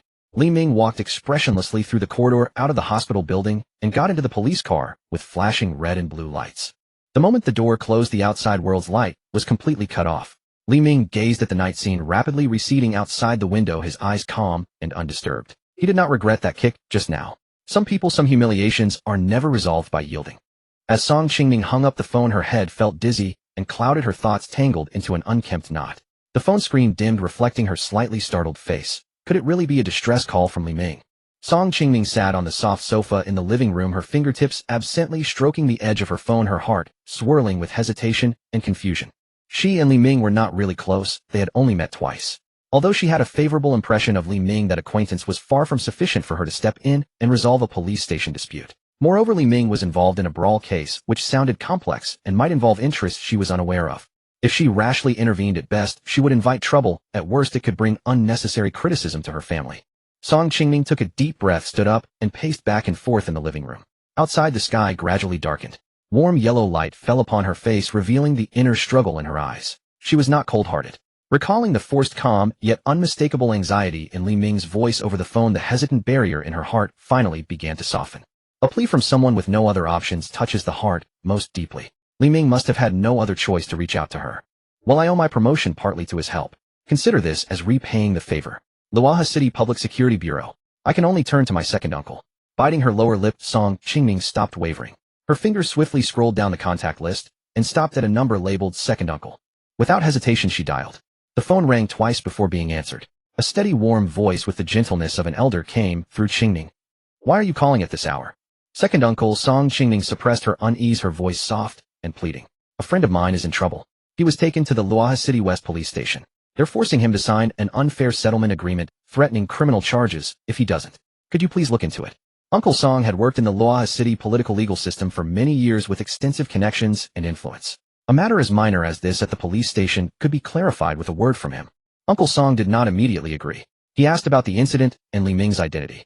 After learning that Li Ming was just an ordinary friend and not causing trouble unreasonably, he replied firmly, "I understand.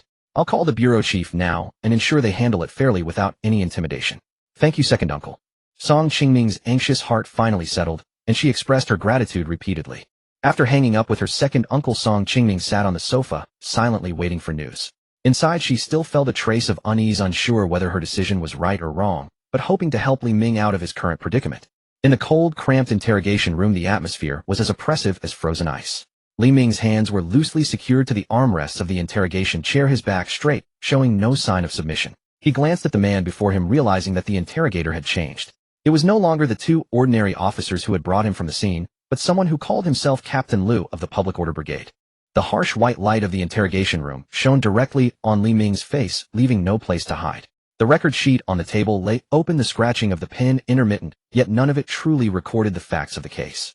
From start to finish, Captain Lu used no physical torture, no beatings, no threatening gestures. Yet the veiled coercion in his words was more suffocating than physical pain. "Li Ming, right? I advise you to be smart." Captain Lu held a cigarette in his mouth, smoke swirling around him, his eyes fixed on Li Ming with a dark stare, his fingers lightly tapping a file on the table. "Don't you realize who the other party is? They're willing to settle. That's already a huge favor to you." Li Ming pressed his lips together, saying nothing. His gaze fell on the settlement agreement from the hospital room, and a faint cold smile flickered in his eyes. "I'll say this one last time." Seeing Li Ming unmoved, Captain Lu's tone grew heavier, the threat more explicit. "Sign this agreement, and we'll treat the whole incident as if it never happened. No charges. You can walk out of this station right now and go back to your life. But if you refuse to cooperate and insist on not signing..." Captain Lu leaned forward, lowering his voice to a bare whisper of warning. "Then we'll have to proceed according to procedure. Crime of intentional injury, crime of affray. 2 charges combined, at the least detention and a fine with a criminal record, at worst imprisonment. You're young. Is it worth ruining your life over this?" The threat was naked and undisguised. Li Ming finally let out a low laugh filled with irony and disdain. He met Captain Lu's gaze, his eyes sharp as a blade. "Had Captain Lu right? I understand your meaning. If I sign, I take the money and leave. If I don't, I face criminal charges. Is that it, eh?" "Exactly. I'm giving you a chance. Don't be ungrateful. The other party's background is not something you can afford to provoke. Even if you don't sign, we'll have to go find your mother." Captain Lu stubbed out his cigarette, his voice icy. At the mention of his mother, Li Ming nearly lost his temper again, but he restrained himself. In this city, he had no powerful connections. Facing this situation alone, he was almost besieged on all sides. Calling Song Qingming earlier had been his last glimmer of hope. After all, they had only met twice. He wasn't even sure if Song Qingming would help him, or if she had the ability to do so. But now he had no other choice. He trusted Song Qingming's character. Since she had answered his call for help, she would surely find a way. All he had to do now was stall until the person Song Qingming had contacted arrived. "All right, I'll sign. Don't go to my mother." Li Ming looked reluctant and helpless. A wise man adapts to circumstances. "Sign, and it's good for everyone." Captain Lu's face broke into a grin, and he lit another cigarette in celebration. "Hurry up and sign. Once I've completed my task, what happens to you and Lawyer Zhang is none of my concern." Just then the door of the interrogation room was gently pushed open from outside. A young officer walked in, quickly leaned close to Captain Lu and whispered a few words. The once arrogant Captain Lu's expression changed instantly, from initial bluster to shock, then to panic, and finally a hint of fear. The cigarette in his hand dropped to the floor with a soft thud, and he didn't even notice when it burned his finger. His eyes filled with disbelief, fixed on Li Ming as if seeing him for the first time. "Why you? Is that true?" Captain Lu's voice trembled slightly as he turned to the officer beside him. As Captain Lu and the officer whispered to each other, and Li Ming's frustration mounted the interrogation room, doors suddenly burst open from the outside. With a thunderous crash, the sound echoed sharply through the quiet night. Everyone instinctively looked up, seeing a middle-aged man standing at the doorway, tall and broad-shouldered with sharp, commanding features that spoke of years and authority. His brows were drawn tight, his expression dark, and his piercing gaze seemed to still the very air around him. The moment Captain Lu saw who had entered, he jumped to his feet, as if propelled by springs, straightening his posture with visible alarm. Director, what brings you here?" The newcomer was none other than Gong Zhijiang, the station director of Chengxi Police Station. Gong Zhijiang did not spare Captain Lu even a single glance, as though the man standing before him did not exist. He strode directly toward Li Ming, his eyes sweeping over him, and darkened further upon seeing the cold shackles binding Li Ming's wrists and ankles. He addressed Li Ming with deliberate courtesy. You must be Mr. Li Ming. I am Gong Zhejiang Station Director of Chengxi Police Station. I sincerely apologize for the discomfort you have endured here. A young officer standing nearby witnessing the director's attitude grew visibly flustered, his hands trembling slightly. He understood clearly that this matter had escalated beyond their handling. Someone the director would personally serve, so humbly, was far beyond anyone there to cross. Before Gong Zhejiang could speak further, the young officer hurried forward, fumbling with keys to unlock Li Ming's handcuffs and ankle restraints. His movements were hurried, as though any delay might draw the director's displeasure upon him. Once the shackles were removed, Li Ming felt immediate relief as circulation returned, his limbs tingling. He moved his wrists, understanding that his earlier request to Song Qingning had proven effective. She had indeed helped him through connections of considerable influence, reaching even the station director. Li Ming breathed a quiet sigh of relief within himself, grateful that his appeal had not been in vain. Gong Zhejiang noticed the red marks on Li Ming's wrists and expressed continued apology. Mr. Li, I am truly sorry. My subordinates acted without proper judgment, bringing you here hastily. Please do not take offense. We made an error in our procedures, and I will ensure they are properly addressed. His manner was exceedingly deferential, a striking contrast to the commanding presence he had displayed upon entering. Li Ming, being a reasonable man, simply nodded and said nothing further. Gong Zhejiang personally escorted Li Ming out of the interrogation room and accompanied him to the station entrance, watching until Li Ming departed safely before returning. Once Li Ming's figure disappeared into the night, any trace of courtesy vanished from Gong Zhejiang's face, replaced by a stern, unreadable expression. He drew a deep breath and turned sharply, his gaze falling upon Captain Lu. Explain exactly what happened. Gong Zhejiang's voice was measured, yet carried a weight that commanded immediate attention. Captain Lu dared not meet his eyes, his uniform damp with nervous perspiration. He regretted his judgment deeply. He had assumed this was a minor matter requiring only routine procedure, never anticipating it would escalate to involve the station director himself. Gong Zhejiang had been resting at home when the municipal bureau director called, urging his immediate return with urgency that left no room for hesitation. Wakened from his rest and already carrying the weight of the situation, Gong Zhejiang's concerns now focused entirely upon Captain Lu. After hesitating, Captain Lu confessed, Director, it appears Yan Haoyu struck the man's father. Attorney Zhang sought mediation, but then Mr. Li intervened, and Mr. Li was subsequently brought to the station. Yan Haoyu. Gong Zhejiang's brows furrowed in recognition. You mean that idle young man from Director Yan's family, known for causing trouble at? Yes, that is precisely him. Captain Lu nodded, his expression resigned. As you know, Director Yan holds considerable standing in our law. He is a prominent businessman and a People's Congress representative with extensive connections throughout the region. Yan Haoyu is his only son, spoiled since childhood and perpetually involved in incidents. When he caused trouble this time and came to our station, we felt we had little choice. Captain Lu carried his own grievances. He was aware of Yan Haoyu's reputation, yet Director Yan's status and past support for the station's work created obligations he felt unable to refuse. In such situations, one must consider long-standing relationships and mutual support within the community. That evening, acting on impulse, he had detained Li Ming, hoping to resolve the matter quickly and provide some measure of closure for Yan Haoyu. He could never have anticipated that this apparently ordinary Li Ming possessed such considerable backing. Upon hearing this, Gong Zhejiang's expression darkened further. That Yan Haoyu. He is a persistent source of difficulty. Such situations create endless complications. Gong Zhejiang rubbed his temple, clearly burdened. Having served as station director for many years, he had encountered many types of individuals, yet those who relied upon family influence without regard for consequences remained among the most challenging. This young man had been involved in numerous incidents since childhood, each time requiring Director Yan to intervene and resolve the matter. Gong Zhejiang had repeatedly advised Director Yan to guide his son more carefully, warning that unchecked behavior would eventually lead to serious consequences. Yet Director Yan, whether occupied with business or reluctant to discipline his son, allowed the pattern to continue, and Yan Haoyu became increasingly brazen. Gong Zhejiang had assumed this evening would involve merely helping to settle a minor disagreement, never expecting to encounter such significant opposition. Observing the director's expression, Captain Lu approached cautiously and asked in a lowered voice, Director, what is Mr. Li's background? Might we have, perhaps, made an error in judgment? He genuinely felt concerned. Having witnessed the director's attitude firsthand, he understood that Li Ming was certainly not an ordinary citizen. Gong Zhejiang sighed and shared what he knew. I am not certain of the full details, but the municipal bureau director mentioned that it was Secretary Song who requested this matter be handled with care. Secretary Song. Captain Lu paused momentarily, uncertain. Which Secretary Song? Gong Zhejiang replied, Song Hailong, Secretary of the Municipal Political and Legal Affairs Commission. Upon hearing this, Captain Lu's composure faltered, the weight of the implications settling upon him. Song Hailong was a truly formidable figure in Luohan City, in charge of the political and legal system. In plain terms, he was the direct superior of the entire public security apparatus, wielding authority that was nothing short of staggering. It was usually an ordeal merely to secure a single audience with him. Yet now, for the sake of Li Ming, he was personally making phone calls to inquire about the matter, even rousing the bureau director from his post. Captain Lu's face drained of color instantly, a cold chill spreading through his entire body. Only then did he realize just how foolish a decision he had made that night. On one side stood Chairman Yin, a prominent local entrepreneur with wealth and extensive connections. On the other was Secretary Song, a high-ranking city official wielding substantial power. This was clearly a clash between titans where the common folk would suffer the consequences. And Captain Lu, unfortunately, was the most unfortunate of them all. He had acted on impulse that night, lending his support to Yan Haoyu and offending someone personally under Secretary Song's protection. Forget about his future prospects. Whether he could even keep his current position was now in serious doubt. The moment this thought struck him, Captain Lu was consumed with remorse, wishing he could strike himself.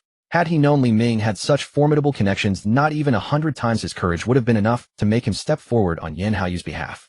Gong Zhijiang watched Captain Lu's hollow-eyed, trembling figure and understood his terror. Yet he himself was hardly less shaken inside. Enough, stop standing there, Gong Zhijiang said wearily, waving his hand. Let this matter rest for now, but from here on keep your distance from Yan Haoyu's affairs. If you dare arrest people without clear justification again, I won't be able to protect you. Captain Lu nodded repeatedly, too afraid to speak another word, his heart filled with endless regret.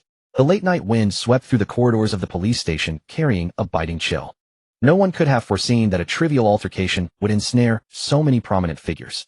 And those of them who worked at the lower levels had, through carelessness, become casualties in a battle of power. Returning to the hospital, the once bustling ward had grown quiet. Only the steady ticking of monitoring equipment remained, each tick striking against Li Ming's heart. His father was still in a deep sleep, his complexion pale, though his breathing had steadied considerably. Li Ming sat on the chair beside the bed and took out his phone, his fingers hovering over the screen for a long time. He wanted to simply make the call and say thank you in person, but when he looked up at the heavy night outside the window and saw that the hands had long passed 2 in the morning, he knew calling now would be far too presumptuous. After much hesitation, he ultimately typed just 2 characters and tapped send. Thank you. Simple as those 2 words were, they carried all his emotions at that moment. Unadorned, yet profoundly weighty. After sending the message, he tucked his phone back into his pocket and let his gaze return to his father, guarding the quiet moment until a faint whiteness appeared on the horizon, and only then did he close his eyes for a light nap. Before 6 in the morning, the ward door was gently pushed open. Chun, who walked in carrying a thermal container, with Li Ming's mother Wang following closely behind, her face etched with exhaustion. Xiaoming, you've been up all night guarding. Go back and get some rest, his mother whispered, careful not to disturb the person in the bed. Li Ming shook his head, about to say he could still hold on, when suddenly a clamor of footsteps broke through from outside the ward, accompanied by familiar local voices that shattered the rare tranquility. The relatives had arrived. News had spread through the extended family, and they poured into the already modest ward in a great procession, instantly turning the space cramped and crowded. Li Ming knew clearly in his heart that all of these people were his father Li Jiangwo's closest kin, the 4 Li siblings, not one absent. His father Li Jiangwo was the eldest child in the family. At 58 years old, the oldest among 5 siblings, he had a steady temperament and spent his entire life working honest labor on construction sites, relying on nothing but his strength to keep the family afloat. In the Li family, the eldest brother was regarded as a father figure, a belief carved into their bones. Li Jiangguo had always held himself to that standard, showing forbearance toward his younger siblings in every matter and shouldering their worries. To outsiders, he possessed the dignity and authority of a true elder brother, and the Li family always appeared to maintain an image of harmonious brotherly love and mutual respect. Yet only Li Ming knew that this harmony had always been nothing more than a thin layer of ice floating on the surface. One gentle poke, and it would shatter, exposing the cracks and coldness beneath. The first to step inside was second uncle Li Jianjun. 5 years younger than Li Jiangwo, he was the most calculating of the siblings, having accumulated some wealth through small business ventures in his earlier years, and now operating a hardware store in the city.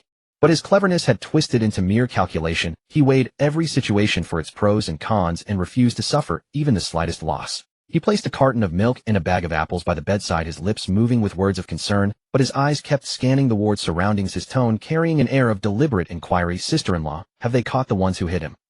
How much compensation are they asking for? Will there be lasting effects? Let me tell you, don't accept less money. Every word he spoke circled back to the question of compensation. Right behind him came third brother Li Jianmin, the most indecisive of the 5 siblings. His nature was timid, and he followed his wife's every word, a man famously controlled by his spouse. His hands were empty, carrying no gifts at all. He shrunk to the back of the crowd, afraid to even lift his head, and merely echoed a timid sister-in-law, in his voice, his eyes darting about, as though dreading any question about contributing money or effort. His wife followed close at his side, dressed in flashy, elaborate attire, a trace of concern visible on her face. Behind them came his two younger sisters, the elder Li Jianfen and the youngest Li Jianmei. The elder sister Li Jianfen had a fiery, sharp-tongued nature and a fondness for gossip, and stirring up trouble, always eager to involve herself in anyone's affairs big or small, and offer her opinions freely. She strode straight to the bedside as soon as she entered, and with an exaggerated wail looked at her eldest brother in the bed. "Oh my, what suffering has my eldest brother endured! Once those people are caught, they should face the consequences." The youngest sister Li Jianmei was the most yielding of the siblings with a kind heart, but she had never held any real voice in the family. From childhood, she had been accustomed to having her older brothers and sisters make all the decisions for her, simply going along with the current whenever something arose. She carried 2 cases of yogurt, and timidly made her way toward Wang Chunling, speaking in a soft voice. "Sister-in-law, I don't have much money, just 2,000 yuan. Please don't think it's too little." As she spoke, she pulled a crumpled envelope from her pocket, and tried to press it into Wang Chunling's hands, but before Wang Chunling could take it, Li Jianfen reached out to block her, glaring sharply at Li Jianmei. "What are you trying to prove? Life at home is already tight. Keep this money for your child's tuition.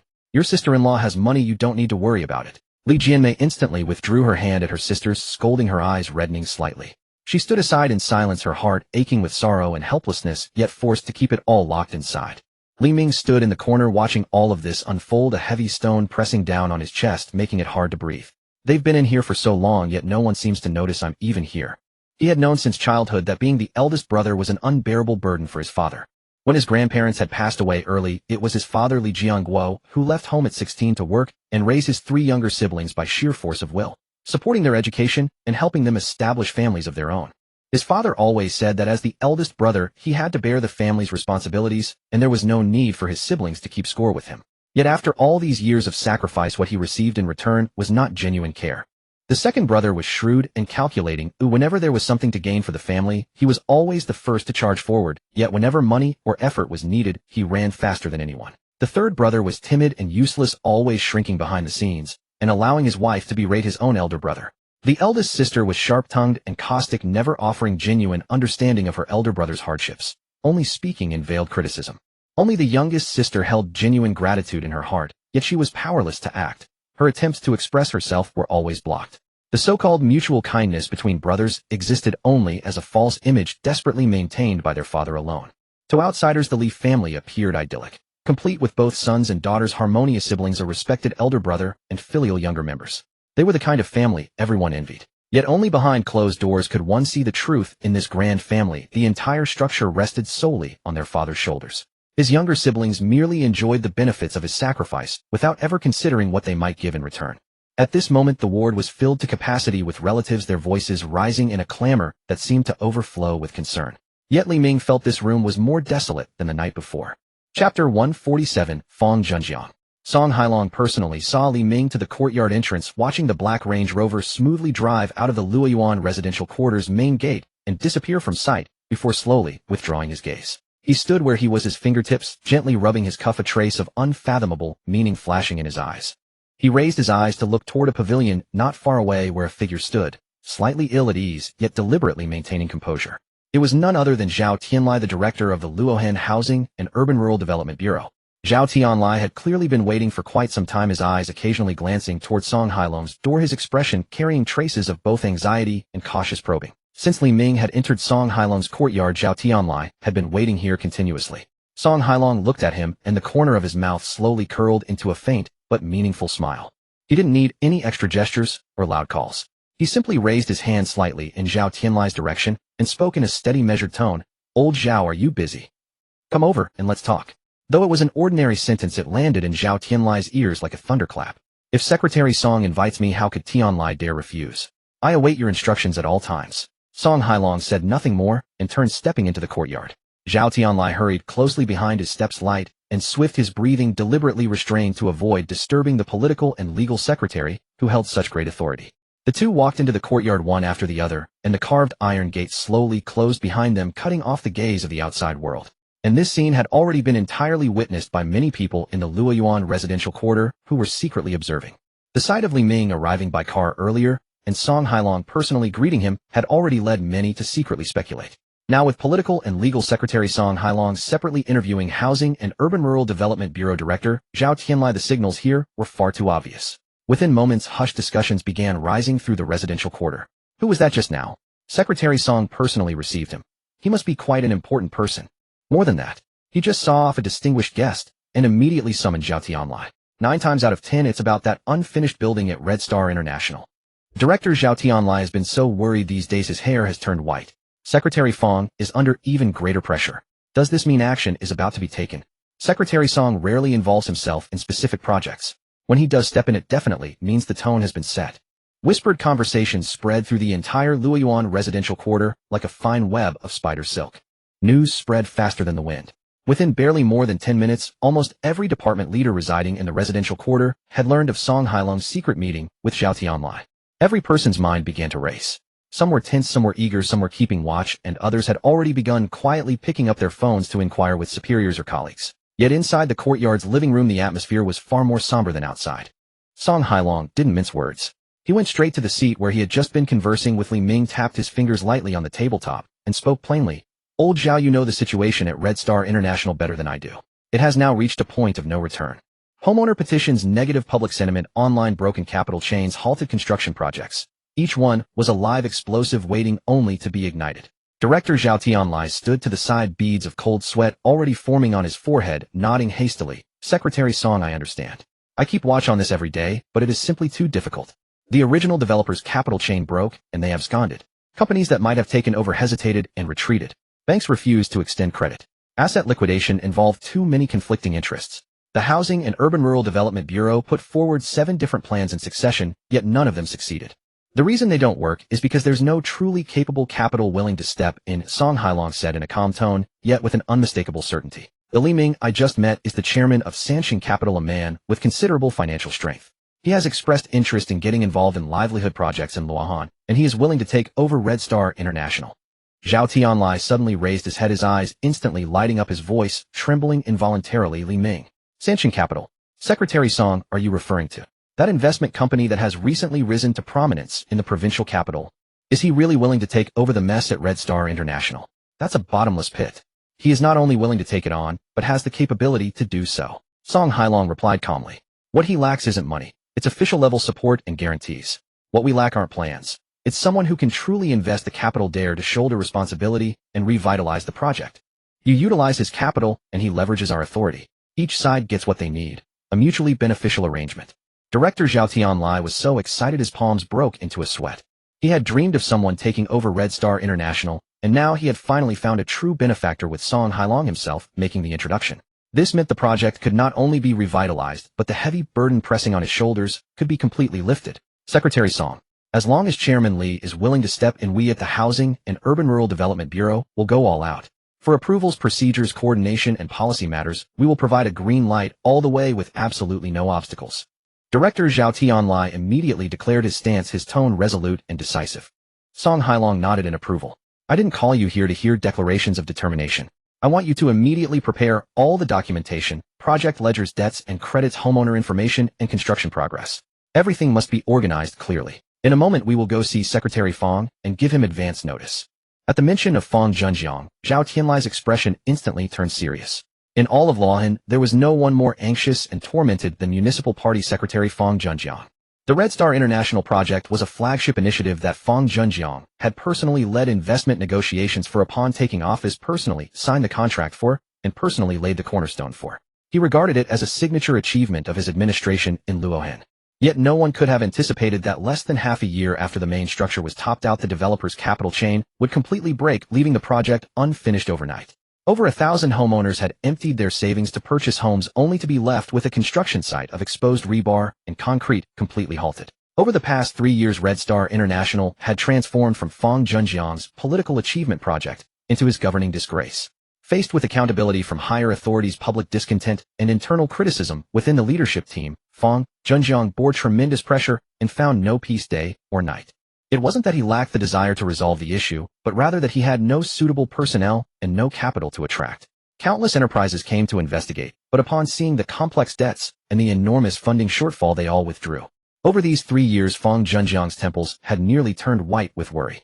Just hearing the 4 characters, Red Star International, made his heart grow heavy. It was precisely for this reason that when Song Hailong, accompanied by Zhao Tianlai, entered Secretary Fong's courtyard, the atmosphere throughout the entire Luoyuan residential quarter grew, charged with significance. Inside the study, a composed smile appeared on Fang Zhenjiang's face, though he could hardly conceal the exhaustion in his eyes. Comrade Hailong, Comrade Tianlai, please be seated. The two sat down without any unnecessary formalities. Song Hailong looked directly at Fang Zhenjiang and spoke plainly, his tone calm, yet forceful. Secretary Fang, we have come today, specifically regarding the unfinished Red Star International project. In just those few words, Fang Zhenjiang's heart gave a sudden thud. Those 5 characters were the pain he had been most reluctant to speak of over the past 3 years, yet the one he could never avoid. Yet hearing it from Song Hailong's mouth, now he felt no irritation. Instead, a powerful sense of anticipation surged within him instantly. He understood Song Hailong all too well. This political and legal secretary was steady and pragmatic, never taking action without certainty, and certainly never making idle promises. Since he had proactively come to discuss Red Star International, it meant that a solution had been found and the right person had been identified. Fang Zhenjiang suppressed his surging emotions, leaned his body slightly forward, and fixed his gaze firmly on Song Hailong. His voice carried an almost imperceptible tremor. Hailong, tell me. Song Hailong did not pause. He recounted everything. The process of his meeting with Li Ming, Li Ming's strength and background, his intention to take over Red Star International, and the understanding reached between both parties. All in complete detail, and with clear organization. Naturally, this included the incident of Li Ming's father being assaulted, as well as the conflict with Chairman Yan. After all, the person standing behind Chairman Yan was precisely Fang Zhenjiang himself. As for how to navigate the situation, that was no longer Song Hailong's concern. For a moment, Fang Zhenjiang fell into deep contemplation. Fang Zhenjiang sat behind the wide office desk, his fingertips gently tapping the surface, his expression grave and contemplative. Song Hailong's words still echoed in his ears. Just as a path forward for the stalled Hongqing International project began to take shape, the incident involving Li Ming's father being attacked had resurfaced, with a shadowy figure looming behind it all, compelling him to intervene personally.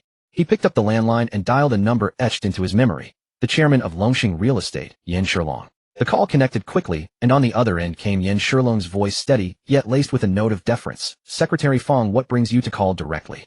Please give your instructions, I am ready to follow them. Fang Zhenjiang's tone remained even, yet carried an unquestionable weight. Old Yan, I am not here to discuss anything else. I just want to know one thing.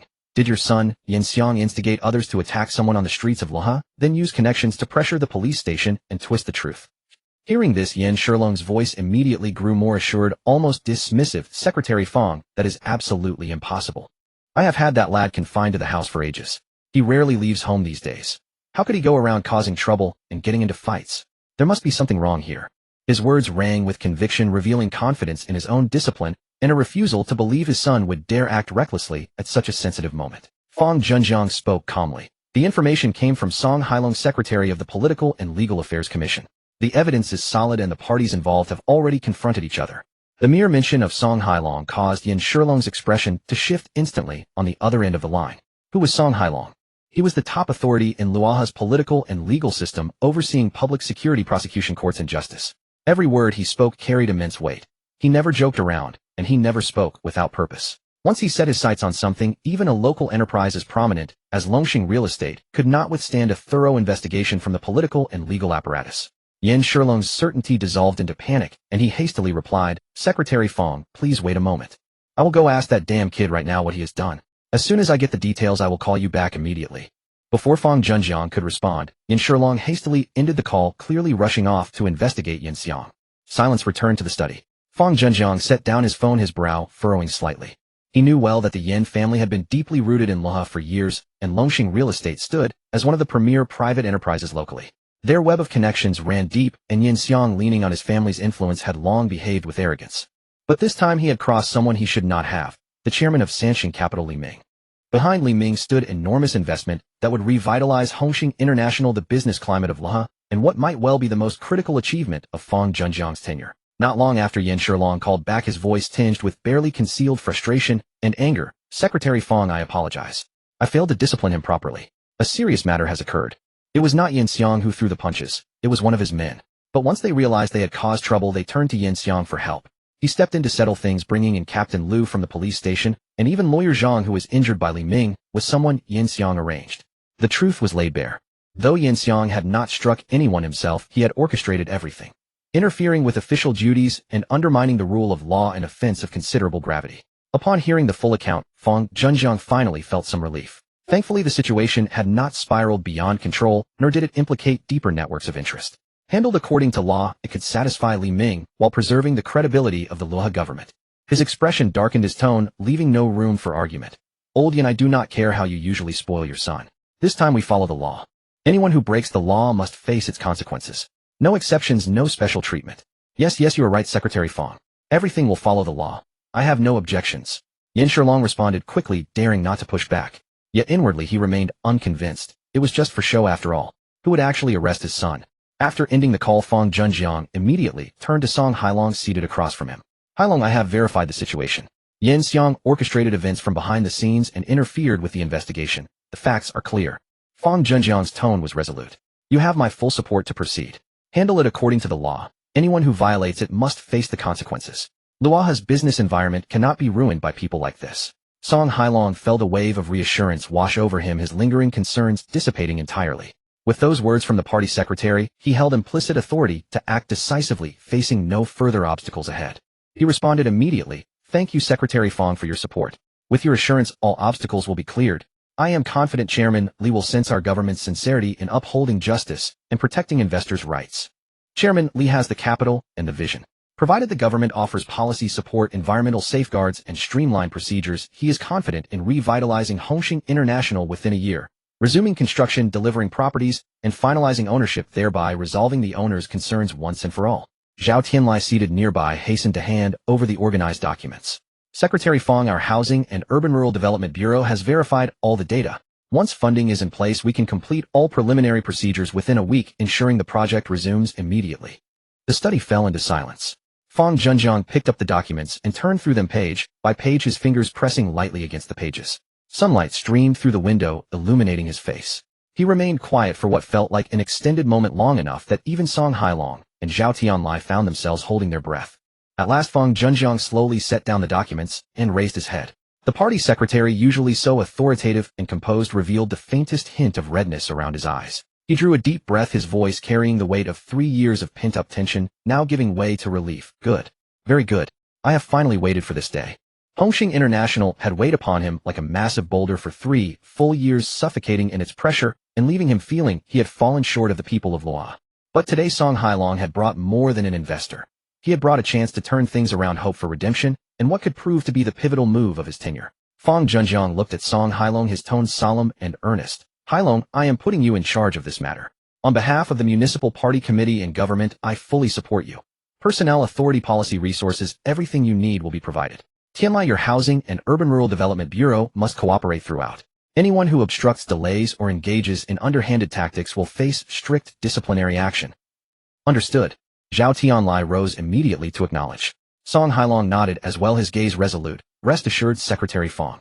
I will dedicate myself fully and honor the trust placed in me by the Municipal Party Committee, yourself, and the people of Luoha. Fong Junjiang rose from his seat and approached both men, extending his hand to shake firmly with each. 3 hands met in a shared gesture of commitment. The stalled building crisis that had lingered for 3 years was in this moment beginning to see the dawn of resolution. Outside the window, the sunlight fell bright and clear. Meanwhile, the political landscape of Luoha was quietly undergoing profound transformation, shaped by Li Ming's arrival, Song Hailong's involvement, and Fong Junjiang's decisive leadership. Late at night, in Luoha, the city gradually sank into darkness, while the neon-lit entertainment district remained brightly lit and bustling without cease. The night bar was one of Luoha's most renowned haunts of hedonism. Deafening music pounded against the eardrums, multicolored lights flashed wildly across the dance floor, young men and women twisted their bodies freely among the crowd, while alcohol and pheromones filled the air, temporarily drowning all worries and stress.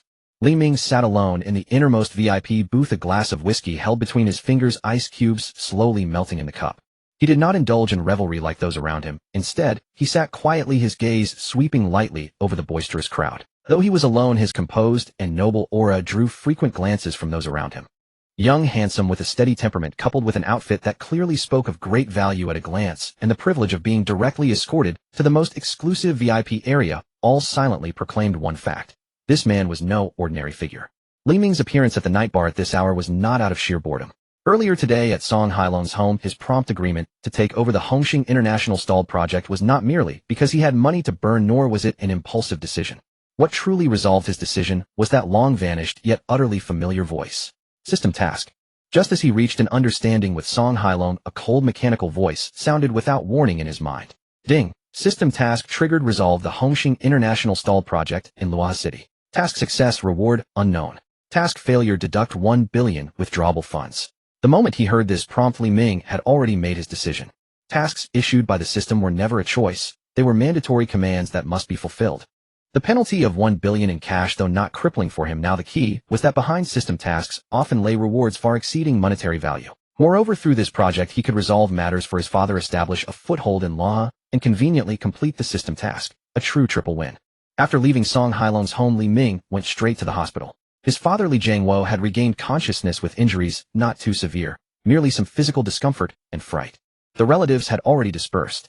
Li Ming specially arranged for 2 experienced and efficient caregivers to provide around-the-clock personal care, with meals and daily routines following the highest standards. He also learned the news.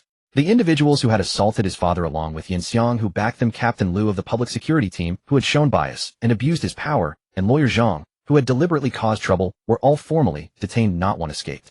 Sitting by the hospital bed, watching his father sleep peacefully, Li Ming couldn't help but sigh softly. Money indeed could solve 99% of the world's troubles. But the remaining 1% required power.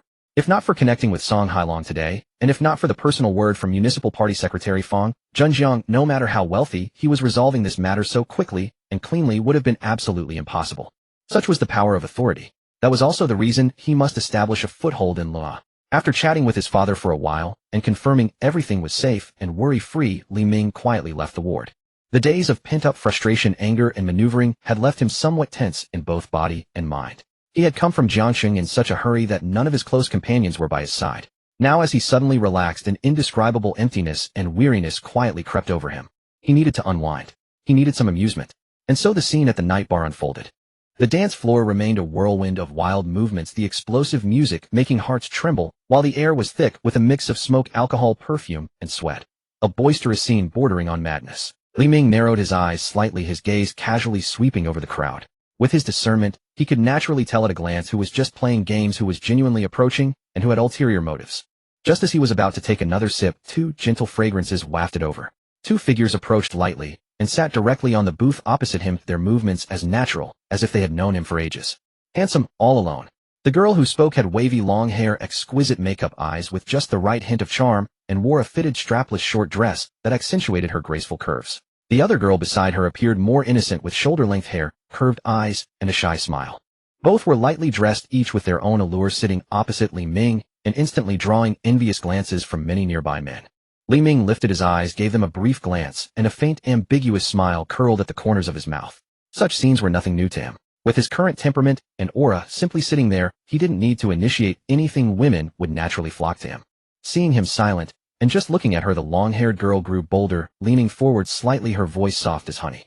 Being alone is so boring. How about buying us a drink?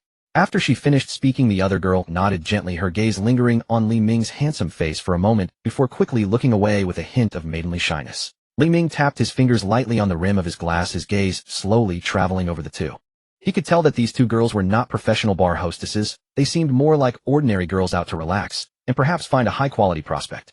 Their looks, figures, and temperament were above average, the type that would normally draw second glances. On a normal day, he might have ignored them. But today he truly wanted to unwind, to the point of even skipping the use of his detection skill. Li Ming slowly raised his chin and gestured to a nearby waiter, his voice low and magnetic, still clear amid the noisy music. Order whatever you want to drink. A simple sentence, yet carrying an air of unquestionable generosity. The 2 girls' eyes immediately lit up. They had originally approached with a try-it-and-see attitude, as Li Ming clearly was not an ordinary person, and they hadn't held much hope. But to their surprise, not only did he not refuse, he was so straightforward and generous. The long-haired girl immediately beamed. Handsome, you're so generous. Then we won't be shy. She picked up the menu, and without deliberately choosing excessively expensive drinks, she selected 2 mid-range bottles of champagne and a few snacks. Soon the waiter brought the drinks and fruit platter. Crystal glasses clinked together, producing a crisp sound. Cheers to the handsome man. Wish you have a great time in Loa. Li Ming took a small sip. The cool liquid slid down his throat, washing away some of his fatigue. He did not actively ask about their names, professions, or backgrounds. He just occasionally responded casually, his demeanor composed and detached, yet not making them feel neglected. This poised and masterful posture instead made the 2 girls even more attracted. They had seen far too many men who would eagerly fawn over beautiful women, desperate to cling to them immediately. A man like Li Ming, handsome, wealthy, with such a composed and mysterious aura, was truly rare. The girl with long hair leaned in slightly, her gaze rippling with measured curiosity and gentleness, and she murmured softly, "You're not from around here, are you? Did you come all the way to Loa?" Looking at your demeanor and manner of speaking, you certainly don't seem like a local. Li Ming offered a faint smile, his expression calm and unhurried. His fingertips traced the cool surface of his glass as his voice, deep and resonant, replied, Jiangxing. Jiangxing? That's such a big city. The two girls gasped in unison, their gaze toward Li Ming instantly filled with genuine admiration and yearning. Jiangxing was the economic hub of the province. In their eyes, anyone who could come all the way from Jiangxing to Luohe must be wealthy or influential. Combined with Li Ming's composed and understated aura, they were even more convinced that the man before them was someone they would never normally have the opportunity to meet. Under the warm, ambiguous glow of the lighting and the subtle influence of the alcohol, the atmosphere grew thick and mellow. The two girls drew instinctively closer to Li Ming. Their light perfumes mingled together, drifting toward him, while their gazes softened, revealing unmistakable warmth and hesitation. On the dance floor, lights flashed wildly, and the deep bass vibrated gently through every chest. The entire nightclub was immersed in a whirl of noise and abandon, yet the VIP booth, where Li Ming sat, felt like its own quiet and refined sanctuary. To Li Ming, the gentle charm unfolding before him was nothing more than a fleeting moment of relaxation in a life already rich with experience. He knew better than anyone that from the moment he agreed, with Song Hailong, party secretary of the Luohe Political and Legal Committee, to take over the unfinished Hongxing International project, the long-dormant waters of Luohe were destined to stir with his presence. The entrenched Yin family's local influence, deeply rooted political networks, the delicate balance of official relationships, the system mission that had to be completed, and the vast interests worth billions. All of these turbulent undercurrents and veiled struggles were only just beginning to unfold. Li Ming set his glass down slowly, his gaze returning to the two beautiful women before him. A faint smile brushed across his deep-set eyes as the corners of his lips lifted gently. The night was long indeed. It was time to truly unwind. He raised a hand and signaled the waiter nearby in a casual gesture, his voice calm, yet carrying an undeniable authority. Bring us 2 bottles of your best champagne, a fruit platter, some appetizers, and a box of cigars. Put it all on my tab. The moment those words left his lips, Lin Weiwei and Su Qing's eyes lit up with astonishment. To sit in the innermost VIP booth of Yisei nightclub already set one apart from ordinary guests. To order the house's finest champagne at the drop of a hat, and casually arranged cigars as well. This effortless generosity was far beyond what any local Luohe youth of wealth could match. Lin Weiwei's smile deepened her figure, drawing closer to the table. A rich yet sweet fragrance mingled with the faint scent of wine drifted toward Li Ming as she said, her voice bright with unmistakable delight. You're far too generous. My name is Lin Weiwei, and this is my best friend Su Qing. We're both from Luohe. We just got off work and decided to come here to relax. Su Qing nodded shyly beside her, her clear eyes stealing glances at Li Ming's sharp profile, a faint blush rising naturally to her cheeks. Naturally reserved and quiet, she would never have dared approach him on her own. Lin Weiwei had pulled her along. Yet now with Li Ming so close, his handsome and composed presence made her heart race faster and her breathing grow lighter. Li Ming gave a slight nod. Without prying into their backgrounds, he simply raised his glass and lightly touched it to theirs. The crystal glasses chimed with a clear and delicate sound. He cherished this moment, a time when he needed no careful maneuvering or calculating. The relief was rare and genuine. From the hurried trip from Jiangxing to Luohe, his father's unprovoked assault, his own detention at the police station, and the subsequent meeting with Song Hailong, a key local official, his entire day had been spent in a state of utmost tension. Now surrounded by dazzling music, dreamy lights, 2 graceful companions, and a glass of crystal-clear mellow wine, Li Ming finally felt the comfort of long-forgotten ease. With a companion on either side feeling the different softness and warmth beside him, Li Ming felt a gentle stir of quiet delight. Lin Weiwei, ever skilled at lifting the mood, quickly broke away all initial shyness. Watching Li Ming's composed and serene manner only deepened her curiosity, and she asked again softly, So handsome guy, did you come to Luohe from Jiangxing to do business? You carry yourself like someone destined for great things. Li Ming took a light sip from his glass, a faint and enigmatic smile touching his lips. In a way, yes. I'm here to discuss a project. He did not elaborate on the Hongxing International unfinished tower that had plagued Luohe for years. First, these 2 young women would hardly grasp its weight and complexity. Second, he had no intention of letting such heavy matters disturb the rare, tranquil atmosphere of the evening. As the drinks flowed, the air between them grew even warmer. Lin Weiwei's hand brushed gently and unintentionally against Li Ming's. Her eyes were soft enough to melt, carrying a direct and bold hint. After we finish drinking tonight, where will you be heading? It must be rather lonely returning to the hotel alone. Why don't we keep you company? Su Qing sat quietly beside her, her cheeks already flushed crimson. Yet she still nodded obediently without objection, clearly acquiescing to her best friend's suggestion. Li Ming understood immediately. He was no rigid or pretentious man. Since he had come out to unwind, there was no reason to affect false reserve. He set his glass down slowly, leaned back comfortably into the spacious plush booth, and let his calm gaze sweep over both of them. In a low and magnetic voice carrying a quiet authority that was hard to resist, he said, "I'm staying at the Luoha International Hotel. If you don't mind, we can continue there." Lin Weiwei's face instantly brightened. Of course. We were wondering what to do next. Su Qing also nodded gently, her ears turning red, her head bowed, unable to hide the shyness and anticipation in her eyes. The three rose together and left the booth. Along the way, numerous envious, curious glances followed them across the club. At a place like Yisei nightclub, escorting two stunningly beautiful companions out at once was a quiet statement of power and charm. And Li Ming's dignified and refined bearing made him, without question, the most captivating presence in the entire room. Stepping outside, the late-night air of Luoha carried a cool breeze that swept away the warmth and residual scent of alcohol. A black Rolls-Royce Cullinan rested quietly by the curb, its body gleaming with understated luxury under the streetlights, two steady beams cutting through the night. Chun, who had already stepped out and stood waiting respectfully. At the sight of Li Ming, he immediately bowed. "Boss." Li Ming nodded slightly and gestured for Lin Weiwei and Su Qing to enter the car first. The two young women, now completely transformed from their earlier ease, carried an air of careful reverence and quiet awe. They had originally assumed Li Ming was simply a well-off young businessman. But the top-tier luxury vehicle and the respectfully attentive bodyguard shattered every assumption they had held. Only now did they truly understand. The man they had approached tonight was no ordinary wealthy heir. He was a true power player capable of shaping the fate of all Luoha. Inside the car, the cabin was spacious and luxurious, quiet and comfortable. A stark contrast to the clamor of the club. Li Ming reclined against the seat and gently closed his eyes. The fatigue and tension of the entire day began to fade away. In his heart, he remained perfectly clear-minded. Tonight's gentle indulgence was nothing more than a brief interlude. The car glided smoothly into the Luoha International Hotel, and the elevator ascended directly to the brilliantly lit presidential suite on the top floor. Pushing open the door, the entire nightscape of Luoha unfurled before them. Neon lights shimmering, thousands of windows glowing, a breathtaking panorama stretching to the horizon. The night was long and the warmth of the evening was in full bloom. In the early morning of the next day, as a faint gleam of dawn appeared on the horizon, the presidential suite at the top of La International Hotel remained steeped in the undisturbed tranquility of the night. Li Ming walked to the floor-to-ceiling window. Outside, the city of Luoha was slowly awakening from its slumber. After a night of rest, Li Ming felt refreshed. He settled the necessary expenses and left the hotel, then drove to the hospital. At the same moment he arrived at the hospital, the atmosphere in the chairman's office at the top of the Longxing Real Estate Group headquarters in Luoha City was as tense as the sea before a storm.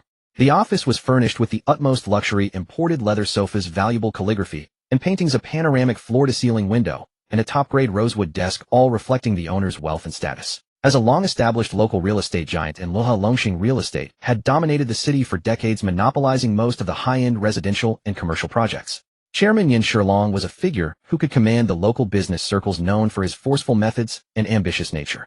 A sharp sound of shattering suddenly broke the silence. A handmade crystal glass worth tens of thousands shattered on the floor, its sparkling fragments scattering in the cold light.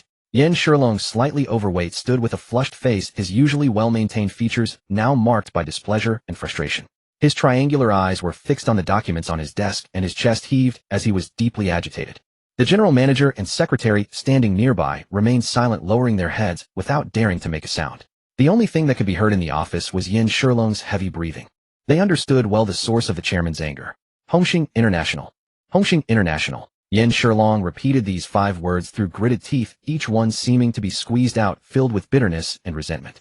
After all the effort I've invested and years of planning, in the end it's all for someone else's gain. This internal news just delivered to his hand struck him like a sharp blow. Zhao Tianlai, director of the Luoha Housing and Urban Rural Development Bureau, formally proposed a motion at the municipal government meeting to fully restart the Hongxing International Commercial Complex project, which had been shelved for 5 years. The motion caused considerable stir, and under the decisive support of Party Secretary Fang Junjiang, it was passed unanimously, with the restart to be initiated immediately. Yet throughout the official announcement, there was not a single mention of Longxing Real Estate. This meant that the Hongxing International project, which had consumed Yin Shilong's immense energy and years of covert maneuvering, was completely beyond his reach. Outsiders only knew that Hongxing International was once the largest commercial landmark in Luoha, located in the prime downtown area, planned to include high-end office towers, shopping centers, and hotel apartments. Once completed, it would undoubtedly become a new symbol of the city. However, due to a broken capital chain and complex conflicts of interest, the project halted completely within its first year, leaving exposed steel and concrete and overgrown weeds. It remained a derelict site for 5 years, becoming the most conspicuous scar in the center of Luoha. But no one knew that Yin Shilong had played a significant role in reducing Hongxing International to its current state. 5 years ago, the original developer of Hongxing International was well capitalized, and had the potential to complete the project successfully. But Yin Shilong, coveting this prime piece of land, used every means at his disposal to exert covert pressure, cutting off the developer's financing channels, inciting construction site disputes, manipulating public opinion, and colluding with upstream and downstream suppliers to halt supplies. Through these underhanded tactics, the once thriving project collapsed entirely, and the developer, overwhelmed by debt, abandoned the project and fled. Yin Shilong's aim was simple: to cripple the original developer, wait for the project to become a complete white elephant, and then, when its assets had drastically depreciated, acquire it at a rock-bottom price, or even for free, and monopolize this prize. Over the past 5 years, he had been waiting for the perfect moment, continuously pressuring the municipal government to sell Hongxing International to him at a bargain price. Unfortunately, the Luoha municipal government had never agreed to his acquisition plan, as he intended to use a scheme to acquire the project with virtually no capital. He planned to mortgage the Hongxing International project for a loan, use the loan to build it, and then repay the bank with the project's profits. Through his relentless pressure, he was nearly on the verge of success. But reality dealt him a harsh blow. The project was indeed restarted, but it had nothing to do with him. An obscure outside capital entity intervened, quietly clearing all obstacles overnight, and secured the project at the municipal meeting with such speed and decisiveness that Yin Shilong had no chance to react. Investigate. Immediately, Yin Shilong slammed his hand on the desk and spoke in a hoarse voice. Who is reaping the benefits behind the scenes? Is it an outside consortium or someone from the provincial government? I want to know who has the audacity to snatch food from my plate. The secretary hesitantly replied, Chairman Yin, we have very little information. We only know that the entity taking over the project is a newly registered investment company from Jiangxing. The legal representative is a very young man named Li Ming, and we can't trace the source of the capital or his connections. Li Ming. Yin Shilong frowned, rapidly searching his memory for the name. He knew every prominent family and entrepreneur in Luoha, but this name was as unfamiliar as a blank sheet of paper. How could a young man with no apparent background leverage a project as massive as Hongxing International? How could he have the party secretary personally approve and the housing bureau director push it forward? A strong sense of unease instantly rose in Yin Shilong's heart. Wait, why does this name sound familiar? But for a moment, he couldn't recall where he had heard it. He was well aware that anyone who could resolve the 5-year-old abandoned project and coordinate all the political and business channels in Luoha within just a few days was not as simple as he appeared on the surface. Behind him must stand a formidable figure that no one dared to offend. A figure whose influence was so great that it could override Yin Shilong's years of planning and take the prize directly. If Li Ming had known Yin Shilong's thoughts, he would only have said, "Thank your son." 5 years of scheming, countless financial investments, and a carefully woven network of relationships had all become stepping stones for someone else. Yin Shilong slowly sat back in his chair, the anger on his face gradually fading, replaced by a cold, sinister calm. He stared out the window at the Luoha skyline, his gaze fixed on the derelict structure with exposed steel and concrete. His fingers tapped lightly on the desk, producing a dull, ominous rhythm. Taking what's mine won't be that easy, Yin Shilong murmured to himself, his voice carrying a barely concealed edge. I've been eyeing Hongxing International for 5 years. Even if you cut in halfway, don't expect to carry out the project smoothly. In Luoha, an outsider hasn't the right to throw their weight around. At that moment in the hospital corridor, Li Ming had just finished visiting his father and was calmly walking out of the ward. He stood by the window, watching the endless stream of vehicles below, a faint smile curling at the corner of his mouth. He hadn't expected Luoha to act so swiftly. Only yesterday they had asked if he was interested in investing, and today they had already found a project for him. Afternoon sunlight slanted through the floor-to-ceiling windows, casting a warm glow along the hospital corridor. Li Ming took out his phone, found the name Lung Wuyan in his contacts, and dialed. A languid, somewhat nonchalant female voice immediately drifted from the receiver, sweet as honey, yet tinged with carefree ease. Boss, what are your instructions? Lung Wuyan sat on a leather sofa in her office, her fingers idly twirling a strand of wine-red curled hair, while her other hand played with a crystal glass on the desk. She had just concluded negotiations with a business partner dressed in a sharply tailored black suit skirt that accentuated her graceful figure. Her brows and eyes carried an aloof, untouchable elegance, but only when facing Li Ming would she lower her guard and reveal this languid demeanor. Bring our legal team and come to Luoha tomorrow. Li Ming always understood his strengths and weaknesses. While he could handle casual matters, when it came to specific projects, he knew to let professionals take the lead. Boss, what's the situation? There is a project, the Hongxing International unfinished building development in Luoha City. I need you. Li Ming offered no excessive explanation, stating only the essential matter. A few seconds of silence passed on the other end before Lung Wuyan's eager voice came through. Boss, what exactly is the situation with this project? Why did it become unfinished? As you know, unfinished building projects are not something to take on lightly. So many parties are involved: developers, contractors, banks, government officials, and countless homeowners. Each has their own demands, and any misstep could bring trouble upon ourselves. Every word Lung Wuyan spoke was true. Without sufficient capital backing and a powerful foundation, such projects were bottomless pits that could never be filled. Hearing this, Li Ming sighed lightly, his tone remaining calm. I am not entirely clear on the specifics myself. Let us discuss in detail once we arrive in Luoha tomorrow. He truly only knew of the project's existence and Song Hailong's preliminary intentions. The exact reasons for the halt, the current debt scale, and the focal points of conflict among all parties would need to be clarified after arriving, combining Lung Wuyan's professional analysis with the materials Song Hailong provided. Understood, boss. Lung Wuyan did not press further and agreed readily. She trusted Li Ming absolutely. If the boss personally assigned this, the project must hold value. Moreover, the more complex the project, the more it could showcase her abilities, and she had always welcomed challenges. Before hanging up, she added in a decisive tone, I will arrange for the team to gather first thing tomorrow morning and depart for La in the afternoon. Rest assured nothing will be delayed. Thank you for your trouble, Li Ming replied calmly, then ended the call with Lung Wuyan. Setting down his phone, Li Ming picked up the landline and dialed a number he had added the day before. Soon Song Hailong's gentle voice came through. Director Li, hello. Song Hailong's hair was neatly combed, wearing a well-fitted dark shirt, seated in his office leather chair. On his desk lay preliminary documents regarding the Hongxing International project. When he received Li Ming's call, he had already anticipated the matter, though he had not expected Li Ming to move so swiftly. Secretary Song, my team will arrive in Luoha tomorrow afternoon. Let us discuss the Hongxing International project in person. Li Ming's words were direct and to the point. Very well, Director Li. We will meet tomorrow. Song Hailong's voice carried obvious warmth, his tone growing enthusiastic. He nodded slightly into the phone, a gratified smile appearing on his face. As Secretary of the Political and Legal Affairs Commission, although Song Hailong did not directly oversee economic affairs, the Hongxing International project had remained unfinished for so many years, triggering numerous petitions and rights protection activities from homeowners, severely affecting Luoha City's social stability and government reputation. If he could personally see the project revived, it would not only resolve long-standing issues and ease homeowners' grievances, but also add a significant contribution to Luoha City's economic development. As a member of the municipal leadership team, he would naturally merit the highest recognition. There might even be an opportunity for further advancement through this, an exceptional chance for his career. After ending the call, with Li Ming, Song Hailong leaned back in his chair, his fingers gently tapping the desktop, his smile growing broader. He secretly felt fortunate. He had never expected that merely helping his niece with a small favor would unexpectedly introduce him to a financial magnate of such stature, a most welcome opportunity. With a prominent figure like Li Ming stepping in, the revival of the Hongxing International project might truly be just around the corner. He immediately picked up the documents on his desk and began reviewing them carefully, his gaze landing on the analysis of why the Hongxing International project had stalled. The original developer was a local real estate company in Luoha City named Hongxing Real Estate. 5 years ago, due to various circumstances, Hongxing Real Estate's capital chain had completely fractured, forcing the project to halt. They all knew the specific reasons. Hongxing Real Estate, Yan Shilong.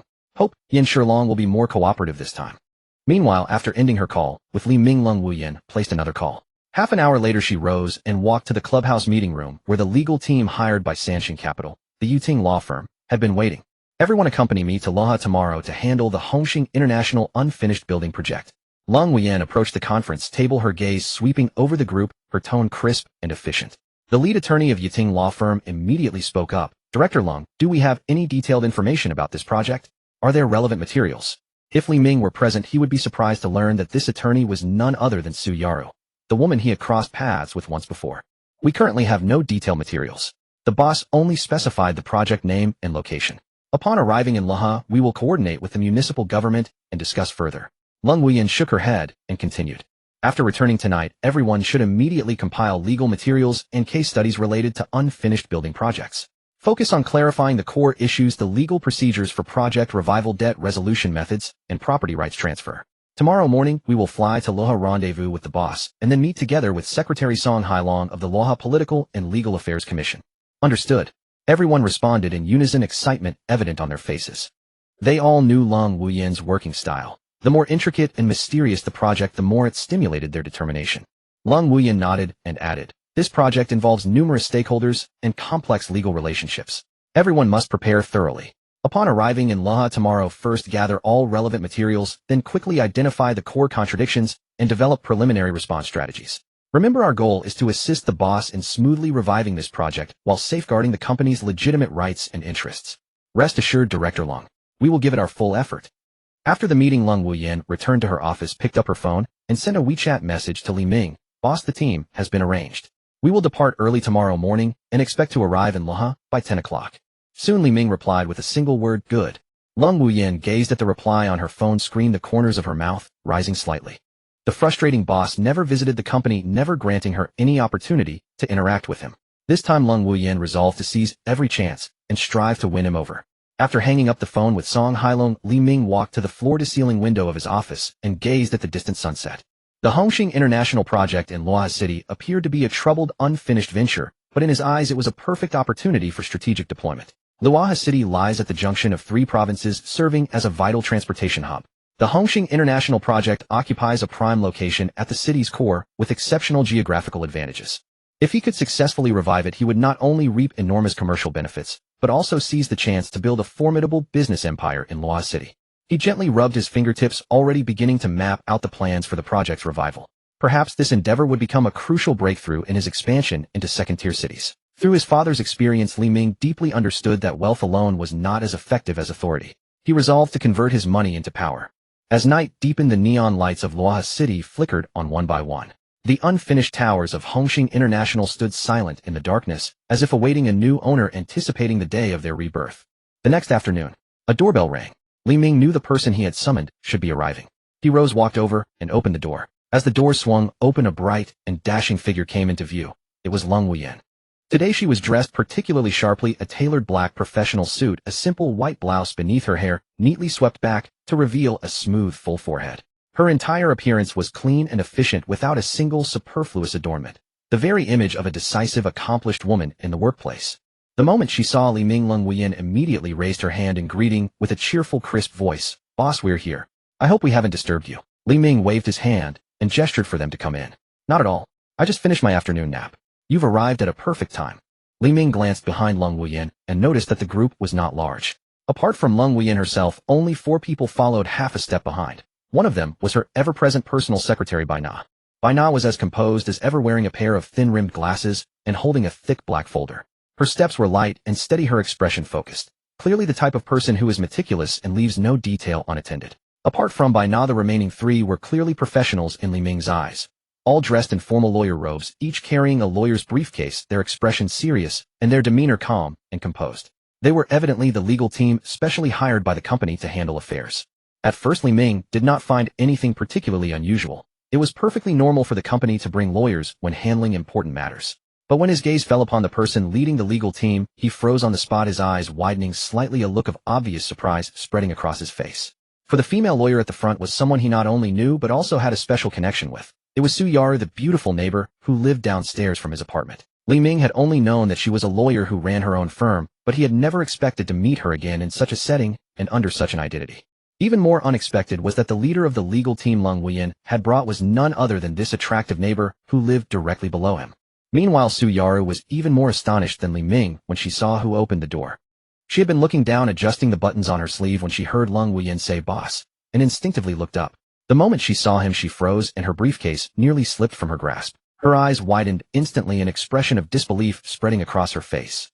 Her lips moved slightly as if she was about to blurt out, "It's you." But she managed to stop herself in time, swallowing the words back. Yet the shock inside her surged like a tide. In an instant, many things that had previously puzzled her all clicked into place, and she suddenly understood. Su Yaru ran her own law firm, Yiting Law Firm, which was not particularly large. However, she was highly competent, diligent, and responsible, earning a solid reputation in the legal circle. But she had always wondered why a major investment company like Sanxin Capital would choose her relatively modest firm over larger, more prestigious established law firms. Now she realized it was all thanks to a good friend of hers who was also her neighbor, Qin Yuqi. Su Yaru and Qin Yuqi lived in the same building on the same floor. They often ran into each other while going out to buy groceries, taking out the trash, or riding the elevator. Over time, they grew familiar and gradually became close friends. Qin Yuqi had a gentle and generous personality, and Su Yaru was easygoing as well. They would often drop by each other's places to chat, have tea, and share small details of their lives. Their relationship deepened over time, and it was through this connection that her law firm gained entry into Sanxin Capital. Earlier, when chatting with Su Yaru, Qin Yuqi had occasionally mentioned her boss, saying he was young and promising, low-key, yet decisive, and treated his subordinates well. But she had never mentioned his name or described his appearance. At the time, Su Yaru had simply listened casually, never giving it much thought, and certainly never connecting that unknown boss with her upstairs neighbor Li Ming. It was only today, seeing Li Ming standing before her, and hearing Lung Wuyan respectfully address him as boss, that Su Yaru fully understood. The formidable, yet low-key boss Qin Yuqi had spoken of was none other than Li Ming, who lived upstairs from her. With this realization, Su Yaru's heart began to beat a little faster, and a faint blush crept onto her cheeks. She discreetly raised her eyes to study Li Ming once more. As she looked, a different feeling stirred within her. When they had met in the elevator last time, Li Ming was dressed casually, in simple leisure wear with his hair unkempt. He seemed like an ordinary clean-cut young man, at most good-looking with a gentle demeanor, nothing particularly striking. But today Li Ming was completely different. Although he was not wearing a formal suit, only a simple dark-colored casual outfit, the way he stood exuded a calm, yet powerful presence. His eyes were deep, his expression composed, and every movement carried the ease and confidence of someone in command. Sunlight streamed in through the doorway, casting light on his profile. His features were well-defined, his nose bridge-high, and even his jawline appeared exceptionally clear.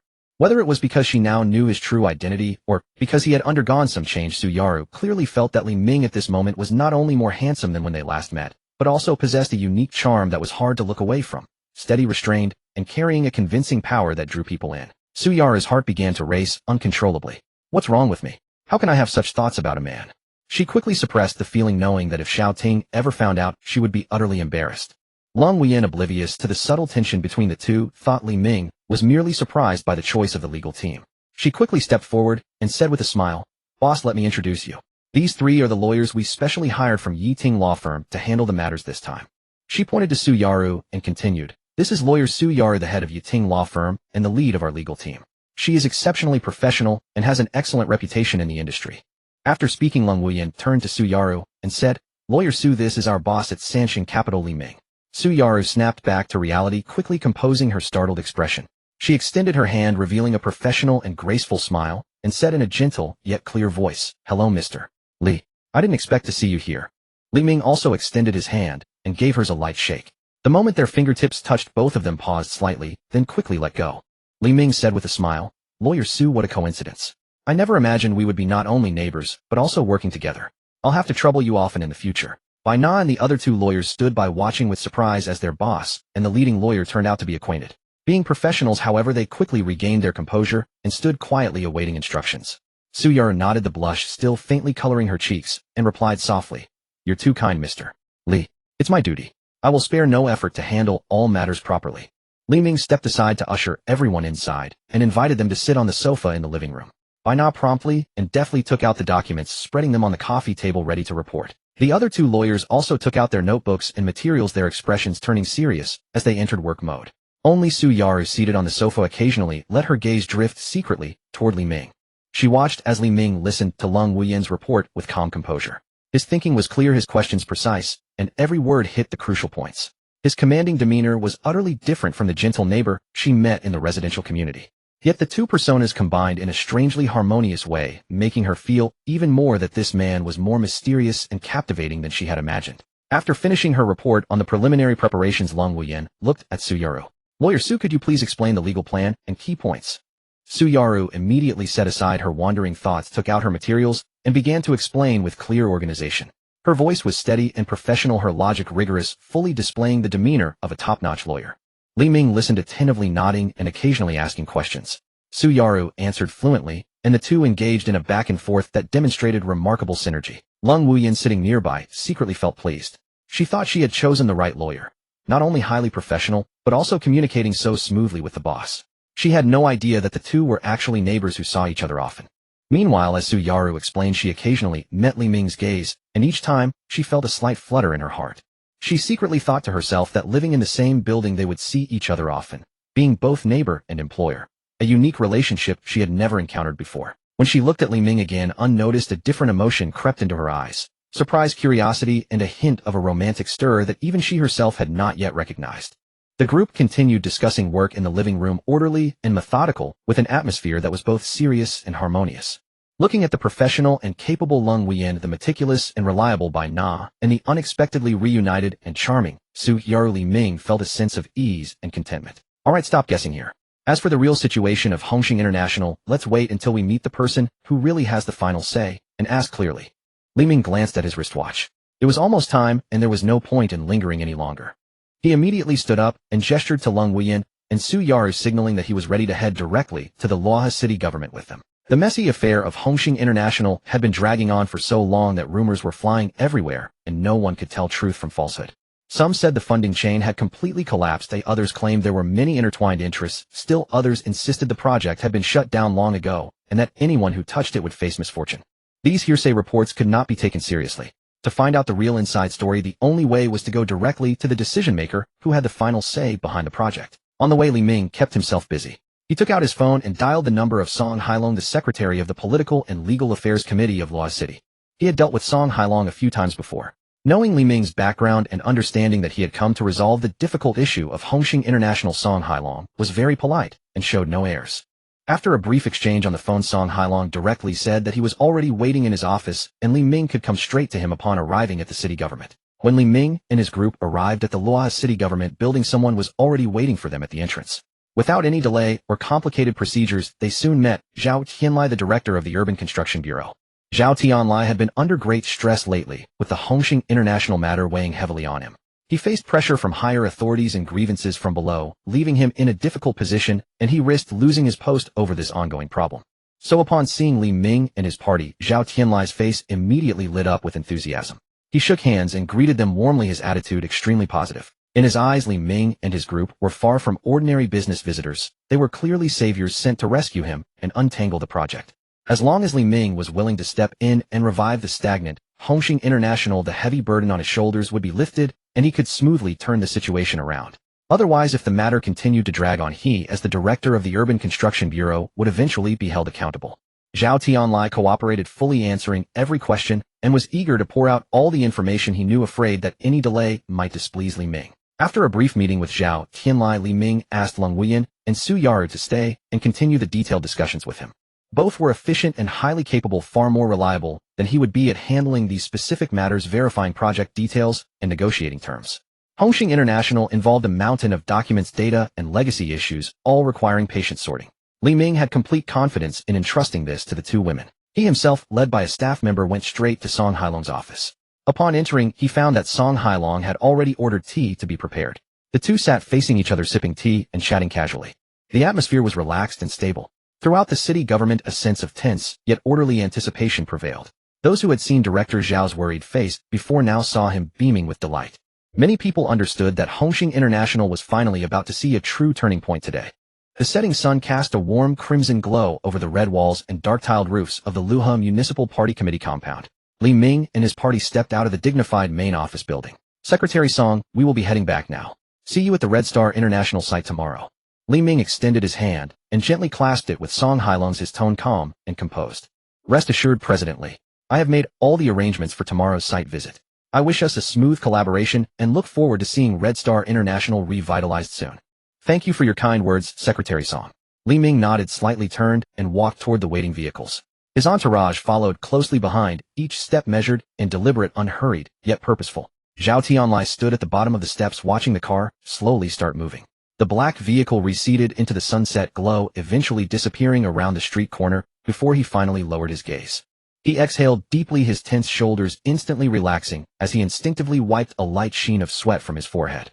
As the director of Luohua City's Urban Construction Bureau, he had held this position for 8 full years and witnessed countless project negotiations, yet nothing compared to today's tension that only eased once the car drove away. Phew, I never expected it to go so smoothly. Zhao Tianlai turned and walked over to Song Hailong, his voice brimming with barely concealed excitement, mixed with a hint of lingering relief. Secretary Song, I was genuinely worried Li might have been put off today. The Red Star International stalled project has been dormant for 5 long years, burdened with mounting debts, property owner disputes, and complex historical issues. He had fully prepared himself for a grueling negotiation process, but Three Lives Capital showed no interest in raising any obstacles. Instead, they focused entirely on the project itself, approaching it with an almost generous willingness to proceed. Song Hailong stood on the steps, his gaze following the direction of Li Ming's departing convoy, a meaningful smile playing at the corners of his mouth. He gently patted Zhao Tianlai's shoulder, his voice steady and reassuring. Director, Zhao, this is not mere luck. President Li sees the situation clearly. Where others see only complications in the stalled Red Star International project, Li Ming sees potential. The prime location in central Luohua City, once properly developed, becomes a true treasure. Investors like Three Lives Capital understand its value far better than we do. Zhao Tianlai nodded repeatedly, increasingly feeling relieved as he considered the situation. He turned to face Song Hailong and said sincerely, Secretary Song, thank you for your help today. Once the project is established, I will make proper arrangements. Song Hailong waved his hand dismissively, a hint of deeper meaning in his eyes, Director, Zhao, no need for formalities. The Red Star International project is merely the beginning. There are many development opportunities in Luha. Our task is to seize quality resources like Li Ming and propel Luha's development to a new level. Song Hailong stood nearby with an air of calm composure, as though concluding such a significant agreement was nothing out of the ordinary for him. Zhao Tianlai felt genuine gratitude from the bottom of his heart, and spoke immediately. Secretary Song, regardless of anything, I must thank you properly. Without your coordination, this certainly wouldn't have been accomplished so swiftly. Song Hailong waved his hand with a calm demeanor. It's all for the development of Luha. I was simply doing what I could to help bridge the connection. After saying this, he patted Zhao Tianlai on the arm. Let's go. There's no need to keep standing here. Hurry and share this good news with Secretary Fong. Tomorrow when we visit the site to review the project, Secretary Fong will be the main focus, so we need to give him a thorough briefing beforehand. Zhao Tianlai quickly nodded, casting one final meaningful glance at Song Hailong before departing. His mind was completely clear. He understood perfectly that today's favor was substantial. On the surface, Song Hailong was assisting the municipal government, but in reality, he was also resolving a significant concern for Zhao Tianlai personally. This debt of gratitude he would remember firmly. Whenever Song Hailong needed his assistance in the future, he would never waver and would certainly repay it doubly. Lung Wuyan sat inside the vehicle watching the towering buildings pass by outside the window, her heart filled with a complex mix of emotions. As the general manager of Three Lives Capital, she would never have given such a problematic project like Red Star International, a stalled development plagued by years of complications, any consideration, let alone actively pursue it. If not for the boss's personal directive with unwavering determination insisting the project must be secured regardless of obstacles, she would never have willingly become involved in such murky circumstances. The risks were substantial, returns unclear, and everything seemed fraught with difficulty. It made no sense from any angle. As the car journeyed toward the hotel, Lung Wu Yin leaned back in her seat, her thoughts growing increasingly troubled the more she reflected on the situation. The boss's decision this time seemed particularly unusual. There were clearly numerous superior projects available to choose from, yet he persistently insisted on pursuing this abandoned property that others dared not touch, appearing to waste resources indiscriminately. She couldn't help but wonder inwardly, were funds so abundant there was nowhere appropriate to allocate them. Through today's brief investigation and inquiries, she had formed a general understanding. The stalled Red Star International project represented an endless financial drain, requiring at least $2 billion in capital investment just to revive it, let alone reconstruct it from scratch. Numerous developers had examined it previously and declined, each recognizing it as an unprofitable venture. Having known her boss Li Ming for over a month, through regular professional interactions, Lung Wu Yin still found him remarkably enigmatic. Regardless of his attractive appearance or the company he keeps, what truly stood out was his profound financial resources. Resources that appeared boundless, with an impression of limitless wealth and consistently generous expenditures. Yet even with vast wealth, such substantial sums shouldn't be dispersed so carelessly. $2 billion was no trivial amount, and investing it in a project with no visible prospects seemed like pouring resources into a void without guarantee of return. She found it difficult to reconcile how someone so astute could make such a questionable decision. With numerous reliable investment opportunities offering higher returns and lower risks readily available in the market, any reasonable choice would prove superior to tackling this problematic development. The more she contemplated, the more she felt concern for her boss and sensed an underlying complexity she couldn't quite articulate. As a subordinate, she could only harbor private doubts, unable to discern his true intentions. Lung Wu Yin harbored numerous questions and reservations that she felt compelled to address directly with her boss, believing it essential to have an open and thorough conversation. Gazing at her reflection in the car window, Lung Wu Yin made a quiet resolution to seek out Li Ming privately upon returning to the hotel and discuss the project's merits and drawbacks while exploring his genuine perspective. Moreover, she intended to approach the conversation with complete transparency, laying bare all her concerns and thoughts without reservation, aiming for an honest and straightforward dialogue where both parties could communicate openly and reach clear resolutions. Recognizing this rare opportunity for one-on-one interaction, she hoped to deepen their professional relationship and mutual trust, elevating their collaboration to a higher level. Given that this project would inevitably bring numerous challenges ahead, she needed to understand her boss's true intentions while ensuring he comprehended her difficulties and perspective. As her thoughts wandered, a faint blush touched her usually composed features. The top-floor executive office of Longxing Real Estate remained the same opulent space with its imposing atmosphere. Yen Shilong sat behind his spacious desk, holding a crystal wine glass, his expression contemplative. He looked at General Manager Hu Dawei standing before him and asked in a measured tone, "Is the news true? Has the municipal government confirmed tomorrow's site inspection at Hongxing International?" Hu Dawei bowed slightly, responding carefully, "Director Yen, it is true. The documents have been issued. The city working team will arrive at the Hongxing International project site at 9 o'clock tomorrow morning." "Excellent. Very good." Yen Shilong tapped the desk lightly, the wine glass catching the light. His expression grew stern as he murmured, "It seems Fang Zhenjiang has truly forgotten who I am." Completely forgotten. Throughout Luoha city business circles and citizens alike spoke of how Longxing Real Estates, Yin Shilong enjoyed the protection of Fang Zhenjiang, the current top leader, allowing the company to flourish without obstruction. Yet Yin Shilong knew the truth. His real backing was not Fang Zhenjiang, but the former party secretary who had long since retired from power.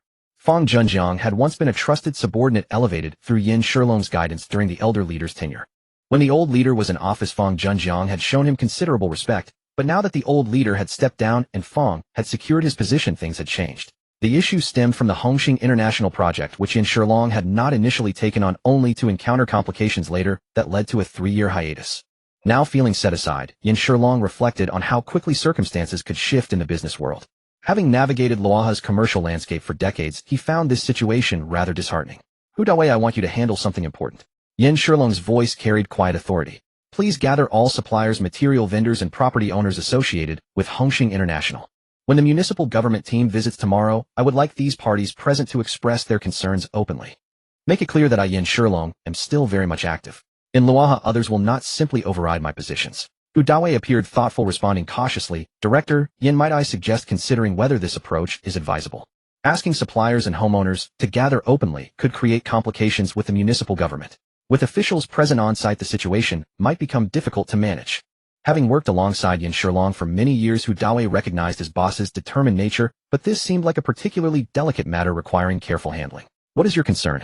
Yin Shilong raised his head, fixing Hu Dawei with a direct gaze. "Has my authority diminished? Do you believe I no longer give orders worth following?" Hu Dawei immediately responded, "No, absolutely not, Director Yin. I completely understand. I will arrange everything right away. I will get started immediately and ensure nothing is delayed." Understanding his boss's mood, Hu Dawei knew it was best to proceed without further hesitation. Hu Dawei turned and left the office, promptly closing the door quietly behind him. Once outside, he took a deep breath, feeling the tension ease slightly. The atmosphere in that office was certainly intense, requiring careful navigation. Left alone, Yin Shilong rose slowly and walked to the floor-to-ceiling window, hands clasped behind his back, gazing out at the illuminated city of Luoha below. Every aspect of this city's prosperity bore the imprint of Longxing Real Estate, and he was not prepared to yield easily. Staring into the distance, he spoke softly to himself, "Sanxing capital, Li Ming. A young businessman daring to compete for projects here. How amusing. We shall see who truly commands influence in Luoha." At the Luoha International Hotel, Li Ming had just finished showering and changed into comfortable loungewear, his hair still slightly damp. At the Luoha International Hotel, Li Ming had just finished showering and changed into comfortable loungewear, his hair still slightly damp. He was drying his hair when the doorbell rang. At this late hour, he wondered who might visit. Opening the door, Li Ming was surprised to find Lung Wu Yin standing there. Lung Wu Yin was his capable assistant, known for her professionalism and efficiency, yet tonight she appeared quite different from her usual business attire. She held a bottle of red wine and 2 crystal glasses, leaning against the doorway with a relaxed demeanor. Her hair was slightly damp, suggesting she had recently freshened up as well. With a warm smile, she said gently, "Boss, the evening stretches ahead. I brought some wine. Would you care to share a glass?" Li Ming paused, surprised by the unexpected visit at such an hour. Lung Wu Yin was typically so composed and formal in her professional capacity, making this casual evening invitation rather unexpected. He stepped aside to let her enter. She walked gracefully into the living room, setting the wine and glasses on the coffee table before taking a seat with comfortable ease. "Please do not stand on ceremony. Sit down." Lung Wu Yin opened the wine with practiced skill, pouring 2 glasses of deep red liquid. Li Ming sat across from her on the sofa, observing the wine and his assistant's relaxed posture. He couldn't help but wonder about this unusually informal evening arrangement. From the moment Li Ming had known Lung Wu Yin, he had come to increasingly understand something. The woman who was so aloof and untouchable at the office, the manager of Sanxing Capital, whom no one dared provoke, grew more and more uninhibited and informal in front of her own boss. When they had first met, Lung Wu Yin had been polite and proper toward him, keeping her words and actions measured, maintaining the appropriate distance between superior and subordinate. But now it went far beyond casual jokes in the office or wandering into his study anytime. Tonight she had crossed another line entirely. Late at night, dressed in a sleek and elegant silk sleep gown, carrying a bottle of red wine, she had simply shown up at his door with no trace of reservation. The moment he opened the door, Li Ming paused, caught slightly off guard. Late at night, a beautiful female superior in alluring sleep gown and red wine. Any man with a functioning mind could read the situation clearly enough. Li Ming was no fool. He knew perfectly well that Lung Wu Yin was not here for work, she had come for him. To his surprise, Lung Wu Yin actually brought up work first. "Boss, are you truly intending to take over the Hongxing International project? I urge you to think again.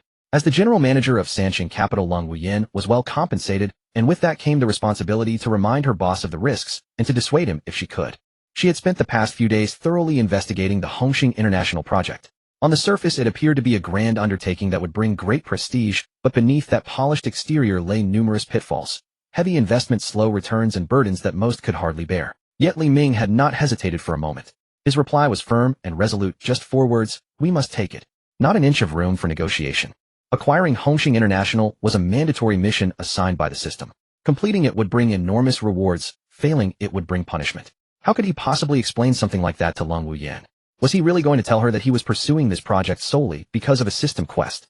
Not only would Lung Wuyan never believe it, anyone hearing those words would think he had lost his mind. So Li Ming simply held his ground, making it clear that she only needed to execute the order. Seeing his unwavering determination, Lung Wuyan immediately understood. The boss had made up his mind, the further persuasion would be pointless. Besides, it was the company's money being spent, not hers. Why should she worry so much? If the boss asked her to do it, she would do it. Very well, boss. You call the shots. I'll make sure everything is handled properly. With just those few words, the business discussion was concluded. The moment the work talk ended, the atmosphere in the living room shifted entirely. A quiet, almost palpable tension settled over the room, and the air itself seemed to carry a different mood. Lung Wuyan picked up the wine bottle and poured a glass for each of them, then sipped slowly. There were words she longed to say and feelings she kept hidden deep within her heart. In her heart, Li Ming was the one man heaven had ever given her. In the past, Lung Wuyan had carried a deep resistance toward men after a painful experience. Whenever a man came too close, she felt an instinctive urge to pull away. But the moment she was with Li Ming, none of that discomfort existed. Instead, she felt an unusual sense of peace and security. Over time, she had come to a firm conviction across this entire world only Li Ming was the one man who could make her let down every guard she had ever built.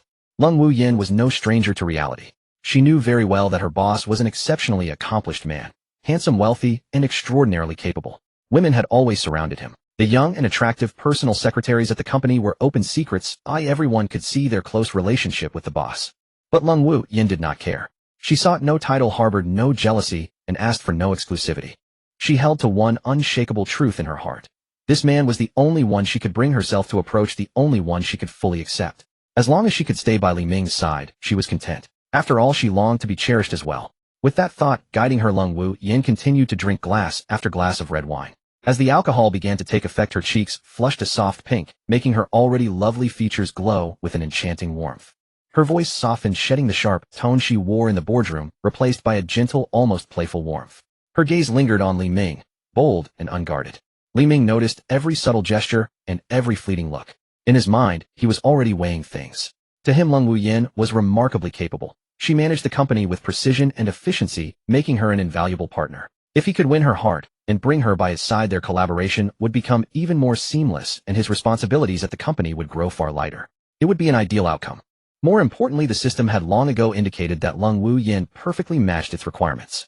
On one hand, he could secure a devoted and capable companion. On the other, he could complete the system's mission and claim the rewards. This was a truly win-win situation, and Li Ming's heart swelled with quiet joy.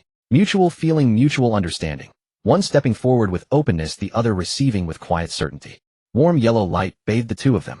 The fragrance of red wine drifted through the living room, the atmosphere growing softer, the distance between them steadily closing. There was no awkwardness, no hesitation, no sense of obligation. Everything flowed naturally as though it had always been destined. Slowly, Li Ming drew closer to Lung Wuyan. Rather than pulling away, she leaned into him. Their bodies grew closer and closer until they were embracing. Lung Wuyan rested gently against Li Ming's solid frame, breathing in his familiar calming scent, feeling the steady warmth that seeped through the fabric of his clothes. All the unease, loneliness, and guardedness she had carried within her for so long began to melt away like frost under morning sunlight, leaving her soft and completely at ease. Pressing close against his chest, listening to his steady heartbeat, feeling the strength beneath his shirt, Lung Wuyan knew this was the most peaceful and reassuring moment she had experienced in a long time. Li Ming held the woman in his arms gently, his arms slowly tightening to keep her close and secure. The Lung Wuyan in his arms had shed the sharpness and steel she wore in the workplace, revealing a rare softness and gentleness that radiated from her like a quiet warmth. A wine-kissed blush colored her cheeks, her eyes slightly hazy, her lips parting gently. Whether from the wine or from emotion, it was impossible to tell. Holding such a remarkable woman in his arms stirred something deep within Li Ming, a mixture of tenderness, admiration, and quiet delight. He looked down at her alluring eyes and delicate features, his restraint finally fading. Slowly he lowered his head and pressed a gentle kiss to her soft lips. The faint sweetness of red wine mingled with her natural delicate fragrance, creating a moment both tender and intoxicating. The warm lamplight surrounded them, and the room filled with a quiet, unspoken understanding. As the evening deepened, the world outside faded away, leaving only the two of them in their own private moment. Lung Wuyin had clearly underestimated Li Ming's influence and overestimated her own endurance. Attending the meeting in such a state, she wondered if she might betray her discomfort. Li Ming noticed her slightly stiff gait as she walked, and a hint of regret stirred within him. He had not been restrained the previous night, and it was indeed somewhat excessive. Maybe you shouldn't go today. Rest at the hotel. What are you saying, boss? Lung Wuyin cast a reproachful glance at Li Ming. What day is today? It's the crucial day for Sanxing Capital to finalize the Hongxing International Project. Even the top official of Luoha City will be present. How could I, as the general manager of Sanxing Capital, be absent? As she spoke, she raised a hand to adjust her impeccably tailored cream-white suit. Yet beneath the skirt, her legs still bore a subtle ache from the night's activities. With each step, she took a deep breath, forcefully suppressing the unease. Li Ming watched her struggle, then shrugged helplessly. Well, this woman was stubborn. Since she insisted on going, he would let her. The two arrived at the hotel lobby, where by now Su Yaru and the others were already waiting. Good morning, boss. Good morning, Manager Long. They greeted them, seemingly unaware of Lung Wuyin's condition. Only Su Yaru's eyes flickered with a knowing smile, glancing between the two. She had witnessed it last night. Lung Wuyin in her pajamas, holding a bottle of red wine, knocking on Li Ming's door and not emerging until dawn. The car smoothly departed the hotel, heading toward the abandoned Hongxing International Building in the eastern part of the city. At 9 o'clock sharp, the scene before the once desolate Hongxing International Building in the eastern district of Luoha City had completely transformed. Where weeds had once grown, wild walls crumbled, and only stray dogs roamed today, it was bustling beyond belief. Several black official cars were neatly parked, a cordon had been set up, and uniformed police stood erect, their eyes sharp and the security tight. This was a long-standing problem project for Luoha City, and a key achievement project that the new party secretary Fang Junjiang was eager to revive. Now the open space in front of the building was filled with government officials in formal attire, from municipal leaders to heads of various bureaus, almost all present. Sunlight filtered through the gaps of the still-standing scaffolding, casting light on their solemn faces. This negotiation was not merely a business deal, it was a political show concerning the future image of Luoha City. At 9 o'clock, Li Ming's Rolls-Royce Cullinan slowly came into view. The car stopped outside the cordon, the door opened, and Li Ming stepped out wearing a well-tailored dark gray suit, his posture upright and his stride unhurried. Behind him were Lung Wuyin, the general manager of Sanxing Capital, her secretary Bai Na, and their legal team. The group exuded an impressive aura, instantly drawing everyone's attention. Is that Li Ming from Sanxing Capital? I heard he's quite young and extremely wealthy. Strange, why are all his companions women? Each one as lovely as a flower. One would think it's a beauty pageant rather than a contract signing. The whispers around him didn't faze Li Ming. He merely raised his eyes to gaze at the dilapidated building. This was the place. The troubled, abandoned land that had given Luoha City headaches for years was about to change hands completely. Fang Junjiang, as the top official of Luoha City, stepped forward to greet them. Following him were Song Hailong and Zhao Tianlai. Fang Junjiang was slightly stout with an air of official authority, yet his eyes betrayed a sense of urgency. Secretary Fang, this is Chairman Li of Sanxing Capital. Song Hailong took the initiative to introduce him. Chairman Li, welcome, welcome. Fang Junjiang's voice was booming, drowning out the surrounding noise. Li Ming smiled faintly, stepped forward, and shook Fang Junjiang's hand, his tone neither humble nor arrogant. Secretary Fang, you're too kind. Sanxing Capital has come with full sincerity. Good. Very good. Luoha City welcomes you. Li Ming's sudden declaration pleased Fang Junjiang greatly. Lung Wuyin took a deep breath, stepped forward, nodded slightly, and spoke in a professional, calm tone. Secretary Fang, distinguished leaders, Sanxing Capital has prepared a complete plan. Today we hope to formally initiate the cooperation on the Hongxing International Project. Her voice was clear and forceful, instantly shifting the atmosphere from gossip to the business at hand. Li Ming stood beside her, watching her from the corner of his eye. This woman indeed had skill. Even under physical discomfort, she remained steady in such a high-pressure setting. Fang Junjiang laughed heartily and patted Li Ming on the shoulder. Good. Good. Chairman Li is young and promising, and Manager Long is capable and efficient. On behalf of the Luoha City Committee, I welcome Sanxing Capital. Let's go upstairs to the temporary meeting room for discussions. Led by the police, the group crossed the desolate construction site and headed toward the crumbling building. Dust filled the corridor, and the wooden floorboards felt loose underfoot. Lung Wuyin instinctively slowed her pace, maintaining her elegant poise. Li Ming walked on the outside, appearing casual, but he was always attentive to her movements. As they passed a slightly steep staircase, he discreetly extended a hand, gently supporting her lower back. The warmth of his touch seeped through her suit, causing Lung Wuyin to stiffen momentarily. She shot him a glare, but didn't push his hand away. Instead, she used the steadying support to step firmly onto the landing. Su Yaru, walking behind, took in the scene, a faint, meaningful smile curling at the corner of her lips. Upon reaching the second floor, the spacious hall had been temporarily arranged as a meeting room. A long table flanked by chairs was filled with people, government officials on the left, Sanxing capital on the right. The atmosphere grew serious. Fang Zhenjiang, seated at the head, spoke first, concisely explaining the historical issues of the Hongxing International Project and the goals the Luohua city government hoped to achieve through cooperation. Then it was Leng Wuyan's turn to speak.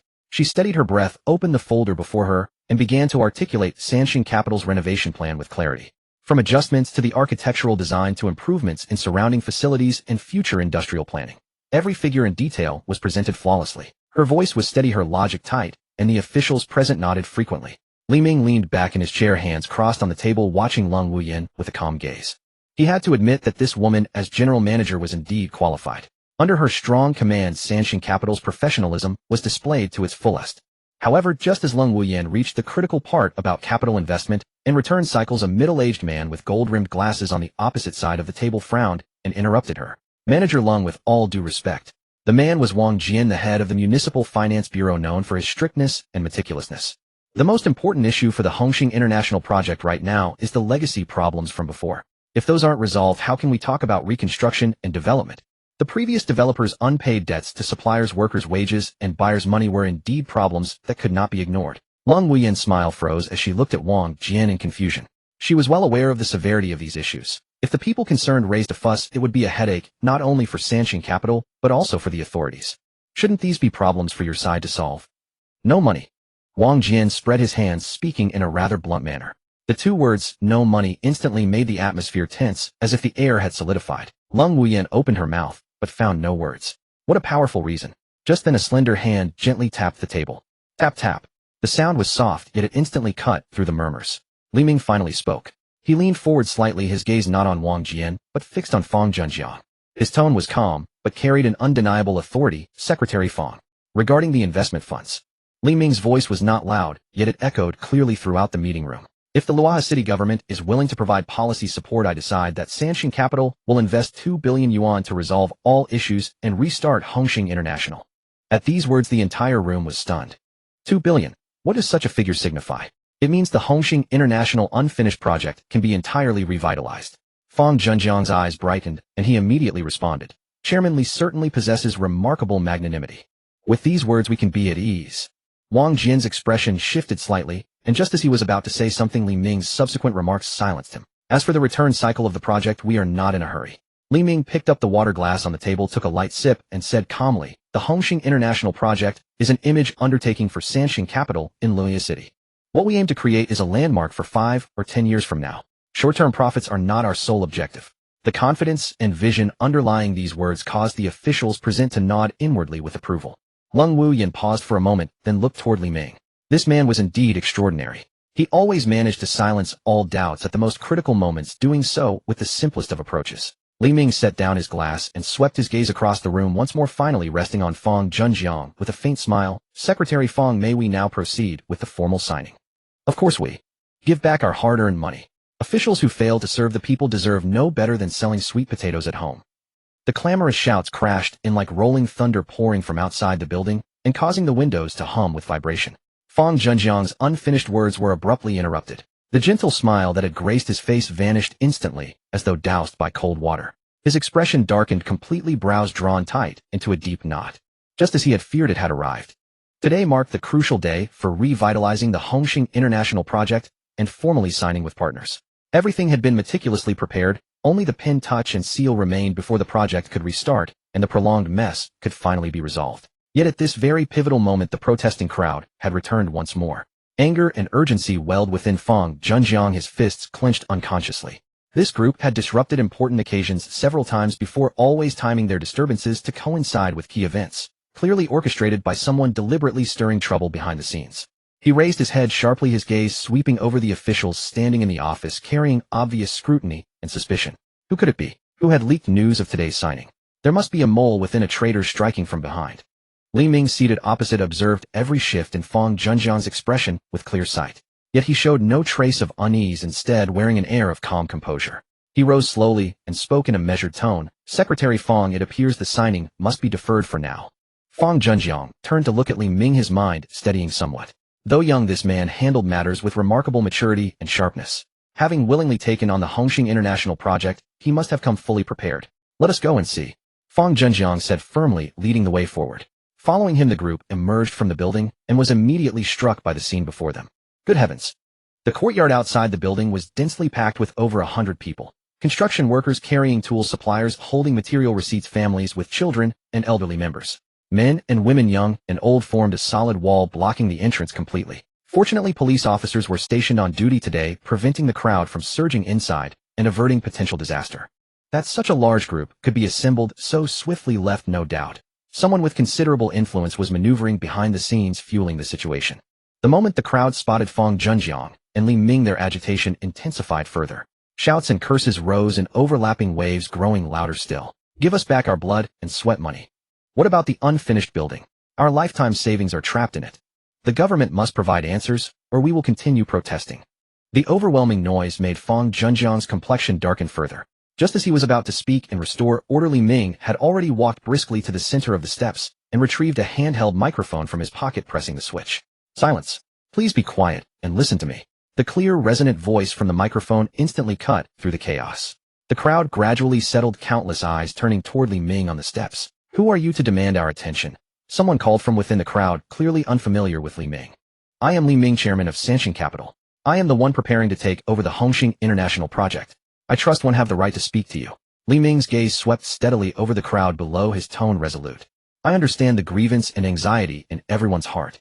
The prolonged delay of the Hongxing International project has caused you considerable hardship, and I am fully aware of this. Since you have gathered here today, let us avoid discord. Shouting solves nothing. Now please send your representatives forward. Before Secretary Fang and all of you, I pledge to give Hongxing International a clear and transparent resolution today. His words sent ripples through the crowd. People exchanged glances, whispering among themselves. In truth, they understood they were being used as instruments. Someone had provided them with information and encouragement, intending to pressure the authorities through public demonstration. Yet even aware of this manipulation, they accepted their role willingly. Their money, their homes, their workers' wages were all trapped within this stalled project. It was their livelihood, the sum of a lifetime's labor. Without protest, they faced no hope whatsoever. At the center of the crowd, a middle-aged man in faded work clothes and weathered skin tiptoed to look toward the steps. When his gaze fell upon Li Ming, he froze completely, eyes wide with disbelief. He gently nudged the woman beside him with his elbow, lowering his voice with a mixture of shock and confusion. Wife, look carefully. Is that young man on the steps our Xiao Ming? What is he doing here, standing alongside the secretary? The middle-aged man was none other than Li Jianmin, Li Ming's third uncle. Beside him stood his wife, Shi Guifan. Upon hearing her husband's words, she also looked up, studying the figure on the steps intently, before covering her mouth with her hand, her voice trembling. My goodness! It truly is him. It is Xiao Ming. The couple exchanged a glance, finding the same disbelief reflected in each other's eyes. Their nephew Li Ming had rarely returned to the hometown since leaving for school. On occasional festival visits, and for many years after graduation, they had only known him as a young man working outside with modest earnings. But seeing him now standing confidently upon the government steps, addressing a crowd of hundreds with the secretary himself at his side, his bearing and presence were utterly unrecognizable from the nephew they remembered. The couple was stunned, caught between astonishment and bewilderment, only then realizing how profoundly they had overlooked the nephew they had scarcely seen in years. How had he become Chairman Li? And how was he preparing to take over Hongxing International? At that moment, the crowd reached a consensus, electing 3 representatives, those who had suffered the most from the Hongxing International project. The first was Sun Wei, a materials supplier in his 40s whose hair had turned mostly gray from worry. He had provided cement, steel bars, and sand for the Hongxing International project, advancing over 2 million yuan, money borrowed from various sources, and bank loans. When the project stalled, he received not a single penny for his supplies. Creditors constantly besieged his home, banks bombarded his phone with collection calls, and his wife argued with him daily, nearly leading to divorce. For the past half year, he had lived in a shadow of despair. The second was Peng Dajiang, a construction worker around 50, with rough skin and thick calluses on his hands, clearly a man accustomed to hard labor. He had led a dozen villagers from the foundation to the main structure, yet none of their wages had been paid. The total amounted to hundreds of thousands of yuan. This money was meant to support their families, with elderly needing medical care and children needing schooling. As the leader, he was constantly questioned by his men, filled with guilt and anxiety, sleepless night after night. The third was Zhou Hongwei, a homeowner in his 30s who had drained his and his parents' life savings and taken on a 30-year mortgage to buy a unit in Hongxing International. He had planned to marry after purchasing the house, but the project's collapse led to the wedding's cancellation and his girlfriend leaving him. Now he paid both rent and mortgage each month, the pressure nearly driving him to the brink. His parents wept at home daily, and he felt on the verge of collapse. The 3 men approached the steps with worried expressions.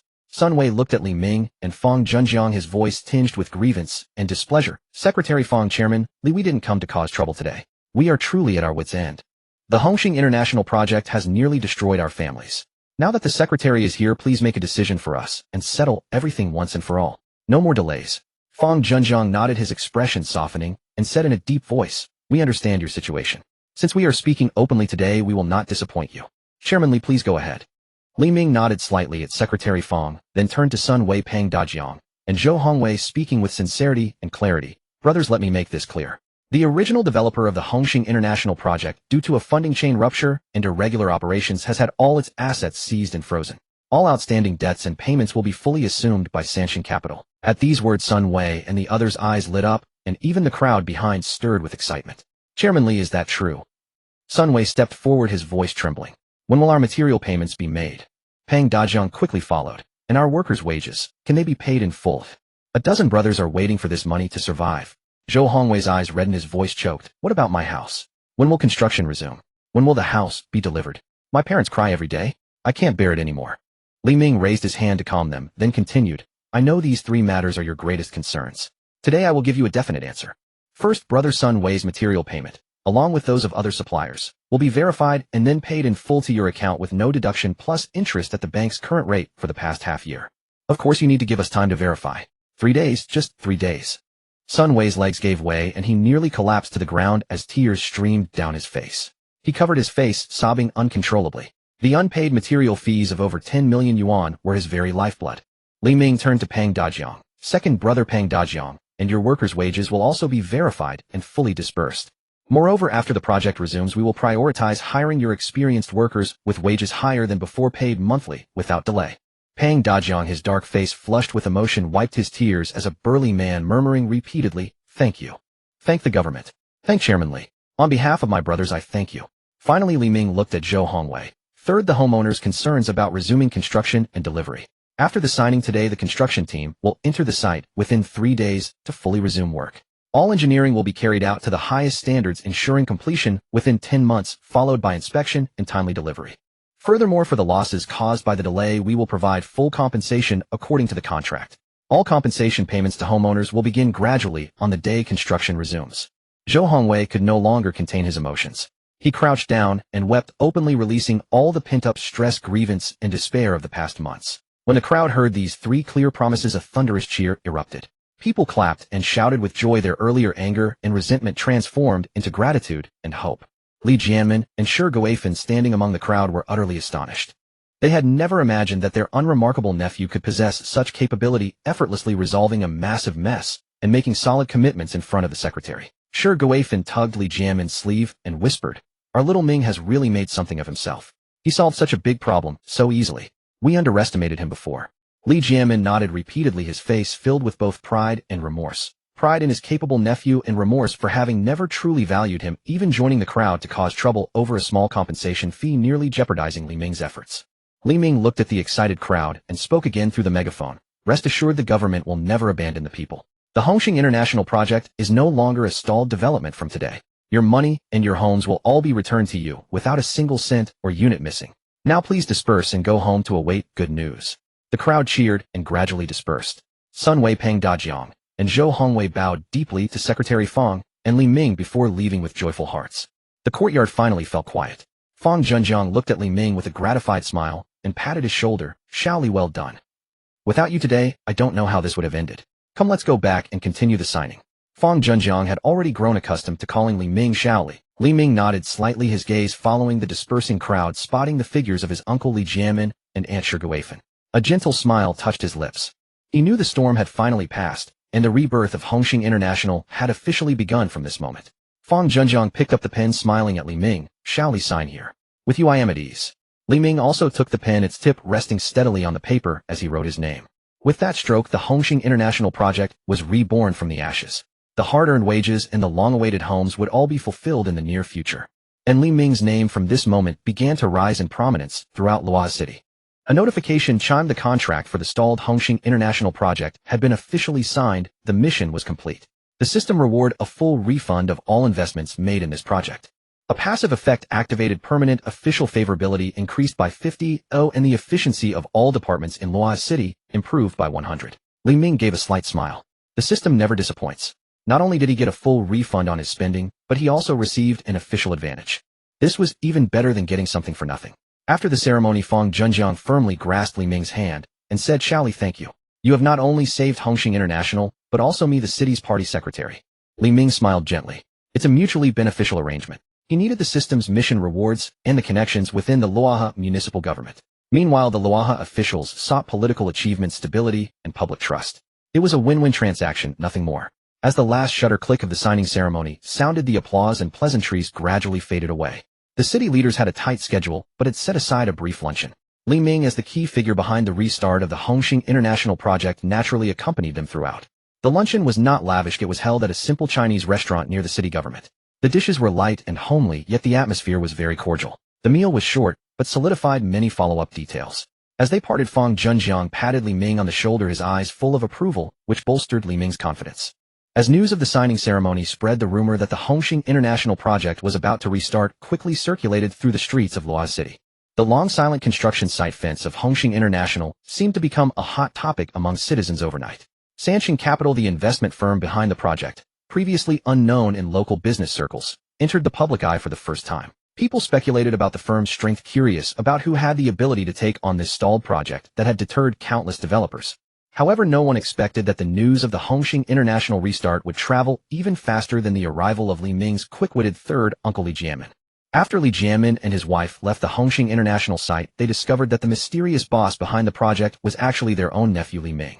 Recovering from their surprise, the couple exchanged glances, their eyes shining with excitement and eagerness. Now that their nephew had risen to prominence and held such a major project, how could they, as his uncle and aunt, not try to get a share of the benefits?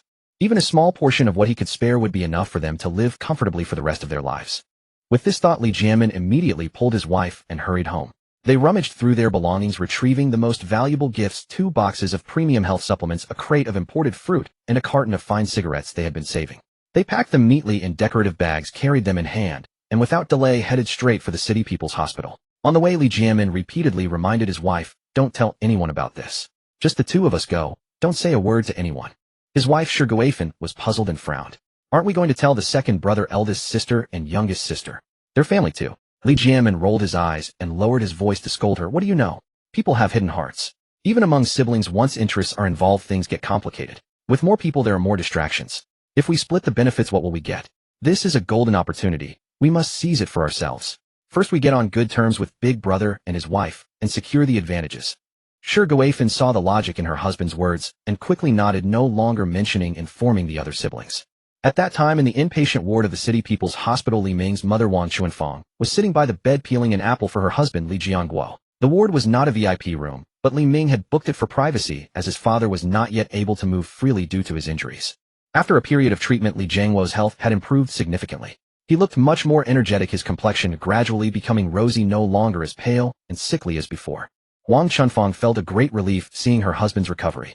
Additionally, her son Li Ming had returned, though she didn't know what he was doing outside during the day, as he often didn't come home to sleep. But still, Wang Chunfang was happy. She wondered if after her husband was discharged, she should introduce a girlfriend to her son. Just then the ward door opened gently, and Li Jianmin and his wife walked in carrying large and small gift bags, their faces beaming with smiles. Wang Chunfang looked up, startled, nearly dropping the fruit knife in her hand.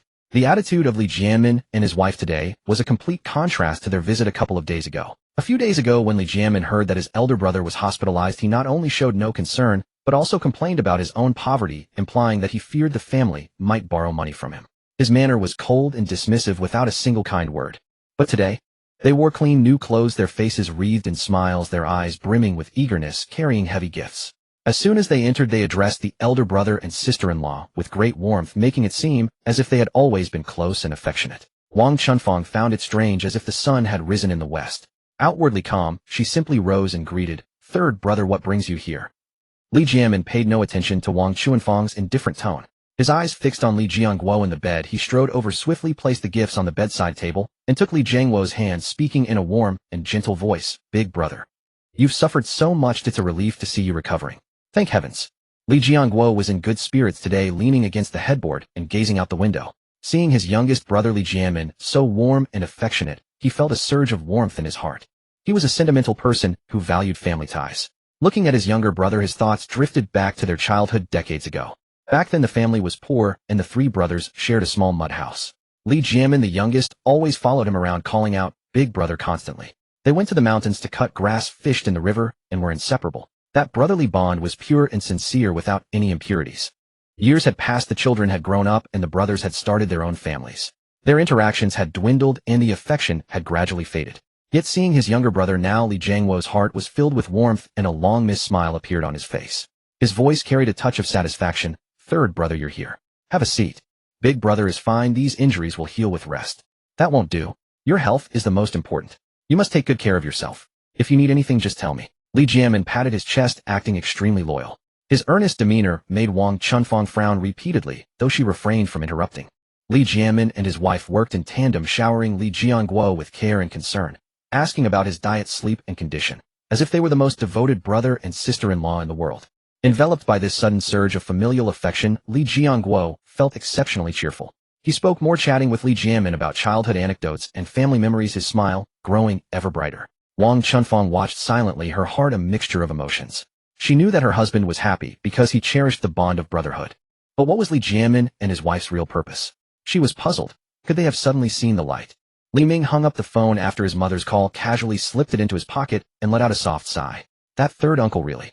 He thought, seeing through the situation clearly.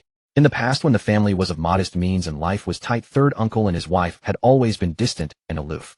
They never even made a token New Year's call, as if they shared no kinship at all. Of course, it wasn't just third uncle, second uncle, and elder aunt were the same.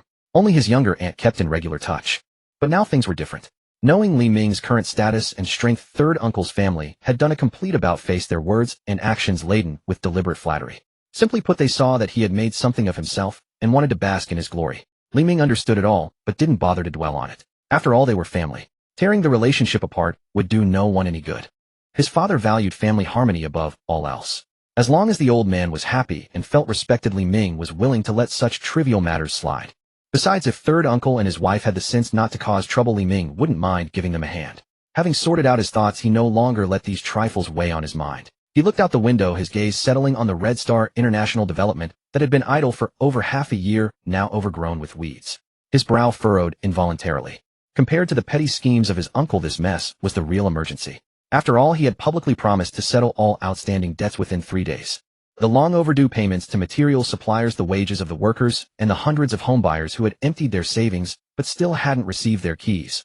All of it pressed down on his shoulders. Every single issue was urgent. Every day delayed meant more instability. Fortunately, Li Ming had Leng Wuyan by his side, who brought him warmth at night and relief during the day. This woman was decisive and meticulous.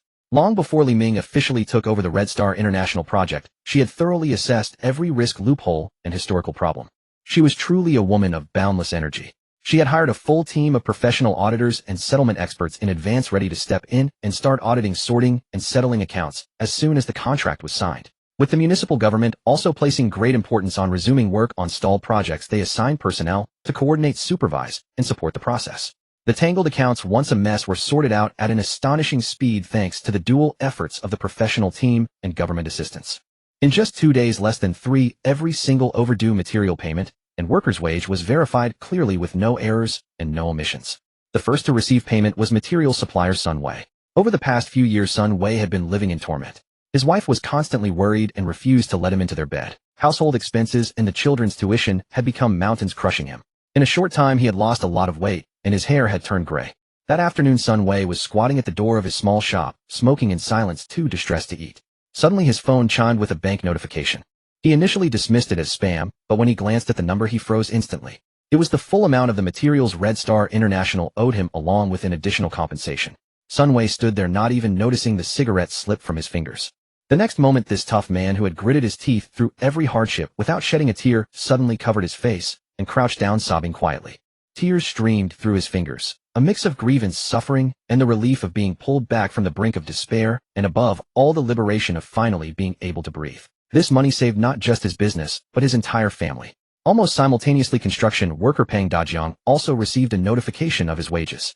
When he saw the exact amount in his bank account, plus an extra compensation, the dark-skinned, calloused man stood at the construction site entrance, tears streaming down his face. He fumbled for his phone and called home, his voice trembling. "Honey, I got the wages. And a bonus. We don't have to worry anymore." On the other end, his wife choked up too. They wept together for a long time, unable to speak clearly. On the same day the debt verification began, Red Star International immediately initiated full-scale work resumption. The entire perimeter was cordoned off with warning tape, and unauthorized personnel were barred from entry. The people who had been loitering, causing trouble, or scavenging at the entrance were peacefully escorted away. Then one after another engineering vehicles rolled in. Excavators, tower cranes, and concrete mixers roared to life.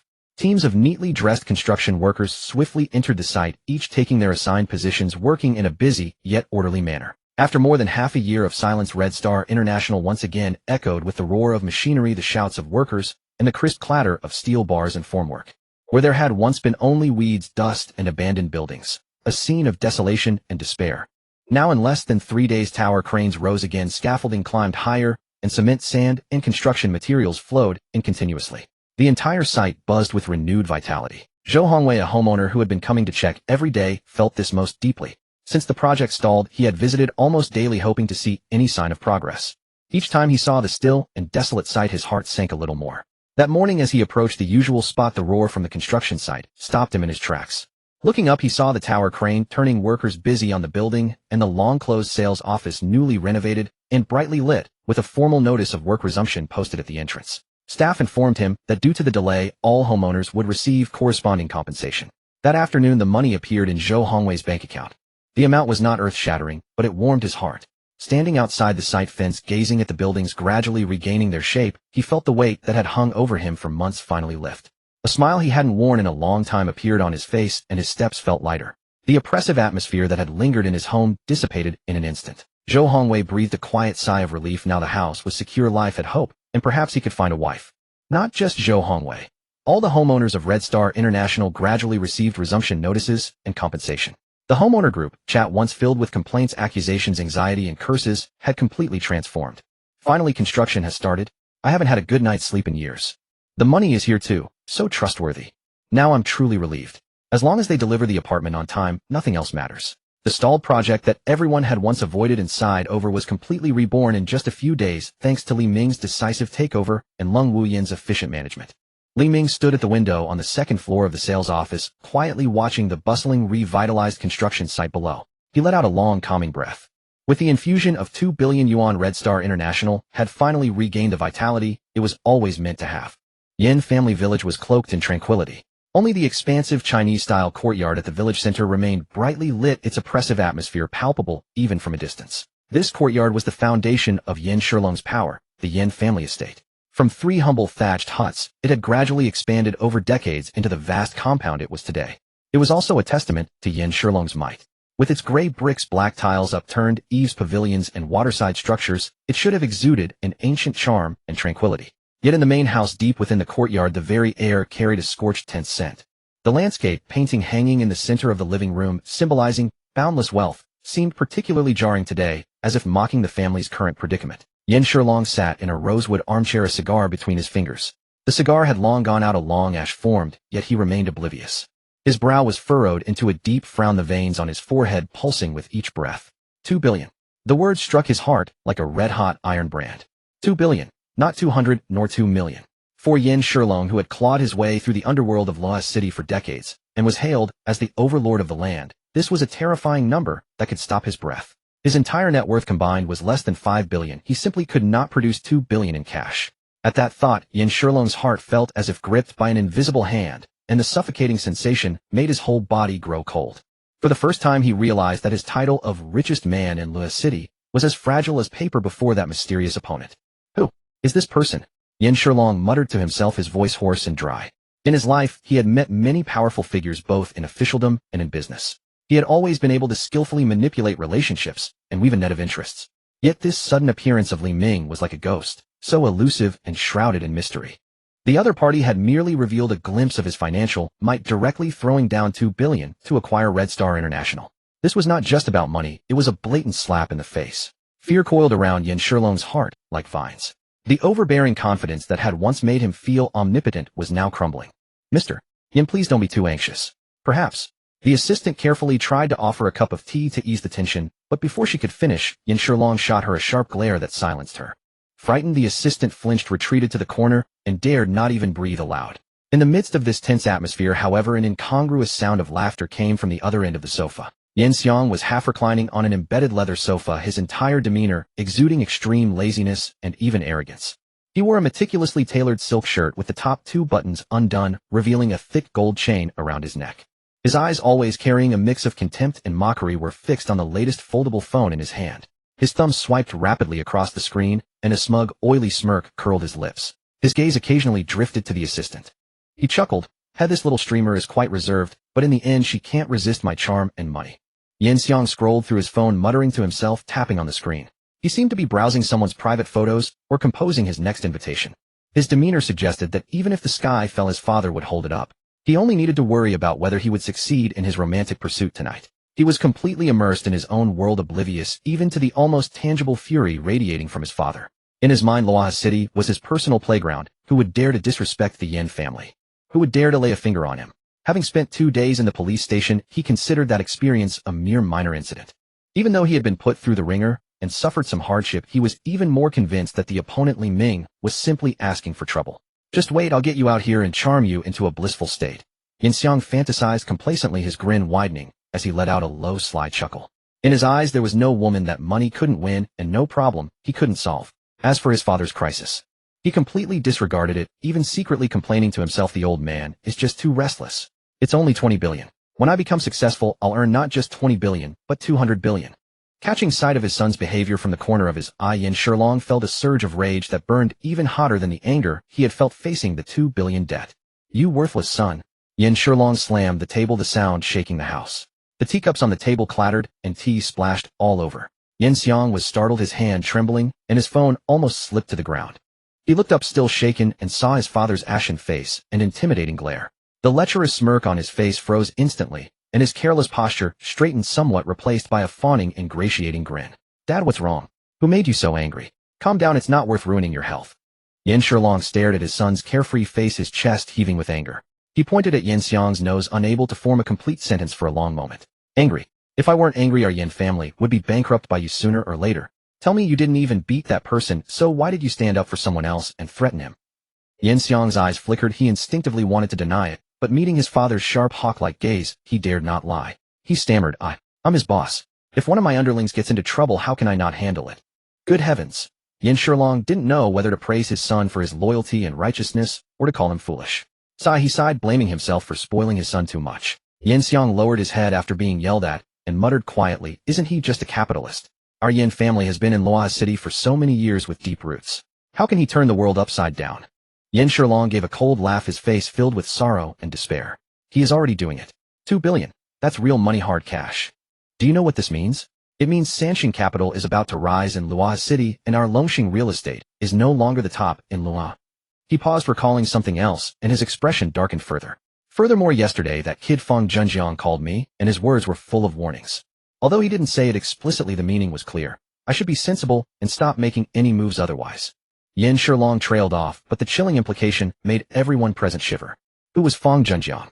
The top leader of Luoha City. If Longxing real estate offended him, could it survive? Yin Xiang finally realized the gravity of the situation. The ease on his face vanished, completely replaced by a flicker of panic and disbelief. He had always lived in the greenhouse built by his father, accustomed to smooth sailing, and had never imagined that he would face a dead end. But, Dad, we can't just give up like this, can we? In Luoha City, if we admit defeat, how can we hold our heads high in the future? Yin Shilong rubbed his brow wearily, a complex glint flashing in his eyes. Admit defeat? When had he ever admitted defeat in his life? But now, faced with the crushing weight of 2 billion and the unreasonable dominance of Sanxing Capital, he truly felt that the situation was irreversible and beyond his control. If we don't admit defeat, then what can we do? Yin Shilong said in a low voice filled with a sense of powerlessness. He was outmatched in wealth, and now in the eyes of the officials, Sanxing Capital was more important than his Longxing real estate. If he continued playing tricks, what would be the outcome? Yin Shilong looked out the window at the pitch-black night sky as if he could see Li Ming's young yet unfathomable face. This Li Ming. What kind of person is he? For the first time, Yin Shilong's heart stirred with an emotion called awe. This emotion was too unfamiliar and too fatal for him. At that moment, Yin Shilong was caught in a dilemma. The official launch ceremony of Hongxing International was held with grandeur and composure, lively drums and cymbals filling the air, distinguished guests in attendance every step, from ribbon cutting to speeches executed with flawless order. Li Ming stood at an inconspicuous spot among the crowd watching the proceedings unfold one after another, his heart, which had been suspended for so long, finally coming to rest. Over the past months, from capital investment and sweeping reforms to resource alignment and steady project execution, everything had been suffused with the irresistible magnetism of wealth. With Hongxing International now successfully taking its first steps, this long and arduous stretch could finally be brought to a fitting conclusion. The day-to-day operations were entrusted entirely to top-tier industry professionals, poached by Lung Wuyin at considerable cost from premier commercial districts. The investment team specialized in brand acquisition, the operations team managed foot traffic and service quality, while administrative and logistics staff kept daily affairs running with meticulous precision. From the mall overall positioning down to individual merchant management, every link was overseen by dedicated specialists embodying the principle that the right person should handle the right task. Li Ming, the shadow backer behind it all, had become the most leisurely figure of the bunch. Free from constant site visits and progress inspections, the weight lifted from his shoulders, he felt an immediate lightness in body and spirit, as though even his breaths came easier. In these unhurried days, Li Ming found himself refreshed in both mind and body, living at just the right pace. On quiet afternoons, with nothing pressing to attend to, he would curl up in his hotel room and video call several women waiting for him back in Jiangxing. By night, Lung Wuyin would always appear faithfully by his side. In whatever spare moments remained, Li Ming would also make hospital visits to check on his father. Chatting with his father, listening to the doctor's updates on recovery progress, exchanging a few casual words with his mother, life had settled into a simple, peaceful rhythm. The hospital ward was spacious, and bright sunlight streaming through floor-to-ceiling windows to bathe the floor in warmth, the very air carrying a gentle, soothing quality. His father's recovery had been nothing short of remarkable. His complexion rosy, his energy abundant, his voice strong and clear, in unrecognizable contrast to how he had first been brought in. Each time the attending physician came for rounds, he could not help but offer repeated praise, remarking that the recovery rate far exceeded expectations and was virtually miraculous among comparable patients. Li Ming understood better than anyone why his father was healing so well. First and foremost, his father's spirits were high. Seeing his son's career stabilized and his presence constant by his side gave the old man a profound sense of peace, and illness naturally retreated in such an atmosphere. The second reason was equally decisive. Money spoke volumes. Top imported and specialty medications from across the country, a first-rate medical team, premium ward accommodations, round-the-clock nursing, and comprehensive rehabilitation services. Every element had been brought to the highest standard, making a slow recovery virtually impossible. In the ward, his mother Wang Chunfang sat by the bedside, peeling an apple, her movements slow and deliberate, though her eyes kept drifting toward Li Ming, hesitating between speaking and holding back. As Li Ming chatted casually with his father about neighborhood gossip and weather changes, catching the corner of his eye on his mother's expression, he already guessed what was coming. She could hardly contain herself.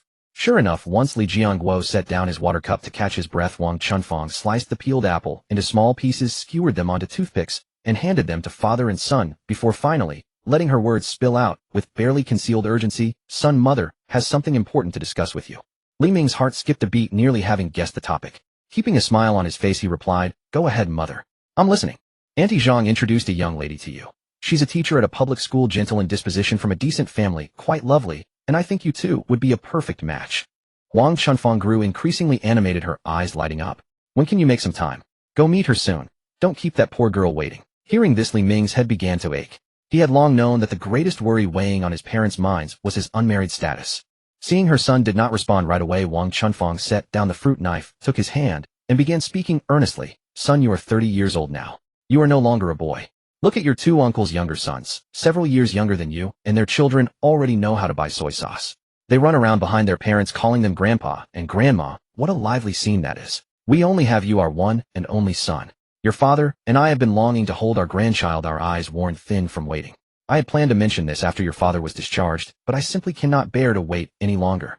Tears welling in her eyes, Wang Chunfang embodied the universal compassion of parents. In a parent's heart, no matter how wealthy or accomplished their child becomes, an unmarried life feels incomplete, and without a stable home, their worries will never rest until their dying days. Beside her, Li Jiangguo also set down his cup and gazed at Li Ming with hopeful eyes. His usually stern face softened completely, his voice unusually gentle. "Son, your mother speaks truly. Your mother and I do not demand that you become extraordinarily rich or exceptionally capable. We only wish someone warm and caring would stay by your side, a companion for your golden years. That young lady has been thoroughly vetted. Good character, steady temperament, well suited for married life. Just go meet her once. Even if nothing comes of it, consider it making a new friend. Don't let your mother lie awake at night worrying." Gazing at his parents' earnest, expectant faces, Li Ming felt a tangle of emotions surge within him. It was not that he had no intention of starting a family. The situation was simply far too complicated. He was not short of women, indeed there were far too many. But how could he possibly confide in his parents? Both of his parents were traditional, honest, ordinary people who had spent their lives living modest, conventional lives with conservative outlooks. If they learned their son was involved with several women simultaneously, they might literally fall ill from shock. Beyond presenting even one of them to his parents, let alone all of them, how would he possibly explain the rest? And if his parents insisted he settle down and choose a wife, whom exactly would he marry? But looking at the new strands of white in his mother's hair, and at his father's expectant, yet worried gaze, Li Ming's heart unexpectedly softened. He knew his parents' urging carried no ill will. It sprang entirely from their deepest love and concern for him. If he flatly refused, his elderly parents would lose their appetite and sleep endlessly, fretting over his marriage, and his father's recovering health could easily be jeopardized all over again.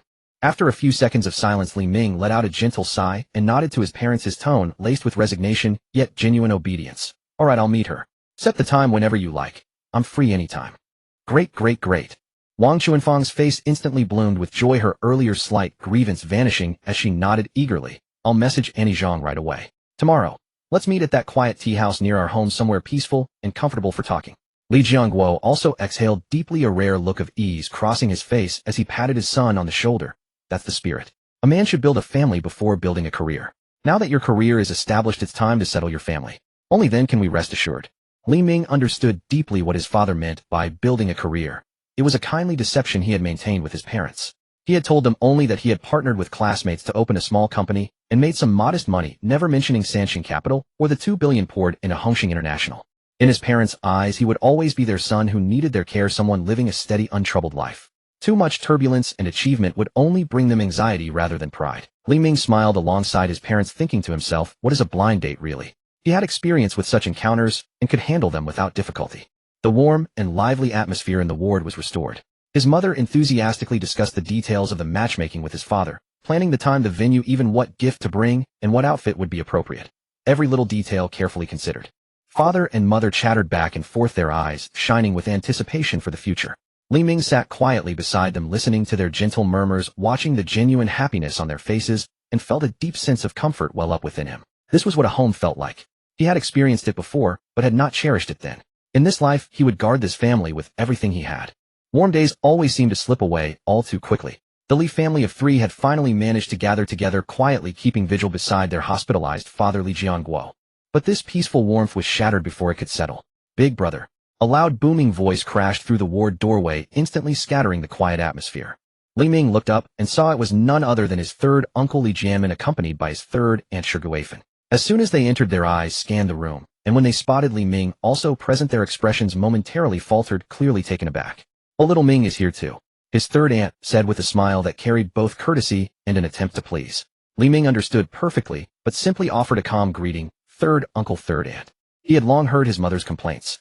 Ever since his father's hospitalization, his third uncle and aunt had been remarkably diligent visitors, stopping by almost daily with fruit and milk, always appearing devoted and family-oriented. Upon seeing his own younger brother arrive, Li Jiangguo's smile deepened considerably. Already in good spirits from his improving condition, he now beamed openly. Jianmin, I'm recovering well. You really shouldn't come all this way every day. It wastes your time. And you keep bringing gifts, that's simply wasting money. Though Li Jiangguo spoke these polite words with an air of mild protest, anyone observant could see the genuine joy he couldn't hide. Li Jianmin stepped forward immediately, his expression filled with sincere concern for his elder brother. Brother, what kind of thing is that to say? You're my own flesh and blood, hospitalized and unwell. How could I possibly not visit? Your sister-in-law has been caring for you alone here, and she must be exhausted. How about this? Let her return home and rest properly tonight while I stay and keep watch over you. The words sounded genuinely heartfelt and brotherly. But Li Jiangguo couldn't possibly ask his younger brother to keep such a long vigil, so he hurriedly waved his hands in refusal. No need, no need. The hospital has hired a caregiver who handles everything well, and your sister-in-law is quite rested. Your thoughtfulness alone warms my heart. I truly don't need you to stay. The brothers chatted warmly, and the conversation naturally drifted toward their children. Li Jiangguo spoke first. By the way, how has Lida been doing recently? Has he found employment? Lida was the second son of third uncle Li Jianmin, having just graduated from university that year.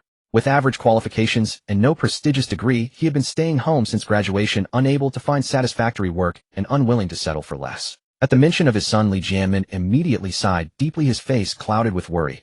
Oh, don't even get me started. That shabby school he attended. Outsiders call it a degree mill, and no one recognizes the diploma. Good positions are beyond his reach, but he refuses to take the mediocre ones. It keeps me awake at night with worry.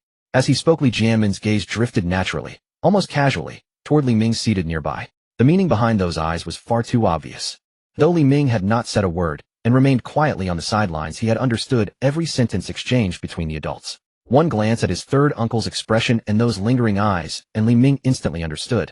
This was no casual conversation. It was a roundabout approach, hoping he would intervene and secure employment for his rather idle cousin Li De.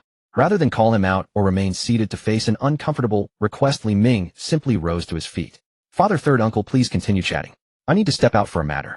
He gave his parents a brief farewell as he prepared to slip away. His mother Wang Chuanfang suddenly remembered something important and hurriedly reminded him, "Don't forget the match arranged for tomorrow. Please don't be late." Li Ming nodded and replied, "I know, mother. Once the time and place are confirmed, simply send me a message." With that, he turned and made for the door, eager to leave this scene. But barely a few steps had passed before footsteps echoed behind him. Little Ming, wait a moment." As expected, third uncle Li Jianmin had followed him out. Li Ming paused and turned, his expression unreadable as he asked calmly, "Third uncle, is something the matter?" Though he knew exactly what was coming, he deliberately maintained an air of innocence. Standing in the corridor, Li Jianmin glanced around nervously, his face clouded with awkwardness. He stammered haltingly, "Little Ming, it's like this. Your cousin Xiaoda, you know, he just graduated and still hasn't found work. As his parents, we lose sleep over it every night." By this point, the implication needed no further elaboration.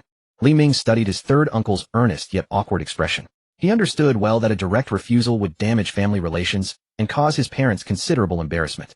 After a moment of silence, he spoke plainly. "Tell him to report to Hongxing International tomorrow." Li Jianmin, who had been mentally rehearsing how to gently make his request, was completely caught off guard by Li Ming's directness. He stood frozen for a long moment before realization finally struck. His eyes instantly brightened, and the clouds of worry vanished from his face in an instant. "Oh, excellent, excellent. Little Ming, third uncle, is eternally grateful. Thank you so much." Li Jianmin's voice trembled with emotion. He had never expected Li Ming to agree so readily without any hesitation or excuse. What exactly was Hongxing International? Though it had once been an unfinished development, it had been revitalized since Li Ming took over, breathing new life into the area. To work there would mean entering Li Ming's business empire, a remarkable opportunity indeed. Li Jianmin had misread the situation entirely. Li Ming meant Hongxing International precisely as stated, and he would absolutely not permit Li De to enter Sanxing capital. Observing his third uncle's excited reaction, Li Ming spoke with a calm but serious tone. "Third uncle, I need to make certain things clear from the outset. First, Li De will begin at the most basic level. He will not enter as management, nor will he receive any special treatment. Second, how long he remains, and whether he advances, depends entirely on his own abilities. If he excels, he will stay, if not, no one can assist him. Third, I must be straightforward. The company has its regulations, and I will not make exceptions for him simply because he is my cousin. Let him prove his worth. If he slacks or causes trouble, he will face appropriate consequences, and at that point, do not come to me seeking leniency." Li Ming delivered these words clearly and with measured composure. He was not unwilling to assist his kin, but wished to avoid the scenario where his goodwill was eventually met with complaint rather than gratitude. Li Jianmin, overcome with joy, paid little mind to the conditions, nodding repeatedly. Understood, understood. I fully understand. Rest assured, if Xiaoda dares to be disobedient, I will be the first to discipline him. You need not even ask. We are all eternally grateful for this opportunity." Watching his third uncle express repeated thanks with genuine gratitude, Li Ming merely offered a quiet nod. He understood clearly that this gratitude was momentary. Whether Li De would work diligently and avoid causing trouble remained an entirely separate question. If difficulties did arise, Li Ming had made his position abundantly clear. Having said no more, Li Ming bid his third uncle farewell and turned to leave the hospital corridor. The evening sun streamed through the window, casting a warm glow upon him. He looked up at the darkening sky outside and let out a gentle sigh. Truly, warm moments are fleeting. "Dear, what did Xiao Ming say? Do give me a hint." As they stepped out of the hospital building, Shi Guifan tugged at Li Jianmin's arm, lowering her voice to ask in a hurried tone, her eyes brimming with barely concealed anticipation. Having finally encountered Li Ming at the hospital, she was unwilling to let this opportunity slip. Li Jianmin glanced around, confirming there were no acquaintances in the corridor, then let out a relieved sigh and chuckled in a low voice. "Ha, it's all settled." Xiao Ming agreed to let Xiaoda work at Red Star International.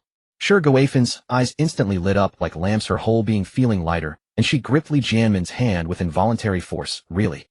That's wonderful. I knew Xiao Ming wouldn't ignore his own family. So tell me, what position did he arrange for our Xiaoda? A department manager? Or a supervisor? At the very least, it should be a comfortable desk job, right?" She grew more excited as she spoke, as if she could already see her son in a suit entering and exiting high-end office buildings, earning everyone's admiration. But Li Jianmin's smile gradually faded. He scratched his head, looking a bit embarrassed and somewhat helpless, and said, "Position? There isn't one. Xiao Ming said that Xiaoda lacks experience and education, so he has to start from the ground up learning from the senior employees first. At these words, Shi Guifen's smile vanished instantly. The earlier joy dissipated like smoke, replaced by a look of discontent and resentment. What? Start from the ground up? Shi Guifen's voice rose sharply, but she quickly covered her mouth and hissed. But he's his own cousin. Xiao Ming is such a big boss now. With Red Star International's huge project, a single word from him could arrange a comfortable and respectable job for Xiaoda. Why not? Isn't this clearly bullying? No, I'm going to find Big Brother. I'll ask him to his face whether he considers us family at all. With that, Shi Guifen turned to go back as if ready to confront Li Jianguo. Li Jianmin, startled, quickly grabbed her arm, his expression darkening as he snapped. Enough! Don't make a scene here. This shout left Shi Guifan stunned, and also startled the passing nurses and patients who turned to look in their direction. Li Jianmin dragged her toward the stairwell, and only when they were alone did he speak with suppressed anger. You still have the nerve to make a fuss. Think about it. How have we treated my elder brother's family all these years? Back when my elder brother's family was going through the hardest times, we kept our distance. You never missed a chance to mock them behind their backs, and we didn't even visit them during holidays. Now that Xiao Ming has made it big, you suddenly remember we're relatives. Shi Guifen's face flushed with shame, yet she tried to argue. But those were hard times for everyone. Does hardship justify neglecting family bonds? Li Jianmin grew more agitated, finally, voicing the grievances he had held in for years. If Xiao Ming weren't kind-hearted and didn't value the blood relation, he wouldn't even give us a chance to meet, let alone arrange a job for Xiaoda. Now that he's letting Xiaoda enter Red Star International, it's already a tremendous favor. What's wrong with starting from the bottom? It's still better than lazing around at home. If you keep causing trouble, the job will be gone, and you'll regret it when it's too late. Since their marriage, Shi Guifen had been domineering, calculating, and always looking for advantages. Believing that the elder brother's family had less money, she had driven a wedge between Li Jianmin and his brother, nearly severing their ties. The second brother, who was wealthy from his business, was a miser whom she fawned over, but never got anything from. If it weren't for the family's dire situation, Li Jianmin wouldn't have swallowed his pride and begged Li Ming for help. Now even his wife was dissatisfied, leaving Li Jianmin both angry and helpless. After being scolded by her husband, Shi Guifan still felt uncomfortable inside, but she knew she was in the wrong. She could only stomp her foot in frustration and mutter reluctantly after a long pause. Fine, starting from the bottom it is. I just hope he'll take good care of Xiaoda and not let our son suffer. Li Jianmin looked at his wife, let out a long sigh, and felt a mix of emotions. Family bonds. Easy to lose, but so hard to regain. On the other side, the reception area on the top floor of Luoha International Hotel had become the temporary office of Sanxing Capital. Ever since Sanxing Capital made a name for itself in Luoha City, the place had never been quiet. Every day a stream of visitors came and went, including business owners seeking investment, project partners looking for collaboration, and people who pulled strings to get an audience, filling the hotel lobby with bustling activity. The hotel manager, a shrewd person, recognized Sanxing Capital as a major client that could bring a steady flow of guests. Without hesitation, he offered Li Ming's team the highest discount and ensured impeccable service, careful not to offend this new financial titan. Lung Wuyan had just seen off a client with a forced smile. Returning to the reception area, she collapsed onto the sofa like a deflated balloon, took a big gulp of water, and couldn't help complaining to Li Ming as he walked in. Oh my god, I can't believe it. What kind of people are these? Lung Wuyan rubbed her temples, looking exhausted. They bring all sorts of ridiculous projects, asking for tens of millions in investment with plans that are a mess, market prospects based purely on hype and teams without a single qualified person. What gives them the audacity to think our money grows on trees? Li Ming smiled, walked over, placed his hands on Lung Wuyan's temples, and gently massaged them, saying, You've worked hard. It's been quite troublesome lately. It's not that I mind the trouble, but it's just too absurd. Lung Wuyan enjoyed Li Ming's service and sighed as she spoke. I know it's difficult for you. Behind these people there are often officials pulling strings. If we don't see them, we offend them. If we do, it's a pure waste of time. Sanxing Capital has just arrived in Luoha, and we need to establish a foothold. We can't afford to burn bridges, but we can't entertain everyone either. Li Ming understood this better than anyone. His investment in Red Star International was a means to connect with the city's top officials and increase his own influence. He was not here to be a philanthropist, nor to pay off everyone's connections. Recently, an increasing number of dubious characters have been showing up, not to discuss cooperation, but to treat Sanxing Capital as an ATM, assuming that because Li Ming was young, wealthy, and approachable, they could get money by having someone put in a good word or sending gifts. If this continued, the trouble would only mount. Li Ming tapped his fingers gently on the desk, his gaze growing thoughtful. Most of these people have been spoiled by leniency. He spoke slowly. They think that as long as an official puts in a word, I have to show face and invest. But I need to make them understand. I'm here to invest, not to hand out money. Lung Wuyan nodded. I feel the same way. If this goes on, we won't be able to do our normal work. This can't be dragged out. It has to be resolved. Li Ming looked up and said quietly, I need to find a time to talk to Uncle Song Air. He hadn't come to Luoha to deal with a mess of personal favors. If the rules weren't set straight, he would be endlessly bound by personal obligations, and then not only development, but even normal operations would be affected. Lung Wuyan perked up at once. Yes, we should have that talk long ago. Let's be clear, supporting local development is our duty, but we won't accept any unreasonable demands. Li Ming nodded slightly, his gaze drifting out the window to the broad streets of La, where the city bustled with traffic and prosperity. Son, I've sent you the address. Make sure you go on time and don't be late. The girl is from a decent family. The next morning, Li Ming received a call from his mother. He had been playing with Lung Wuyan until late last night and had planned to sleep in, but his mother's call woke him up. I know, Mom, I'll be there on time. Don't worry about it. Li Ming replied helplessly. His mother kept nagging on the other end. Remember to dress decently, speak politely, and don't act all high and mighty. The girl is not bad. If you two work out, I'll be at ease for the rest of my life. All right, I've got it all. I'll hang up now, Mom. Li Ming quickly hung up before she could ramble on for the whole morning. Just as he tossed his phone aside, a pair of soft, fair arms reached out from behind and gently wrapped around his waist. A faint, unique fragrance drifted into his nose, the scent of Lung Wuyan. Boss, you got a call early in the morning. Sounds like a blind date. Lung Wuyan rested her chin on Li Ming's shoulder, her voice soft and alluring. She had heard every word of the phone call. As she spoke, a trace of sadness flickered in her eyes. She knew her place beside Li Ming better than anyone. If Li Ming really went on a blind date and got married, what would she become? A secret lover. Then she wouldn't even have a title, let alone the right to stay by his side. But then she thought again and smiled bitterly. Her boss was never short of women, she was just one of many. She was the only one in Luohua City, but that didn't mean there weren't others elsewhere. It wasn't her place to be jealous or worried. With that realization, she suppressed the bitterness in her heart. After all, she had chosen this path herself. Li Ming felt the warmth around his waist and the softness of the woman behind him. He sighed and patted the back of Lung Wuyan's hand. I can't help it. I'm getting older and my mom is pressuring me more and more. Now that things are stable, she started arranging blind dates. I have to go, or she'll be upset. Actually, a thought had already crossed his mind. Why not just bring Lung Wuyan along as a shield? After all, in Luohua City, she was the only one by his side. True or false, it might be enough to fool his mother. But then he thought again and felt it was inappropriate. This blind date was arranged by his mother through a good friend. If he made a scene, it would cause chaos at home. Forget it, he'd just go through the motions and get it over with. If you don't want to go, boss, I can accompany you, Lung Wuyan whispered in his ear playfully. Li Ming smiled and squeezed her hand. Don't be silly. I'll just go have a cup of tea and be back soon. After a quick wash, Li Ming dealt with some morning company matters, gave instructions to his subordinates, said goodbye to Lung Wuyan, and then had Chun Hu drive him to the address his mother had sent, the Yunxiang Tea House. The car stopped at the entrance, and Li Ming looked up. The building lived up to its name. Ancient and elegant with wooden architecture and upturned eaves. It gave off a quiet, timeless vibe far from the flashy trendiness of modern cafes. It had been a landmark in Luohua City for over a decade. Only people of certain standing came here to drink tea. He wondered why the blind date was arranged at such a place. Following his mother's instructions, he walked inside and immediately spotted a woman sitting by the window. At first glance, Li Ming was stunned. Something was a bit odd. The woman was wearing a cheongsam. It was cream-colored, embroidered with faint orchids, and tailored perfectly to accentuate her figure. If not for the color and style being far more refined than the tea house staff's uniforms, and the fabric obviously of higher quality, Li Ming might have mistaken her for an employee. But as he looked closer, his heart skipped a beat. She was absolutely stunning. This woman was extraordinarily beautiful. Her skin was as fair as jade, her features flawless with gentle eyes and a mature, graceful charm. Her figure was impeccable, curves in all the right places. The cheongsam accentuated a voluptuous, yet dignified elegance.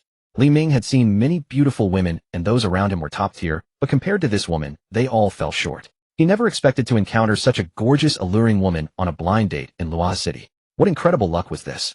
Li Ming murmured to himself and instinctively activated the system inspection ability he hadn't used in a long time. A light blue panel visible only to him appeared before his eyes. Name Yun Yun, age 27, height 170 centimeters, weight 55 kilograms, score 97, experience 0, health good. Seeing the information on the panel, Li Ming's eyes lit up. A score of 97. That was top tier. Experience 0 meant she was clean and simple with no messy past. Most importantly, she matched the system's target. He had originally come with the attitude of just going through the motions for his mother, planning to sit for 10 minutes, chat a bit, make an excuse and leave. But now seeing Yun Yun's appearance and the system panel, he became serious. This wasn't a blind date, it was a treasure falling from the sky. He straightened his clothes, put on a natural and warm smile, and walked over. Hello, are you Miss Yun Yun? I'm Li Ming. Yun Yun looked up at him, her gaze calm, neither infatuated nor disdainful. She simply gave him an objective once-over, then nodded and pointed to the seat across from her. Have a seat, no need to be formal. Her voice was pleasant like warm water. Li Ming sat down, and a waiter soon came to pour tea. After a few seconds of silence, Yun Yun spoke, first surprisingly direct. Aunt Zhang said you run a company in Jiangxing. No beating around the bush, no questions about hobbies, straight to the point. Li Ming nodded.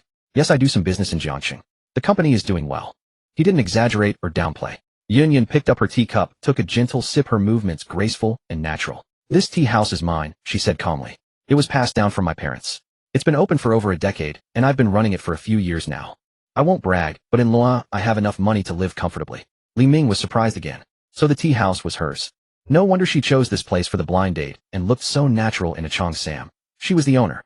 Wealthy, beautiful, with a great figure and temperament. She was a top catch in the blind date market. Yun put down her cup and looked Li Ming straight in the eye, open and honest. You are very handsome and charming. At first glance you are indeed attractive to the opposite sex. She complimented him directly without shyness or ambiguity, as if stating a fact. Li Ming was about to modestly decline when she continued, but I am a straightforward person and focus on practical matters. Don't think I'm being too realistic. In today's society, it's all about money. Without a material foundation, even the most beautiful feelings can't hold up. I'm not looking for a temporary fling in a blind date. I want a stable, reliable, capable partner who can handle things. Good looks are a bonus, not a must. Li Ming actually felt a bit of admiration. He had seen too many women on blind dates, either coy and pretentious, demanding and overreaching, or hopelessly romantic. But Yun was straightforward, no games, no leading him on. It was refreshing. This wasn't being realistic, it was being clear-headed. I understand, Li Ming nodded. I don't like beating around the bush either.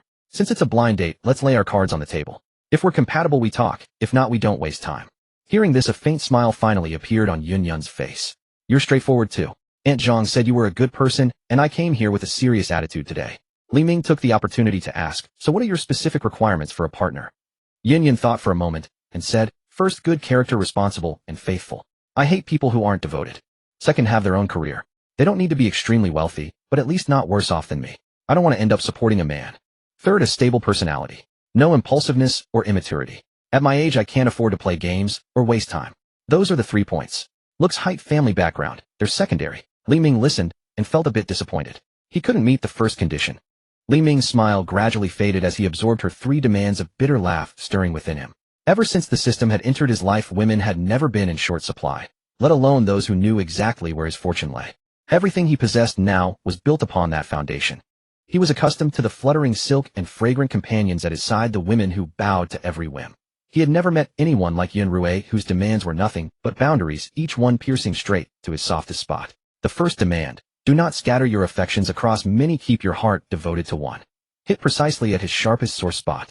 Li Ming had originally intended to take things slowly to win Yun Rui over and deal with the aftermath later. After all, he had every confidence that no woman was beyond his reach if he applied himself. But Yun Rui's 3 conditions were like 3 measuring rods, directly exposing his shortcomings. He knew in his heart that he could not satisfy the requirement of emotional fidelity. Li Ming's expression shifted involuntarily, his gaze flickering with evasion. Yun Rui caught the subtle shift in him, and without mincing words asked casually and directly, what's wrong? Do you have a problem? Or do you have many girlfriends? The question was so blunt that the air seemed to freeze for a moment, even the tea fragrance grew heavier. Li Ming froze on the spot, the stiffness on his face becoming more pronounced. He never expected Yun Rui to so directly expose his inner schemes. Ever since obtaining the system, he had navigated the romantic sphere with ease, yet he had never been questioned so directly by a woman, especially in a matchmaking setting like this. He chuckled dryly twice, quickly waving his hands in denial. No, if I had what I needed, I wouldn't be here on a blind date. Li Ming knew exactly what to think. Now was definitely not the time for honesty. First, get to know her slowly, keep her stabilized. That was the plan. As for later. Honestly, such an exceptional beauty, Li Ming truly didn't want to give up. Perhaps after witnessing his strength, she might change her mind. Li Ming thought along these lines. Yun Rui glanced at him, didn't press further, as if it were just a casual question, asked and left behind. She pinched a bit more tea leaves into the gaiwan and brewed a fresh pot, her movements flowing like water and clouds, not the slightest awkwardness. As if the earlier questioning were merely an inconsequential interlude. Li Ming breathed a sigh of relief, though something unsettled him inside. He hadn't expected this woman, named Yun Rui, to be so clear-eyed, so principled, seeing through his perfunctory manner in a single glance. Your company is in Jiangxing. Have you ever considered coming to Luoyang to develop? Yun Rui asked again, unhurried. I know Jiangxing is the provincial capital with more opportunities, but as for me, I haven't thought about going to Jiangxing. Li Ming frowned, somewhat puzzled by how she had suddenly shifted the topic. Jiangxing offers so many more opportunities than Luoyang. You guard this small tea house. What future could there be? Skipping the good life of a big city to stay in a small town, what a pity. After all, in Li Ming's heart, his base and his women were all in Jiangxing. He really couldn't give that up. Yun Rui smiled faintly, that smile thin, yet carrying an air of clarity. She set down the fairness cup in her hand, rested her palms lightly on the table, and looked at Li Ming with calm eyes, speaking each word with particular seriousness. I prefer staying in Loha. I don't like going to unfamiliar places.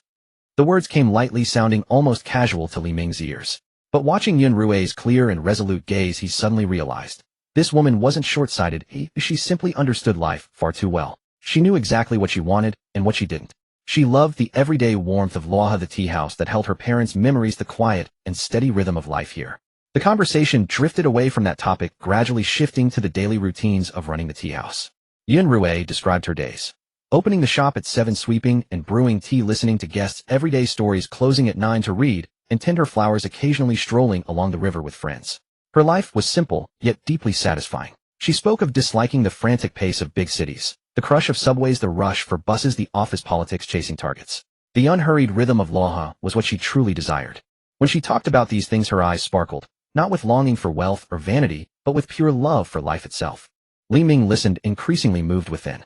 All those years grinding away in Jianqing, rising only because of the system. Without it, wouldn't he still be just another wage slave? No. Without the system, he was already dead. Perhaps nothing more than a pile of ash. Yun Rui's life, simple, pure, free from schemes and strife, was something he had never known and secretly envied.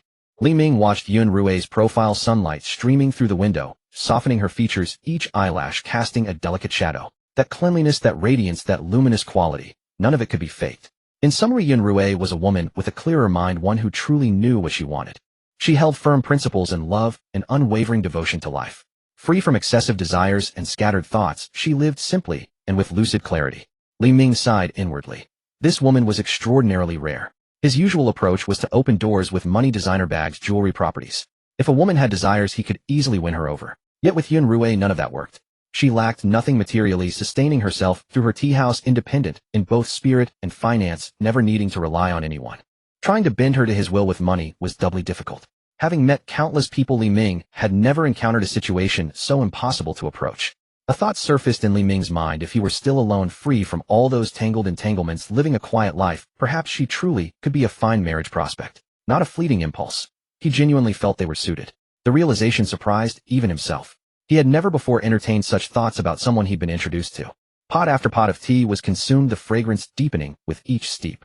Yun Rui glanced at the sun through the window, nearly noon. She rose gracefully, adjusted the hem of her qipao, and spoke in that same even tone. It's getting late, I need to return to the shop.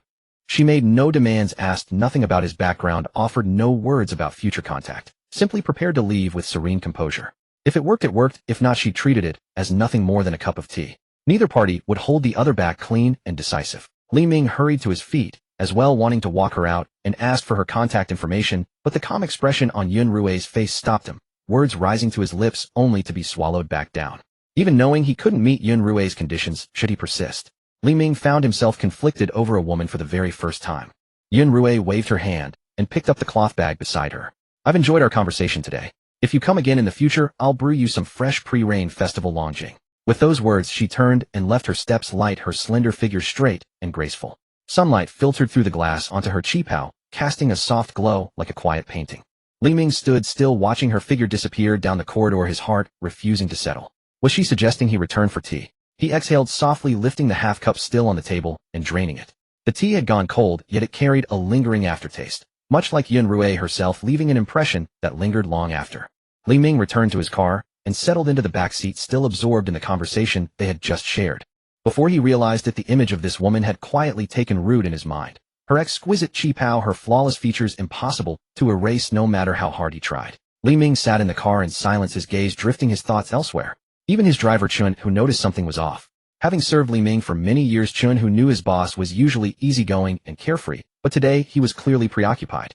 After a while, Chun, who could not help himself, and gently asked, "Boss, where are we headed next?"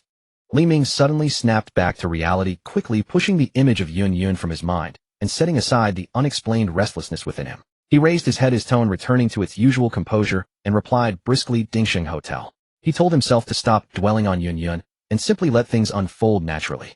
What mattered most now was the matter he had arranged with second Uncle Song. He needed to clear away all those troublesome figures who had been pestering Sanqing capital lately. His money was not something anyone could simply take, nor was it meant for those who relied on connections, idlers, or schemers. On the second floor of Yunxiang Tea House, Yun stood by the window, watching Li Ming's car slowly drive away. It was not until the car disappeared from sight that a look of surprise finally crossed her face.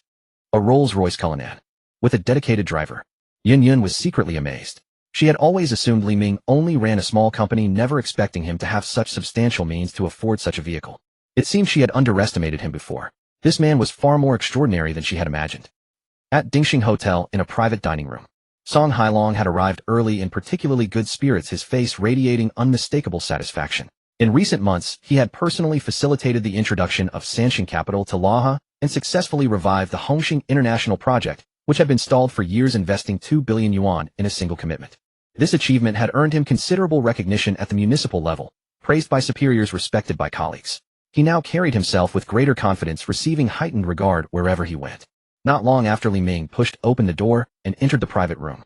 Upon seeing Song Hailong, he was exceedingly polite, stepping forward with proper greetings and courtesy. After they sat down, they exchanged a few pleasantries before getting straight to business. Secretary Song, there are quite a number of troublesome elements in our law. I'm almost regretting taking on the Hongxing International project. Is it still possible to withdraw?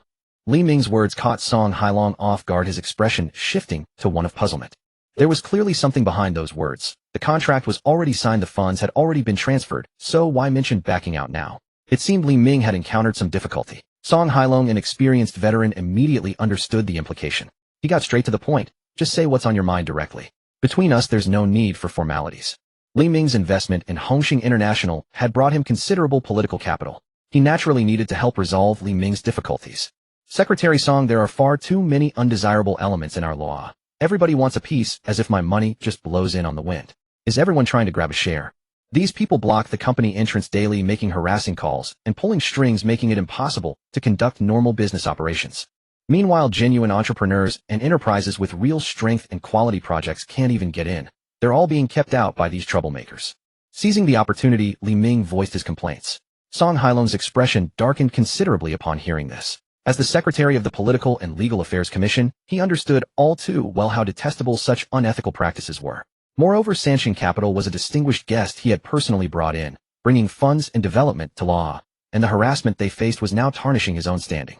This is our oversight. I will inform Secretary Fong. Rest assured the problem will be resolved. Song Hailong knew his subordinates' nature better than anyone. He had been too lenient with them. Secretary Song, setting aside everything else for the development of Luhe City, I would gladly invest another 2 billion yuan rather than let those undesirable elements take my money. Li Ming's words carried weight, and the additional 2 billion investment was something he had already decided upon long ago. The previous 2 billion invested in Hongxing International had earned him an additional 2 billion from the system as a reward. Money essentially found without effort. Li Ming did not wish to simply keep it, so he chose to reinvest it instead. Since it was all free money anyway, he might as well invest it directly in Luhe City. It would demonstrate his strength and sincerity while ensuring the municipal government would prioritize and protect him. As long as he obeyed the law, who in Luhe would dare challenge him or cause him trouble? This move would simultaneously win favor, secure his position, and eliminate those bothersome connections. The perfect multi-purpose strategy. Are you serious? Song Hailong asked in astonishment. Another 2 billion. This young man introduced by Qingning had once again shattered his expectations. Li Ming nodded, his expression earnest. Very well, I will give you an answer today. Song Hailong eagerly left the private room without waiting to finish the meal. He needed to report this favorable development to Secretary Fong in person. 2 billion yuan would be enough to fully implement many projects across Luhe. Watching Song Hailong's hurried departure, Li Ming felt somewhat bemused. The man was leaving without even finishing his meal. Was it really necessary to be so hasty? By afternoon, explosive news suddenly spread from the Luhe municipal government, sending ripples throughout the entire city. Sanshin Capital announced an additional 2 billion yuan investment in Luhe. The moment the news broke, Luhe was thrown into an uproar. Everyone was talking about it. Good heavens, an initial 2 billion had already been invested in Hongxing International, and now another 2 billion on top. That's 4 billion in total. Just how wealthy is Sanshin Capital anyway? This is remarkably generous. Within just a few hours, Sanshin Capital's name dominated every corner of Luhe. Local news, social media, WeChat groups, and conversations on every street corner were all buzzing about this. Overnight, Sanshin Capital became the most talked about enterprise in Luhe, and its key figures the most discussed individuals. The following day, Fang Junjiang made a point of publicly commending Sanshin Capital during the morning meeting, addressing all leading cadres with unwavering resolve and firm conviction. Enterprises like Sanshin Capital, which demonstrate both strength and responsibility, must receive our fullest protection and support. No one is permitted to arbitrarily interfere with their normal operations, nor should anyone attempt to exploit connections for personal gain or create obstacles. Anyone who dares to undermine the business environment will be held accountable. These words had an immediate impact. The moment the meeting concluded, those troublemakers who had been constantly blocking the entrance of Sanshin Capital, desperately seeking connections and investments, vanished completely. None dared show their faces anymore. Everyone understood the implications. When the city's top leader spoke, who would risk defying it? That would be foolish. Sanshin Capital finally found peace, and upon hearing the news, Lung Wuyan could only shake her head with a wry smile. This boss is quite unpredictable. Longxing Real Estate, still in the familiar office on the top floor. The plaque on the wall bearing the words integrity as the foundation cast a cold gleam under the lights. Yin Shilong stood with his hands behind his back before the expansive floor-to-ceiling window overlooking half the cityscape of La under the night sky, yet he possessed not the slightest inclination to savor the view. The news just reported by his assistant secretary felt like a boulder crashing against his chest, leaving him gasping for breath. Mr. Yin, we have just received confirmed information. Sanshin Capital has invested another 2 billion in Lua. As Yin Shilong's personal secretary, her voice carried a note of caution, careful not to disturb his tense state of mind. Yin Shilong turned around slowly, his facial muscles twitching faintly, and those eyes that had grown sharp and composed from years in business now held nothing but shock and disbelief. Another 2 billion. He murmured to himself, finding the news as absurd as a fantasy. Earlier, when it came to the Red Star International project, Sanshin Capital had thrown in 2 billion without hesitation, breathing life back into what was nearly dead. At the time, he had been weighing whether the other party possessed deep, mysterious backing or was simply investing recklessly. Yet he could not bring himself to abandon Red Star International. But now, hardly had the first 2 billion been invested when another 2 billion came crashing down without a second thought. Yin Shilong pressed his fingers to his throbbing temples, a profound sense of helplessness rising from the soles of his feet to the crown of his head. Having navigated Luaha's real estate landscape for decades, Longxing Real Estate's position as industry leader was built on calculated steps and meticulous planning. Every investment and every project demanded thorough research and careful consideration of risks and rewards, for one misstep could cost everything. Yet Sanshin Capital's approach defied all conventional logic. To them, money seemed nothing more than numbers on a page. Tens of billions could be produced without hesitation. Such financial strength and boldness were unmatched. No real estate company in the entire province could match this display of liquid capital without relying on bank loans. What kind of company is Sanshin Capital truly? Yin Shilong muttered to himself, his thoughts a mixture of bewilderment and wariness. He had reached out through every connection he could muster, exhausting every avenue to uncover Sanshin Capital's background, yet the information he gathered remained frustratingly sparse. All he could discern was that the company spent lavishly while maintaining a low profile, its true depth impossible to fathom. Previously, he had reasoned that even with such wealth, Longxing's entrenched position in Luha would provide grounds to compete. But now another 2 billion had shattered every ounce of his confidence. A direct confrontation. That would be no different from throwing eggs against a rock. A single investment from them equaled half of Longxing's value, and 2 investments matched his entire net worth. If they chose to oppose each other directly, Longxing would be pushed out of Luha before long. Yin Shilong slumped into his spacious leather chair with a heavy sigh. In business, there are no permanent enemies, only permanent interests. If he could not prevail, then joining was the only path forward. The logic was straightforward, yet he had hesitated, too proud to admit that the local leader should seek alliance with an outsider. Reality had delivered its blunt verdict. Pride meant nothing when survival and profit were at stake. He knew full well that with his current connections and resources, he could not touch the first 2 billion project at Red Star International. The other party had already secured their position. But this second round of 2 billion targeted Luaha's overall development. With such a substantial opportunity, who would not want to share? Luaha was embarking on large-scale construction, new roads, bridges, residential districts, and urban renewal. Every corner held commercial potential and wealth. As the leading real estate firm in Luaha, how could Longxing pass up such a rare opportunity? No businessman turns away from money, and Yin Shilong certainly was not one to do so. Once he accepted this truth, the hesitation and exhaustion vanished from Yin Shilong's eyes, replaced by decisiveness and shrewdness. Without further deliberation, he reached for his personal phone and located a contact, Fang Junjiang. As he made the call, Yin Shilong took a deep breath, resolving internally to approach the conversation with enthusiasm and sincerity, letting go of any pretense or concern for appearances. If he could persuade Secretary Fang to open doors and secure Longxing's involvement in Luaha's major development projects, the company would advance significantly. Any temporary concession was worthwhile. When the call connected, Yin Shilong's tone shifted immediately to one of deference and gentleness, shedding all his former arrogance. Under the allure of opportunity, Luaha's wealthiest man had yielded. Li Ming ended the call with his mother and shook his head in mild exasperation. On the other end, his mother kept pressing about the matchmaking arrangement. His impressions of Yun Yun, whether their conversation went well, pushing to finalize matters promptly.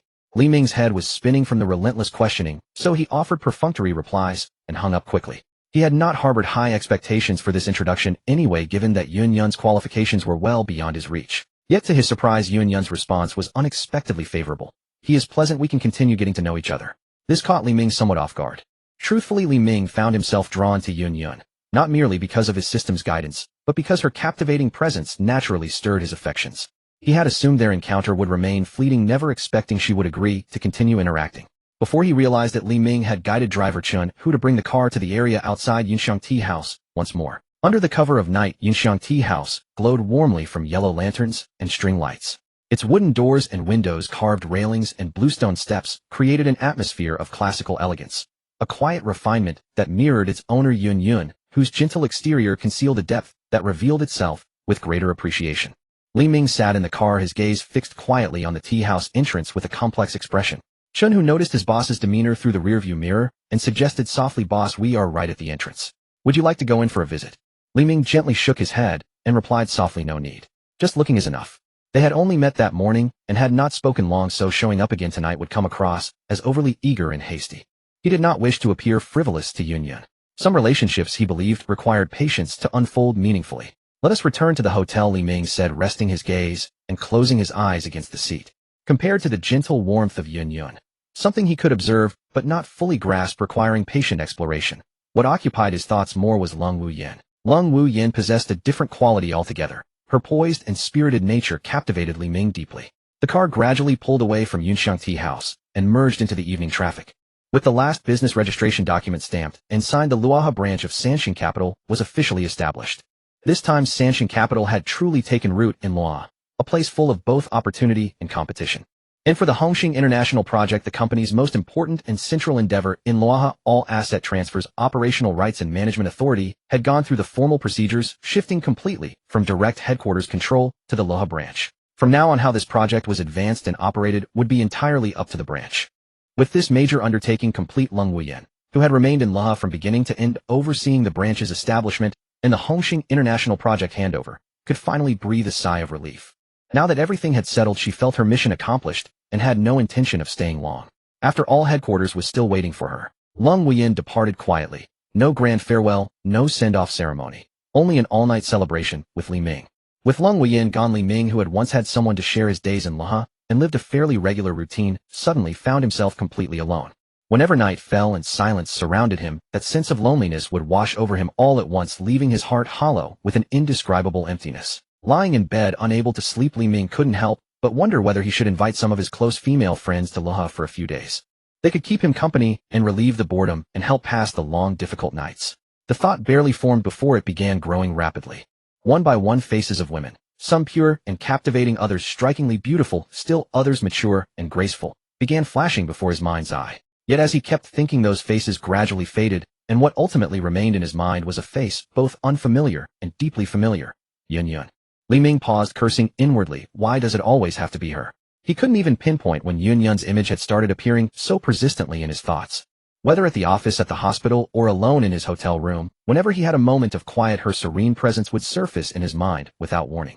Deep down, Li Ming knew better than anyone that the true reason he had chosen to stay in Luoha rather than return to Jiangsheng with Lung Wuyan was Yun Yun.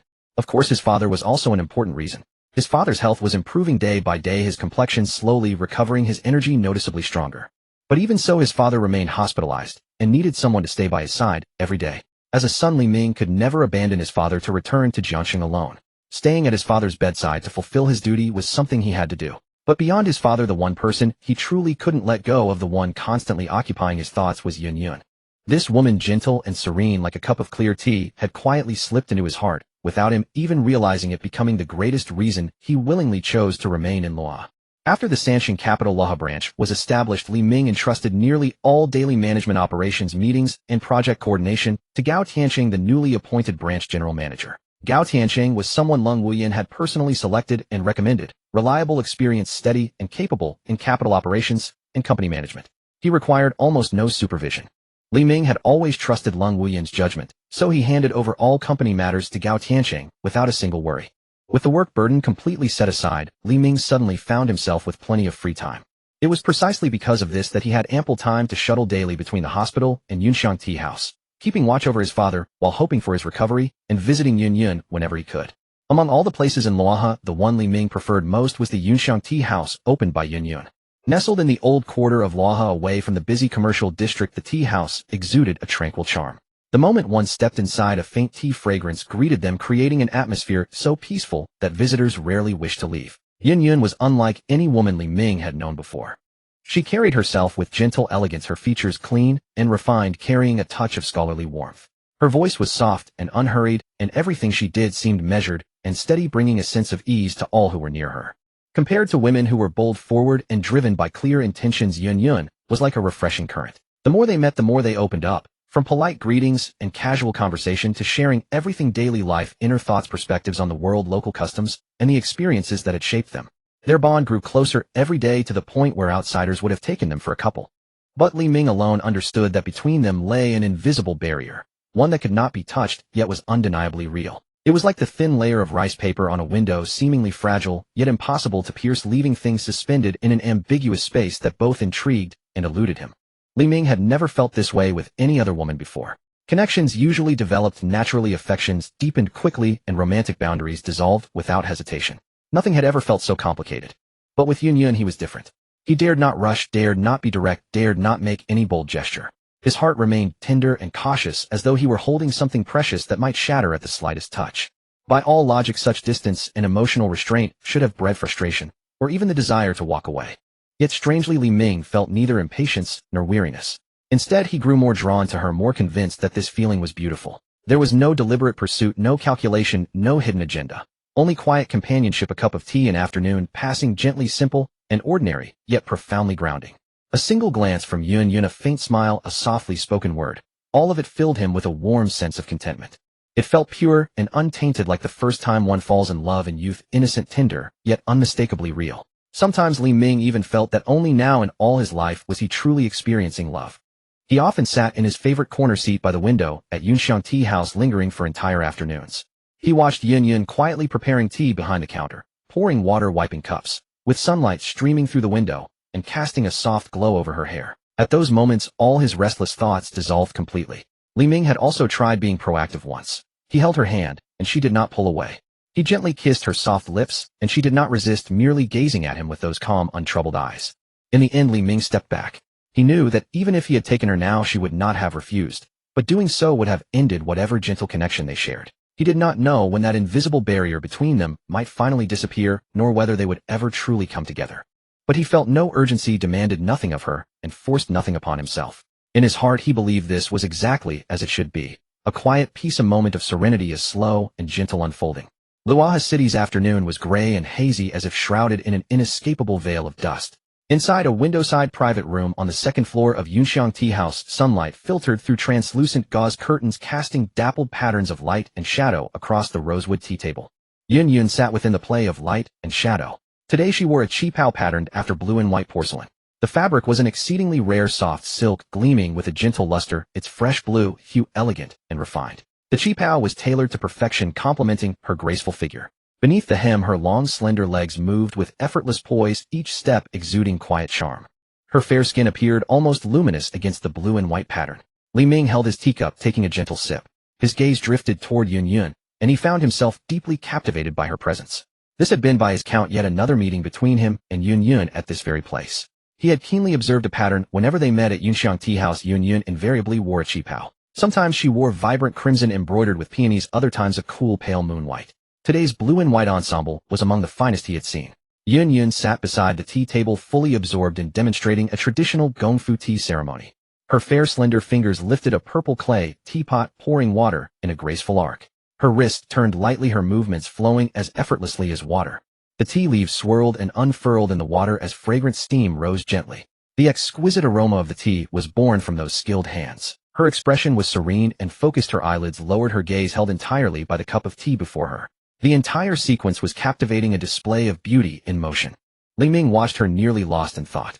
In this fast-paced era, a woman who could remain so composed, savoring tea and life at its own gentle rhythm, was extraordinarily rare. Your tea craft, Boss Yun, grows ever more refined, Li Ming said, setting down his cup and smiling warmly. Hearing this, Yun Yun glanced up at him, the faintest smile gracing her lips like the gentleness of spring. You flatter me, Mr. Li. It is merely a habit. Her voice was soft, lingering gently like a feather brushing the heart. Boss Yun and Mr. Li were the titles they used for one another. Though they carried a certain formality, Both had grown accustomed to them over time. Amidst the fragrant steam and tranquil atmosphere, a sudden loud bang shattered the peace. The private room door was thrown open and Xiao Yan entered. She served as the manager of Yunxiang Tea House and was Yun Yun's most trusted assistant.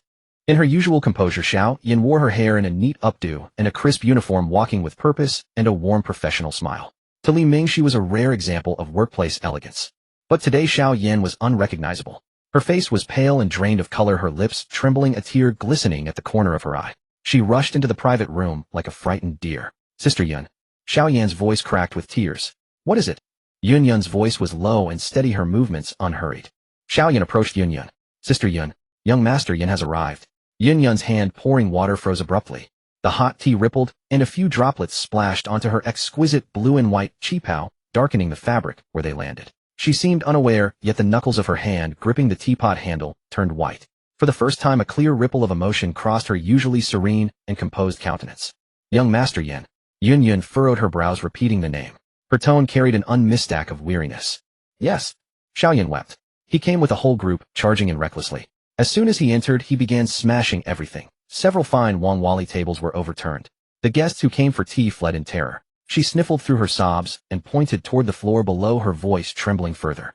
"The worst of it, he demanded that you come down. He said you are to accompany him for tea. And he also said, if you refuse, he will tear this tea house apart. When we tried to stop him, he attacked us." Brother Zhang's arm was injured from being shoved. Xiao Yan's fear grew with each word, her eyes filled with despair. To her young master, Yan was not a person at all, but a fearsome force of destruction. Yun Yun drew a deep breath, striving to steady her racing thoughts. She gently patted Xiao Yan's hand, her voice still calm despite the turbulence within. "Xiao Yan, do not fear. I will go down and see." She set the teapot aside and smoothly adjusted the collar of her qipao, smoothing the small damp mark left by the tea. Her movements flowed naturally, as though she were merely adjusting ordinary clothing. Yet Li Ming observed clearly the faintest tremor in her fingertips. She appeared composed, yet within her mind was already in turmoil. "Mr. Li." Yun Yun turned to look at him, her eyes carrying a trace of apology and complexity. "I apologize for interrupting your peaceful afternoon. I will go handle this and return shortly." Li Ming rose to his feet, watching Yun Yun's slightly tense back, curiosity stirring within him. Just who was this young master, Yan, that he could unsettle someone as composed as Yun Yun and bring the ever-steady Xiao Yan to tears? "Fascinating. I will accompany you down," Li Ming said quietly. Yun Yun paused, then shook her head. "There is no need, Mr. Li. This is my establishment, and I can handle it. Please wait for me upstairs." She did not wish to draw Li Ming into her troubles. Yet Li Ming, as though he had not heard her refusal, walked straight toward the door. "Since I am already here, I cannot simply stand aside. Let us go." Yun Yun observed his calm composure and felt somewhat steadied. No longer insisting, she nodded and led the way downstairs. Li Ming followed silently behind her. The sight in the first-floor hall completely transformed his impression of Yunxiang Tea House. What was usually a quiet, refined space where conversations were spoken in hushed tones now lay in complete disarray. In the center of the hall stood a group of young men dressed in garish attire. Their hair was dyed in bold colors, some striking crimson, others in eerie fluorescent green, and a few wore peculiar braids. They wore inexpensive trendy hoodies and heavy gold chains around their necks, earrings glinting in their ears. Wherever they moved, the servers retreated nervously as though avoiding an ill omen. And there, seated at the main tea table in the heart of the hall, was the source of this disruption, young master Yan Yanxiang. A bright gold trendy suit, its color so dazzling it hurt the eyes, as if afraid no one would notice him. The suit jacket hung open, revealing a loose white t-shirt underneath, and around his neck hung a gold chain thicker than a thigh, clanking loudly as he walked, exuding an air of nouveau riche. His face was covered in fleshy folds, his eyes small and murky, carrying a hint of greed and fierceness. At that moment, he was leaning lazily back in his chair, one hand holding a waitress, preventing her from leaving. His other hand was restlessly placed on the thigh of a young female waitress beside him.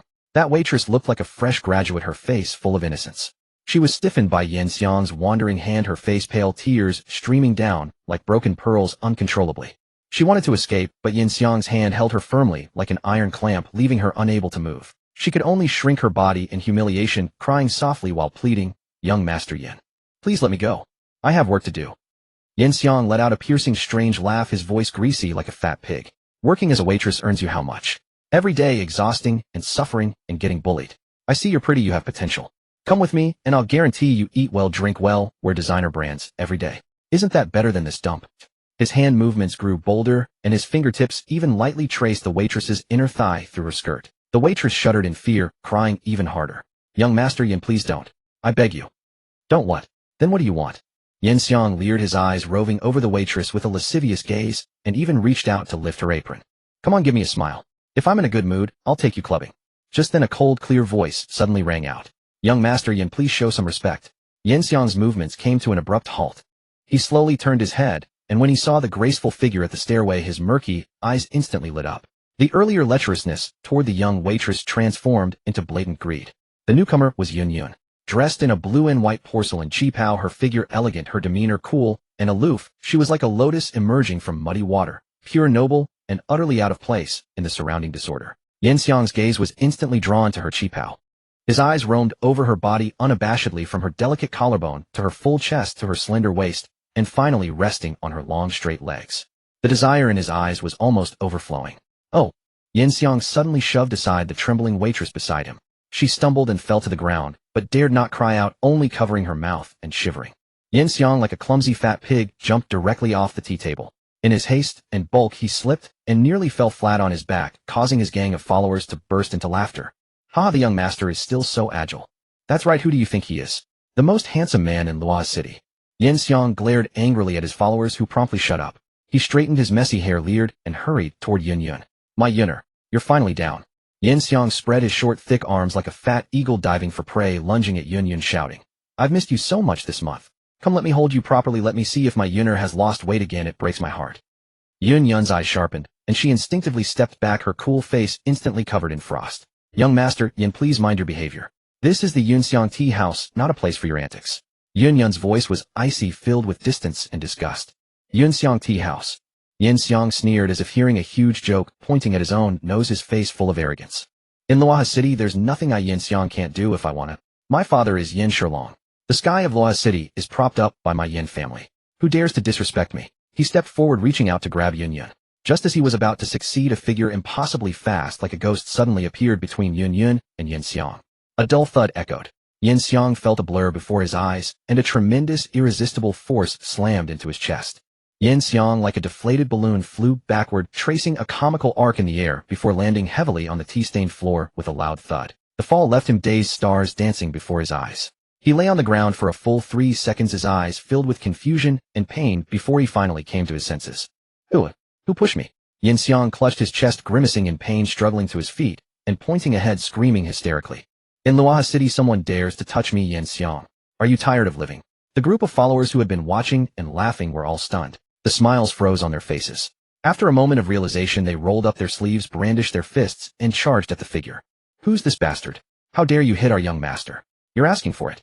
Break his legs. Yun Yun was also stunned. She turned abruptly to look at the back blocking her. Li Ming was standing between her, and Yin Xiang, still wearing his simple casual suit with an elegant scholarly air, even carrying a faint bookishness. Dressed like that among this group of unruly hooligans, he looked like a scholar who had wandered into a battlefield, utterly out of place in the chaotic scene. Li Ming's face was expressionless, his eyes as calm as deep water. He looked indifferently at Yin Xiang, who was sprawled on the ground, disheveled and soaked, and said in a flat tone, just 5 words, "You're in my way."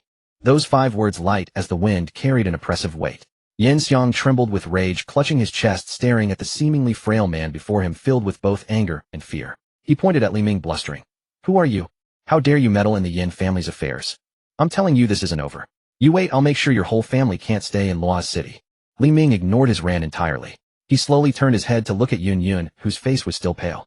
Seeing her slightly heaving chest from nervousness, and her wide eyes full of surprise, the corners of Li Ming's mouth lifted gently into a tender and affectionate smile. He reached out and wrapped his arm around Yun Yun's slender waist, saying softly, "Darling, it seems we can't drink our tea today."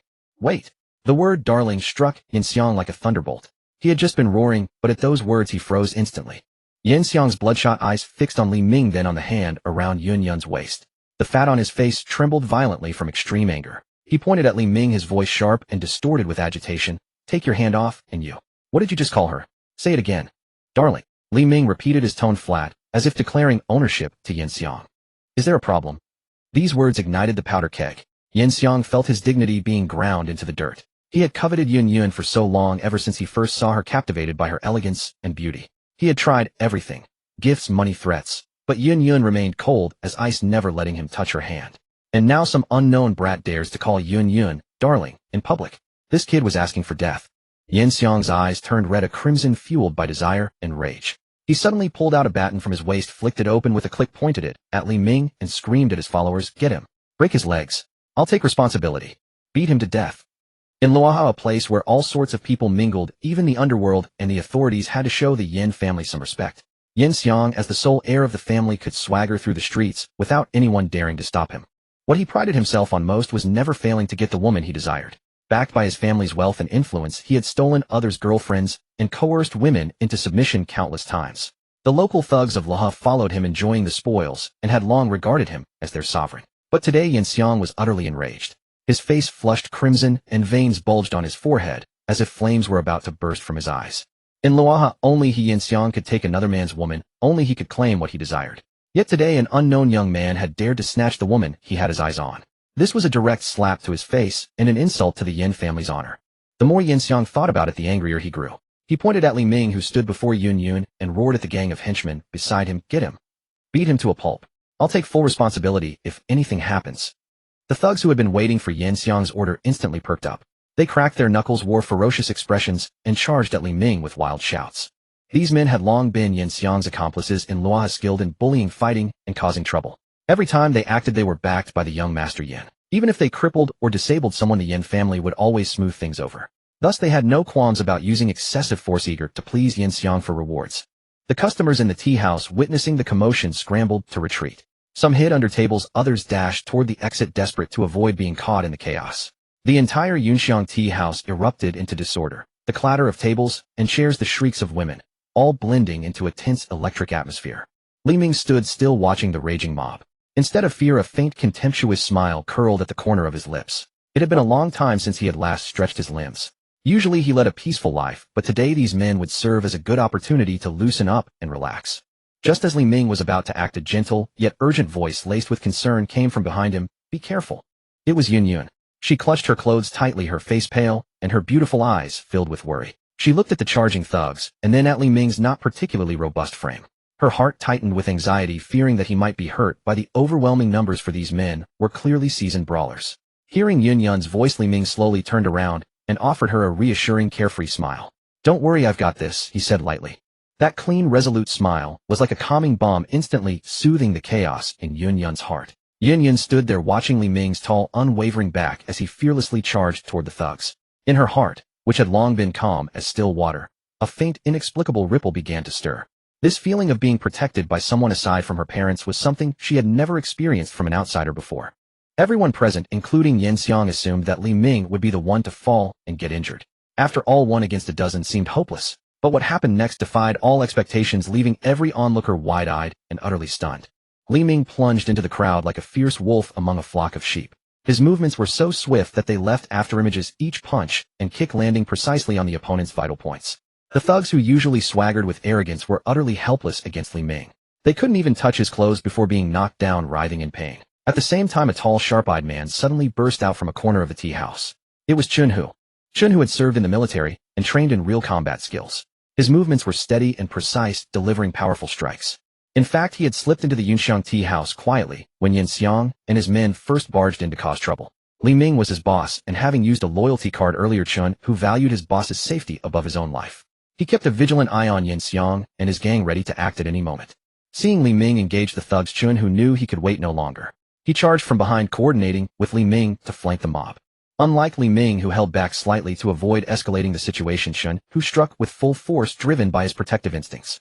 Each blow landed with a dull thud, sending the thugs rolling on the ground in agony, too weak to stand. Within just a few minutes, the once arrogant and menacing gang of thugs lay sprawled on the floor, clutching their stomachs, arms, and legs, moaning in pain.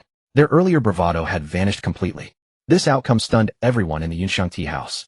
The customers who had hidden earlier cautiously peeked out, their eyes fixed on Li Ming and Chun, who stood unharmed in the center. Shock and admiration filled their gazes. No one had expected these two seemingly ordinary men to possess such formidable strength, easily subduing over a dozen thugs. Yun Yun stood frozen, her small lips parted in disbelief. Her beautiful eyes were wide with astonishment. She knew Li Ming was no ordinary man, but she hadn't expected him to be so skilled. In mere moments, he had tamed a group of bullies. This man seemed to be full of unexpected surprises. Li Ming turned his head and caught sight of Yun Yun's parted lips. They were full and rosy, possessing a blend of sweetness and allure, further enhancing her delicate and charming face. As he gazed at her, a sudden, indescribable impulse surged within him. Without a second thought, he stepped closer, bent down, and gently pressed his lips to hers in a fleeting kiss. The soft touch lasted only a moment. Yun Yun froze completely. How could he steal a kiss at a time like this?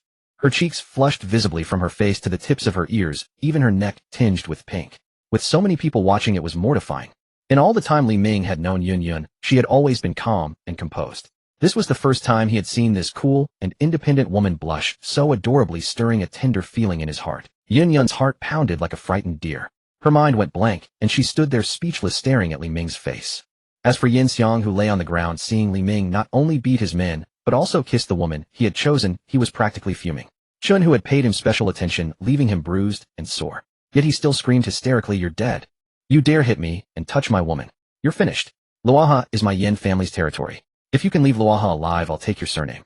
My father is Yin Shilong. He will never let you off." Yin Xiang was now in a frenzy, his face twisted with rage and malice. As the young master of the Yin family, no one in Luoha had ever dared to offend him. Beaten by a nobody and publicly humiliated over a woman, he could not swallow this insult. Li Ming cast a cold glance at him, then paced slowly to Yin Xiang's side, looking down at him with a calm tone. "So your young master Yin." Yin Xiang, thinking Li Ming was afraid, lifted his head arrogantly. "That's right. I'm Yin Xiang of the Yin family, and my father is Yin Shilong. Now you're scared? Too late. When my father brings his men, you, this woman, and that thug beside you will all die in Luoha." Li Ming shook his head, gently, a hint of pity in his expression, and said with a touch of mockery, "Is that so? If I were Yin Shilong, having a son like you, who only stirs up trouble and drags the family name through the mud, I would have strangled you myself to save the Yin family from disgrace and disaster." He truly felt sorry for Yin Shilong. A flourishing family estate had produced such a worthless, arrogant prodigal son who knew nothing but to bully others using his family's influence. Such a son would eventually bring ruin upon the Yin family. Hearing Li Ming's words, Yin Xiang trembled with rage. He tried to struggle up, but Chun, who stepped on his chest, pinning him down. He could only glare at Li Ming, spewing threats. Li Ming paid no heed to Yin Xiang's threats. He looked down at the disheveled Yin Xiang and spoke slowly, his voice low, but carrying an undeniable authority. "Do you know who I am?" At these words, the entire tea house fell silent. All eyes were on Li Ming. Even Yin Xiang, who had been shouting, instinctively shut his mouth, a vague unease creeping into his heart. Having lorded over Luoha for years, he knew every influential figure. Yet he had never seen this man before. This sudden stranger with his extraordinary skills daring to attack him and kiss his chosen woman, and now asking such a question. Clearly he was no ordinary person. Yun Yun also came to her senses. She watched Li Ming's back, the ripples in her heart growing stronger. She too wanted to know what identity this man who protected her truly held. Daring to offend the Yin family in Luoha, he couldn't be just a small company owner. Chun, who stood behind Li Ming, his posture upright, his eyes loyal. Should Li Ming give the order, he would risk his own life to protect his boss. Yin Xiang, lying on the ground, looked at Li Ming's cold gaze. Most of his earlier arrogance had dissipated. A seed of doubt began to grow in his heart. He suddenly realized that he might have stepped on a landmine today. This man might be someone he could not afford to offend. Li Ming calmly took out his phone from his pocket, swiped his finger lightly, and directly dialed a number stored in his contacts. Watching this unfold, everyone assumed Li Ming had no choice but to seek help, especially since he was calling the son of Yin Shilong. Yin Xiang lay on the ground, wounded, yet still shouting curses and mockery. "Humph, now you're looking for someone to help. Too late. Let me make this clear. In Luoha, if I, Yin Xiang, want to deal with you, no one can save you." He grew increasingly arrogant, speaking with great confidence, completely disregarding Li Ming before him. "Enough." Chun, who beside him, narrowed his eyes, not giving Yin Xiang any chance to react, and delivered a firm slap across his face. In Chun, whose mind his boss Li Ming was like a deity, someone he admired and followed with absolute loyalty. He couldn't tolerate anyone speaking disrespectfully to Li Ming, let alone showing even slight disrespect in tone. The sharp crack of the slap echoed loudly through the quiet tea house. Yin Xiang was already badly beaten by Chun, who earlier. This slap made half his face swell instantly, his lip cracked with a trace of blood appearing, stars dancing before his eyes. His cursing stopped abruptly as pain racked his face, leaving him unable to speak for several moments. Li Ming didn't even glance at the disheveled Yin Xiang. His phone had connected, and bowing his head slightly, he spoke softly into the phone. "Chairman Yin." Those two casual words, "Chairman Yin," exploded through the Yunxiang tea house like thunder. Everyone around, who had been whispering and watching the spectacle, suddenly widened their eyes and shocked mouths agape with disbelief. Even Yin Xiang, whose face had been contorted in pain moments before, suddenly forgot his injuries and jerked his head up, staring fixatedly at the phone in Li Ming's hand. He stood frozen, like someone struck by lightning, his expression a mixture of shock and confusion. Throughout the entire Luoha region, whenever Chairman Yin was mentioned, everyone knew only one person deserved that title. Yin Shilong, the master of Longxing real estate, and one of the most powerful figures in Luoha. Li Ming actually knew Yin Shilong. and could call him Chairman Yan so casually. The revelation was staggering. Everyone present was utterly stunned, the tea house falling silent enough to hear a pin drop. All eyes locked onto Li Ming as waves of astonishment surged through the crowd. After all, Yin Shilong was a man who could summon wind and rain in Luo. For ordinary people, even attempting to meet him was like trying to reach the heavens. Actually, Li Ming having Yin Shilong's number wasn't remarkable at all. It was all due to a major investment conference organized by Fang Junjiang. Li Ming had recently poured 20 billion into several major investments across Luo, and such a substantial sum required gathering key figures to deliberate on where and how to allocate it. It was at that investment conference that Fang Junjiang specifically introduced Li Ming to all the business leaders present, including Yin Shilong. The scene back then was still astonishing to recall. Yin Shilong, who typically strutted through Luo with an air of superiority, treated Li Ming with unusual deference that day, offering handshakes, smiling warmly, and speaking with complete respect, showing no traces of arrogance. The reason was simple: Li Ming's capabilities surpassed his own. None of those present, including Yin Xiang, had any knowledge of this. Li Ming spoke into the phone with calm detachment. Chairman Yin, I'm currently at Yunxiang Tea House. Yes, that's right. Your son, young Master Yin, is also here. We happened to cross paths. And nothing major. Just a minor disagreement with young Master Yin a moment ago. All right, no problem. I'll wait for you here. In just a few brief sentences, Li Ming spoke with apparent ease and nonchalance. No tension, no obsequiousness, just a calm casualness that suggested absolutely no fear of Yin Shilong. After ending the call, Li Ming casually slipped his phone back into his pocket and settled into a nearby chair, his demeanor completely unruffled, as though he'd summoned, not less, most influential figure, but merely an ordinary friend. Witnessing this, the onlookers' minds raced with their own speculations. Meanwhile, Yun stood nearby, her gaze fixed unblinkingly on Li Ming's back, her eyes brimming with complicated emotions. When she first met Li Ming, he seemed unremarkable, quiet and gentle, nothing extraordinary. But as events unfolded, she found herself increasingly unable to fathom who he truly was. Right now, Li Ming's figure seemed to grow taller and more mysterious before her eyes, sparking a deep curiosity within her. Who exactly are you? The question circled repeatedly through Yun's mind, impossible to shake. She desperately wanted to uncover what astonishing identity this seemingly ordinary man concealed. Only one person in the entire room remained stubbornly denial, refusing to accept reality. That person was Yin Xiang. Clutching his burning, swollen face, he glared viciously at Li Ming and snorted derisively. Quite the performer you are.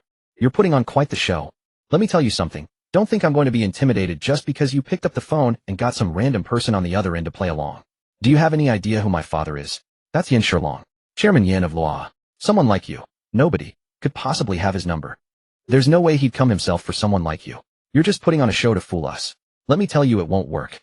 This isn't over today. Yin Xiang grew increasingly agitated, convinced Li Ming was bluffing and refusing to believe he'd actually reached his father. Half an hour later, just as Yin Xiang was shouting, the loudest hurried, yet measured footsteps echoed from the tea house entrance, accompanied by the low warnings of several bodyguards. Everyone instinctively turned toward the doorway. A middle-aged man in a black suit strode in with commanding presence. Tall, dignified, his sharp gaze radiating authority that immediately tightened the atmosphere throughout the tea house. Father! At the sight of the newcomer, Yin Xiang froze completely. His words cut off mid-sentence, his body rooted to the spot. The arrogance and disdain melted away, replaced by pure terror and panic. The man was none other than his own father. Yin Shilong, the very person Yin Xiang had just insisted Li Ming could never possibly contact. Only now did Yin Xiang awaken from his delusion, realizing with shock that Li Ming had genuinely called his father, and his father had come at once. Yin Shilong swept past his son without a glance, his eyes locking immediately onto Li Ming seated in the chair. His commanding demeanor dissolved into deference as he hurried forward. Director Li, I apologize profoundly. It's my failure in discipline that allowed this reckless son to offend you. Please accept my apologies. Bowing slightly at the waist, Yin Shilong spoke with palpable remorse and trepidation. A complete transformation from his usual towering authority in Luo. The onlookers stared in utter disbelief, hearts pounding. Their godlike figure in Luo was bowing to this man, addressing him as Director Li. Who was this person? Yin Xiang watched his father grovel before Li Ming, his legs turning to jelly as shock paralyzed him. He had never seen his father show such deference to anyone, not even to city officials. Yet here, he was trembling with what could only be fear. Li Ming glanced up at Yin Shilong with the same calm expression, then gestured toward the dazed Yin Xiang. Chairman Yin, your son has quite the temper. Creating disturbances at my friend's tea house, damaging properties, speaking recklessly. Isn't that crossing a line? Upon hearing this, Yin Shilong's face darkened to charcoal. He whirled around, his eyes blazing with fury as he pointed an accusing finger at Yin Xiang, his whole body trembling with rage. Reckless son, you're trying to kill me with worry. What have I taught you? To live modestly, not to abuse family influence, to cause trouble everywhere. And you treat my words as wind. Do you understand who you've offended? Director Li is beyond your comprehension. Let me make this clear. Even 10 Yin families combined couldn't afford to cross him. Get over here this instant. Apologize to Director Li. Apologize to the tea house owner. Yin Shilong's thunderous voice sent Yin Xiang trembling. All arrogance vanished as he bowed his head and shuffled forward, stammering apologies to Director Li, reduced to a frightened creature with no courage to even meet Li Ming's gaze. Yin Shilong surveyed the wreckage throughout the tea house. Broken furniture, shattered tea sets, scattered decorations, and turned urgently to Yun Yun. Ms. Yin, I sincerely apologize. Every item my son damaged will be compensated at full price, doubled. The Yin family will bear all losses completely, ensuring you suffer no disadvantage. He turned to Director Li. This incident is entirely my fault for failing to properly discipline him. Please, sir, don't hold it against this foolish son. From now on, I will keep him confined at home for proper discipline.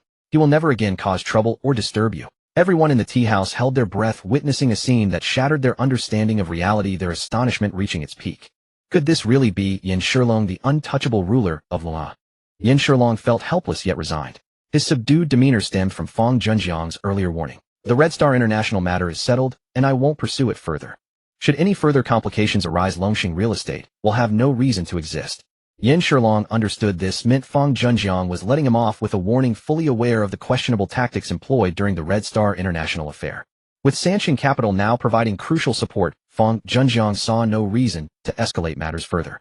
The underlying message was clear: should Yin Shilong provoke trouble again, Sanxing Capital could easily replace Longxing Real Estate, given their considerably greater backing. Yet within days his own son had plunged him into such a grave predicament. Upon receiving Li Ming's call, he had rushed over immediately. He was genuinely afraid. The Yunxiang tea house was unusually lively today. When Yin Xiang entered and began causing a disturbance, he attracted quite a crowd of onlookers. Not to mention the one-sided confrontation that followed, where young Master Yin was subdued, leaving many people astonished. In Luoha, there actually appeared a reckless fellow who dared to stand up to young Master Yin. Those unaware of the situation were all anticipating Yin Shilong's arrival, not because they wanted trouble, but because they were eager to see the excitement. As expected, Yin Shilong arrived, but his demeanor once again surprised those present. Subsequently, the curiosity for gossip grew even more intense. What exactly was the background of this reckless fellow they were talking about? Around the old-fashioned square table in the center of the hall, people gathered in layers 3 deep, inside and out. Some stood on tiptoes, some gripped the shoulders of those in front, and all eyes were fixed unblinkingly on the 2 people in the center, not even noticing that the tea in their hands had gone cold.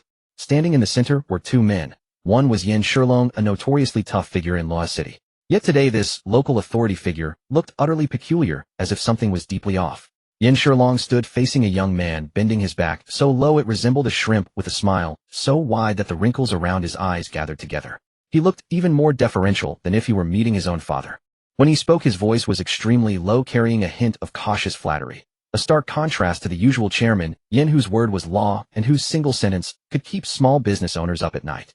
Chairman Li, regarding this matter, it is my failure in teaching my son. I have caused you offense. As soon as these words left his mouth, some among the onlookers couldn't help but gasp in surprise. At the back of the crowd, a middle-aged man in a jacket whispered to his friend, his voice kept very low, yet still audible to those nearby. Look at Chairman Yin today. What's gotten into him? A man usually so domineering, now acting like a little follower. This is just too absurd, isn't it? His friend nodded repeatedly, eyes still fixed on the scene, wearing an expression of disbelief. Exactly. I thought I was seeing things. I thought I was mistaken. This isn't just flattery, it's groveling and servility. What kind of spell has been cast today? Who exactly is this young man? He looks only about 27 or 28, dressed plainly. A black casual jacket and white sneakers, not even wearing a watch. How can he make Yin Shilong so afraid? Who knows? Could he be the son of some big shot? But even if he were a rich heir, Yin Shilong wouldn't be this timid, would he? Everyone chimed in with their own words, all bewildered. The murmurings sounded like buzzing bees, yet no one dared to speak loudly. Only Yin Shilong himself knew the bitterness of this situation, a bitterness he had nowhere to express. In his youth, he feared nothing. To snatch business, he would dare to use any means, including rough tactics. To secure a project, he would squat overnight outside a leader's door. But now it was different. The older he grew, the more timid he became. The larger the enterprise in his hands, the more he feared losing it. He dared not make a single wrong step. To preserve the life's work he had built, he would not only bow and lower his head, but even pour tea and serve water for this young man, if necessary, gritting his teeth and doing it. Moreover, just a few days ago at the Luoha City Investment Conference, as the leader of local enterprises, he had barely managed to secure a project worth nearly 1 billion yuan. And the investor for this project was none other than the Sanxing Capital behind this young man. Facing the boss of Sanxing Capital, he dared not show the slightest disrespect. From any perspective, Li Ming was absolutely someone he could not afford to offend. Li Ming stood opposite him, leaning back against the edge of the old square table, holding a white porcelain teacup in his hand, his fingertips gently stroking the cup's rim. His expression was very calm, even indifferent. There was no trace of pride or arrogance on his face, as if the person bowing and scraping before him was not some local overlord of Luoha, but merely an ordinary elder. Yet it was this very calmness that made Yin Shilong's heart flutter with unease. He knew too well the type of person who remained composed. The more unflappable they were, the deeper their thoughts, and the harder to fathom. He would rather Li Ming had yelled at him or cursed him than see him looking so carefree and undisturbed.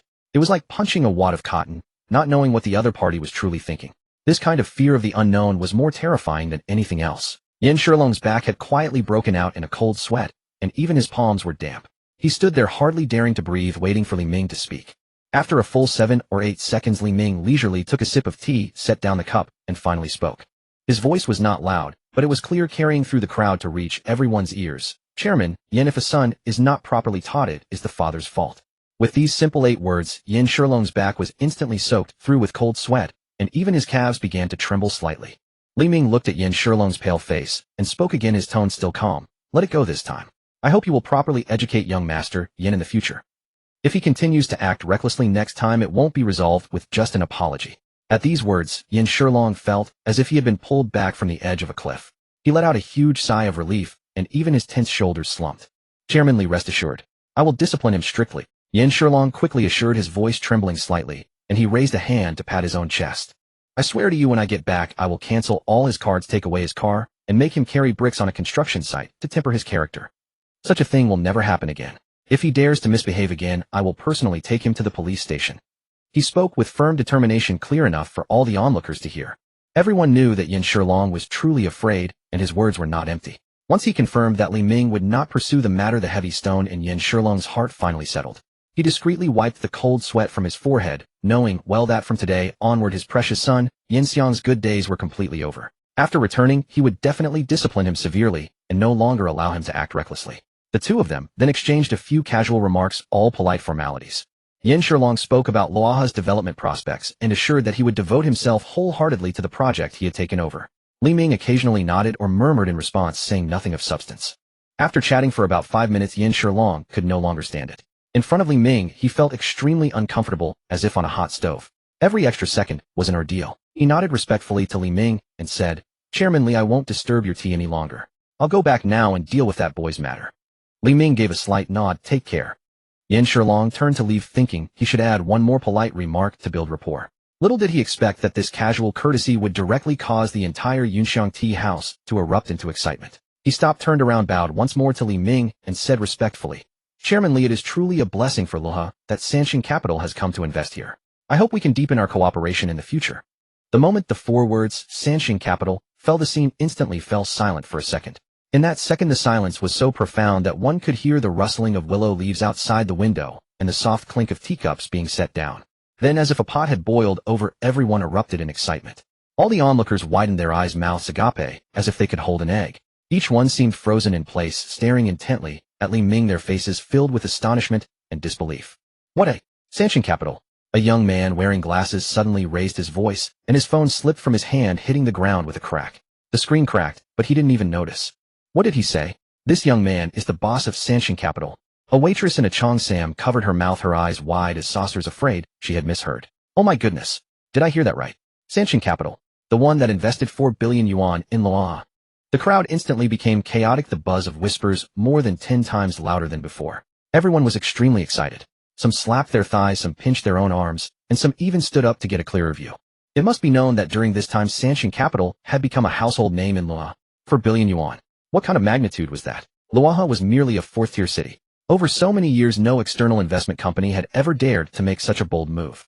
Even nationally renowned large enterprises would invest at most a few hundred million yuan in Luoha. 4 billion was simply astronomical. This investment directly stirred the nerves of the entire Luoha business community. From top tycoons to ordinary shop owners, everyone discussed Sanxing Capital daily. Everyone wanted to establish a connection with Sanxing Capital, even if only to secure a small subcontract that would sustain them for years. However, Sanxing Capital operated extremely discreetly. Apart from a project manager who had appeared at the investment conference, no one knew who the company's behind-the-scenes boss was. Some guessed it was a top domestic billionaire, some guessed it had foreign capital backing, and others said it was a joint venture by several big businessmen. Everyone tried every way to find out the details of Sanshin Capital, but they didn't even know which direction the company's front door faced. No one expected that the legendary capital magnate who controlled billions in funds and could wield immense influence in law was actually this ordinary-looking young man standing before them. Everyone suddenly understood. No wonder Yin Shilong had been so servile earlier, no wonder he dared not offend him. As formidable as Yin Shilong was, he was just a local power broker in Luo.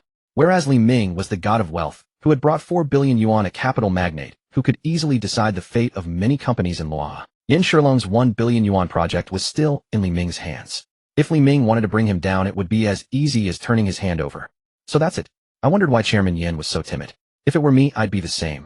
With the boss of 4 billion standing here, would Yin Shilong dare to put on airs? Forget putting on airs. Just being able to speak to him is a blessing. I used to think this young man relied on luck. I was totally blind. He's a true master who doesn't show his hand. All eyes turned to Li Ming in unison, their gazes completely changed. Previously some had thought Li Ming was a reckless fellow. Now only deep respect and undisguised envy remained. At the stairway, Yun Yun stood there, her heart pounding rapidly, as if it would leap out of her throat. Her eyes were fixed on Li Ming, her mind filled with the words Yin Shilong had just spoken. Chairman Li of Sanshin Capital. The noise of the crowd around her seemed to fade away. In her ears only her own heartbeat remained, and in her eyes only Li Ming. She finally understood that the man before her was not any of the types she had previously categorized. Yun Yun's heart was in turmoil. The atmosphere grew increasingly lively. Everyone was still discussing, their gazes lingering on Li Ming, none willing to look away. Yin Shilong also noticed the reaction of the crowd. He knew that today's incident would spread throughout Luo. Without saying more, he cupped his hands respectfully to Li Ming once more, and then quickly walked toward the exit. He also grabbed Yin Xiang and gave him a firm push. Let's go. Come home with me. Starting tomorrow, you'll carry bricks on the construction site. Even after Yin Shilong left, Yun Yun's heart was still tangled. She looked at Li Ming's profile as sunlight streamed through the window, casting a faint golden glow upon him. This man was young, wealthy, powerful, and had protected her. A sudden thought crossed Yun Yun's mind, a thought that made her heart race again, and her cheeks instantly flush crimson. Could she truly capture this man's heart? Li Ming noticed Yun Yun standing alone at the staircase, lost in thought, her gaze vacant and clearly burdened by something. He took a couple of gentle steps forward, approaching her side. What are you thinking about standing here in a daze all alone? Startled by his voice, Yun Yun snapped back to reality. Looking up and seeing Li Ming, a helpless, bittersweet smile flickered across her face. She shook her head lightly and murmured, nothing. Though her lips denied it, her expression betrayed a heavy heart, one that bore a tremendous secret. The news that Li Ming was the owner of Sanshin Capital, a man before whom even Yin Shilong, the local tyrant of Luo, had to bow and scrape, had hit Yun Yun like a boulder, and she still hadn't recovered. Li Ming didn't press further. Instead, he naturally reached out and took her soft, delicate hand. Holding it firmly, he led her toward the second floor of the Yunxiang Tea House, without looking back, right in front of everyone present.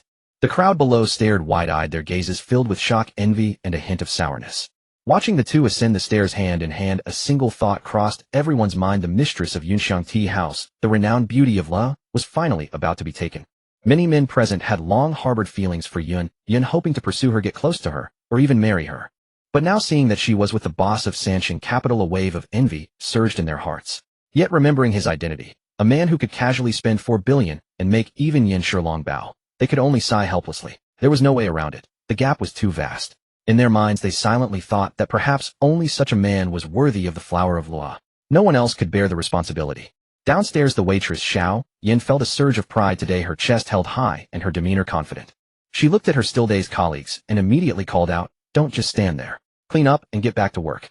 After today's events, the entire Luo would know that the Yunxiang Tea House was under Li Ming's protection. From now on, who would dare to cause trouble here or bother the mistress?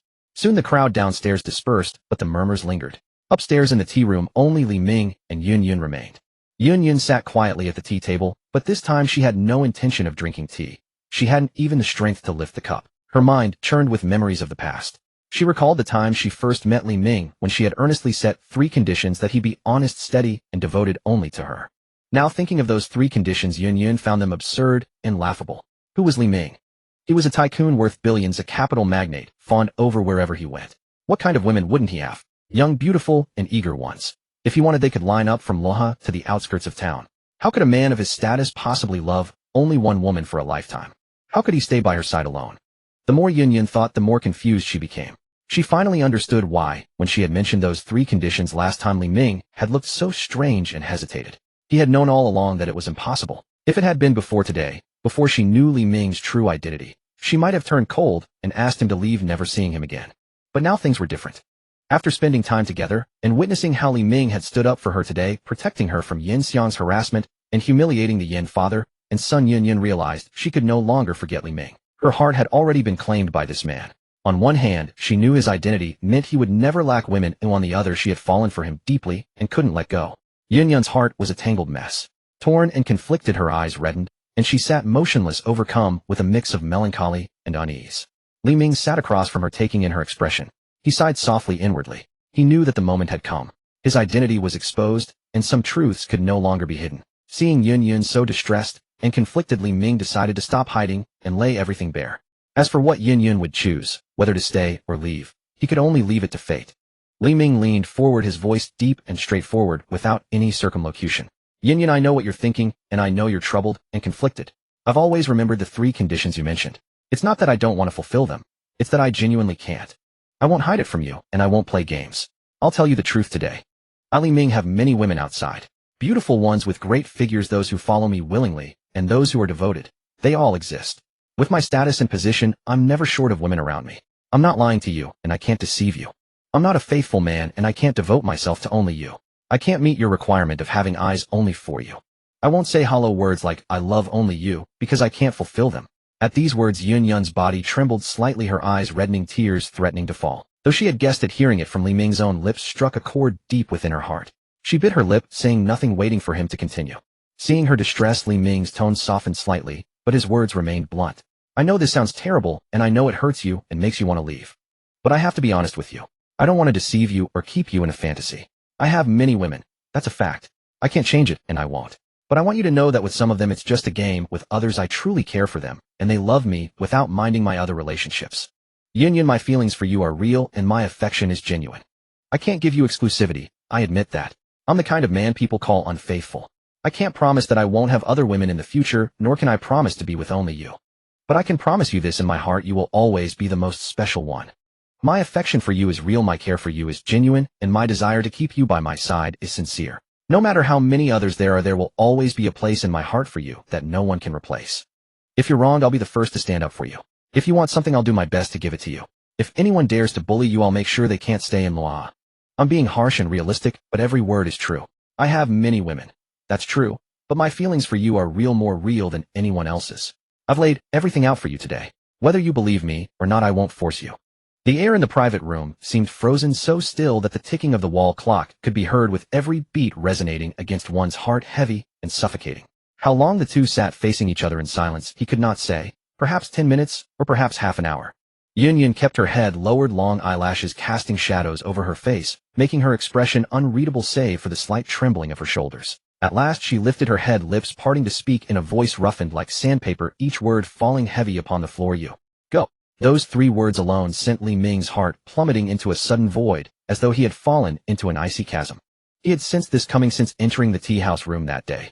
Seeing Yun's face, which tried so hard to appear calm, yet could not conceal its exhaustion, he knew then that what was destined to arrive had finally arrived. Li Ming exhaled softly, lifting the cup of tea before him, long gone cold, and drained it in one gulp.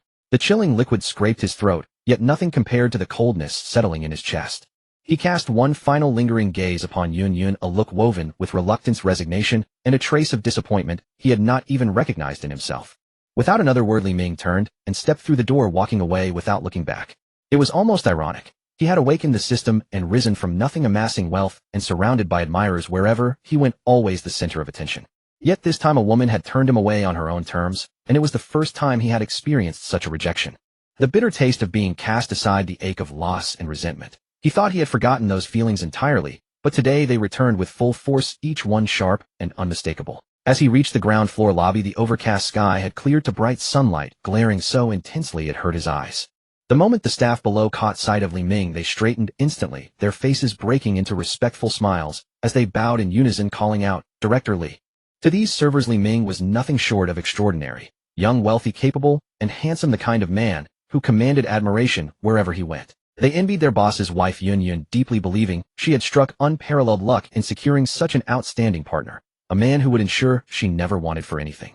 What they could not fathom was that just moments ago upstairs their mistress had spoken those very words to drive him away, having made up her mind to leave Li Ming completely behind. Li Ming ignored the staff's respectful greetings entirely, his expression dark and stormy as he moved silently toward his car, without uttering a word. Driver Chun, who had been waiting nearby, and upon catching sight of his boss's grim expression, his stomach dropped immediately. Without hesitation, he hurriedly opened the rear door with quiet deference. Li Ming bent and settled into the seat, leaning back against the cushion with his eyes closed and brows knitted tight. Yun Yun's image from earlier refused to leave his thoughts hovering persistently in his mind. He admitted to himself that his feelings for Yun Yun were genuine, yet it was precisely she who had released his hand first. Chun, who remained seated behind the wheel holding his breath. Having served Li Ming for so long, Chun, who knew his master's temper well enough, that when displeased the best approach was silence, simply driving without a word. Glancing furtively through the rearview mirror, he saw the boss's face shadowed with darkness, lips pressed into a thin line, a clear sign of profound displeasure. The car sat motionless by the roadside, engine idling softly. After an indeterminate stretch of silence, Li Ming finally opened his eyes and spoke in a low voice. "Take me to the hospital." "Understood, sir." Chun, who responded at once, starting the engine without delay and pulling away smoothly. As the car drifted away from Yunxiang Tea House, Li Ming turned his head and gazed through the window at the familiar building one final time, murmuring to himself, "It's time to leave Luoha." Luoha was his hometown, after all, a place he held deep affection for, and where bonds still tugged at him. Yet Yun Yun had already pushed him away. Who was he, Li Ming? With the system at his disposal, the world was his for the taking. Around him waited numerous companions, each hoping for his return, yearning for his presence. He had never been the type to forsake an entire forest for a single tree. If Yun Yun would not walk beside him, he would not beg or cling. That was beneath him.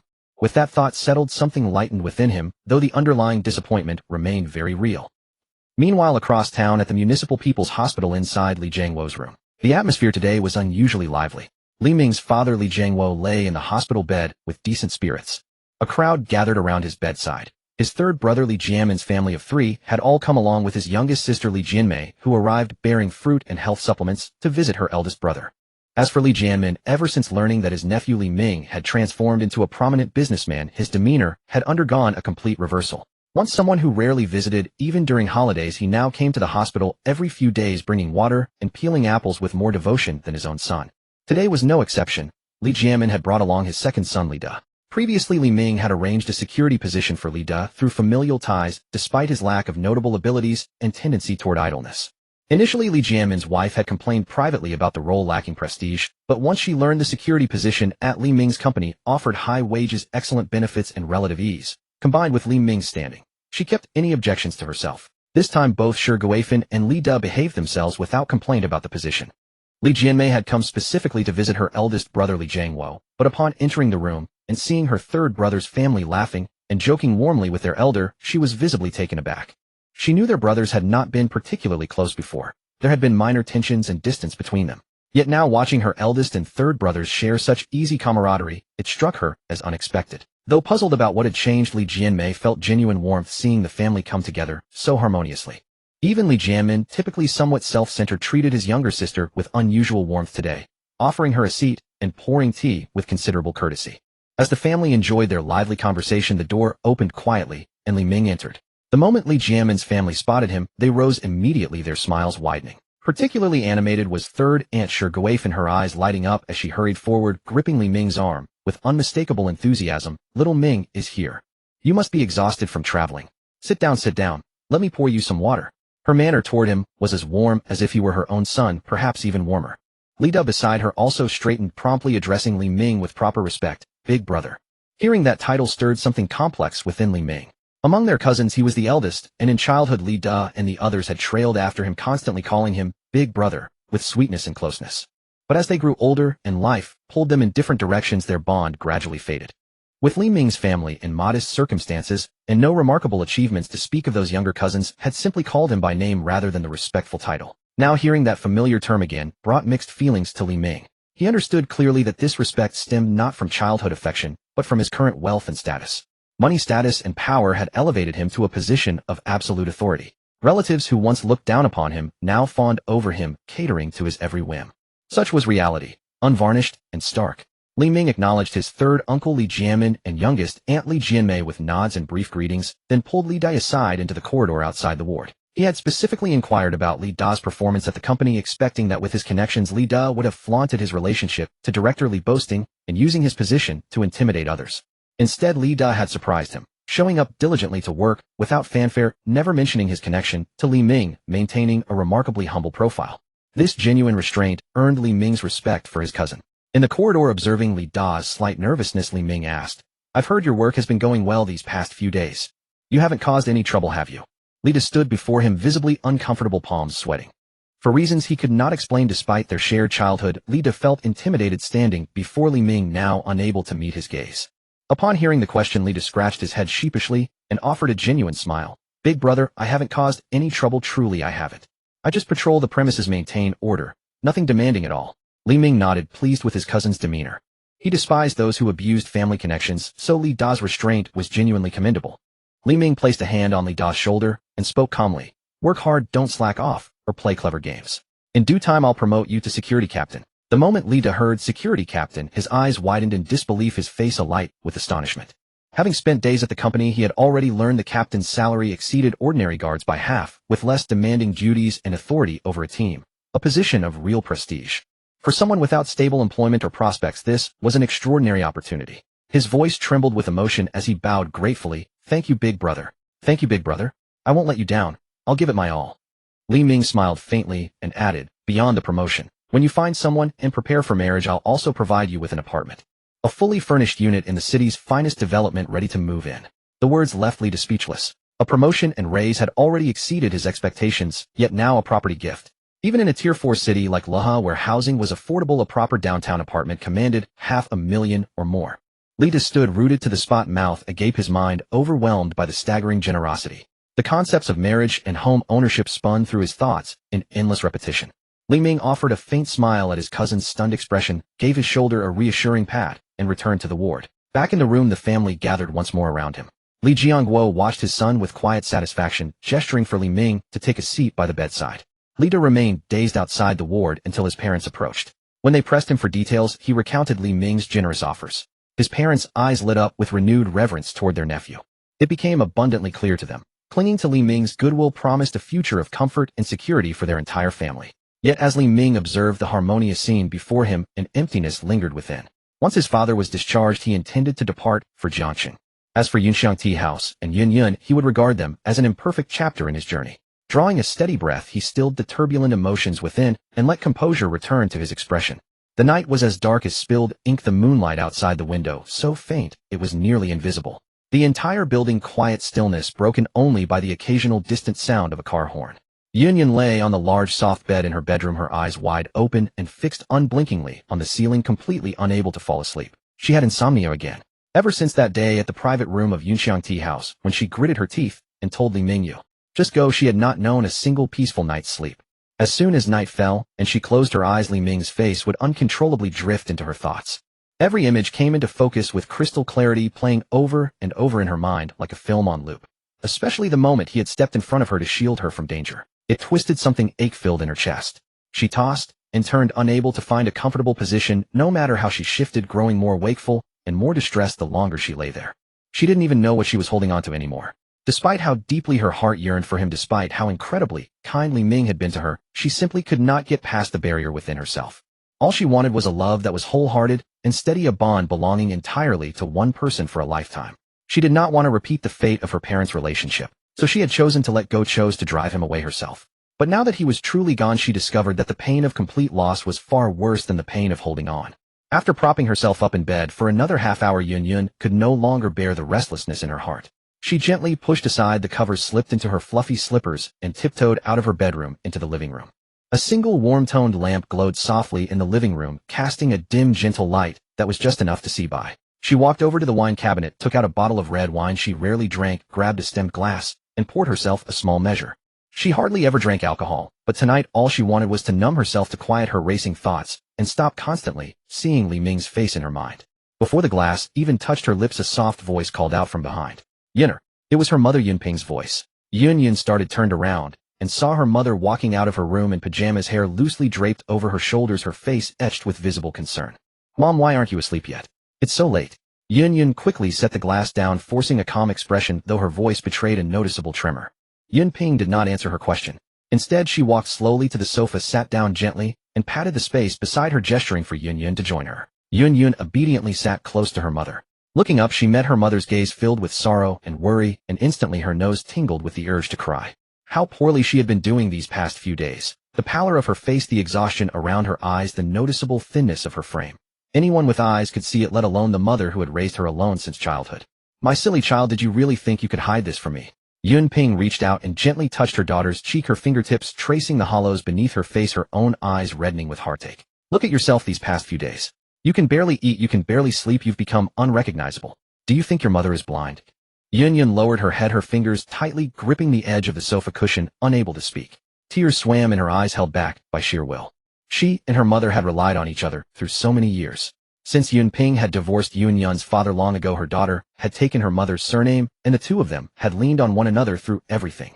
Nothing could remain hidden between them. In truth, Yun Ping had sensed something was wrong long before tonight. She already understood in a general way what had caused her daughter's suffering, but she had simply been waiting too tender-hearted to force the words out, hoping Yun would speak first. Seeing her daughter barely holding herself together tonight was the final thread. Tell your mother what happened. Did you and that boy Li Ming have a falling out? Yun Ping's voice softened beautifully, the same gentle tone she had used since Yun was a little girl. Don't carry it all inside you.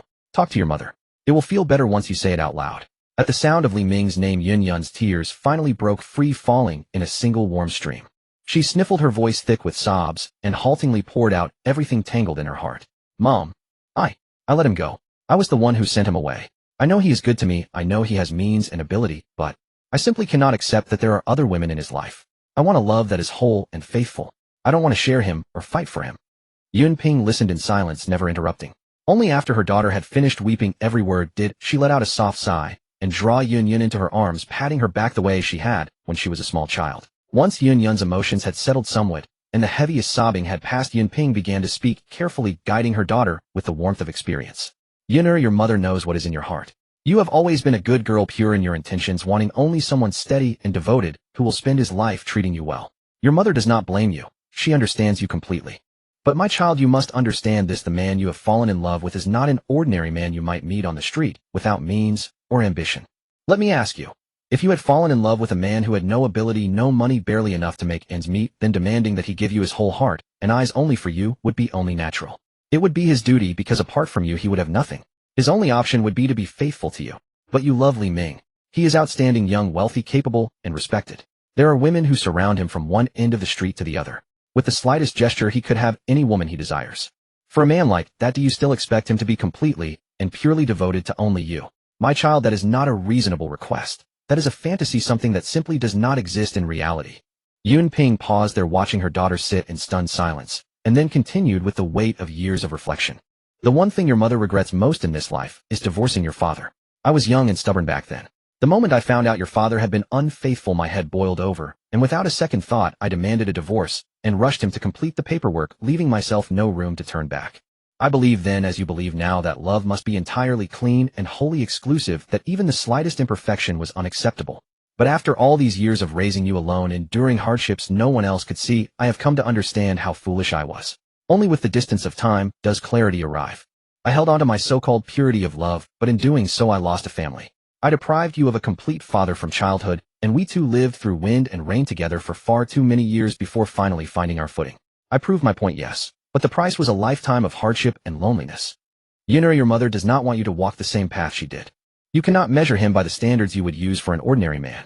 As long as you hold his heart firmly, as long as he loves you most deeply, as long as you are the one he thinks of first in everything, is that not enough? If you force him to be yours alone, what will the result be?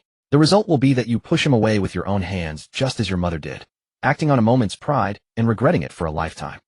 You are suffering now. You cannot sleep. You cannot eat. Is it not because your heart still loves him and cannot bear to let him go? If you love him, if you cannot bear to lose him, then why punish yourself so mercilessly? For a woman in this life to find someone who truly loves her and has the ability to give her a good life, that is exceedingly rare. Here you are holding such a precious person in your hands, and yet you are ready to let him slip away. Tell your mother, is that not foolish? Your mother is not asking you to diminish yourself. She is asking you to open your heart and see more clearly. For an ordinary man, we may ask for undivided devotion. But for a man like Li Ming, simply holding his love, holding the kindness he shows you, is already a blessing greater than what most women in this world ever receive. Do not twist yourself into knots. Do not follow your mother's mistake, and only realize your regret after it is too late. In matters of the heart, being too rigid and uncompromising only brings suffering upon yourself in the end. Yun Ping's words fell one by one like warm water poured over troubled soil, gently untangling the tight, knotted mess inside Yun Yun's heart. She rested against her mother's embrace, listening quietly. The tears had stopped flowing, and those stubborn, twisting thoughts in her mind began to loosen their grip. Yes, she had been too rigid, too consumed by the pursuit of perfection, and that was precisely why she had driven away the person who had treated her best. Were not the insomnia, the pain, and the distress of these past few days all telling her the same thing? She simply could not let go of Li Ming. The night remained deep and dark, but within Yun Yun's heart that dense fog of confusion seemed to have let in a slender thread of light guided by her mother's words. She lifted her head and looked into her mother's eyes, tender and filled with love, and within her heart a thought finally took shape. One she had not dared to acknowledge even to herself. Perhaps her mother was right. Perhaps she truly should not have given up so easily. At La International Hotel, Li Ming stood motionless before the floor-to-ceiling windows, his hands deeply buried in his trouser pockets, his gaze heavy as he looked out at the nightscape of the entire Le city.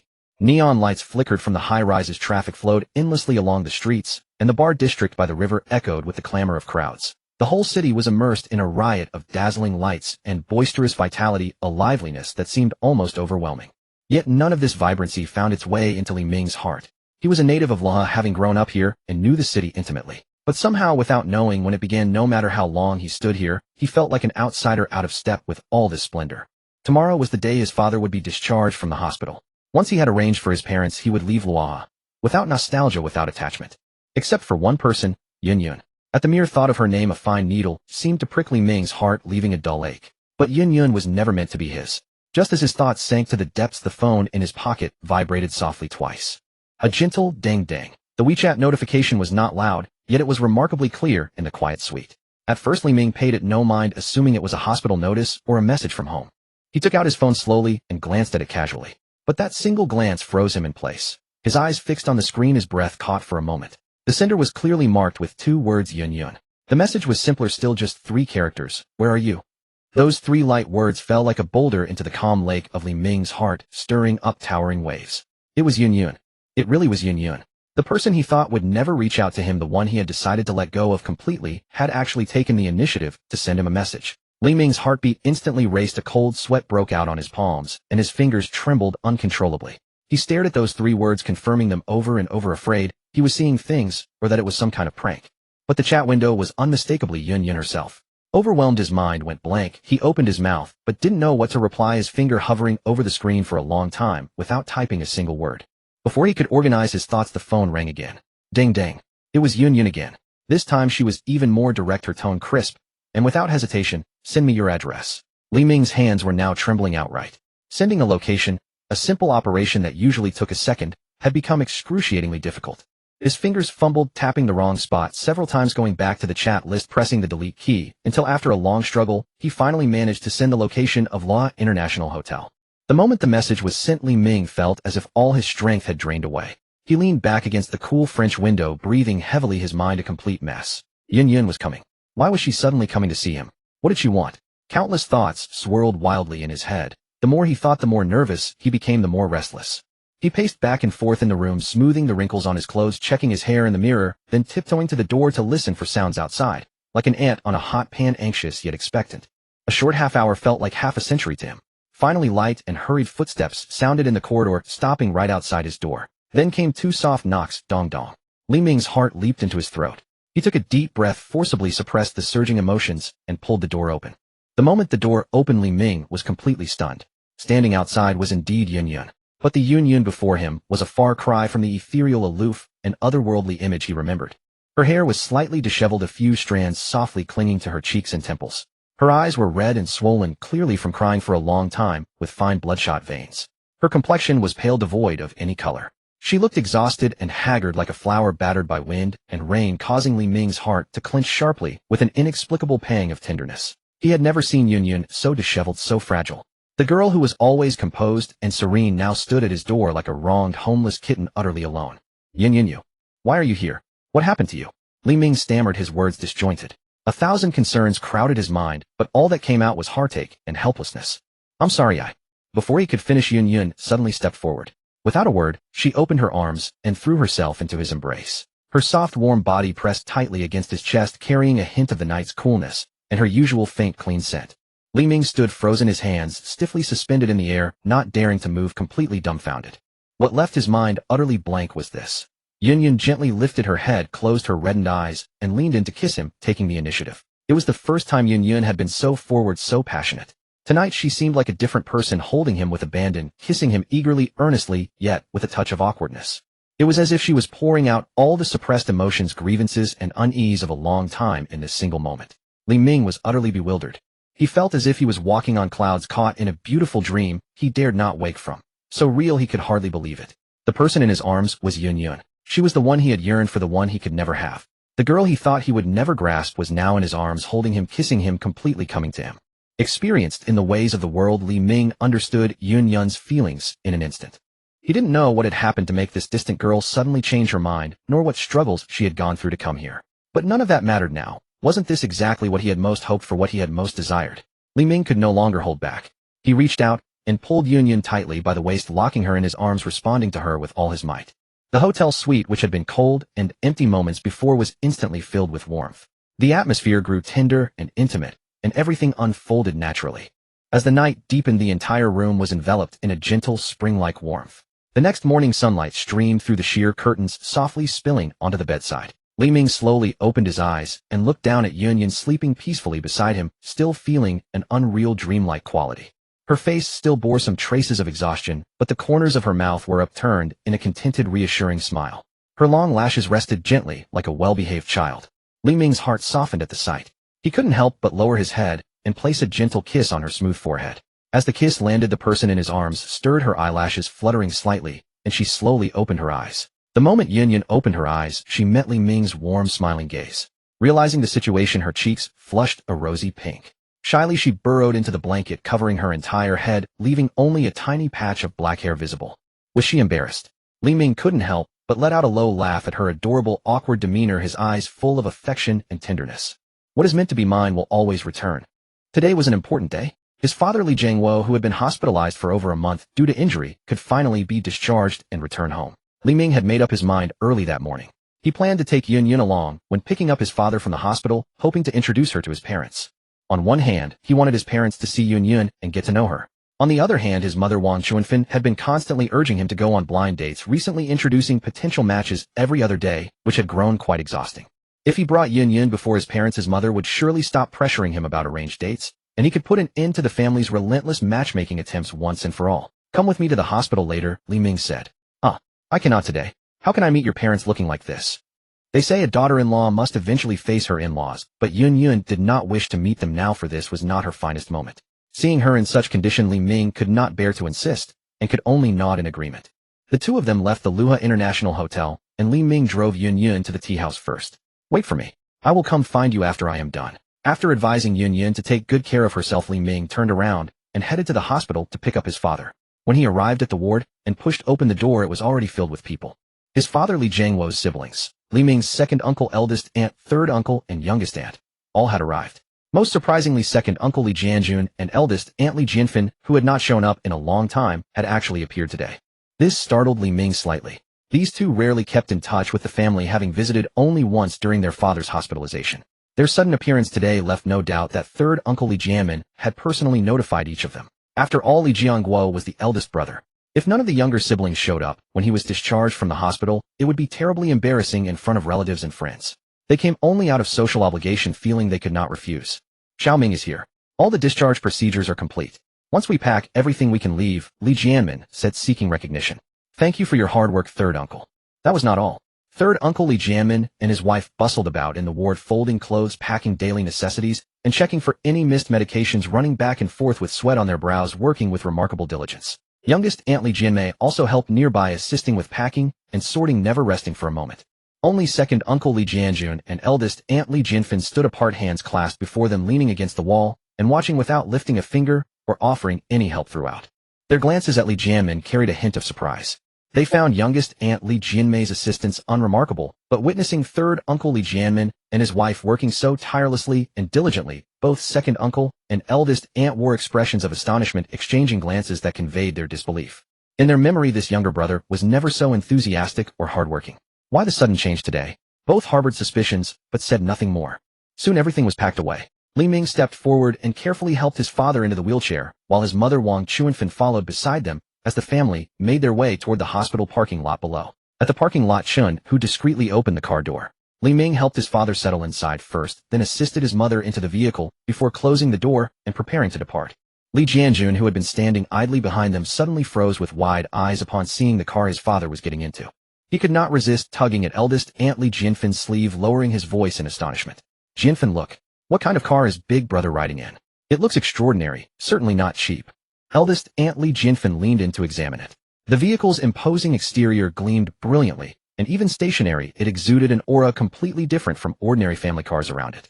She too could tell it was expensive, but unable to identify the brand, she could only shake her head. Just then third Uncle Li Jianmin beside them let out a cold snort, speaking aloud with obvious pride and boasting. What car is this? This is a Rolls-Royce Cullinan. It cost over 9 million yuan. At these words, second Uncle Li Jianjun and eldest Aunt Li Jianfin froze on the spot, their faces filled with disbelief. Over 9 million yuan. A Rolls-Royce. Li Jianjun's eyes widened, his voice trembling as he repeatedly shook his head. How is this possible? How could big brother ride in such an excellent car? Everyone knows clearly what conditions his family is in. How could he have any connection to a tens of millions luxury vehicle? Eldest aunt shared the same bewildered expression, her face showing utter shock. That cannot be right. Did you see it wrong? 9 million yuan for a car. That is a figure nobody would even dare to imagine. Third Uncle Li Jianmin offered no further explanation, merely smiling as he opened his own car and followed directly behind Li Ming's vehicle. In truth, Li Ming's real identity had been kept exceptionally well concealed by the Li Jianmin couple. As for Li Ming himself, he had never once revealed his true capabilities or background to any relatives. Today, if not for Li Jiangwo's discharge, Li Jianmin would not have notified his second elder brother and eldest sister. Hearing Li Jianmin's words, it seemed as though there was some secret between them that they were unaware of. Second Uncle Li Jianjun and eldest Aunt Li Jianfin stood where they were exchanging glances when suddenly a realization struck them like a thunderclap in their minds. No wonder third Uncle Li Jianmin and his wife had been so diligent in the ward, running about tirelessly and working without complaint, as if transformed into different people. It was not that third uncle had suddenly become more helpful. It was that he already knew the eldest brother's family had prospered, knowing Li Ming had the means to afford such an expensive car, which is why he had been ingratiating himself and putting on a show all along. In that instant, the two of them had a sudden enlightenment, as if they had finally grasped the secret behind third uncle's unusual diligence. Their hearts swelled with shock, regret, and envy all at once. Earlier in the ward, they had stood with their hands in their pockets, watching coldly, without offering any assistance. Now that they thought about it, it was truly foolish. If they had known their eldest brother's family was so wealthy back, then how could they have acted with such indifference? Let us go. Follow them. Second Uncle Li Jianjun reacted quickly, grabbing eldest Aunt Li Jianfin's arm and hurriedly making his way toward their car, his tone urgent and eager. Hurry and follow the third one. We cannot afford to fall behind the eldest brother's family. Eldest aunt also quickly nodded, her heart filled with panic and confusion, overflowing with regret.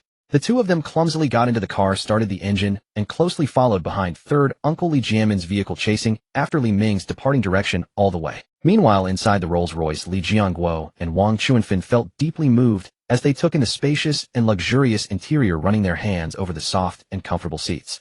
It was clear this car was not cheap. Their son had rented such an excellent vehicle to pick him up from the hospital, which showed he really cared. Son, do not rent such nice cars in the future. Your company is just getting started, and you will need the money. You should be more careful with your spending, do you understand? Li Jiangguo found himself beginning to educate Li Ming. Hearing this, Li Ming could only smile gently. It was time to reveal everything to his parents. After all, there were still surprises waiting for them ahead. As the four siblings stood at the villa entrance, their hearts filled with mixed emotions of envy and awkwardness, the villa's front door was gently opened from within. The butler Wang Deshang stepped out, briskly dressed in a sharp black suit with his hair neatly combed, wearing an appropriately respectful smile on his face. He immediately recognized these people as the old gentleman's blood siblings that Mr. Li had mentioned earlier. Hurrying forward, he bowed slightly and said in a polite yet steady tone, "You must be the old gentleman's family, right? Please come in, please come in. Sit inside. I have already had tea and refreshments prepared for you." Guided by the butler into the villa, everyone froze the moment they crossed the threshold, their footsteps slowing down instinctively.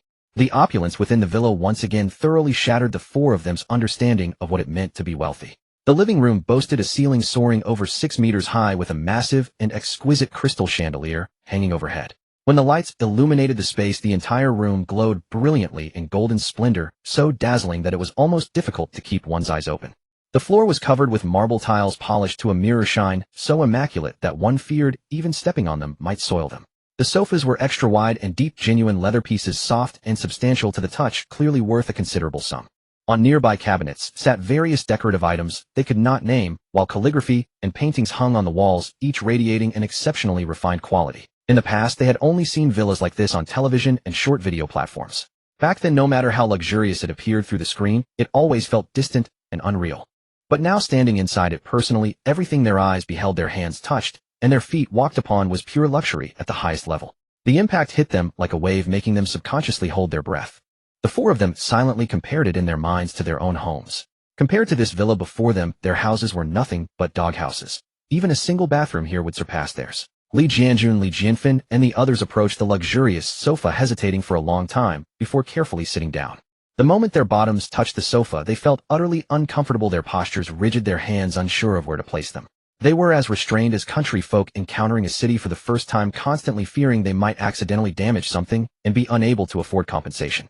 Soon after, a servant pushed Li Jiangwo's wheelchair out of the elevator and slowly entered the living room with their sister-in-law, Wang Chuanfin, following behind. Li Jiangwo's face was filled with an unmistakable smile of happiness, his complexion rosy and vibrant, his energy more than 10 times better than before. After a lifetime of hardship and toil, to be able to live in such a place in his old age with such a filial son, he felt his life had been worthwhile. Upon seeing his eldest brother, Li Jianmen's eyes immediately lit up. He quickly stepped forward and eagerly took the wheelchair handles from the servant, his face beaming with smiles as he said, "Brother, you truly have excellent fortune. Congratulations to you. Your grandson Xiaoming is truly promising and filial. He bought you this enormous villa directly. From now on, you and Auntie can live here in peace and enjoy yourselves without worrying about anything." Hearing this, Li Jiangwo felt comfortable inside, and his smile deepened. However, Li Jianjun beside him immediately darkened, an expression secretly cursing under his breath. Flatterer. He had already figured it out by now. Earlier at the residential community entrance, Li Jianmen had appeared so calm and composed, making phone calls to Li Ming with obvious familiarity. It was clear he had known long ago that Li Ming had become wealthy and that the eldest brother had moved into a grand villa, yet he deliberately concealed everything from them, without uttering a single word. Thinking of this, Li Jianjun's gaze toward Li Jianmen was filled with dissatisfaction and resentment. If it were not for the inappropriate setting, he would have erupted right then and there. Before Li Jiangwo could say anything, Li Jianfen, beside him, could no longer contain herself. She leaned forward, her face wearing an expression of misery and urgency, getting straight to the point, without any hesitation. "Brother, let me speak frankly with you. Has Xiaoming suddenly become very rich? Being able to afford such an expensive villa means he must have made a fortune. Brother, we are blood siblings. You cannot turn a blind eye to our hardships. You must have Xiaoming help us. Our lives have become so difficult now. Brother, you cannot simply stand by and watch us suffer." The moment these words left her mouth, the atmosphere in the living room instantly grew tense. The smile on Li Jiangwo's face gradually faded, and he opened his mouth several times, but could not figure out how to respond. He felt both embarrassed and helpless. While his eldest sister spoke directly, she was also being incredibly insensitive. The son's accomplishments were his own business.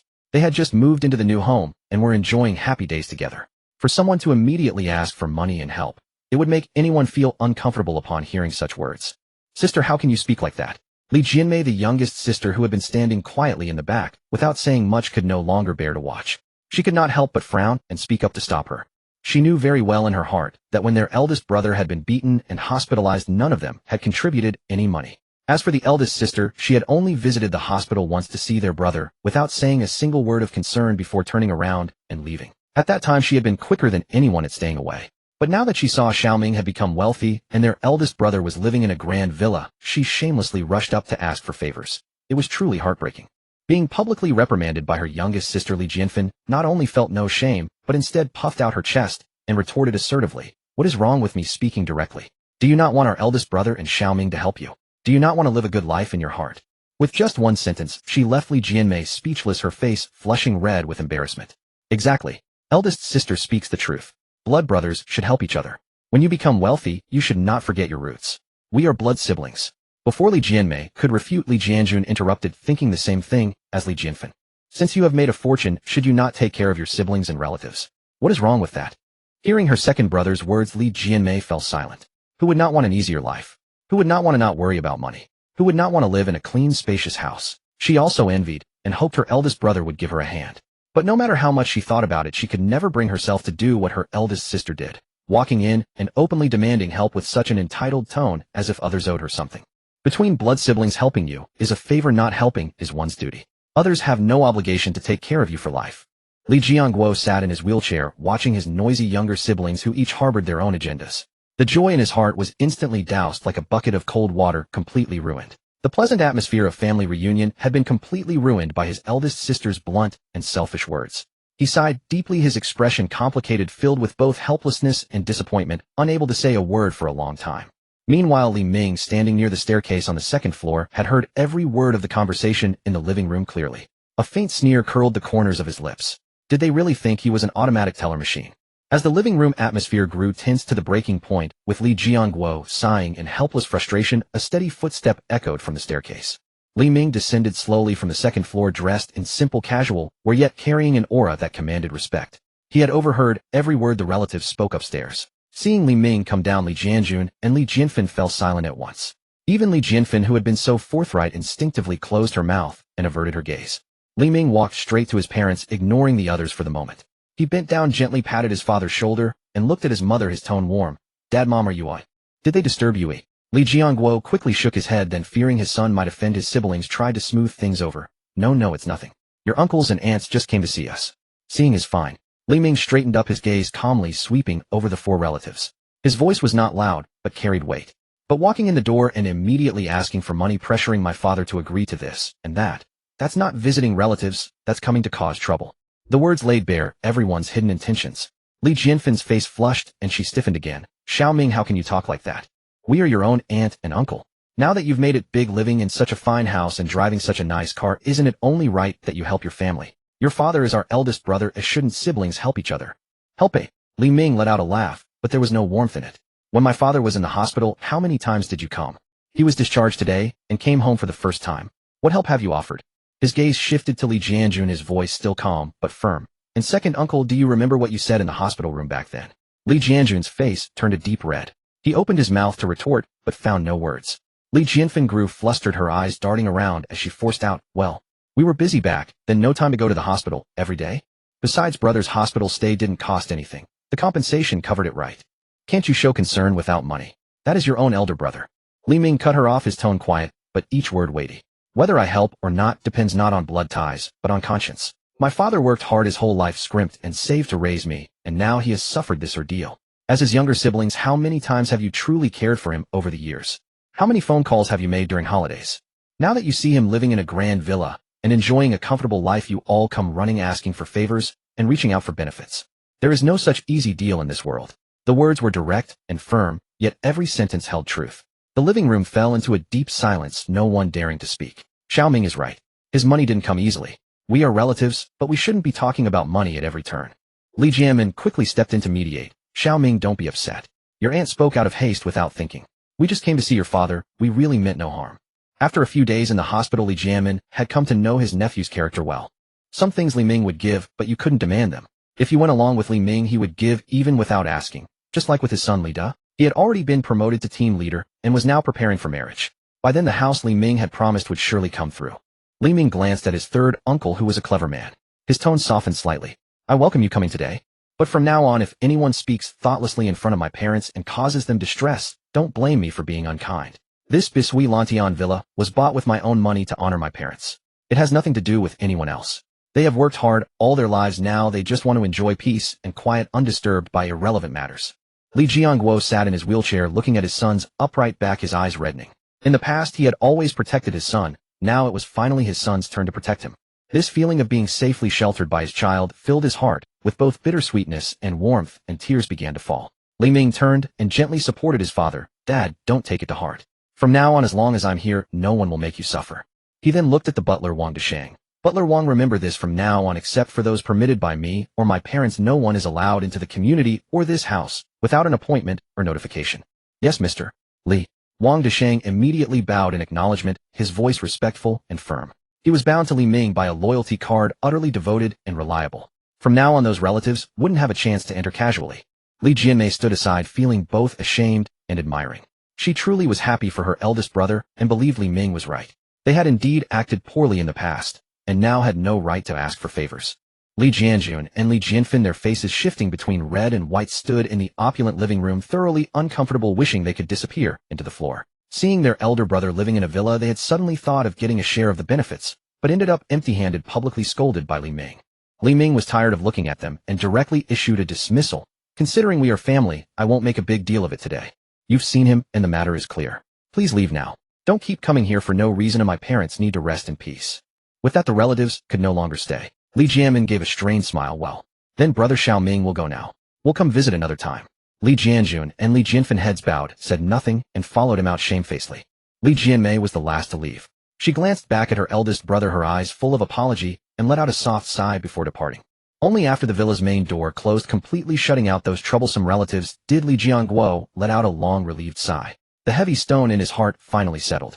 "Xiaoming, were your words a bit too harsh just now? They are family after all." Li Jianguo's heart softened, and he couldn't help but speak. Li Ming smiled, crouched beside his father's wheelchair, and held his hand. "Dad, for some people being firm helps them remember. I'm not saying you can't visit relatives, but only those who truly care about you. As for those who just want to take advantage and cause you trouble, it's better not to associate with them. You and Mom have endured enough hardship in your lives. From now on, you should live happily and comfortably. Anyone who makes you unhappy won't be allowed through this door. As long as I'm here, you have nothing to fear or worry about." His mother came over, gently patted Li Jianguo's hand, wiped her tears, and smiled. "Yes, old man, our son is right. From now on, let's just enjoy our blessings and leave everything else behind." Butler Wang Deshang promptly ordered the servants to bring hot tea and delicate pastries, restoring a warm and tranquil atmosphere to the living room. Sunlight streamed through the large floor-to-ceiling windows, spilling onto the polished floor, warm and bright. Li Jianguo sat in his wheelchair, looking at his filial and capable son, gazing at the spacious and luxurious home, and seeing his lifelong companion by his side. His heart was filled with a profound sense of contentment and happiness he had never known before. He knew that from this day on, the hard days had truly ended. All that lay ahead were good days. Li Ming's stern words directly drove Li Jianjun and the others away. Though his tone was harsh and his expression grim, leaving no room for courtesy, perceptive observers could see that his criticism was aimed solely at his second uncle and eldest aunt. Throughout Li Ming's scolding, Li Jianmin and Li Jianmei remained silent. Li Jianmin sat nearby, saying nothing, but his mind was as clear as a mirror. Li Ming had long arranged a stable job for his second son, who had recently been promoted with significantly better benefits. He had even promised to help with a house purchase after marriage. The family now lived securely, leaving Li Ming with no further concerns. Li Ming understood that helping others required boundaries. Giving too much too easily could make people complacent and insatiable, ultimately destroying familial bonds. After spending some time with his parents, Li Ming returned to his study. As he sat in his chair, the first person that came to mind was his youngest aunt, Li Jianmei. His relationship with his youngest aunt was truly irreproachable. She had doted on him since childhood, and during difficult times she would rather go without food or drink herself than fail to support him. Li Ming would carry this gratitude in his heart forever.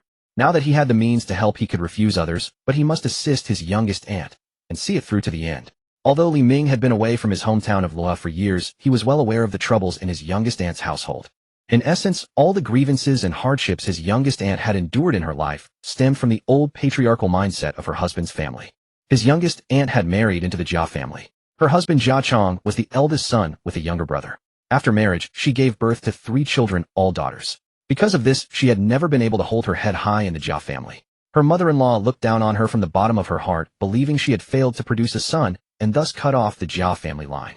Unfortunately, her younger brother-in-law's wife was considered lucky, giving birth to 2 healthy boys in quick succession. From then on, the old lady's heart leaned entirely toward the younger son's family. Her eyes and thoughts were fixed on those 2 grandsons, while the 3 granddaughters were virtually invisible to her. Throughout their childhood, the 3 younger cousins never received a new piece of clothing or a single coin from their grandmother. Even when they fell ill with fever, the old lady would not spare them a glance. Other grandmothers doted on their grandchildren, but these girls could not even get a warm meal. Worse was yet to come.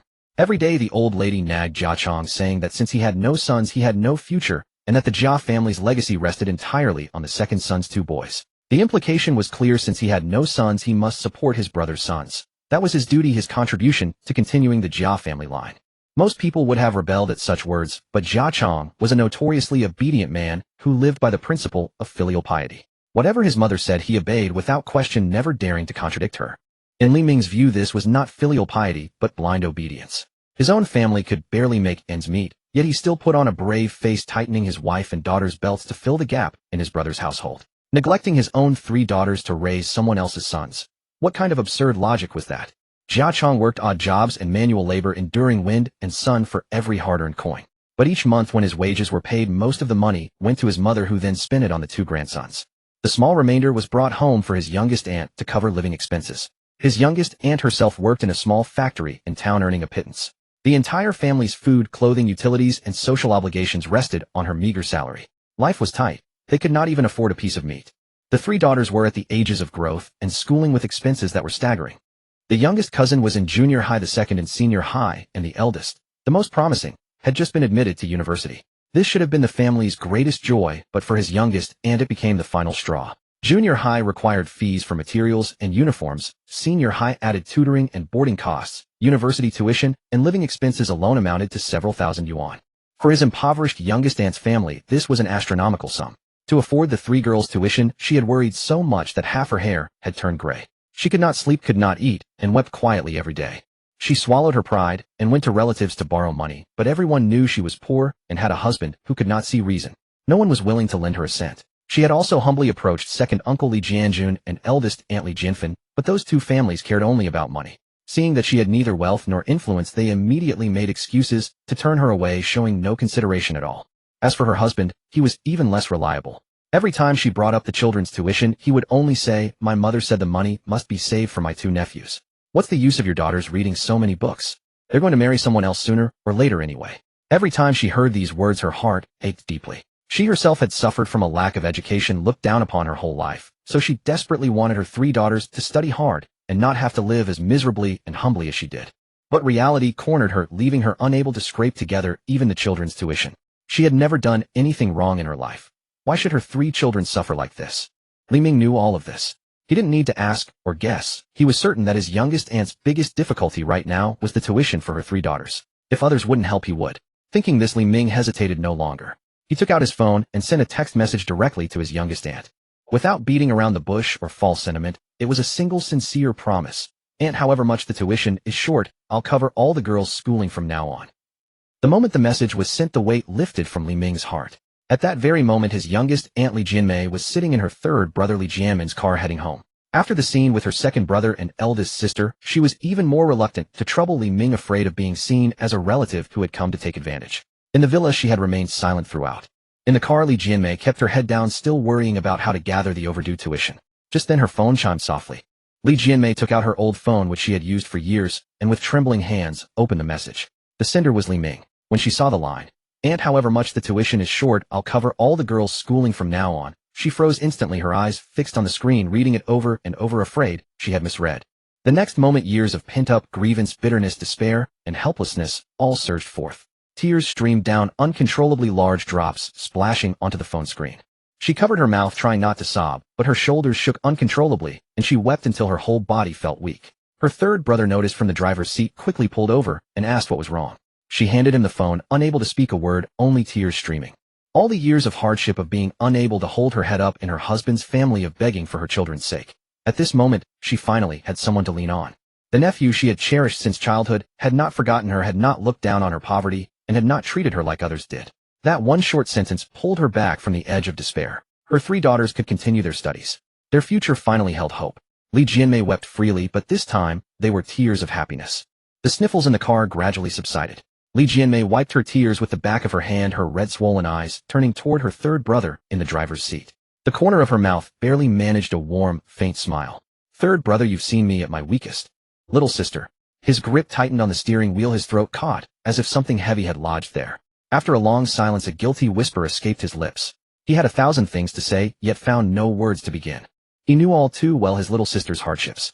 Just last month, she had come straight to his house asking to borrow money. Clutching a wrinkled plastic bag filled with eggs, she spoke with her head bowed, so low it nearly touched her chest, only managing to say she hoped to borrow 2,000 yuan. But at that time he had not dared to respond. His wife, Shi Guifan, overhearing from the living room, darkened instantly. The moment his sister turned to leave, Shi Guifan dragged him into the bedroom and scolded him pointedly.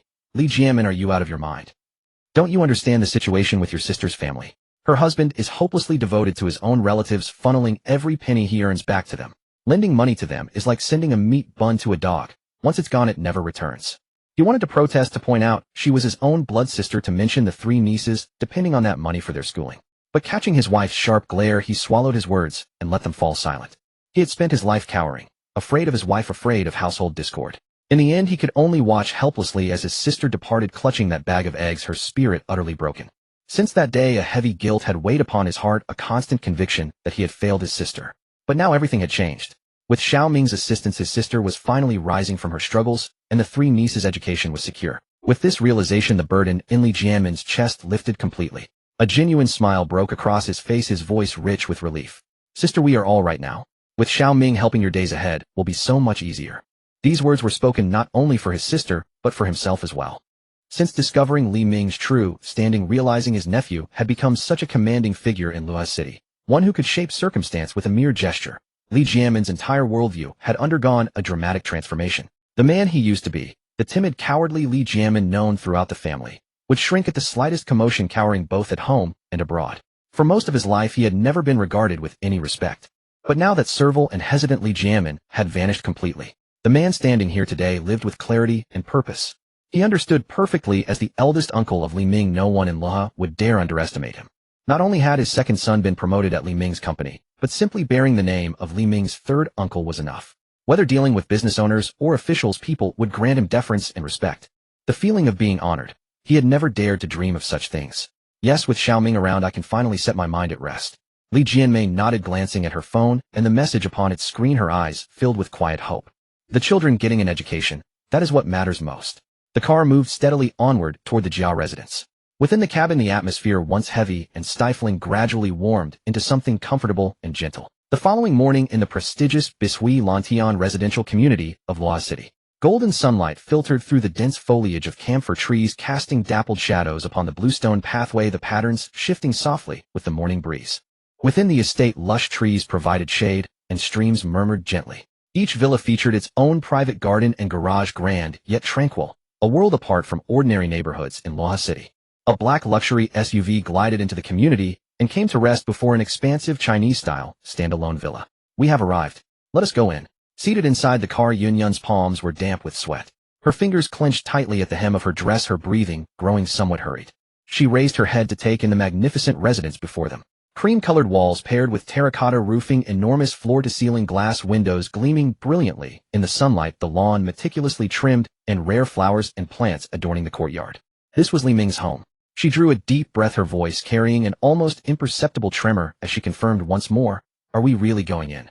The previous evening, Li Ming had called to say he intended to bring her home to meet his parents. At the time, she had been completely taken aback. After all, Li Ming had many women around him, and she had always presumed herself to be only one among them. She never expected he would introduce her to his parents. Leaning against the car door, Li Ming watched her ears flush crimson with nervousness and rubbed his brow in quiet resignation. He had not wished to proceed so hastily, but his grandmother had left him no alternative. Ever since his parents had moved into this villa the day before, living comfortably without worldly concerns, Wang Chuanfin's desire to hold a grandchild had grown increasingly intense. The previous evening, she had kept him occupied with conversation until late.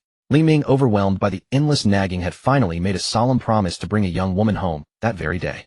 Upon hanging up, Yunyun was the first person who came to his mind. As for why he had chosen her, even Li Ming could not fully explain. Perhaps it was her poised elegance blended with gentle warmth, perhaps the unspoken understanding between them, or perhaps, deep within his heart, he had always reserved a different place for her. Another reason was simply that Yunyun was the only one still in Luohe. Yet upon hearing his mother speak of wanting grandchildren, a question surfaced in Li Ming's mind. Though he had been with several women over considerable time, rarely using precautions, not a single one had become pregnant. The matter seemed absurd. He was young and vigorous, in good health. How could there be no result whatsoever? The thought even crossed his mind to seek medical examination.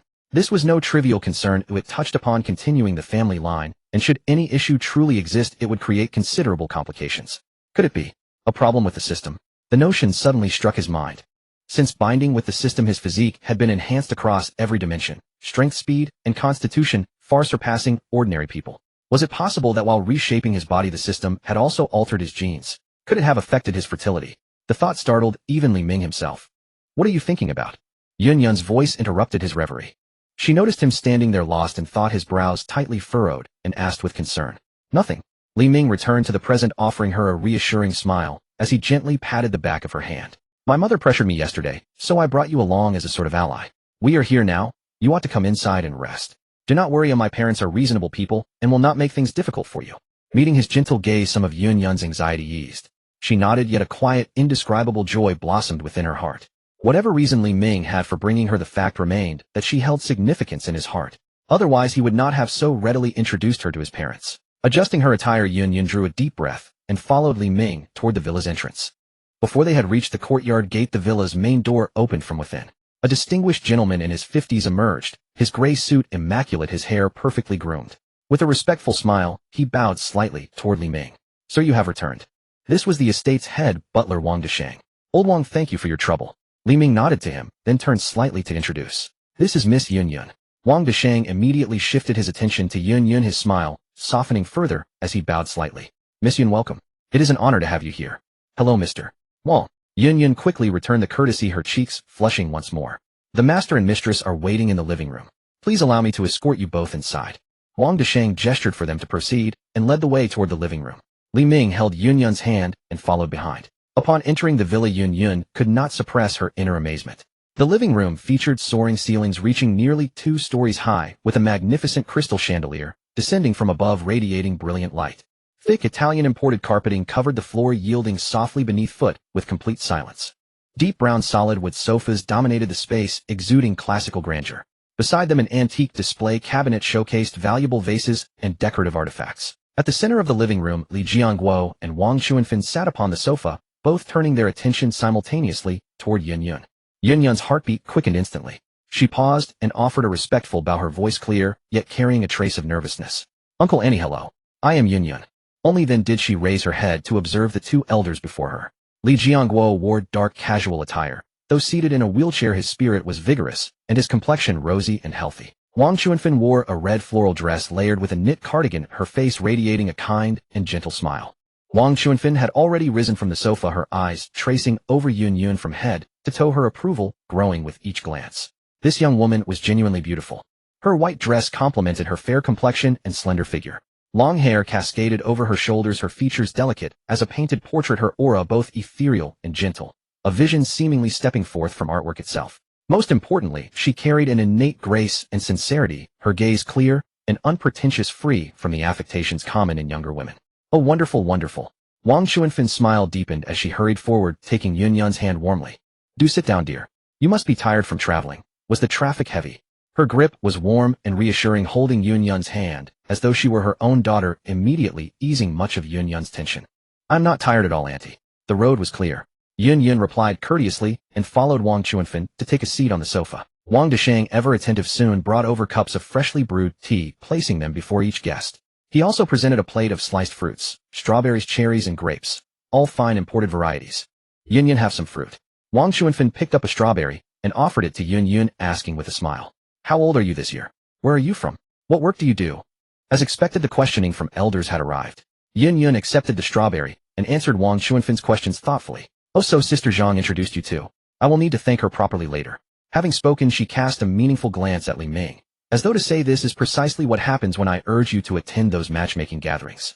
Beside them, Li Jiangguo had remained silent throughout, yet he listened quietly to their conversation. He observed Yun Yun speaking with clarity and composure, her demeanor elegant and appropriate. Noticing the genuine affection in her gaze toward Li Ming, his heart gradually warmed toward her. Seeing Yun Yun growing somewhat flustered under his mother's questioning, Li Ming quickly intervened. "Mom, please stop asking so many questions. This is Yun Yun's first time here. Do not overwhelm her. I am merely showing concern for a young lady." "How is that frightening?" Wang Chuanfen shot Li Ming a look, then turned back to Yun Yun with a smile. "Yun Yun, do not mind him. Auntie is simply overjoyed." Yun Yun quickly shook her head. "Auntie, I am perfectly fine." Watching his mother's warmth toward Yun Yun, Li Jianmin felt a wave of relief wash over him. It appeared his mother would no longer press him regarding matchmaking arrangements. Wang Chuanfen kept Yun Yun company on the sofa, their conversation flowing naturally from work to hobbies, then to family matters, both chatting cheerfully and enthusiastically. Yun Yun gradually relaxed, no longer tense as she had been at the start, sharing laughter and conversation with Wang Chuanfen. Li Ming and Li Jiangguo meanwhile sat on the opposite sofa, exchanging awkward glances. Golden sunlight streamed through the floor-to-ceiling windows, filling the living room with warmth. Watching this scene unfold before her, Yun Yun felt an unprecedented sense of comfort rise within her heart. Was this what home felt like? A kind mother, a steady father, the one she cared for, all gathered together in quiet conversation, simple yet profoundly happy. She turned her head toward Li Ming and happened to meet his gaze. Their eyes crossed in the air, and Li Ming offered her a tender smile, his eyes brimming with affection. Yun Yun's heartbeat skipped a moment, a faint blush warming her cheeks as she smiled back at him. She knew that this visit might become the most treasured memory between them. Li Ming's family sat in the spacious and bright living room, chatting and laughing, filling the room with a warm and harmonious atmosphere. On the other side, however, Li Jianjun and Li Jianfen, the brother and sister, were not so comfortable. Both harbored a simmering unease, their minds consumed by the grievances they suffered at Li Ming's house the day before. The more they thought about it, the more unsettled and reluctant they felt. At Li Jianjun's home, he was lying on the sofa in the living room, scrolling through short videos, humming a tuneless little tune, spending his days in a daze.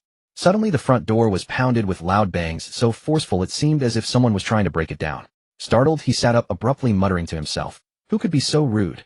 Upon opening the door, he saw a travel-worn and impatient Li Jianfen. Li Jianjun's face instantly darkened, his tone filled with impatience and disdain. "Little sister, couldn't you have told me over the phone? Why rush over in such a hurry? Anyone seeing you like this would think something major had happened." To be honest, Li Jianjun had never truly cared for his own sister. Li Jianfen was sharp-tongued and petty-minded. Back in the day when their family was struggling, their eldest brother Li Jianguo and his wife had helped her a lot, but she had turned ungrateful. Whenever she couldn't get any advantage, she would speak ill of relatives. She was also stingy, splitting every penny with care. Today she arrived empty-handed, not even carrying a piece of fruit. This sight irritated Li Jianjun. Yet he didn't realize that in Li Jianfen's eyes he as the second brother was no better. Selfish, greedy for small gains, and always retreating when trouble arose. He was no better than her. The two families had always been polite on the surface, but discordant inside. If it weren't for something important, she wouldn't have bothered to visit. Ignoring Li Jianjun's cold expression, Li Jianfen sat down on the sofa, without being invited. She picked up the water glass on the table, poured a full cup of hot water, and took several gulps to moisten her parched throat from the journey. Setting the cup down, she leaned forward, and spoke with a mysterious and somewhat excited tone. "Second brother, I found out. I found out everything." Li Jianjun was baffled by her sudden words and frowned. "Found out what? Speak clearly, don't be so dramatic." Clenching her teeth, Li Jianfen's eyes showed a hint of resentment as she said word by word, "Li Ming. That ungrateful nephew of ours, Li Ming." The moment Li Ming's name was mentioned, Li Jianjun's anger flared up instantly, and the scene from yesterday flashed before his eyes. Yesterday they had kindly gone to pick up their eldest brother from the hospital when they suddenly saw Li Ming driving a luxury car and even buying a villa for his brother. Envy had already gnawed at their hearts. They thought that since they were relatives, Li Ming, now wealthy, should share his money and benefits with them. But Li Ming showed no mercy, silencing them with sharp words, leaving them without a single cent of advantage and utterly humiliated. In Li Jianjun's mind, he always felt that Li Ming had become arrogant and forgotten his roots. "Isn't it just that he made some money? I'm his own second uncle. Shouldn't my nephew naturally support me? What's so wrong about asking him for some money? Why did he have to be so disrespectful?" The more he thought, the angrier he grew. He clenched his fists and asked in a low voice, "What happened to Li Ming? What did he do to upset you?" Li Jianfen took a deep breath as if dropping a bombshell and lowered her voice to shout, He is the big boss of Sanshin Capital, the real owner behind the scenes." Boom. This sentence hit Li Jianjun like a thunderbolt from a clear sky, leaving him stunned. His eyes bulged, his mouth agape, and his mind went blank. He remained frozen for a long time, unable to react. Family Li Jianjun's wife, who was cleaning up in the kitchen, rushed out upon hearing this. Her face was filled with shock and disbelief, and the cloth in her hand dropped to the floor. Her voice trembled, "Little sister, are you serious? Don't talk nonsense. After all, Sanshin Capital was a renowned name throughout Luoz City. How could it possibly be their nephew Li Ming?" It took Li Jianjun a long time to find his voice. Stammering, he grabbed Li Jianfen's arm and asked, How did you find out? This news can't be spread carelessly. If it's wrong, we'd lose face." Li Jianfen shook off his hand and said confidently, "Would I lie to you? It's Li Da. Our good nephew Li Da is now working at Hongxing International, and he even got promoted a couple of days ago, becoming the head of security." Then Li Jianfen recounted the whole story in detail. Last night, while idly scrolling through her social media feed, she happened to see a post from Li Da. As his aunt, she knew Li Da all too well. No education, no skills, lazy and ambitious, drifting through life, unable to find a decent job. Getting a regular temporary job was already a miracle, let alone working at Hongxing International and becoming the security chief. Li Jianfen was suspicious. Li Da's father, her third brother Li Jianmin, was a simple and honest man, unremarkable his whole life, with no connections or money. He couldn't possibly have arranged such a position for Li Da. Since Li Jianmin couldn't do it, who else could help Li Da? After much thought, the only answer was their nephew Li Ming, who had suddenly become wealthy and amazed them all. Then Li Jianfen recalled a rumor that had spread through Luoz City not long ago. Chairman Li of Sanshin Capital, for the sake of his beloved, had confronted and subdued Master Yin of the Yin family. The Yin family, like local tyrants in Luoz City, and Yin Shilong, known for his ruthlessness, had not only failed to retaliate, but had personally visited to apologize, showing the terrifying power of Chairman Li. Thinking further, Hongxing International was a project under Sanshin Capital. The chairman's surname was Li, and Li Ming also shared that surname. Li Da suddenly got a job and promotion at Hongxing International, coupled with Li Ming's luxury Cullinan car and the grand villa in the city center. All the clues came together, pointing to the same answer. The mysterious and powerful Chairman Li of Sanshin Capital was none other than Li Ming. Realizing this, Li Jianfen trembled with excitement, but was soon overwhelmed by immense jealousy and discontent. She couldn't sleep a wink. At dawn she rushed to find Li Jianjun, knowing that this matter was too significant. She had to discuss with her second brother how to get benefits from Li Ming. After listening to Li Jianfen's story, Li Jianjun fully came to his senses, and his shock gradually turned into anger and resentment. Li Jianjun slapped his thigh and said through gritted teeth, "No wonder he acted so strangely at brother's house yesterday. He already knew Li Ming's identity and had been reaping the benefits all along. They kept us, me, my wife, and you, in the dark, treating us like outsiders. That third brother Li Jianmin was truly despicable." Li Jianjun picked up his phone and dialed Li Jianmin's number. When the call connected, he asked in a calm but firm tone, "Jian Jianmin, I would like to confirm. Is Li Ming the head of Sanxing Capital?" On the other end of the phone, Li Jianmin was spending quality time with his wife and grandson. He answered honestly without hesitation, "Yes." That straightforward confirmation caused Li Jianjun to pause thoughtfully. He spoke with measured words, "Second brother, I see you have kept yourself quite hidden." After hanging up, Li Jianjun placed his phone on the sofa and sat quietly, his expression contemplative. Li Jianfen, who had been waiting nearby, immediately approached and asked with concern, "Brother, what did he say? Did he confirm it?" "Li Ming is now a successful businessman with considerable wealth. If we could connect with him, it could change our circumstances entirely." Thinking about Li Ming's position and resources, Li Jianfen felt a strong desire to reach out to him. Why should Li Jianmin's family enjoy these benefits while she and Li Jianjun received nothing? And just yesterday, Li Ming had turned them away. She could not accept that all the advantages had gone to the third brother's family, while other relatives were left with nothing. With Li Ming's wealth and influence, helping a few relatives would be a simple matter for him, a small gesture that could transform their lives. Li Jianjun paced slowly in the living room, considering his options carefully. He understood that they had been refused before. Approaching Li Ming alone would likely meet the same outcome. But giving up this opportunity was not something he could accept. After all, Li Ming was the boss of Sanxing Capital and also his own nephew, a close family connection worth pursuing. Letting such an opportunity pass would be unwise. After walking a few circles, Li Jianjun stopped and turned to Li Jianfen, speaking quietly and deliberately. "Li Ming may be capable, but he cannot ignore his family forever. We should share this news with all our relatives, the aunts, uncles, cousins in both the hometown and the city. Everyone with any connection to the Li family should be informed." Li Jianfen's eyes lit up with understanding. "Brother, are you suggesting we?" "Yes, exactly," Li Jianjun confirmed. No matter how successful Li Ming becomes, he is still a descendant of the Li family. He may not listen to just two people, but can he disregard the entire extended family? If dozens of Li family members came together to visit him, and he refused to offer any assistance, it would reflect poorly on his character and family values. We can let people know that he has become prosperous, yet disregards his poorer relatives. This could create some discussion in Luoz City.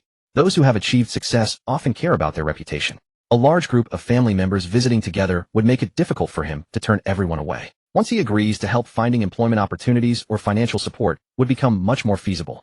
Li Jianfen listened with growing enthusiasm and agreed readily. "Brother, this is a brilliant plan. Why did I not think of this myself? Let us gather all the relatives together. With so many people, Li Ming will find it difficult to refuse us all. This is the right approach." The thought of possibly improving their lives, better housing, good jobs for their children, filled Li Jianfen with hope and excitement, setting aside any previous reservations. Family listening from the side also chimed in enthusiastically. "That is exactly right. We should not let the third brother's family have all the advantages. When a family member succeeds, it is only natural to share those blessings. I will start contacting relatives right away and invite them to gather so we can visit Li Ming together." Family picked up her phone and began searching through her contacts to make the calls. Li Jianjun raised his hand to pause her, then gave careful instructions. "Take your time when calling. Explain clearly that Li Ming leads Sanxing Capital and share details about his success so others understand the opportunity. Reach out especially to relatives who are close-knit and willing to support the family. The more people who come, the stronger our position. Also mention that yesterday Li Ming did not receive us warmly. Frame it as a family matter where the younger generation should honor their elders and show respect." Li Jianfen nodded in agreement. "You are absolutely right. I will contact my relatives, cousins, aunt, and uncles from our hometown, and let them all know. Let us divide the work and gather everyone this afternoon. We can all go to Li Ming's residence together. I truly believe that when so many family members come together, Li Ming will find it difficult to turn us all away." At this moment, Li Jianjun and Li Jianfen were focused on the possibility of improving their family situation. They felt that as younger members of the Li family, Li Ming had a responsibility to support his relatives. They genuinely believed that success brought with it an obligation to help those connected by family ties. The two of them discussed enthusiastically, planning how to reach out to relatives and arrange a family visit. The atmosphere in the living room shifted from earlier tension to one of hopeful anticipation, with both feeling optimistic about the possibility of reconnecting with their successful relative.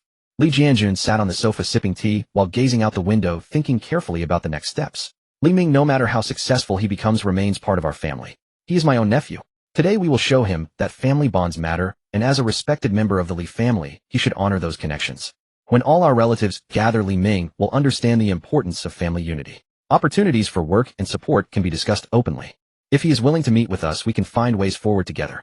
Family matters are best resolved through conversation and mutual respect. Meanwhile, Li Jianfen was going through her contacts, making calls to share the news and invite relatives to join them. Word spread quickly through the Li family network. Relatives who had not been in close contact learned that Li Ming was now the leader of Sanxing Capital. There were reactions of surprise, interest, and eagerness to reconnect. Many relatives expressed willingness to come together, hoping to strengthen family ties and explore possible opportunities. Across Luo's city, Li family members began making plans to gather, driven by a sense of family connection and the hope of supporting one another. Their shared thought was simple: Li Ming had achieved success, and now was the time for the family to come together, reconnect, and see how they might help each other move forward. Uncle San, is something the matter?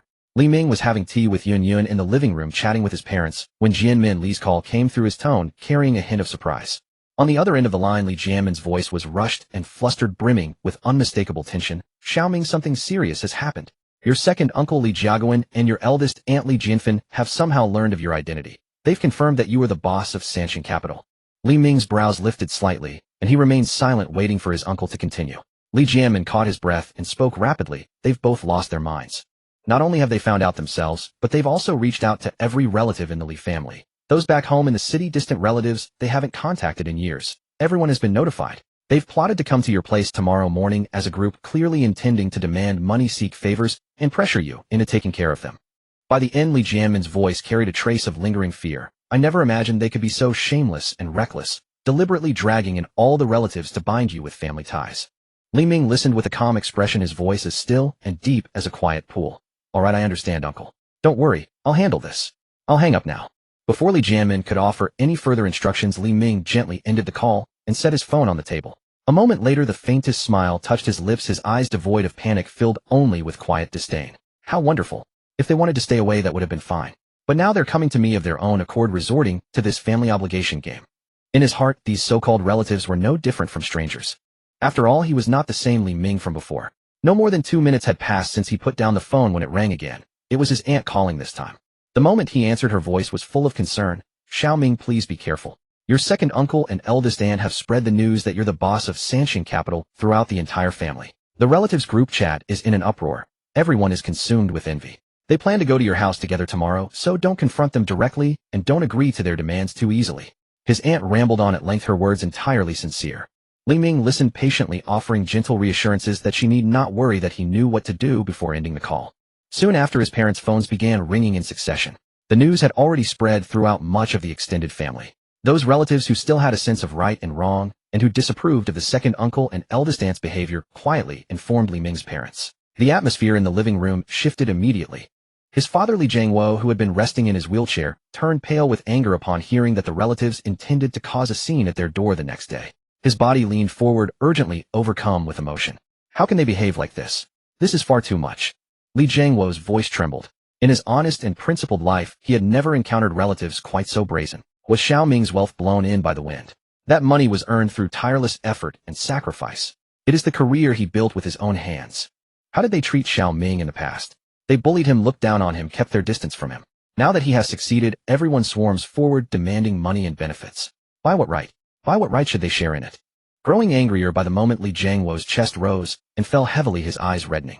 His mother Wang Chuanfen also looked stricken with anger, sitting nearby and sighing repeatedly, her voice tinged with chill. When our family was poor, everyone stepped on us.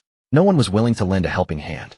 Now that Xiaoming has finally made something of himself, they all rush forward faster than anyone else, eager to take advantage. These are not relatives. They are parasites. Watching his parents distressed, Li Ming felt a warm surge of gratitude deepen his resolve to deal with these relatives. He saw clearly that not all relatives were as greedy and shameless as the second uncle and eldest aunt. It was merely those two who had instigated the trouble, stirring up everyone inclined to take advantage. Dad, Mom, please calm down. Don't let this upset your health.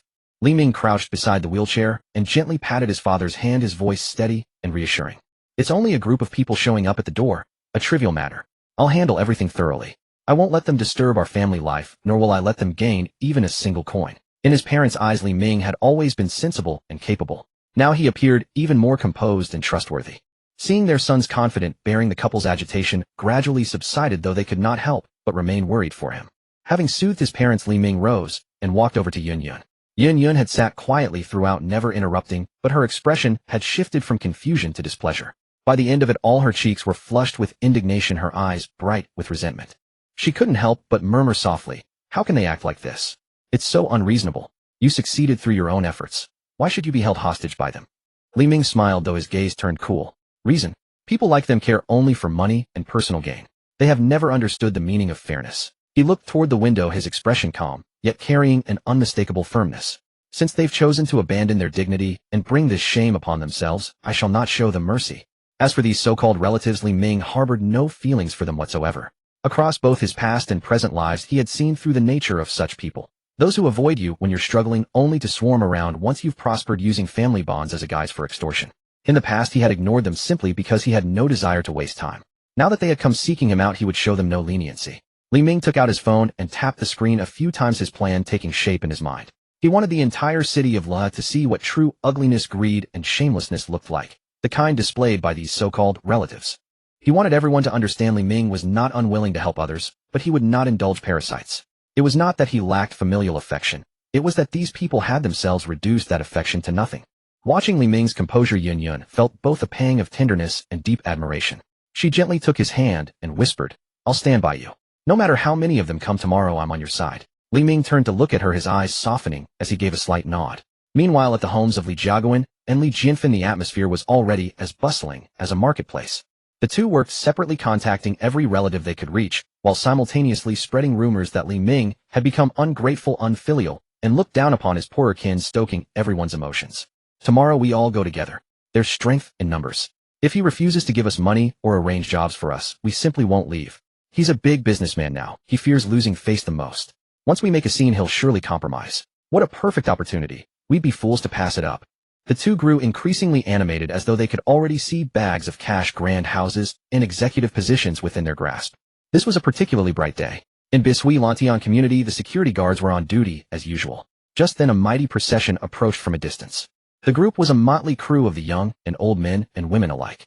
Passers-by stopped to watch with curious glances. Leading the way were Li Ming's second uncle Li Jianjun and his eldest aunt Li Jianfen.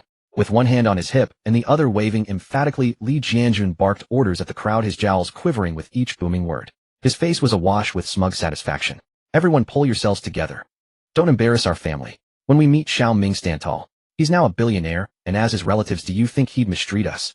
Li Jianfen trailed beside him in a garish red jacket, her hair curled into a frizzy bouffant, heavy makeup failing to conceal the fine lines around her eyes and the sour cast of her mouth. A bulging cloth bag hung from her hand, corners of her mouth turned sharply upward. "Don't worry.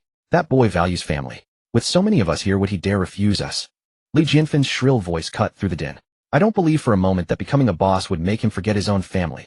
The crowd erupted in murmurs of agreement. Words like, "He'll surely grant us face. We can't leave empty-handed. We need to gain something." It was the sort of chatter that sent chills down one's spine. Li Jianjun walked ahead with an air of triumph, buoyed by the thought that with so many relatives present, Li Ming would have no choice but to yield. His gaze swept across the crowd and landed on someone unexpected, Grandmother Jia, the mother-in-law of Li Jianmei.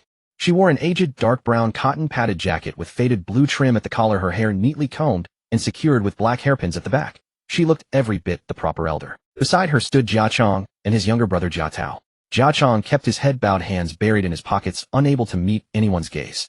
Jia Tao, meanwhile, cast furtive glances in all directions, his eyes sharp and calculating. Li Jianjun almost wanted to ask what relation was Grandmother Jia to them. An outsider clinging along for the ride. Yet he reasoned that numbers were strength. The larger the crowd, the more pressure he could bring to bear on Li Ming, until he relented. He brushed it aside, counting them as extra bodies, and grumbled, "Darn it.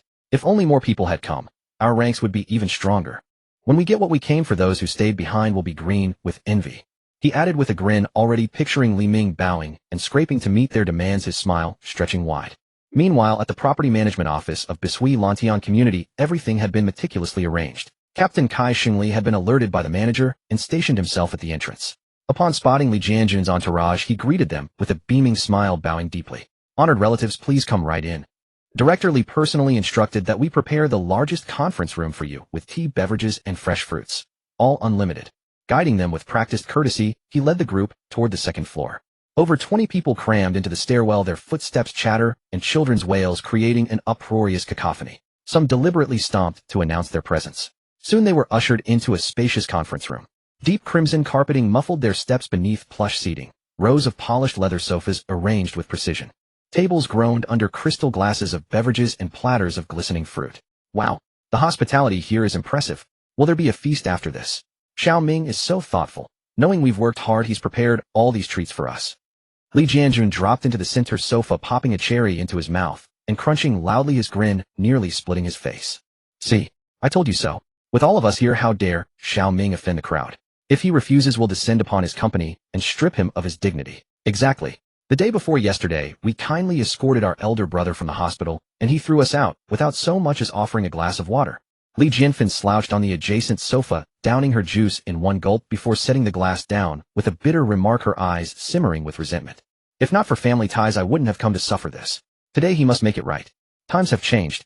With our numbers and unity, our goals are certain to be achieved. Li Jianjun puffed out his chest with absolute conviction, as though Li Ming's fortune were already within his grasp. His words ignited the crowd, who rubbed their hands together like soldiers awaiting battle. Precisely. Unity is strength. Xiao Ming's cousin needs a wedding house. This must be settled. As a child I held him and fed him. I was always the kindest to him. Now that he's prospered, he must not forget his roots. The relative sighed dramatically, as though his childhood favors owed him an empire's worth of gratitude. The chamber erupted into chaos, demands escalating from outrage to impossibility. My nephew also lacks a matrimonial home. Xiao Ming must provide. My niece's betrothal gift falls short. Xiao Ming must add another 100,000. Our family wants to open a shop. Xiao Ming must secure a prime storefront and waive 3 years' rent. My husband needs retirement care. Xiao Ming should cover an upscale facility in full. 2 property staff stood in the corner, their professional smiles masking countless eye rolls. These people truly have no limits to their audacity. Their thick skin is unmatched. Director Li commands billions. He's no charity. What entitles them to such demands? Do they truly see themselves as entitled? Unbeknownst to them, a hidden camera in the corner captured every detail with meticulous precision. In the adjacent lounge, Li Ming sat watching live surveillance on his phone, his expression unreadable. His features remained composed, but his gaze turned glacial as he zoomed in on the footage. Observing Li Jianjun's smug triumphalism, Li Jianfan's resentful countenance, and the relative's shameless greed, a cold smile slowly curved his lips. Do they truly see me as an ATM? Unlimited, fee-free, and always ready? He murmured under his breath, mocking and turbulent within. Xiao Ming, please don't be angry. Perhaps they've only been manipulated by second uncle and eldest aunt. It wasn't genuine. Li Jianmei stood beside him, anxiety and guilt etched across her face, brows furrowed, fingers twisting nervously at her hem. Her eyes fell upon grandmother Jia among the mob, adding her voice to the clamor, and frustration mounted. She knew her mother-in-law's nature, petty, lacking boundaries, but never imagined she'd involve distant relations. Was this not shameful? Xiao Ming, don't stoop to their level. We're all family. We'll cross paths again. How would this look to others? Li Jianmin offered his own comfort, equally embarrassed by the spectacle unfolding on screen. Li Ming looked up, his icy gaze softening slightly as he shook his head at them. I'm quite all right. Since they've come this far, we can't simply dismiss them. Let's go and give them what they came for. At the threshold, he paused and pressed a concealed button on his clothing, turning to regard a young man waiting behind. The live stream is all set. Wang Hao stood in casual attire, a white hoodie paired with black cargo pants, his light brown hair styled with the polished flair of a content creator. His fair skin and bright eyes marked him as a recognizable figure in Luohan City, known online as Sa Huan Dagun. With hundreds of thousands of followers built through comedy sketches and restaurant reviews, he'd earned a solid reputation locally. Wang Hao straightened immediately, his eyes alight with reverence. Director Li, everything is ready. The equipment and network are stable. We can begin whenever you are. The feed will be crystal clear with perfect audio, so all your followers can see everything. Yesterday, Li Ming had unexpectedly called to request his assistance with a live stream and had immediately transferred a 50,000 deposit. Money was never the issue. Upon learning Li Ming's identity, Wang Hao nearly fainted from excitement and insisted on waiving his fee entirely, asking only for a photograph as a keepsake. Li Ming nodded, once his expression calm. Very well, let's proceed. Rest assured, Director Li, I'll handle this. Clapping his chest emphatically, Wang Hao hurried to finalize the equipment while Li Ming exited the lounge. By now, Wang Hao had mounted his phone, connected it to Li Ming's camera, and launched the streaming application. Welcome everyone. The broadcast is live. Today we're skipping the usual routine for something special. This will truly surprise you. Followers began flooding into the room almost immediately. Drawing on his established fan base, the viewer count surpassed 1,000 instantly, and the chat scrolled so rapidly it nearly obscured the display. Brother Gun, why the impromptu stream today? You should be sleeping at this hour. What's on the agenda today, Boss Gun? Any giveaways? I've been waiting. I want to see some pretty girls. That hostess from last time was lovely. Anyone comparable today? Cut the mystery. What's the actual topic? I'm in a hurry. Li Ming took a deep breath, pushed open the door, and stepped inside. The meeting room, which had been as noisy as a marketplace just moments before, fell completely silent the instant Li Ming walked through the threshold. More than 20 relatives, old and young, men and women alike, all fell quiet, at once, their eyes fixed unblinkingly on Li Ming. The Li Ming before them was wearing a designer suit, exuding a calm authority, his gaze as cold as ice. He was nearly unrecognizable from the man they had once known. The air seemed to have frozen solid. If a needle had dropped, it would have echoed through the room. Li Jianjun's cherry slid from his fingers and fell to the ground, yet he did not dare to pick it up. Li Jianfan stood with her mouth agape, unable to utter a single word. Grandmother Jia instinctively retreated behind someone else, though the defiant glint in her eyes remained unmistakable. After what felt like an eternity of silence, Li Jianjun was the first to recover. He cleared his throat and attempted to summon the authority of an elder, though his voice carried a noticeable tremor. Well then. Xiaoming, you have prospered now. Your company is enormous, your wealth exceeds billions. We are family, we are relatives. Would it truly be unreasonable to ask you for a small favor? Li Jianjun dove straight into his request. The moment those words left his mouth, it was as though a floodgate had been opened. Exactly. Xiaoming, your uncle speaks the truth. Relatives should help one another. My son still has no employment. Arrange something comfortable for him. My daughter is getting married and needs a wedding house. Give her one in this very community. My family is burdened with debt. Give me 200,000 yuan first. They spoke over one another, their demands growing ever more extravagant, as though Li Ming's wealth had materialized from nowhere, as though whatever they asked he was obligated to provide. Li Ming stood motionless, watching them all with a cold stare, a deeply mocking smile curling the corner of his mouth. Help one another. Where were you when I was in my greatest need? The fire within him rose steadily. The adjacent live stream was already in an uproar. The streamer, known as Sa Huan Dagun, had his camera fixed firmly on the meeting room and said only one thing. The Li Ming these people speak of is the founder of Sansheng Capital. The chat in the live stream paused momentarily, then erupted into a furious barrage of messages. Sansheng Capital. Good heavens. Brother Gun, we want to see President Li. My goodness, it actually is President Li of Sansheng Capital. The number of viewers in the live stream had already surpassed 10,000, and the figure skyrocketed further upon hearing this news. As the broadcast continued, the audience quickly grew indignant. How could such behavior be acceptable? Comments flooded the screen relentlessly. Is this borrowing money or robbing it? Good heavens.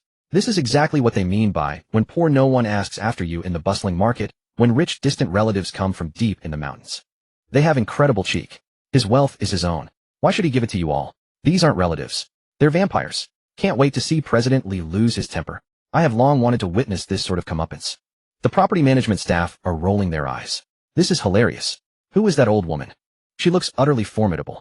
Someone reason with them. Have they really taken him for a walking ATM? The comments poured in continuously, all condemning these shameless relatives. Li Ming took a single step forward. His voice was not loud, yet it carried an overwhelming weight that left no room for rebuttal. I heard everything you were asking for just now. Wedding houses, bride wealth, jobs, money, all of it. I heard it all from the next room. The relatives exchanged glances with one another, yet no one dared to speak. Li Ming's gaze swept over Li Jianjun, then Li Jianfan, and finally settled on the crowd of distant relatives who had been egging each other on. Each word fell clearly and deliberately. Let me ask you one question. When my family was struggling, which one of you lent me a hand? The moment he spoke, the entire room fell deathly silent. Li Jianjun's face flushed crimson all the way to his neck. Xiaoming, how dare you speak like that? We are all family. Family. Li Ming let out a cold laugh, his voice rising sharply as his composure finally cracked. When I was first admitted to university and could not afford tuition, my father came to your house to borrow money, and you, Li Jianjun, wouldn't even let him past your doorstep. When we went to your house, Li Jianfan, you simply locked the door and vanished. And what did you all say about me behind my back then?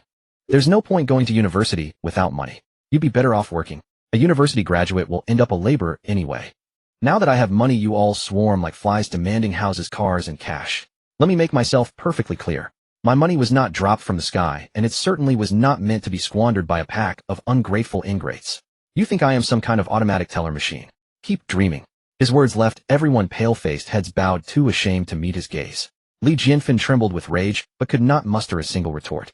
Li Jianjun opened his mouth, but all that came out was a choked "You. How dare you speak to your elders like that?" Elders? Li Ming's eyes grew even colder. Do you think yourselves worthy of that title, eh? When you were stepping on me while I was down, you were elders. When you came asking for money, you were elders. But where were you when I needed help? For a moment, the entire group stood speechless under Li Ming's rebuke. Just then, Grandmother Jia stepped forward, suddenly hands on her hips, and shouted at Li Ming, "Li Ming, how dare you speak to me like that? I am your aunt's mother-in-law, I am your elder. Now that you have money, you look down on us, is that it? Jianmei is your own aunt. How much has our Jia family helped yours? You have prospered, and now you won't even spare us some money or a single apartment. Jia Chong stood nearby, head bowed in silence.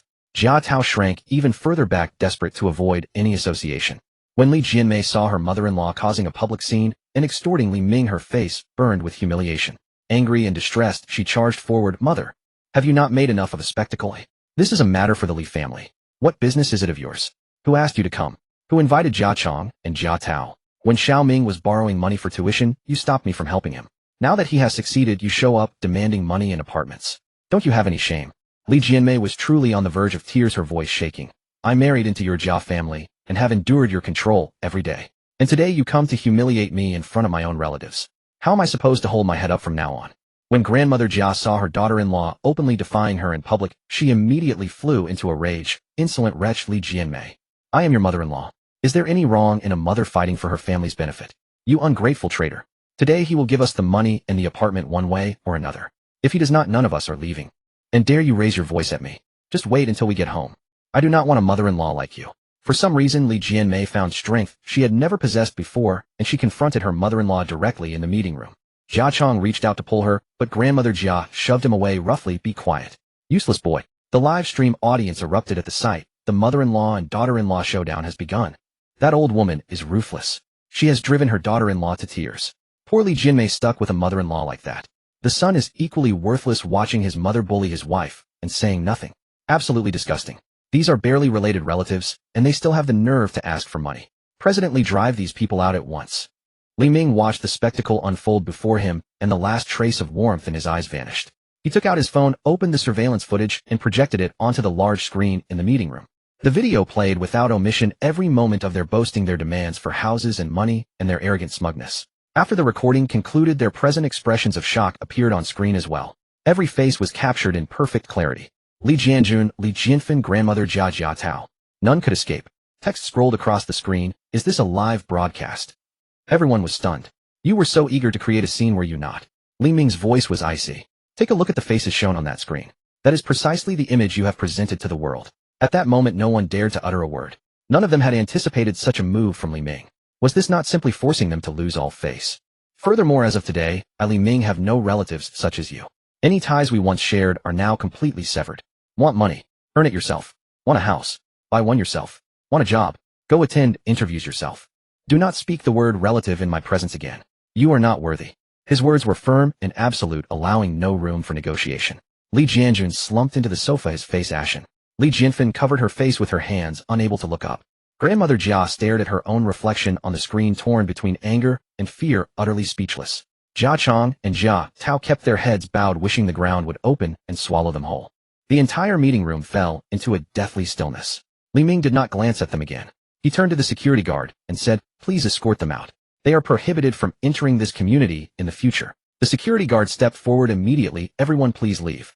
More than 20 relatives filed out of the meeting room, their heads hung low in disgrace, abandoning Bishui Lantian entirely. As they reached the entrance, numerous residents pointed and whispered, adding to their humiliation.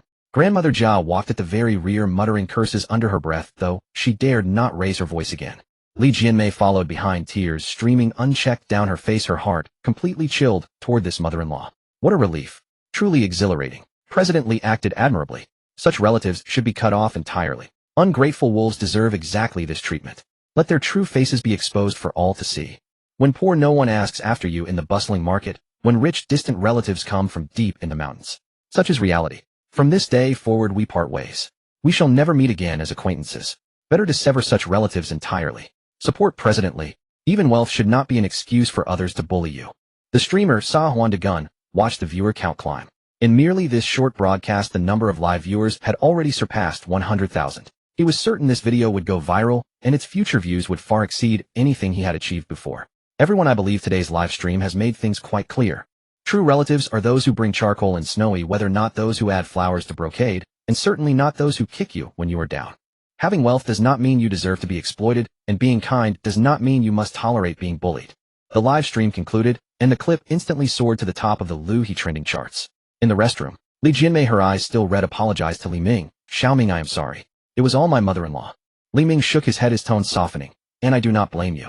You have always been the one to help me. In the future, do not diminish yourself for her family's matters.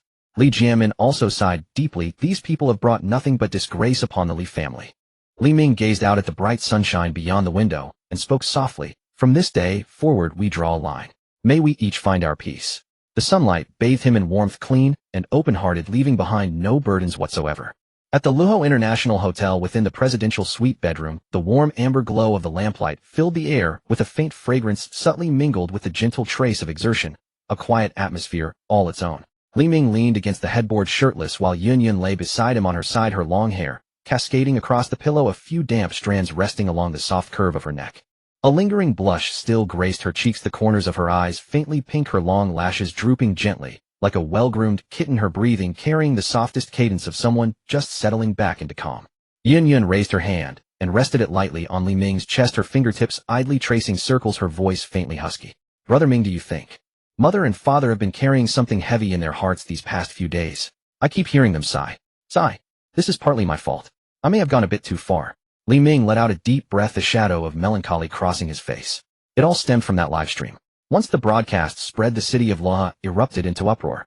Those relatives who had come knocking were instantly transformed into the laughingstock of the entire city. Everywhere they went, pointed fingers and whispered judgments followed. Some were even scolded by their own families for bringing shame upon the household, and they slunk back to the countryside in humiliation. Li Ming had felt a moment of satisfaction, as though he had finally vented his pent-up frustration. But soon after, he realized he had been so focused on winning that battle that he had neglected his parents entirely. His father Li Jiangwo was a plain and honest farmer who valued family ties above all else in his life. Now that Li Ming had alienated those relatives so completely, his father felt torn between guilt and sorrow, convinced it was all his fault in some way. His mother Wang Chuanfan faced the same dilemma. Her own family had many siblings, and those relatives who had not appeared in person had also complained to her privately. Your son showed no respect at all. Caught between two sides, she felt increasingly distressed. Li Ming could sever ties with those calculating relatives without a second thought, but his parents could not. They had spent their entire lives navigating the delicate web of human relationships, and what Li Ming had done so abruptly must have weighed heavily on their hearts. I was blinded by anger at the time, and failed to consider how Mom and Dad would feel. Li Ming lowered his head and pressed a gentle kiss to the crown of Yun Yun's hair, regret coloring his tone. But what's done is done, and regret won't change anything. I just need to find a way to comfort my parents and smooth things over. If this continues, their health will suffer from the worry, and I would truly be failing as a son. Yun Yun listened quietly and let out a soft sigh. She looked up at Li Ming, her large gentle eyes filled with tenderness. She nestled closer into his embrace, her cheek resting against his solid chest, her voice soft and careful as she offered a suggestion. Brother Ming, I've heard Mother mention before that among all those relatives who came demanding things, only a few households were truly the worst offenders. Most of the other relatives didn't really get involved. Li Ming paused, then nodded. Yes, that's exactly right. On Father's side there are 4 siblings, and only my second uncle and eldest aunt came. On Mother's side there were quite a few relatives as well, but only 2 families showed up. I don't even know the rest. Then think about it. Yun Yun continued in a gentle murmur, nuzzling softly against his chest like a well-trained little animal. After that live stream happened, didn't the relatives who were truly in need become too afraid to ask for help? They originally came seeking real assistance, but because a few bad apples ruined the reputation, they now surely feel embarrassed and fear you might misunderstand them as opportunists too. Li Ming's brows shifted slightly as he found Yun Yun's reasoning quite sensible. Seeing that he was listening carefully, her eyes brightened, and she went on. A few days ago I was scrolling through my phone and saw that some large families handle this exact situation by establishing a family foundation. The idea is that whether direct or collateral relatives, anyone who is truly facing hardship, such as a serious illness in the family, a child who cannot afford school, or someone who wants to start a business but lacks capital, can apply to the foundation for assistance. The foundation sends people to verify each case, and if the situation is confirmed as genuine, they provide appropriate help with all funds coming from the foundation itself. She paused, lifting her gaze to meet Li Ming's, a thread of seriousness in her eyes. Brother Ming, why don't we do the same? Establish a family foundation. At those words, Li Ming was utterly stunned. He looked down at Yun Yun, surprise flickering in his eyes. He never expected that the calm and graceful Yun Yun would come up with such a solution. A family foundation. Li Ming repeated the words, disbelief coloring his tone. Would such a plan even work? I've heard of it before, but I never thought about it in detail. Why wouldn't it work? Yun Yun gently poked his chest, a hint of playful reprimand in her voice. You have more than enough money now. Setting up the initial fund would require only a fraction of what you have. Moreover, doing this would help those relatives who are truly in need and prevent them from suffering in silence. At the same time, it would silence those idle gossipers. They certainly couldn't call you cold and heartless after this, could they? You'd be doing a virtuous deed. After the livestream incident spread across the internet, there had indeed been many who criticized Li Ming. He's such a successful businessman. How could he possibly care about a little money? He's completely heartless. Yin Yun certainly did not want people speaking ill of Li Ming. And most importantly, this approach would also relieve the burden on Uncle and Auntie. Their greatest worry is that you've cut off contact with your relatives, making them feel ashamed in front of others. If you take the initiative to announce that you're establishing a family foundation to support relatives who are truly struggling, father and mother would be overjoyed. Their concern would be resolved. After Yin Yun finished speaking, she looked at Li Ming with quiet expectation. Li Ming fell silent, his fingers gently stroking Yin Yun's long hair, his heart in turbulent motion. Yin Yun was absolutely right. He had only seen the greedy and ungrateful relatives and failed to consider those who were genuinely in need of help. Establishing a family foundation would help those in need, give his parents peace of mind, and restore his own reputation. It was a solution that addressed three concerns at once. This idea is truly excellent. Li Ming came back to himself and looked down at Yin Yun, admiration and tenderness shimmering in his eyes. Yin Yun, you are truly my lucky star. I've been worrying about my parents' situation for days, and in one sentence you enlightened me. Yin Yun's cheeks flushed slightly at his praise, and an involuntary smile curved her lips.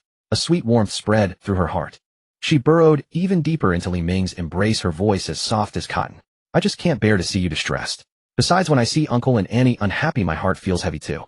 I've been thinking about this plan for several days, but was too shy to bring it up, afraid you'd think I was meddling. How could this be meddling? Li Ming gently caressed Yin Yun's breathtaking face. To celebrate this, I've decided to reward you properly, he said with a mischievous smile. A reward? What kind of reward? Yin Yun's eyes sparkled with curiosity. But barely had she finished speaking when Li Ming rolled over and captured her lips in a kiss, his hands growing bolder. Is this the reward, eh? Yin Yun was momentarily bewildered. It was quite different from what she had imagined. A foundation. Li Jiangwo's hand holding a cup of water halted mid-air, and a glint of light suddenly burst forth from his cloudy eyes. Wang Chuanfan beside him rubbed the wrinkles on her apron with excitement, and the furrowed brows along with the worry that had gathered like mist instantly dissipated. Good, this is a wonderful idea. It's so reliable. Li Jiangwo's voice trembled slightly as he placed the cup on the table, the bottom hitting the surface with a clatter brimming with uncontrollable joy. Wang Chuanfan nodded repeatedly, holding Li Ming's hand, reluctant to let go, overwhelmed with emotion. Mom, Dad, this was actually Yin Yun's idea. Li Ming looked tenderly at Yin Yun beside him. Yin Yun's cheeks flushed slightly, her fingers unconsciously twisting the hem of her clothes, a hint of shyness flickering in her clear eyes. She hadn't expected Li Ming to mention her. Good. Yin Yun is such a thoughtful and kind-hearted girl. Wang Chuanfan felt more fond of Yin Yun by the moment, thinking she was a perfect match for her son. She gently patted Yin Yun's hand. From now on, you are our Li family's acknowledged daughter-in-law, and no one can change that. Yin Yun's face grew even redder, her head lowered, the tips of her ears tinged with pink, but a smile crept onto her lips, warmth filling her heart. She knew that Li Ming's willingness to heed her advice was more precious than anything. It's settled. The foundation must be established, and we'll put in 1 billion. Li Ming slapped his thigh, his tone decisive and without hesitation. 1 billion. Li Jiangguo and Wang Chuanfan both gasped, their joy instantly turning to astonishment. 1 billion was no small amount. Even with Li Ming's considerable wealth, it seemed too casual. Yin Yun also looked up at Li Ming, her eyes full of confusion. Li Ming, isn't 1 billion too much? We could start with a smaller amount, test the waters. Not too much. Li Ming shook his head, his gaze firm. The 4 billion investment in Luozi City is for development. This 1 billion foundation is for the people's hearts. The foundation is not just for helping the Li family, it also faces society. In Luozi City, how many children can't go to school because of poverty? How many families can't afford medical treatment? He paused, then continued, moreover, this foundation is not about giving money for free.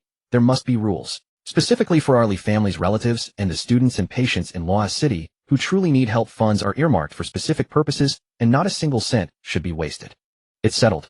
Yin Yun will be the chairperson, and Dad, you can be the honorary vice chairperson. Yin Yun and Li Jiangguo exchanged glances, seeing agreement in each other's eyes. But the next moment, they both spoke up in refusal. Me chairperson. No. Xiaoming, I can't take the vice chairperson role. You should find someone else. Li Jiangguo quickly waved his hand. He had been an ordinary worker all his life and had never dealt with managing a foundation, afraid of ruining his son's good intentions. Yin Yun also grew anxious, gently tugging Li Ming's arm. I just came up with the idea. How could I be the chairperson? This foundation is such a big deal. You need someone more experienced. I'm not up to it. Li Ming, however, waved his hand and pressed both their hands down with a smile. Dad, you're my father. Holding the title of vice chairperson is perfectly legitimate. You don't need to handle the specifics, just show up occasionally to lend presents so the relatives know this foundation is genuinely run by our Li family. Yin Yun, you must take this role. He looked at her with gentle yet earnest eyes. This foundation will be called the Destiny Foundation, a homophone for Ming and Yun. I want you to be the chairperson because you are meticulous, kind, and best understand the struggles of ordinary people. The location for the foundation has already been decided. Li Ming had already negotiated with Yin Shilong and purchased a building from him for 150 million. This will use up Yun Yun's 100 million special fund, plus an additional 50 million. The building will be registered in Yun Yun's name and will serve as the foundation's office. A building bought for 150 million. As the foundation's office. Yun Yun was completely stunned, her eyes wide, unable to believe her ears. She hadn't expected Li Ming to be so eager for the foundation that he bought an entire building and registered it in her name. What? Don't want it. Li Ming raised an eyebrow at her. No. Yun Yun quickly shook her head, but her eyes grew a bit warm, 1,000 words stuck in her throat, finally turning into a single sentence. Thank you, Li Ming.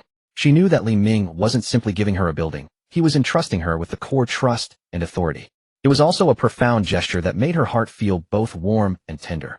Li Ming smiled and didn't say more, turning to call Yin Shilong to arrange the procedures immediately. The office building owned by Yin Shilong, located in the prime downtown area of Luoha City, was transferred that same afternoon. The building was new, exquisitely decorated, 3 stories high, enough to accommodate dozens of staff members with dedicated reception and meeting rooms. The next day, a bombshell announcement completely shook Luoha City. Li Ming, chairman of Sanshin Capital, after completing the 4 billion city investment project, invested another 1 billion to officially establish the Destiny Foundation. The foundation's office was the 150 million downtown building, with Yun Yun as chairperson and Li Jianguo as honorary vice chairperson. The core beneficiaries were divided into 2 categories. First, all relatives of the Li family addressing their medical care, children's education, and providing startup funds. Second, all citizens of Luoha City offering full or partial financial assistance to students who dropped out due to poverty and families in financial distress unable to afford medical treatment. The news first exploded among the Li family circle. After the live broadcast incident, the relatives had almost lost hope in Li Ming. Suddenly, hearing this news, their attitudes changed dramatically. Li Jianguo and Wang Chuanfin's phones rang incessantly. Answering the calls and hearing the relatives' warm greetings, they felt a mix of emotions. In the past, when the family was poor, some relatives kept their distance while others gossiped behind their backs. Now, upon hearing about the foundation, they all came crowding back. But Li Ming did not hold a grudge. He simply said calmly, "We are all family. If you have difficulties, just say so, and the foundation will help solve them. However, you must follow proper procedures and not cause any trouble." The relatives nodded repeatedly, treating Li Ming's words as an edict, and left with endless gratitude. They knew in their hearts that being connected to Li Ming meant a complete turnaround in their lives. Meanwhile, ordinary citizens of Luoha City, upon learning the news, were also buzzing with excitement. Luoha City was a small 4th-tier city, and many families faced the difficulties of expensive medical care and education. Previously, people with serious illnesses could only wait at home, giving up hope. Children who got into college had to drop out because they couldn't afford tuition. Now, with Li Ming investing 1 billion to establish the foundation, it was like throwing a reassuring pill to the entire city. The leaders of the Luoha City Education Bureau contacted Li Ming immediately, bringing a stack of student profiles in need of assistance. Among those students were top scorers in the college entrance exam whose parents were unemployed and couldn't afford tuition. Others were outstanding middle school students whose families had encountered misfortune, struggling even with basic living expenses. The Education Bureau official shook Li Ming's hand, too moved to speak. "Chairman Li, you have done a great deed. These children's future success will all be thanks to you." The director of the Luoha City People's Hospital also arrived, bringing a list of hundreds of impoverished patients. These patients included elderly people living alone, the disabled, and ordinary families whose breadwinner had fallen ill. Unable to afford surgery, they could only endure their ailments day by day. The director said, "Chairman Li, with your foundation we can reduce or even waive fees for these patients. They finally have a chance to survive." The news quickly spread through every street and alley of Luoha City. People everywhere were talking about Li Ming and the Destiny Foundation. This Li Ming is truly a great philanthropist. I used to think he was just a businessman focused on making money, but I didn't expect him to have such a conscience. 1 billion. He gave it away without hesitation, such boldness. And that building directly used as the foundation's office. How generous. My grandson is going to college next year, and I was worried about tuition. Now there's hope. The Destiny Foundation is truly our life-saving foundation. I used to hear that rich people were stingy, but now it seems Chairman Li is a real philanthropist. In response, Fang Zhenjiang personally met with Li Ming, shaking his hand and praising him repeatedly. "Comrade Li Ming, the contributions you have made to Luoha City will be remembered by all our citizens. The 4 billion investment for economic development and the 1 billion foundation for people's welfare. You are the pride of our Luoha City." Li Ming simply smiled modestly and said sincerely, "Secretary Fang, you flatter me. I was born in Luoha, grew up in Luoha. This is my root. I donated this money not for fame, but to ensure that the people of Luoha can live a better life, that children can study in peace, and that patients can afford medical care. This is what I should do." Within just 1 week, the foundation's office phone was overwhelmed, receiving hundreds of calls daily from students applying for aid, patients seeking help, and grateful citizens. The foundation staff worked tirelessly, yet everyone was full of energy. Yun arrived at the office early every day, reviewing documents and coordinating needs, often forgetting to eat, but her face was always radiant with smiles. Li Ming was also busy, taking time each day to visit the foundation, check the paperwork, chat with the staff, and occasionally personally meet with some particularly difficult cases. Once a middle-aged woman in worn-out clothes came crying, saying her son had leukemia, and the family had exhausted all savings and was deeply in debt with no way out. After reviewing her documents, Li Ming immediately approved a grant of 500 yuan and personally escorted her to the hospital, instructing the doctors to provide the best treatment. The woman grabbed Li Ming's hand, dropped to her knees, and sobbed uncontrollably. "Chairman Li, you are our family's great benefactor. My son can be saved. My son can be saved." Li Ming quickly helped her up and said gently, "Sister, please don't do this. This is what the foundation is supposed to do. Cooperate with the doctors for treatment and your child will recover." The story soon spread and more people felt immense gratitude toward Li Ming and the Destiny Foundation. Some sent banners to the foundation inscribed with "Caring for the people, boundless love." Others brought fruits and flowers to express their appreciation. Yet Li Ming remained calm and low-key. He did not accept media interviews or heavily publicize his good deeds, simply quietly doing what needed to be done. In his view, establishing a foundation with 1 billion was not a remarkable feat, but merely doing his part. His intentions were simple: first, to give back to his hometown and make Loha the place that nurtured him a better place. Second, to support his relatives and not forget his roots. Third, to honor Yun's kindness and give her compassion a place to thrive. Fourth, to let those in need see the light of hope and no longer be crushed by fate. And all of this was observed and remembered by Yun. She watched Li Ming work tirelessly for the foundation, treating every help seeker with patience and warmth, and her love for him grew deeper. She knew she had not misjudged him. This seemingly aloof man actually possessed the softest and most benevolent heart. Li Jiangguo and Wang Chuanfin also frequently came to the foundation to help organizing documents and receiving visiting relatives, busily enjoying themselves. The elderly couple watched their son bustling about, saw the foundation help one person after another, and witnessed the smiles returning to the faces of Loha citizens. Their hearts were filled with pride and comfort. They could finally rest assured that their son was not only capable, but also had a conscience, a true man. The establishment of the Destiny Foundation was like a ray of sunlight illuminating the lives of countless people in Loha City. Families once trapped in despair rekindled their hope. Children who had dropped out of school picked up their books again. Patients once tormented by illness saw the possibility of recovery. And Li Ming, through this 1 billion foundation, firmly established his place in Loha City. He was no longer just a wealthy investor, but a warm-hearted citizen of Loha. The reputation of Sanshin Capital grew even stronger, and many enterprises expressed their desire to follow Li Ming's example and actively engage in public welfare. For a time, a wave of public welfare swept through Loha City, with various charitable projects sprouting up, making the city increasingly warm. As the sun set, golden rays bathed the Destiny Foundation, building its glass facade reflecting the twilight, appearing exceptionally radiant. Yun stood by the office window, gazing at the bustling crowds below and the increasingly prosperous scenery of Loha City, a smile of contentment on her lips. Li Ming walked over to her and gently placed his arm around her shoulder. "What are you thinking about?" "I'm thinking how lucky I am to have you." Yun turned to look at him, her eyes full of tenderness. "If it weren't for you, my ideas might have remained just ideas." Li Ming lowered his head and gently kissed her forehead, his voice low and warm. "I should be the one saying thank you. You made me realize that besides making money and becoming stronger, there are so many meaningful things to do." Outside the window, the evening breeze gently blew, carrying the scent of the city's life. In the distance, the sky was ablaze with sunset colors like a magnificent painting. The lights of the Destiny Foundation gradually lit up, casting a warm glow over the entire building and illuminating the hopes of countless people. Jiangqing University. Female dormitory room, 402. Hua Siren sat at her desk, her eyes fixed on the textbook, but her mind had long wandered far away. Her brows were tightly knitted, her gaze vacant and hollow. She had remained motionless in this posture for quite a while. Lin Yu had just returned from outside. The moment she entered and saw Hua Siren in such a state, she knew something was amiss. Lin Yu and Hua Siren had always shared a good relationship. Not to mention that now Hua Siren and her boss had mutual feelings for each other, with only a thin veil remaining between them. In Lin Yu's eyes, it was only a matter of time before Hua Siren became her close sister. Lin Yu set down the things in her hands and quickly walked over to Hua Siren's side, asking with concern, "Siren, what's really going on with you? You've been gloomy all day, and you've been tossing and turning at night, unable to sleep. Is there something on your mind?" Startled by her call, Hua Siren hurriedly pulled herself together, forcing a look of normalcy. She whispered a lie to Lin Yu, saying that she was just stressed about the upcoming exams. Lin Yu knew her too well, as she saw through the excuse at once and couldn't help teasing her with a smile. "Don't fool me. I don't think it's stress. I think you're missing the boss, aren't you, eh?" At these words, Hua Siren's face flushed crimson instantly. She lowered her head and vehemently denied it. Don't talk nonsense. No, I'm not. Seeing her shy reaction, Lin Yu laughed heartily, muttering that she herself hadn't seen their boss Li Ming in nearly 2 months and was actually missing him a bit. After muttering, Lin Yu immediately switched to a serious tone and asked about the pressing matter. Winter break is almost here. The school will be closed by next weekend. Have you bought your ticket yet?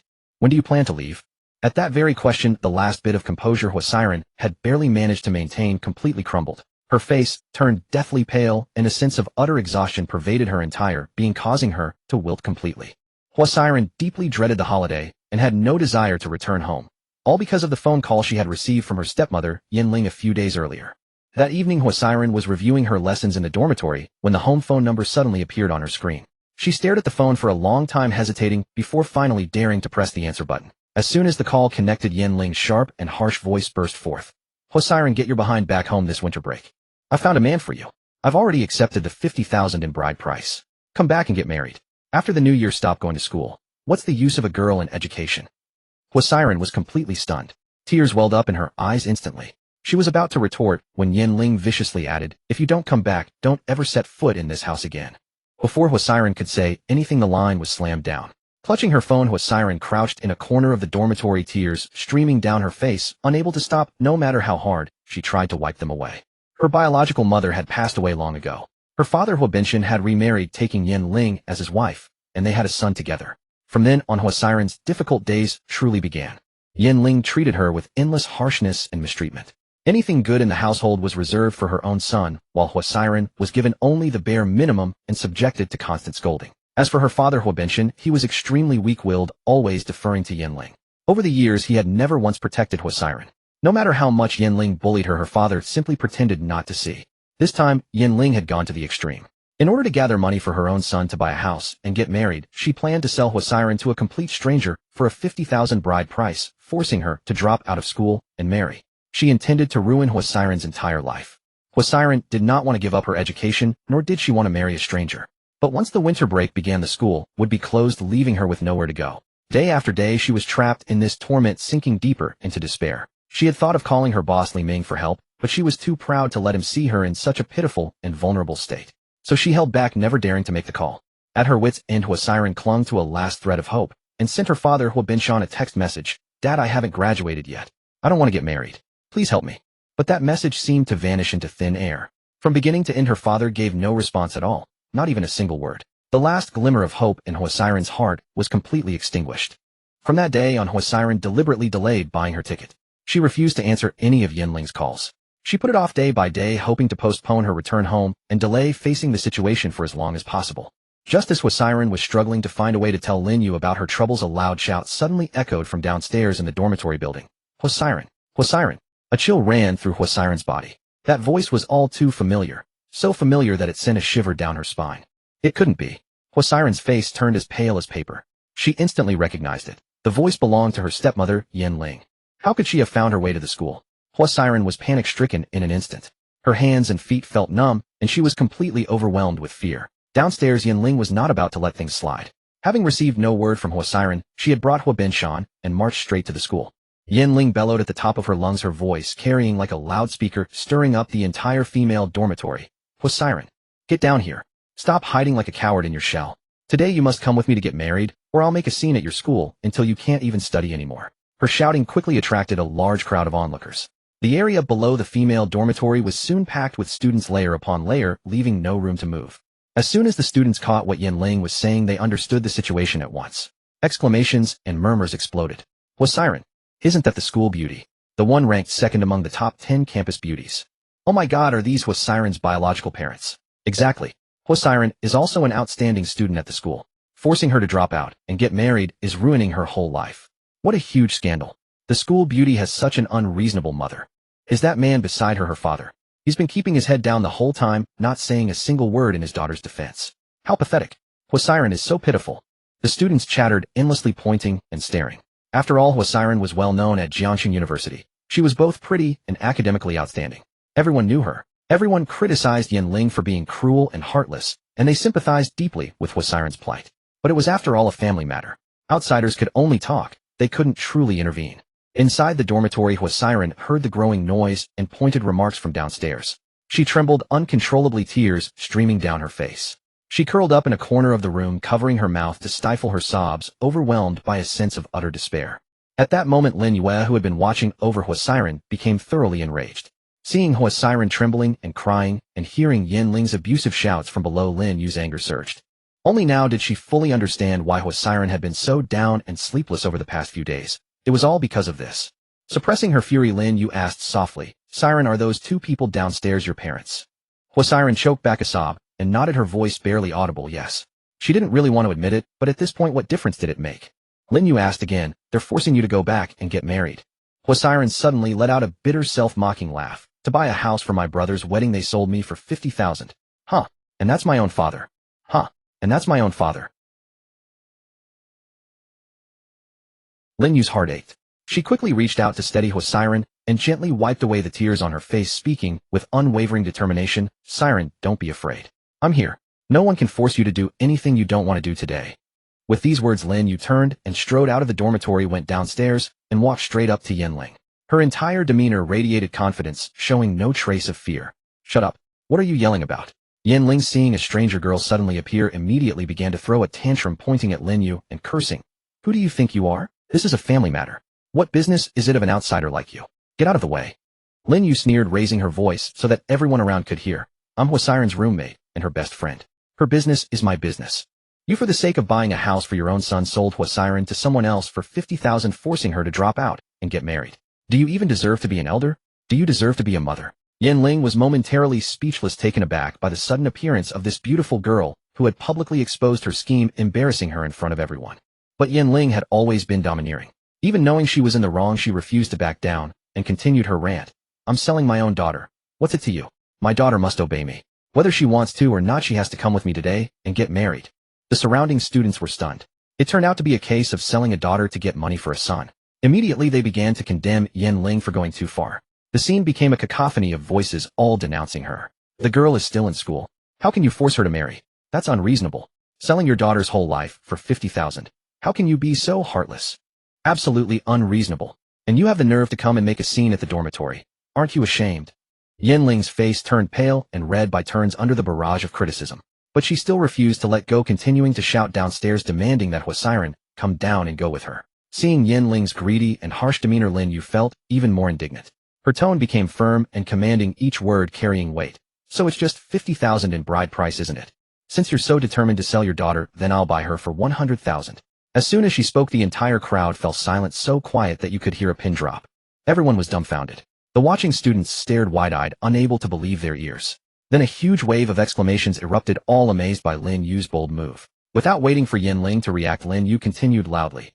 "After you receive this 100,000, Huasiren will have nothing to do with your family from now on. If you ever come to bother her again or force her to do anything she doesn't want to, I'll call the police at once and report you for selling a marriage and coercing a wedding. You'll face legal consequences." Yin Ling was completely stunned. Her mind was fixated on the words 100,000, and she didn't register a single word of what Lin Yu had said after that. Her voice trembling with excitement, Yin Ling quickly asked, 100,000. Are you serious? You're not lying to me. Lin Yu's gaze was resolute as she replied word by word. "I mean what I say. I won't go back on my word." Hearing this, Yin Ling's eyes lit up. 100,000. Not only could she buy a house, but she could also get a car. It was double the 50,000 she had originally expected, a windfall from heaven. Without a second thought, she agreed immediately. "Fine. Once the 100,000 is in my account, Huasiren is yours. She'll have nothing to do with our family anymore." Yin Ling felt overjoyed, thinking that this trip to the school had been a stroke of luck. She had only come to force Huasiren home for the 50,000, but now she was getting an extra 50,000. She never once considered Huasiren's well-being. In her eyes, Huasiren was just a tool for making money. Now that she could sell it for a higher price, she was delighted. As for Huasiren's father, Huabinshan, he had not uttered a single word from beginning to end. Lin Yu gazed at Yin Ling's insatiably greedy expression, then recalled Huasiren trembling in fear upstairs in the dormitory, and firmly resolved in her heart that she must shoulder this matter. Without a second thought, she pulled out her phone, her fingers flying across the contact list until she found the number labeled boss and dialed it directly. The phone was answered within 2 rings. Lin Yu took a deep breath and said, "Boss, could you please transfer 1 million yuan to me? It's urgent." Ever since following Li Ming, Lin Yu had never lacked for anything. Food, clothing, shelter, and transport were all meticulously provided by her boss. Yet the cash in her own hands still fell far short of 1 million yuan. Besides, the Huasiren incident had escalated so dramatically that she could hardly keep it from her boss. She had to lay everything out plainly. In truth, Lin Yu also harbored a quiet hope. Her boss had been in Luoha City for over 2 months, and she had long missed him. Now that such a serious matter had befallen Huasiren, her boss would surely grow concerned upon hearing the news and might return to Jiangcheng immediately. The thought of seeing him soon gave Lin Yu an extra measure of courage. Meanwhile, far away in Luoha City, Li Ming was troubled, feeling as though his recent actions had backfired upon himself. He had originally founded the Destiny Foundation with noble intentions, but Yun Yun had thrown herself wholeheartedly into its work, leaving him with far less of her companionship than before. With the Lunar New Year barely a month away, he had been contemplating whether to return to Jiangxing first. After all, he had been away in Luoha for over 2 months, and many people in Jiangxing were still waiting for him.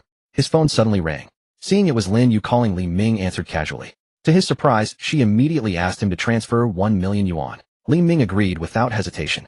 But then Lin Yu's next words made his expression darken instantly, his brows knitting tightly together. His mood grew increasingly somber.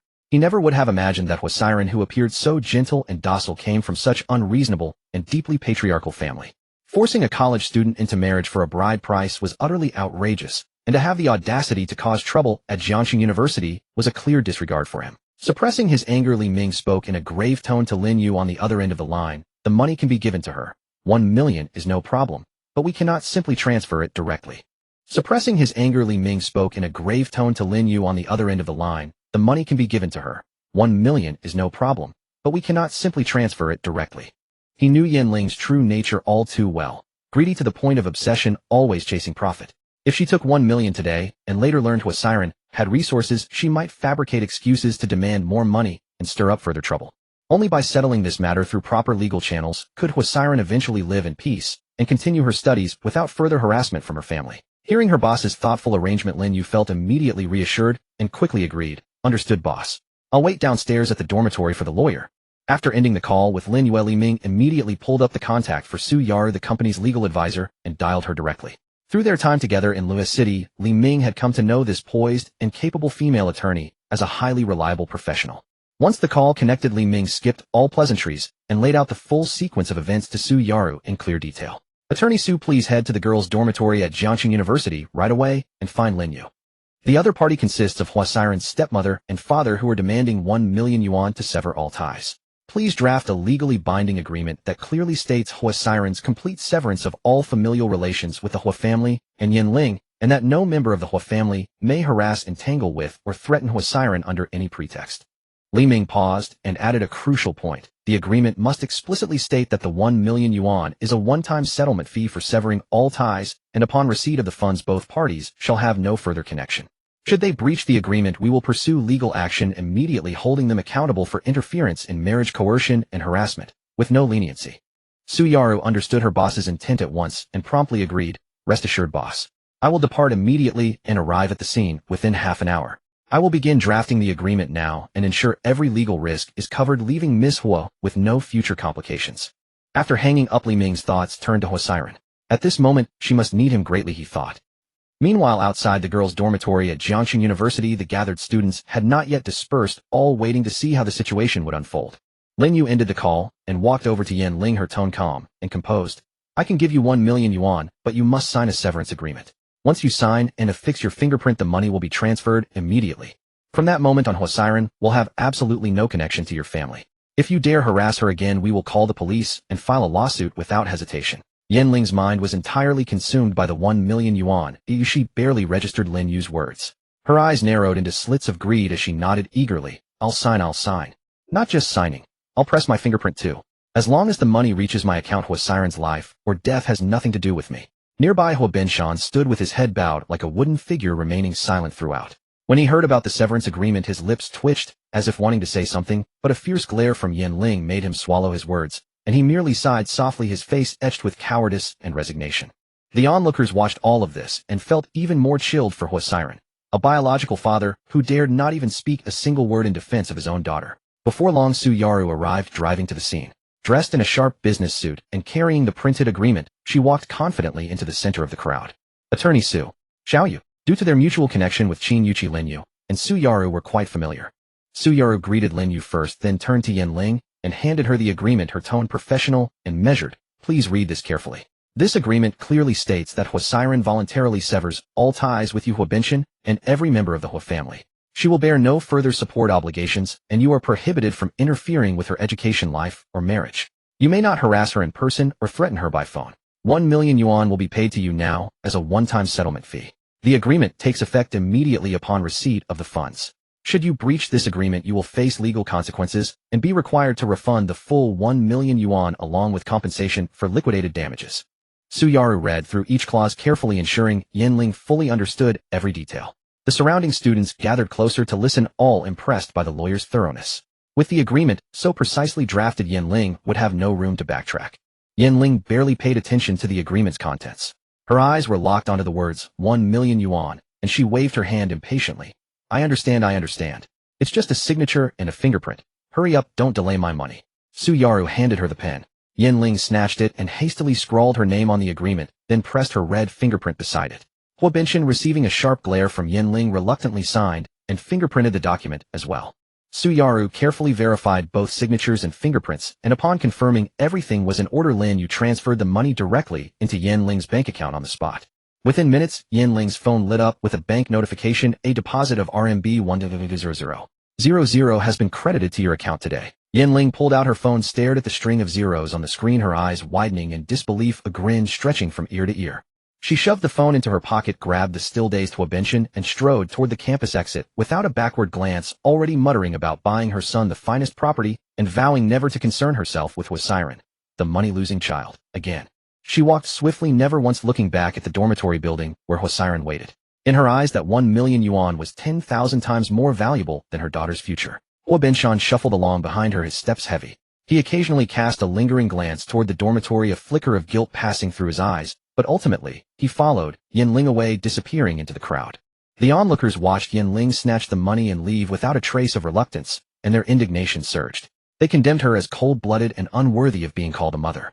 At the same time, the way the students looked at Lin Yu had changed. With wealth at her disposal and a lawyer available at a moment's notice, this campus beauty queen was far more formidable than anyone had imagined. Lin Yu watched Yanling and Huo Binshan disappear into the distance, finally exhaling in relief. She bid farewell to Su Yaru and returned to the dormitory. Pushing open the dormitory door, she found Huo Siren leaning against the wall, tears still streaming down her face. But these were tears of gratitude and released grievance, not fear or despair. Huo Siren looked at Lin Yu, her voice trembling. Yeah, thank you.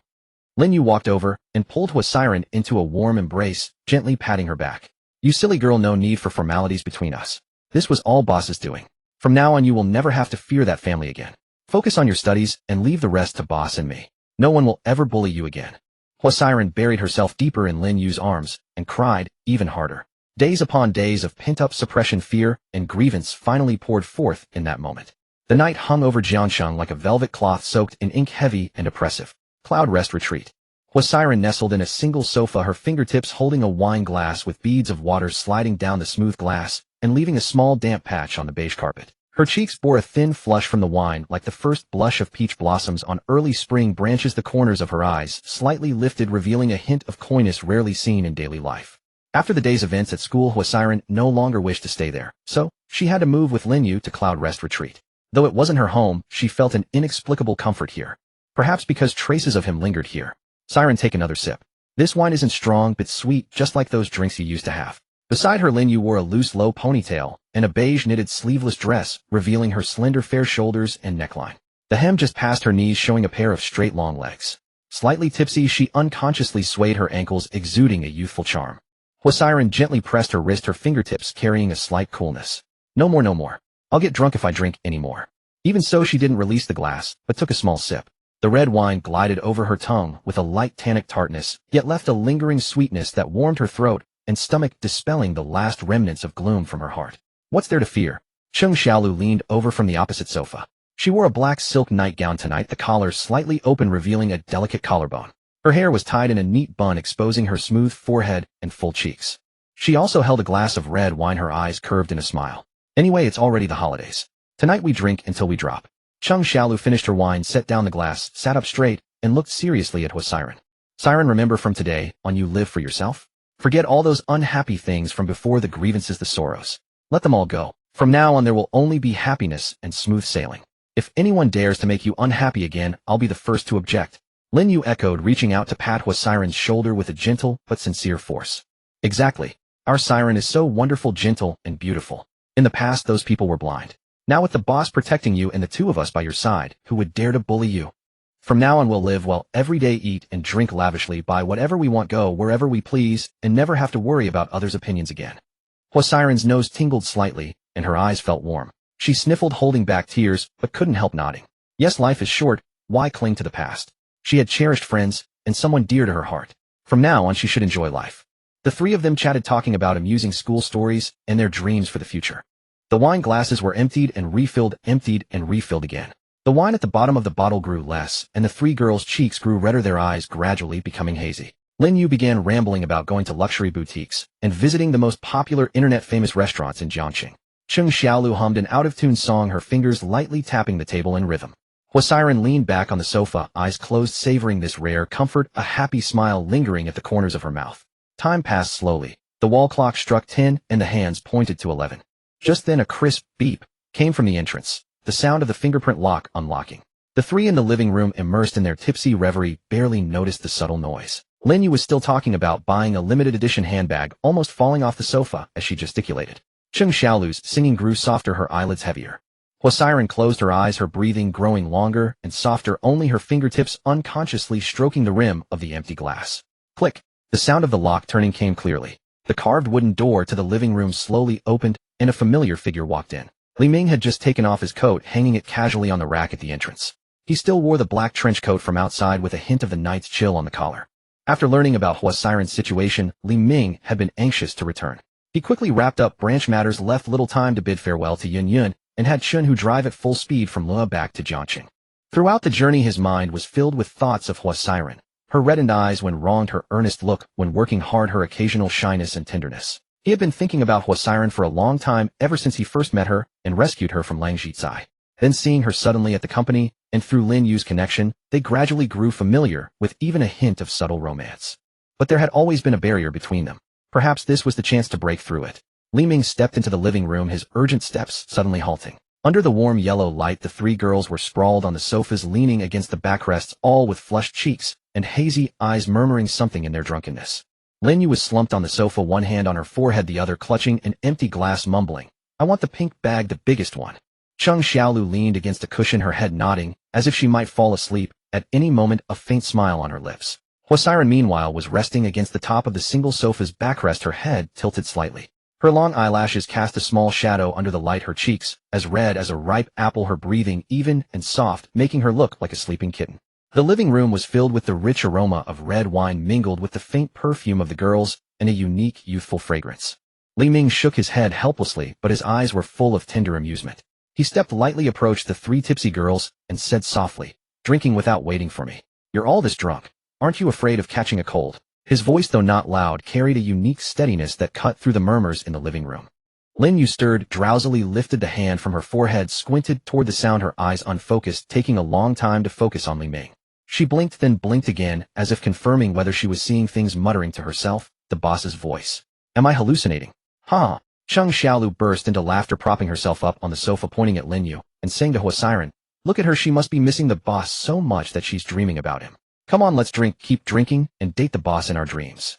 Saying this, Chung Xiaolu reached for the empty wine bottle on the table, but after fumbling, she only touched the bottom of an empty bottle. She paused, then laughed again. "Ah, the wine's finished. Then let's drink in our dreams. There's plenty of wine there." Hwasiren, who had been closing her eyes, suddenly opened them wide upon hearing the word boss, as if a nerve had been touched. Hwasiren rubbed her sleepy eyes first, then looked toward the sound, and when she clearly saw the person standing there, her entire body froze instantly. It was him. It was truly him. Hwasiren's heart gave a sudden thud, as if it might leap from her throat. She instinctively rubbed her eyes, wondering if she had drunk too much and was hallucinating. But after rubbing several times, the figure before her remained clear without a trace of blur. Wasn't he in Lua? How could he have suddenly returned? Hwasiren's lips trembled slightly, wanting to say something, yet not knowing what to say. The joy within her surged like tidal waves, wave after wave, overwhelming her mind. She had never imagined seeing him in such a way. On a night when she had let down all her guards and relaxed completely, he appeared like an unexpected surprise crashing into her world. Li Ming watched Hwasiren's stunned expression, then glanced at her flushed cheeks and slightly parted lips, his smile deepening in his eyes. He walked over slowly, his gaze sweeping over the empty wine bottles on the table and the three slightly tipsy girls, and asked softly, "How much did you drink? All of you like this?" His voice was gentle, yet it felt like a calming anchor, instantly bringing Hwasiren back to her senses. Huasiren suddenly sat up straight on the sofa, the wine's effect seeming to disperse more than half from the surprise, leaving only the warmth spreading across her cheeks. She looked at Li Ming, her eyes filled with disbelief and an undeniable joy. Why are you back? I was worried about you. Li Ming walked up to her and stopped, his gaze resting on her flushed cheeks. He reached out and gently brushed aside a stray strand of hair near her face. The casual touch of his fingertips against her skin sent a warm sensation that made them both pause for a moment. I heard you were wronged. How could I rest easy staying in Loa? Huasiren's heart beat even faster and the warmth on her cheeks rose another degree. She instinctively leaned back slightly, yet could not help but look up at him. The man before her was the one who had extended a helping hand without hesitation during her most difficult times, the one who had given her the first feeling of being protected. At that moment, Lin Yu finally fully realized what was happening. Her body, which had been slumped on the sofa, suddenly sat upright, her eyes lighting up as the wine's effects dispersed more than half. She stumbled to her feet from the sofa, her steps unsteady from drinking too much, nearly losing her balance. Fortunately, Li Ming quickly reached out and steadied her. Boss, it's really you. Lin Yu exclaimed with joy, as if she had seen something incredibly wonderful, and threw herself forward, bumping into Li Ming's embrace. She wrapped her arms tightly around his waist, burying her face against his chest and nuzzling gently. Boss, you're back. Why did you return so quickly? Why didn't you say anything in advance? Li Ming could barely breathe from her tight embrace, yet he still patiently patted her back, his tone carrying a helpless fondness. Let go, you're squeezing the breath out of me. But Lin Yu had no intention of letting go. She had drunk quite a bit that day and hadn't seen Li Ming for so long, so her longing and happiness surged forward, her arms growing tighter around him. Not letting go? I'm not letting go. I miss you so much, boss. Cheng Xiaolu also came to her senses at this moment. She rubbed her eyes, took in the scene before her, and cleared most of the fog from her mind. She supported her slightly heavy body and slowly rose from the sofa, then walked toward Li Ming. She gently rested her hand on his arm, her eyes carrying a soft, affectionate smile, her voice tender. Boss, you're finally back. Li Ming glanced down at Cheng Xiaolu, then at Lin Yu, who was still clinging to him tightly, a trace of helplessness flickering in his eyes, yet he did not push them away. All right, yeah, let go first. Li Ming gently patted Lin Yu's back, trying to ease her away. But Lin Yu seemed glued to him, refusing to let go no matter what, burying her face even deeper. No, boss, hold me once, just once. Huasiren sat on the sofa watching the scene before her, a touch of envy and shyness rising in her heart. She took a deep breath, gathered her courage, and rose from the sofa, walking slowly toward Li Ming. Li Ming sensed the movement beside him and turned to look at her. Huasiren stood before him, her height reaching only his shoulder. She tilted her head slightly, gazing into his deep, soulful eyes. The lamplight fell upon her face, tracing the delicate line of her jaw, her flushed cheeks carrying a captivating glow, her long eyelashes trembling softly like a butterfly about to take flight. Her hand gently rested on Li Ming's shoulder, the cool touch of her fingertips allowing her to clearly feel the contours of his shoulder muscles.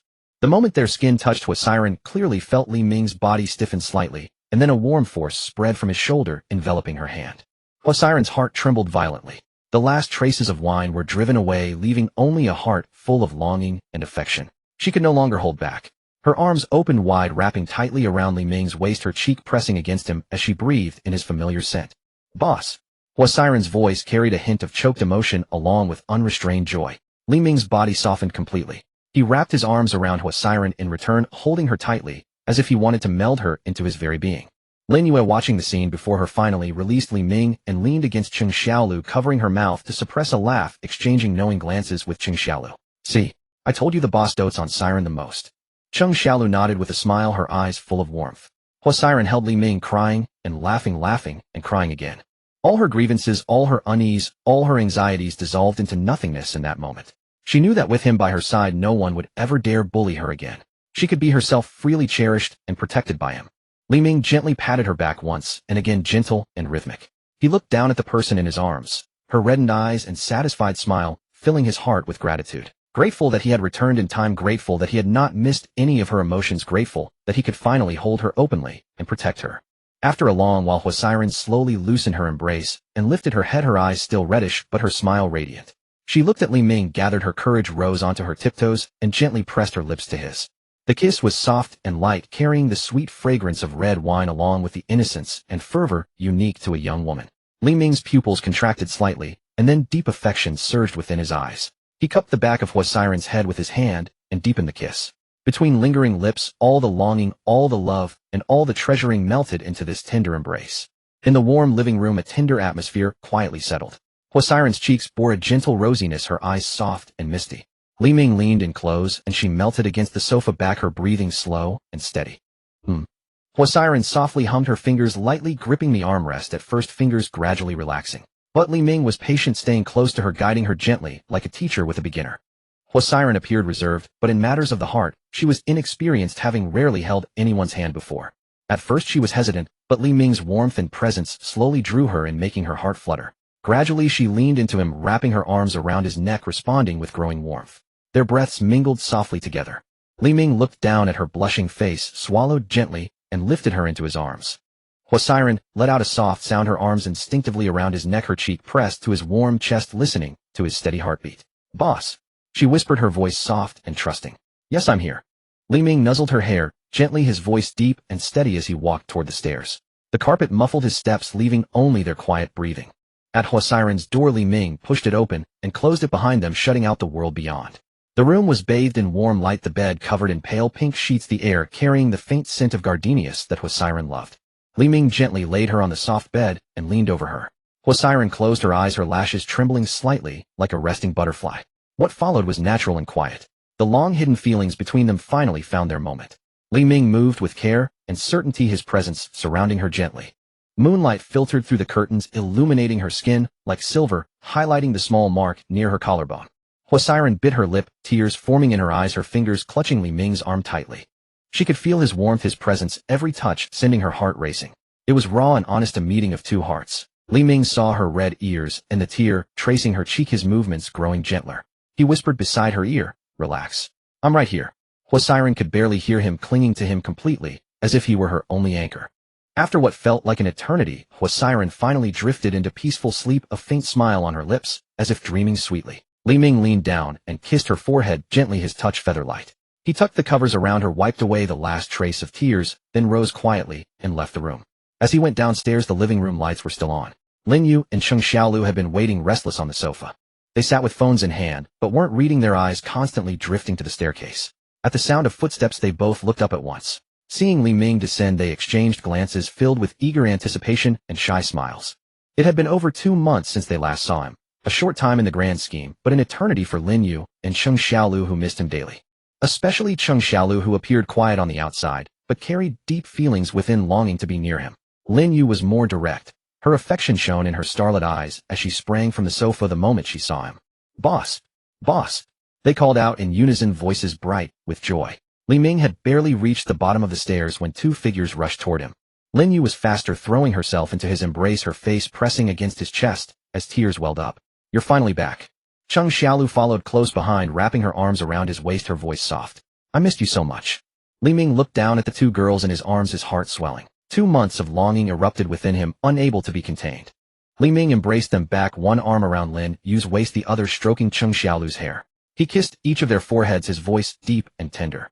"I missed you too." Cheng Xiaolu looked up, her eyes glistening, and rose on her toes to press a kiss to Li Ming's lips. Her kiss was gentle, yet bold, soft, and timid like a fawn's heartbeat. Li Ming responded to her, his hand settling gently around Lin Yu's waist. Lin Yu couldn't wait any longer. As soon as Cheng Xiaolu stepped back, she leaned in, wrapping her arms around his neck, her kiss passionate and playfully commanding. Li Ming chuckled softly, holding both girls as he stepped backward toward the sofa. Once seated, he gathered them both into his arms. Lin Yu sat to his left, her cheek resting on his shoulder, her fingers lightly tracing the edge of his clothes. Her voice was soft. "Boss, how long will you stay this time?" "As long as you need me." Li Ming nuzzled her hair, then turned to Cheng Xiaolu, gently pinching her cheek. "If you miss me, stay by my side every day." Lin Yu's eyes lit up. She leaned in and kissed his cheek, smiling brightly. "You promised. No backing out." "I won't," Li Ming replied with a smile, looking at the 2 beautiful girls in his arms, his heart full. Moonlight streamed through the curtains, falling upon the 3 of them. The warmth in the living room deepened, richer than before. Lin Yu and Cheng Xiaolu exchanged glances, each reading the same longing in the other's eyes. 2 months of waiting had built not just missing, but a deep yearning. They leaned in together, kissing his lips, his jaw, his neck. Li Ming sighed softly, pulling them closer, returning their warmth. Laughter and soft breaths wove together in the night, creating the most beautiful melody. To Li Ming, both girls were treasures he held dear, and he would cherish them endlessly. And for Lin Yu and Cheng Xiaolu, holding the one they loved, feeling his warmth, listening to his heartbeat. This was the greatest happiness in the world. The night was long and tenderness had only just begun. Fengla Building's Sanshan capital. In Jiangqing, winters always carried a damp, biting chill, yet Fengla Building, situated in the prime downtown district, always brimmed with youthful vitality. Especially on the 21st floor where Sanshan Capital resided, it was known as the most enviable company, not merely throughout the building, but across all of Jiangxing. With less than half a month remaining until the Spring Festival, the entire city was wrapped in a rich festive atmosphere. Red lanterns hung from every street, cheerful New Year melodies played on loop in shopping malls, and hope for the holiday brightened every face. Within Sanxing Capital's office area, although everyone remained at their posts, their minds had already drifted toward returning home for the new year and visiting relatives and friends. The reception area was spacious and bright, its pale gold decor complemented by soft, warm lighting, exuding both elegance and comfort. Behind two exquisite reception desks, Zhao Xiaodang and Ma Yi leaned close together, heads nearly touching, whispering excitedly, like two cheerful little sparrows. From submitting their resumes to interviews and finally starting work, their entire journey at Sanxing Capital had felt like a dream. After all, both were fresh college graduates before this. It began with a chance discovery on a recruitment website where they found Sanxing Capital hiring for front desk positions. The offer was remarkable: a monthly salary of 10,000 yuan, lunch provided, comprehensive holiday benefits, relaxed duties, and no overtime. At first, both suspected it might be a scam, but they submitted their resumes with nothing to lose. To their astonishment, the interview process was remarkably smooth, and they were notified to start that very day, even receiving a month's salary in advance. Only after officially beginning work did they truly understand what people meant by the company everyone admired. The job responsibilities were almost laughably simple: greet visitors, sign for documents, tidy the reception area, and spend the rest of the day largely at liberty. The company never demanded overtime; one could leave precisely on time. Colleagues got along harmoniously, free from office politics, suppression, or unreasonable managers. A monthly salary of 10,000 yuan was simply unmatched compensation for two front desk staff in Jiangxing, a second-tier city. They used to hesitate over purchasing clothes worth a few hundred yuan, but now bought gifts for their families without a second thought. Should I buy my mother a gold pendant or a massage chair?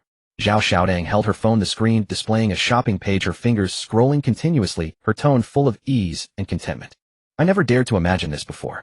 Now that payday has arrived, I can finally let my mother enjoy herself. Ma Yi also held her phone, her eyes crinkled with a smile. I plan to buy my father some fine tobacco and a thick down jacket for my grandmother, for she feels the cold easily. Oh, and I'd also like to get a new phone for myself. Our boss is so remarkably generous, Zhao Xiaodang remarked. I've never seen such a wonderful boss. He rarely comes to the office, yet pays us so well with such excellent benefits. I sometimes worry this job might vanish like a dream. Rest assured, Ma Yi patted her arm. Our boss has more than enough wealth to spare. He founded this company simply for enjoyment, not concerned with profit. As long as we do our work, well, we will remain here indefinitely. The two chatted animatedly, completely immersed in the joy of selecting New Year gifts, entirely unaware of movement near the elevator. Just then a clear ding echoed through the air, and the elevator doors slowly parted. Zhao Xiaodang and Ma Yi straightened with practiced reflexes, their faces breaking into polished smiles, posture impeccable, instantly transforming from chatty friends into professional receptionists. They had been trained at the company. Whenever the elevator chimed, they were to immediately assume a professional stance. But the moment they clearly recognized the person stepping from the elevator, their delicate faces flushed crimson, eyes widening in surprise, and before they could restrain themselves, two startled exclamations burst forth. Oh, the boss. Those cries of surprise and delight were so loud they carried through the entire reception area and well into the office spaces beyond. Li Ming had barely exited the elevator when the sudden shout startled him, his steps faltering, the corner of his mouth twitching. Was he really being treated like some fearsome creature? It was hardly surprising the two young women were so excited. As the founder and sole proprietor of Sanxing Capital, Li Ming had appeared in person fewer times than one could count on a single hand since the company's establishment. All matters major and minor were handled by General Manager Leng Wuyan. To everyone, Li Ming was the very embodiment of mystery, wealth, and handsomeness, a boss who existed more in legend than in reality. Li Ming was dressed in a sharply tailored black casual suit, no tie, the collar slightly open, lending him an air of effortless ease. Tall and well-proportioned, with handsome features and a faint languid quality about his eyes, he simply stood there, yet radiated an unmistakable presence that commanded attention. Behind him followed three beautiful women, each with a distinct charm. On the left, Lin Yu wore a sharp business ensemble, her long hair gathered back, exuding efficiency and composure. In the center, Hua Siren, dressed in soft, ivory casual attire, radiated a gentle warmth like a girl next door. On the right, Cheng Xiaolu stood in a light-toned coat, her stunning beauty and cool elegance making her presence appear almost painterly. The three stunning women trailing behind Li Ming, each more beautiful than the last, formed a breathtaking scene that held all eyes upon them. Sister Lin Yu, Sister Xiaolu, Siren is here too. Upon seeing the trio, Zhao Xiaodang and Ma Yi hurried to offer their greetings. Of course, their closest acquaintance was Hua Siren, given she had previously worked alongside them at the front desk. Zhao Xiaodang and Ma Yi's two exclamations startled not only Li Ming, but sent every employee working in the office area into a nervous jolt. The quiet rhythm of typing fell silent all at once as everyone turned their heads in unison toward the reception area. When the word boss reached their ears, the entire Sanshin capital erupted into excitement. Did I hear that correctly? The boss is here. It really is the boss. Good heavens, how long has it been? I had nearly forgotten what he looks like. Goodness, the boss is still as handsome, as ever more dashing than any television star. Boss, you have finally arrived. I have missed you so much. In an instant, cheers, playful teasing, and excited murmurs rose in waves. This scene resembled nothing so much as fans encountering their idol rather than employees meeting their superior. In other companies, employees might respond with stiff reverence or nervous apprehension when encountering their boss, but at Sanshin Capital, everyone felt only heartfelt gratitude and affection toward Li Ming. They all understood deeply that their generous salaries and excellent working environment were entirely due to a boss who never put on airs and was remarkably generous. Li Ming never mistreated his staff, never demanded unreasonable overtime, and never spoke harshly to anyone.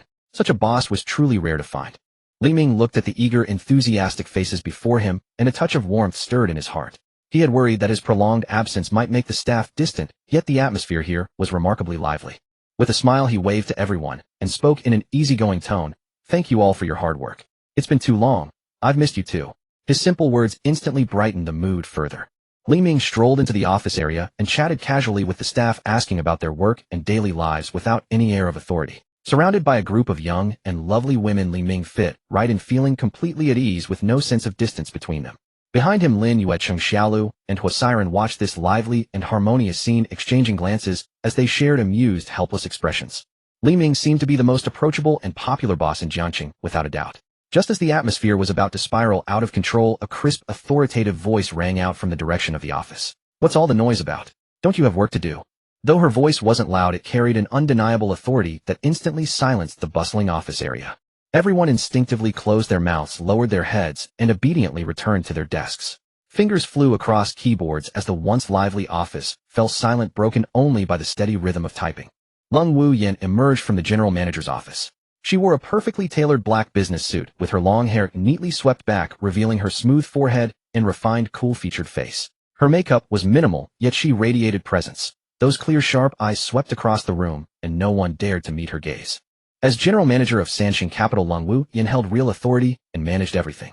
She was decisive and demanding in her work, generous with the staff, but merciless when it came to standards. While the staff might not fear Li Ming as an absentee boss, they genuinely respected this beautiful, yet strict female manager. Lung Wu Yan's gaze immediately found Li Ming at the center of the crowd. Her beautiful eyes narrowed slightly, her expression clearly conveying grievance and dissatisfaction. Her look said it all. "You still remember you own this company. You've been gone so long. Do you really plan to leave it all to me alone?"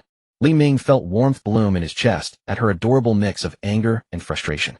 She had shouldered everything since the company's founding, while he, its owner, enjoyed himself day after day. It was indeed unfair. Anyone would have some resentment under those circumstances. Though he had won over this capable and beautiful general manager-in-law, Li Ming still felt a flicker of guilt toward her. Yet Li Ming wouldn't simply indulge her bad temper, for in this company, he was the one in charge. Ignoring everyone's stares, Li Ming walked straight to Lung Wu Yin. Before she could speak, he gently wrapped his arm around her slender waist, bent down, and kissed her soft lips openly before everyone. Time seemed to freeze. Every employee's eyes widened and mouths dropped open in disbelief as they watched the scene unfold. Silence blanketed the entire office. Everyone knew General Lung was aloof and untouchable. Her cool beauty kept people at arm's length, never daring to joke with her or get too close. But now, they were witnessing it with their own eyes. Their mysterious, handsome boss actually pulling General Lung close and kissing her right there in public. What had this ice-cold, untouchable female manager perched so high above everyone quietly fallen for their boss? Shockwaves rippled through the employees' minds. Their eyes sparkled with excitement as their curiosity burned fiercely. Many female employees silently groaned inside. "It's over. The untouchable goddess has been won over by the boss. We need to step up our game." Lung Wu Yin froze completely. Her mind went blank. Her cheeks flushed crimson in an instant, spreading all the way to her ears.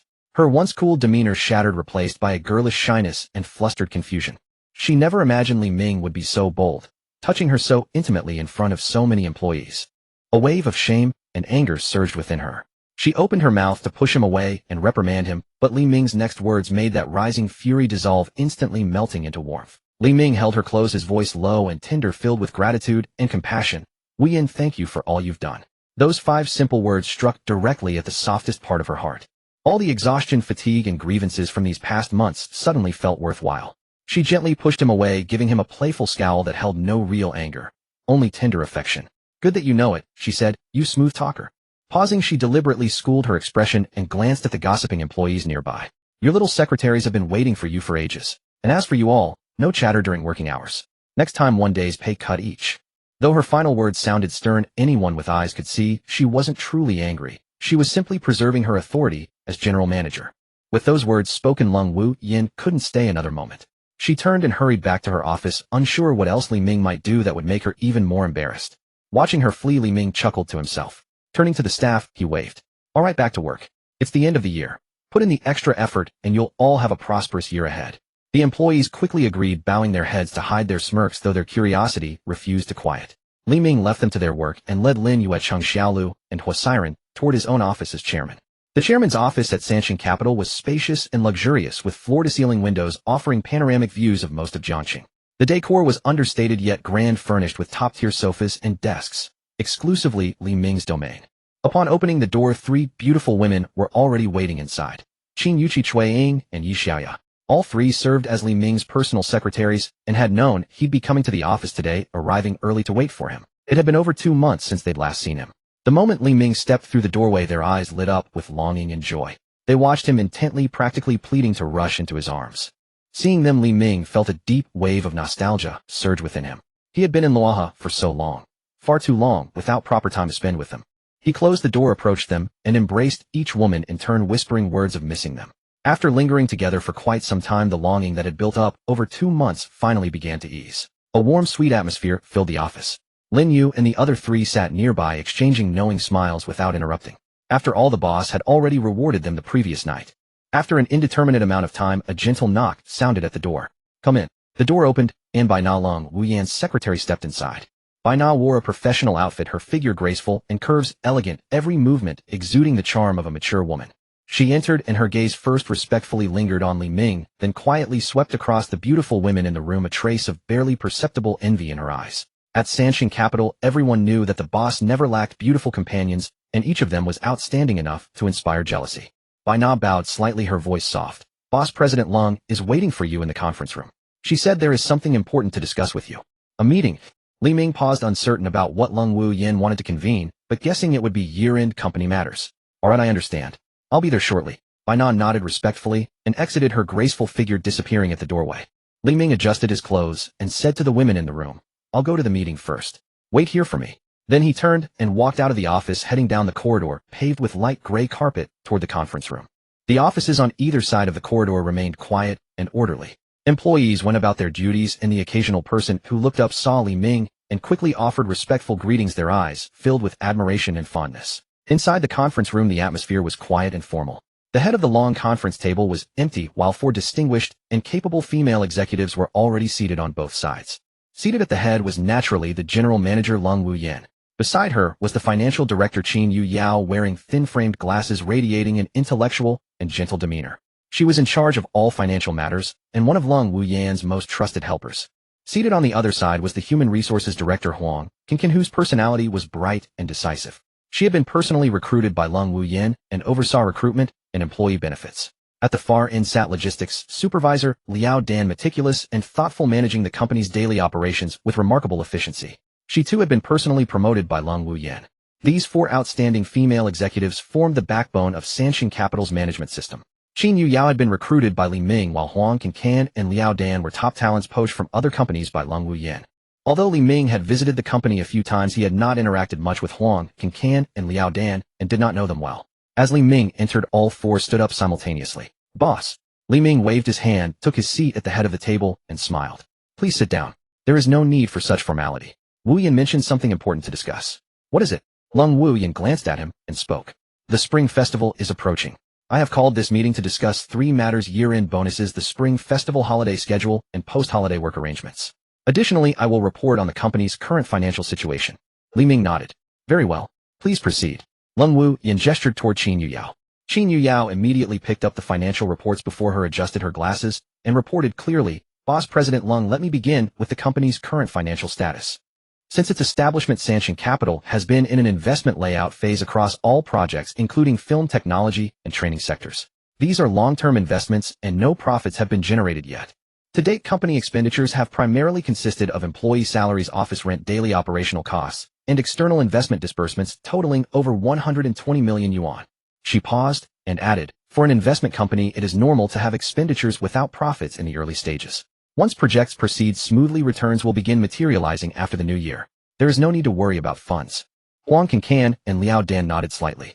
They both understood that their boss was not short of money and that the company had never been established for short-term profitability. Upon hearing this, Li Ming showed no surprise or concern. 120 million yuan was an astronomical sum to most people, but to him it was merely a small amount. He had known before founding the company that investment firms operate this way. Substantial upfront investment leads to substantial returns later. He had never expected the company to generate immediate profits.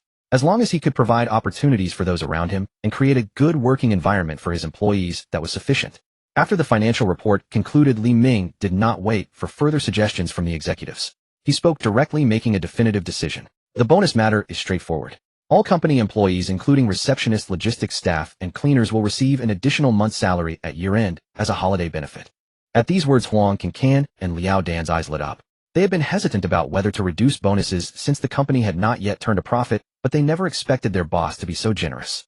Li Ming continued, regarding the holiday schedule, we will follow national statutory holidays. No deductions, no overtime. Everyone will return home peacefully for the new year. Before the holiday, the company will organize a staff dinner at a fine restaurant so everyone can celebrate together. This is also my way of extending early New Year greetings to you all. As for other benefits such as New Year gifts and red envelopes, please arrange accordingly. Expenses will come from the company account. Do not worry about saving money for me. In just a few sentences, everything was settled. There was no hesitation or deliberation, only decisiveness and grace. Lung Wuyan looked at Li Ming, her eyes filled with a mixture of resignation and affection. She had known he would act this way. He never treated poorly anyone who followed him. Huang Qingcan and Liao Dan exchanged glances, their respect for this mysterious boss deepening. To follow such a generous and considerate leader who never calculated personal gains was the greatest fortune of their lives. Looking at the several hard-working female executives before him, Li Ming smiled and said, "You have all worked hard these past months. The company owes its progress to your dedication. There is no need for excessive pressure after the new year. Simply advance according to the plan. Do not worry about finances. With me here, Sanshin Capital will only grow better." Sunlight streamed through the floor-to-ceiling windows, casting a soft golden glow around Li Ming. Inside the conference room, the female executives gazed at the confident man seated at the head of the table, their eyes filled with admiration and reassurance. Outside the window, the vibrant scenery of Jiang City unfolded, the atmosphere of the new year growing ever stronger. As soon as the meeting ended, Qin Yuyao and the other two left the office. Soon only Li Ming and Lung Wuyan remained. "Follow me." Lung Wuyan's tone was firm, leaving no room for refusal.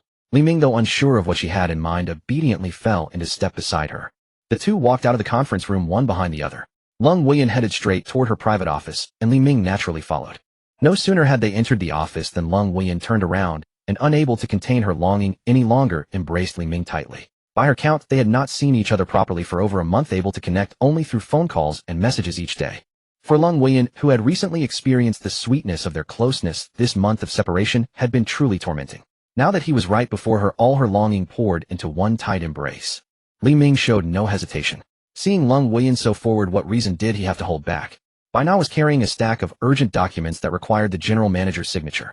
As she was about to knock, she heard sounds from inside the office and instantly understood the situation.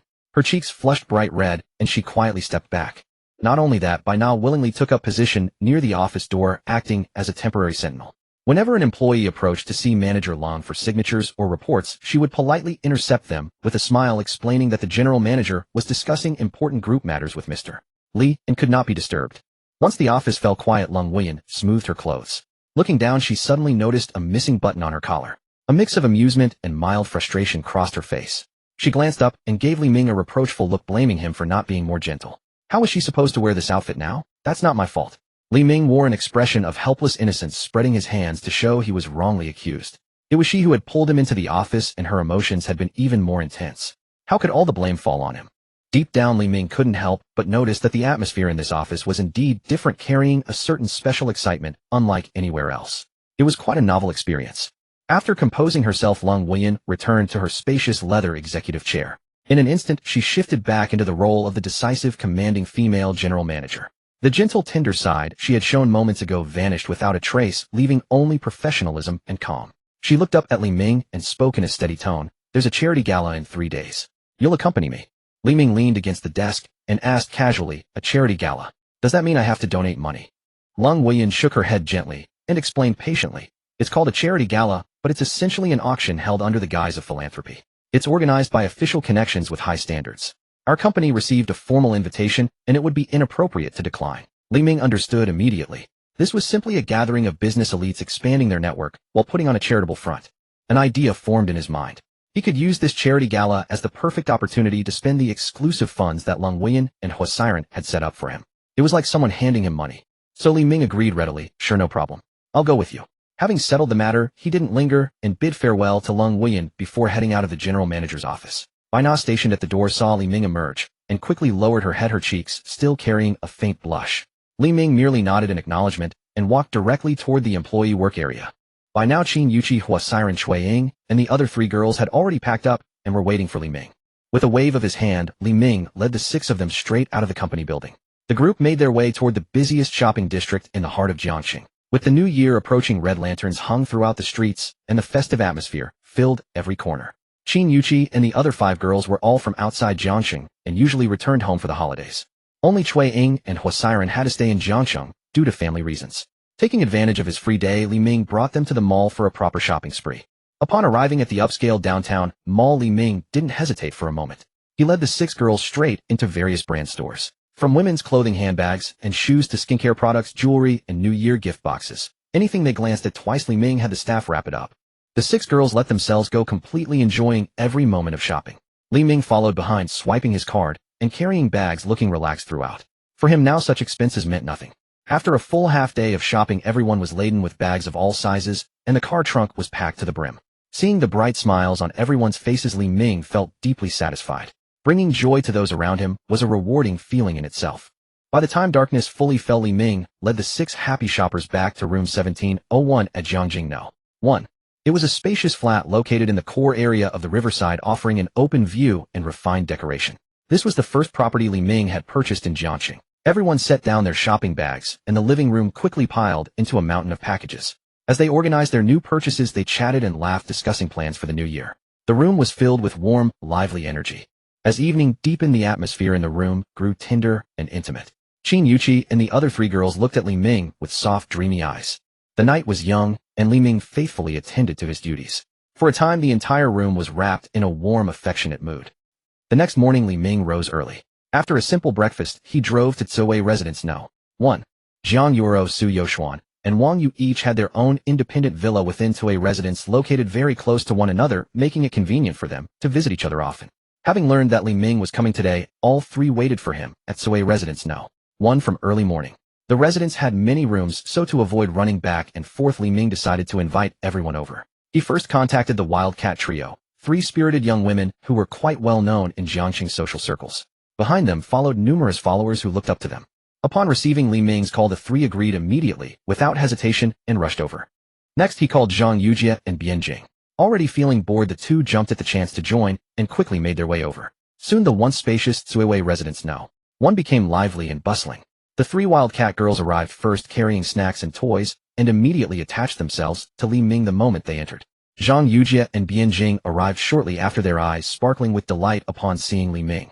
Seeing so many guests, the housekeeper Chun Tao promptly arranged for the staff to attend to everyone's needs. The only ones absent were Feng Muyu and Wen Tong. Feng Muyu had become a contracted streamer for Lanshan Guild, her popularity rising steadily, and she had moved in with Wen Tong. Recently, the platform had organized a large offline event in Shanghai. As key streamers for the guild, both Feng Muyu and Wen Tong had been sent to attend and were temporarily tied up there, unable to return to Jiangxing. When Feng Muyu received Li Ming's call, she became extremely excited, pacing back and forth in her hotel room. Her voice was filled with regret and urgency, as if she wished to buy the earliest flight back to Jiangxing to be by his side. Wen Tong watched her anxious expression and couldn't help but smile, comforting her by saying that as soon as the event ended, they would return to Jiangxing immediately and make up for lost time together. And so for the next 3 whole days, Li Ming stayed at Tsui Residence No. 1, enjoying a comfortable and pleasant life surrounded by company. The 3 days of indulgence passed in a flash. Li Ming sat alone on the living room sofa and pulled up his attribute panel, which he hadn't checked in a long while. A pale blue translucent display instantly appeared before his eyes, the information crystal clear: host Li Ming, physical fitness, unlimited mental power 25100, physique perfect, special shape shifting, available attribute points 70, skills combat mastery, driving mastery Fishing Mastery Danger Perception, Withdrawable Funds 600. With 70 points he allocated them without hesitation. It was as if a refreshing breeze had swept through, leaving his mind extraordinarily clear and revitalized. He felt as though he could go a week without sleep and never feel tired. Only 5 points remained before his mental power reached its maximum. Li Ming couldn't help but feel a growing sense of anticipation. His mental power had long surpassed that of ordinary people. His memory, reaction speed, and thinking pace were all several times faster than normal. Even his danger perception ability had become sharper with the boost in mental power. He was particularly curious about what changes would occur in his system panel once his mental attribute reached the full 100 points. Would new special abilities unlock? Or would entirely new system functions be revealed? At this thought, the corners of Li Ming's lips rose slightly. His heart was filled with eager anticipation. He couldn't wait to see what the future held. Jiangqing International Hotel. Tonight it was undoubtedly the center of attention in Jiangqing. No matter how cold it was outside, inside the hotel it was as warm as spring. The waitstaff mingling among the crowd were all handsome men and beautiful women. Their eyes were wide open, as for them, snagging a wealthy patron or a tycoon here would be a leap to success. Because those invited to this charity gala were at least billionaires in Jiangqing. This meant that everyone who stepped through the revolving door was a prominent figure in the city. Li Ming, accompanied by Leng Wuyan, Hua Siren, and Bian Jing, 3 beautiful women, attracted considerable attention upon entering. Of course, the gazes were mainly focused on the 3 ladies. Leng Wuyan wore a sharply tailored red evening gown, a true red rose, with an elegant and stunning figure. The flowing skirt of the gown swayed gracefully as she walked, her long legs subtly visible. Her face was adorned with delicate smoky eye makeup, exuding a confident and elegant aura. Her every step was captivating, drawing the eyes of many men around. Osiren, on the other hand, wore a light blue long dress made of high-quality silk. Her skirt fluttered gracefully, embodying a gentle and intellectual charm like a pure, white moonlight. It perfectly captured her delicate yet resilient temperament. And Bian Jing, in a sharp black suit skirt with her tall figure and hair meticulously pinned up, exuded an elegant and dignified aura, a true queenly presence. The 3 women each had their own unique charms, each more beautiful than the last. Together, they were a veritable gallery of earthly beauties. Li Ming walked in the middle, and one could say he felt a sense of being surrounded by beauty. The scene was absolutely impressive. As soon as they entered the banquet hall, the sounds of music, clinking glasses, and laughter filled the air. The venue was lavishly decorated. Crystal chandeliers hung from the ceiling like a sky full of stars shimmering with light. The floor was covered with expensive Persian carpets, soft and silent underfoot. As a newcomer to such an occasion, Li Ming's eyes were observant, but he showed no sign of timidity, maintaining his usual calm and composed demeanor. "Hey, isn't this Brother Ming? What a coincidence." A boisterous voice came. Li Ming turned and grinned, seeing Chen Xiaohou and Zhang Yang, those 2 lively characters. The 2 young men were dressed in branded casual wear with flushed faces from excitement, likely from a bit of champagne. Behind them followed their respective fathers, who were also well-known wealthy businessmen in Jiangqing. Chen Xiaohou's father, President Chun, was a notable figure in Jiangqing. Seeing Li Ming, his face beamed with smiles, completely dropping his usual aloofness, and even took the initiative to shake hands with Li Ming. Having heard much about Li Ming's deeds from their sons, Chen said, "Brother Ming, I knew you would have the ability to get an invitation." "Impressive." Chen Xiaohou leaned in, his face full of admiration, his eyes shining. "Brother Ming, are you free in a few days? Let's have a meal together. I want to learn from you. My dad said your skills are beyond our reach." Zhang Yang also chimed in, nodding vigorously. Yes, Brother Ming, take us along. With you around the Jiangqing circle has fun. Those who used to look down on us now have to be polite to you." Li Ming smiled and nodded, greeting them. He knew that although they were rich second generation, they were not bad people at heart. They were among his earliest followers in Jiangqing, and he planned to keep them close. Besides those 4 other people approached, who were Li Ming's 4 neighbors. These guys had also dressed up carefully with slick back hair and branded clothes, looking quite sharp. Lu Chuan walked at the front as he was the wealthiest among the 4.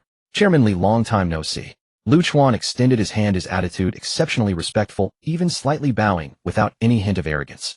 The way Lu Chuan treated Li Ming caused many around to wonder. Who is this Chairman Li? Even President Lu is so respectful to him. Merchants pursue profit. Seeing this, they understood clearly that Chairman Li was definitely a formidable figure. Thus those who had been chatting idly quickly gathered around in small groups, all smiling like flowers, handing out business cards, toasting, and exchanging polite pleasantries. "Chairman Li, nice to meet you. I'm in real estate. Please take care of me in the future. Chairman Li, I've long admired your Sanshan capital. Let's find a time to have tea and discuss cooperation." Li Ming accepted all approaches, but referred those wanting to discuss cooperation to Leng Wuyan. Amidst the lively atmosphere, when Li Ming was at the peak of attention and surrounded by people, the crowd suddenly parted to create a path. A middle-aged man with slick shiny hair and wearing a bespoke suit walked over with a stern expression. Behind him followed a young man, Jiang Kai, who had been thwarted by Li Ming before. The young man clearly remembered Li Ming and stared at him with a fixed gaze. This middle-aged man was Jiang Yao, the head of the Jiang group. Jiang Yao's face was well known throughout Jiangxing. The Jiang family was an old-fashioned wealthy clan in Jiangxing with deep roots, having operated in the city for decades, holding great influence. Jiang Yao was known for being protective of his own and had a hot temper. Anyone who dared to provoke the Jiang family would face severe consequences. Jiang Yao's gaze was sharp, fixed intently on Li Ming with a clear sense of displeasure. His younger brother Jiang Chong was arrested and sentenced to death, and this young man was implicated. He had never suffered such humiliation in his life. His brother was gone, and the one involved was still in front of him, appearing confident. How could he remain calm? Are you Li Ming? Jiang Yao walked up to Li Ming and asked, each word spoken with restrained intensity, making the atmosphere tense. Li Ming looked up at him, a faint smile in his heart. And you are?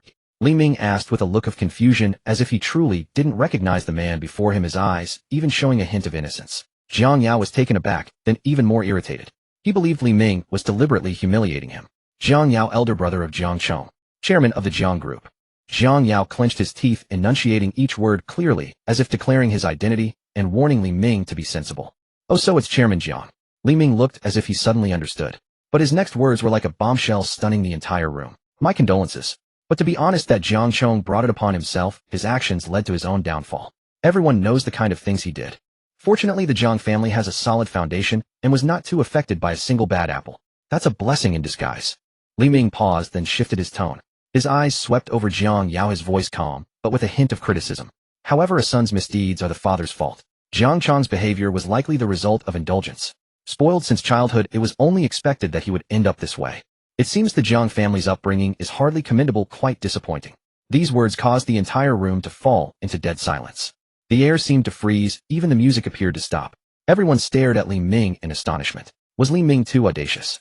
He openly criticized the Jiang family's upbringing, which was like stabbing Jiang Yao in the heart. After all, Jiang Yao was famously protective of his family and extremely concerned about his reputation. At this charity gala, many prominent figures were present. For Li Ming to publicly humiliate the Jiang family seemed incredibly reckless.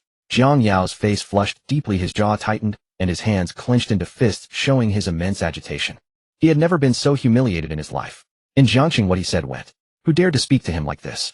Good, good, good. Jiang Yao repeated the word 3 times, each word seeming forced through gritted teeth, filled with intense emotion. I have learned my lesson. Li Ming, mark my words. I will repay you for what happened to Jiang Chong.